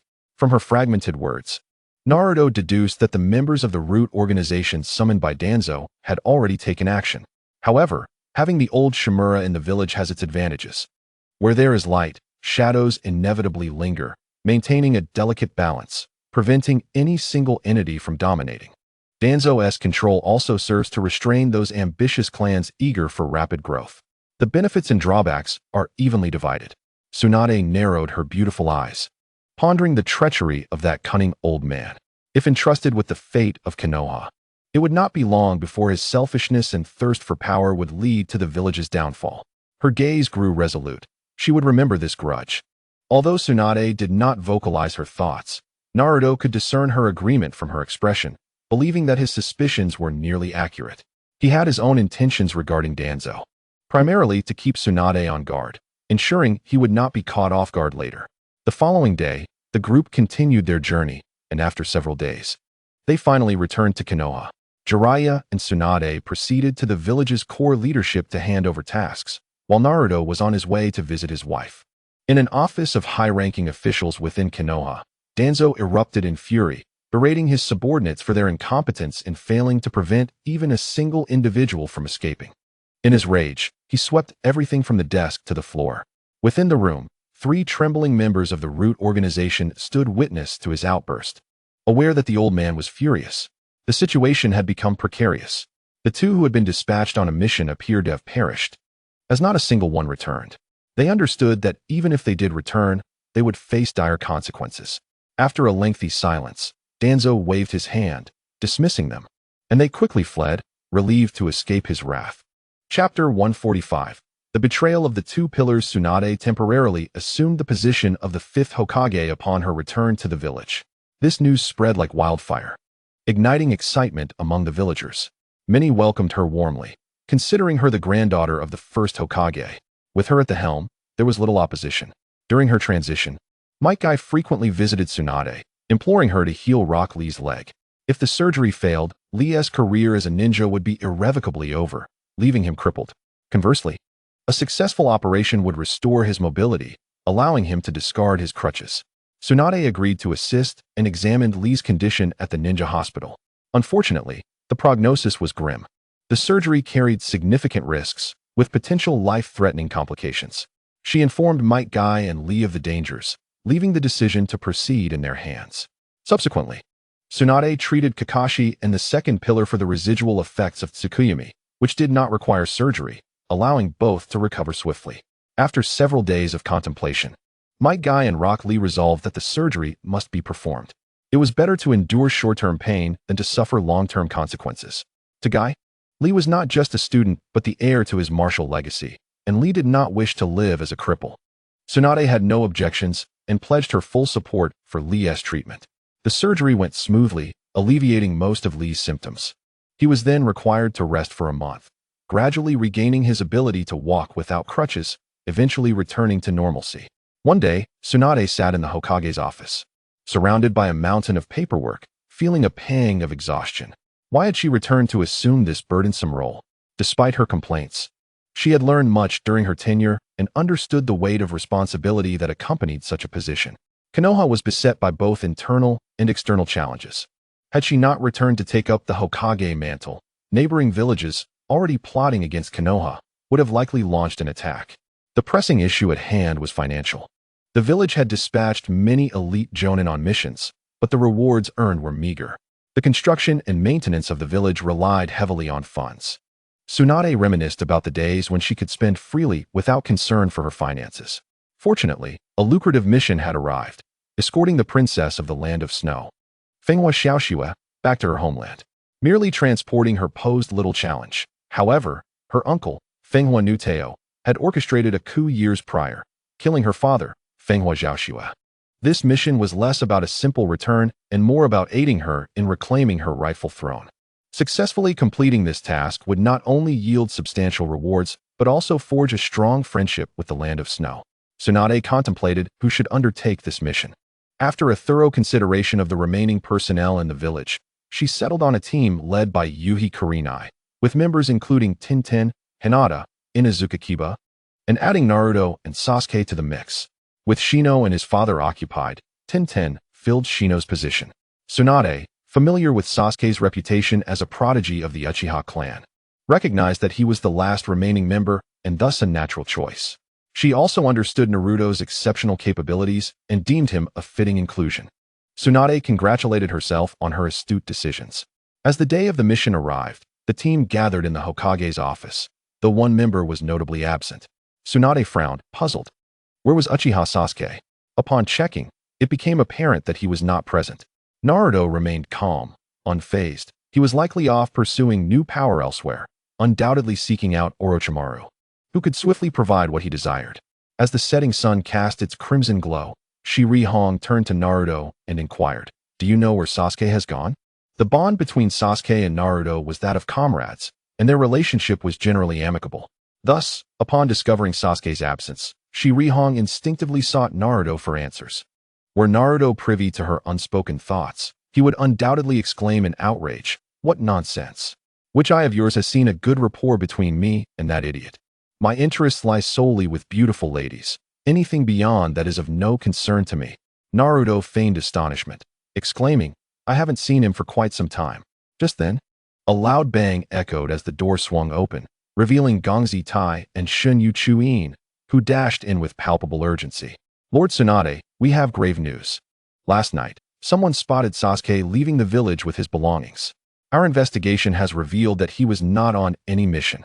Moreover, he appeared rushed and unwilling to converse with anyone. We suspect he has defected. There is a significant possibility he has gone to seek Orochimaru." The two spoke in a rapid exchange, each emphasizing their point. "What are you saying?" Tsunade shot to her feet, her voice sharp with disbelief. Within the village, it was no secret that Orochimaru held an interest in the Uchiha clan's Sharingan. During the previous Chunin exams, signs had already indicated Orochimaru's intention to lure Sasuke. The Heaven's Curse mark was a testament to that. This was common knowledge among the villagers. Yet no one anticipated that Sasuke would take the initiative to seek out Orochimaru before the latter could make his move. Chapter 146, Sasuke. It has been ages since Naruto last fought me. Lord Tsunade, it appears Sasuke has indeed defected.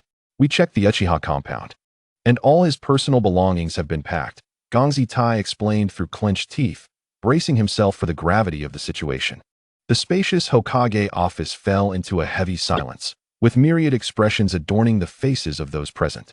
Among them, Naruto maintained a semblance of normalcy. Tsunade steadied her emotions and promptly instructed, "Naruto, swiftly inform Shikamaru. Effective immediately, he will be promoted from Genin to Chunin and will lead the team. Gather Niji and Choji as well. I need you all to bring Sasuke back." Originally, Tsunade had planned to send a small team, including Shirihong, for a mission while retaining Shikamaru and the others as a contingency. However, the sudden defection of Sasuke had thrown everything into disarray. As preparations were underway, Tsunade reconsidered and added, "Kiba, you will accompany them. Ino, you will take Kiba's place." After recovering Sasuke, Naruto and the others were to proceed directly to the Land of Snow for support.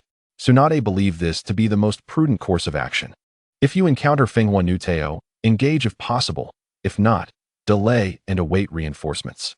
Tsunade had faith in Naruto's capabilities. Thus, she entrusted him with two tasks, to retrieve Sasuke and to execute the plan.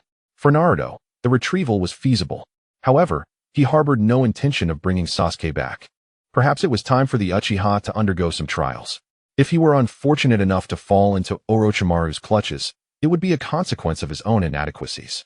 Under Shirihong's leadership, the team sought out Fenghua Xiaoxue, who was rehearsing, along with her father's former subordinates, persuading her to join them.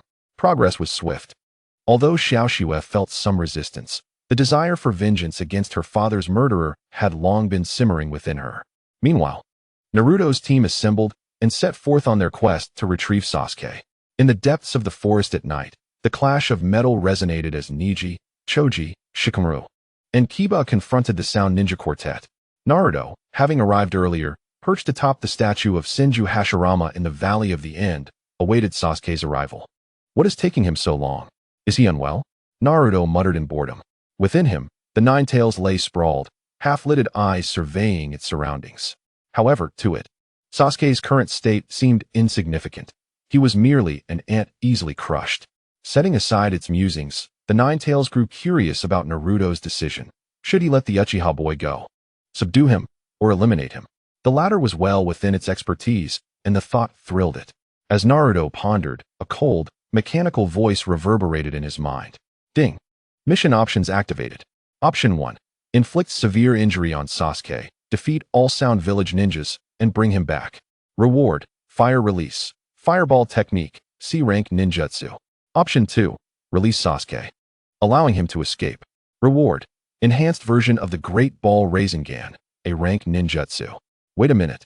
Naruto's eyes brightened, his spirits lifted. Not long ago, he had nearly obtained the Great Ball Rinnegan, a thought that had lingered in his mind. Now, the opportunity had resurfaced. There was no way he would choose any other ninjutsu. Only a fool would select the first option. I choose option 2. Ding. Congratulations, host, for completing your choice. Rewards are being issued. In an instant, a new memory regarding the release method of the Great Ball Rinnegan flooded Naruto's mind. Even without the system's intervention, he had contemplated letting Sasuke go, recognizing his aspirations of becoming a capable ninja. Naruto respected that choice. Everyone deserved the freedom to decide their own fate. He accepted the accompanying reward with gratitude. Meanwhile, Sasuke, within the barrier, experienced a surge of newfound power. In an instant, every cell in his body became remarkably invigorated, imbuing him with a sense of rebirth. Is this what it feels like to possess power? With an explosive surge, his strength swelled, creating the illusion of invincibility. Even against Naruto, he felt unconcerned. The skies cleared, and the rain ceased. Sasuke believed himself to be back in his prime. Meanwhile, Kanjuro, sent to clear a path for Sasuke, was sent flying by Naruto's kick, crashing into several trees, unconscious and uncertain of his fate. Honestly, for someone so oblivious to their own abilities, there's no point in conversing. Just take them out. That night, Sasuke leaped towards the Valley of the End, catching sight of Naruto blocking his path. Now armed with newfound strength, he felt emboldened, a smirk forming on his lips. Are you here to stop me, Naruto? Yet. To Naruto, the question transformed into a challenge. Do you possess the strength to compare with me, Uchiha Sasuke? You squander your opportunities. Uchiha's might? Cough, cough, cough. Mingren regained his senses and chuckled at Ertsuzi, saying, Stop me? What nonsense are you spouting? Where you choose to go is of no concern to me. Ertsuzi retorted, I desperately want to rush over and teach this guy a lesson. What should I do? I'm anxiously awaiting your response. Ertsuzi was still reeling from the situation. This group had exerted so much effort to come here, only to not wish to take him back. Why did it feel different when it came to Mingren? Ertsuzi felt a sense of humiliation. Mingren, let us settle our grievances here. This is the last time. Ertsuzi began to put on airs again. Such is human nature. After gaining a modicum of strength, one wishes to test it on others. Mingren could sense that Ertsuzi had become quite arrogant. He wondered how many cups of horse urine he had consumed in that wooden barrel to dare speak to him in such a manner. However, Mingren was in a rather good mood and did not wish to dwell on it. All right. If you must go, then hurry along. Go pursue your so-called strength. I still have matters to attend to. Chapter 147. Get lost. I don't have a son like you. Ertsuzi's expression was complex, resembling that of someone who had just tasted defeat. He had thought Mingren had come to take him back, only to discover he was there to drive him away. This left Ertsuzi feeling quite displeased. Damn it, I'm about to leave. Shouldn't you at least pretend to care a little? A token gesture would suffice. It seemed as though Mingren was eager for him to leave. Steadying himself, Ertsuzi said to Mingren, You know, all I want now is strength. To take revenge on that man. Mingren's attitude further irked Ertsuzi, prompting him to voice his thoughts. Of course, he did not expect Mingren to understand his grievances. Mingren waved his hand dismissively. Revenge? Don't joke with me. A 1-against-7 situation would be a complete annihilation for you, with not a glimmer of hope for victory. Stop deceiving yourself. Last time, he merely kicked you out of the Storm S Center while you sought to kill him. Where's your conscience? These words left Ertsuzi bewildered. Fine, he admitted that Uchiha Itachi could easily kill him. Yet, on the other hand, it gave him a reason to survive. Revenge was the only way to find peace. Ertsuzi spread his arms and glared at Mingren, declaring, "Mingren, I want to fight you." "Huh, you think fighting me is child's play?" Mingren smirked, then continued his soul-searching inquiry. "Can you use Amaterasu? Do you know Tsukuyumi? Have you mastered Izanami? Have you awakened your Mangekyo Sharingan? What can you fight me with if you lack these abilities?" After a barrage of questions, Ertsuzi was left speechless. Aside from the Mangekyo Sharingan, he had never even heard of the other techniques mentioned, not to mention that no one had ever spoken of them to him. Ertsuzi was uncertain if Mingren was pulling his leg or if these were indeed real techniques. However, the former seemed much more likely. Reflecting on the recent days, Mingren had indeed played him for a fool on several occasions. That said, Ertsuzi was currently at most a mere 2-Tomo Sharingan user, without even achieving 3. Given Mingren's strange assortment of jutsu, Ertsuzi found himself at a loss. As long as Mingren did not obstruct his path, it was for the best. He was determined to pursue new power. Taking a deep breath, Ertsuzi coldly regarded Mingren, his tone carrying a hint of arrogance. "Mingren, wait for me. Once I obtain new strength and eliminate Uchiha Itachi, I will return. It will be our battleground then." Mingren lazily waved his hand, leaning against the statue of Senju Hashirama, half closing his eyes as if dozing off. Ertsuzi gritted his teeth. The feeling of being ignored was truly unpleasant. This only solidified his resolve to pursue power. He had no interest in romance or anything else. He was focused solely on strength. With a huff, Ertsuzi departed from Mingren's side, not rushing away in haste. To test whether Mingren truly intended to let him go, Ertsuzi walked slowly past him, deliberately slowing his pace. Yet, to his dismay, Mingren didn't even spare him a glance, allowing him to leave unimpeded. This infuriated Ertsuzi. As he departed, Mingren's gaze suddenly sharpened, abruptly fixating on a certain direction. A whoosh of wind rushed by, and after it passed, the best director in the ninja world, along with the best filial son, Zelenko Heijue, appeared on a secluded branch thousands of meters away. "What is going on? My presence was perfectly concealed. How did he discover me?" Heijue appeared puzzled, even breaking into a sweat. Under Mingren's penetrating gaze, he felt an unsettling sense of impending doom. Regaining his composure, Heijue pondered carefully. Throughout the encounter, he had never revealed himself or his identity to Mingren. Perhaps Mingren had noticed something else. It was likely he had not actually discovered him. Relieved, Heijue thought to himself. However, a question lingered. The dynamics between Ashura and Indra felt rather peculiar. Their fates were traditionally intertwined, engaged in a cycle of conflict and reconciliation. Yet, at first glance, their relationship seemed quite amicable. Ashura had directly allowed Indra to escape, even providing him with an advantage. How could this be? Odd, indeed, too strange. Heijue shook his head, falling into deep contemplation. Although this development was somewhat unexpected, the overarching events continued to unfold in accordance with his plans. Heijue had been scheming for hundreds of years to save his mother, and an additional decade or so was of little consequence. The members of Akatsuki were successfully duped by him. Various actors were meticulously following the script, whether it was capturing tailed beasts or any other tasks. No one could thwart his quest to rescue his mother. Heijue's gaze turned steely, his tone resolute. Perhaps his earlier concerns were unfounded. Mingren might not have even seen him. Heijue melded into the tree trunk, swiftly departing from the area. At the Valley of the End, the presence of his master had completely vanished from the vicinity. The Ninetales spoke respectfully, expressing its astonishment. "To think I would be so shocked. Had it not been for Mingren's reminder, I would not have detected that exceedingly concealed chakra." He even assisted in pointing the way. The sudden disappearance of Heijue had revealed a trace of weak chakra. Everything had been so covert, as if completely absorbed into the surrounding atmosphere. Mingren smiled. He must have left. What on earth was that? The Ninetales inquired curiously. Mingren waved his hand. "Little one, don't ask. It's better for you not to know too much." The Ninetales thought to itself, "Do you have any idea how long I've lived? By lineage, I could be your ancestor." However, the Ninetales did not dare voice this in front of Mingren, regardless of its age and seniority. It was of little use when faced with Mingren's strength. If it were to be beaten, whom could it turn to for justification? The Ninetales ceased its inquiries. On the surface, Mingren appeared calm and untroubled, yet within, he was far from tranquil. That figure, if he was not mistaken, was indeed Heijue. Alas, he has become an unwed father, bringing forth an unexpected progeny. How could Daitong Hui give birth to such a repugnant child? Well, that is a grotesque offspring born from chakra intent. Its appearance is rather unique, acceptable to others, yet Naruto finds it unbearable.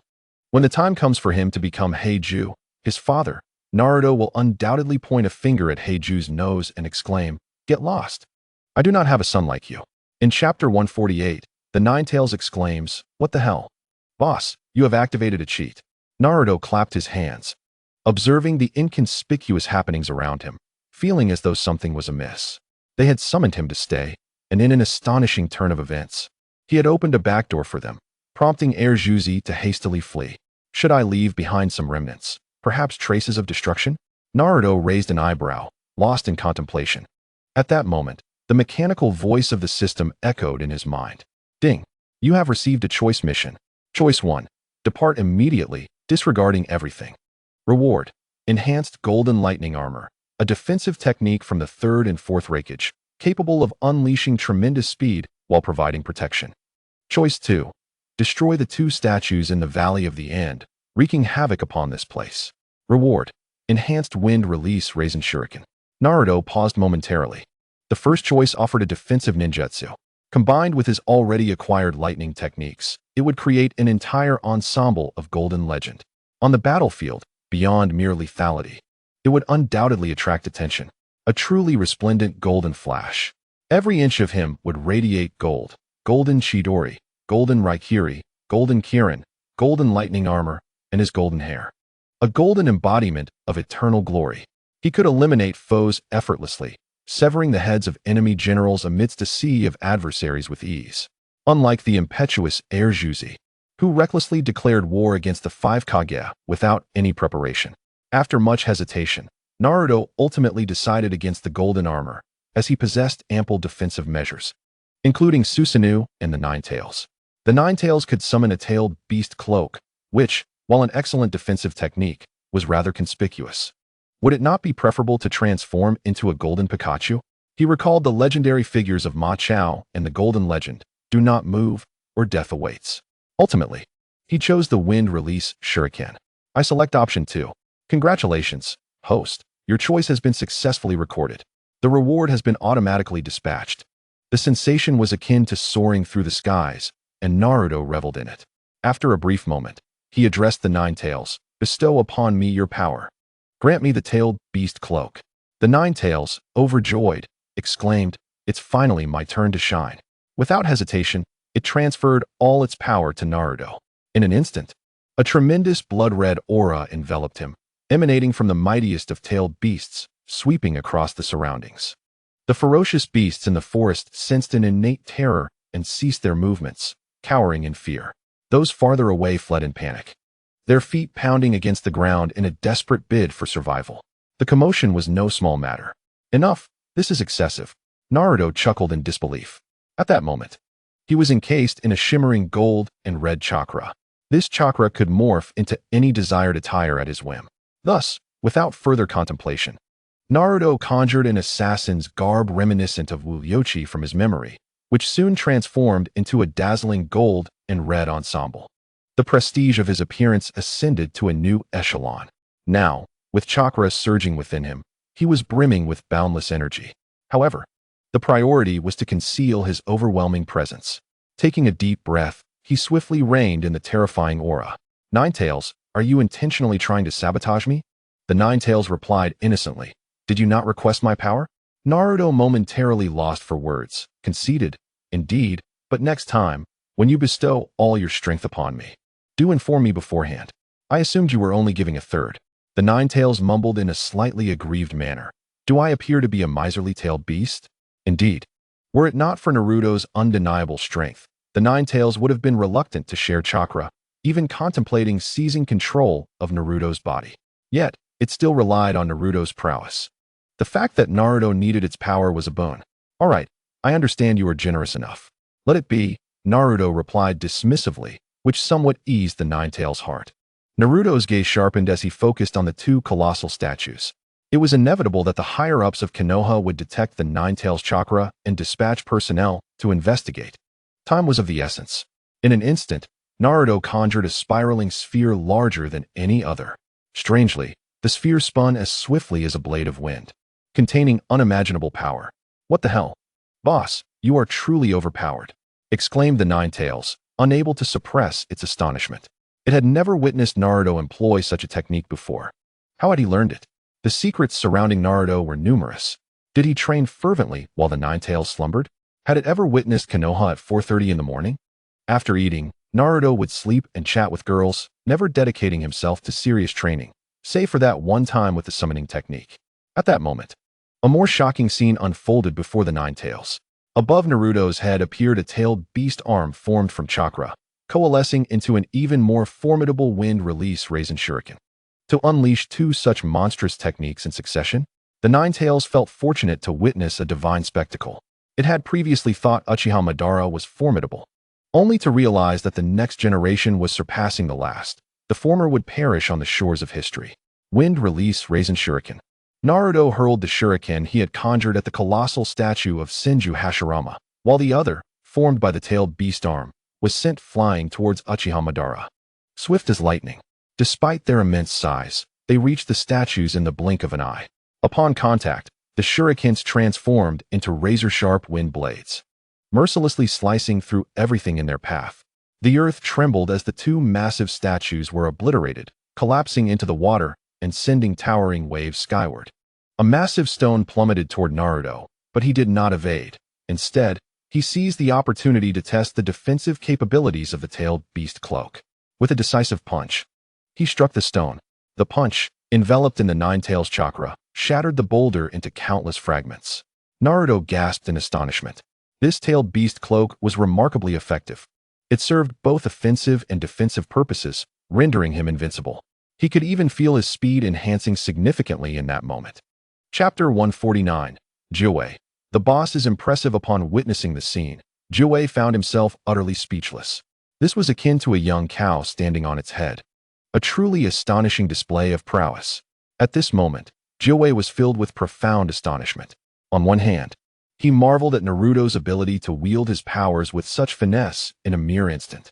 On the other hand, he was taken aback by the terrifying force unleashed by Naruto's jutsu, reminiscent of a shuriken. Had that technique been aimed at him instead of the statues of Senju Hashirama and Uchiha Madara, it would have surely cost him his life. Jiwei had no doubt. He would have emerged severely injured, if not worse. However, in this moment, his feelings were predominantly filled with exhilaration. It serves you right, you scoundrels. One controlled me, while the other bullied me in the past. Now, not only will I scatter your ashes, but I shall also shatter your statues into pieces. Let us see if you dare to be arrogant again. Unbeknownst to Naruto, Jiwei was rejoicing within him. Naruto, too, was somewhat astonished. He never expected that the beast cloak would prove to be so remarkably effective. If he were to combine it with Susanoo, oh no, he meant to say, if he were to don Susanoo over Jiwei, the capabilities for both offense and defense would undoubtedly rise exponentially. The outcome would surely exceed a simple scale of 112. It would absolutely be greater than 2. Naruto shed the beast cloak, returning the power to Jiwei. The latter was left bewildered. Boss, why have you stopped using my power? Jiwei's tone was tinged with respect, especially upon witnessing Naruto's awe-inspiring jutsu. With the previous Thunder Kirin and this wind release, Raisin Shuriken, Naruto undoubtedly possessed other hidden trump cards. All in all, Jiwei felt that remaining with Naruto was advantageous. He felt an overwhelming sense of security. Those from the Akatsuki who sought to capture the tailed beast would find no success here.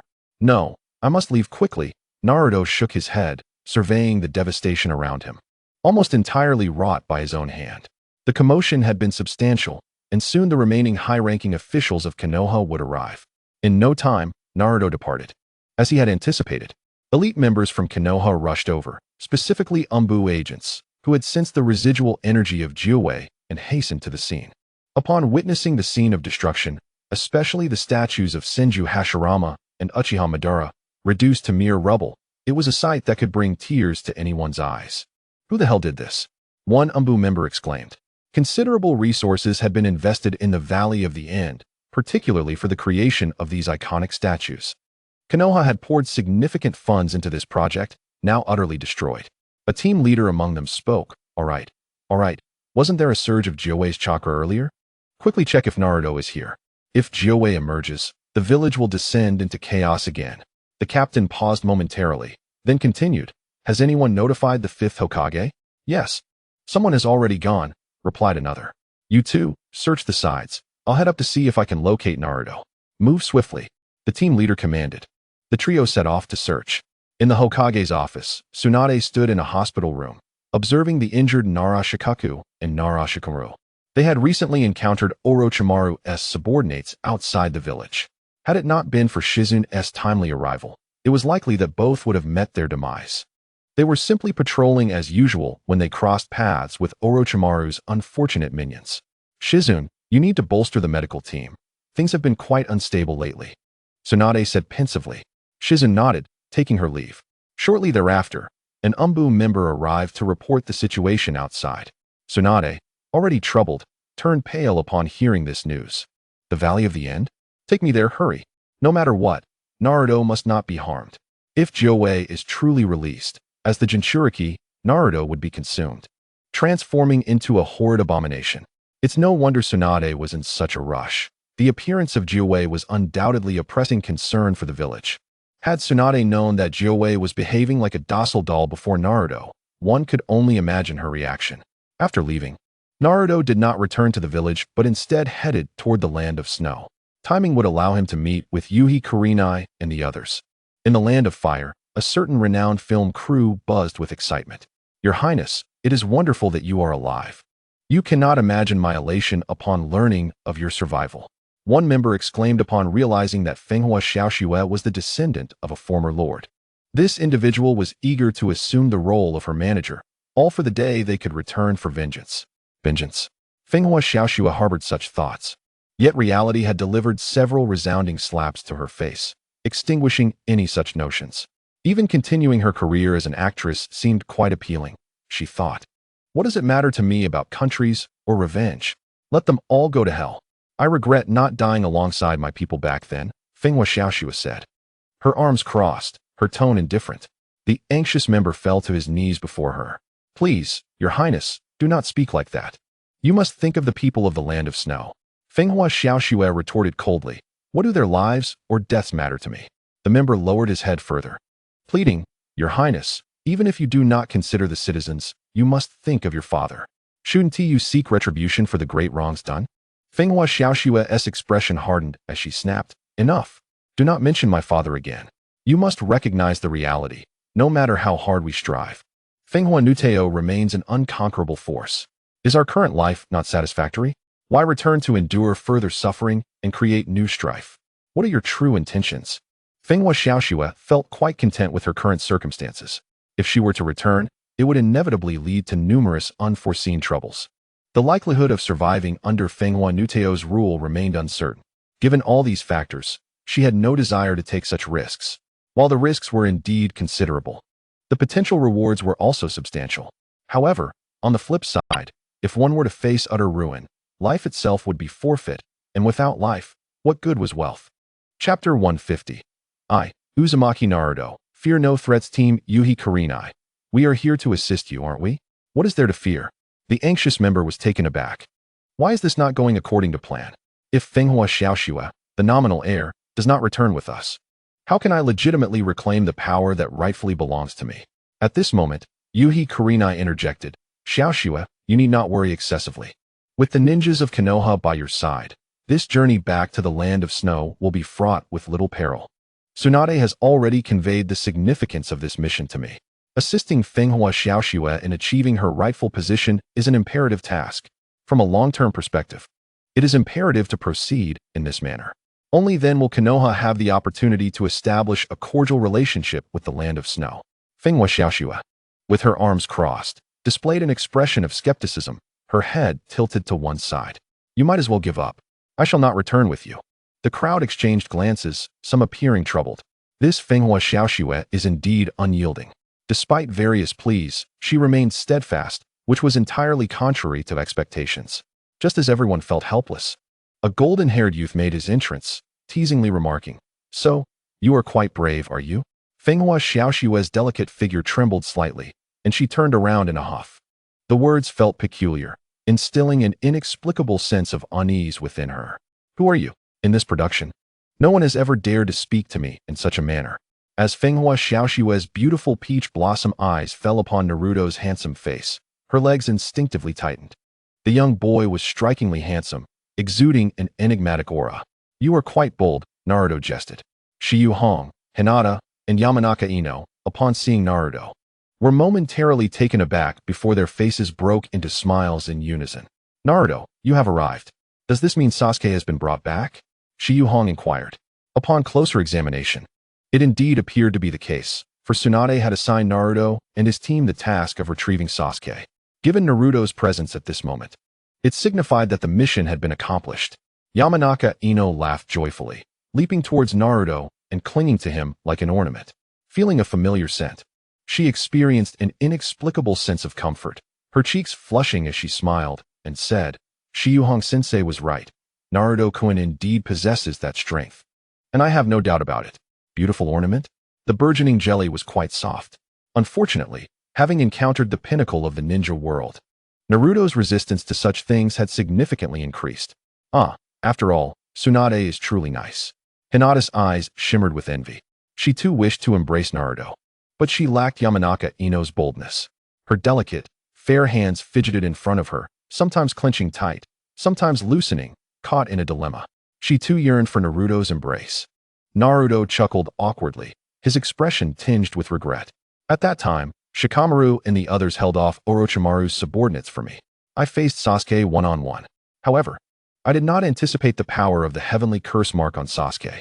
At a critical moment, it unleashed terrifying strength, rendering me unconscious." Naruto, with no hint of embarrassment, spoke these words. If Kurizetsu could win the Best Director award, then Naruto could effortlessly secure the Best Actor award without question. The crowd was momentarily stunned. They could not believe such words had come from Naruto's mouth. Has Sasuke truly grown this powerful? Shiyu Hong was taken aback, as she had not witnessed Naruto's prowess firsthand. However, Yamanaka Ino and the others had been fortunate enough to witness some of it, albeit only the tip of the iceberg. They still held a fair amount of trust in Naruto, but the reality was challenging for several of the girls to accept. Shiyu Hong, with her brows furrowed, fell into deep thought, murmuring, "It should be impossible." Then her gaze shifted to Naruto, who began recounting the events that had transpired during the interval. Naruto's mouth twitched slightly. "If I tell you everything, won't I expose myself?" He preferred not to delve further into that topic and instead inquired, "Shiyu Hong sensei, do we have a bowl and some rope here?" Shiyu Hong appeared bewildered, acknowledging their existence but questioning the purpose. Naruto glanced at Fenghua Xiaoxue and stated, "A bowl to start, a rope to finish. I intend to tie her up and take her to the land of snow." Naruto's words sent chills through the crowd. What he spoke of, he would undoubtedly accomplish. The three medical nin panicked, pleading with Naruto, "Esteemed ninja, you must not do this. She is our princess." Naruto smirked. "I am the destined one." The crowd collectively pondered, "Who am I? Where am I? What on earth am I doing?" Though Naruto's words rang true, no one took them seriously. It was merely perceived as a jest. Fenghua Xiaoxue stretched her neck, her lovely face flushed with anger as she glared at Naruto. "Humph! I dare you." Naruto momentarily paused, then a smile graced his lips. "Let me tell you, I, Uzumaki Naruto, fear nothing in this life, least of all threats. No one has ever dared to threaten me. You are the first." Naruto began searching for the rope. Fenghua Xiaoxue, arms crossed, glared at him furiously. She genuinely did not believe Naruto would dare to act against her in front of everyone. Soon, Tian, resembling a small doryman, produced the rope and handed it to Naruto. "I have it here." Naruto accepted it, grinning widely, and exclaimed, "What a treasure trove." "Treasure box?" Tian tilted her head, adorably puzzled. Naruto did not respond but tugged at the rope, pleased with its strength. It would suffice to bind someone. Fenghua Xiaoxue abruptly stood up, exasperated, and exclaimed, "Are you not finished yet?" Naruto laughed heartily. "This is of your own making." He stepped forward, and under the gaze of the crowd, proceeded to bind Fenghua Xiaoxue. Shiyu Hong remained silent, tacitly approving of Naruto's actions. Chapter 151. The best method to handle the proud princess Fenghua Xiaoxue is to kidnap her. Fenghua Xiaoxue, bewildered, watched as Naruto approached, panic setting in as she cried out, "What are you doing? I warn you not to act recklessly. I am a famous actress with countless fans. Do you not fear their retaliation?" Fenghua Xiaoxue spoke truthfully. Indeed, many ninjas admired her. However, most of those individuals were ordinary people. Even if there were ninjas among them, they were not formidable. Take the Kage level as an example. How many Kage level experts would be fans of Fenghua Xiaoxue? The Akatsuki organization was too busy making a profit to concern themselves with an actress. What fans? I could slap away 10 of those whiny fans. Naruto swiftly bound Fenghua Xiaoxue. Despite her struggles, he firmly held her down. What a joke. Fenghua Xiaoxue's strength could not compare to Naruto's. Nevertheless, this was a traditional Japanese binding method. When in Rome, do as the Romans do. Shiyu Hong and the other girls found it peculiar, though they could not articulate why. Hinata's face was flushed, and the 3 medical nin swallowed hard. Fenghua Xiaoxue's figure was undeniably appealing. Her curves were pronounced. Once bound by Naruto, her exquisite figure was accentuated. Ah, you scoundrel. Fenghua Xiaoxue's face turned crimson as she spat in frustration. Help! Help! Someone is kidnapping the famous actress Fujike's Fuyuki. Fenghua Xiaoxue shouted loudly, causing the girls to cover their ears. Alas, the volume of this voice is indeed quite remarkable. Perhaps I should learn the art of using sound as a weapon. It could be said that she is a genius. Fenghua Xiaoxue believed that her loud cry would summon someone to rescue her, but alas, her optimistic expectations were in vain. No one paid her any heed, as everyone was aware of her status as the princess of the land of snow. This was a matter of returning home, and others could neither meddle in her affairs, nor were they inclined to do so. Go ahead and kill me. Just beat me to death here. Fenghua Xiaoxue's face flushed red, whether from shame or anger, perhaps both. Sigh Hong, somewhat at a loss for words, inquired, why are you so resistant to returning? Isn't that your homeland? Shuesong, the cherry blossoms of your homeland have bloomed again. Want you return to take a look? At this moment, Naruto was suppressing a laugh. Fenghua Xiaoxue explained, I am doing this for your sake. I do not wish for you to march to your deaths. Do you have any idea how many trump cards Fenghua Nuteo possesses? To return recklessly is tantamount to courting death. Naruto shrugged dismissively. It's merely a wolf fang avalanche. What storm could it possibly stir? Fenghua Xiaoxue's expression shifted as she ceased her struggles, gazing at Naruto in disbelief. How do you know about that person? Naruto looked at her as if she were a simpleton. My teacher told me. Who is your teacher? Kakashi, the white-haired ninja of Konoha who rescued you back then. The one wearing the mask. Upon Naruto's reminder, Fenghua Xiaoxue recalled something and suddenly understood. So you are his disciple. How infuriating.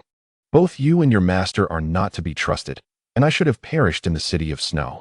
Even if your master were to arrive, he would merely be another defeated opponent of Wolf Fang Avalanche. Sigh Hong paid no attention to Fenghua Xiaoxue's ramblings. Instead, she looked at Naruto with a hint of confusion. How do you know all of this? Naruto scratched his head, chuckling awkwardly. Kakashi-sensei mentioned it during a mission. Hearing this, a strong sense of concern flickered in Sigh Hong's eyes. If even Kakashi was no match for the adversary, how could she, accompanied by a few lower-ranked ninjas, possibly survive? What she initially thought to be a simple task had proven to be quite the contrary. If Sigh Hong were to reflect seriously on Kakashi's capabilities back then, she would realize that the current Kakashi was far more formidable. Without a doubt, defeating Wolf Fang Avalanche would not pose a challenge for him. Naruto was confident in this assertion. The other women also appeared to be deep in thought. The 3 medical ninjas, who had previously insisted that Fenghua Xiaoxue return, had fallen silent. Fenghua Xiaoxue laughed heartily, teasing, since you are all aware of the formidable opponent I face, you should release me immediately. You can continue your ninja lives, while I resume my acting career, and we shall not interfere with one another. Suddenly, Fenghua Xiaoxue felt her legs leave the ground. She was lifted into the air. Bewildered, she pondered, what is happening? Who am I and where am I? Ah, you scoundrel Naruto, you odious man, put me down at once. If you know you cannot win, why do you go? I shall not accompany you to your deaths. Fenghua Xiaoxue's cheeks flushed crimson. It was her first experience being held by a boy, causing her heart to race with nervousness. Naruto lazily remarked, who was it that said it would be better to die in the city of snow? Aren't you unafraid of death? Now we shall treat you as a package to be delivered back. Ah. The fright caused by Naruto's words made Fenghua Xiaoxue resemble a startled rabbit as she flustered. If you want to die, go do it yourself. The two were now quite close. The scent of her perfume wafted into Naruto's nostrils, subtle, not overpowering, and quite pleasant. Naruto grinned at her. Wolf Fang Avalanche? Please. There are people my teacher is too afraid to kill. I shall take care of them. Whatever my teacher cannot accomplish, I shall undertake, and what he can do, I shall do even better. Fenghua Xiaoshue's face reddened, and she retorted, "You are just boasting." In her worldview, Fenghua Nuteo was an insurmountable foe, a terrifying presence. She was convinced that returning home would mean certain death at the hands of that perverse man. "You should just focus on becoming the queen of the land of snow. When the time comes, all I desire is a fragrant kiss from the queen during your coronation, in front of all your subjects." Naruto contemplated for a moment before responding. After all, going to the land of snow serves two purposes, assisting Konoha and helping Tsunade with her pressing issues. And I, Naruto, must also gain some benefits from this endeavor, for I have no interest in matters that yield no reward. That being said, Fenghua Xiaoshue was simply too proud. Naruto had no desire to extend any kindness to such a haughty princess. Were it not for the alluring scent enveloping him, he might have considered tossing her off his shoulder in that moment. Thankfully, it wasn't flat ground. Fenghua Xiaoshue's cheeks glowed with embarrassment as she gazed, incredulously, at the boy carrying her. Chapter 152. Naruto, is one shot enough? Naruto wasted no time in taking her directly onto a large ship. The salty sea breeze hit them as Fenghua Xiaoshue stared blankly at the vast expanse of the ocean. Reflecting on the past, she realized it was her gullibility that had led her onto this ship. Now, disembarking midway would be futile unless she chose to jump into the sea, which would only hasten her demise. She had witnessed the terrifying power of Fenghua Nuteo in her youth, and now that she was here, she could only accept her fate. Though thoughts of revenge flickered in her mind, she deemed them unrealistic. Standing on the deck, Yamanaka Ino observed Fenghua Xiaoshue and then glanced at Naruto, voicing her concerns. "Naruto, do you truly have the confidence to defeat Fenghua Nuteo?" Naruto smiled and replied, "What do you think?" Taking in Naruto's handsome face, Ino felt her cheeks warm. Yet she chose to speak candidly. I don't know. I've heard that Fenghua Nuteo has even defeated Kakashi-sensei." Naruto shrugged, appearing unfazed. "That was all in the past. Don't compare the past with the present. It's unrealistic. Clearly, you possess great confidence in your abilities." Sierra Hong said with a smile as she approached. The cannon had already been fired. If they were to allow Fenghua Xiaoshue to fall into Fenghua Nuteo's hands, Konoha's reputation would be tarnished, and as the team leader, Sierra Hong would be the first to bear the brunt of the blame for failure. To be honest, Sierra Hong harbored little self-assurance, especially upon hearing that even Kakashi was outmatched. "Haha, Teacher Hong, you flatter me. My confidence is not as high as it seems. I can barely manage a victory without feeling pressured." Sierra Hong's plump, enticing lips curled slightly as she thought, "Good heavens, is that what you call a lack of confidence?" However, on reflection, Naruto's words must have stemmed from some level of assurance. Yet, he seemed somewhat overconfident, with her hands on her hips. Sierra Hong spoke with the tone of an experienced individual. "Having confidence is commendable, but Naruto, do not become too arrogant. Never underestimate any opponent, for you can never predict whose hands may lead to your demise. This is a piece of advice passed down from our elders." Sherry Hong, like a devoted mother, expounded upon this wisdom at length. As her junior, Ming Rin garnered her favor. However, in her meticulousness, Sherry Hong believed that if Ming Rin continued to harbor such inflated arrogance, it would only be a matter of time before he faced a heavy toll for his hubris. Thus, it would be wise to take precautions in advance. Regarding Sherry Hong's words, Ming Rin merely smiled in silence, occasionally nodding in agreement. Ming Rin expressed, "Teacher Hong, you know nothing of true power." The following day, the vessel finally docked at the land of snow. Everyone bore expressions of trepidation, particularly Fenghua Xiaoshue, who began to tremble even before meeting her uncle. Sherry Hong wore an expression of grave seriousness, vigilantly on guard. As the team leader, she felt responsible for the safety of all the new generation from Konoha. Despite her outward calm, her inner thoughts were rife with apprehension about the successful completion of their mission. In stark contrast, Ming Rin appeared remarkably relaxed, strolling leisurely alongside Hinata and the others, exuding an air of tranquility as though on a leisurely outing. Once everyone disembarked, Ming Rin's demeanor shifted. His gaze turned icy as he focused on a particular direction. Casually addressing Hinata, "Hinata, do you detect an unpleasant scent?" Hinata tilted her head adorably in confusion. "An unpleasant scent?" "Yes. Use your Byakugan to survey the surroundings. My sixth sense warns me that we may be ambushed." Ming Rin grinned. In the blink of an eye, the expressions of all present changed dramatically. Without hesitation, Hinata chose to heed Ming Rin's warning and took immediate action. When she reopened her eyes, Her Byakugan was activated, and she perceived everything around her in that moment. No matter how well hidden, it was futile. "Ah, there's an ambush over there," Hinata exclaimed, swiftly assuming a combat stance. Upon hearing this, Tiantian, Ino, and Hinata quickly drew their kunai, encircling Fenghua Xiaoxue for protection. Xiaoxue trembled even more violently, her face pale with fear. She never anticipated that Fenghua Nuteo would learn of her whereabouts so swiftly and send assassins after her. Those adversaries were aware of the capabilities of Konoha's Byakugan and realized that further concealment was useless. Thus, they emerged from their hiding places. The thick layer of snow beneath them was suddenly disturbed, revealing 3 snow ninjas to the group's view. Truly worthy of Konoha's Byakugan, we hid ourselves well. Yet we were still discovered, remarked Langia Shueping, his eyes narrowing as he surveyed the surroundings.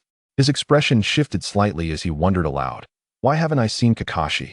Did that defeated subordinate not come?" As he spoke, Langia Shueping's tone was disturbingly calm, which only served to heighten the tension. Sherry Hong gripped her kunai tightly. Having recognized the identity of the person before her, Langia Shueping. Upon hearing this name, Fenghua Xiaoxue's long legs trembled even more. Ming Run, puzzled, thought, "Why is she shaking so intensely? I hope she doesn't wet herself later. I won't have suitable clothes to change her." Langia Shueping chuckled, a self-satisfied smile gracing his face as he taunted Sherry Hong. "I never expected anyone would still recognize me. Or perhaps my reputation is so grand that you've all heard of my renown. However, I suspect it's more likely that Kakashi has relayed the tale of my defeat back to Konoha. I never thought he would have the audacity to do so. If I were him, I would take such secrets to my grave." Langia Shueping regretted not eliminating Kakashi, for then he could have basked in the glory of his own name across the ninja world. He was so close at that time. Nonetheless, he mused that it would suffice to eliminate other ninjas from Konoha.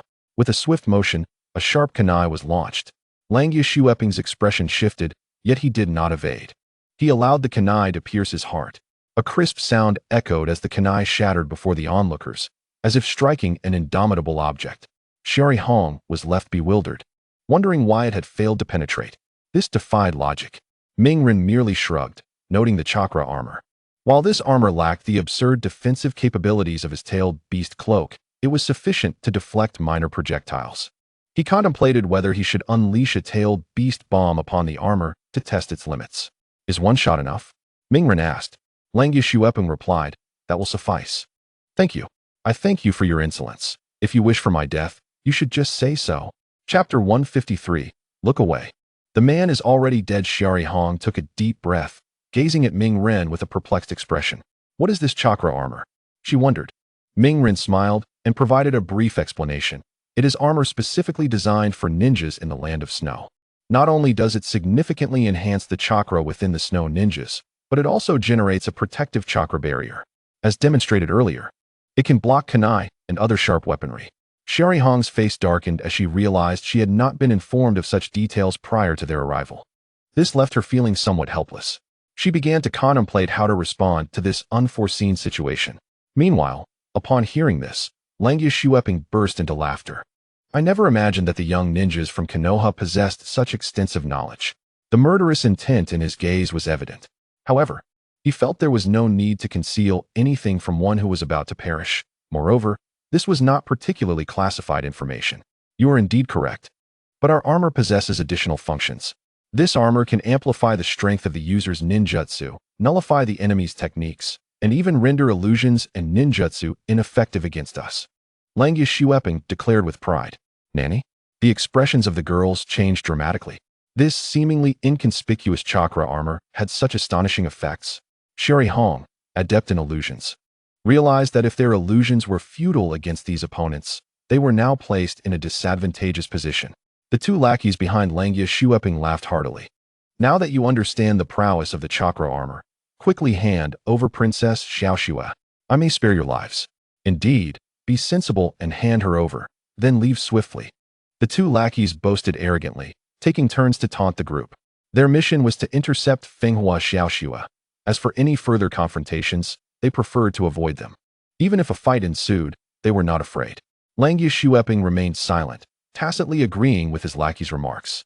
He understood that while his armor was formidable, engaging in combat could prove troublesome. It would be wiser to simply capture Fenghua Xiaoxue in return for the reward. In that moment, Xiari Hong's mind was a whirlpool of confusion. Intelligence had never indicated that the enemy would possess such formidable weaponry. When strength is lacking, one must rely on tools. Truly a sight to behold. As the setting sun bathed the sky in crimson, Xi'er Hong shouted, "Naruto, you and the others must hastily escort Princess Xiaoxue to safety. The farther away, the better."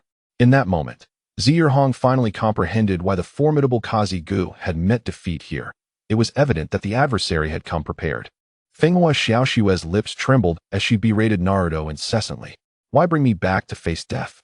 If death is inevitable, then so be it. I shall accept my fate.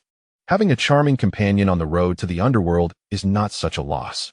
However, Naruto did not entertain such sordid thoughts. Why would they be on the road to the underworld? Was it not better to be in your own palace?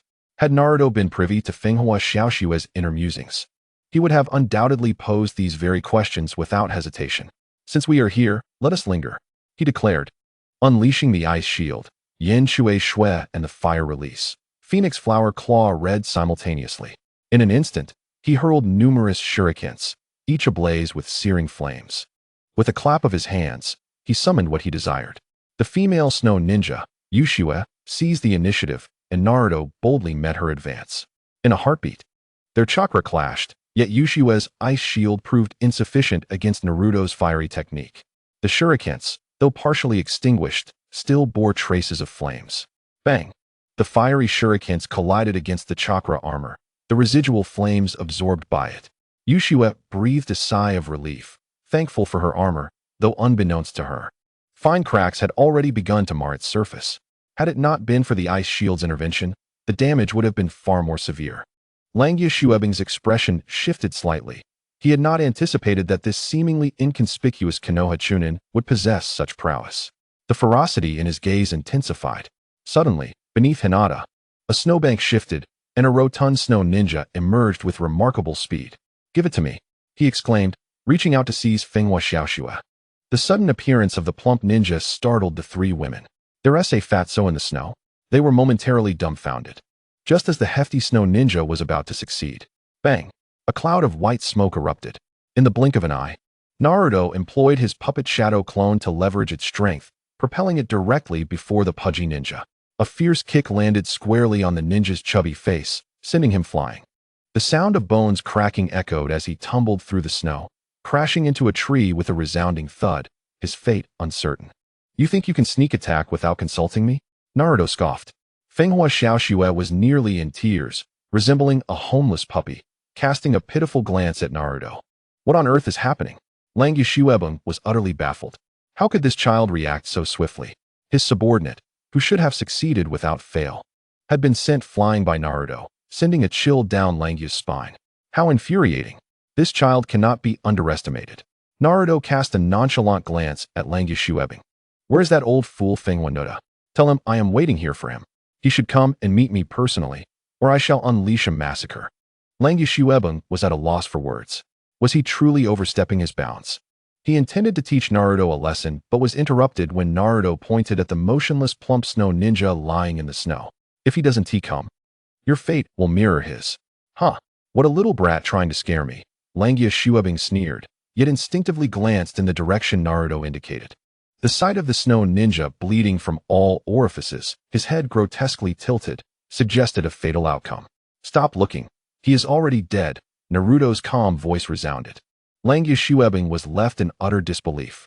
This was absurd. The skull had been shattered with a single kick? Was this child a monster? Not only was Langia Shuebing bewildered, but the other women also regarded Naruto with incredulity. "Naruto, have you been holding back all this time? Or were you just letting us down easy?" Chapter 154. Who could refuse the queen of a nation as a lover? Ding. A selection task was triggered. Choice 1. Let Langia Shuebing go. Reward. Ordinary Byakugan. Choice 2. Eliminate Langia Shuebing. Reward. Complete design schematics for the Snow Country's underfloor heating system. The underfloor heating of the Snow Country? This made Naruto recall the purpose of the schematics. The heating system was a grand project initiated by Fenghua Xiaoxue, intended to install a heating apparatus beneath the Snow Country to melt the accumulated snow from previous years, transforming the Snow Country into a land of eternal spring. Naruto mused that Fenghua Zhao Shui's demise was not in vain. This father-in-law was not to be trifled with. If the snow melted away, it would inevitably lead to a substantial increase in water levels, turning coastal cities into genuine seaside properties. Who could resist the allure of oceanfront homes? However, altering the terrain was not particularly challenging. Techniques like water release or earth release could easily address these issues.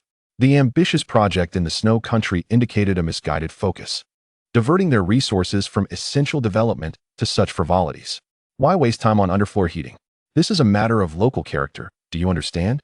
Fenghua Zhao Shui had ironically made a decision that contradicted her ancestors. Meanwhile, the arrival of a train symbolized wealth to other nations. Thus, it was imperative for Naruto that Fenghua Xiaoxue ascended to her rightful position as queen. Who could decline the offer of a nation's queen as a lover? Even a small nation held considerable value. As Naruto pondered these matters, Langia Shuebing seized the moment to launch a surprise attack, deeming the blonde child a formidable opponent who must be dealt with swiftly. Naruto, Hinata gasped, her heart racing with concern. Despite Naruto's main body remaining still, his puppet shadow clone acted first, conjuring a brilliant blue chakra Rasengan that crashed into Langia Shuebing's head, shattering his technique. Langia Shuebing was instantly thrown into disarray. What was happening? His ultimate technique had been dismantled by a mere shadow clone. Ziyerhong froze, her beautiful eyes widening in astonishment. Rasengan. Naruto, when did you learn that? That is the signature technique of the fourth Hokage, Namikaze Minato. She had never witnessed Naruto wield it before. And what was more astonishing was that it was executed by a shadow clone, suggesting that Naruto had mastered it to an extraordinary degree. Naruto grinned, gazing at Langia Shuebing. I hear you have great confidence in the chakra armor crafted by your snow country, do you? Langia Shuebing, unsure of Naruto's intentions, braced himself. And what of it? After a brief pause, Naruto's smile became even more radiant. Now, let us see whether your armor is truly formidable or if my ninjutsu reigns supreme. With that, Naruto charged toward Langia Shuebing. Langia Shuebing hastily activated his ninjutsu, attempting to slow Naruto's advance. He believed Naruto was merely bluffing. As long as he guarded against his opponent's formidable taijutsu, he would feel invincible beneath the protection of his chakra armor. Rasengan. As the distance between them diminished, Naruto raised his right hand high, a colossal Rasengan materializing before everyone's eyes. In that moment, Langia Shuebing seemed to behold a small blue sun. Don't come any closer. Feeling death approach, Langia Shuebing was instantly gripped by terror, cold sweat trickling down his back. Being struck by that Rasengan would surely be fatal. He had no doubt about it. Yet, the ninjutsu he unleashed did nothing to impede Naruto's momentum. Damn it! Faced with impending doom, Langia Shuebing chose to flee. But it was too late. The colossal Rasengan obliterated everything in its path, crashing into Langia Shuebing with unstoppable force. In an instant, everything about him was reduced to fragments by that violent energy. His once proud chakra armor was rendered utterly insignificant before the might of the Rasengan, a technique capable of instantaneously defeating pain. As Langia Shuebing faced his demise, his expression contorted in agony, unable to even utter a scream before being utterly annihilated. Witnessing this scene, the women were left in a state of bewilderment. Even Ziyehong appeared utterly shocked, her mouth agape, speechless. That ninjutsu was undoubtedly 100 times more powerful than the Rasengan. Ziyehong began to doubt Langia Shuebing's claim of having defeated Kakashi. If he truly had, how could he not even defeat a mere Chunin from Konoha? It was simply unfathomable. No, it was Naruto's strength that was truly extraordinary. In that fleeting moment, Ziyehong's expression transformed, contemplating whether Naruto had deliberately allowed Sasuke to escape. How could that brat possibly surpass Naruto? Or had Sasuke's strength truly exceeded Naruto's? While they pondered such chaotic thoughts, Naruto showed no signs of slowing down. He continued to summon 2 puppet shadow clones to pursue the fleeing snow ninjas. Having come this far, they expected to escape so easily? Naruto ruthlessly exterminated every last one of the remaining snow ninjas. If he had been powerless, it would have been them lying dead on the ground. Thus, he spared no mercy against his foes, refusing to let even one escape. With everything concluded, Naruto returned to the stunned group of women. Was his performance truly that astonishing? He first approached Ziyehong, the team leader, and waved his hand in front of her eyes. Hong-sensei, wake up. The sun is about to shine on your backside. Observing Xie Hong's dazed expression, Naruto couldn't help but tease her. After a moment's delay, she finally regained her senses, her cheeks flushing slightly as she retorted, I am awake. By the way, where's the sun? Chapter 155. The design of the underfloor heating system, 2 yuan per pound, guaranteed authenticity. Do you want it? Fenghua Xiaoxue stared in astonishment, unable to believe what she was witnessing. Her enticing lips parted slightly, her eyes filled with confusion and bewilderment. Was this truly it? The so-called first general under Fenghua Nuteo, Langyue Xuebing, had perished before her very eyes? In just a single move, Naruto had dealt with that fellow. By that reckoning, Naruto was undoubtedly 100 times stronger than Langyue Xuebing. Suddenly, Fenghua Xiaoxue felt her cheeks flush, realizing how hot her face had become. If Naruto truly allowed her to ascend to the throne, that fragrant promise would be utterly mortifying. At this point in her life, she had never been touched by any boy. Yet, Naruto was quite handsome and incredibly powerful. As Fenghua Xiaoxue contemplated this, a train track appeared in the snowy expanse. Rapidly approaching, the 3 doctors' expressions changed drastically as they hastily warned, Your Highness, Fenghua Nuteo is coming this way. You should hide behind and be careful. Upon hearing this, the women gasped in unison. How terrifying. With Naruto here, what is there to fear from Fenghua Nuteo? In that moment, Fenghua Xiaoxue's beautiful eyes sparkled. Her arms crossed in a self-satisfied manner. Witnessing Naruto's outstanding performance filled her with joy. How fortuitous. I wasn't even seeking him out, yet he comes to me. I shall be the one to end him. It must be said that a performer truly lives up to their reputation. The speed at which her demeanor shifted was remarkable. Her tone, movements, and expressions displayed the excitement of a fleeing princess who had seized newfound power and was returning to take revenge on her uncle. The other women were left speechless, who had been trembling in fear just moments ago, resembling a pitiful little puppy. However, they refrained from commenting further. After all, with Naruto around, they felt an inexplicable sense of security. This feeling was something they could not articulate, a subtle nuance akin to knowing that as long as the protagonist was present, their companions need not fear for their lives. Xiaoxue, it's been a while, you've grown up. The train from the land of snow gradually came to a halt before them. Fenghua Nuteo stood atop the train, looking down at Fenghua Xiaoxue with an air of indifference, showing no concern for his junior. His demeanor was utterly cold. While observing Fenghua Xiaoxue, his gaze scanned the others. Upon noticing the Konoha headbands atop Naruto and his companions, a flicker of irritation crossed his face. I was wondering who had the audacity to return to the land of snow. It turns out to be the ninjas from Konoha. Do you really believe that gathering a few allies will elevate you above me? Fenghua Nuteo mocked, his eyes filled with disdain. To him, it seemed that ninjas from other nations were merely worthless.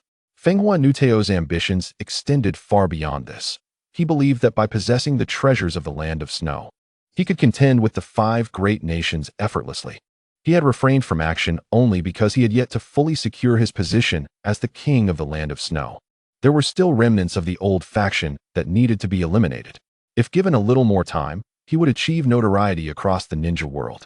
Many ninjas shared similar ambitions, like the Akatsuki organization. However, they had their strength and long-term plans, while Fenghua Nuteo belonged to a delusional type, a frog in a well. Suddenly, Fenghua Nuteo's eyes narrowed slightly as he beheld Langyue Xuebing, now reduced to a puddle of flesh, utterly unrecognizable. TCH. I wondered why it took so long for him to return. Waste is just waste. Fenghua Nuteo remarked dismissively. In his view, the demise of Langyue Xuebing was simply a consequence of his insufficient strength. He did not ponder too deeply on the matter, for his own prowess surpassed that of Langyue Xuebing. He reveled in the pleasures that power bestowed upon him, leading to his current arrogance, believing himself to be unparalleled in the world, while regarding others as mere trifles. Xiaoxue, your return is timely. I shall spare your life and leave a chance for my elder brother, provided you surrender the hexagonal crystal around your neck. If you do so, I shall grant you mercy, he declared coldly.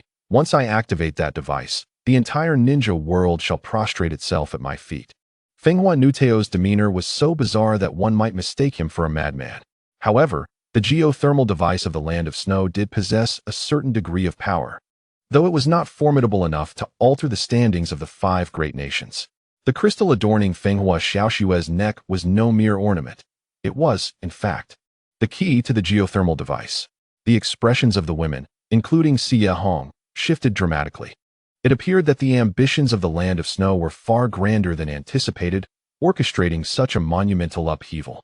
Regardless of the truth behind Fenghua Nuteo's claims, the hexagonal crystal around Fenghua Xiaoshue's neck must not fall into that man's hands. Naren, feeling exasperated, interjected, "Goodness, aren't you the villain? Why not use a bit of cunning to discreetly procure your niece's hexagonal crystal and only reveal your intentions once you have it in hand? Your niece has divulged nothing to us, yet you have laid bare everything." He mused. "There is no need to inquire further. The courage of your niece must surely stem from Ms. Liang Jingru." Naren chuckled. Fenghua Nuteo, utterly bewildered, inquired, "Who is Liang Jingru? Where is she? Bring her forth so that I may see who she truly is." Clearly, individuals from other realms were unaware of this reference. Naren, finding the situation tedious, refrained from explaining further and stated, "Enough, enough. You need not weave grand illusions for your niece. Your talent for fabricating dreams is first-rate, akin to your facial features. Who cannot draw a dream?" He continued, "I possess a complete geothermal device, available for sale at 2 coins per pound, with a total weight of 15 pounds. Are you interested?" Fenghua Nuteo seethed inwardly, irked by the commentary regarding his appearance. Yet, he could not shake the nagging thought of how Naren had knowledge of the geothermal device and, more critically, the complete design blueprint in his possession. Naturally, Fenghua Nuteo dismissed the words of the young boy, thinking it absurd that an outsider could possess such intricate knowledge of the device. He suspected that a mere ordinary design blueprint would baffle Naren, let alone the blueprint for the geothermal device. Turning suddenly towards Fenghua Xiaoxue, he soon realized that this wretched girl had informed the golden-haired boy. It was even plausible that this golden-haired boy was the clandestine lover of his niece. The narrative took a turn as Fenghua Nuteo, upon realizing the truth, felt tears welling up in his eyes. He was somewhat unhinged. Having learned of a magnificent device capable of commanding the entire ninja realm while having unwittingly slain his own brother. Little did he know that it was merely a geothermal device with no lethal capabilities, designed solely to melt the snow of the Land of Snow and transform it into a spring paradise. Enraptured by dreams of indulging in peaches tomorrow, Fenghua Nuteo bellowed, "You little rascal! If you are unaware, refrain from speaking nonsense."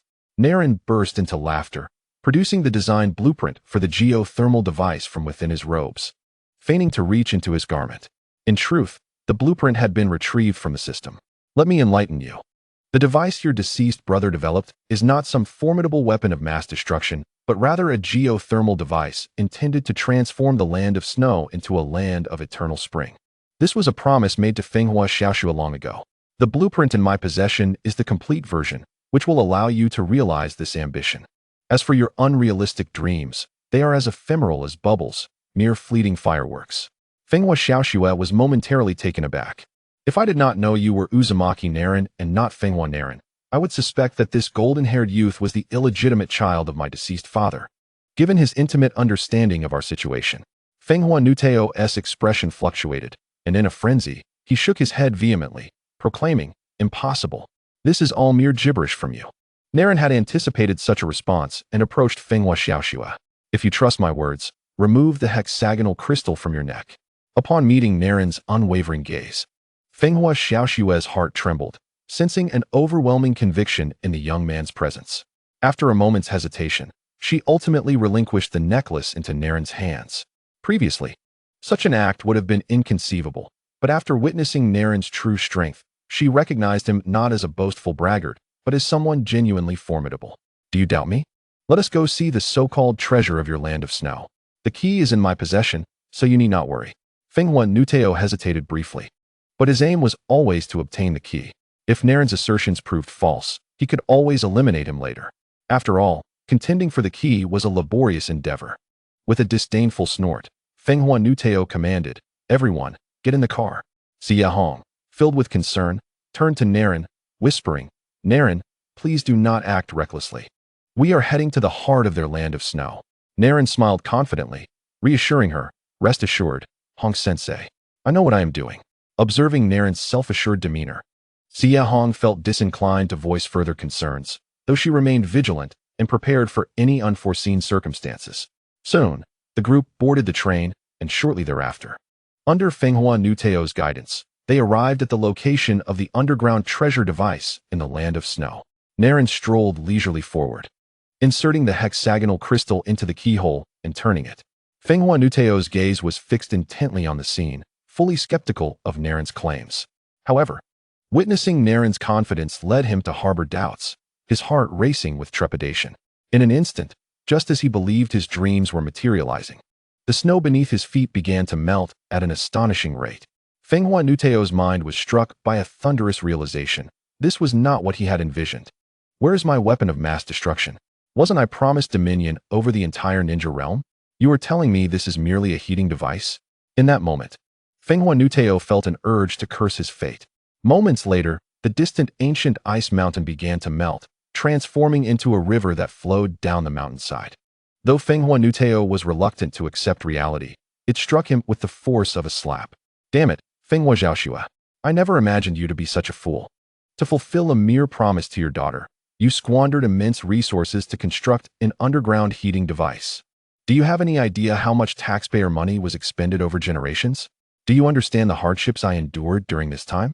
You too are a witness to the transformation of the Land of Snow into the Land of Spring. Are you not elated? Are you not overjoyed? Naruto's teasing voice resonated. Fenghua Zhaoxue's tears flowed uncontrollably. She had thought her father was merely jesting with her, never anticipating that he would actually fulfill his promise. Fenghua Nuteo, in a fit of rage, shouted, I am utterly furious. How could Fenghua Zhaoxue produce such worthless rubbish after expending so much effort and resources? What purpose does it serve? If I had a device capable of annihilating the world, would my dream of ruling the 5 great nations be so far-fetched? It appears madness has consumed her. She lacks any awareness of her own abilities. Naruto grinned, commenting, Come on, with your meager strength, you'd only be a source of ridicule. Spare yourself the embarrassment and stay out of sight. Fenghua Nuteo snapped back to reality, glaring fiercely at Naruto, her trembling hand raised. It's all your fault. You wicked little brat. Why did you have to tell me this? You have shattered my dream of unification. I will kill you. In a state of fury, Fenghua Nuteo charged at Naruto, unleashing her ultimate jutsu. Naruto's expression turned icy, dismissing her audacity. With a swift motion, 2 shadow clones emerged, each wielding a massive Rasengan. The sight left Fenghua Nuteo bewildered. Is this truly a shinobi from Konoha? This thought flickered through her mind as she faced death. The other women stood frozen, astonished. While they expected Naruto's original form to wield the Rasengan, they were astonished that even his clones could execute it. How much chakra must reside within him to achieve such feats? Yamanaka Ino gazed at Naruto's exceptionally handsome face, feeling her own long, fair legs instinctively tighten. This was the man she had been searching for, immensely powerful, a youthful genius, and undeniably attractive. Chapter 157. The Enchanting Queen of the Land of Spring with Fenghua Nuteo's Demise. The remaining minions crumbled, swiftly overthrown by the old faction. Days later, it was the day of Fenghua Zhaoxue's coronation. Fenghua Nuteo had ultimately seized the Land of Snow through unscrupulous means, leading to widespread disdain among the populace. The old faction, which supported Fenghua Zhaoxue, revealed the truth, garnering even more loyalty from the people towards their new ruler. As Fenghua Zhaoxue ascended to the throne, she remained wistful about her acting career, expressing her desire to continue performing if time permitted. What a beautiful scenario it would be for a queen to participate in the arts. To this, Naruto could only smile in silence. He was now the owner of a prosperous shipping company, so financial concerns did not trouble him. Otherwise, he could have had Fenghua Zhaoxue endorse some products, commonly referred to as influencer marketing. The people of this world had yet to witness true profit-making potential. Imagine having Fenghua Zhaoxue promote a worthless item. Alternatively, he could simply establish a brand leveraging his own economic strength and find someone to create a frenzy over it. In no time, that brand would undoubtedly blaze a trail through the shinobi world, allowing him to raise prices and count his earnings until his hands ached. Naruto, you truly are an exceptional and formidable shinobi of Konoha. I, Fenghua Zhaoxue, would gladly designate you as the strongest shinobi. Saying this, Fenghua Zhaoxue tucked a strand of hair behind her ear, her cheeks flushed, leaning closer to Naruto. She gently pecked his cheek, only to recoil as if shocked. Her heart raced wildly. This was her coronation celebration, which meant numerous eyes were watching, especially those of her acquaintances, who stared wide-eyed. The female shinobi from Konoha were consumed with jealousy. The air was thick with a sourness reminiscent of lemons. Fenghua Xiaoxue felt a surge of pride. How daring she was to kiss Naruto in front of them. Naruto, touching his slightly damp cheek, chuckled and teased, "I recall someone promised me a kiss last time." His voice was neither too loud nor too soft. The onlooker's eyes widened in astonishment once more. Fenghua Xiaoxue's face flushed deeper as she whispered to Naruto, "Are you trying to get me killed? I've already kissed you. What more do you want?" Naruto had no intention of letting her off the hook. As a ruler, how can you not keep your word? How will you earn the trust of others? At that moment, Fenghua Xiaoxue found her courage, meeting Naruto's intense gaze with a charming smile.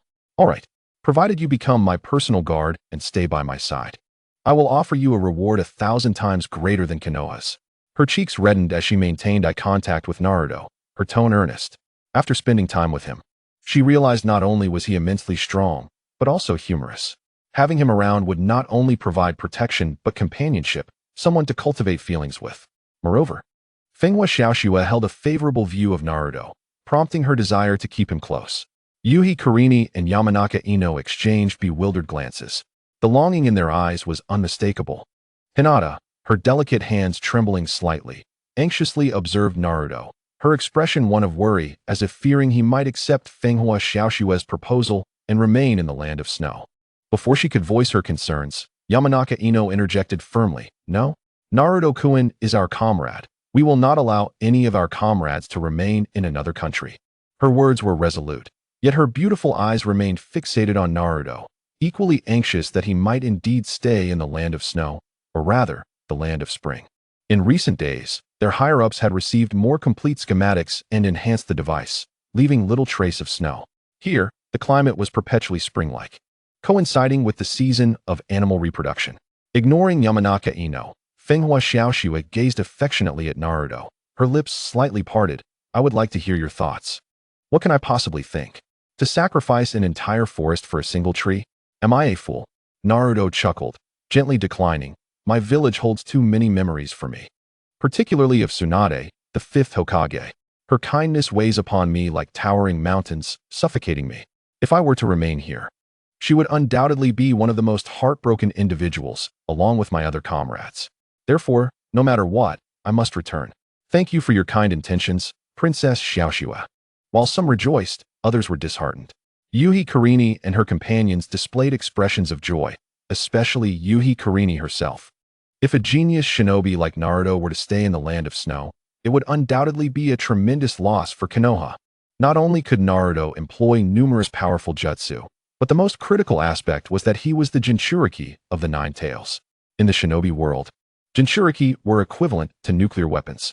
Whichever village could harness the power of tailed beasts would wield considerable influence. Fenghua Xiaoxue trembled slightly, her expression momentarily dazed, forcing a smile as she consoled herself. "Oh, I see. How unfortunate. It seems I will not receive my first kiss after all." The tone carries a subtle sense of loss. This statement is directed not only at Mingren, but also at the women of Mai. Humph. What does it matter if you've taken Mingren back? Before you leave, I shall thoroughly vex you.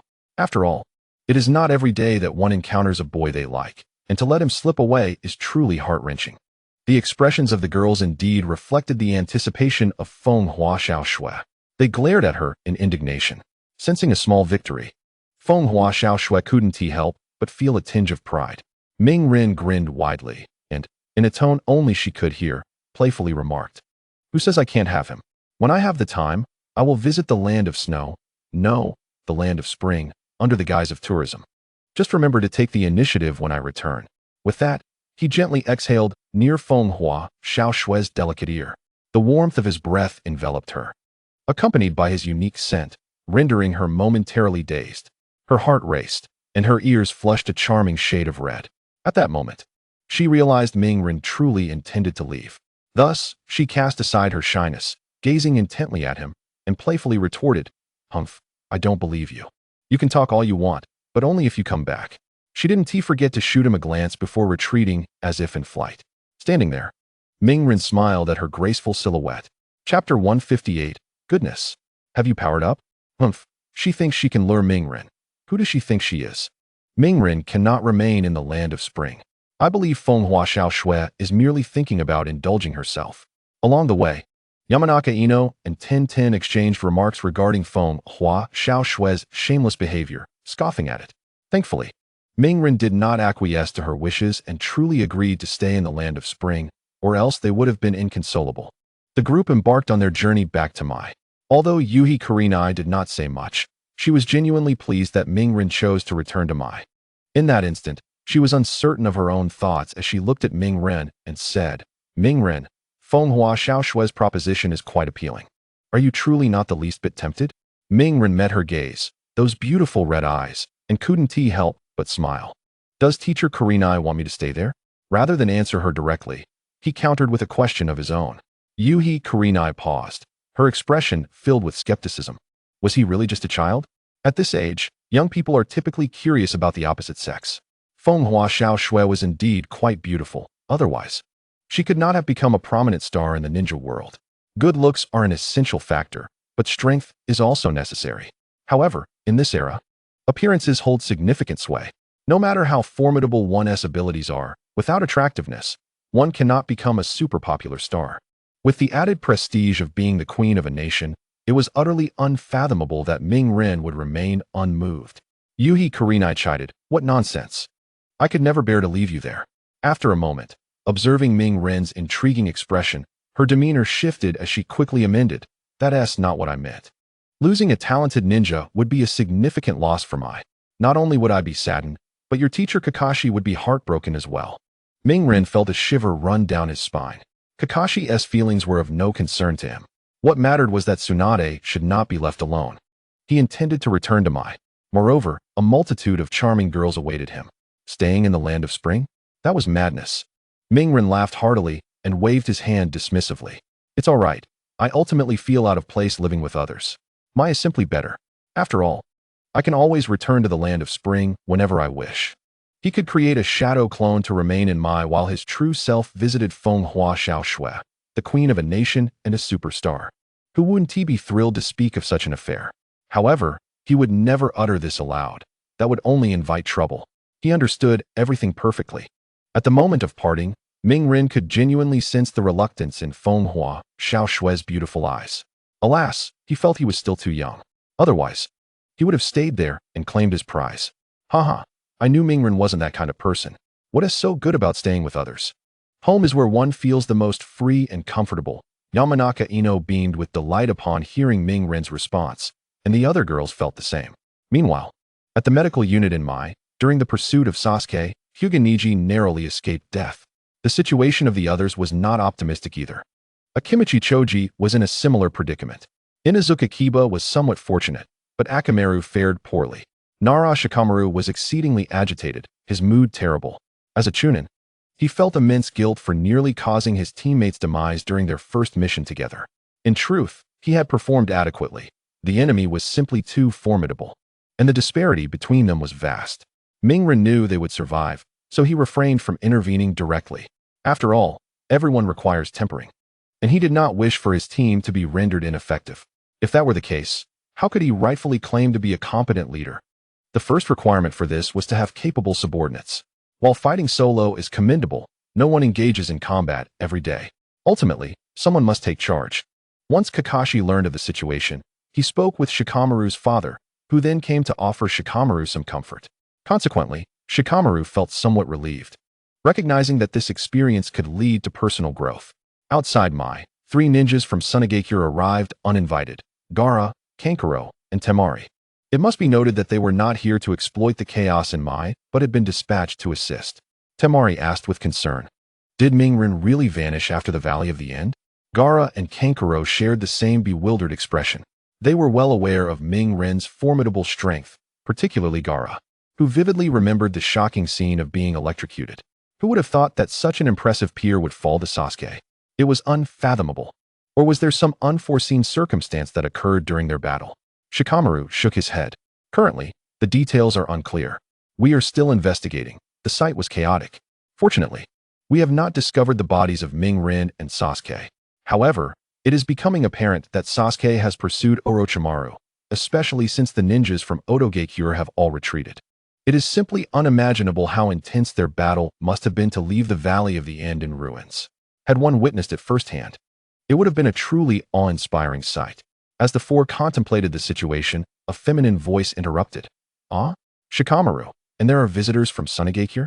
What is going on? Yuhi Kurenai looked at them, somewhat dazed. What a coincidence. To encounter them outside. The others also snapped back to reality. Temari, as the elder sister, spoke first. It was thus that we came to offer our assistance. Lushika also remarked, indeed, these are the reinforcements sent by Cheyenne Village. When the crowd beheld Naruto, seemingly unharmed, a look of bewilderment spread across their faces. He appeared to have suffered no injuries whatsoever, exuding a vibrant and lively demeanor. Particularly, Lushika was left dumbfounded. The unscathed Naruto stood in stark contrast to the ninjas who had barely escaped death. What the heck? Have you activated some cheat? Naruto, how is it that you are here? Handashi's beautiful eyes widened in disbelief, her mouth slightly agape, her face a canvas of shock and excitement. Chapter 159. If you can be here, why can't I be here? Handashi's inquiry mirrored the curiosity of Lushika and the others. Naruto flashed her a grin and retorted. If you can be here, why can't I be here? Handashi's cheeks flushed crimson as she clarified, that's not what I meant. I was asking why you disappeared after chasing Sasuke. I heard that both of you vanished together. Understanding dawned on Naruto, yet he couldn't resist teasing her, so. You were worried about me? Handashi's face grew even redder as she stammered, that's not true. I warn you. Don't think you can slander me just because you're in my. Observing the playful banter between the two, Lushika felt a twitch at the corner of his mouth, as if a beam of green light had descended from the heavens and landed squarely atop his head. However, there were no green objects in sight. Despite his confusion, Lushika felt compelled to interrupt their conversation, not due to any ulterior motives regarding Handashi, but rather to inform Naruto, hurry to the Hokage office. Your disappearance these past few days has left Lady Tsunade quite anxious. Seeing Naruto safe and sound, Lushika felt immense relief. Thankfully, during his inaugural mission as a team leader, there were no casualties. Had any of his comrades perished, he believed he would never forgive himself. Even if Sasuke were to fail his mission later, it would be inconsequential compared to the fact that everyone had survived. Tsunade is looking for me. Naruto paused, initially thinking Lushika had interrupted him out of jealousy for his conversation with Handashi, but that was not the case. Well then, Hong-sensei, Hinata, I'll take my leave for a moment. Naruto waved goodbye to the girls. Handashi crossed her arms, pouting in dissatisfaction. Humph. You jerk. Just leave already. You've made everyone so worried, and now you're leaving after such a short conversation. Facing the displeasure of the princess from Cheyenne Village, Naruto merely smiled it off. He had more pressing matters to attend to, feeling somewhat constrained by his age. This cursed age. However, there were plenty of wild beasts around, unlike in his previous life. He could always venture out to hunt, perhaps even bagging a massive male black bear. Why a male? Because it would primarily serve to nourish young Naruto. By the time he matured, he wouldn't seem so disadvantaged.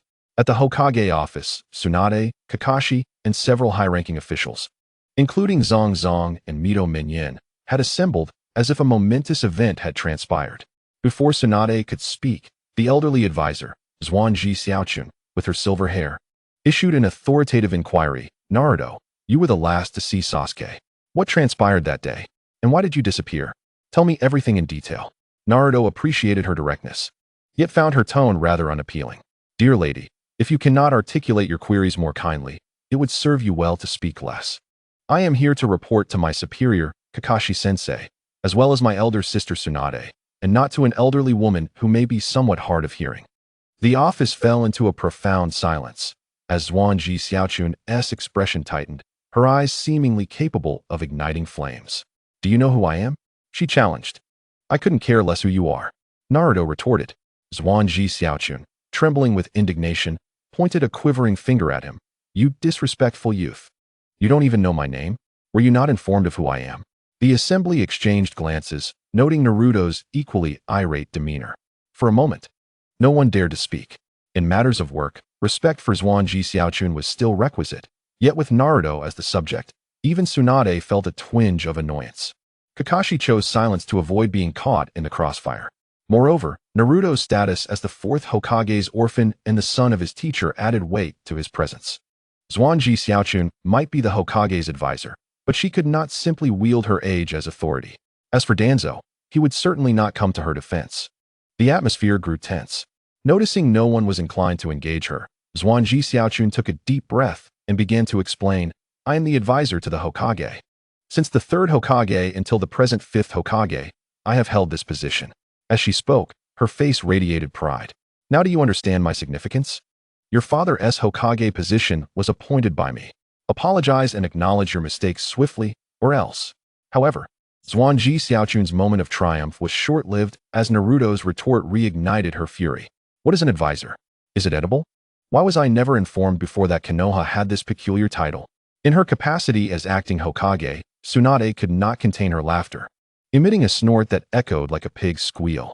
Realizing the gravity of the situation, she quickly covered her mouth with her delicate hands, turning her head away as if the one who laughed was not her. Kakashi's face, concealed by his mask, was in stitches, but his past experiences had taught him to maintain composure. Ah, you little brat, you infuriate me. I shall have my revenge. Zhuangji Xiaochun rolled up her sleeves, resembling a grandmother ready to chastise her grandson. Yet, she was without any weapon. Mito Minion hurriedly intervened. Have you lost your mind? Xiaochun, why are you quarreling with the younger generation? What will people think if word gets out? Zhuangji Xiaochun felt an unquenchable frustration. You have no idea how infuriating he is. Do not stop me today. Danzo cleared his throat and spoke in a grave tone. Everyone, let us calm down. We are all elders. Why are we acting like children? This remark only served to further incite Zhuangji Xiaochun. I am the true victim here. Ignoring her, Danzo turned to Naruto and inquired, Naruto, please recount what transpired during your battle with Sasuke that day. Although Danzo had witnessed the aftermath, the devastation was nothing short of catastrophic. Had he not seen it with his own eyes, he might have thought that Uchiha Itachi had returned. However, he was intensely curious about the details of the confrontation, especially since Uchiha Sasuke had acquired even greater power. He would have to consider sending someone to eliminate him. Danzo had long been a follower of the 2nd Hokage, Senju Tobirama, and under his influence, Uchiha had become synonymous with malevolence in his eyes. If a stray dog were to become pregnant, he would suspect it was the work of an Uchiha. The more I think about it, the more terrifying it becomes. Thus, the Uchiha clan cannot be allowed to survive. Chapter 160. Adapting is not mere improvisation, and storytelling is not mere fabrication. Feeling the gazes of the crowd upon him, all eyes in the arena were now focused on Naruto. It seemed that it was once again his turn to perform. Naruto felt quite helpless. He sighed, realizing he had to put on another show. Immediately, the acting prowess of Naruto came to the forefront. A look of trepidation graced his face. Lord Danzo, you have no idea how fierce the battle was at that time. Sasuke clapped his hands together, and with a command, his Ten no Jutsu activated, summoning a pair of grotesque arms that were far from biological. Those monstrous limbs were repugnant, 1,000 times more offensive than spicy chicken feet, eliciting a visceral sense of horror at first glance. Ultimately, the Chidori in his hand transformed into a bolt of lightning, and from the heavens above, a terrifying bolt of thunder descended under his command. Fortunately, luck was on my side, and I managed to escape.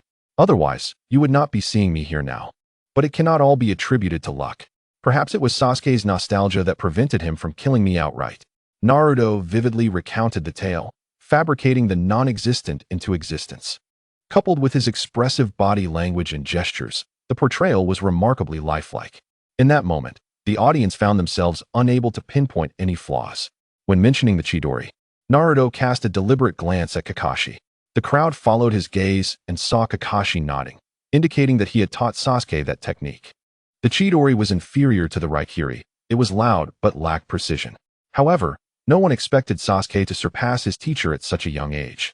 Already capable of adapting ninjutsu with considerable power, adaptation is not mere fabrication, and storytelling is not mere nonsense.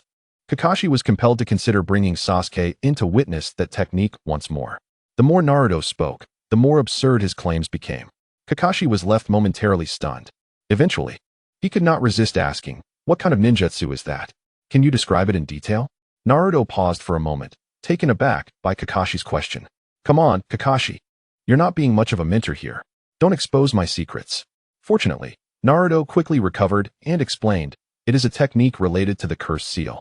When I was battling him, Orochimaru's Ten no Jutsu activated, significantly enhancing his power, and the Kyuubi within me also stirred. Naruto continued. At that time, the aura of the Kyuubi lingered. It was not a secretive matter. If he had not shared this, it would lack persuasive power. However, the situation is different now. As Naruto had anticipated, they truly could not find fault with him at that moment. After all, they had not witnessed the events firsthand. But judging by the devastation around them, it was evident that their battle had indeed been spectacular. When I awoke in a daze, Sasuke was already gone. I assumed he had fled to join Orochimaru, and there was no way to pursue him. If I were to return to the village empty-handed, I would have no face to show, so I decided to lend a hand to Lady Sakura and the others along the way.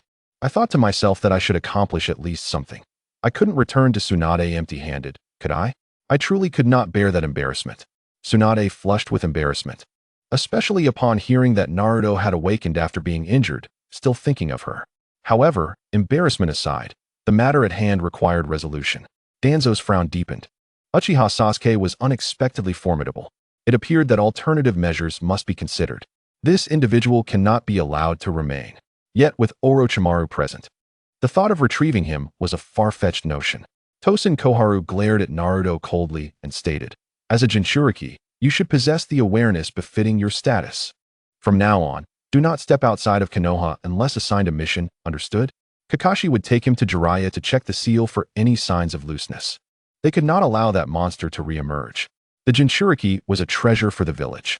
The previous return of Uchiha Itachi had already instilled fear in the village. And now another Uchiha, Sasuke, had fled. Who knew if the next time the Uchiha brothers returned, they would unite against the village? Tosen Koharu had to be vigilant. If the Jinchuriki were to roam freely and accidentally end up captured by another village, it would undoubtedly be a tremendous loss for Konoha. Naruto had yet to speak. Meanwhile, the Kyuubi within him was growing increasingly irritable. TCH, that old hag, at her age, still trying to show off. Isn't that courting death? Master, let me out. I want to obliterate this scum with a tailed beast bomb. Today, the Kyuubi's tone was exceptionally sweet, as if coated in honey. If truly unleashed, the old woman before him would likely be terrified. The so-called Hokage advisor only appeared when it was time to gather heads, otherwise enjoying a life of luxury and seclusion. How I remember when this old hag deceived Naruto's mother, Kushina, claiming the benefits of being a Jinchuriki were immense. It was all utter nonsense. Nothing but empty words. Naruto addressed the Kyuubi, "Calm down. If you wanted to kill that old hag, I could do it any time. She's so aged that she needs assistance just to cross the street. Otherwise, she might fall and hurt herself. No need to rush." After speaking with the Kyuubi, Naruto turned his gaze to Tosen Koharu, his expression equally icy. His voice was flat and devoid of emotion. "Are you instructing me on how to conduct myself?" The bluntness of his words delivered a significant blow. Coupled with his expression, he resembled a domineering figure, while Tosen Koharu appeared to have transformed into a mere lackey. Tosen Koharu was furious. "You young man, do you even know what you're saying?" Naruto shrugged. "Are you hard of hearing? Why do you insist on making me repeat myself?" Tosen Koharu was on the verge of hypertension from rage. As for this old woman who loved to point fingers, Naruto showed no regard for her. "Who do you think you are? Are you fate itself? Ultimately, you will be beneath my feet." It felt like stepping on this old hag was too generous, dirtying his own feet in the process. This task should be left to the Kyuubi. After all, it was its old specialty. "Kyuubi, master, thank you. Why do I always have to do the dirty work? Can't I do something clean?" Kakashi could not help but interject. "Ahem, Naruto, be mindful of your words. You are now a ninja. You earn your keep through missions. Under someone's roof, one must bow their head. To earn a few coins, bear with it. This old hag, after all, goes to the daimyo to receive missions and then distributes them. If you provoke her, you may find yourself without tasks in the future." Chapter 161. I'm coming clean. I am actually the perfect Jinchuriki. I accomplish tasks with my own hands, not merely relying on idle chatter filled with useless drivel. Naruto smiled, his tone laced with disdain. Tosen Koharu was nearly driven to madness. Sensing the situation, Tsunade quickly intervened. "All right. Let us put an end to this for today. I intend to teach this brat a lesson so he learns how to respect his elders." Tosen Koharu looked ready to take action. Naruto grinned, his eyes filled with contempt. "At your age, you shouldn't be embarrassing yourself like this. If you hurt your back, it would be my misfortune, wouldn't it? As one ages, it is essential to learn how to stand firm and endure hardships without placing blame on the younger generation." Zhuangqin Xiaochun was incensed. genuinely contemplating a direct confrontation. Tsunade's expression turned abruptly cold. Enough, she declared. Naruto, please wait for me in the adjacent office. Naruto, with his hands clasped behind his head, sauntered away leisurely, casting a playful grimace at the elderly woman before departing. He mused to himself that with a single slap, he could send her flying, were it not for the fear of being falsely accused. Yet, out of respect for Tsunade, he refrained, for after all, how could he disregard the reputation of his beloved girlfriend? As soon as he left, Tsunade promptly apologized to Zhuangqin Xiaochun, assuring her that Naruto would be properly disciplined. In truth, her words were merely formalities. Zhuangqin Xiaochun indeed held an advantage in age and experience. Even Tsunade appeared as a junior in her presence. Once the matter was concluded, Tsunade entered the adjacent office, where Naruto anticipated reprimand. However, her subsequent actions warmed his heart. She circled around him and remarked, "You seem well and full of vitality, so it appears you have not sustained any significant injuries. I'm relieved you're back." Previously, she had been unable to express her concerns in front of others, but now, with only the two of them present, she confessed to the anxiety that had plagued her for days due to his situation, causing her to lose her appetite. She could only manage 3 bowls of rice when she typically could consume 8. Naruto instinctively touched his nose and smiled. "Since you missed me so much, how about a welcoming hug?" Tsunade chuckled, "Dream on." A hint of disappointment flickered across Naruto's face, realizing he might have misinterpreted her feelings. Before he could finish his thought, he was enveloped in a warm embrace. The scent of her presence was intoxicating, and he felt utterly satisfied. Tsunade held him tightly, as if fearing the loss of something precious. The incident with Jiangshu had already left her in deep self-reproach. Should anything happen to Naruto, she would willingly abandon her position as the 5th Hokage and seek vengeance against Orochimaru.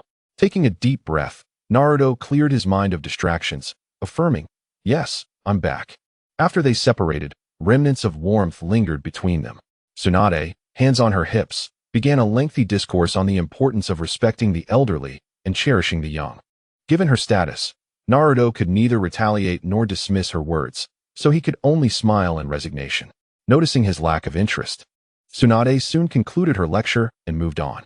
Sakura, upon hearing the news of Naruto's safe return to the village, felt a great weight lift from her heart. She had now effectively become half a disciple of Tsunade, driven by Kakashi's endorsement and her own desire to improve. Unwilling to be left behind by Naruto and the others, she had often wished to speak with him, but circumstances had not permitted it. Near a public bath in Konoha, Jiraiya was engrossed in his research when he felt a gentle tap on his shoulder. Annoyed, he waved his hand dismissively, keeping his gaze fixed ahead. "Hey, buddy, don't disturb me. There's another spot next to me. If necessary, dig a little hole and observe from there." The individual persisted, tapping his shoulder again. Finally, Jiraiya turned, his face marked by irritation. "Who is it?" "Oh, it's you, Naruto. What do you want? If it's nothing important, please don't interrupt my work." Naruto's expression turned serious. "Pervy Sage, I have something to discuss with you." Jiraiya, still irritated, waved him off. "We can talk later. I'm busy right now." With utmost seriousness, Naruto insisted, "Pervy Sage, I want you to take me along on your next mission." Jiraiya, thinking it a trivial matter, immediately refused. "No way. You're still too young and lack the ability to protect yourself." Suddenly, a plume of smoke erupted, revealing a miniature version of the Nine Tails before Jiraiya. "What the?" Jiraiya exclaimed, startled. The familiar chakra of the tailed beast heightened his alertness, preparing him for battle. Naruto retreated, recalling that this was indeed the Nine Tails. Even if it transformed into something unrecognizable, he could sense its foul odor from miles away. Jiraiya, sensing danger, began to summon the Toad Sage for assistance, realizing that one alone would struggle against the Nine Tails. However, to Jiraiya's astonishment, the newly appeared Nine Tails addressed Naruto with utmost respect. "Master, if this white-haired old man refuses to cooperate, let us unleash a tailed beast bomb on him without further ado." Jiraiya stood dumbfounded, grappling with the absurdity of the situation. "Did I hear that right? It's calling you master?" "Quiet," Naruto commanded, raising his hand. The little Nine Tails hovered obediently in the air. Jiraiya was left even more perplexed. Is there a new trend in tailed beasts cosplaying or something? "Why is it calling you master?" Naruto explained. "I have now become the perfect Jinchuriki." The Nine Tails smirked, responding, "Boss, you're not just a perfect Jinchuriki. You're a super Jinchuriki. If you tell me to go east, I won't dare go west. The relationship between other tailed beasts is often one of companionship, but with Naruto, it was distinctly a master-servant dynamic. Despite its complaints, the Nine-Tails was quite pleased, having witnessed Naruto's prowess, deeming him worthy of such respect. Chapter 162. Goodness, Naruto, are you unifying Konoha this way? Jiraiya's eyes widened, filled with disbelief and shock. What was happening? The notoriously unruly Nine-Tails, which did not even flinch before the fourth Hokage, was willingly submitting to a mere genin? This world had truly gone mad. After a long pause, Jiraiya finally regained his composure, his voice trembling slightly as he questioned, "What on earth is happening?" Naruto smiled slightly, taking his time to respond to Jiraiya's inquiry as he listened to the system notification echoing in his mind. He was compelled to reveal the truth. He had no choice but to activate the system's selection quest. Ding. Quest options activated. Option 1. Accompany Jiraiya to the land of rice to investigate Orochimaru's whereabouts. Reward: immunity to all poisons. Option 2. Spend 3 days enjoying leisure in Fuzi village. Reward: enhanced version of the golden lightning cutter. Naruto raised an eyebrow, his focus entirely on the immunity to poison. It was well known that the ninja world was rife with poisons, and those skilled in toxic arts were numerous, such as Orochimaru. A fragile individual would be incapacitated by merely inhaling the scent, while even those with slightly stronger constitutions would not last long against potent toxins. Thus, this immunity would be a veritable nightmare for poison-wielding ninjas. As for the reward of the petite Lechia from Fuziken, Naruto truly held it in low regard. Lechia was certainly superior to Chidori, yet at this moment, Naruto yearned more for the immunity to all poisons. I choose one. Upon successful selection, the reward of immunity to poisons was granted. In the next instant, Naruto sensed a monumental shift in his physique. Others might not perceive it, but as the master of his own body, he felt it keenly. Naruto, if you feel threatened by the Kyuubi, just blink, Jiraiya said, his eyes narrowing. Hand resting on the scroll at his waist, cold sweat trickling down his back. In that fleeting moment, he needed to swiftly reseal the Kyuubi within Naruto. Otherwise, the consequences would be dire. However, once Naruto came to his senses, he simply smiled at him. Perverted sage, I have already become the perfect Jinchuriki. You can ask the Kyuubi if you don't believe me. The Kyuubi huffed in a coy manner, affirming, the master speaks the truth. The white-haired old man is precisely as you see. In Jiraiya's mind, a dull thunderclap rang out, shaking him to his core. It was utterly absurd. Naruto had indeed become the perfect Jinchuriki. Wait a moment. Did that mean Naruto was now more formidable than the Kyuubi? Jiraiya stroked his chin and inquired. Did you force the Kyuubi to yield? Before Naruto could explain, the Kyuubi interrupted, exclaiming, I warn you, do not slander my master. It was the kingly aura emanating from him that compelled me to follow. You do not comprehend. Do you know what kingly aura is? It is the essence of a sovereign that irresistibly draws people in. Never mind, you wouldn't understand. Jiraiya was taken aback by this, asking, what is this kingly aura? Is it truly as impressive as you claim? He scrutinized Naruto again, looking him over but failing to discern anything extraordinary. Perhaps the tailed beast had become impure in its thoughts, learning the cunning of humans. Was it attempting to deceive him? The concept of kingly aura had been discussed during Naruto's leisure time with the Kyuubi, which had quietly recorded this knowledge. It was an invisible quality that only those of remarkable prowess exuded. The Kyuubi had the fortune to witness Naruto employ formidable jutsu, yet in the end, it chose to remain an unassuming genin. With such terrifying power, others would have likely become arrogant. However, Naruto was genuinely exceptional, devoid of the foolishness that often accompanies newfound strength. After a considerable pause, Jiraiya nodded in agreement with Naruto's words, deciding to take him along on a mission. The Kyuubi's willingness to refer to Naruto as master was affirmation enough of his prowess. Even if his strength was lacking, the tailed beast could compensate. The matter of Naruto becoming the perfect Jinchuriki would remain a secret that Jiraiya would bury within himself.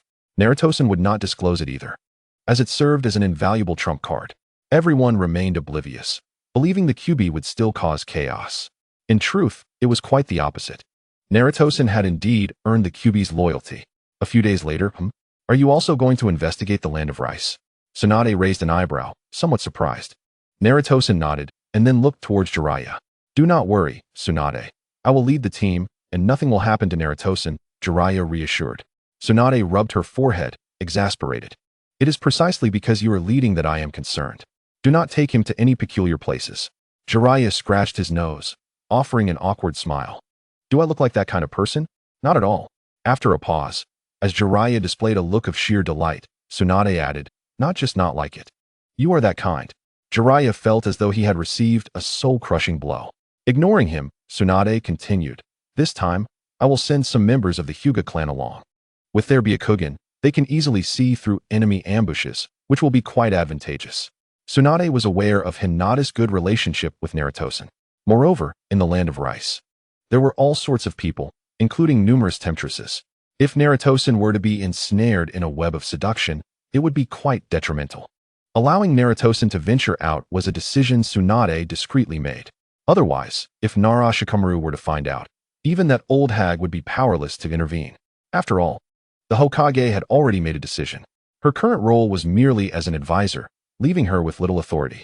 As for sending Hinata, on one hand, the Byakugan did indeed offer many conveniences. On the other hand, it would ensure Hinata could oversee Naruto-san. Soon, someone was dispatched to summon Hinata. Upon entering, Hinata's cheeks flushed a deep crimson at the sight of Naruto-san. While explaining the details of the mission to Tsunade, her gaze would inadvertently drift towards him. Jiraiya, of course, could see what this meant. Goodness. First, it was that girl from the Yamanaka clan, then Haruno Sakura, and now the little princess of the Hyuga clan. The shinobi world may not be united yet, but Konoha seems to be uniting itself. In truth, uniting Konoha was quite simple. All that was needed was to dominate the major clans, and the smaller clans would collapse without a fight, as they were all dependent on the influence of the larger families. After discussing the important matters, the group quickly set off towards the land of rice. Chapter 163, Hinata, the little wife of grandeur. The land of rice is not far from the land of fire, practically neighboring territories. In no time at all, the trio arrived within the borders of the land of rice. As they surveyed the surroundings, a scene of tranquility and harmony unfolded before them. Lined with trees on either side, the roads led deeper into lush terraced fields, a veritable paradise for those seeking solitude. Jiraiya observed the road conditions while walking, elaborating. The daimyo of the land of rice is blinded by greed, employing every means possible to strengthen his nation, ultimately becoming a mere pawn in Orochimaru's schemes. They believed they could develop into something more formidable. Hinata gazed in wonder at everything around her, her curiosity piqued, and then turned to Naruto-san. Her face flushed as she spoke in a barely audible voice. Naruto-kun, what should we do if we encounter Orochimaru? He is even more powerful than the third Hokage. Had it not been for Naruto-san's keen hearing, he might not have caught Hinata's words. Observing her anxious demeanor, Naruto-san could not help but tease, are you scared? Hinata pondered for a moment and gently nodded, I am afraid. However, she quickly added, but if Orochimaru really appears, Naruto-kun, you should go ahead, and I will cover you from behind. The determination in her voice was unwavering. Jiraiya noticed this exchange and chuckled. There is no need to be so anxious. We are merely here to investigate, and it is uncertain whether Orochimaru is even present. You really need not worry, young lady. Despite Naruto-san's seemingly carefree demeanor, he possesses the Kyuubi as his trump card. Such words were not something Jiraiya would dare to utter aloud. However, knowing what others did not filled him with a sense of satisfaction. Was this what the Kyuubi meant by putting on airs? Jiraiya finally grasped the essence of those words. Indeed, Orochimaru may not even be here, Naruto-san grinned. He is certainly here. It's just that upon receiving word, Kabuto has likely hurriedly taken Orochimaru and fled. However, Jiraiya sighed. Of course, had yielded no such results. Why not run? What reason would there be to stay? Would you like to dine with Jiraiya? While Jiraiya is willing, Orochimaru is not. However, one must ponder the purpose of bringing back Erjuzi. The village is already impoverished. Having one more person venture out to seek wealth seems quite beneficial, does it not? Rogue ninjas appear annually, and this year it is Konoha's turn. It can be stated that at every moment, there are rogue ninjas, as they have chosen to betray. What more is there to discuss? Bringing them back will not alter anything. The trio arrived at the central area. Jiraiya glanced around, taking in his surroundings. Then, with a nonchalant demeanor, proclaimed, all right. You two can find a place to eat. I must visit the intelligence agency to gather information. After all, If I continue searching like this, who knows when I will find anything? Hinata, with a curious expression, asked, Lord Jiraiya, do you know about the intelligence agencies here? Hearing this, Jiraiya beamed with pride. Of course. Just look at who I am. Now, you both go find something to eat. We will meet back here later. If you arrive first, just wait for me. If I were to return first, it would be the same. In any case, act swiftly. With Hinata gazing at him with admiration, Jiraiya swaggered away, exuding an air of confidence. At that moment, Naruto interjected, the so-called intelligence agency that the perverted sage speaks of is merely a disreputable establishment filled with revelry, surrounded by women. To put it plainly, he just goes there to seek companionship. This comment nearly caused Jiraiya to stumble in indignation. Goodness, Naruto, you are my disciple. Do not expose my secrets. To be precise, Jiraiya is also a mentor. However, the titles here are not so meticulously distinguished. Hinata is not entirely as innocent as a blank slate. She has heard about such establishments from her mother, who warned her to avoid such men in her future. It turns out it is like that. Hinata's cheeks flushed slightly as she stammered, then mustered her courage to look at Naruto. Naruto-kun, will you go to those places to seek such disreputable women in the future? No. Naruto shook his head decisively. I will only seek respectable women. I wouldn't even want to brush against those disreputable ones. What kind of joke is that? I have principles. Naruto's words held merit. As the girls he sought were indeed respectable, Hinata and Tsunade were not disreputable. In contrast, Yamanaka Ino was somewhat bold and unafraid of boys. But only with Naruto could she be so carefree. With other boys, she had never allowed them to touch her. After hearing this, Hinata's face turned a delightful shade of crimson. Let us find somewhere to eat, Naruto suggested. Hinata nodded in agreement. As they walked, although they had provisions, it was better to savor local delicacies when they reached their destination. They wandered about. The land of rice was not as expansive as other countries. The territory was small, and it was challenging to find even a few shops. After a brief exploration, they spotted Jiraiya in the distance. Upon seeing Naruto, Jiraiya's eyes lit up, and he hurried towards him. Naruto, I lack sufficient funds to gather intelligence. You arrived just in time. Lend me a bit. Naruto raised his eyebrows. Perverted sage. Are you not a best-selling author? How could you be short on cash? Ah, do not mention it. I'm a failed author. And that little money is hardly enough for my meals. Jiraiya chuckled, gesturing with his fingers in a sign for money. Hurry up. Loans are easy to repay. By the way, would you like to join me? I can take you to some good places. Hinata gasped in surprise, her delicate form frozen as she hurriedly rummaged through her pocket. Moments later, she produced a small, rosy wallet, timidly offering it to Jiraiya. Lord Jiraiya, I will give you all my little money, but please do not take Naruto-kun to such places. Jiraiya gasped, feeling somewhat awkward as he glanced at Naruto. He truly could not accept the money, especially since it was from a girl.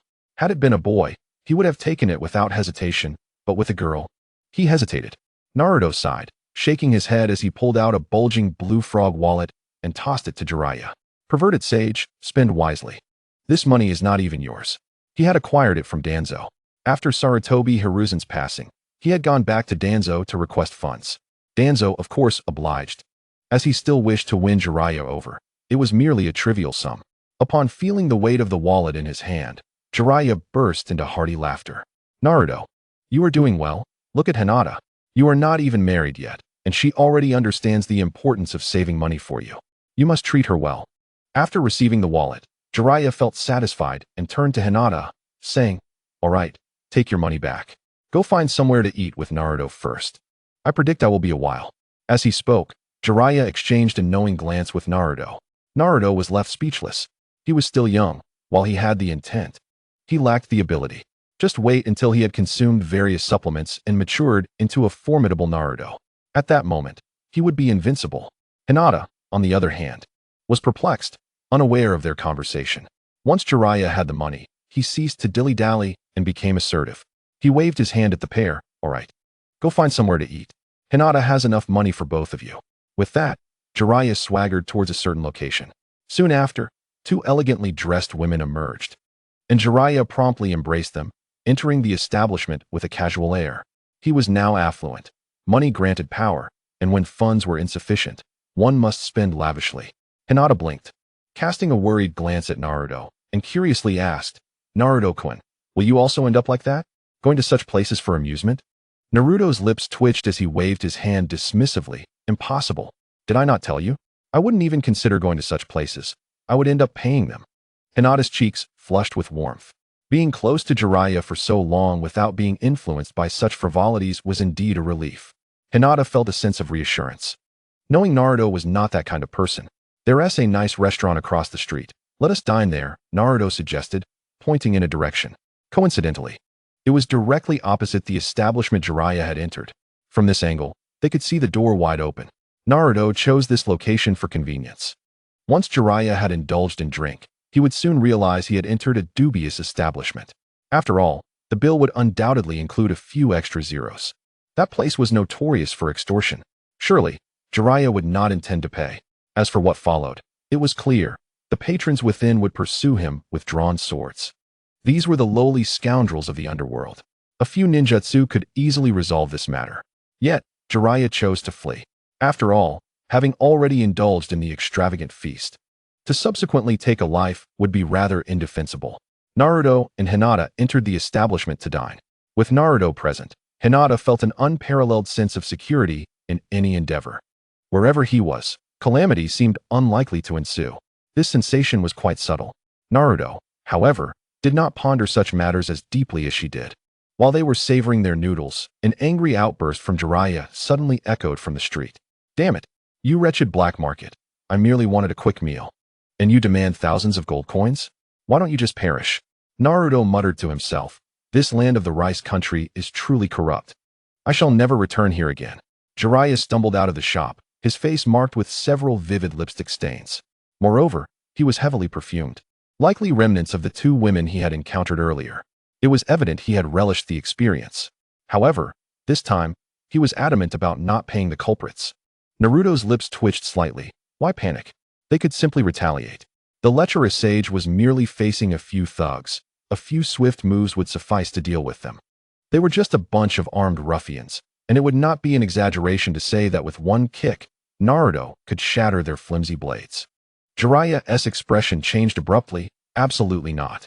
We must not create unnecessary complications. If the Lord of the Rice Country takes note of our presence, our future visits may become impossible. Naruto raised an eyebrow, recalling Jiraiya's previous declaration that he would never return. Jiraiya averted his gaze, thinking, why spend money when one could take advantage? Indeed, you are the undisputed master of exploitation in the ninja world. Their conversation was interrupted as the thugs stormed out. Where's that guy? Over there. Bring him down. Beat him up and make him surrender all his money. And leave the women. Although Naruto intended to leave, he couldn't resist the taunt from one reckless ruffian. He charged towards the group of miscreants. With a single punch, he broke the ribs of the apparent leader. The others fared no better, some suffering broken hands, others shattered feet, all writhing in agony on the ground as bystanders gathered. Jiraiya was taken aback, not expecting Naruto to be so ruthless. He felt indifferent. After all, they had already crossed that line. He had also heard the command to spare Hinata. Thus, Jiraiya turned back, delivering a fierce kick to the thug's jaw. Next time, be sure to keep your mouth clean. The proprietor of the black market shop emerged, utterly bewildered. Am I the one running a black market? Or are you? What brutality!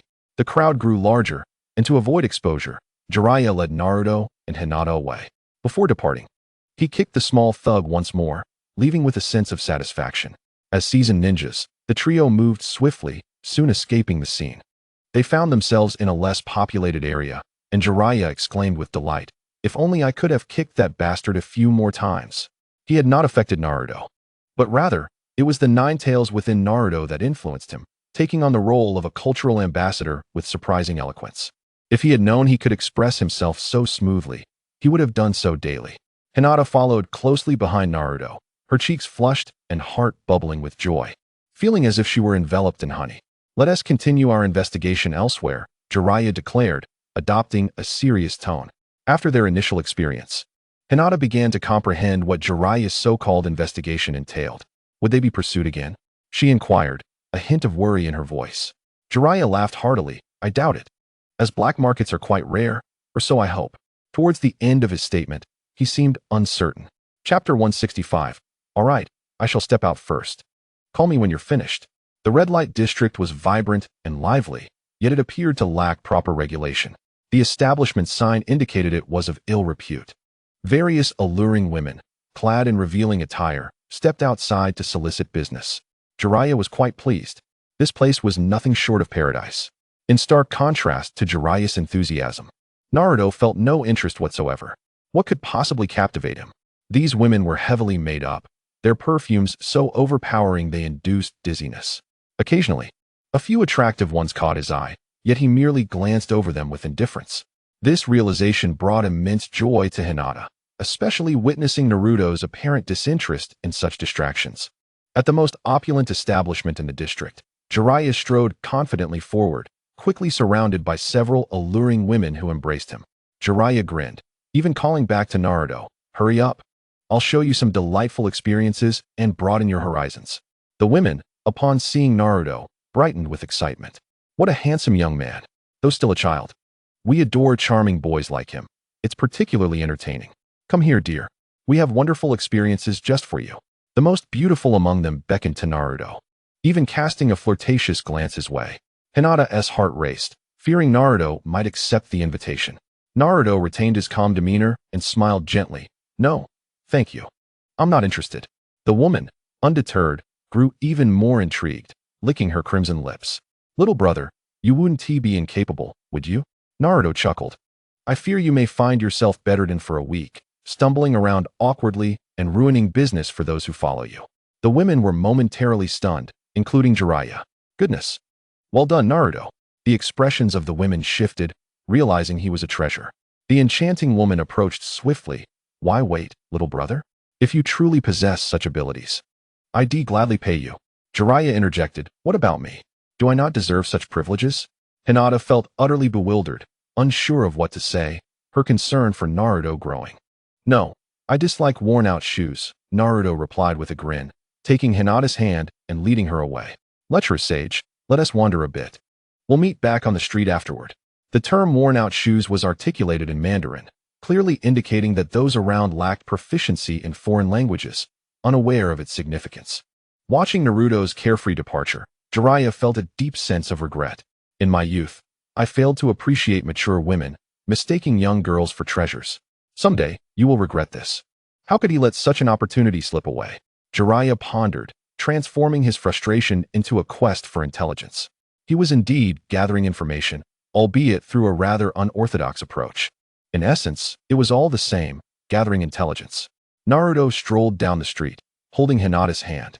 Her face flushed a deep crimson, and her delicate, fair fingers turned a rosy hue, rendering her all the more endearing as she allowed Naruto to lead her without a hint of reluctance. In fact, she wished that he could hold her hand for a lifetime. Suddenly, a few whooshing sounds echoed from the nearby woods. A yellow-haired ninja, masked and injured, fell to the ground. An ambush. Hinata's first thought was to protect both Naruto and herself. She activated her Byakugan at once. Soon, she discerned that the approaching ninjas were not targeting them, but rather the injured female ninja. They had no connection to her or Naruto. Nevertheless, Naruto chose to intervene immediately. With the technique of Henge no Jutsu, he summoned several puppet shadow clones. Swiftly, the puppet clones subdued the three ninjas without opting to eliminate them. Upon seeing the injured female ninja, Naruto comprehended the events that had transpired. The incapacitated ninja was Kazumaki Riku, an extraordinarily beautiful and charming girl. The pursuers were members of the Kazumaki clan, and Riku's cousin had been deceived by Orochimaru, leaving her deeply concerned. Thus, she embarked on a solitary journey to find her cousin and encountered her fellow clansmen. As the saying goes, a fellow villager is not truly a friend. They intended to use Riku to eliminate Naruto. Being kind-hearted towards an outsider, Riku had no intention of harming Naruto, yet they resorted to force, even turning against their own kin. Naruto's puppet shadow clones possessed an absurd combat prowess, which the attackers could distinctly feel during the scuffle. However, while they fought, the shadow clones appeared to struggle, leaving them uncertain if it was merely their own misperception. In truth, it was not, for Naruto had held back. He spared their lives, allowing them to flee and report back. Meanwhile, Naruto took Riku and Hinata to escape.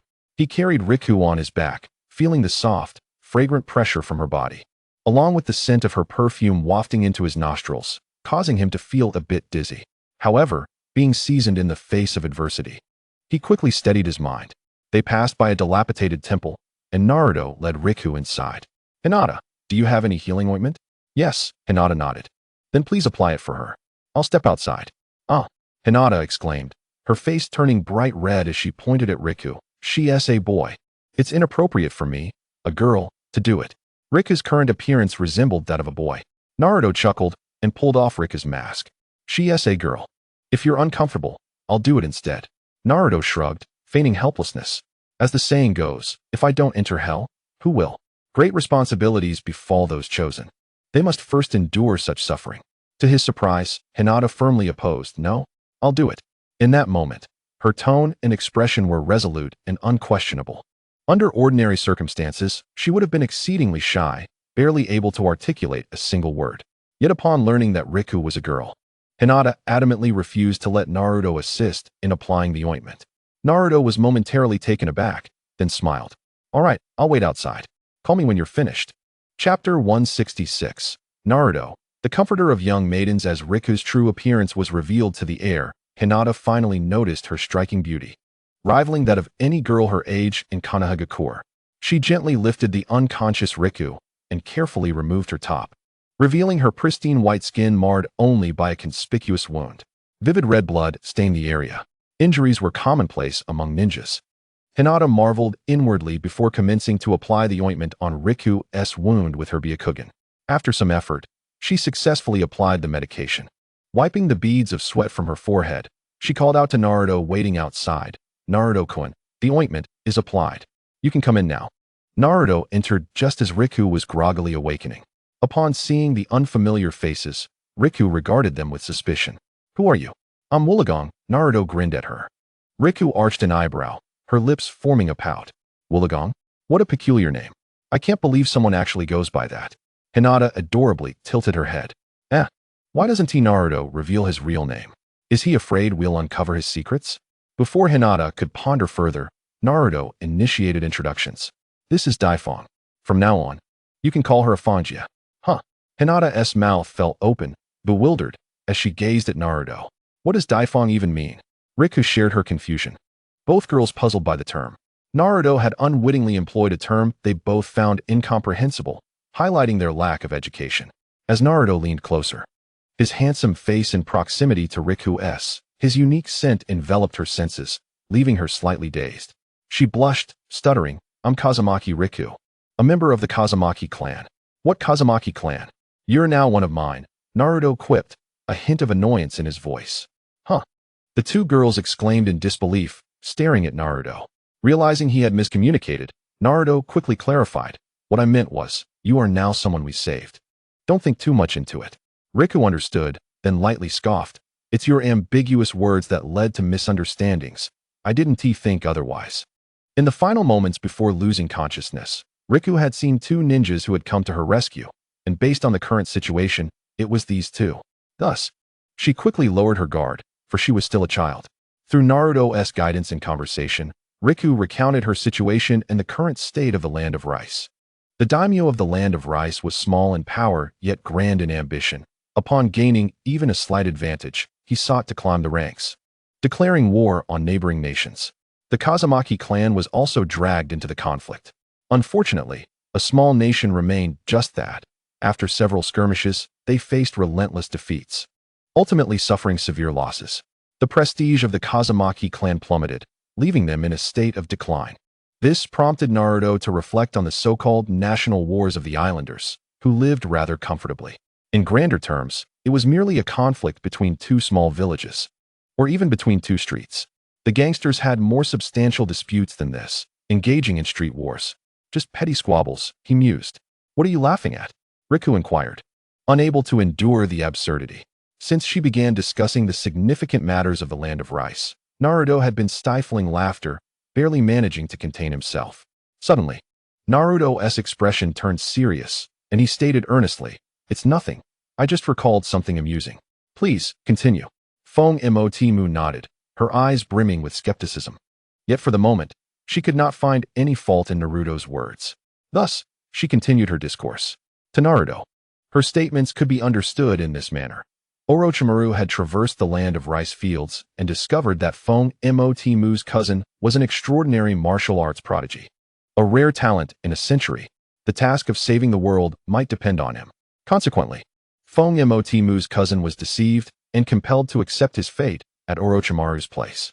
From that point forth, the winds howled and the waters turned cold. Her cousin departed and never returned. As his cousin, how could Feng Motimu remain unperturbed? Thus, she ventured alone to In village to investigate news of her cousin. Previously, she had even been forced to attempt an ambush on Naruto. But upon a pang of conscience, she refrained from acting directly. Your cousin is fortunate to have you as a cousin, Naruto remarked with a smile. You nearly teamed up with those 3 compatriots of yours to ambush me and Hinata. Oh my, I almost revealed myself. Thankfully, I backtracked quickly, Feng Motimu replied. Flustered. I didn't mean it. I didn't do anything. Please don't say such things. What do you mean? Are you suggesting we should be captured by Orochimaru for a reward? Naruto chuckled. And then he would release your cousin? Feng Motimu appeared utterly bewildered, her mouth agape. How do you know about this? After learning about her cousin's fate, she indeed intended to follow through with that plan, to confront Naruto with those 3 individuals. Yet, for reasons unknown, she experienced a change of heart mid-journey, deciding to abandon her intentions. Subsequently, her 3 compatriots, fearing that the information would be leaked, pursued her relentlessly. Naruto lightly tapped his forehead, pondering from her fragmented words. He had only a general understanding of the plot of Hokage and where beautiful women might appear. As for the likes of the Feng clan, he hardly took them seriously. Typically, a girl as striking as Feng Motimu would occupy a special place in his heart.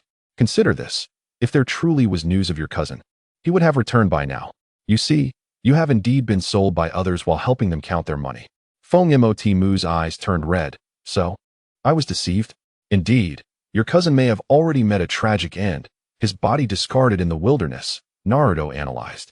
In the next moment, tears involuntarily streamed down Feng Motimu's cheeks. It is said that young girls are easily deceived. The adage that women are akin to water holds true. Woe is me. My life is so miserable. Brother Lon has already perished. Naruto, who could scarcely tolerate a woman weeping, found it bothersome. The sequence of crying, causing a ruckus, and threatening self-harm was tiresome. If a beautiful girl were to cry, it was acceptable only if he had feelings for her. Conversely, if she were unattractive or someone he detested, he would unhesitatingly step in to silence her cries. Stop with the tears, or I might just kick you. Yet, the person before him was Feng Motimu. As the saying goes, the one who causes tears must also soothe them. With a sense of resignation, Naruto continued, Look, you must understand, Orochimaru is not a good person.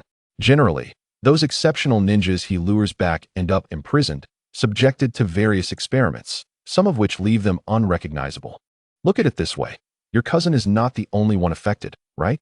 Chapter 167. Let me put it this way. It is not unreasonable, is it? Feng Motimu's tears ceased. Her beautiful eyes reddened as she gazed incredulously at Naruto. Her mouth opened slightly, unsure of how to articulate her thoughts.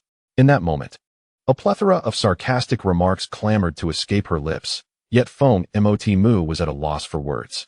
Is there such a thing as comforting someone in this manner? What do you mean? Losing one cousin is no loss. If we're conversing, let us engage more meaningfully. Fine. I beg you, just kill me instead. Do not save me any further. Waking up is already torment. Feng Motimu said with indignation. What do you mean by that? Coughing, he replied. These observations are grounded in fact and reason, with a sound theoretical basis. Do you see the symbol above our heads? We are ninjas from Konoha. Orochimaru is one of our own. You may understand it this way. In this world, there is no one who knows Orochimaru better than I do. Naruto stated with conviction. This was an undeniable truth. He was pragmatic, speaking only of matters of substance, grounded in factual evidence. You are Uzumaki Naruto. Feng Motimu's eyes widened in disbelief, her gaze fixed intently on Naruto. The target of her assassination was none other than the golden-haired youth from Konoha, Uzumaki Naruto. At that moment, Feng Motimu felt as though she had been played for a fool. Her reddened eyes staring at Naruto appeared somewhat comical. Naruto's face flushed. A name he had chosen casually had been recognized before him. Yet, it was merely a trivial matter. Ahem, I am indeed Uzumaki Naruto. But I am also Walao Gong. He paused before asking. So, is this way of speaking unreasonable? Feng Motimu raised an eyebrow. It is indeed very unreasonable. Naruto explained. Every ninja has their own moniker when they venture out, and my reputation is Walaogong. It's just that I am not well known yet. So other ninjas may not recognize it. Once I achieve fame, many will come to acknowledge this title. At least, the young ladies of 18 will recognize it. As for others, they are not within my consideration. Naruto supplemented inwardly. Feng Motimu appeared somewhat bewildered, yet Naruto's words did not seem entirely incorrect. After all, one must carve out their own reputation. But that nickname was rather crude, wasn't it? That title is rather unappealing. Who would call themselves Walaogong? Feng Motimu murmured. Naruto grinned, pointing to himself. So it is I. A name must be unique. Repeat it a few more times for me. Walaogong. Walaogong. Walaogong. Feng Motimu obediently recited several times. She assumed this moniker was an impromptu creation of Naruto's, a rather old-fashioned one at that. After chanting it, she thought Naruto might feel embarrassed. However, to her surprise, the more she repeated it, the more excited he became. Eventually, Feng Motimu could no longer endure it and ceased her chanting, turning her head aside. Deep down, she felt inexplicably cheated. Yet, what she felt cheated of was something she could not quite comprehend. Meanwhile, at another location in the land of rice fields, Orochimaru's secret base. What? Are you saying a golden-haired youth wearing a Konoha forehead protector has arrived? And a white-haired man is probing for information at the brothel? Yakushi Kabuto reiterated. The three individuals knelt before Orochimaru. The leader spoke solemnly. Yes, we did not mistake it. Lord Orochimaru, we are utterly convinced this is the place you cautioned us about. He did not respond directly to Yakushi Kabuto but turned to Orochimaru beside him. Cold sweat trickled down Orochimaru's forehead as he glanced mockingly at Sasuke. It seems your companions are quite devoted, traveling such distances to bring you back. Do you not feel pleased to have such a companion? Sasuke leaned against the wall, his eyes devoid of emotion, a fleeting hint of something unusual passing before settling into indifference, save for his obsession with revenge. No, I only desire power. Sasuke replied coldly. As you wish, Orochimaru licked his dry lips. Helping Sasuke was tantamount to helping himself. He would vigorously cultivate and support Sasuke, and when the time came, he would seize this body for himself. What a transaction that guarantees no loss. Hasten your preparations. We must vacate this place. Upon our return, I shall commence your rigorous training. You must exert yourself, for my methods are notably stringent, Dashuin declared. Sasuke remained silent, yet the expression on his face conveyed his resolve. Regardless of how arduous it may be, he would endure. The three expendables before them were of no concern to Dashuin, their lives holding value solely in stalling Naruto's approach for a brief moment. Beyond that, they served no purpose. Meanwhile, under the guidance of Fumataimu, Naruto, Jiraiya, and Hinata swiftly located Dashuin's stronghold. Jiraiya had initially intended to indulge in some merriment, but he was taken aback by Naruto's swift actions. Cough, cough. He was not neglecting his duties. During this time, he had ventured to the Funma clan's territory to gather intelligence and fortuitously encountered a kindred spirit among the Funma people, a certain Hanshio who did not wish to conspire with Dashuin. Their conversations grew increasingly harmonious, to the point where Jiraiya considered persuading the fellow for a discount. Do not misunderstand. Hanshio is male and merely serves in that establishment. Jiraiya sought to secure a private arrangement. To cut a long story short, the group entered the core area of the base. When it came time to split into two teams, Naruto proactively stated, perverted sage. I will accompany Fumataimu to seek her elder brother. I shall return shortly if we can find him. Fumataimu was taken aback by Naruto's unexpected kindness, feeling a warmth within at his concern for her family's safety. Jiraiya regarded Naruto with suspicion. Offering unsolicited kindness often indicates ulterior motives. He then glanced at Fumataimu, noting her appealing appearance. Goodness, Konoha was nearly unified. Could it be that even the Funma clan sought to be absorbed? Jiraiya could not help but admire Naruto's audacity. In contrast to the fourth Hokage, Namikaze Minato, who was under his wife's thumb, Naruto's maneuvers were astoundingly smooth, restoring the essence of masculinity and embodying his own path. Jiraiya wore a knowing smile. Very well, you may proceed. Splitting up for investigation is prudent. Hinata shall remain with me. Naruto nodded, recognizing that with the 9 tails within him, he was far more capable than Hinata with her Byakugan. It would be advantageous for his little wife to accompany Jiraiya for a time. as dealing with a few minor adversaries would pose little challenge for him. Thus, the four divided into two small teams, each venturing in different directions. Chapter 168. You possess quite the audacity to stand before me. Hinata activated her Byakugan, instantly detecting hidden foes ahead. She promptly warned Lord Jiraiya, there's an ambush ahead. The ambusher had no intention of concealing themselves, soon revealing a somewhat attractive member of the Fengma clan. This girl not only played the piano, but also blew the flute. With a small jug of wine on the table beside her, seemingly awaiting their arrival, Jiraiya approached with a grin, and with a flourish of his white hair, he declared, "What a jest! Do you think your modest charm can entice me? Go home and practice, little sister." With that, Jiraiya took a seat, pouring himself a drink, and explained, "I am merely parched. Please, continue your performance." Soon, a dizzying sensation enveloped him. This wine was poisoned. Jiraiya felt a tingling throughout his body. Yet his natural resistance to toxins was high. TSK, little sister, you're rather untrustworthy. You wish to incapacitate me with this concoction? Return to your training. With that, Jiraiya shattered the drink and engaged in a scuffle with the Fengma girl, while Hinata remained vigilant nearby. Jiraiya did not exert excessive effort against these minor adversaries. Meanwhile, Naruto and Fengma Taimu faced numerous traps at the entrance. Unable to manage them all, Naruto activated the multi-shadow clone technique. These were mere shadow clones, not the advanced puppet shadow clones. Hundreds of identical figures emerged, and under Naruto's direction, they proceeded to activate the mechanical switches in various openings. The sounds of machinery echoed as gears began to turn. Observing this, Naruto remarked, "That should suffice. These shadow clones are quite effective and can serve as scouts. Should any danger arise, they will dissipate without harm to my true self. At most, they will expend a modicum of chakra. However, given Naruto's immense chakra reserves, he could summon tens of thousands without breaking a sweat, enduring for 7 days and nights. If he ran low on chakra, he could always draw from the Nine Tails." Fengma Taimu gazed at Naruto in astonishment.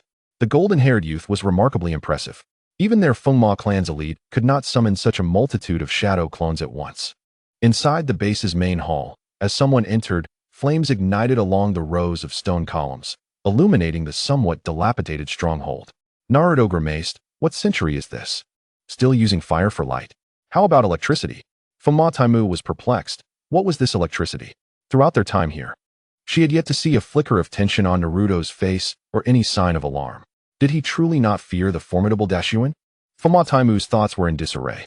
The masculinity Naruto exhibited left her flustered, her heart racing. In the future, she would seek a partner like him. The flames flickered with the breeze, creating an eerie atmosphere. Suddenly, footsteps echoed. Before long, the figure of Yakushido appeared. Upon seeing Naruto, he chuckled. "Well, if it isn't Naruto, to find your way here is quite an achievement." Fengma Taimu gasped, staring at Naruto in disbelief. "What? You have a fellow clansman here? Concealing a dead rat in your waist to impersonate a hunter?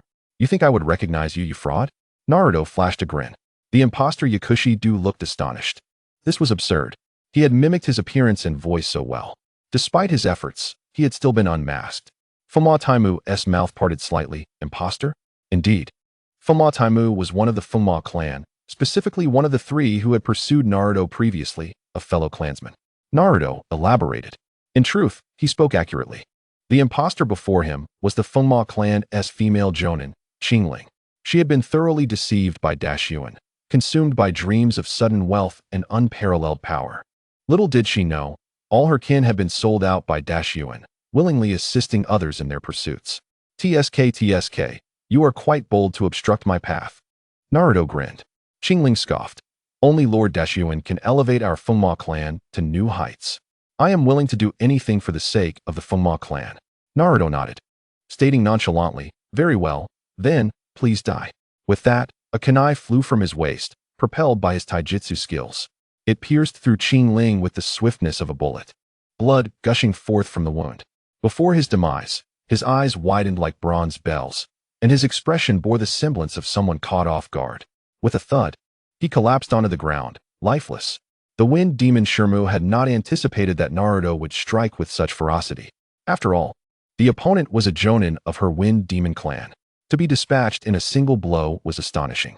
Witnessing her former comrade perish before her eyes stirred little emotion within Shermu, for these individuals had once sought her life. Had it not been for Naruto's intervention, she might have fallen victim to them long ago. The ties of camaraderie had lost their significance. Her brainwashing was too profound, a state from which even the strongest of wills could not return.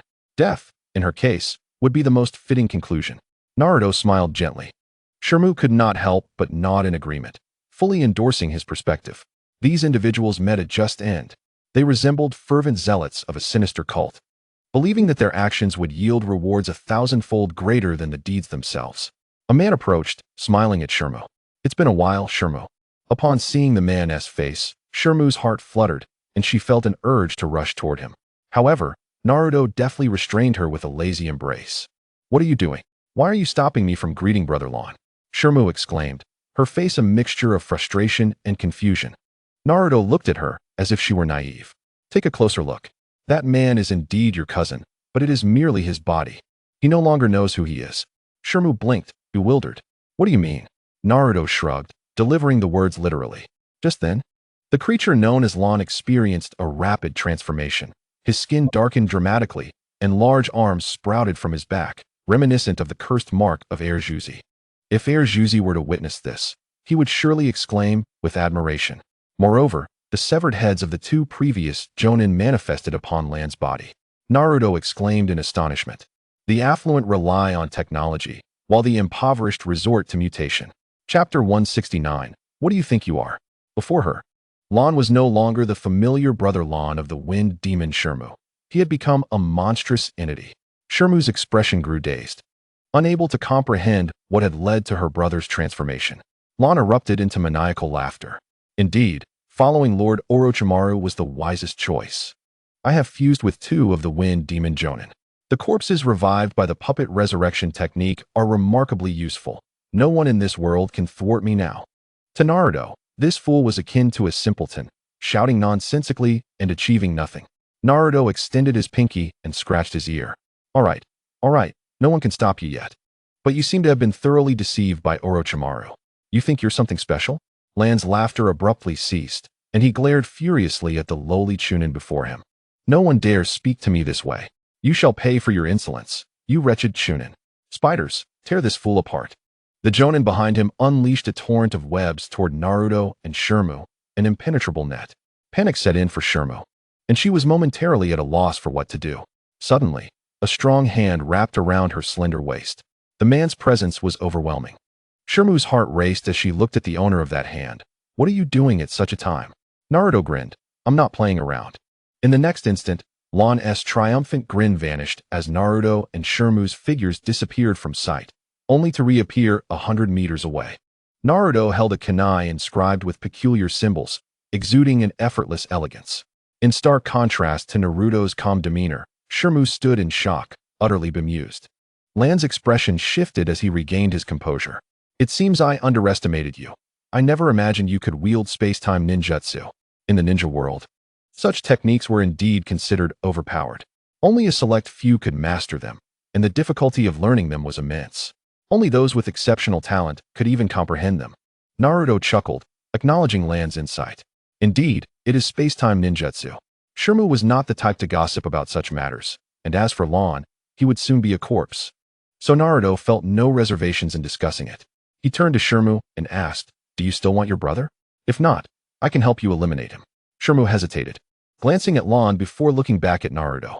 Naruto, is there truly no hope for Brother Lon? Naruto responded with a smile. Does he look like he has any hope left in him? After contemplating for a moment, Shermu sighed deeply, her tone a blend of reluctance and resolve. Then, please take care of it. Naruto released her, grinning. Killing isn't really my forte, but exterminating monsters is my specialty. Upon hearing this, Lan's fury ignited. You dare repeat that? He had not expected Naruto to ally with such a wild child from Konoha. He would send them both to hell. Fash. He wielded an enormous pair of scissors, capable of cleaving even the likes of Jiraiya in two. One does not use a butcher-esque knife to kill a chicken. He mused, as annoyance crept in. Golden lightning crackled in Naruto's hand as he transformed it into a palm, meeting Fash's colossal scissors in a clash. The sound of metal colliding rang out. The scissors shattered into fragments. Naruto's lightning-infused kunai surged forward with unstoppable momentum, piercing Fash's heart. In an instant, blood gushed forth as Naruto severed Fash's head, while Lon seized the opportunity to evade to the side, beads of sweat forming on his brow, his disbelief palpable. "Ah, you bastard, I will kill you." Lon transformed his fear into rage. "All the remaining chakra within you. Give it to me, you spider." He forcibly channeled chakra from the deceased Fash's essence. Even in death, a mosquito's leg is still meat. Thus, Lon was enveloped in a blue glow, resembling a scion. The two heads hanging from him shrank visibly, ultimately becoming desiccated. Shermu gasped in alarm. "This is not good. That is a secret technique of our Wind Demon clan. A powerful ninjutsu only the clan leader can wield. We must flee." Lon sneered. "Flee? Do you think you can escape? Prepare to meet your demise." A terrifying force surged toward Naruto. Wind Demon's secret technique, curse-binding mandala. Naruto's lips curled into a slight smile, and in the next instant, his figure vanished without a trace. When he reappeared, it was behind Lon, golden lightning shimmering in his hand. In a fleeting moment, it pierced Lan's heart. Though Lan's expression remained smug, the intense pain in his chest made him question his own senses. Why? In Naruto's other hand was a kunai adorned with a special curse mark. A playful glint in his eyes. "Why are there so many questions? My speed is merely a fraction faster than yours. Alas, you are simply too slow." After a brief pause, he added, "Although I am indeed quite slow in other respects, only your sister would notice. As for you, never mind." Before his demise, Lon failed to comprehend the true meaning behind Naruto's words. His gaze gradually lost its luster. Subsequently, he collapsed to the ground, meeting his untimely end. As lifeless as can be, it was entirely reasonable for Lon to be taken by surprise. For when Naruto first employed the Flying Thunder God technique, he had already anticipated Lan's intended position. Furthermore, this enhanced version of the Flying Thunder God consumes little chakra, has a rapid cooldown, and in terms of speed, surpasses the venerable Hokage, Bluffing Shuemen. Naturally, when he strikes, it is a single fatal blow. Chapter 170. Mastering the Situation, Naruto's New Objective. I had longed for my brother Lon to transform into a formidable being, even resorting to violence against them. Fumoyami felt utterly despondent. Regarding Lan's death, Fumoyami viewed it with a sense of liberation. Yet, despite this acceptance, his heart was still heavy with conflicting emotions. Jiraiya, having completed his investigation, reported that they had failed to locate Orochimaru. The four reunited, and Jiraiya vented his frustrations, denouncing Orochimaru as a coward. Although he possesses no other skills, he certainly knows how to flee quickly. The hard-earned leads have now vanished, leaving Jiraiya feeling quite dissatisfied. He resolved to indulge himself extravagantly that evening, intending to spend Naruto's meager funds before returning. In an effort to awaken the bewitched Fengma clan, Naruto summoned his shadow clones to retrieve Lan's lifeless body. The man had become a monster, neither man nor ghost, and these samples served as the finest evidence. Fumashialu. The entirety of the Fengma clan congregated in this place. Jiraiya informed everyone of the situation, presenting the most compelling evidence before them. It was at this moment that they began to comprehend. They had revered Orochimaru as a deity, while he regarded them as mere pawns. Not just pawns, but rather, they were indeed treated as such. After all, they were already his test subjects. The entire clan came to realize that they were not only unpaid laborers, but also subjects of various bizarre experiments. How foolish of me to have held him in such high esteem, only to discover it was all a deception. Good heavens! It turns out that this snake has such a dark heart, deceiving us all along. If it weren't for Lord Jiraiya passing through here to conduct his business, we would have remained oblivious to the extent of his trickery.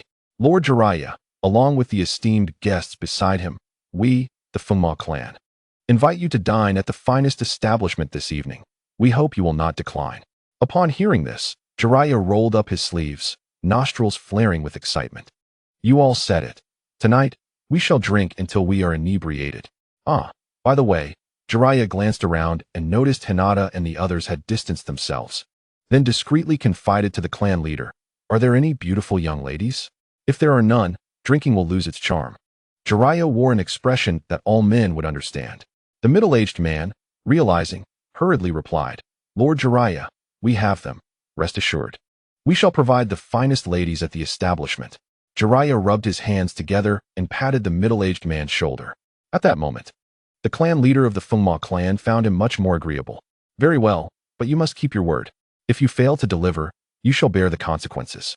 Jiraiya echoed a classic saying he learned from the Kyuubi, directed at the Fengma clan leader. The clan leader gasped, thinking, you are too ruthless. After all, the other party is the savior of his own clan. The Fengma clan leader could only nod repeatedly, offering smiles as he replied, this humble one understands. This humble one understands, please rest assured.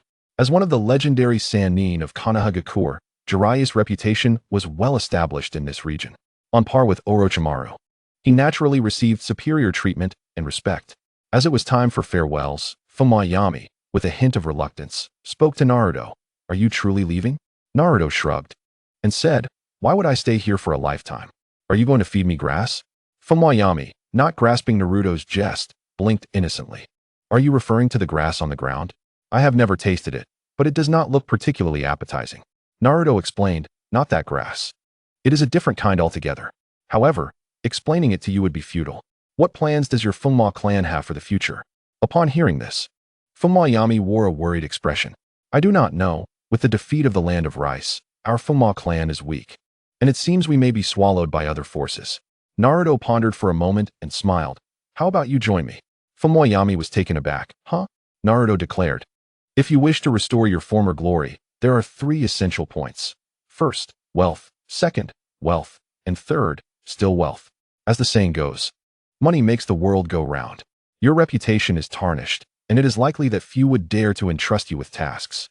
You need resources to sustain your livelihood, craft superior equipment, and nurture more exceptional offspring.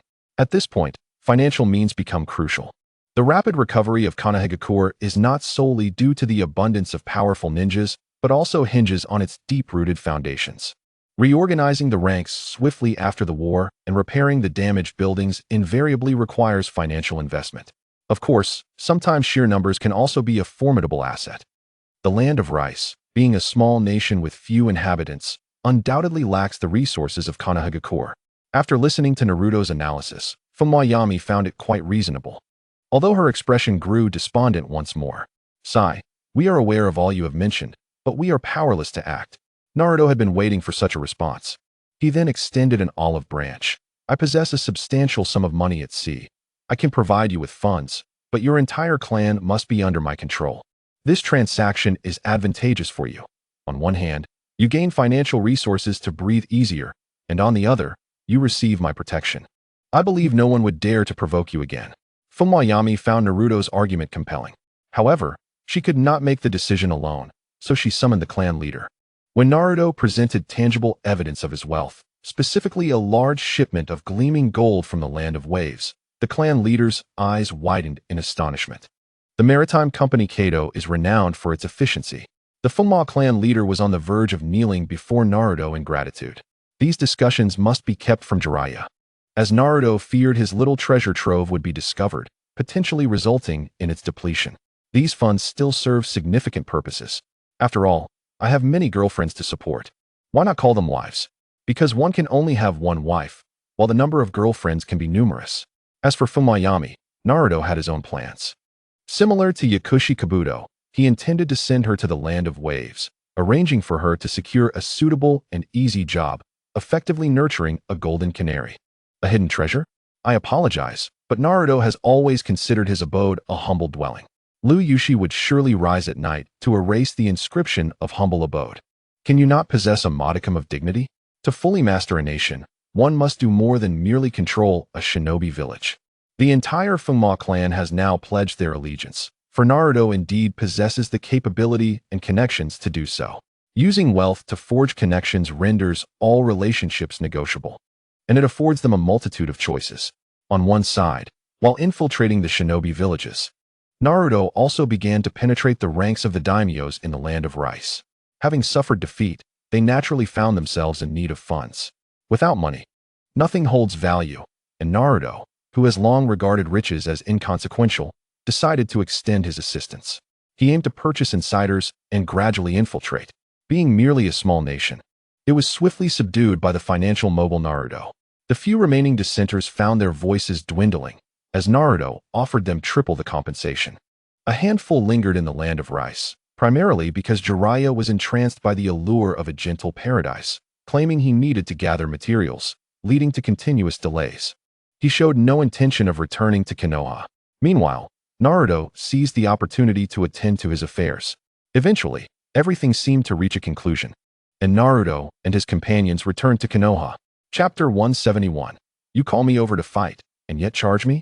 In the Hokage's office building, Tsunade sat at her desk, listening intently to Jiraiya's report. Finally, with a weary gesture, she sighed. Did he escape again? Very well, I understand. Tsunade assumed that once Jiraiya had finished his report, he would take his leave. However, Jiraiya had no intention of departing. This surprised Tsunade, prompting her to inquire, is there something else? In response, Jiraiya nodded. Mustering the courage to fabricate a story, I wish to take Naruto out for special training, to enable him to harness the power of the nine tails within him sooner. He scoffed internally, knowing that Naruto had long possessed this ability. In this day and age, earning a living has indeed become quite challenging. Naruto desired to venture out, and he required Jiraiya's accompaniment. In truth, he could manage alone, but there were more amusing experiences to be had in Jiraiya's company. Tsunade arched an eyebrow, scrutinizing Jiraiya with suspicion. Jiraiya felt a shiver run down his spine. Surely, she hadn't discovered anything? Tsunade retorted, is it truly as you say? Jiraiya struggled to maintain a neutral expression, asserting, indeed, I am genuinely considering Naruto's future. If he can utilize the Nine Tails power sooner, it would ultimately benefit Konoha, would it not? Tsunade narrowed her beautiful eyes slightly. Let me be clear, do not take him to any strange places. Jiraiya immediately protested, you're being unreasonable. After decades of camaraderie, do you not trust my character? Tsunade shrugged, precisely because I know you too well, I must exercise caution. Jiraiya chuckled, you need not worry about that. I would never take Naruto to such places. Tsunade picked up a stone that had been propping up the corner of her desk, smiling as she squeezed it gently. The stone crumbled into dust in an instant. If I find out you took Naruto to those places, you will be finished. Jiraiya felt a jolt of anxiety. Is it really necessary to be so ruthless? At the gates of Konoha, Naruto yawned repeatedly as he ambled over, carrying a travel bag on his back, preparing to head to Fusumura. Fusumura, situated on an island between Konoha and Kyuubi, boasted a simple and sincere populace. Most notably, it was home to the beautiful Fusumura Shizuka. With the 2 tails and 8 tails present in Kyuubi, meeting a fellow villager like the 9 tails was not out of the question. He hoped to trigger a selection mission. Naruto realized that his choice system had a higher probability of activation in perilous situations. As for the 4 tails and 5 tails, they were in the land of Earth, where the 4 tails Jinchuriki and the 3rd Tsuchikage were at odds, leaving them in hiding. The whereabouts of the 3 tails remained unknown, existing as a wild beast, while the 6 tails had been abducted by a rogue ninja from the land of water, likely taken to the clan territory of the Tsuchigamo. Naruto sighed, dismissing those concerns for the moment. He yawned again, scratching his head. Even if all the Jinchuriki banded together, they would not pose a challenge for him. At the worst, he could unleash all his trump cards. Naruto believed that the enhanced version of the Flying Thunder God technique provided by the system, as long as his chakra reserves were sufficient, could even allow him to teleport with the 9 tails. Such a colossal entity, combined with the Susanoo and the 9 tails, would radiate an aura of golden legend. He could then teleport right next to his opponent and deliver a decisive strike with his massive blade. The vendors selling melons would surely shed tears at the sight. Are you trying to slice my melons? Naruto. Jiraiya approached from a distance, striding confidently. Upon realizing this, Naruto was about to respond, but Jiraiya had already begun to lament. You have no idea how long I had to negotiate with Tsunade just to take you out. My throat is nearly dry from all the talking. Look at me, busy making arrangements for you. Once we arrive, you should host a banquet of 10 or 8 tables, or at least a half table, provided there are beautiful maidens present. Before Jiraiya could finish, Naruto tossed him an object. Jiraiya instinctively caught it, noting its weight. Upon closer inspection, he realized it was a bulging wallet. Not bad. Jiraiya grinned, tucking the wallet away. A master asking his apprentice for funds is nothing to be ashamed of.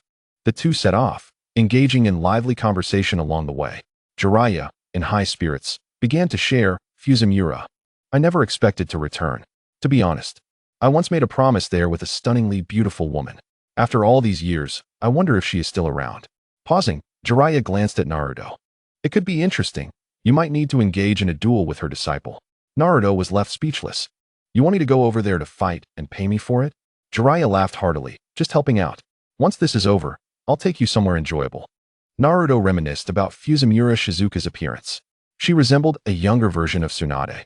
Undeniably beautiful, with a slender waist and a striking figure, she was an extraordinary beauty.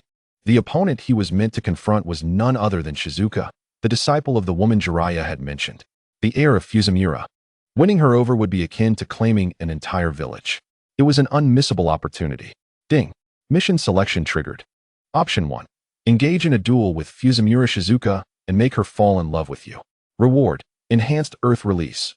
Earth Dragon Bullet, B rank. Option 2. Facilitate their romance by letting Shizuka go to Kayamazu, bringing them together. Reward. Title of the kindest person in the ninja world, effect. Causes all women who see the host to perceive him as a good person, making a relationship impossible. Naruto twitched his mouth. Option 2 had its merits. Facilitate their romance. No way. He scoffed. Kayamazu is no good. He would surely deceive Shizuka's affections to gain control of Fusumura. If I encounter someone like that, I would deliver a decisive kick, even if Kayamazu was not deceitful. Naruto could arrange a perfect operation to transform him into a villain. He would personally oversee the procedure. Primary surgeon, Uzumaki Naruto. Half price for the second. I choose option 1. Congratulations, host. You have received the reward. Enhanced Earth Release. Earth Dragon Bullet, B rank. Naruto smiled widely, feeling quite satisfied. Chapter 172. The lecherous sage Jiraiya with a broken leg. The two sat aboard a boat, traversing the ocean, and after several days at sea, they finally reached their destination. The island is entirely enveloped by a dense forest. Without the guidance of a professional, one would find it nearly impossible to discover this hidden gem. The landscape is adorned with majestic mountains and flowing rivers, exuding an aura of tranquility. In the distance, two towering peaks loom, one lofty and the other modest. Fuzi village lies in that direction, connected by a long wooden bridge that unites the two mountains. As they arrived at the foot of Fuzi village, Jiraiya couldn't help but display a nostalgic expression. He wondered if the enchanting maiden from long ago still resided here. Everything had changed beyond recognition. Naruto shrugged, remarking that the girl would now be in her 50s or 60s. Jiraiya's demeanor shifted to one of seriousness. Is 50 or 60 no longer considered young? To me, a woman remains a young girl, regardless of her age. Naruto was left speechless. His eccentric master certainly had a unique way of thinking, which explained his ability to pen those provocative novels. Suddenly, a commanding voice echoed, "What are you doing here? Where did you come from? What is your purpose?" Jiraiya and Naruto turned towards the source of the voice and beheld three ninjas from Fuzi village standing nearby. Naruto and Jiraiya were momentarily stunned by their fierce demeanor. Should we just surrender? These female ninjas were more formidable than they could have imagined, and it was puzzling how such strength could emerge from a village that appeared rather modest. Jiraiya swallowed hard and mused aloud about the remarkable quality of their training. Naruto readily agreed, noting that these three female ninjas were indeed intimidating. "Leave them to me. You go keep watch on the other side," Jiraiya said, his lips twitching in disbelief. "Are you really that concerned? You won't leave me even one?" Naruto shrugged nonchalantly. "What can I say? My physical prowess is simply exceptional." He emphasized the word exceptional. Jiraiya silently commended his own luck at having such a shameless apprentice. As the three female ninjas seemed poised to take action, Jiraiya quickly quelled his playful thoughts and declared, "We are from Konohagakure. I am one of the legendary sanin. Jiraiya," he continued, "return and inform your leader that I have come to fulfill a 30-year agreement with Fuzi village."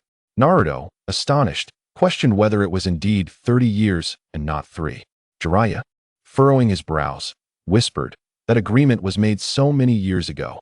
How could I possibly remember the exact details?" The three female ninjas exchanged glances, murmuring softly, as if recalling the past. "It is indeed, Lord Jiraiya. We did not expect you to return." Their expressions brightened with excitement. Jiraiya's initial frown eased into a smile. It was merely a verbal agreement, and he was surprised she remembered it even now. The leader among them instructed, "Hurry back and inform the elders that Lord Jiraiya has arrived. I will escort him inside." The other two ninjas nodded, understanding the urgency, and promptly departed. It seemed that Jiraiya was quite popular among the women in his youth, as Naruto noted. From their reactions, it was evident that the girl who made the agreement held a fondness for him. Jiraiya, brushing his nose, responded with a hint of pride. Of course. Who do you think I am? Did she perhaps propose to you? Naruto chuckled, surprised that Jiraiya was so taken aback. Why did you refuse? Jiraiya glanced around furtively and whispered, Are you out of your mind? If I were to marry into Fuzi village, I would be trapped here forever. With all these forests surrounding me, what would become of my adventurous spirit? I am a uniquely handsome man. If I were confined, many young girls would weep and lament my absence. Naruto was left in disbelief. His master was even more shameless than he had realized. As they entered the village, not long after settling down, a striking figure dashed in. With porcelain skin and captivating peach blossom eyes, she was none other than Fuzi Jingxiang's master. Naruto teased Jiraiya. Look at this, you were young and naive, mistaking hard work for the sweetness of life. Just think, staying in Fuzi village would be delightful, surrounded by countless charming young ladies. Jiraiya's face flushed with embarrassment. The master, gazing at the two, prompted Jiraiya to introduce Naruto. This is my new apprentice, Uzumaki Naruto. I have come to fulfill the agreement made long ago. Fuzi Jingxiang's master waved her hand dismissively, gazing affectionately at Jiraiya. It has been so long. Your return is wonderful. Will you be leaving again? Jiraiya felt a rush of awkwardness. If only Naruto weren't there, he would have engaged in flirtation and charming banter. However, with Naruto watching, he found it difficult to express himself freely. Clearing his throat, Jiraiya shifted back to serious matters. I believe we should discuss the important matters at hand. You've changed. You weren't like this before. Fuzi Jingxiang's master playfully punched Jiraiya's arm. Jiraiya felt a surge of emotion and thought it was unbearable. As they reminisced, Naruto found himself astonished at Jiraiya's unexpected charm. Fuzi Jingxiang's master suddenly appeared troubled. Noticing her distress, Jiraiya inquired, What troubles you? She recounted the recent events involving a merchant named Shiwu, who had deceived her with sweet words and flattery, causing her to develop feelings for him. The higher-ups of Fuzi village had recognized his ulterior motives and attempted to warn her, but she had dismissed their concerns, believing they intended to harm her. The village leaders were at a loss, deliberating whether to eliminate Shiwu. Look, that man has considerable talent. He would excel in verbal dueling, Naruto chimed in, grinning. Master Jingxiang, does that agreement still hold? Fuzi Jingxiang's master glared at Naruto, her eyebrows furrowing. How could it not hold? An agreement made by Fuzi village cannot be altered by a mere mouse dropping. Jiraiya felt a weight lift from his heart. Fuzi Jingxiang's master cast a meaningful glance at Jiraiya, who returned an awkward yet polite smile. She felt guilty, knowing that others still remembered their agreement while she had allowed other complications to arise. She even began to question whether Jiraiya would ever return. It is not without its possibilities. However, the other party has already brought their disciple. It would be unreasonable not to allow Fuzi Jingxiang to come out. Master Jingxiang said, Please wait here for a moment. I will go fetch Jingxiang. Naruto chuckled and casually called over that little mouse droppings, curious to see what it looked like. Master Jingxiang couldn't help but laugh softly, responding with a charming smile. All right, I will bring them over shortly. A knowing smile appeared on Naruto's face. Just as Master Jingxiang departed, Jiraiya couldn't contain his curiosity and asked, Naruto, what do you intend to do? Naruto smiled and retorted, What do you think I want to do? That old yin-yang man with a rotten derriere is shameless, trying to steal his own woman.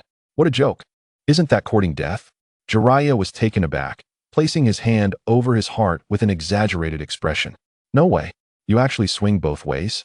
Get lost, Naruto replied irritably. Jiraiya chuckled, I understand your thoughts. That scoundrel deserves a taste of his own medicine. Naruto shrugged. No, no, no. Jiraiya looked astonished. Naruto elaborated. Yes, indeed, no? Not just a little taste. I want him dead.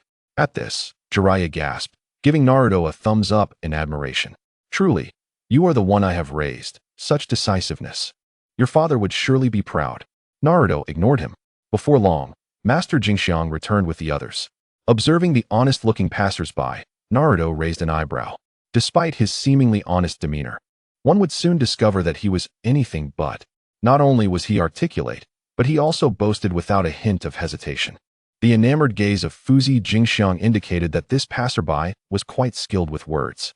He should be recruited into Orochimaru's promotional organization, spreading the word and holding lectures. Persuading other ninjas to buy courses, rivaling those sensational short video con artists. After a mere glance, Naruto shifted his focus to Fuzi Jingxiang. With her lustrous black hair tied in a simple ponytail and skin as fair as snow, she wore clothing that revealed a generous expanse of pristine white. Her figure rivaled that of Tsunade, and she possessed an undeniable allure. Being older than Naruto, she exuded a mature charm.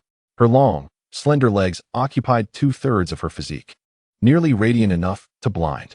They could crush someone to death. While Naruto was examining Fuzi Jingxiang, she was also scrutinizing him.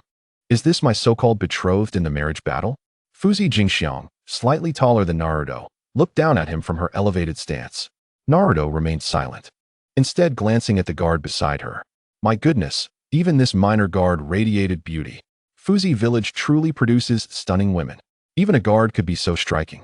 While they may lack combat prowess and economic strength compared to other villages, in terms of beauty, they undoubtedly hold their own. The passerby, feeling disgruntled at Naruto's superior looks as a ninja, called out, Jingxiang, don't you find the customs of your village peculiar? Why must marriage be resolved through combat? If two people genuinely love each other, what could be wrong with being together? Goodness! Naruto and Jiraiya internally exclaimed at the audacity.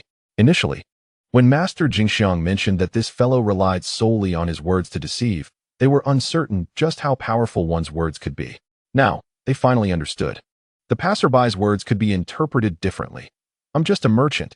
If I were a formidable ninja, I would have already fought you and won the beautiful maiden. Why wait until now? Naruto chuckled and playfully remarked, if we don't fight, do we rely on words? If words could shake the heavens, what need would we have for ninjas? Are you implying that ninjas are temporary and only you can bring happiness to Jingxiang, ultimately altering Fuzi's awkward situation? Naruto mercilessly exposed the old trickster's facade. Fuzi Jingxiang trembled slightly, her lovely face reflecting surprise as she gazed at Naruto in disbelief. These words had indeed been spoken to her by the passerby. Yet how did Naruto know? The passerby took a deep breath. But with a skin thicker than a city wall, he continued to argue. What do you know? I have a goal. When two people are together, there must be some long-term objectives, right? Besides, I never said anything wrong. One day, I will achieve it. Naruto turned to Jiraiya and smiled, perverted sage. Look at this guy. His aptitude is quite good, suitable for learning the art of verbal persuasion. Don't you want him as a disciple? Jiraiya stroked his chin and teased. Isn't that a bit inappropriate? If we encounter assassins from other ninja villages, will he really rely solely on his words to move them to tears? I doubt he could even speak before being stabbed. Master Jingxiang shot a cold glance at the passerby. She had long outgrown the age of innocent infatuation. How could she not know what a girl of Fuzi Jingxiang's age desires? This led to the exploitation of naive individuals like the passerby. As for Jiraiya, she had once fought him to a standstill, with no clear victor emerging. They agreed to let their respective disciples resolve the matter. How could a disciple of one of the legendary three ninjas be lacking? Master Jingxiang had no doubt about this. Thus, it was only natural for her to dismiss the passerby. All right, let's put aside the matter of the duel. You are correct, a duel may not represent much. Binding two people as futures to a single duel is hardly significant. Naruto suddenly spoke up. The room fell silent. Chapter 174. Have we arrived at the daughter village? Jiraiya looked utterly bewildered. Boss, can we not stir up trouble? Don't you see that a little punk is already riding on our heads? Why let him continue to act so arrogantly? Before Jiraiya could speak further, Master Jingxiang grew anxious. Naruto, what do you mean? Damn it. That merchant scoundrel has ruined a great opportunity. A union with the young prince of Konoha would be a match made in heaven. Although I have struggled to find Jiraiya, I have heard news from Konoha. Naruto is the orphan of the fourth Hokage, Wolfing Shuemin, the son of a hero. It is said his strength is formidable. There are countless benefits to a union between our two villages. In contrast, this passerby is utterly lacking. He possesses nothing. It is not that Master Jingxiang is materialistic, but the passerby's actions have left her quite displeased. If you truly have the ability, then stop making empty promises every day. Can we not take some real action instead? At this moment, Master Jingxiang felt a strong urge to eliminate the passerby. Naruto interjected, calm down, grandma. Look at the passerby. Isn't he making those grand promises? Let us enjoy watching how his lofty plans and objectives benefit Jingxiang. Master Jingxiang's lips twitched slightly. Wasn't this pushing someone into the fire? Who plays like this? Jiraiya leaned closer to Naruto and whispered, Naruto, do not act recklessly. If your wife truly leaves, you will be the one lamenting. Naruto chuckled, wife?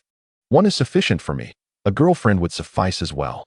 Clearing his throat, he mused about his many wives. Although he considered Fuzi Jingxiang to be of a larger stature, enough to occupy him for quite some time, even for purposes as trivial as washing his face. Upon hearing Naruto's words, Xiaowu immediately felt a swell of pride. It was indeed fortuitous that Naruto voluntarily withdrew. He was already contemplating how to persuade Naruto to leave. What a stroke of luck it was, to find such an opportunity without any effort. Xiaowu grinned. Thank you for your adult kindness. Jingxiang, let us depart. Fuzi Jingxiang, however, was bewildered, blinking her eyes in confusion. Was this truly the other half of her marriage contract battle? Why was he attempting to withdraw before a fight had even commenced? Wait, Naruto interjected calmly. Xiaowu was startled. What more was there to say? Did you not claim you could provide Jingxiang with a secure and reliable future? If so, surely you can ensure the safety and lives of her clan, correct? Xiaowu, gritting his teeth, replied, of course. That goes without saying. Maintaining a strong front was vital. To falter would invite contempt from his adversaries. Naruto flashed a grin. Very well. In 3 hours, I will launch an assault on Fuzi village. Do you not have the capacity to protect Jingxiang and her companions? Then do not rely on mere words. Demonstrate your true strength. A powerful whirlwind of chakra began to coalesce in Naruto's hand, spinning rapidly like a fierce tempest. Sharp blades of wind danced around him as he prepared a Rasen shuriken. Amidst the astonished expressions of those present, Naruto nonchalantly hurled the Rasen shuriken towards a distant hill. With a thunderous crash, it sliced through everything in its path. Detonating upon impact, the sheer force left everyone in awe, jaws nearly dropping in disbelief, particularly Xiaowu, who stared at Naruto as if he were a monster. How could this even be played at? I surrender. Is that not sufficient? No way. Jingxiang is mine. Fuzi Jingxiang's beautiful eyes flickered with a unique light. The destructive power of that ninjutsu was staggering. Had she been the one to confront it, she would have been utterly incapable of withstanding such a technique. Even if she had the chance to flee, the residual force of the explosion would have been unbearable. Jiraiya inhaled deeply. What a remarkable kid. He had been begging me to teach him ninjutsu, yet he had hidden such prowess. He thought to himself, you should be the one teaching me. However, he refrained from voicing these thoughts aloud, having noticed the astonished expression on his longtime partner's face. What status did Naruto hold now? Was he not his disciple? The more impressive his disciple became, the more honor it reflected upon him as a master. Moreover, if he revealed the truth now, Jingxiang's master would certainly glean some insight. While he had nominally taught Naruto a few techniques, the majority were self-taught, including that formidable ninjutsu just demonstrated. See you in 3 hours. Let us take a moment to rest. Jiraiya gestured to the stunned Xiaowu before casting a stern glance at the young man. He left behind 3 bewildered individuals, feeling a surge of satisfaction. This is the feeling of being a show-off, as the Kyuubi described. Truly, it is magnificent. Naruto had refrained from directly confronting Fuzi Jingxiang, knowing well that if they fought and she lost, they would still be entangled come afternoon. Currently, there was nothing between them. Yet Xiaowu's eloquence could easily twist truth into falsehood, leading Fuzi Jingxiang to believe the lies. It was better to let reality speak for itself, which was Naruto's intent. Naruto, you must tell me about that ninjutsu you just used. Jiraiya exclaimed excitedly, gripping Naruto's shoulders tightly once they had distanced themselves. Naruto smiled broadly. You wish to learn? Indeed. Jiraiya nodded earnestly. Naruto laughed. Very well, I shall teach you. Jiraiya exclaimed in admiration, recognizing that such a technique, from his perspective, could not be mastered in a day. However, Naruto had indeed acquired a method to impart his knowledge. The system had not only provided him with ready-made ninjutsu, but also the techniques for learning and application, all embedded in his mind. Teaching was a simple task, yet the learner's ability remained a variable. After all, the master opens the door, but the disciple must walk through it. If one could not learn, there was little that could be done. Jiraiya decided against beginning lessons immediately, for the timing was not right. They would wait until they had leisure to study together. As they walked, they noticed the overwhelming presence of females. Naruto pondered, why are there so many women here? Have we entered the land of women? Is this Fuzi village? Jiraiya mirrored his curiosity. Indeed, this is rather peculiar. The female ninjas of Fuzi village were striking in appearance, and it was likely that any male visitors would be captivated. This realization made both Naruto and his counterpart cautious. In the high-level meeting room of Fuzi village, the atmosphere was tense. This is utterly ridiculous. Who told you to provoke such a powerful adversary? It is all Xiaowu's fault. Had it not been for him, we would not be facing the threat of an attack. If we falter and are killed, that would be an egregious injustice. Someone could not help but voice their thoughts. A collective gasp echoed in response. Is it truly as you say? Is Jiraiya's disciples' ninjutsu as formidable as you claim? A skeptic questioned. Another female ninja, who had witnessed the event firsthand, asserted. It is no exaggeration. The very location where we often wash our clothes has been obliterated. If you do not believe me, I will take you there to see the devastation. A palpable silence fell as the gravity of the situation became evident. For the absolute justice of Fuzi Village, we must preemptively eliminate Xiaowu. One declared passionately. I cannot coexist with that scoundrel. Chief, summon Jingxiang. We must take action. Voices rose in agreement, echoing support for the proposal. Fuzi Jingxiang's master waved her hand with a smile. Do not let fear cloud your judgment. I can see that child possesses a good heart. There is no need for you to worry excessively. Jingxiang is our village's future leader, and it is only natural that others covet Fuzi Village. As for Naruto's actions, I believe he has his reasons. Determined to secure Naruto, Fuzi Jingxiang's master was resolute in her intentions, willing to go to great lengths to bind him to their village, whether through marriage or otherwise. Letting Jiraiya go was already a considerable sacrifice. She did not wish for her disciple to miss out on true love as she once had. Meanwhile, Jingxiang's situation was even more dire, as she had encountered a great deceiver, one whose incompetence was glaringly apparent. How unfortunate that she had fallen for his empty promises. If only there were more men in Fuzi Village. Otherwise, Jingxiang would not have been so easily deceived. The crowd remained skeptical and anxious. Chief, should anything happen later, you must bear full responsibility. Indeed, with my slender arms and legs, I am hardly a match for him. Within the clan, all are beauties, each face adorned with worry. Meanwhile, on the other side, Xiaowu could no longer endure such torment. Cold sweat trickled down his forehead. He turned to Fuzi Jingxiang and said, Jingxiang, let us elope directly. We need not concern ourselves with these absurd rules. Before Fuzi Jingxiang could respond, her bodyguard, Changye, interjected with evident displeasure. I warn you, you, an outsider, should not even think of deceiving Jingxiang away. I am watching you closely. Hadn't he previously sworn to protect Jingxiang? Why, upon encountering a minor setback, was he already contemplating escape? Changye's words landed heavily, reddening Xiaowu's face. I thought that kid was younger than me, just a third-rate character. Who knew he would be so twisted? Xiaowu protested. What do you know, woman? I saw that boy and immediately recognized he was no good. Forcing Jingxiang to comply through coercion, what kind of person could he possibly be? Changye erupted in anger. You are distorting the truth. It was you who claimed you would protect Jingxiang. Now, at a critical moment, instead of thinking of how to shield the people of Fuzi Village, you are only considering how to escape. How can someone like you dare to say you would protect us? Bring us a bright future? What a joke. If word of this gets out, it would be utterly laughable. Xiaowu felt a deep sense of frustration. This bodyguard was truly insufferable, were it not for her presence.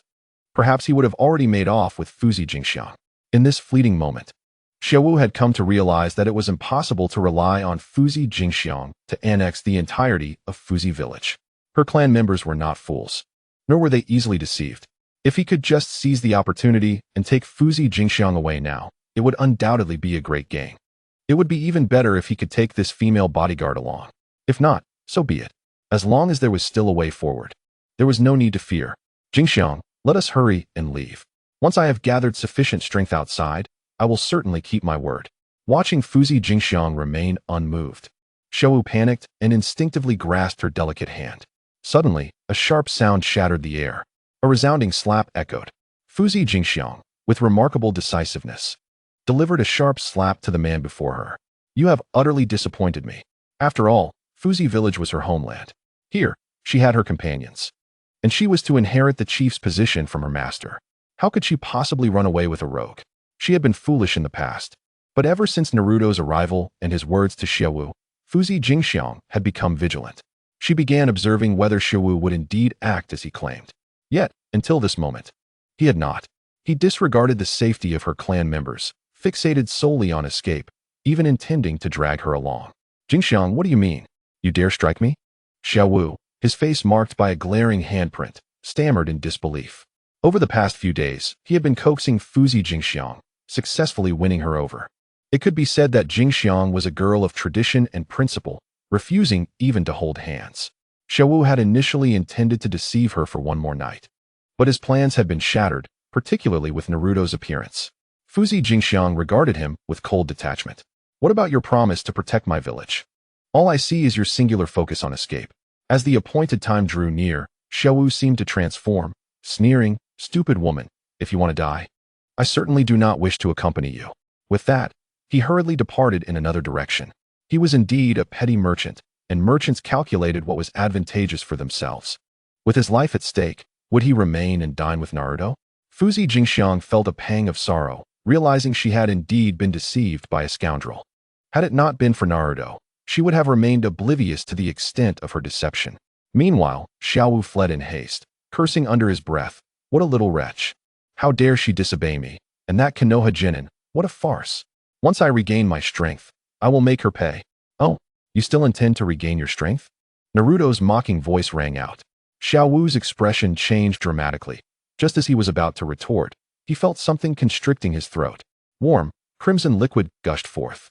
Naruto had swiftly thrust a kunai into his throat, denying him any chance to speak. Chapter 176. As long as you have the ability to defeat them, they shall all belong to you. On Fuzi Jingxiang's side, as the appointed time approached, the crowd began to panic. What is happening here? Is it a case where the floodwaters wash away the Dragon King's temple, and family members no longer recognize each other? The higher-ups of Fuzi village expressed their urgency. "Jingxiang, do not let your actions endanger our entire village. To be precise, it is that rascal Xiaowu. He has consumed our resources, drunk our supplies, used our amenities, and brought us such great trouble. I say we should kill him right now. Where is Xiaowu? Why haven't we seen him? Has he stopped Lord Naruto? To hell with that. Even if you gave him 10 lives, he wouldn't dare." The crowd spoke in confusion. At that moment, Fuzi Jingxiang, who had remained silent, finally spoke up. She first apologized to everyone, saying, "I am sincerely sorry, everyone. I have finally seen through Xiaowu's true character. My previous blindness led me to trust a man who is as unreliable as you all have said."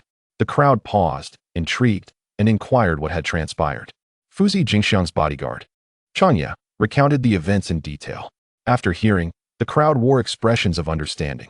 They had guessed correctly that Xiaowu was indeed incompetent, lacking strength and ability, yet possessing a remarkable talent for fleeing. What a pity he was let go. Why didn't we kill him ourselves? An older woman questioned. What should we do now? Should we really wait for Lord Naruto to attack us? Fuzi Jingxiang stepped forward. This was all because of me, so I shall resolve it myself. She bit her silver teeth. If I cannot obtain his forgiveness by then, I. At that moment, Naruto and Jiraiya appeared. The women looked on with vigilance. Several bodyguards rushed over to report, "Rest assured, everyone. Lord Naruto has not harmed anyone from our clan on his way here." At that moment, the collective tension in the air finally eased. Fuzi Jingxiang's master bore an expression of having anticipated this outcome. A great sigh of relief escaped her lips. What harm could Jiraiya's disciple possibly bring? Jiraiya's disciples are all exceptional talents, the cream of the crop, and would never assault the weak. Fuzi Jingxiang's master smiled and said, "Naruto, I was right about you." Fuzi Jingxiang, filled with shame, found it difficult to meet the gaze of this so-called fiancé. Yet, according to their customs, victory in battle determined ownership. If one could not win, then, well. Upon witnessing Naruto's displayed strength, Fuzi Jingxiang felt a creeping doubt about her ability to prevail. Though she harbored such thoughts, it did not signify her reluctance to engage in battle. The matter concerning Xiaowu left Fujiko Shizuka momentarily at a loss regarding how to confront Naruto. Deceived by sweet words, she found herself in a dilemma. In Fujiko village, prowess was always held in high regard. Thus, those who triumphed over them gained the right to become their husbands. It was not like Xiaowu, who resorted to deceit and trickery regarding their affections. Such cleverness was merely trivial. With a somewhat unnatural expression, Fujiko Shizuka gazed at Naruto and spoke. "I apologize for my earlier misjudgment. Should we proceed with the match, or what?" Her heart fluttered with uncertainty. In truth, after this incident, she resolved never to be misled by honeyed words again. Yet, she wondered if Naruto would hold her previous naivety against her, having once been gullible enough to believe Xiaowu's fabrications. Observing this, Shizuka's master promptly interjected, "Of course, we must duel. I cannot let go of such a golden opportunity as Naruto. Not only is he handsome, but he is also formidable and holds a distinguished status. Who would willingly relinquish such a prize? As for that Xiaowu, Shizuka's master's gaze turned icy as she declared that Xiaowu has truly underestimated him. To let him slip away like this? He had better pray I do not encounter him again. Otherwise, I shall deal with him myself. Not only has he deceived my disciple's feelings, but he nearly jeopardized this marriage. It must be said, Xiaowu deserved every bit of contempt. The elders nodded in agreement. At this moment, Naruto chuckled. Sister, if you are angry over something as trivial as killing Xiaowu, there is no need. I have already taken care of him. Shizuka was momentarily stunned. The onlookers were initially bewildered before erupting into hearty laughter. What a splendid day it was, a cause for universal celebration. Naruto thought perhaps he had misspoken and was overly concerned. Shizuka, with a radiant smile, urged, now, go and compete with Shizuka. If you win, you can take her home as your bride. Naruto, perplexed, inquired, so, if I win against her, does that mean she belongs to me? Shizuka's master beamed with delight, indeed. She shall be yours. Naruto then casually asked, what about the other girls in your village? If I win against them too? Jiraiya nearby exclaimed, what a remarkable lad. Greed can lead to one's downfall. Can you handle all of that? Shizuka's master and the higher-ups of Fujiko village were momentarily taken aback before bursting into laughter. What is the issue? As long as you possess the skill to defeat them, they shall all be yours. The women displayed no unusual expressions, as if such matters were as commonplace as eating and breathing. Naruto inhaled sharply, realizing the tremendous opportunity before him. However, upon glancing at his own slender frame and recalling the numerous charming maidens back in Konoha, he shook his head in resignation. One is enough. No. As the saying goes, if I do not enter hell, who will? Let them all come. Naruto nodded to Shizuka's master, indicating his understanding. Subsequently, Choha beside him clapped one hand against the ground, declaring, Earth style, iron prison. Instantly, rows of iron walls emerged, encircling the area and transforming it into a training ground. Standing in the center, Naruto surveyed the technique with approval, recognizing its utility in confining opponents during combat. Otherwise, with his wide-ranging destructive jutsu, everything within hundreds of miles would suffer. Fujiko Shizuka inhaled deeply and unleashed her attack, Fujiko flowing wave-gale fist, determined to strike first. She was aware of Naruto's prowess, but believed that sometimes one must push themselves to discover their true potential. With keen interest, Naruto regarded the approaching Shizuka, making no attempt to evade. Despite the ferocity of her strikes, Naruto's martial skills were equally adept. The moment she chose to engage in close combat, it was evident that her defeat was inevitable. With a swift sidestep, Naruto seized her wrist and pulled with force. His kunai was poised perilously close to her throat, merely a hair's breadth away. For the first time, Shizuka felt the chilling proximity of death. Chapter 177. What? Wangdefa, I am already of age? Gazing at the kunai so near, Fujiko Shizuka could not suppress a gulp, her heart racing. Had Naruto chosen to show no mercy, she would have surely met her end. Little did she expect to be bested without even landing a single blow. It was infuriating. With a wry smile, she acknowledged that this only served to highlight Naruto's superiority. Marrying such a formidable individual would not be a loss. Above, Jiraiya watched with a satisfied grin. This was precisely the demeanor his disciple should exhibit, bringing pride to him. Observing the astonished faces of the Fujiko village officials, Jiraiya could not help but chuckle inwardly. See how impressive he is? Shizuka's master exclaimed with genuine admiration. Your disciple is indeed remarkable. Compared to our time, he surpasses us by leaps and bounds. Shizuka's defeat is well-deserved. Jiraiya relished the compliments. Of course. Who do you think I am? He boasted. However, Naruto was not present to defend himself. Fujiko Shizuka, her cheeks flushed, looked at Naruto and stammered, I have lost. Naruto grinned, and what now? Shizuka tilted her head in confusion. What do you mean, what now? Naruto reminded her, what should you call me now? What are the customs of your village? In an instant, realization dawned upon her. Embarrassed and frustrated, she thought, if only I could have landed a few blows on him. I wouldn't feel so helpless. Nonetheless, she graciously conceded, I understand, dear husband. Naruto's smile brightened further as he waved his hand. Oh, that title is too mushy. You should call me darling. This distinction will help differentiate you from the others. It was a strategy Naruto devised for future encounters in dim light, where he might not recognize faces. Fujiko Shizuka's face grew even redder, but the greatest virtue of Fujiko Village was to respect strength. Losing was simply losing. There was no shame in it. The true disgrace lay in losing and failing to acknowledge it, for that would earn one scorn wherever they went. I understand, my dear. With that, Fujiko Shizuka hurriedly departed. Although she had accepted Naruto, she needed time to acclimate. Watching her leave, Naruto smiled and turned his gaze to the other lovely maidens of Fujiko Village. As he did, those girls seemed to go wild with fervent, burning gazes directed at him, startling both Naruto and little Naruto. Goodness, is it really necessary to be so exaggerated? In truth, if Naruto calmed down and thought carefully, he would realize that Fujiko Shizuka ranked among the top skilled fighters in Fujiko Village. The fact that such a formidable individual could not even withstand a single blow from him was a testament to his own strength.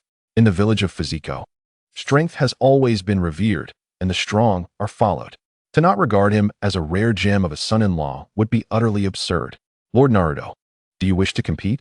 You can always seek me out. Choose me, and if you need it later, I can surrender immediately upon entering the arena. What the heck? How shameless.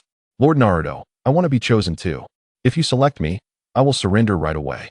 At this moment, the young women of Fujiko seemed to have lost their minds. Naruto's lips twitched slightly as he jumped aside in haste. The enthusiasm of Fujiko Village was simply overwhelming. Perhaps excessively so. Naruto found it unbearable. Ding! A selection task has been triggered. Option 1. Engage in a celestial battle with Fujiko Shizuka tonight. Reward: Little Naruto's growth by 30. Option 2. Abandon this battle. Abandon? No way. Naruto exclaimed on the spot. What the heck? This system is off. As Naruto shouted, the system seemed to immerse itself in silence. No matter how loudly he called, it was of no use. This is an opportunity that cannot be missed. I choose option 1. Ding dong. Selection successful. Rewards are being issued. In the next instant, Naruto felt an immense transformation within his body, especially in a certain area. Over the years, he had trained hard, having slain numerous beasts, from bears to tigers, and he had indeed grown significantly.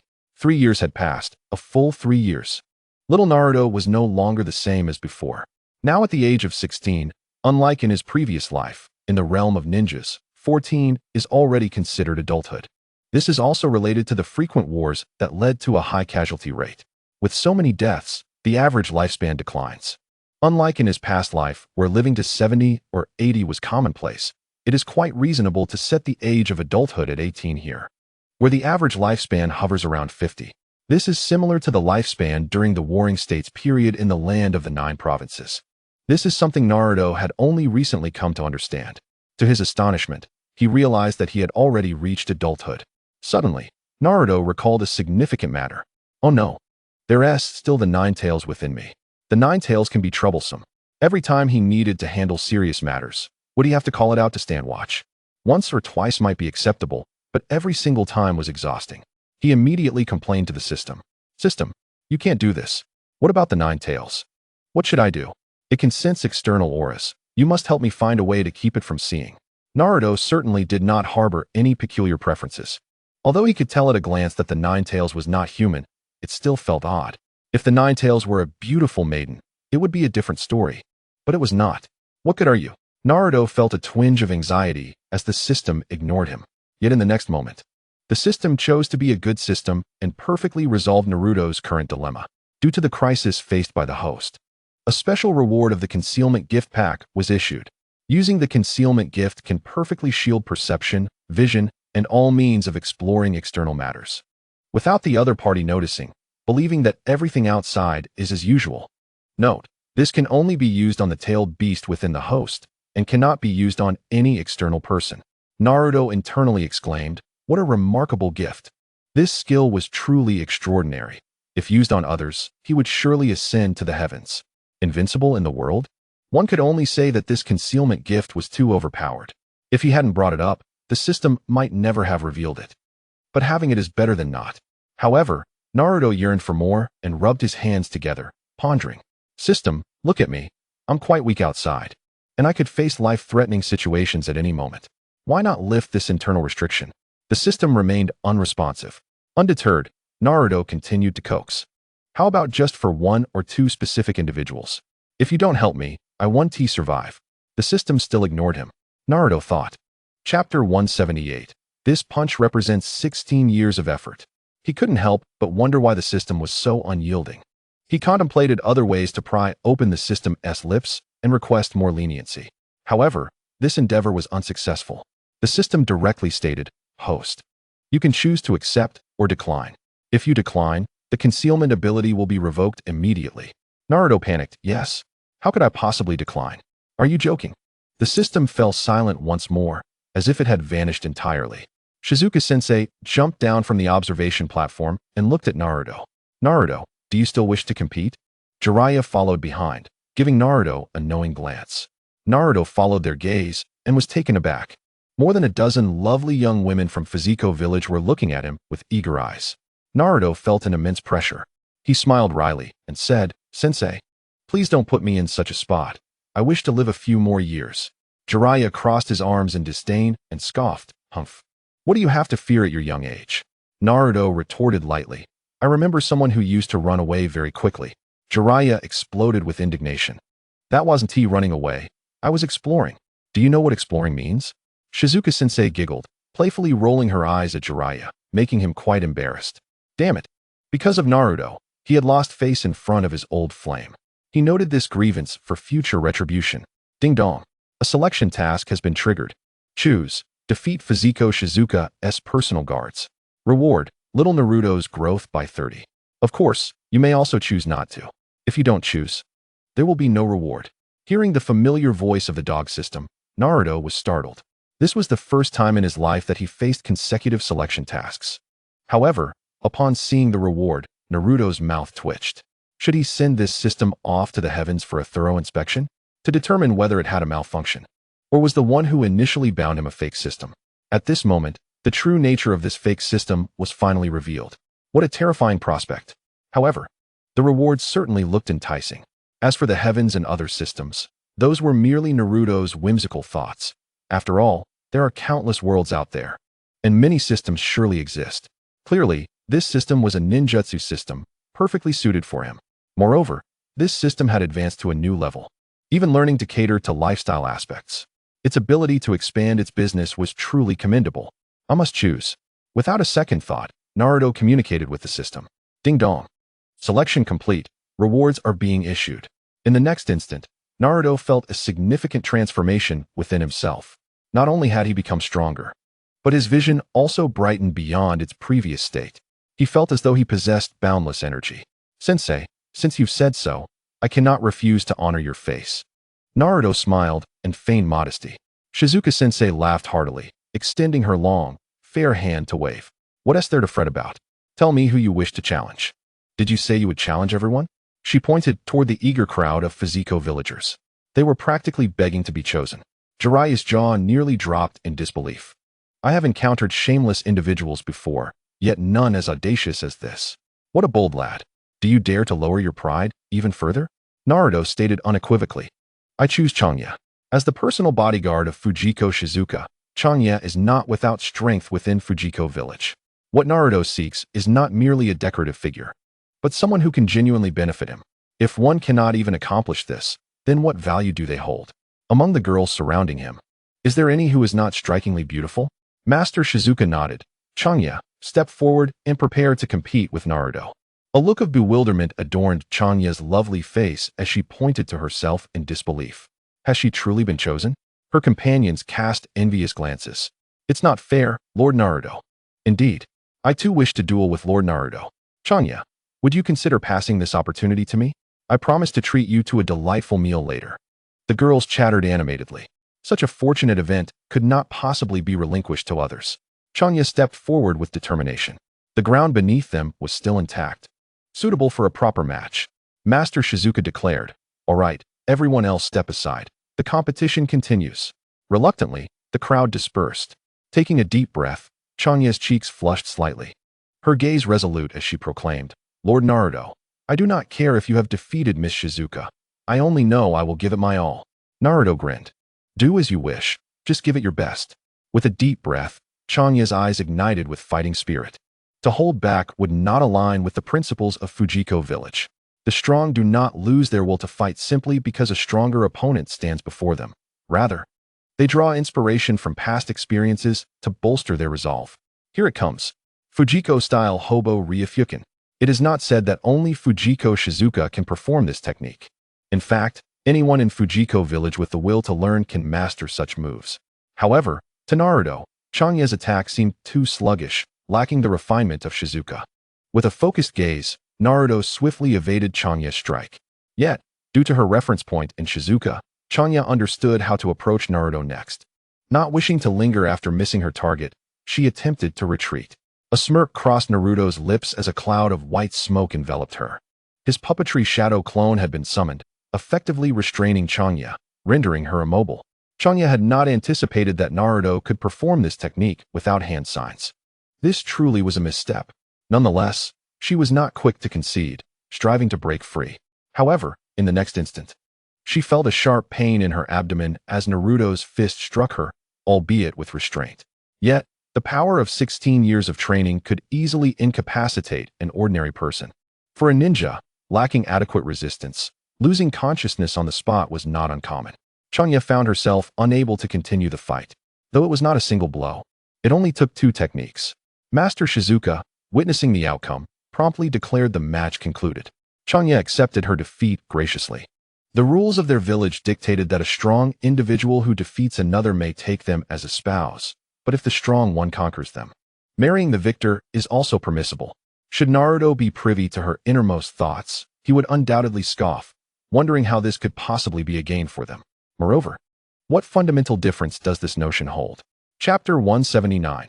As long as there are melons to enjoy, the crowd returned to Fujiko Village, where, under Master Shizuka's careful orchestration, Naruto and Fujiko Shizuka found themselves in the finest abode.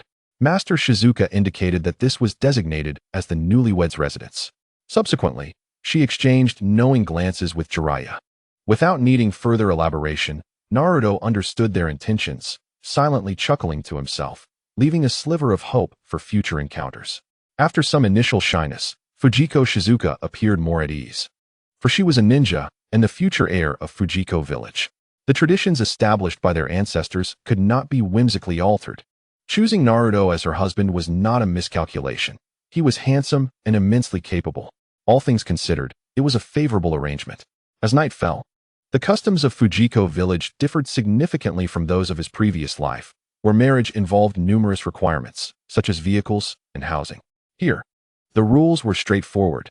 Defeat any member of the village, and one could marry them. This simplicity appealed to Naruto. Inside the room, only Fujiko Shizuka and Naruto remained. Naruto admired the tasteful decor, noting that in the ninja world, it was indeed a pleasant environment that aligned with his aesthetic preferences. Activating the hidden secrets barrier, Naruto contemplated. As he lay on the ground, half closing his eyes, anticipating the unfolding drama. If only there were melons to enjoy, thought the Kyuubi unabashedly.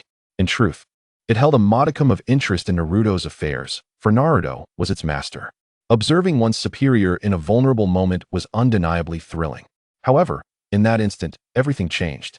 It sensed no alteration in its surroundings, convinced that all remained within its control. After utilizing the hidden secrets barrier, Naruto felt a tinge of unease. Aware of the Kyuubi's presence within himself, he questioned whether the Kyuubi could still sense him. Thus, he called out, "Kyuubi, Kyuubi." Despite repeated attempts, the Kyuubi remained unresponsive.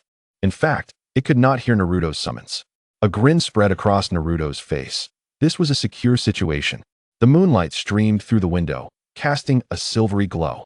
Upon the bed, Fujiko Shizuka appeared exquisite, her long legs occupying 2/3 of her body, luminous and flawless. She had undoubtedly devoted ample time to training, as her abdomen bore no trace of excess weight. Her legs were not the slender, bamboo-like variety seen in others, but rather strong and shapely. The sight of her was refreshing, her physique well-proportioned. Though not as formidable as Tsunade, she was nonetheless appealing. In this moment, Fujiko Shizuka's cheeks flushed crimson as she stammered. What should we do? She was still an uninitiated maiden, though of age. This was her first encounter with such matters. Naruto's smile widened. Allow me to guide you. Fujiko Shizuka nodded gently. It was also his first time, yet he felt reassured. The combination of experience and reality would undoubtedly prove advantageous. Soon, Fujiko Shizuka gazed at him with dreamy eyes. Meanwhile, on the other side of the world, a young Taoist descended the mountain, only to unexpectedly encounter a 1,000-year-old female zombie. This zombie had attained a new fleshly form, walking gracefully without the need for leaps. Her curves were well-defined, and her features were exquisitely alluring. Unmistakably the visage of a once-in-a-lifetime beauty. The supernatural was indeed remarkable. The young Taoist, despite his prestigious lineage, faced the formidable challenge of the 1,000-year-old corpse queen. One misstep could lead to dire consequences. However, aiding the world was their duty, and the young Taoist could not falter, even in the face of defeat. Retreat was not an option. He could only muster all his strength. Then various treasures were used in succession, only to be found utterly useless. Could it be that these were the artifacts passed down from the master, or that there was something amiss with the talismans? The young Taoist had no time to ponder further and continued his assault on the female corpse king. The morning sunlight streamed through the window, illuminating the aftermath of a night filled with conflict. Ming-Ren felt invigorated. He had experienced a peculiar dream in which he was the little Taoist.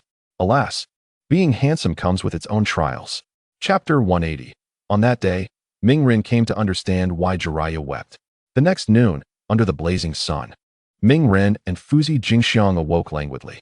Perhaps it was due to the enhanced physical constitution of women in the shinobi world, combined with Fuzi Jingxiang being a female ninja, that her stamina and combat prowess were formidable.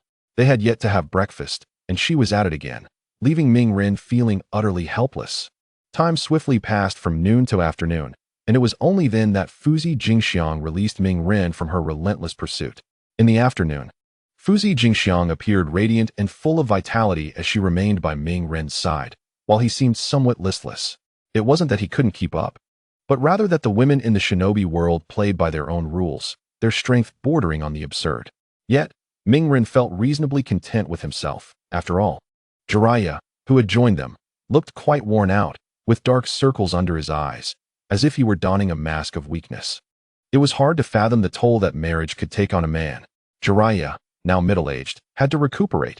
His injuries were tenfold more severe than Ming-Ren's. Unlike Ming-Ren, he had not prioritized health and wellness in his daily life, nor did he possess a systematic enhancement. Beside Jiraiya, Master Jingxiang bore a similarly rosy complexion, but her eyes carried a hint of resentment, as if discontented with Jiraiya's lack of vigor the previous night. "Good morning." Fuzi Jingxiang greeted with a sweet smile. Master Jingxiang returned the salutation. "Good morning to you as well. Did you sleep well last night, Ming-Ren-kun?" she inquired with a playful smile. Ming-Ren scratched his head, chuckling. "Thanks to your care, everything is splendid." Jiraiya shot Ming-Ren a mischievous grin, intending to tease him, but upon seeing his demeanor, he sensed something was amiss. "How is it that you appear so unfazed? Are you hiding some sort of supplement from me? Hand it over." Jiraiya reached out towards Ming-Ren. "Is there a problem with a disciple honoring his master?" Ming-Ren replied, bemused, glancing at the alluring Master Jingxiang, internally sighing. It is often said that women at 30 are like wolves, at 40 like tigers, and at 50, they can absorb the earth. This saying holds true. Just look at what Jiraiya has become. Ming-Ren was not nearly as exaggerated in his reaction. "Perverted sage, where would I acquire such things? I didn't bring anything with me." Jiraiya, disbelieving, insisted, "You must have something. Hand it over quickly." Ming-Ren chuckled and shook his head. Jiraiya grew increasingly anxious, leaning closer to Ming-Ren, whispering, "Quickly, give it to me. I will grant you any request. If not, I fear I won't survive the night. Help me, my leader." Ming-Ren couldn't help but smirk at Jiraiya's desperate plea, reflecting the formidable nature of Master Jingxiang. Ming-Ren shivered at the thought. Would Fuzi Jingxiang inherit her master's commendable traits?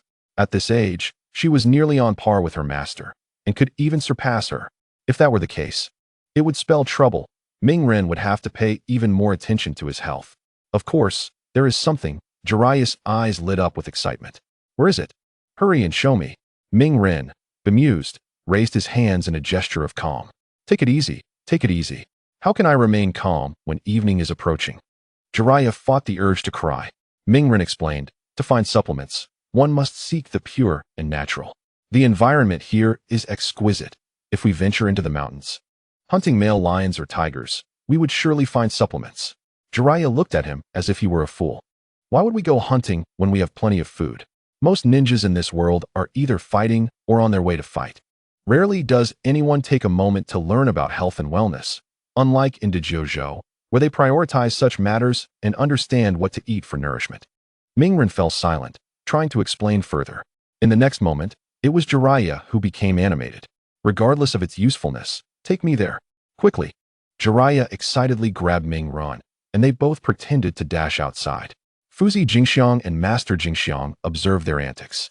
Master Jingxiang stepped forward and blocked their path. Her eyes filled with an endless glare directed at Jiraiya. What do you mean by this, Jiraiya? You arrive and immediately plan to flee? Jiraiya, with a wry smile, attempted to explain, my dear, I am not fleeing. I am merely going to the mountains to tend to some matters. I shall return before nightfall. Master Jingxiang scoffed dismissively. Not falling for that again. From now on, you shall remain in my sight at all times. Mingren couldn't help but be impressed. Truly, this best-selling author had a unique way of wooing women. How could he refer to her as my baby? The very thought made Mingren feel a wave of nausea. Meanwhile, Fuzi Jingxiang approached, looking at Mingren. Darling, wherever you go, I will follow. Mingren chuckled awkwardly. I assure you, there is a legitimate matter I must attend to with the perverted sage. What legitimate matter? The two women demanded in unison, their voices synchronized, leaving Mingren feeling embarrassed. However, considering Jiraiya's health, he chose to speak the truth. Fuzi Jingxiang blushed at his words, while Master Jingxiang paused for a few seconds before bursting into laughter, declaring such matters trivial. She noted that many girls from their village often ventured into the mountains to hunt. Typically, they discarded their catches as they were not consumed. However, with Jiraiya and Mingren around, things would be different. Without further hesitation, Master Jingxiang summoned the necessary personnel and issued instructions. By evening, food was brought forth. This was Jiraiya's first experience with such fare, and he found it quite unfamiliar. Mingren, however, shrugged it off and began to eat heartily. With such limited portions available, he needed to nourish himself adequately. Jiraiya, witnessing Mingren's increasing appetite, became alarmed, exclaiming, You little rascal, aren't you going to leave some for me? How could you be so inconsiderate? As he spoke, Jiraiya began to snatch at the food. Mingren, while eating, retorted, Who told you not to eat? I never said I wouldn't. Jiraiya took a bite and resisted the urge to spit it out, gradually acclimating to the taste. In a moment of daze, a warm current surged within Jiraiya's body. This was a sign of recovery. He could hardly afford to linger on such thoughts, and, emulating Naruto, began to indulge in a hearty meal. Tonight would once again be a night devoid of sleep. There was no choice. After finishing, he would have to face the battlefield. No, rather, the execution ground. How could he muster strength without a full stomach? Jiraiya felt a twinge of regret for bringing Naruto to Fuzi village to fulfill this damned promise. It would have been better if he had arrived later. He would have been less beleaguered. However, since they were already here, he resolved to make the best of it. Surrendering to fate, he held on to the hope of seeing the sun rise the following day. As he consumed this meal, tears flowed down Jiraiya's face. He sobbed as he ate. Naruto, perplexed, thought, What are you crying for? Just get it done. 10 years later, Naruto would come to understand that Jiraiya's tears were not shed for himself, but for others as well. As Naruto regained his strength, Fuzi Shizuka was no match for him that night. Of course, he did not neglect Koha, for Naruto was someone who could treat all equally, ensuring that everyone received their fair share. Chapter 181. Escape from Fuzi village. Over the course of nearly half a month, Naruto and Jiraiya had lingered in Fuzi village. Naruto's complexion was barely acceptable, while Jiraiya resembled a lifeless dog, departing each morning with a look of utter desolation. Naruto seemed to perceive Jiraiya's silent plea, destroy the world. I am exhausted. It was evident that Jiraiya was quite fatigued. Naruto had witnessed him stoop while exiting the door at least 10 times. Poor old man. Let's head back to Konoha today, Jiraiya said, his lips parched and his voice weak, with dark circles under his eyes. What had marriage truly brought to a man? Seeing Jiraiya in such a state startled Naruto. No way. Could I have mistaken him for someone else? It turned out that he had not misidentified Jiraiya. Jiraiya was indeed still Jiraiya, yet his spirit had significantly waned since their arrival in Fuzi village. Naruto, confused, wondered, did we not agree to stay for a month? Jiraiya, suddenly enraged, grasped Naruto's shoulders and lamented, You little rascal. Are you wishing for my early demise here? After scanning the vicinity to ensure no one was around, he felt somewhat reassured. As Naruto rubbed his slightly aching stomach, he momentarily found himself agreeing with Jiraiya's sentiment. Should he bid farewell to Shizuka? In the days filled with endless toil and bureaucratic matters, Naruto had nearly mastered the entirety of Fuzi village. As the next successor and village leader, Shizuka was certainly on his side. Any dissenting high-ranking officials were ultimately a minority, merely lacking financial backing. Fortunately, Naruto was not short of funds. Over the years, his maritime business had flourished. He had introduced business concepts to Zabuza that had yet to emerge in this world. In no time, business expanded from the seas to the land. Of course, Zabuza and Haku's collaboration was commendable, as they could perfectly execute the operational concepts proposed by Naruto, even making slight improvements to adapt to circumstances. Zabuza had even sent a letter back, expressing gratitude for recognizing his talents. In return, he resolved to serve Naruto loyally for life as a diligent worker. Naruto was momentarily taken aback. Such fortune truly existed in the world? Upon reading the message on the back of the letter, he realized that Zabuza had discovered his aptitude for business and was increasingly motivated. In the past, he had truly been blind, pursuing the path of a ninja, which earned him little and placed his life at risk daily. Each day could potentially be his last. An unsettling reality. In addition to Zabuza's letter, Corinne and others had also written to him, expressing their joy and inquiring when he would visit. Smiling at these letters, Naruto thought it was inevitable he would go, just needed to find the right time. At present, however, he had no intention of returning to Konoha with Jiraiya. He first needed to visit the Land of Lightning. Over the years, the Akatsuki organization had likely profited significantly. Naturally, all the money earned had been squandered by that spendthrift. Nan, while others relied on skill and strength in battle, she depended on the creation and procurement of explosive tags, money power. How much money did she need to waste? Moreover, Naruto had another purpose for his journey to the Land of Lightning, to find the Two-Tails, Yumori. He recalled her as a tall and voluptuous girl with short, tea-colored hair and a side fringe, quite appealing. He could allow the other tailed beasts to be taken by the Akatsuki, but not her. After all, she was a perfect Jinchuriki. And Naruto felt that accepting her would not be a loss but a gain, as it would mean undermining the Land of Lightning. The mere thought thrilled him. Jiraiya stretched his neck, his eyes wide open as he stared at Naruto. Are you insane? Going to talk to her? Do you want to leave or not? If you wish for death, don't drag me into it. I know you're still young, but I am old. As he spoke, Jiraiya's eyes began to glisten with moisture. Reminiscing about his days filled with indulgence, gathering material, engaging in flirtation, and a little hand-holding were all quite enjoyable. However, the treatment in a paradise like Fuzi Village was beyond his endurance. While friendly to young people like Naruto, he simply could not handle it himself. Naruto smiled broadly at him, ready to agree, but unexpectedly, Jiraiya's expression shifted, and he spoke first. Listen, don't be young and unaware of the value of your health, only to shed tears over lost opportunities in old age. Naruto interrupted him, exclaiming, what are we waiting for? Let us pack our things and hit the road. Time is of the essence. Jiraiya's spirits lifted slightly. You little rascal. I was waiting for those words. Want to leave? A melodious voice rang out. The newcomer was none other than Shizuka. At that moment, she appeared more radiant than ever, her figure graceful and her complexion vibrant, indicating that Jiraiya had indeed put in considerable effort. Accompanying her were Fuzi, Shizuka, and Koha, both having shed their youthful shyness and now exuding a mature charm. They had transitioned from being green apples to slightly ripened ones, their appearances noticeably improved. Shizuka's gaze fell upon Jiraiya as if she were a predator eyeing her prey. Instantly, Jiraiya's expression soured, and he hurried to explain, No, you heard wrong. We were discussing how to refuel.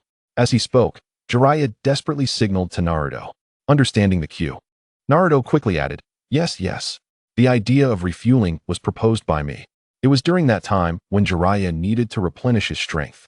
The master and disciple conversed while eating, and Shizuka found the idea useful, thus accepting the proposal. Now, if they were to use it as an excuse, she would not suspect a thing. Hearing this, Shizuka smiled and said, Oh, is that so? Come, let us eat. Dear, look, it's almost dark. Jiraiya gazed at the blazing midday sun, incredulously exclaiming, Is it truly noon already? Master Shizune approached him, affectionately linking her arm with his. Oh dear, how swiftly time passes. Let us return and discuss matters. Similarly, Fuzi Shizune and Nagai came forth, each taking hold of Naruto by either side. Naruto exchanged a glance with Jiraiya, both recognizing the unspoken helplessness in each other's eyes. The master and disciple shared a silent understanding, with just a glance. They could discern each other's thoughts at this moment, an urgent need to escape. Regardless of the means, they had to flee. Otherwise, they might meet an unfortunate end here. Chapter 182. What do you mean? Why are you following us? As night fell, the entrance of Fuzi village was heavily guarded. Nevertheless, two shadowy figures managed to slip out unnoticed under the moonlight.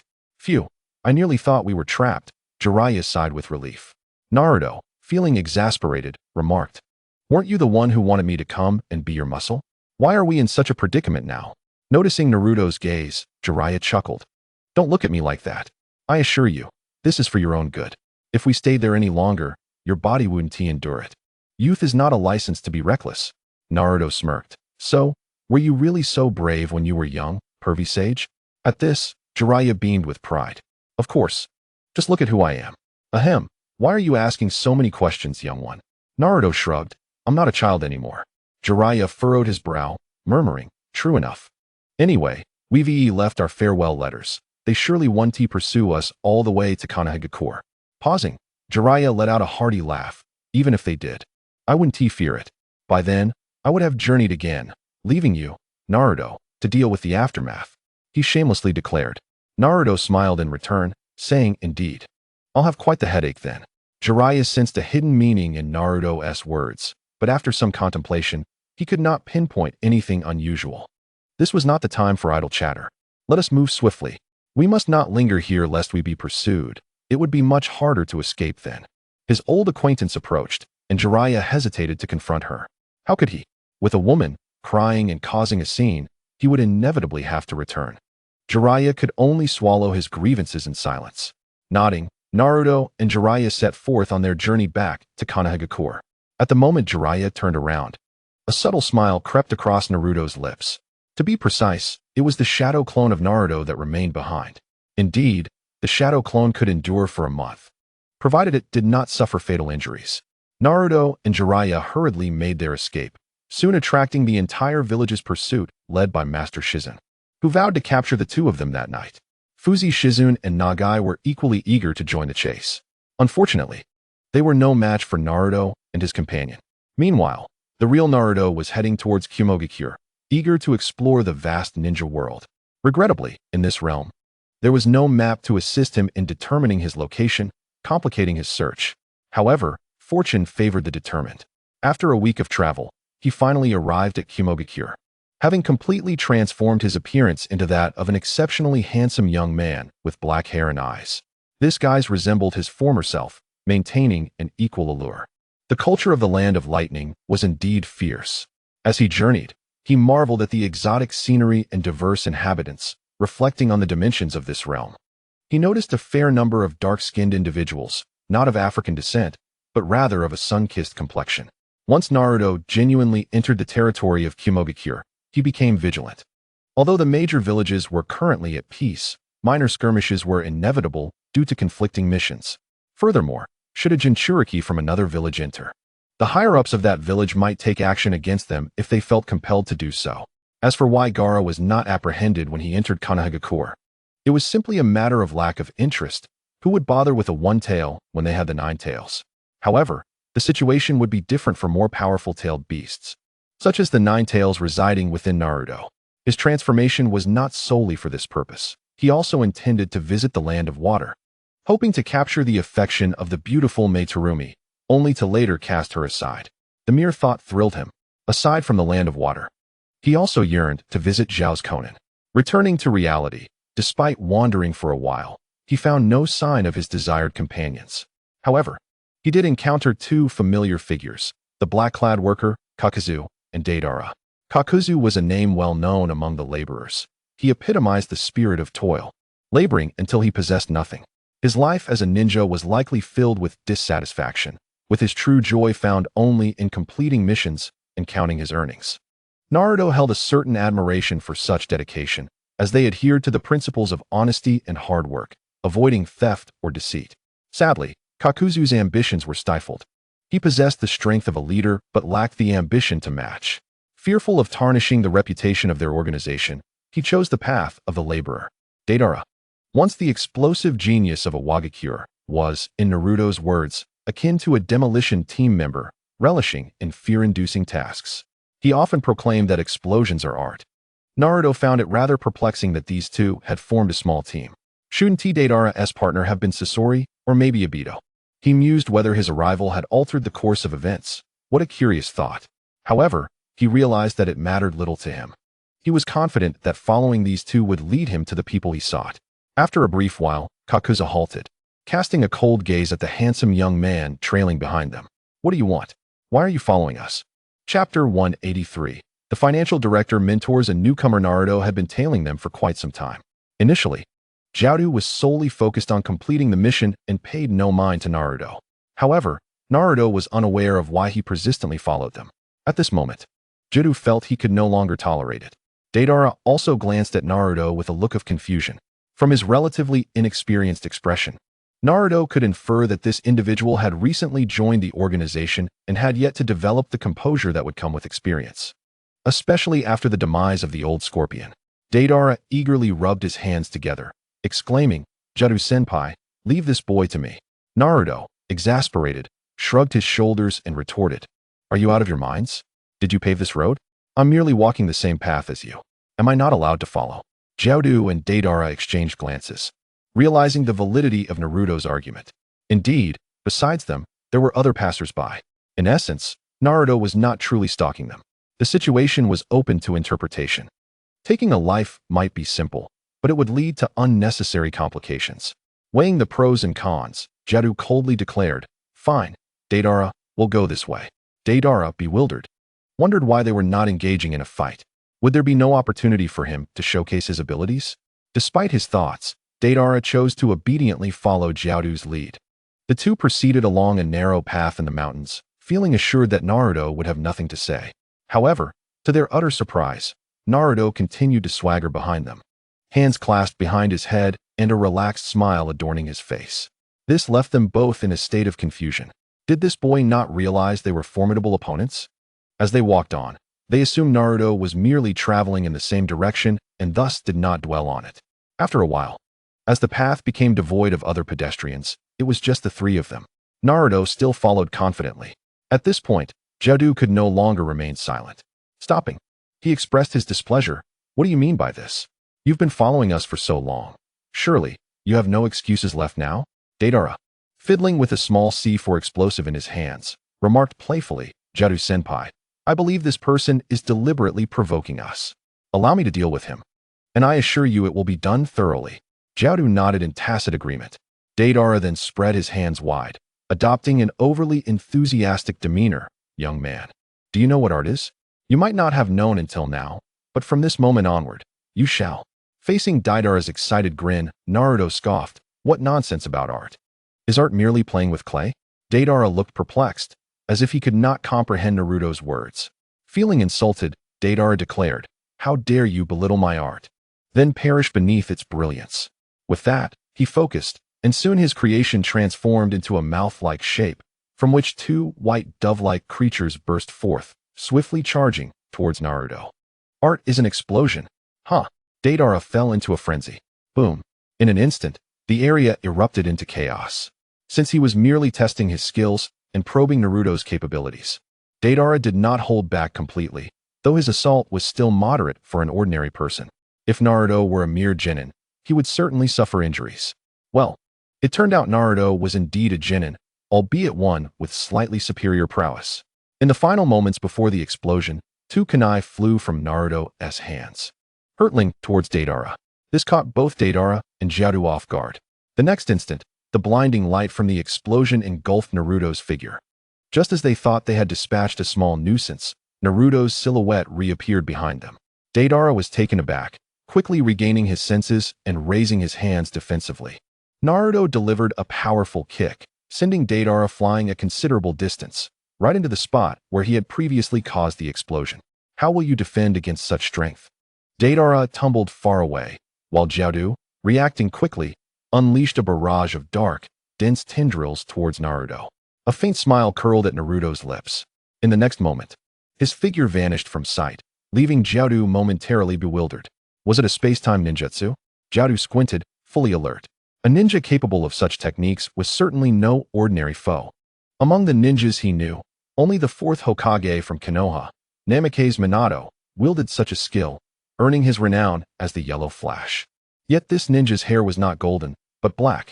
He had never heard of such a figure before. Judo-senpai, do not act rashly. Allow me to teach that fellow a lesson. Deidara's furious voice echoed from the fiery inferno. When he emerged, his clothing was tattered and singed. Though he had not sustained any serious injuries, Naruto found himself puzzled. Would these two not clash with each other? Or perhaps Jiaodu was displeased with Deidara and would simply eliminate him. If the financial director were to eliminate a department member, it would certainly lead to chaos. Naruto chuckled to himself, realizing he was overthinking the situation. In reality, their alliance had formed due to Jiaodu's improved temperament over the years, combined with Deidara's acceptance into the organization, which had earned him recognition. As they embarked on this mission, it was not distant, and fortuitously, they were traveling the same route. Thus, the financial director had decided to mentor a newcomer. Had Jiaodu been assigned to lead Deidara from the outset, he would have undoubtedly refused. Not eliminating him outright was merely a matter of respect for pain. Whoosh! A series of piercing sounds filled the air, followed by a cacophony of explosions. Deidara's assault proved utterly ineffective against Naruto, for he had once again evaded. It seemed he had grown careless. The flying Raijin technique, bestowed upon him by the system, had undergone significant enhancement. Naruto utilized it with minimal chakra expenditure, allowing him multiple uses. As for Deidara, Naruto was unperturbed. He possessed an abundance of lightning-based ninjutsu, which naturally countered Deidara's explosive creations. In this regard, Deidara would undoubtedly suffer considerable losses. Chapter 184, Naruto vs. Jiaodu. Boom, boom, boom. The explosions reverberated continuously. The fiery light soared, shattering the area into fragments.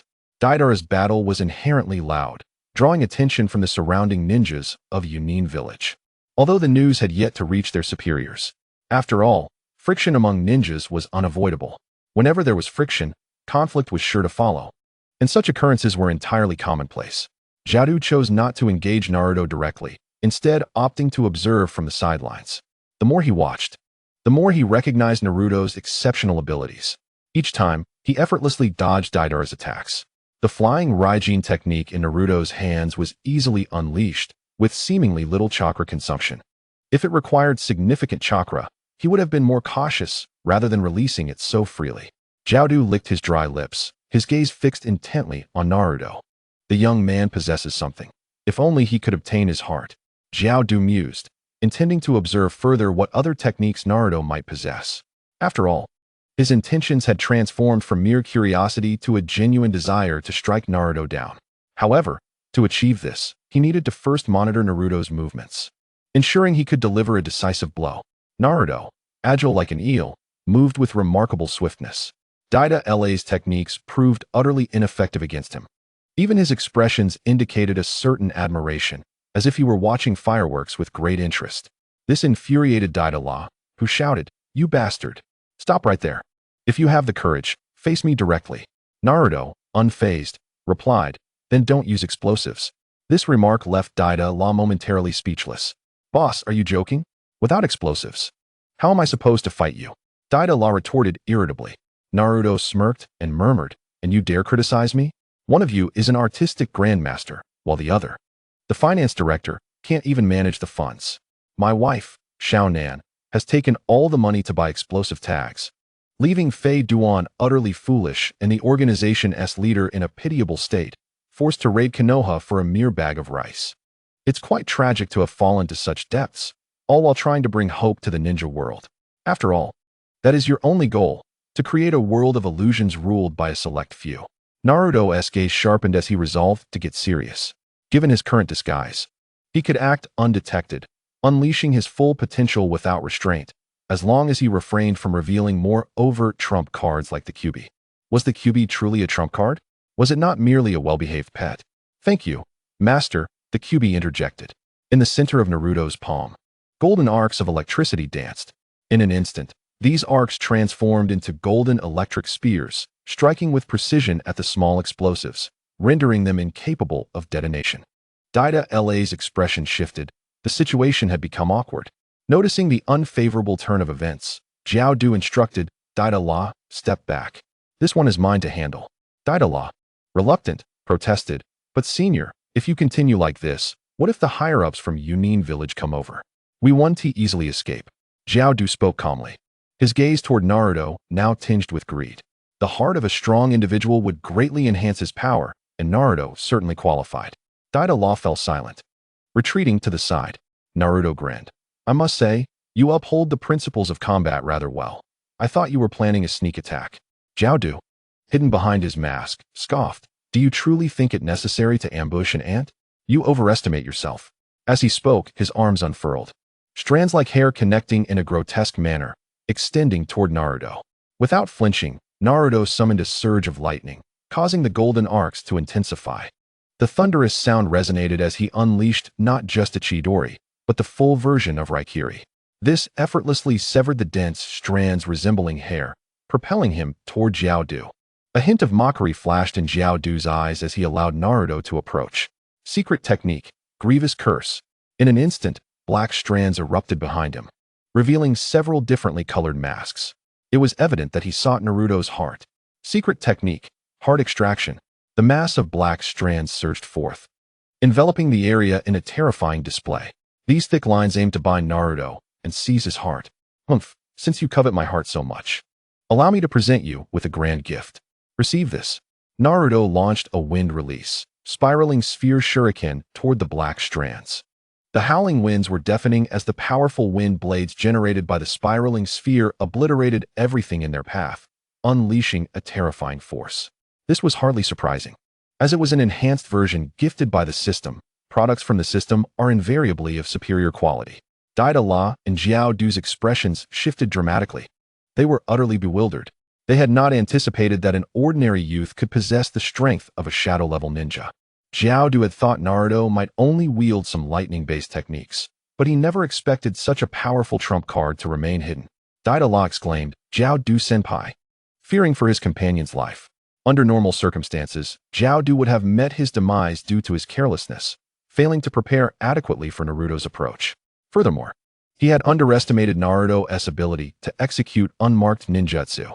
He had only encountered such a skill in the first Hokage, and to meet another elite genius after so many years was indeed a setback. Wind release, pressure damage. Jiao Du's heart shattered, yet he remained standing, even releasing a technique. The wind release masked creature behind him unleashed a high-pressure wind ball to obliterate all objects in its path. The violent whirlwind shattered everything before it. Slightly less powerful than Naruto's wind release, spiraling sphere shuriken, but no less formidable. The swirling storm formed around them, creating an explosive sound that resonated for miles. This commotion was precisely what Jiao Du had orchestrated, a trade of an old heart for a strong one's, a worthwhile exchange. Orochimaru would undoubtedly exclaim in approval, old silver coin. Chapter 185, Jiao Du, let me take action? Fine, but it will cost you. A smirk graced Naruto's lips as he bid farewell. The moment the wind release masked creature unleashed its pressure, his figure vanished before Jiao Du, only to reappear several hundred meters behind him, holding a kunai inscribed with the flying thunder god technique. Daida La and Jiao Du stood in astonishment. The expression on Jiao Du's face shifted. This black-haired youth was far more formidable than he appeared. In less than a few exchanges, he had effectively deprived him of a heart. This was no mere game. What was more infuriating was that the opponent remained unscathed. Jiao Du's expression darkened as he coldly inquired, Who are you? What do you want? Why have you been following us? He opened his body, discarding the shattered heart onto the ground before producing a replacement heart and installing it.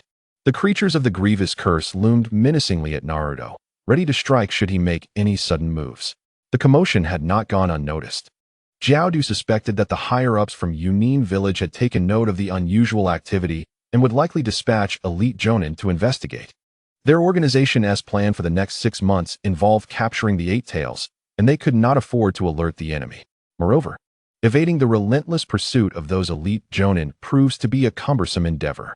Thus, Jokai currently wishes to prioritize harmony, urging the youthful ones to reflect deeply and refrain from indulging in such trivial cleverness. Faced with Jokai's stern demeanor, Naruto shrugged and chuckled, introducing himself as aiming. As for tracking you, that is entirely a misconception. I have merely been passing by. Jokai remained silent, while Deidara's eyelids twitched. You, of all people, have been able to follow us all this way just by coincidence? The chief financial officer Jokai concurred wholeheartedly. If those two were to believe such a tale, it would indeed be ludicrous. Naruto felt truly helpless. In this day and age, truth is met with skepticism, while falsehoods attract multitudes of believers. Take, for instance, Pain's grand plan to save the entire ninja world, or Obito's aspiration to create a world devoid of conflict. Alongside Otsutsuki's ramen shop aiming to establish a realm exclusively for Naruto. Everything is but an illusion, grasp it if you can. Naruto raised his hands in exasperation, stating, I wish for you to take me to seek the Nibi. The compensation is negotiable. I can offer 4 million. The Akatsuki organization possesses a wealth of intelligence that remains unknown to others. Randomly selecting a passerby from the street, one would indeed struggle to find any leads on the whereabouts of the Jinchuriki, particularly concerning the tailed beasts. Therefore, Naruto dared to speak so boldly, unafraid of the potential disinterest from his counterparts. Even if they were not swayed, he could still pursue the matter himself. He refused to believe he could not succeed. Just as Naruto began discussing finances, Jokai's eyes flickered with intrigue, a moment caught by Naruto's keen perception. Indeed, for those in the labor force, monetary gain reigns supreme. Other tasks seemed trivial in comparison. Alas, the Akatsuki remains somewhat impoverished at present. However, matters would improve in a few months. Jokai declared, This is not the place for negotiations. Let us relocate to a more suitable venue. Without hesitation, he spoke, his mind already calculating the situation. He was well aware of the Jinchuriki's location. Pain had intended for him and Haiden to apprehend the Nibi 3 months from now. But that was contingent upon having ample time. For now, earning money is paramount. Although the raven-haired youth before him possesses considerable strength, Jokai does not believe he can capture the Nibi single-handedly. The Nibi, though only a lesser-tailed beast, is a perfect Jinchuriki. Such a formidable creature cannot be easily captured without a powerful partnership. Hence, Jokai remains unperturbed. Deidara, bewildered, inquired, Jokai-senpai, you cannot be serious about informing that person, can you? Jokai raised an eyebrow, exuding an aura of menace. Are you daring to question me? Deidara trembled, realizing that despite his genius, he had only grasped the surface of what it meant to be in the presence of true power since Itachi Uchiha sought him out.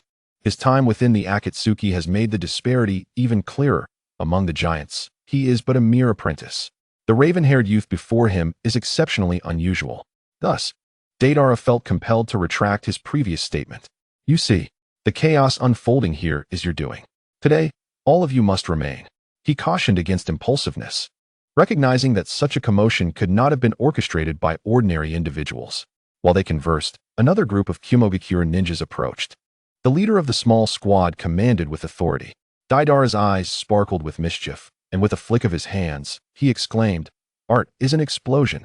The detonations resounded relentlessly, engulfing the area in flames, the searing heat raising the temperature of the surrounding air significantly. Jokai turned to Naruto and said, Let us relocate for our discussion. Naruto was momentarily taken aback, surprised by Jokai's promptness. Truly, he deserved his reputation as the chief financial officer. Matters solvable by currency are hardly problematic. Naruto smiled broadly. Sounds good. Following this, Deidara took it upon himself to cover their retreat. While covering might be a stretch, it was more accurate to say that Deidara was enjoying himself immensely. The pursuing Kyuubi Jonin multiplied, and this area had certainly drawn attention, even alarming the rakeage. However, for Jokai, this was of no concern. As long as those approaching were not the first Hokage, Senju Hashirama, he could move as he pleased. No one had ever been able to detain him. As for whether Deidara could escape or not, that was a matter of fate. If he needed to intervene, Deidara would require additional payment. Not a single coin less. He would not save anyone for free. The trio moved with remarkable speed, swiftly breaking through the encirclement of the Kyuubi Jonin and arriving at a more secluded forest.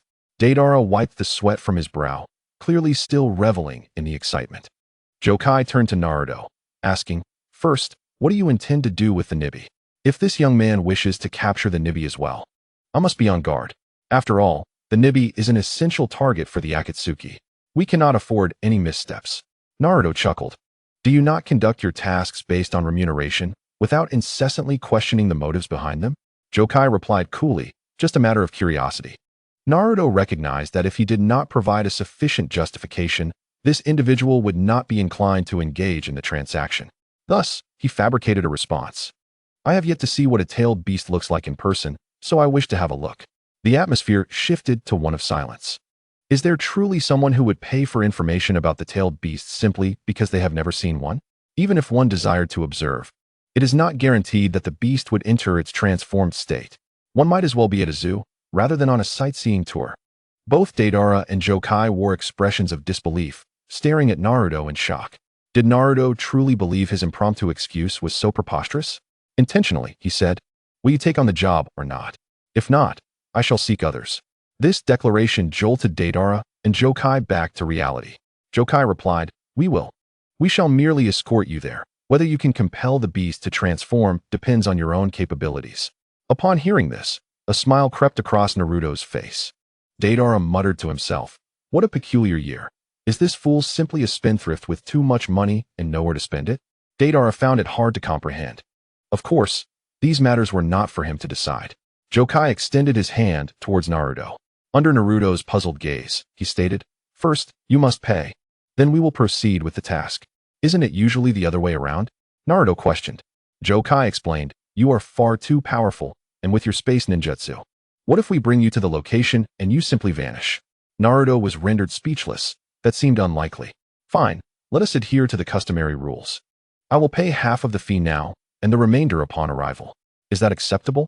Jokai pondered for a moment, deeming this method quite reasonable, and nodded in agreement. Very well. Subsequently, as Naruto was scrutinized by the two, he produced a substantial stack of eye-catching bills. This world had long since adopted currency. Here, a total of 2 million. Naruto counted casually and promptly handed it over to Jokai. Upon receiving the stack of cash, Jokai inhaled deeply, the familiar scent of money filling his nostrils, granting him a renewed sense of purpose and meaning in life. He felt invigorated, spitting lightly on his fingertips. Jokai began to count the bills with the demeanor of an elderly gentleman. The technique of counting banknotes is truly professional. To the untrained eye, one might assume that this individual hails from a banking background. However, Deidara remains utterly indifferent, reclining with his hands behind his head, exuding an air of leisure and contentment. Wealth is merely a superficial entity. Whether one possesses it or not is inconsequential. What truly matters in life is happiness. No, wait. The essence of existence lies in art. One does not require the crassness of mere currency when one has artistry. His ignorance of the struggles of managing finances is evident. As a financial director, Jiao Du, in his youth, was much like Deidara, harboring noble dreams and lofty ideals. It was only when burdened by the relentless demands of daily necessities that he realized the futility of it all. He came to understand that even possessing extraordinary talent necessitates sustenance. Suddenly, Jiao Du paused, a glimmer of insight flashing in his eyes as he continued to lightly tap the banknotes before him. In a brief moment, the counting was concluded. Jiao Du tucked the notes into his pocket, his expression brightening somewhat as he led the way, instructing, please follow me. Deidara was nearly taken aback by Jiao Du's abrupt change in demeanor. What on earth was happening? This was clearly not the Jiao Du he knew. Why had his attitude shifted? It was common knowledge that Naruto had previously attacked them, even shattering Jiao Du's heart. Naruto was well aware of the reasons behind all this. Smiling as he trailed behind, it was quite simple. He claimed to offer them 4 million as compensation. In reality, he had bestowed an additional 500,000. The number 250,000 held a certain auspiciousness, and thus Naruto did not dwell on it too much. His current wealth was so abundant that even a lifetime of extravagance would not suffice to deplete it. Such a trivial sum was merely a drop in the bucket for him. In the land of lightning, amidst a relatively secluded mountain range, the three stood at a height. After a series of twists and turns, fortune favored those who persevered, and they finally located the host of the two-tailed beast, Yumu Run. Observing Yumu Ren's demeanor, it appeared as though she was engaged in some significant task. The Hidden Cloud Village had already issued a bounty on Naruto and his companions, making the search discreetly a troublesome endeavor. However, compared to other missions, this task was remarkably easy, and the reward was substantial. Jiao Du turned to Naruto and casually remarked, "Kid, Make up the remaining payment. Naruto tossed him a small scroll, which Jiao Du caught effortlessly, opening it without suspicion. He had a few hearts left to spare, so he was not at all anxious. Yet, it must be said that a powerhouse like Naruto should not resort to trickery at the last moment. With a loud bang, a cloud of white smoke erupted. A thick stack of fragrant banknotes instantly appeared before Jiao Du's eyes. He treated the money like a treasure, picking it up and lightly tapping each note with his tongue. Once everything was settled, indeed, it amounted to exactly 2 million, not a single coin less. Accompanying Naruto on this venture had proven far more lucrative than risking his life to commit murder. Thus, Jiao Du's spirits lifted. He pointed towards Yumu Rin below and said, "Didn't you want to see what the two-tailed beast looks like? If you add 2 million more, I can force her to use her tailed beast transformation, allowing you to see it all at once. What do you say?" As the financial director, Jiao Du was more than willing to serve as Naruto's golden henchman for the sake of money. After all, it was the two-tailed beast, not the 5 or 6-tailed ones. So there was no pressure for Jiao Du. It was merely a warm-up for him, primarily since Naruto was offering a generous reward. Naruto couldn't help but smile broadly. Seeing the grin on Naruto's face, Jiao Du sensed an opportunity, glanced around, and continued, "Remember, when you ask me to do something, the payment cannot be less.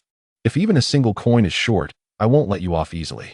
Dida La's lips twitched. "Jiao Du, please don't stoop to such lowly acts for a bit of money. What about the noble ideals of our organization? I joined because I heard this place was about pursuing and showcasing art." For the first time, Dida La began to question the Akatsuki organization. Was this truly a gathering of artists or merely a den of thieves? Would it be too late to withdraw now? Naruto waved his hand dismissively. "No need for that. I originally intended to view the two-tailed beast, but to my surprise, the host is a stunning beauty. I think I'll just admire the lovely lady instead." Dida La and Jiao Du exchanged complex glances. They had initially assumed Naruto's interest lay with the tailed beasts, but it turned out otherwise. This was indeed a lavish spender. To spend 450,000 just to see a beauty. Wouldn't it be more delightful to take that money and enjoy life? Furthermore, he could only look and not touch. Both men internally scoffed at the situation, and had Naruto known, he would have certainly chosen to ignore their thoughts. Indeed, he was there to admire the beauty, and he took pride in that. Chapter 187. The Two-Tailed Beast Host, Yumu Run. Jiao Du, witnessing Naruto's generosity, felt a surge of admiration for talent and, noticing Naruto's exceptional physique, deemed him a once-in-a-century prodigy. Consequently, Jiao Du could not help but extend an olive branch to Naruto. "Young man, would you be interested in joining our organization?" Dida La's expression brightened. The dark-haired youth before him appeared to be of similar age. Once part of the organization, he would undoubtedly make a commendable partner. Moreover, Dida La himself yearned to play the role of a senior, taking younger members on missions to bask in the glow of recognition and satisfy his vanity. That being said, Naruto's demonstrated talent was indeed impressive. He was certainly qualified to join their ranks. Thus, there was no objection to Jiao Du's proposal, and he seemed quite enthusiastic about it, appearing eager to accept the offer. A notification chimed, triggering a choice of tasks. Option 1. Join the Akatsuki organization and partake in the glorious evolution. Reward, Sage Mode. Option 2. Remain and express a desire to admire the beauty, showing no interest in any pyramid scheme. Reward, a variant of the Golden Double Kyuubi. Note, it can also transform into a blood-red version, which the host can switch at will. Naruto's heart skipped a beat. This was simply outrageous. Selecting the first option would grant him Sage Mode, a tremendous enhancement for him. In Sage Mode, he was confident his combat prowess would increase exponentially. The jutsu he unleashed would also see significant amplification. It was, without a doubt, remarkable. Yet, the second option's double Kyuubi was also quite appealing, allowing for spatial manipulation jutsu that could confuse enemies. One could say both options were enticing. Naruto hesitated briefly, then took a deep breath, affirming his love for Sage Mode, but even more for beautiful women. Sage Mode could be refreshed later, but losing the double Kyuubi would be disastrous. Under Dida La's expectant gaze, Naruto waved his hand dismissively, as if swatting away a fly. "Enough, enough. I have no interest in joining your peculiar organization. I'm merely an unambitious person who wants to admire lovely ladies. I yearn for freedom and dislike being confined within a small circle.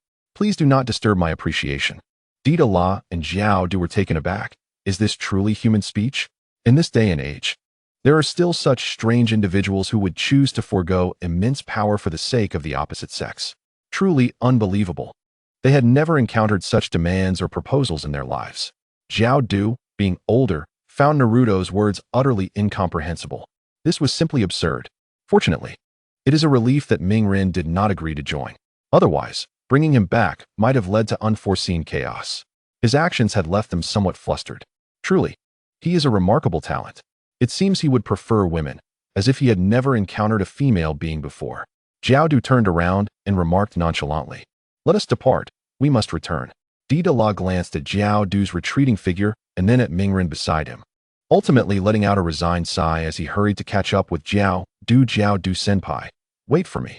On the way, Dida expressed his regret. "What a pity. A ninja of such strength would have been a tremendous asset to our ranks." Xiao Du nodded, agreeing indeed. However, do not misunderstand. My perspective is rooted in financial interests. How could someone capable of handing over millions of Rio lack wealth? I cannot even fathom that. The potential bounty Mingren offered surely exceeded Xiao Du's expectations. Yet, as Mingren chose not to join, there was little he could do but let things unfold naturally. Should I return and attempt to persuade him again? Dida suggested, somewhat unwilling to let such a powerful ninja slip away. Xiao Du dismissed Dida's proposal. Our primary objective now is to return to the organization swiftly. The people from Yunin village have already noticed us, and we cannot linger here any longer. Dida momentarily found himself at a loss for a counterargument and had no choice but to follow Xiao Du's lead. Meanwhile, on Mingren's side, he realized he had made a mistake. It was not a short-haired woman, but rather one with long hair. He scrutinized the cat-like woman before him. Mingren boasted long, chestnut-colored hair, styled into a long braid reaching down to her waist. Her features were exquisite, her complexion fair and delicate, and her physique was undeniably striking, suggesting she engaged in regular physical training. After all, this was the world of Hokage, where ninjas practiced their jutsu daily and undertook missions, making physical fitness essential. Thus, it was understandable that many young women possessed captivating figures. This reminded Mingren of his encounters with Fuzi Jingxiang and Nagato. They were truly enchanting little sprites who nearly ensnared him in Fuzi village. Fortunately, he managed to evade their grasp. Returning to the matter at hand, Mingren awaited Ren's companions. One of them was a statuesque blonde woman, Samui. "You finally arrived, Samui. Were there many bandits on the mountain?" Samui was a subordinate of the 4th Raikage from Yunin village, known for her calm demeanor and extensive knowledge, skilled in wielding a short blade. Her physique was equally impressive compared to the other women Mingren had encountered. Samui nodded gravely. Ren, the bandits on the mountain are not mere trivial foes. They differ from the wandering ninjas of the past. This time, their targets will employ some mid-level ninjutsu, making them quite formidable. Ren's attractive brows furrowed slightly as she contemplated the situation before responding, "I will take the lead in the attack. You focus on rescuing the trapped villagers." Confident in her abilities, Ren considered that had it not been for the possibility of the bandits taking hostages, she would have already charged in. She possessed a variety of jutsu and the formidable presence of the two tails as her trump card, making it easy for her to eliminate small fry. However, the challenge lay in the presence of hostages. P.S. Ren and Men refer to the same individual, both being designations for the two tails Jinchuriki. There is no need for contention among friends. If in doubt, one can search for it online. I have simply grown accustomed to using Run. Chapter 188. Run. The lips of men are deceitful spirits, fire mouse jewel. Ren placed one hand near her plump mouth, and immediately, a series of mouse-shaped projectiles enveloped in blue flames erupted from her crimson lips. In an instant, they detonated, cascading like flowers from the heavens upon the group of wandering ninjas before her. The ninjas were engulfed in blue flames, their anguished screams echoing as the inferno ignited. Meanwhile, Samui seized the moment, brandishing her short blade as she dashed towards the location of the hostages. The blade danced in her hands with a glimmering coldness, swiftly claiming the lives of several wandering ninjas. However, fate did not favor them entirely. Although the mountain bandit ninjas were inferior in strength, they resorted to ambush tactics. Indeed, they sought to launch surprise attacks.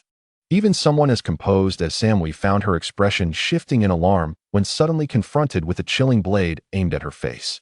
There was no time for defense. Watch out, Yumu shouted urgently. Yet, it was too late.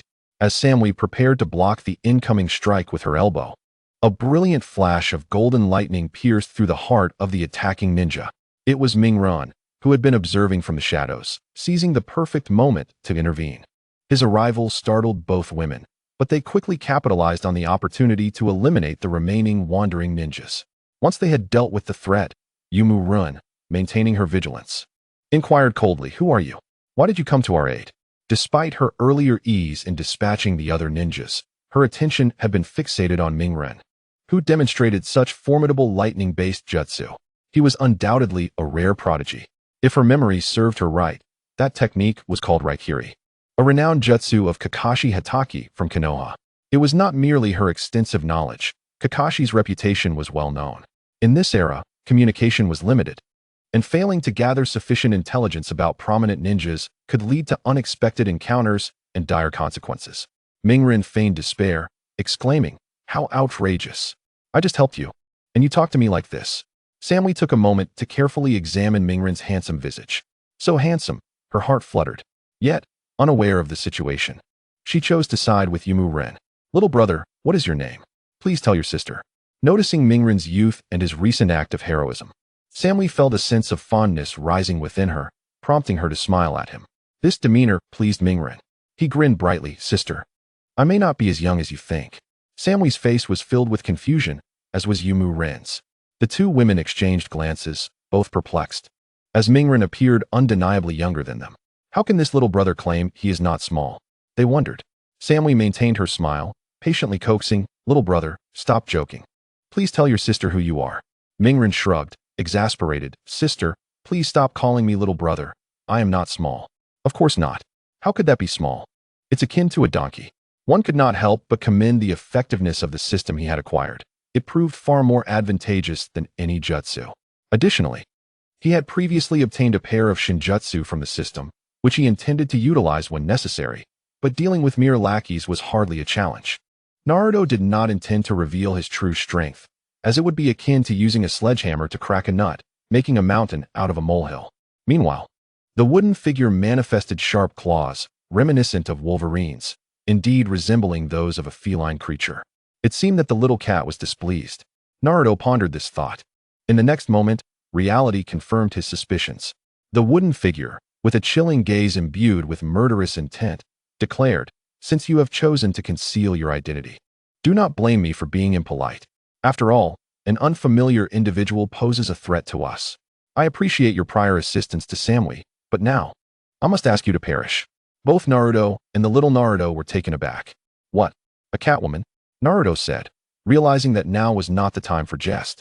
He cleared his throat and stated seriously, "You have won. I am Akira, a young ninja hailing from the High no Kuni." With that, he produced the forehead protector of the High no Kuni ninja. Regarding his identity, Naruto had long prepared this deception, allowing Zabuza to fabricate his identity as well. It is true that wealth can indeed facilitate one's desires. Did you not see how Kakuzu willingly acted as a gold-plated thug just to earn a few coins? Naruto chose not to take the bait. The wooden figure and Samui exchanged glances, each expressing their confusion and disbelief through their eyes. "High no Kuni? Have you heard of this nation, Lord Yuki?" "Don't look at me. I've never heard of it," both women said, scrutinizing Naruto with suspicion. Naruto, feeling increasingly exasperated, explained, "Of course, you have not heard of it. Our country is rather obscure, but I can tell you that we are adjacent to the Kusa no Kuni. You see, I chose a lesser-known identity for convenience in deceiving others. However, should Naruto wish to continue fabricating a new identity in Konoha, it is certainly possible. It is just that he does not desire to do so." When Zabuza had presented numerous nations for Naruto to choose from, he briefly glanced through them before fixing his gaze on the last one, High no Kuni. There was no ulterior motive. The name alone sounded impressive. Naruto chose to believe in the future. After all, the future is something he seizes for himself. He wondered, would the two ladies before him be willing to grasp the future and create brilliance alongside him? Following Naruto's explanation, the two women contemplated for a moment, then nodded in understanding. "So, what is your purpose in coming to the Kaminari no Kuni?" Naturally, to seek survival, Naruto replied without hesitation. This excuse was quite reasonable. After all, In this era, survival was indeed a skill. Wealthy families could perish, while ordinary citizens struggled for mere sustenance. The wooden figure tightened her grip on the kunai, saying, "Do you think I will believe your nonsense? A ninja with such formidable skills like yours has fallen to the point of seeking survival? With your prowess, you should be taking on ninja missions. Why come here seeking survival?" Naruto responded, "Wow, little cat, you've seen through me. Impressive. In truth, I am a survivor of the wilderness." Clearing his throat, Naruto wore an innocent smile. "Sister, you misunderstood me. I came here with my master, and I only know a few ninjutsu techniques. Taking on missions carries risks, and I prefer a calm and non-dangerous life." In Chapter 189, do you have the ability to expose the hidden truth? After Naruto's repeated assertions, the wooden figure and Samui finally began to trust his words. Naruto explained that his act of saving the two women stemmed from the forehead protector of the Kyuubi. Moreover, he held an admiration for the ninjas of Kyuubi. This was a statement he barely managed to utter, almost convincing himself in the process. Samui turned to the wooden figure, suggesting, "Lord Yuki, why not allow me to introduce him to the fourth Raikage? This little brother possesses exceptional strength, clearly a man of true capability." After some thought, the wooden figure agreed. "Indeed, little one, you should not remain in a country like Hino Kuni, as there is no future for you there. Come to our Kyuubi. I will take care of you. How about becoming a ninja of Kyuubi?" Faced with this olive branch from the wooden figure, Naruto momentarily froze. Was this a case of unintended consequences? Well, he was currently Akira, not Naruto. What Akira did was none of Naruto's concern. He initially responded, "Impossible. I cannot betray my country." The two women exchanged glances, recognizing mutual admiration in each other's eyes. Was this not the very person they sought to recruit? He spoke eloquently, was handsome, and possessed strength. Most importantly, he was not one to betray his country easily. The wooden figure's desire to recruit him intensified. "Little one, you must understand that the world beyond is vast. Do not confine yourself to a small place. You deserve a larger stage. Among ninjas, aligning with other nations does not equate to treason. After all, during times of war, they seek to preserve their lives while also achieving a notable reputation.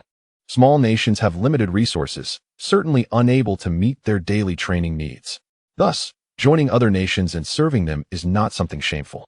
Such occurrences are frequent in the present day." Naruto grinned. "Sisters, grant me a moment to ponder. I am not yet prepared."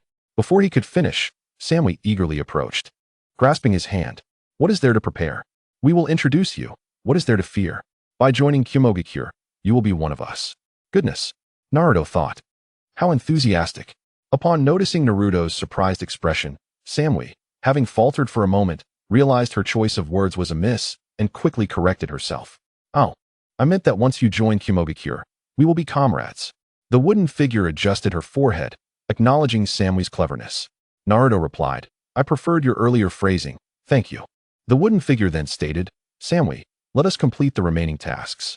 Samui nodded and turned to Naruto, saying, "Little brother, wait here for a moment. I shall return shortly." Since Naruto had previously saved her, Samui held a favorable impression of him. Without this connection, she would undoubtedly have ignored him. Naruto smiled, "Sister, I will accompany you."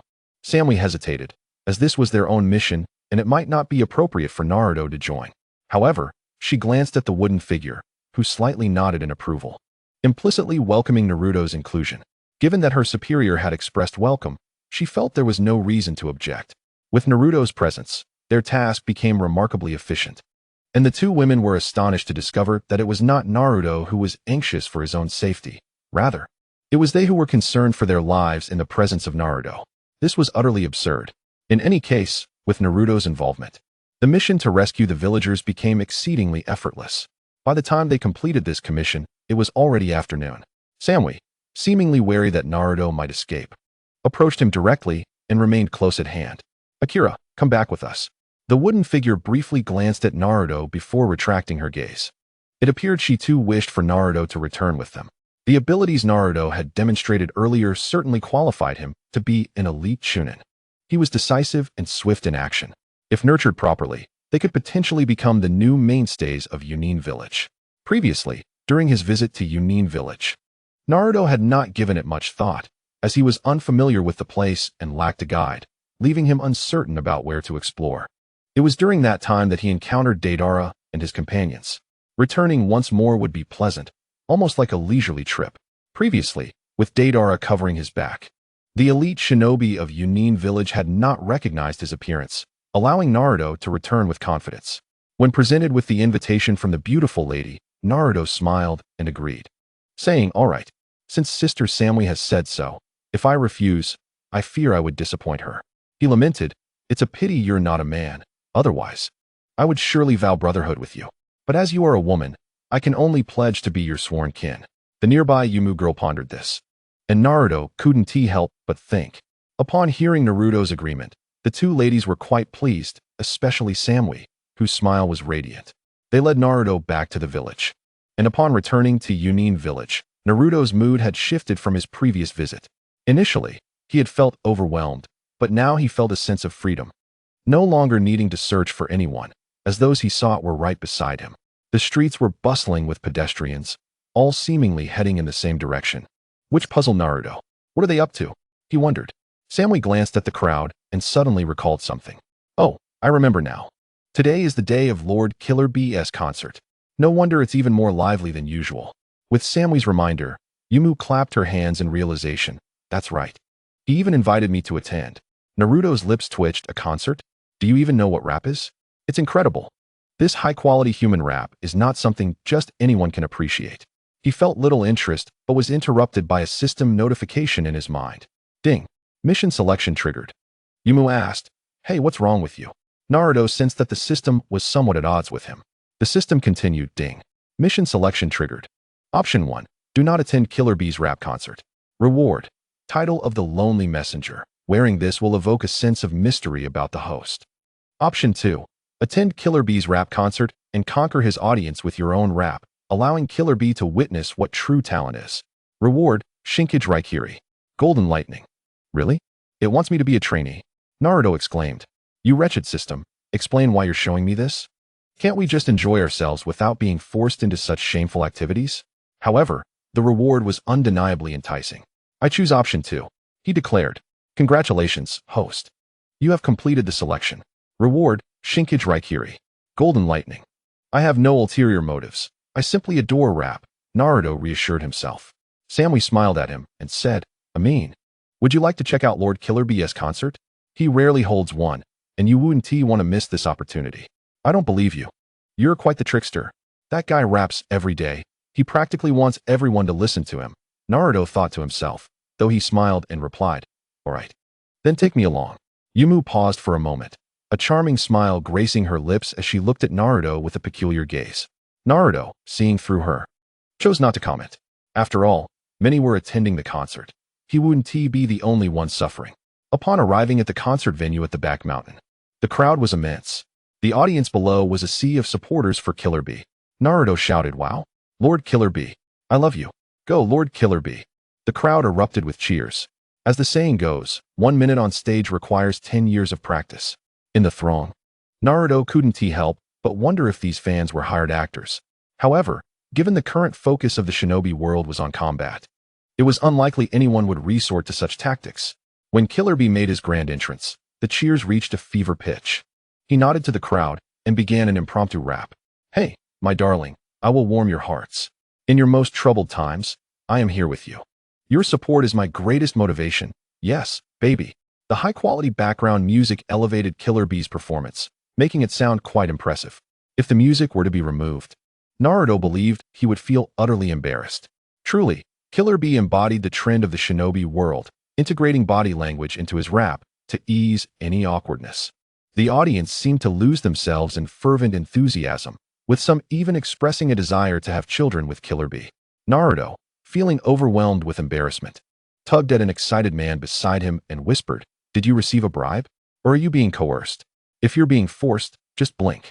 The man, bewildered, retorted, What nonsense are you spouting? This is art. Art cannot be measured by money. Wow.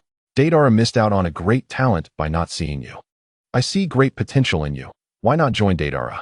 Naruto considered introducing this man to Killer B, but the embarrassment of the rap performance made him hesitate.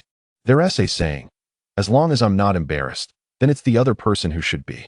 Yet, he was already feeling embarrassed. Just then, a cold mechanical voice from the system interrupted his thoughts. Ding.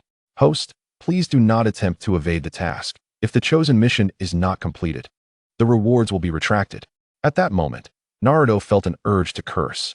After a long pause, he managed to say, "Damn system, you're ruthless."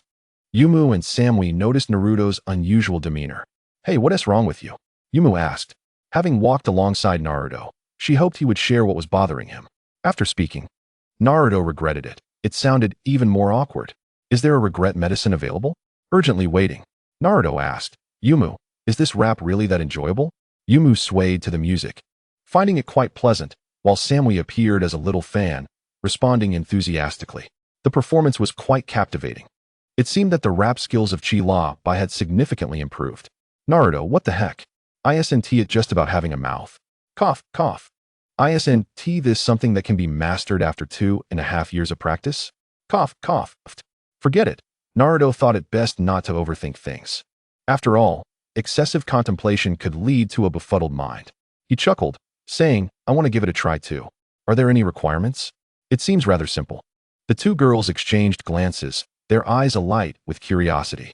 Samui couldn't help but ask, "Ming, can you rap?" "Just a bit."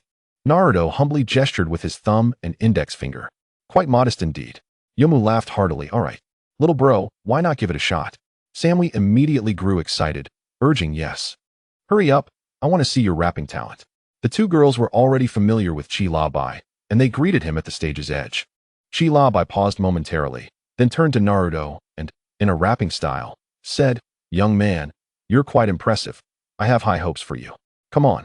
Both Naruto and little Naruto were momentarily stunned. "What? He even raps in English?" Seems he came prepared. Naruto took the microphone, and the audience below stared blankly at the unfamiliar yet handsome face on stage. Chi-La-Bai gestured a hip-hop sign.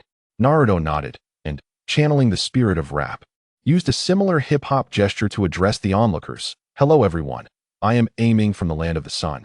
A rap trainee with 2.5 years of practice. Your favorite, yay? As long as I'm not embarrassed. The one who is awkward will surely be someone else." In that moment, Naruto felt an immense sense of relief, because he was not using his true appearance. It was just as he had thought before. "You seek Ming, who has practiced rap for 2.5 years. What does that have to do with me, Naruto?" After Naruto finished his self-introduction, the crowd appeared quite calm. The background music ceased, and a few crows flew overhead, cawing, creating a rather fitting atmosphere. What the? Did they pick up the wrong script? Their reaction shouldn't be like this. Naruto's expression revealed his astonishment. Just moments ago, when Chi-La-Bai performed, the audience was as ecstatic as if they had just won a lottery. Why did everything change when it was his turn? Naruto felt they must have received a bribe. Just look at that lady, her disdainful expression. Is my introduction really that unbearable?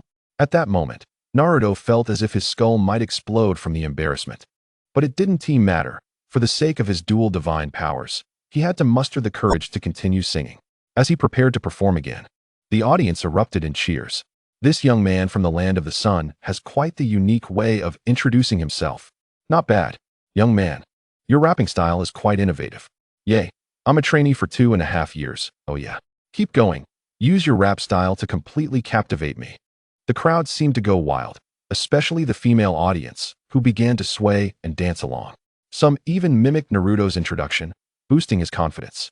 It seemed his rap style was indeed effective. Hey, come baby. Look at this wide face, and this bowl, so big and round. I've come from the land of fire to rap for you. Are you not thrilled?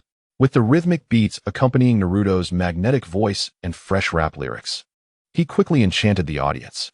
Chi-La-Bai signaled an okay rap gesture, expressing his approval. Yomu and Samui wore expressions of utter disbelief. No way. Naruto can really rap? Initially, Yomu had been skeptical, primarily looking forward to seeing Naruto embarrass himself, which would have brought her amusement. However, it backfired splendidly. Look at how excited the villagers were. Once Naruto completed his rap, the audience erupted in thunderous applause, reminiscent of a roaring thunderstorm. Whistles were blown, cheers erupted, and some expressed desires for Naruto to have little monkeys. Young man from the land of the sun, your rap style is simply superb. I can't take it anymore. I feel like my ears might give birth. Young man, give us another round. How did you come up with such brilliant lines? Compliments flowed incessantly. Had Naruto not been swayed by the expressions of these people and their enthusiastic tones, he might have doubted their sincerity, thinking they were mocking him behind his back. Thankfully, they were genuinely enamored with his rap style. System, have I completed the task? Ignoring the audience's uproar, Naruto first queried the system. Yes, the cold mechanical voice confirmed, assuring Naruto that he had indeed completed his task. A faint smile crept across Naruto's lips. Since the task was accomplished, it was time to bid farewell. He stepped off the stage, handing the microphone to a bewildered Chi-Labai. Chi-Labai, holding the microphone, inquired, "Why did you stop your performance, little brother?" "I really enjoyed it, just like how I enjoy wide noodles." Naruto thought to himself, what a guy. Why imitate the good when you specifically choose the bad? Quite impressive. Feeling a bit embarrassed, Naruto cleared his throat and casually fabricated an excuse. "Oh, it's nothing.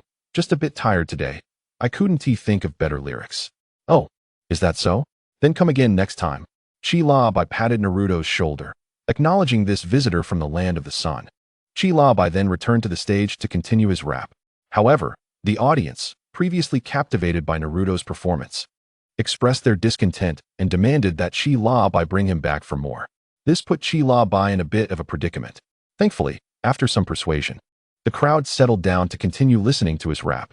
Yet this time, the atmosphere felt different. The audience's expressions hinted at a desire for Naruto to continue rapping. But how could Naruto be so easily persuaded to return? Without a task from the system, why would he rap? Unless they offered to bring the two tails to his home for a closer examination, to see how it differed from the 9 tails. Cough, cough. Naruto had no interest in the tailed beasts, but was certainly intrigued by the beauties.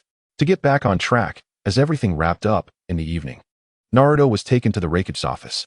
Before him stood a burly man with a grim expression, scrutinizing Naruto with a gaze that seemed intent on seeing through him. Naruto's heart skipped a beat, feeling a slight panic, not because he feared what this Raikage might do, but because he knew that if he wanted to leave, no one could stop him. He could come and go as he pleased. He had also taken precautions, placing a kunai for the Flying Thunder God technique in a secluded area several kilometers away, ready to escape at any moment. Should he choose not to flee, he could engage in a battle with the formidable Raikage Kyuubi before nonchalantly departing, perhaps even severing the opponent's arm in the process. However, Naruto expressed indifference to such confrontations. Instead of battling a grown man, he yearned for a tussle with the Yumu people. Who would prevail, the Kyuubi or the Nibi? The fox spirit or the little kitty? He pondered whether the Yumu would adopt a catwalk. It was said that women who could walk like a cat exuded a certain elegance and charm. There was no ulterior motive, merely amusement. In the conference room, apart from Naruto, there were Yumu, Kurabi, and Samui. The atmosphere was laden with tension, suggesting an impending crisis. Naruto swallowed hard, having watched for over 10 minutes. Feeling somewhat exasperated. Here he was, an impressive ninja, with no intention other than to extract the Nibi from the Yumu. Would you care for that? There was no ambiguity regarding his abilities. They were genuine and unembellished. If you continue to scrutinize me, are you looking for trouble? If so, just say it outright. As Naruto contemplated a myriad of thoughts, Kyuubi finally managed to muster a faint smile. This moment brought considerable relief to Yumu and Samui. One could almost sense the tremor of the great white rabbit. I hear you are well versed in lightning release jutsu? Kyuubi suddenly inquired. Lightning techniques were particularly appealing to them in Yunin village, especially to a Raikage like him. Let no one misinterpret this. Kyuubi simply believed such talent would be better suited within their village, possessing considerable potential for cultivation.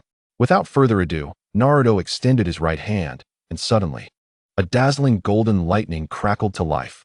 The fierce arcs of electricity danced in his palm, appearing quite impressive, obedient and responsive to Naruto's command. A flicker of intrigue crossed Kyuubi's calm gaze, especially as Naruto's lightning techniques shifted through various forms. Beneath his composed exterior, a hint of admiration was evident. Enough for today, it is getting late, Kyuubi declared. Yumu stood at attention, her demeanor turning serious. Yes, Kyuubi instructed, since he is your guest, you are responsible for arranging a suitable accommodation for Naruto tonight. Ensure it is of good quality. Money is no concern. Simply report my name to the finance department, and they will reimburse you. Understood, Lord Raikage. Yumu's heart raced with excitement, signifying the Raikage's acknowledgement of Naruto. Once Yumu and Samui departed, Kyuubi summoned Darui. Have someone investigate this Naruto from the land of the sun. Make sure to gather thorough details, including his family background, The more detailed, the better. Darui scratched his head, appearing somewhat disheartened, but recognized the gravity of the task. After all, for the village, this could signify a significant enhancement in combat capability. Yet, concerning Naruto's identity, if he were a spy from another village, it would be akin to harboring a ticking time bomb. Darui nodded yes, and promptly left to conduct the investigation. Once everyone had vacated, Yayue AI revealed a contemplative expression. If this individual turned out to be of clean standing, he might indeed be worthy of significant utilization. It was remarkable for someone so young to possess such formidable lightning release techniques. With proper training, the potential was boundless. Yayue AI shook his head, taking a seat in the Raikage chair, maintaining his composure. He would await the final results before making any decisions. For him, it was imperative to eliminate any uncertain factors in his vicinity, no matter how trivial they might seem. Naruto had already considered the implications of his identity, ensuring it was impeccable and devoid of flaws. He feared not the scrutiny of others, but rather the possibility of being overlooked.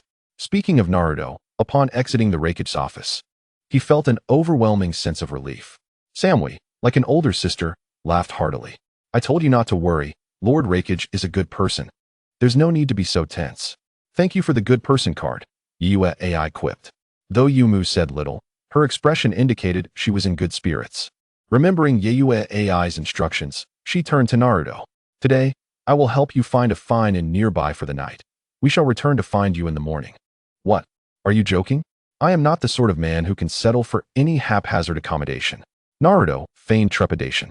Sister Yumo, this is my first visit to Yunin village, and I feel uneasy about sleeping alone in the dark. Naruto expressed that if it could work out, he would accept. If not, he would let it go, as he was merely joking.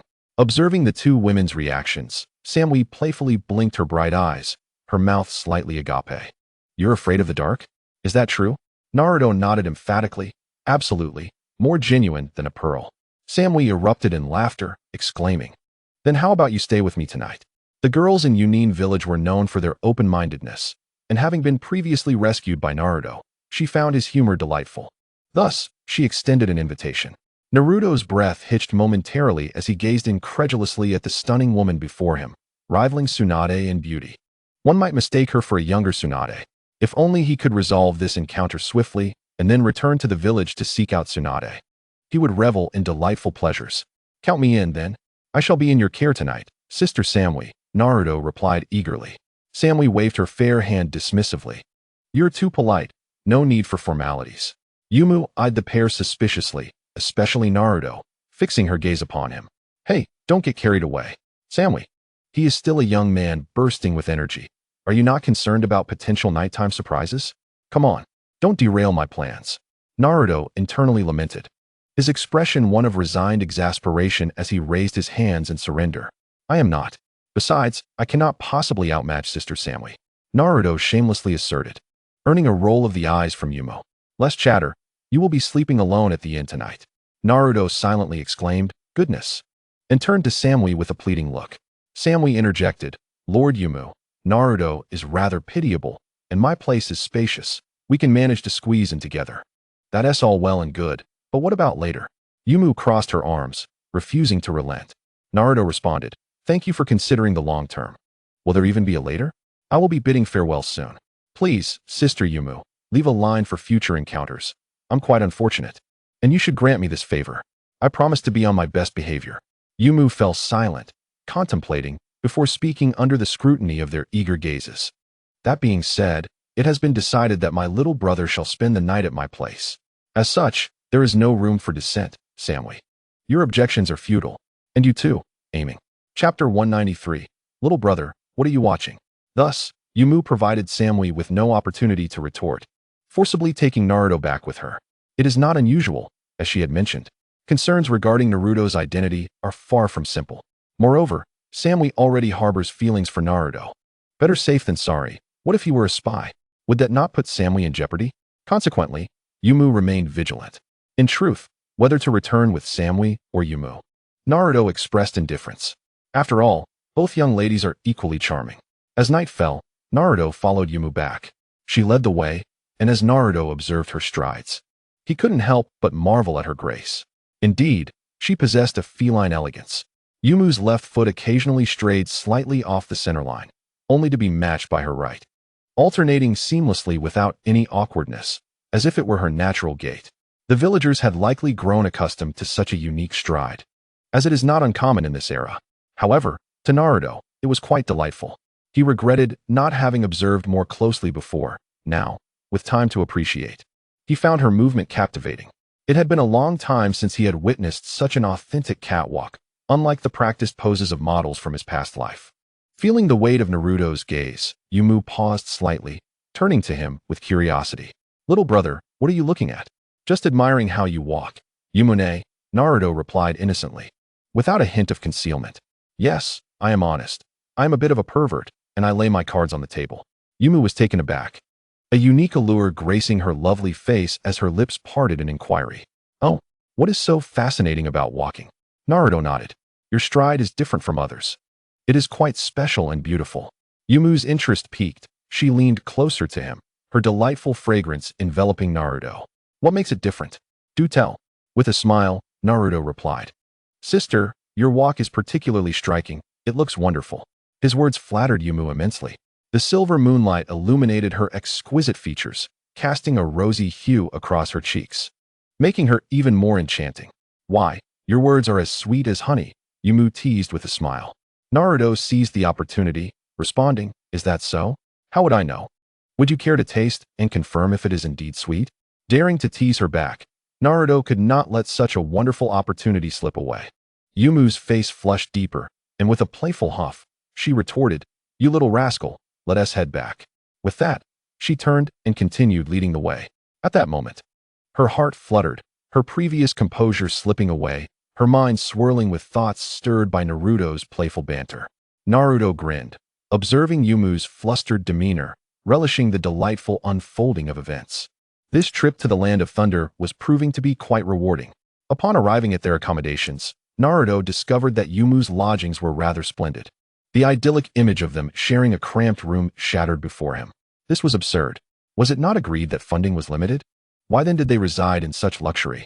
Was it not said that the villagers of Yunin were impoverished? Clearing his throat, it seemed he had misremembered the neighboring Tsunade. Regardless, it mattered not whether Yumu had financed such opulence herself. Naruto had resolved to anonymously report her, suspecting she must have accepted illicit funds to afford such a lavish stay. He envisioned the delight of securing separate accommodations for the two of them. As Naruto's thoughts wandered, Yumu's voice called to him from within. "What are you dawdling about for? Come inside." Feeling slightly disheartened, Naruto stepped inside. The room was spacious, resembling a well-appointed 3-bedroom suite. No, it was actually 2 bedrooms. It had everything one could need, and he felt it surpassed the accommodations in his own village. Yet, it was still lacking in the one-room apartment he had longed for. "Why do you look so disappointed? Is it because this is not a single room?" Yumu seemed to perceive Naruto's intentions, smiling as she spoke. Naruto did not hide his feelings and nodded in agreement. "Truly, you understand me well, Yumune." Yumu blushed, playfully scolding him. "Oh, you little pervert, what are you thinking? You will sleep in this room tonight."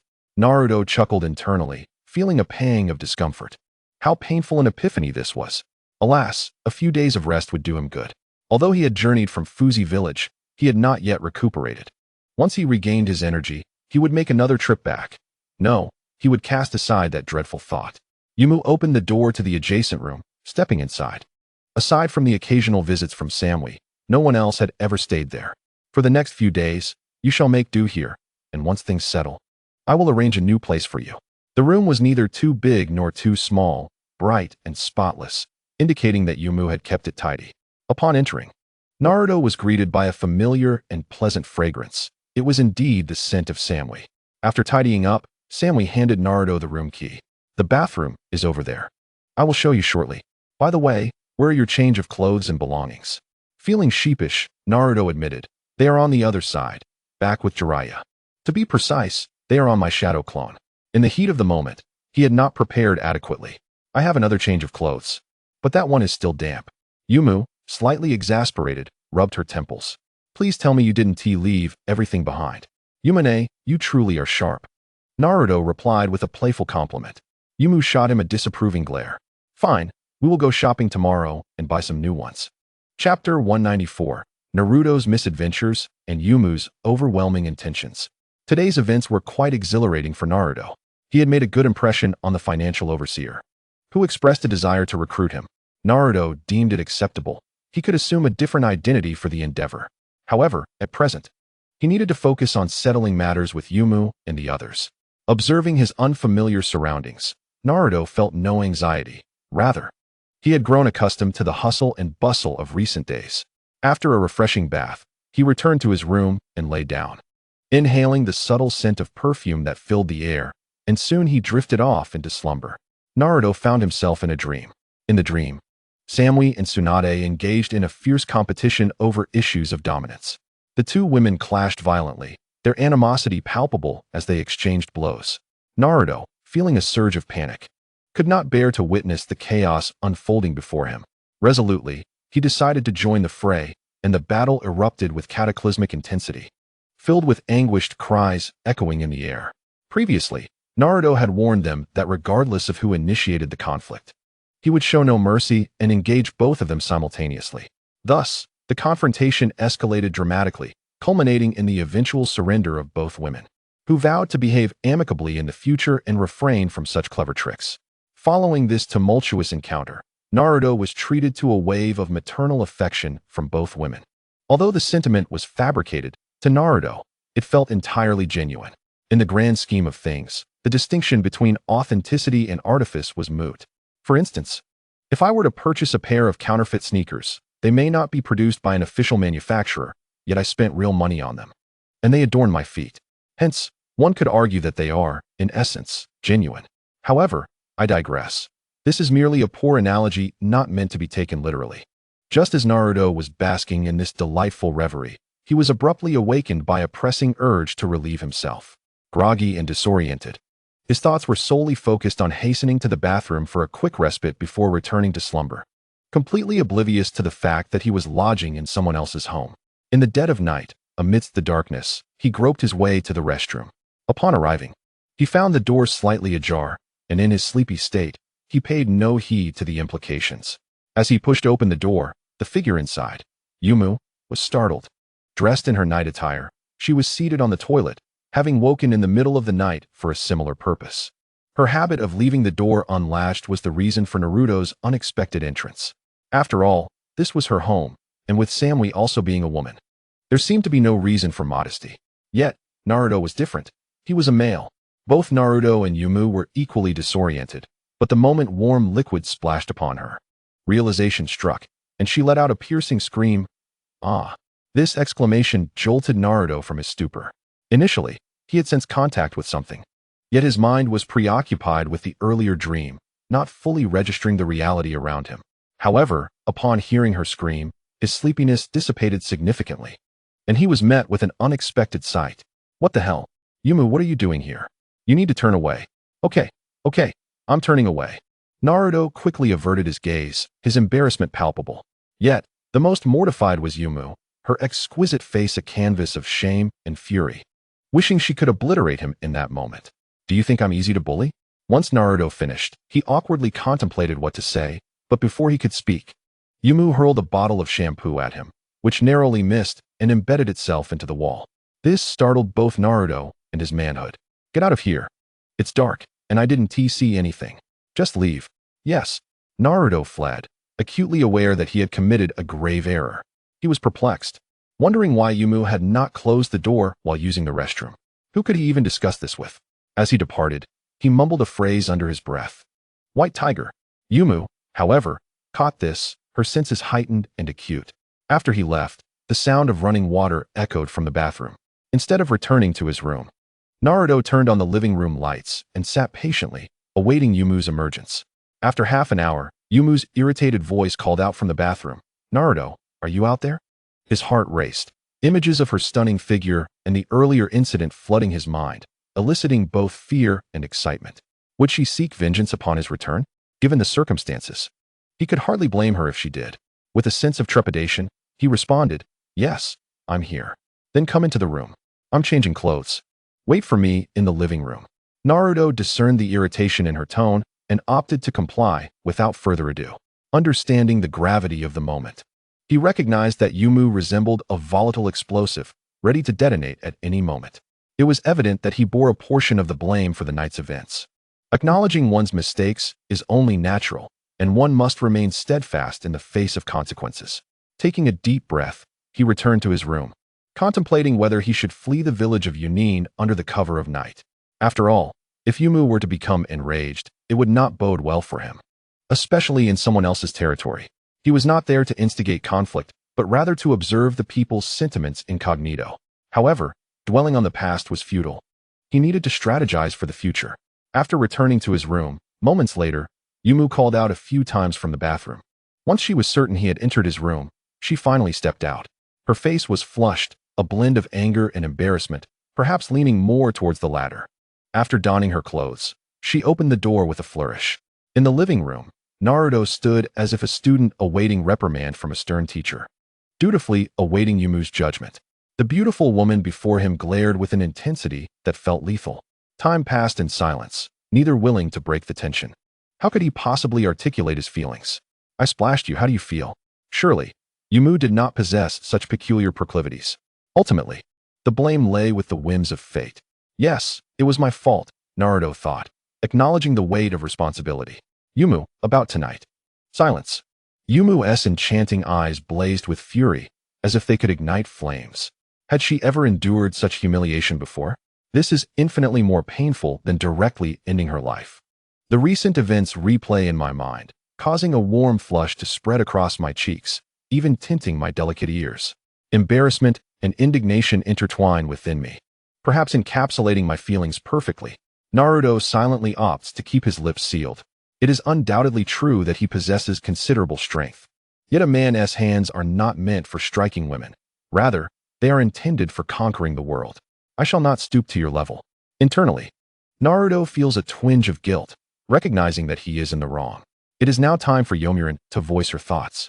Her tone is faint, yet her eyes seem to threaten to tear him apart. Upon receiving a glimmer of mercy from her, Naruto feigns ignorance, asking, "Did something happen tonight?" Humph. Yomurin crosses her arms and glares fiercely at the handsome man before her. Naruto is bewildered. Sister, this is unacceptable. That is unacceptable. Fine, just end my suffering quickly. Go ahead and kill me swiftly. Naruto wisely closes his mouth, choosing silence until Yomurin speaks again. He is entitled to remain silent until his lawyer arrives. Well, what good is a lawyer? The lawyer is dead. Now it's Zhang-san's turn.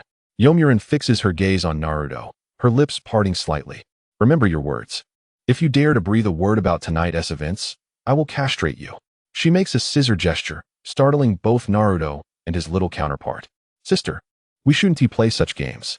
Even if you are unwilling to enjoy it, there are many others more qualified than you who would want to. You cannot be so selfish. While Naruto internally scoffs, he outwardly maintains a serious demeanor, stating, "Yes, I know nothing of what transpired tonight." Upon noticing Yomurin's cheeks flush slightly, he breathes a sigh of relief, glad that she does not continue her torment. Naruto fears for his little counterpart's safety. He once thought that the dilemma of choosing whom to protect would only arise for women. Who would have imagined it would befall him one day? Truly, fate is capricious. Heaven, why must you treat me this way? What sin have I committed? If I am truly guilty, you could have Yomurin torment me in other ways. Rather than resorting to this, Naruto's internal lamentations are, of course, inaudible to Yomurin. Should she discover his current thoughts, she would undoubtedly explode in fury, unleashing the two-tailed beast to fight him. Naruto suddenly yawns. It is the middle of the night, an unavoidable physiological response.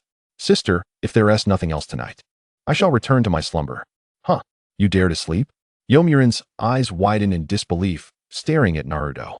He feels utterly pained. I still need to return to my dreams. This is quite the torment. Yomurin feels the time is right, yet there is a question she must pose. Taking a deep breath, she gazes intently at Naruto and inquires, "Aming, tell me honestly, what did you see tonight?" Her beautiful eyes sharpen like those of an interrogator, causing Naruto to feel uneasy. Sister, let us lay everything bare. I saw a rather noble white tiger. Naruto assures himself that if he dares to utter such a thing, he will not only be thrown out tonight, but might even be hunted down by the higher-ups of Yunin village. They would pursue him to the ends of the earth without mercy. His mind races, quickly formulating a response. He throws the question back at her, foolishly saying, "Sister, didn't nothing happen tonight?" Yomurin stands up, moving closer, her fierce gaze locked onto him. "Do not feed me this nonsense. If you do not clarify today, do not expect to return to your sleep. Speak. What did you truly see?" Naruto's expression turned sour, a mix of laughter and despair. "Sister, I am not joking. I saw nothing in the pitch darkness. Do not lie." Yomurin inches closer. Naruto, feeling cornered, retreats. Yomurin relentlessly advances, pressing him until he finds himself backed against the wall. Yomurin, tall and well-proportioned, stands almost eye-to-eye with him. Their gazes lock, and the scent of her body wash wafts into Naruto's nostrils, causing his heart to race. Good heavens! Is this about to turn into one of those wall slam scenes from novels? No. This is reality. It cannot be that absurd. Apparently, the heavens do not intend to jest with Naruto. With a swift motion, Yomurin places her delicate hand against the wall, producing a sharp sound. What did you see? In the darkness, Yomurin's vision is as clear as day, thanks to the two-tailed beast within her. If cats cannot see in the dark, how can they catch mice?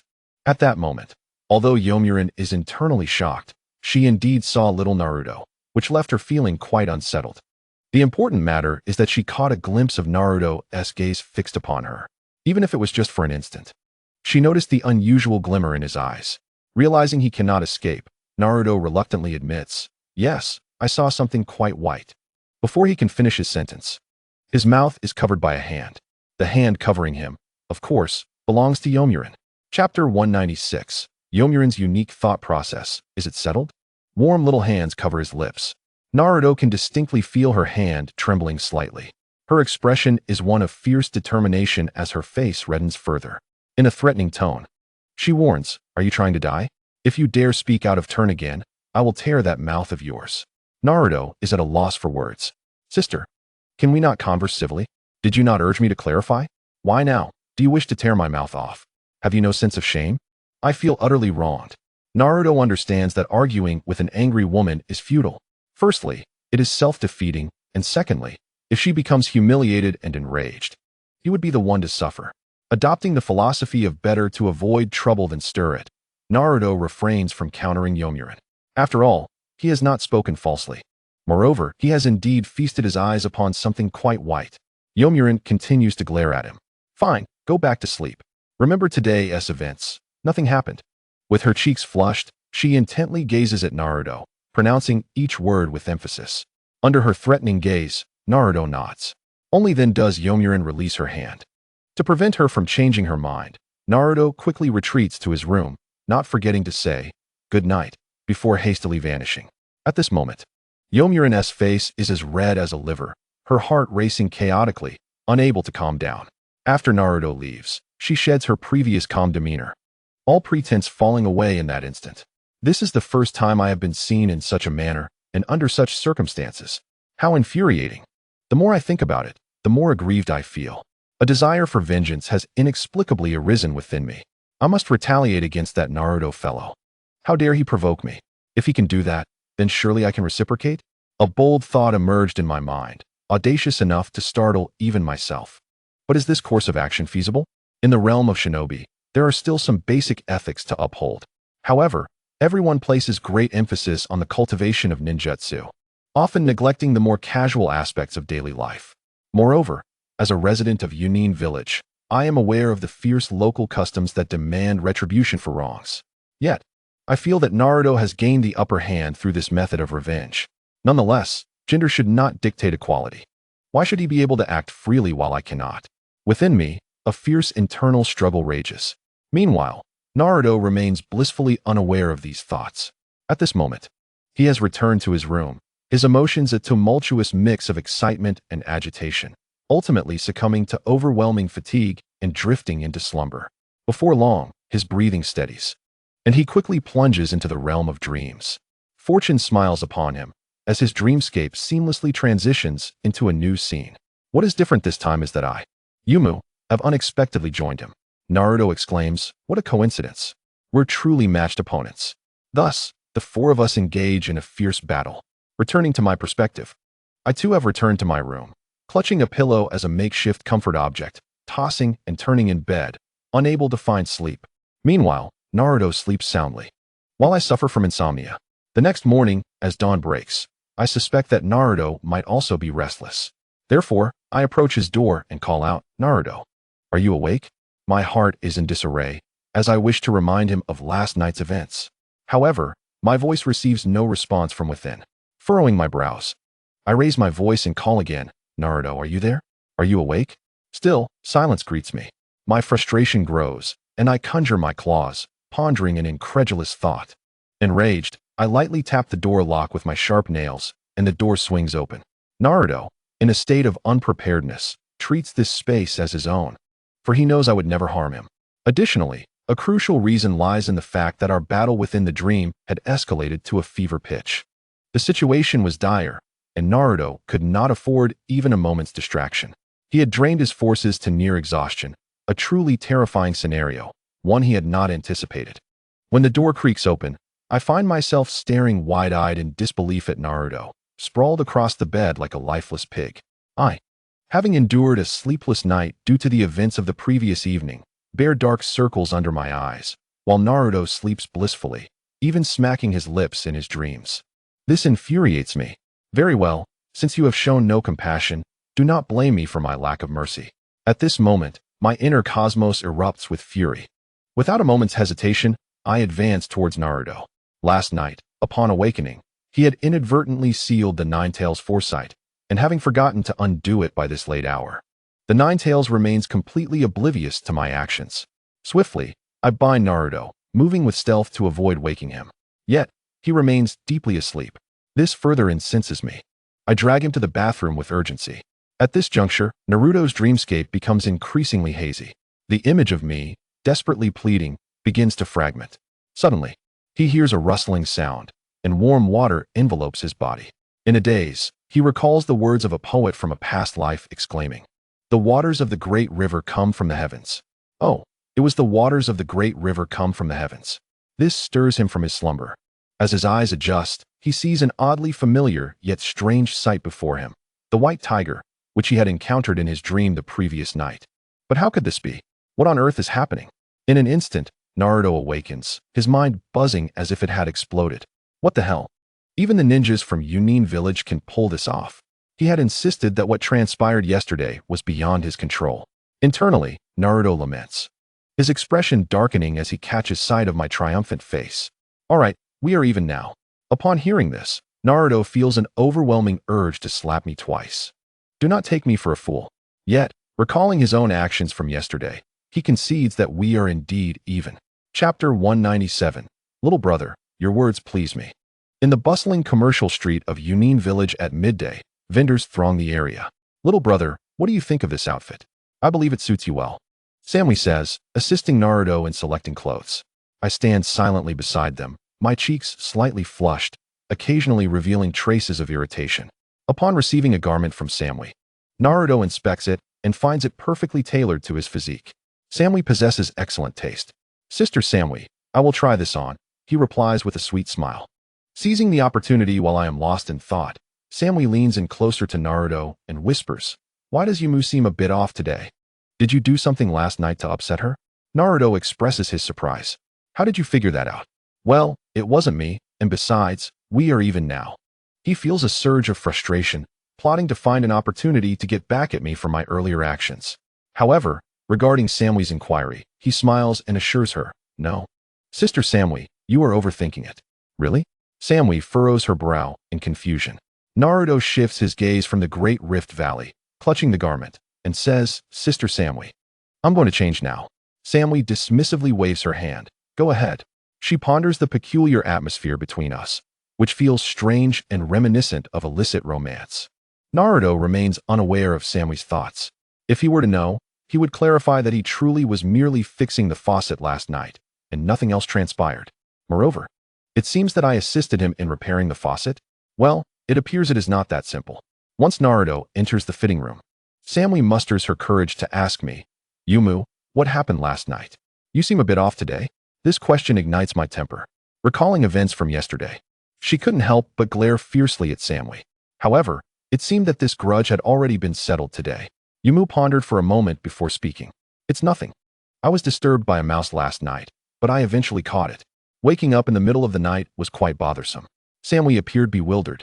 In this world, these mice were indeed audacious, daring to scurry into a cat's home. Truly, they seemed to have a death wish. Although she thought this, Samui refrained from voicing it. Shortly thereafter, Naruto had changed into his attire, donning a crisp white shirt on top and black shorts below. Paired with his strikingly handsome face, he was simply perfect. Samui and Yumu found themselves momentarily entranced. Yumu glanced over, feeling a hint of irritation, and turned her head aside in a manner that suggested she was uninterested in engaging. Meanwhile, Samui had fewer reservations, and a smile graced her delicate features. It seems my taste is quite commendable. It suits you well. Sister Samui, would you like to buy some clothes? It's on me, Naruto grinned, his smile radiating confidence and a charm that was hard to resist. Samui shook her head, replying, no need, my wardrobe is still quite full. Besides, it feels rather improper to spend your money on clothes. Naruto then pulled out a stack of cash from his pocket, chuckling, Sister Samui, there's no need for such formality. It's only right, after all, for you both to have taken such good care of me these past few days. If there were a wealthy individual in the ninja world, Naruto would undoubtedly be second. No one would dare claim the top spot. To be honest, if mobile payment functions were available now, Naruto wouldn't need to carry so much cash. He resembled a tycoon, a newly affluent individual. However, the scrolls here were quite practical. One could place money inside and simply unroll the scroll when needed. Thus, Naruto wrapped the cash in a scroll and then further wrapped that scroll. He must have had several million in cash on him. After all, when venturing outside, having some money was undoubtedly necessary. Where did you acquire such a fortune? Samui's beautiful eyes widened in disbelief. Yumu's gaze also shifted in that direction. The cash in Naruto's hands was nearly equivalent to her annual earnings from missions, and perhaps even more. How infuriating. Comparisons among people could be truly maddening. Naruto casually explained, although I don't take on ninja missions, as you can see, my rap skills have gained quite a reputation. Many prominent families have recognized my talent and invited me to perform, and this money is my appearance fee. Samui and Yumu exchanged glances, each recognizing the envy reflected in the other's eyes. Lemon trees bear lemons, and beneath them, it's just you and me. How sour. Meanwhile, they were not the only ones present. Other passers-by also noticed the enticing stack of cash in Naruto's hand, and some even displayed a glint of greed in their eyes. It was unwise to flaunt wealth. Naruto had certainly overstepped. Nevertheless, these individuals were primarily locals from Yunin village. Upon seeing a celebrity in their midst, accompanied by Yumu and Samui, they discreetly dispersed. However, a few still harbored ill intentions, waiting for the two to leave before attempting to extort some money. Samui sensed the gazes directed at them and quickly grasped Naruto's outstretched hand, exclaiming, "Quick, put the money away. You must understand that wealth should not be flaunted." Her small hands felt soft and pliable, akin to jelly. Naruto enjoyed the sensation but paid no heed to her words. Aren't there two sisters with you? Would they dare to target you? Upon hearing this, Yumu's face flushed slightly, and she huffed, turning her head aside in a haughty manner as if she didn't wish to engage with Naruto. Meanwhile, Samui trembled slightly at the flattery, feeling a bit elated. Her ample bosom swayed in response. Little brother, your words are delightful. Since you have such good intentions, I shall not be modest. Samui felt quite pleased within. Having such a wealthy little brother was indeed a stroke of luck. There were many outfits she had once desired but couldn't afford. Now, she could finally buy them. Yumu, initially intending to maintain her aloofness, found herself drawn into the excitement as she witnessed Samui's enthusiasm for shopping. In her view, Naruto owed her, and today she intended to extract a substantial amount from him. Following this, the two women embarked on a shopping spree. Naruto felt fortunate that his wallet was ample, allowing the two ladies to indulge freely. Observing the joyful expressions on their faces, Yumu's earlier irritation transformed into happiness. Naruto's mood lifted as well. After all, he preferred not to see Yumu sulking all day. Chapter 198. Wealthy Naruto and the two beauties conquer together. In just a few days, the two ladies had been thoroughly impressed by the affluence of Naruto. They found themselves succumbing to the allure of a capitalist lifestyle, unable to extricate themselves. Well, things were not as exaggerated as they seemed. The life of a ninja was indeed much improved compared to before. Today, Reikage AI assigned some tasks to Naruto to assess his abilities. These were similar to the previous missions aimed at rescuing villagers. though this time the difficulty level was elevated to a B-rank mission. The task involved assassinating a formidable rogue ninja from Yunin village.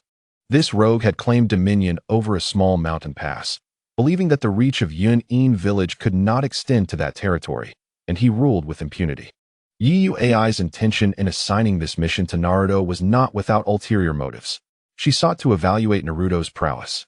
If he turned out to be merely a decorative figure, the significant investment in his training would need reconsideration. Conversely, if he performed exceptionally well, Yunin village could cultivate him vigorously. According to the intelligence received, Naruto's identity posed no issues.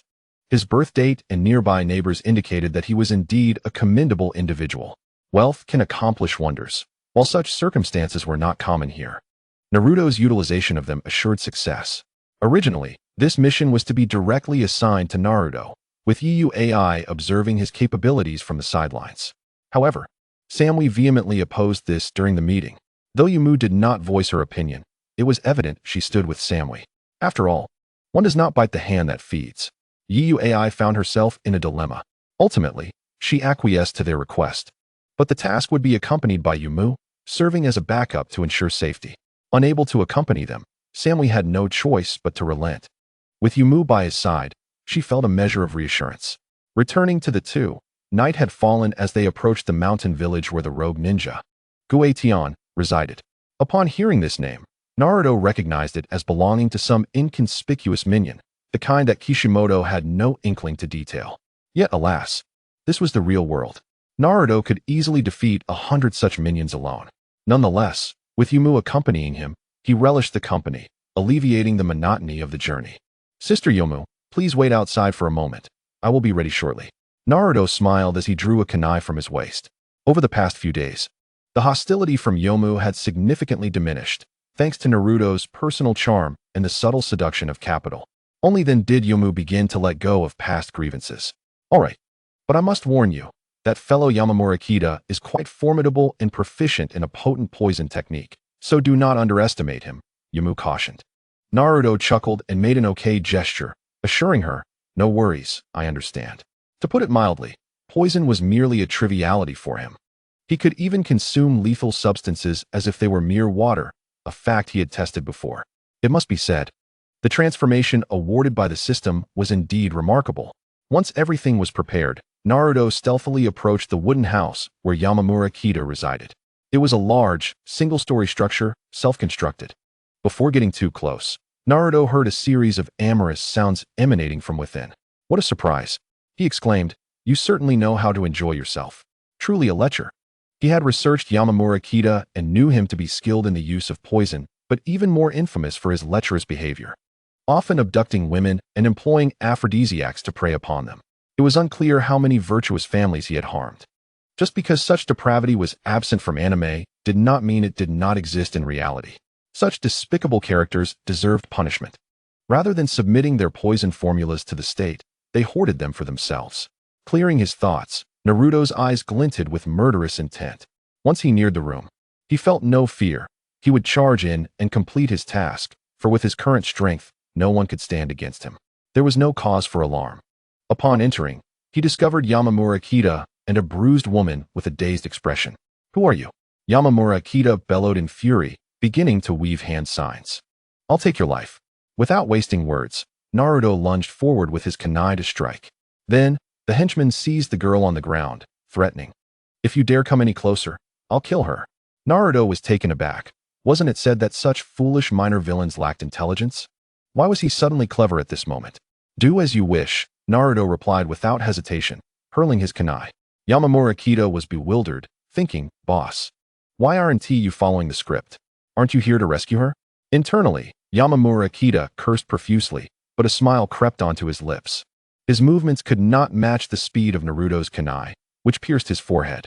Just as Naruto began to doubt whether he had encountered a task of a lower grade than expected, a puff of smoke erupted, and Yamamura Kida vanished. Naruto couldn't help but curse. Damn, what a pervert. To use a shadow clone, how impressive.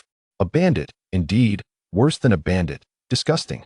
Naruto summoned a regular shadow clone, which swiftly knocked the girl unconscious to protect her from any potential harm from Yamamura Kida. Based on Naruto's suspicions, This peculiar pervert was likely lurking nearby, watching. I've seen lewdness, but never such an extreme example of it. Though he had previously considered such thoughts, he could never bring himself to betray his own principles. However, he was taken aback that others could act so depravedly. Yamamura Kita was a living testament to that. Suddenly, he heard a noise from the back of the house. Naruto's eyes narrowed. Trying to escape? Come back here, he shouted angrily as he dashed out. Under the moonlight, two figures raced swiftly, one pursuing the other. Naruto realized why this task was classified as B grade. It wasn't due to Yamamura Kita's prowess, but rather his exceptional speed in fleeing. No wonder he resorted to thievery. Naruto found this quite astonishing.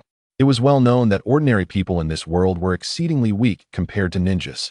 Hence, the ninja world had regulations preventing ninjas from harming the safety of ordinary citizens. Yet, it was evident that every era had its scoundrels, and this one was no exception. Run? Can you really escape? After a few minutes of furious pursuit, Naruto decided he would no longer play this game of cat and mouse. He drew a kunai marked with the Flying Thunder God technique and hurled it towards a tree ahead. He aimed for a quick resolution, wishing to avoid further entanglements. Yamamura Kita found it amusing that such a foolish ninja had been dispatched from Yunin village to capture him. After all, the kunai missed him entirely, landing several meters away on a tree trunk. Just as Yamamura Kita reveled in his good fortune, Naruto's figure vanished from behind. When he reappeared, it was on the very tree where the kunai had struck. Yamamura Kita was left dumbfounded. This was simply unbelievable. With a flourish, Naruto unleashed golden lightning from his hands. Don't move, or death awaits. Yamamura Kita snapped back to reality and crossed two swords in front of him, invoking his lightning blade technique. In an instant, brilliant blue lightning surged through the blades, shooting towards Naruto. Naruto elegantly tilted his body, evading the strike with style. The swords radiated with lightning, resembling the lightsabers from a galactic battle. However, to Naruto, they were merely trivial. Any ninja capable of utilizing space-time ninjutsu was extraordinary.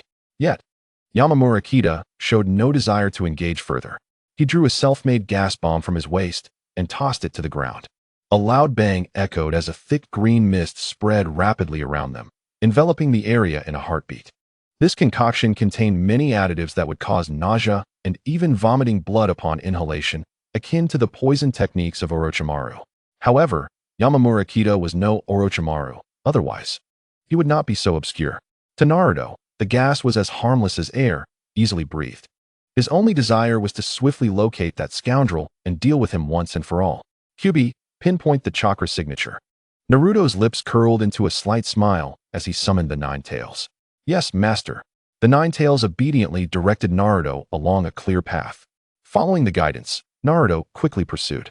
Meanwhile, Yamamura Kita believed he had finally escaped the clutches of danger, only to find Naruto hot on his heels. Confused, Yamamura Kita thought, this shouldn't be happening.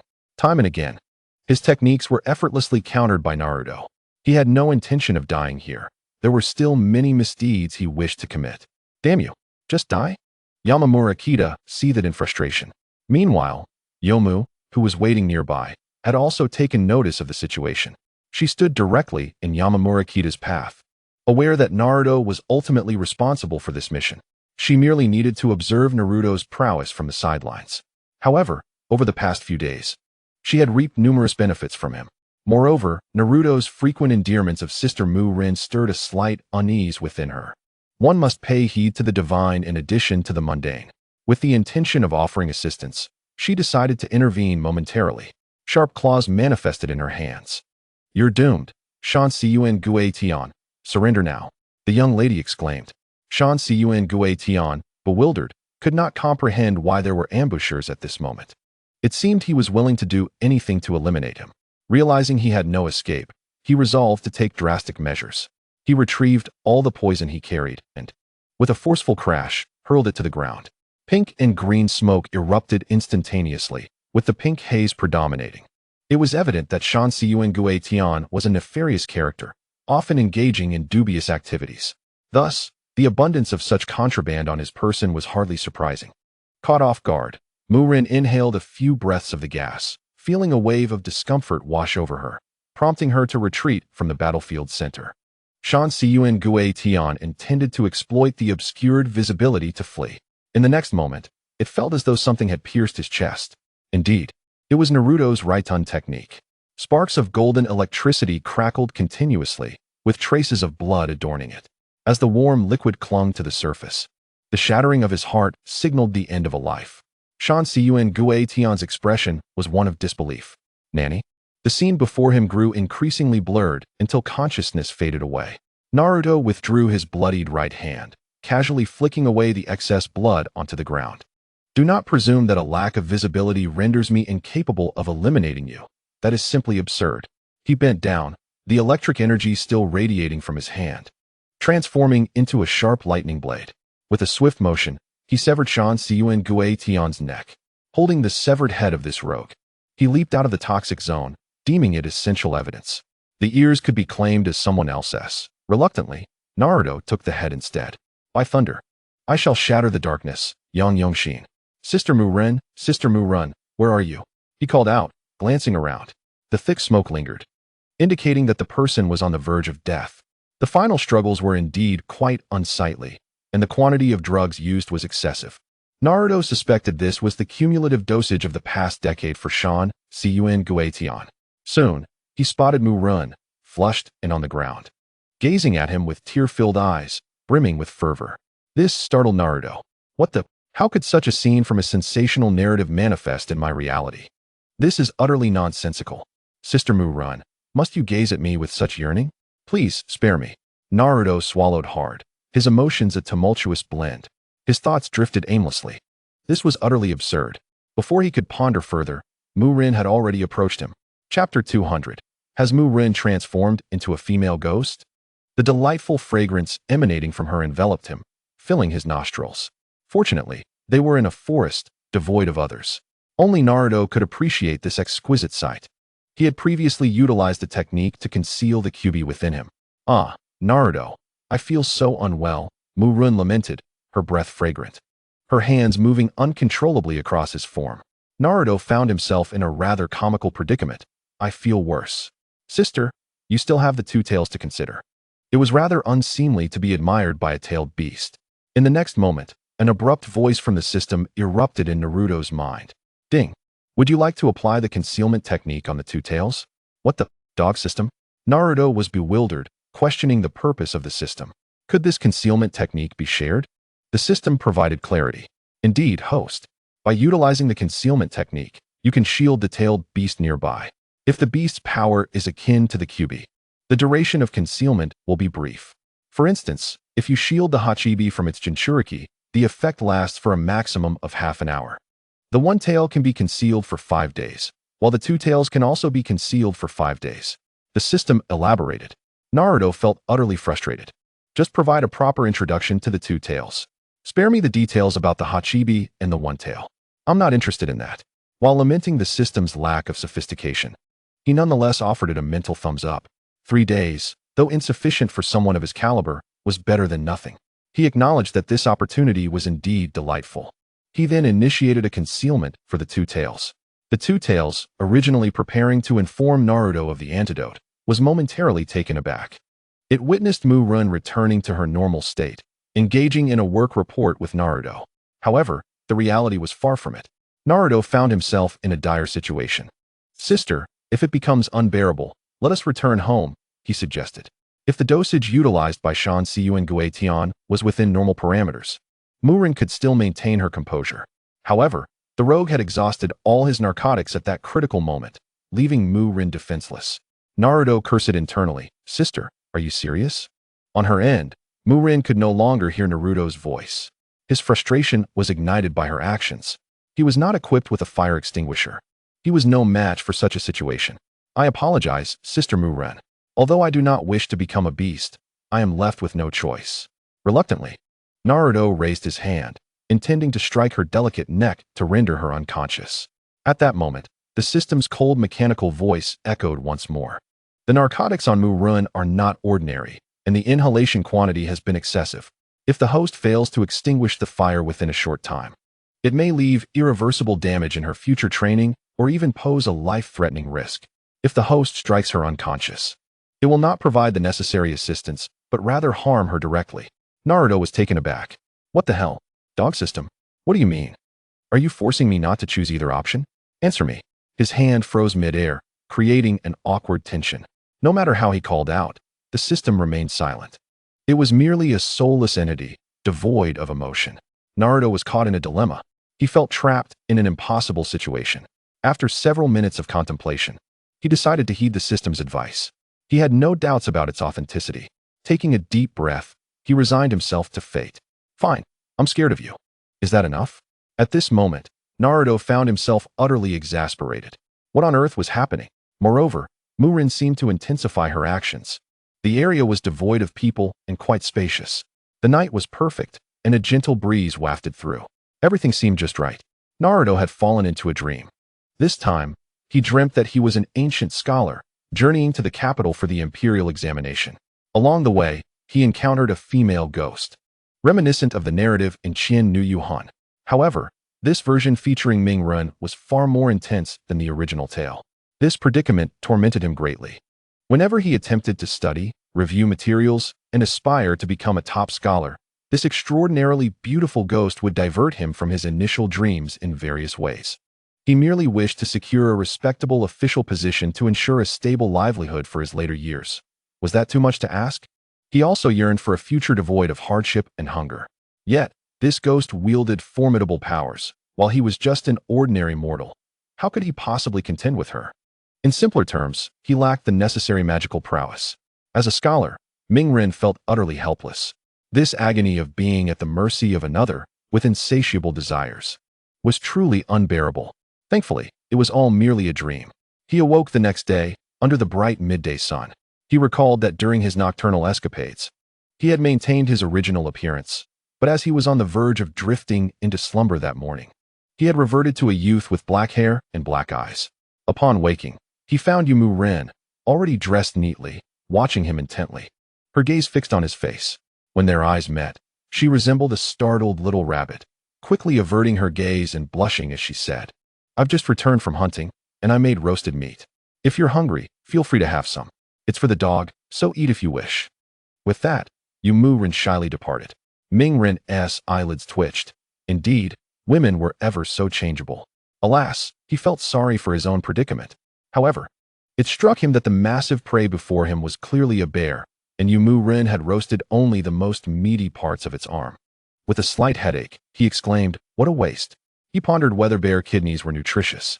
Was this a male or female bear?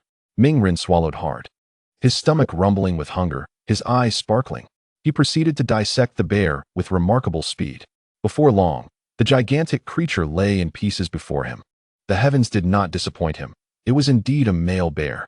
This revelation delighted Ming Ren immensely, for the creature was a treasure trove.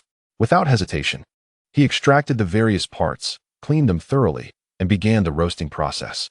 The aroma of the meat wafted through the air, particularly that of the bear kidneys, which Ming Ren had grilled to perfection.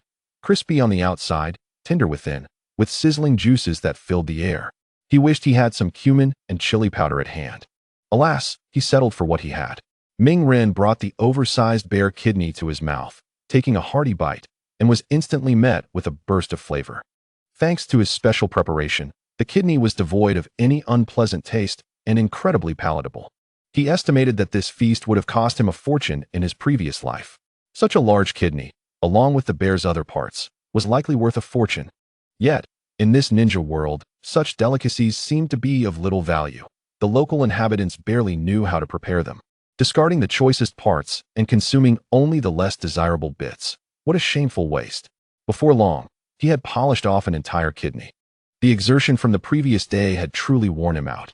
As he prepared to tackle another kidney, Yumu Ren returned. Observing Ming Ren relishing his meal, she couldn't help but swallow hard in surprise, asking, "Is it really that delicious?" The ninja world was different from his previous life. Given that they had already shared experiences, and considering the fierce nature of the villagers of Yunin village, Yumu Ren was less resistant to entrusting important matters to Ming Ren. She had heard of the toxic substances from the village of Guetian and, based on his usage the previous night, realized that if Ming Ren did not assist her, her path as a ninja would become exceedingly treacherous. Thus, she felt a tinge of gratitude toward him. Ming Ren looked at the dazed Yumu Ren and grinned. "Sister Yumu Ren, this is quite delicious. It's commonly known as a beauty tonic. Would you care to try? Rin blinked, shooting him a playful glare, and retorted, "Don't try to deceive me. That stuff smells terrible. Don't think I haven't seen the world." Rin shrugged. "That's because you don't know how to prepare it." "Well, if you're not eating, I'll enjoy it all myself. We can't let this go to waste." With that, he began to feast. Rin felt compelled to swallow again at his words, and, somewhat haughtily, leaned closer, saying, "Share some with me." She claimed she didn't want any. Yet her body certainly seemed to contradict that. Rin chuckled, slicing off half of the kidney and handing it to her, the untouched portion. "All right, my queen." If it came to cosplay, Rin's figure would undoubtedly shine. Moreover, Rin had witnessed her talent in that regard the previous night. Rin accepted the food, letting out a soft hum at his address. "I've noticed you're increasingly disrespectful. Calling me sister is merely flattering, I assent it?" Facing Rin's scrutinizing gaze, Rin forced a smile. "Not at all. This is different. I'm not some queen. If you didn't know better, you might think I really believed you were royalty. Please refrain from saying such things in the future. Oh, even if you don't say it, I wouldn't spread it around. Besides, this is something I say only when it's just the two of us. If you don't like it, then so be it," Rin quipped lightly. However, how could he escape Rin's keen hearing? When he addressed her in such a manner, her heart fluttered. Yet reason told her to never allow Rin to use that title again. Thus, she forbade him from doing so, engaging in an internal battle. Her cheeks flushed as she softly remarked, "You may call me that, but only when it's just the two of us. If I catch you using that name in front of others, you'll be in big trouble." Rin smiled silently. Indeed, one should never entirely trust a woman's words. The more beautiful they were, the more deceitful they tended to be. Ancient wisdom held true. Rin ceased his teasing and focused on enjoying his meal. Meanwhile, upon noticing that Rin was ignoring her, Rin's attention shifted to the roasted food. It smelled quite enticing. To avoid any potential embarrassment, she began to sample it cautiously, her heart racing. After taking a small bite, she was met with an explosion of flavor, the rich juices flooding her mouth. She found it surprisingly delicious, contrary to her expectations. Her eyes lit up as she joined Rin in indulging in the feast. The pace at which the two individuals consumed their meal had noticeably accelerated. Before long, Rin was attending to his final ingredients. With a peculiar expression and a blush creeping onto her delicate face, cast a bewildered glance towards Rin. "Isn't your taste a bit too intense?" she questioned. While she could comprehend eating bare kidneys, this was an entirely different matter. Yet, Rin appeared utterly unfazed, as if he had never encountered such a reaction before. It seemed that the people of this world truly lacked an appreciation for the pleasures of life. "This young man consumes for the sake of nourishment. Perhaps I shall roast 2 bear paws for you," Rin suggested. He had a unique perspective on roasted bear paws, almost as if he were a master of the art. Nodded, half understanding. Eventually, Rin prepared 2 bear paws for her. However, observing Rin savoring his meal with such delight stirred a rebellious spirit within who said women were inferior to men. Thus, she inexplicably decided to give it a try herself. Rin, with no choice but to comply, witnessed the inevitable outcome. As expected, found it intolerable. Rin had anticipated this reaction, so it came as no surprise. "Hey, where did that guy from Shansuing go? I can't seem to find him," recalled. Her curiosity piqued after finishing her meal. Rin, rubbing his round belly, replied lazily, "Oh, that fellow? I zapped him with my lightning-style ninjutsu." "What? How are we supposed to report back now? Young man, don't you think about the consequences?" Yumu's beautiful eyes widened in disbelief. Rin explained, "That guy died with his eyes open. He wanted to watch us last night. I couldn't accept that, could you?"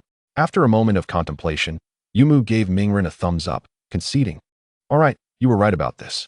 I'll just report to Lord Rakage that our mission is complete when we return."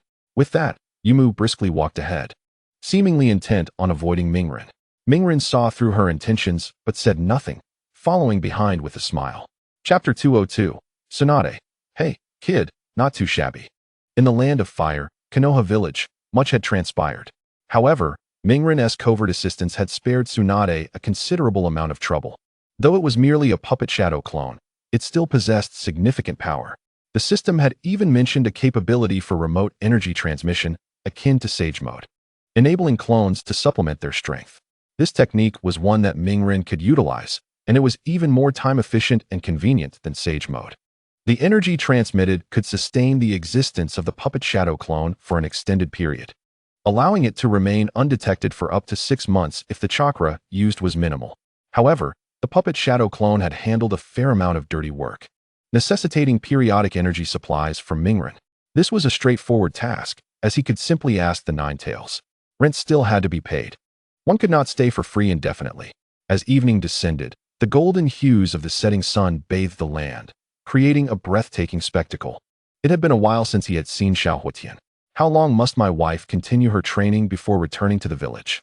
Mingren mused, connecting his consciousness to the puppet shadow clone and stretching his limbs. Most of the time, Mingren issued a command, and the puppet shadow clone executed it flawlessly, resembling a highly advanced intelligent robot. However, it refrained from engaging in any activities beyond its parameters, a distinct advantage of the system-bestowed puppet shadow clone. Unlike ordinary shadow clones that possessed self-awareness and often acted independently of the original. Hey, Mingren, what are you doing here? Come accompany me for a drink. Tsunade called out as she approached, her charm still evident. The sight before Mingren was as striking as the Great Rift Valley in East Africa, leaving him in awe. Sure. Tsunade, are you treating? Mingren replied with a broad smile. Tsunade furrowed her brows, visibly displeased. You little rascal, I've heard you've got quite a bit of pocket money. Even Jiraiya mentioned it to me. If it's not you treating, then you expect me to? Mingren was taken aback. What on earth? This lecherous sage doesn't care for anyone but himself and comes back to sell me out. Besides Tsunade, Shizune, holding little Peichi, could not suppress her laughter at Mingren's flustered expression. Mingren scratched his head awkwardly. All right, since you put it that way, I'll treat. Tsunade rolled her eyes, her expression suggesting that it was about time. Mingren, puzzled, asked, why are you finishing work so early today? Humph, you want me to work late? Tsunade glared at Mingren with a smirk that made him feel uneasy. Not at all, sister, you've misunderstood. Tsunade continued, I've completed all the backlog paperwork recently. Today was just lighter, so I had some time to rest. By the way, besides barbecue and beer, you also need to treat me to a hot spring to reward me. Mingren felt exasperated. Sister, is it really fair for you to put me in such a position? Stop whining. Jiraiya has already spilled the beans. You have more than enough money. But that is my money. He protested. Why can Jiraiya treat you, but I can't? That is not what I meant. Mingren sighed, resigned to his fate. He made a mental note to remember this slight for the next time he encountered Jiraiya. He wouldn't be spending a dime on the lecherous sage. In the most bustling area of Konoha, the prices at the barbecue joint were exorbitant. Based on Tsunade's monthly Hokage salary, her visits here were infrequent, primarily due to time constraints and the steep prices. Fortunately, today was Mingren's treat. Tsunade ordered lavishly, deliberately selecting the most expensive items. At this moment, Tsunade and Shizune sat opposite Mingren, and he was taken aback by the total on the bill. It was indeed easy to spend someone else's money without a care. Mingren felt tears welling up. If he were an ordinary ninja, the cost of these dishes would amount to nearly half a month's worth of mission rewards. Thankfully, he was not. Little Mingren, take a look at the menu and see if there's anything else you want to add, Tsunade offered, handing him the menu. Mingren accepted it, bemused. No need, Tsunade. I believe this is already sufficient. Tsunade frowned slightly. I ordered for myself and Shizune. What will you eat if you don't order? Mingren nearly choked on his words. This was utterly outrageous. She didn't even consider helping him order. Did she want him to lose face? He symbolically ordered a few items. The puppet shadow clone also had taste buds and could feel hunger, but it only needed to be half satisfied to maintain normal bodily functions. Thus, Mingren had fewer demands regarding food. Can you drink? Tsunade asked with a grin. Mingren nodded. Of course. 10 boxes of beer and 20 pounds of white. Tsunade blinked in confusion, staring at him. What is white and what is beer? Cough, cough, cough. This is just a way of speaking I picked up from outside. In any case, sister, you order. I have a good tolerance for alcohol. Kansho cast a skeptical glance his way. You've only just reached adulthood and already boast about your drinking prowess. Truly, such bravado is bound to backfire. Naren shrugged, adopting a nonchalant demeanor. He was too indolent to offer any further explanations. This scene made Kansho's teeth itch with irritation. Well, since you believe you can drink, I shall instruct the staff to bring more alcohol and see how long you can maintain this facade. Soon, the drinks were served, accompanied by a deck of playing cards. Kansho initiated with a toast, and with a resounding pop, a bottle of beer was opened. She tilted the bottle to her lips and began to gulp down the contents with fervor. In no time, she drained the entire bottle. Naren, equally resolute, matched her drink for drink, finishing his in one go as well. This prompted Kangsho to regard him with newfound respect. "Oh, young lad, you're rather impressive. Let us have another bottle to warm up, and then I shall teach you how to play rock, paper, scissors." Her imposing stature trembled slightly as she spoke, exuding a grandiosity befitting an elder sister. Naren was taken aback. He was adept at rock, paper, scissors and hardly needed instruction from anyone else. All right then. Chapter 203. Sammy. These two must be up to something. Kangsho had initially perceived Naren as a novice, unaware of the forthcoming revelations. After a series of rounds, she realized her grave misjudgment. He was far more skilled than she had anticipated. In less than 5 minutes, he transitioned from clumsy attempts to a stalemate, ultimately besting her with ease in their game. The table and floor soon became littered with a staggering number of empty bottles, no fewer than 40. All right. I shall call it a day for now," Kangsho declared, her gaze falling upon the array of delicacies before them, most of which remained untouched by Naren. He had consumed only 4 or 5 bottles. The majority were down by her. Not my concern, he thought. Kangsho belched, the scent of alcohol wafting from her as she glared at Naren while gripping a half-consumed glass. "What's this? You win and want to quit? Oh, don't even try that with me. You've downed so much, even I am feeling the effects." Her speech began to slur slightly, yet her overall awareness remained intact. A brief respite would suffice before she could continue drinking. Observing her flushed cheeks, Naren remarked, "All right, I concede. I won't play anymore." He reached for his chopsticks, intending to seize some roasted meat in front of him, but Kangsho swiftly extended her own chopsticks to interrupt him. "Not so fast. We're continuing. I am not drunk yet." She glared at him fiercely. Losing to Naren in rock, paper, scissors was a blow to her pride. During her previous drinking sessions with Jiraiya, she had never been reduced to such a state. There was no way she could simply concede to Naren.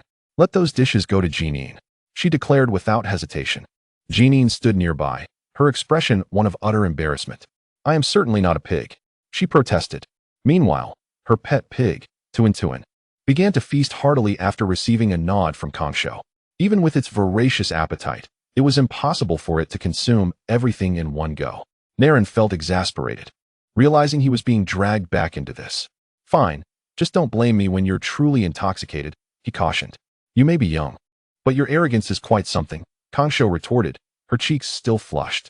Naren's eyes twitched slightly. He felt pressured by her challenge. "Bring it on." He resumed their game of rock, paper, scissors. Meanwhile, in the land of lightning, at the village of Yunin, it was also the evening mealtime. At this moment, Sammy, Naren, and Yomurin, a man and 2 women, gathered at a restaurant to dine.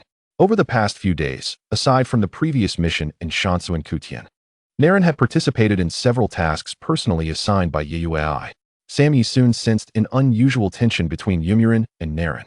Naren appeared unaffected, but Yomurin, her close companion, seemed to harbor a peculiar air. Their behavior suggested they were concealing something from her. Noticing Naren lost in thought and Yomurin's gaze frequently drifting toward him, Sammy slammed her utensils onto the table. "Are you two hiding something from me?" This was not the first time she had posed this question, yet they remained tight-lipped. Of course, such matters were hardly suitable for discussion.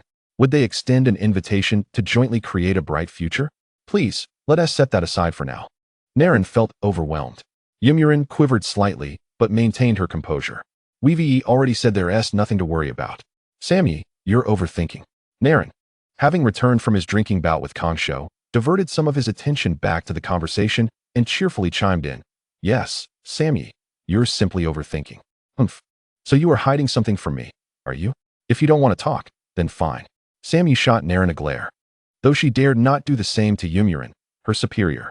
As for Naren, despite being younger, he showed no deference to her authority. How could he and Yomurin conspire to keep significant matters from her? She remained oblivious to what exactly it was. Had she known, she wouldn't have needed to ask repeatedly. Yomurin shifted the conversation. "Naren, tomorrow there will be a new mission assigned to you by Reikage. This time, it is an A-rank task. I want to go too." Sammy interjected. Yomurin shook her head slightly. "No, that's not permissible." Sammy looked incredulous. "Why not? Why can Yomurin go, but I cannot?" Her words were somewhat ambiguous. Yomurin's cheeks flushed at the implication, and she awkwardly explained, because for this task, the Raikage has only permitted Naren to complete it alone. We cannot be involved. Upon hearing Yomurin's explanation, Sammy felt a bit relieved. She gazed at Naren with a look of helplessness. Well, little brother, it seems you must tackle this mission on your own. Naren smiled. That's fine. I can handle it alone. Sammy appeared displeased. So you think we're a burden? Naren looked bewildered. Elder sister, how did you come to that conclusion? Clearing his throat, he added, that's not the case at all. I genuinely wish you could accompany me. He meant it sincerely. Having someone to converse with during the journey would be pleasant. Over these days, Yomurin had allowed him to hold her hand and such. Yet further intimacy was out of the question. Naren believed that with enough effort, he could rekindle the dreams he had of her in the future. Sammy, arms crossed, smiled brightly. Now that's more like it. Naren was also curious about the nature of the task assigned by Yui, so he inquired further. Yomurin replied, it is a mission to eliminate an A-rank rogue ninja. As she spoke, she caught Naren's puzzled gaze. Initially taken aback, Yomurin soon remembered something, her face flushing a deep crimson. However, it was well concealed by her. Meanwhile, Sammy expressed that she sensed a peculiar odor. These two individuals must be up to something. Chapter 204, The Exceedingly Sweet Cotton Candy with Hinata. The following morning, Naruto set out on his mission. As for the target, he had learned it was an A-rank rogue ninja from Yunin village, previously an elite jonin here. The reason Yagura entrusted him to complete this task alone was likely to serve as a form of training. For this mission, Naruto decided to take it easy, to go with the flow. According to the narrative's tendency, the overall plot would remain unchanged without his intervention. At this crucial moment, the Akatsuki would undoubtedly send Haiden and Kakuzu to capture Yuki. Yuki was already considered his woman. There was no way Naruto would allow those two to capture her. Thus, he planned to turn the tables on them, intercepting the duo, engaging them in battle, and convincing them to submit. Afterward, he would follow them back to the Akatsuki. For Naruto, this was a task of utmost ease. He merely needed to demonstrate the requisite strength. As for the operation to capture the two tails, he would delay it as long as possible, ultimately redirecting their focus to other tailed beasts. Regarding the imminent clash between Sasuke and his brother, Itachi Uchiha, Naruto intended to be a competent spectator. He thought that while he had merely watched it unfold in the anime, experiencing it firsthand in reality would be far more valuable. Returning to the present, he was preparing to pursue the A-rank rogue ninja. With the previous experience still fresh in his memory, Naruto made sure to have his contingencies in place. This time, he intended to test his dual Kamui. Previously, he had manifested it before a beast, giving a giant tiger a resounding slap, rendering it utterly bewildered in its intangible state. No matter how fiercely it clawed, it could only grasp at the air, leaving Naruto immensely amused. However, the beast's intellect was ultimately inferior. Soon enough, Naruto grew bored, dispatching it swiftly and proceeding with his tasks. If the hunt was not for sustenance, it would bear no significance. In the next phase of his plan, Naruto aimed to track his target, keeping it within his vicinity. He would linger nearby for several days before ultimately eliminating the opponent. He had gathered all the necessary information regarding the target's residence and appearance. All that remained was for him to fulfill the mission. However, after merely a brief respite outside Yunin village, Naruto soon found himself bored and decided to proceed with the assassination. With dual Kamui at his disposal, he could appear and vanish without a trace. He was confident he could eliminate anyone with a lower level of vigilance the moment he materialized. This time, the target was an A-rank rogue ninja, whom Naruto could easily dispatch. Yet, midway through the mission, he found his focus divided. Instead of fully completing the task, he allocated a fraction of his attention to his shadow clone. This allowed him to continue acting freely while maintaining awareness of his surroundings. The reason for this mental division was that he had spotted his wife, Hinata, returning to the village. At the village's entrance, Hinata had transformed significantly over the years. She stood tall and graceful, her short hair now cascading into beautiful, lustrous locks. Her complexion was flawless, and her features were exquisitely refined. Moreover, Naruto felt a profound sense of comfort knowing that Hinata had retained the words he had spoken to her years ago. Her two beloved little white rabbits served as ample proof that his words had resonated with her. It seemed that little Hinata would surely enjoy a bountiful future. As Naruto's gaze fell upon her, Hinata felt his presence, having not seen him for about a year or two. During this time, she had also ventured out to train. Intent on not holding Naruto back, She merely wished to follow in his footsteps, even if it meant only catching a glimpse of his back. She did not expect to synchronize her strength with his, but had made considerable progress in her training over the years. Naruto, it has been a long time. He greeted her with a warm smile. Hinata's beautiful face flushed crimson, and her lips parted softly. It's been a while, Naruto-kun. In the past, she would shyly struggle to speak whenever she saw him. Now, she felt much more at ease. Noticing the affection in her eyes, Naruto was reassured that his beloved Hinata had not changed at all. He realized that it was time to adjust how he referred to her in his heart. Are you in a hurry to go home? Hinata pondered for a moment before gently shaking her head. Not really. What about you, Naruto-kun? Despite her outward calmness, her heart raced with excitement, feeling a rush of nervous energy. Naruto extended his hand, asking, would you like to stroll through the market with me, just like before? Hinata's eyes sparkled with nostalgia as she nodded enthusiastically, her delicate hand slipping into Naruto's palm. The sensation felt both familiar and heartwarming, causing her heart to race even faster. Naruto chuckled, reminiscing about their previous outings together. Unlike Sakura, who would hide behind him and shout his name during Pain's assault, he sensed that Sakura could also sacrifice herself for him now. Nevertheless, the status of the main wife remained unchanged, and his affection for Hinata, the princess of the Hyuga clan, only deepened. From this day forward, Hinata was no longer merely the princess of the Hyuga clan. She was also his beloved princess. Uncle, I didn't expect to see you here. They encountered a familiar face, the cotton candy vendor they had met 4 years prior. After a moment of recollection, the vendor exclaimed, oh, it's you too. I can hardly believe how much you've grown. 2 cotton candies, please. He cheerfully responded. Suddenly, Hinata tugged at Naruto's sleeve and said, one will suffice, Naruto-kun. Both Naruto and the vendor paused in surprise. Naruto, puzzled but willing to heed Hinata's wishes, agreed. In the end, they purchased a single cotton candy. As Naruto wondered why Hinata had suggested this, he noticed her cheeks flushed. His heart skipped a beat. She must have wanted to treat him to the delightful cotton candy. Although Hinata didn't voice it, Naruto could sense her intentions, and his heart raced as well. Ultimately, as a man, he decided to take the initiative. After all, such gestures should not fall solely to the woman. The imported cotton candy was sweet and comforting, wrapping them in warmth as the story concluded, culminating in a satisfying end. Well, the author has done well to reach this point. Earning a few dozen every day is no easy task, especially with everything that has transpired lately. As for what comes next, we shall see.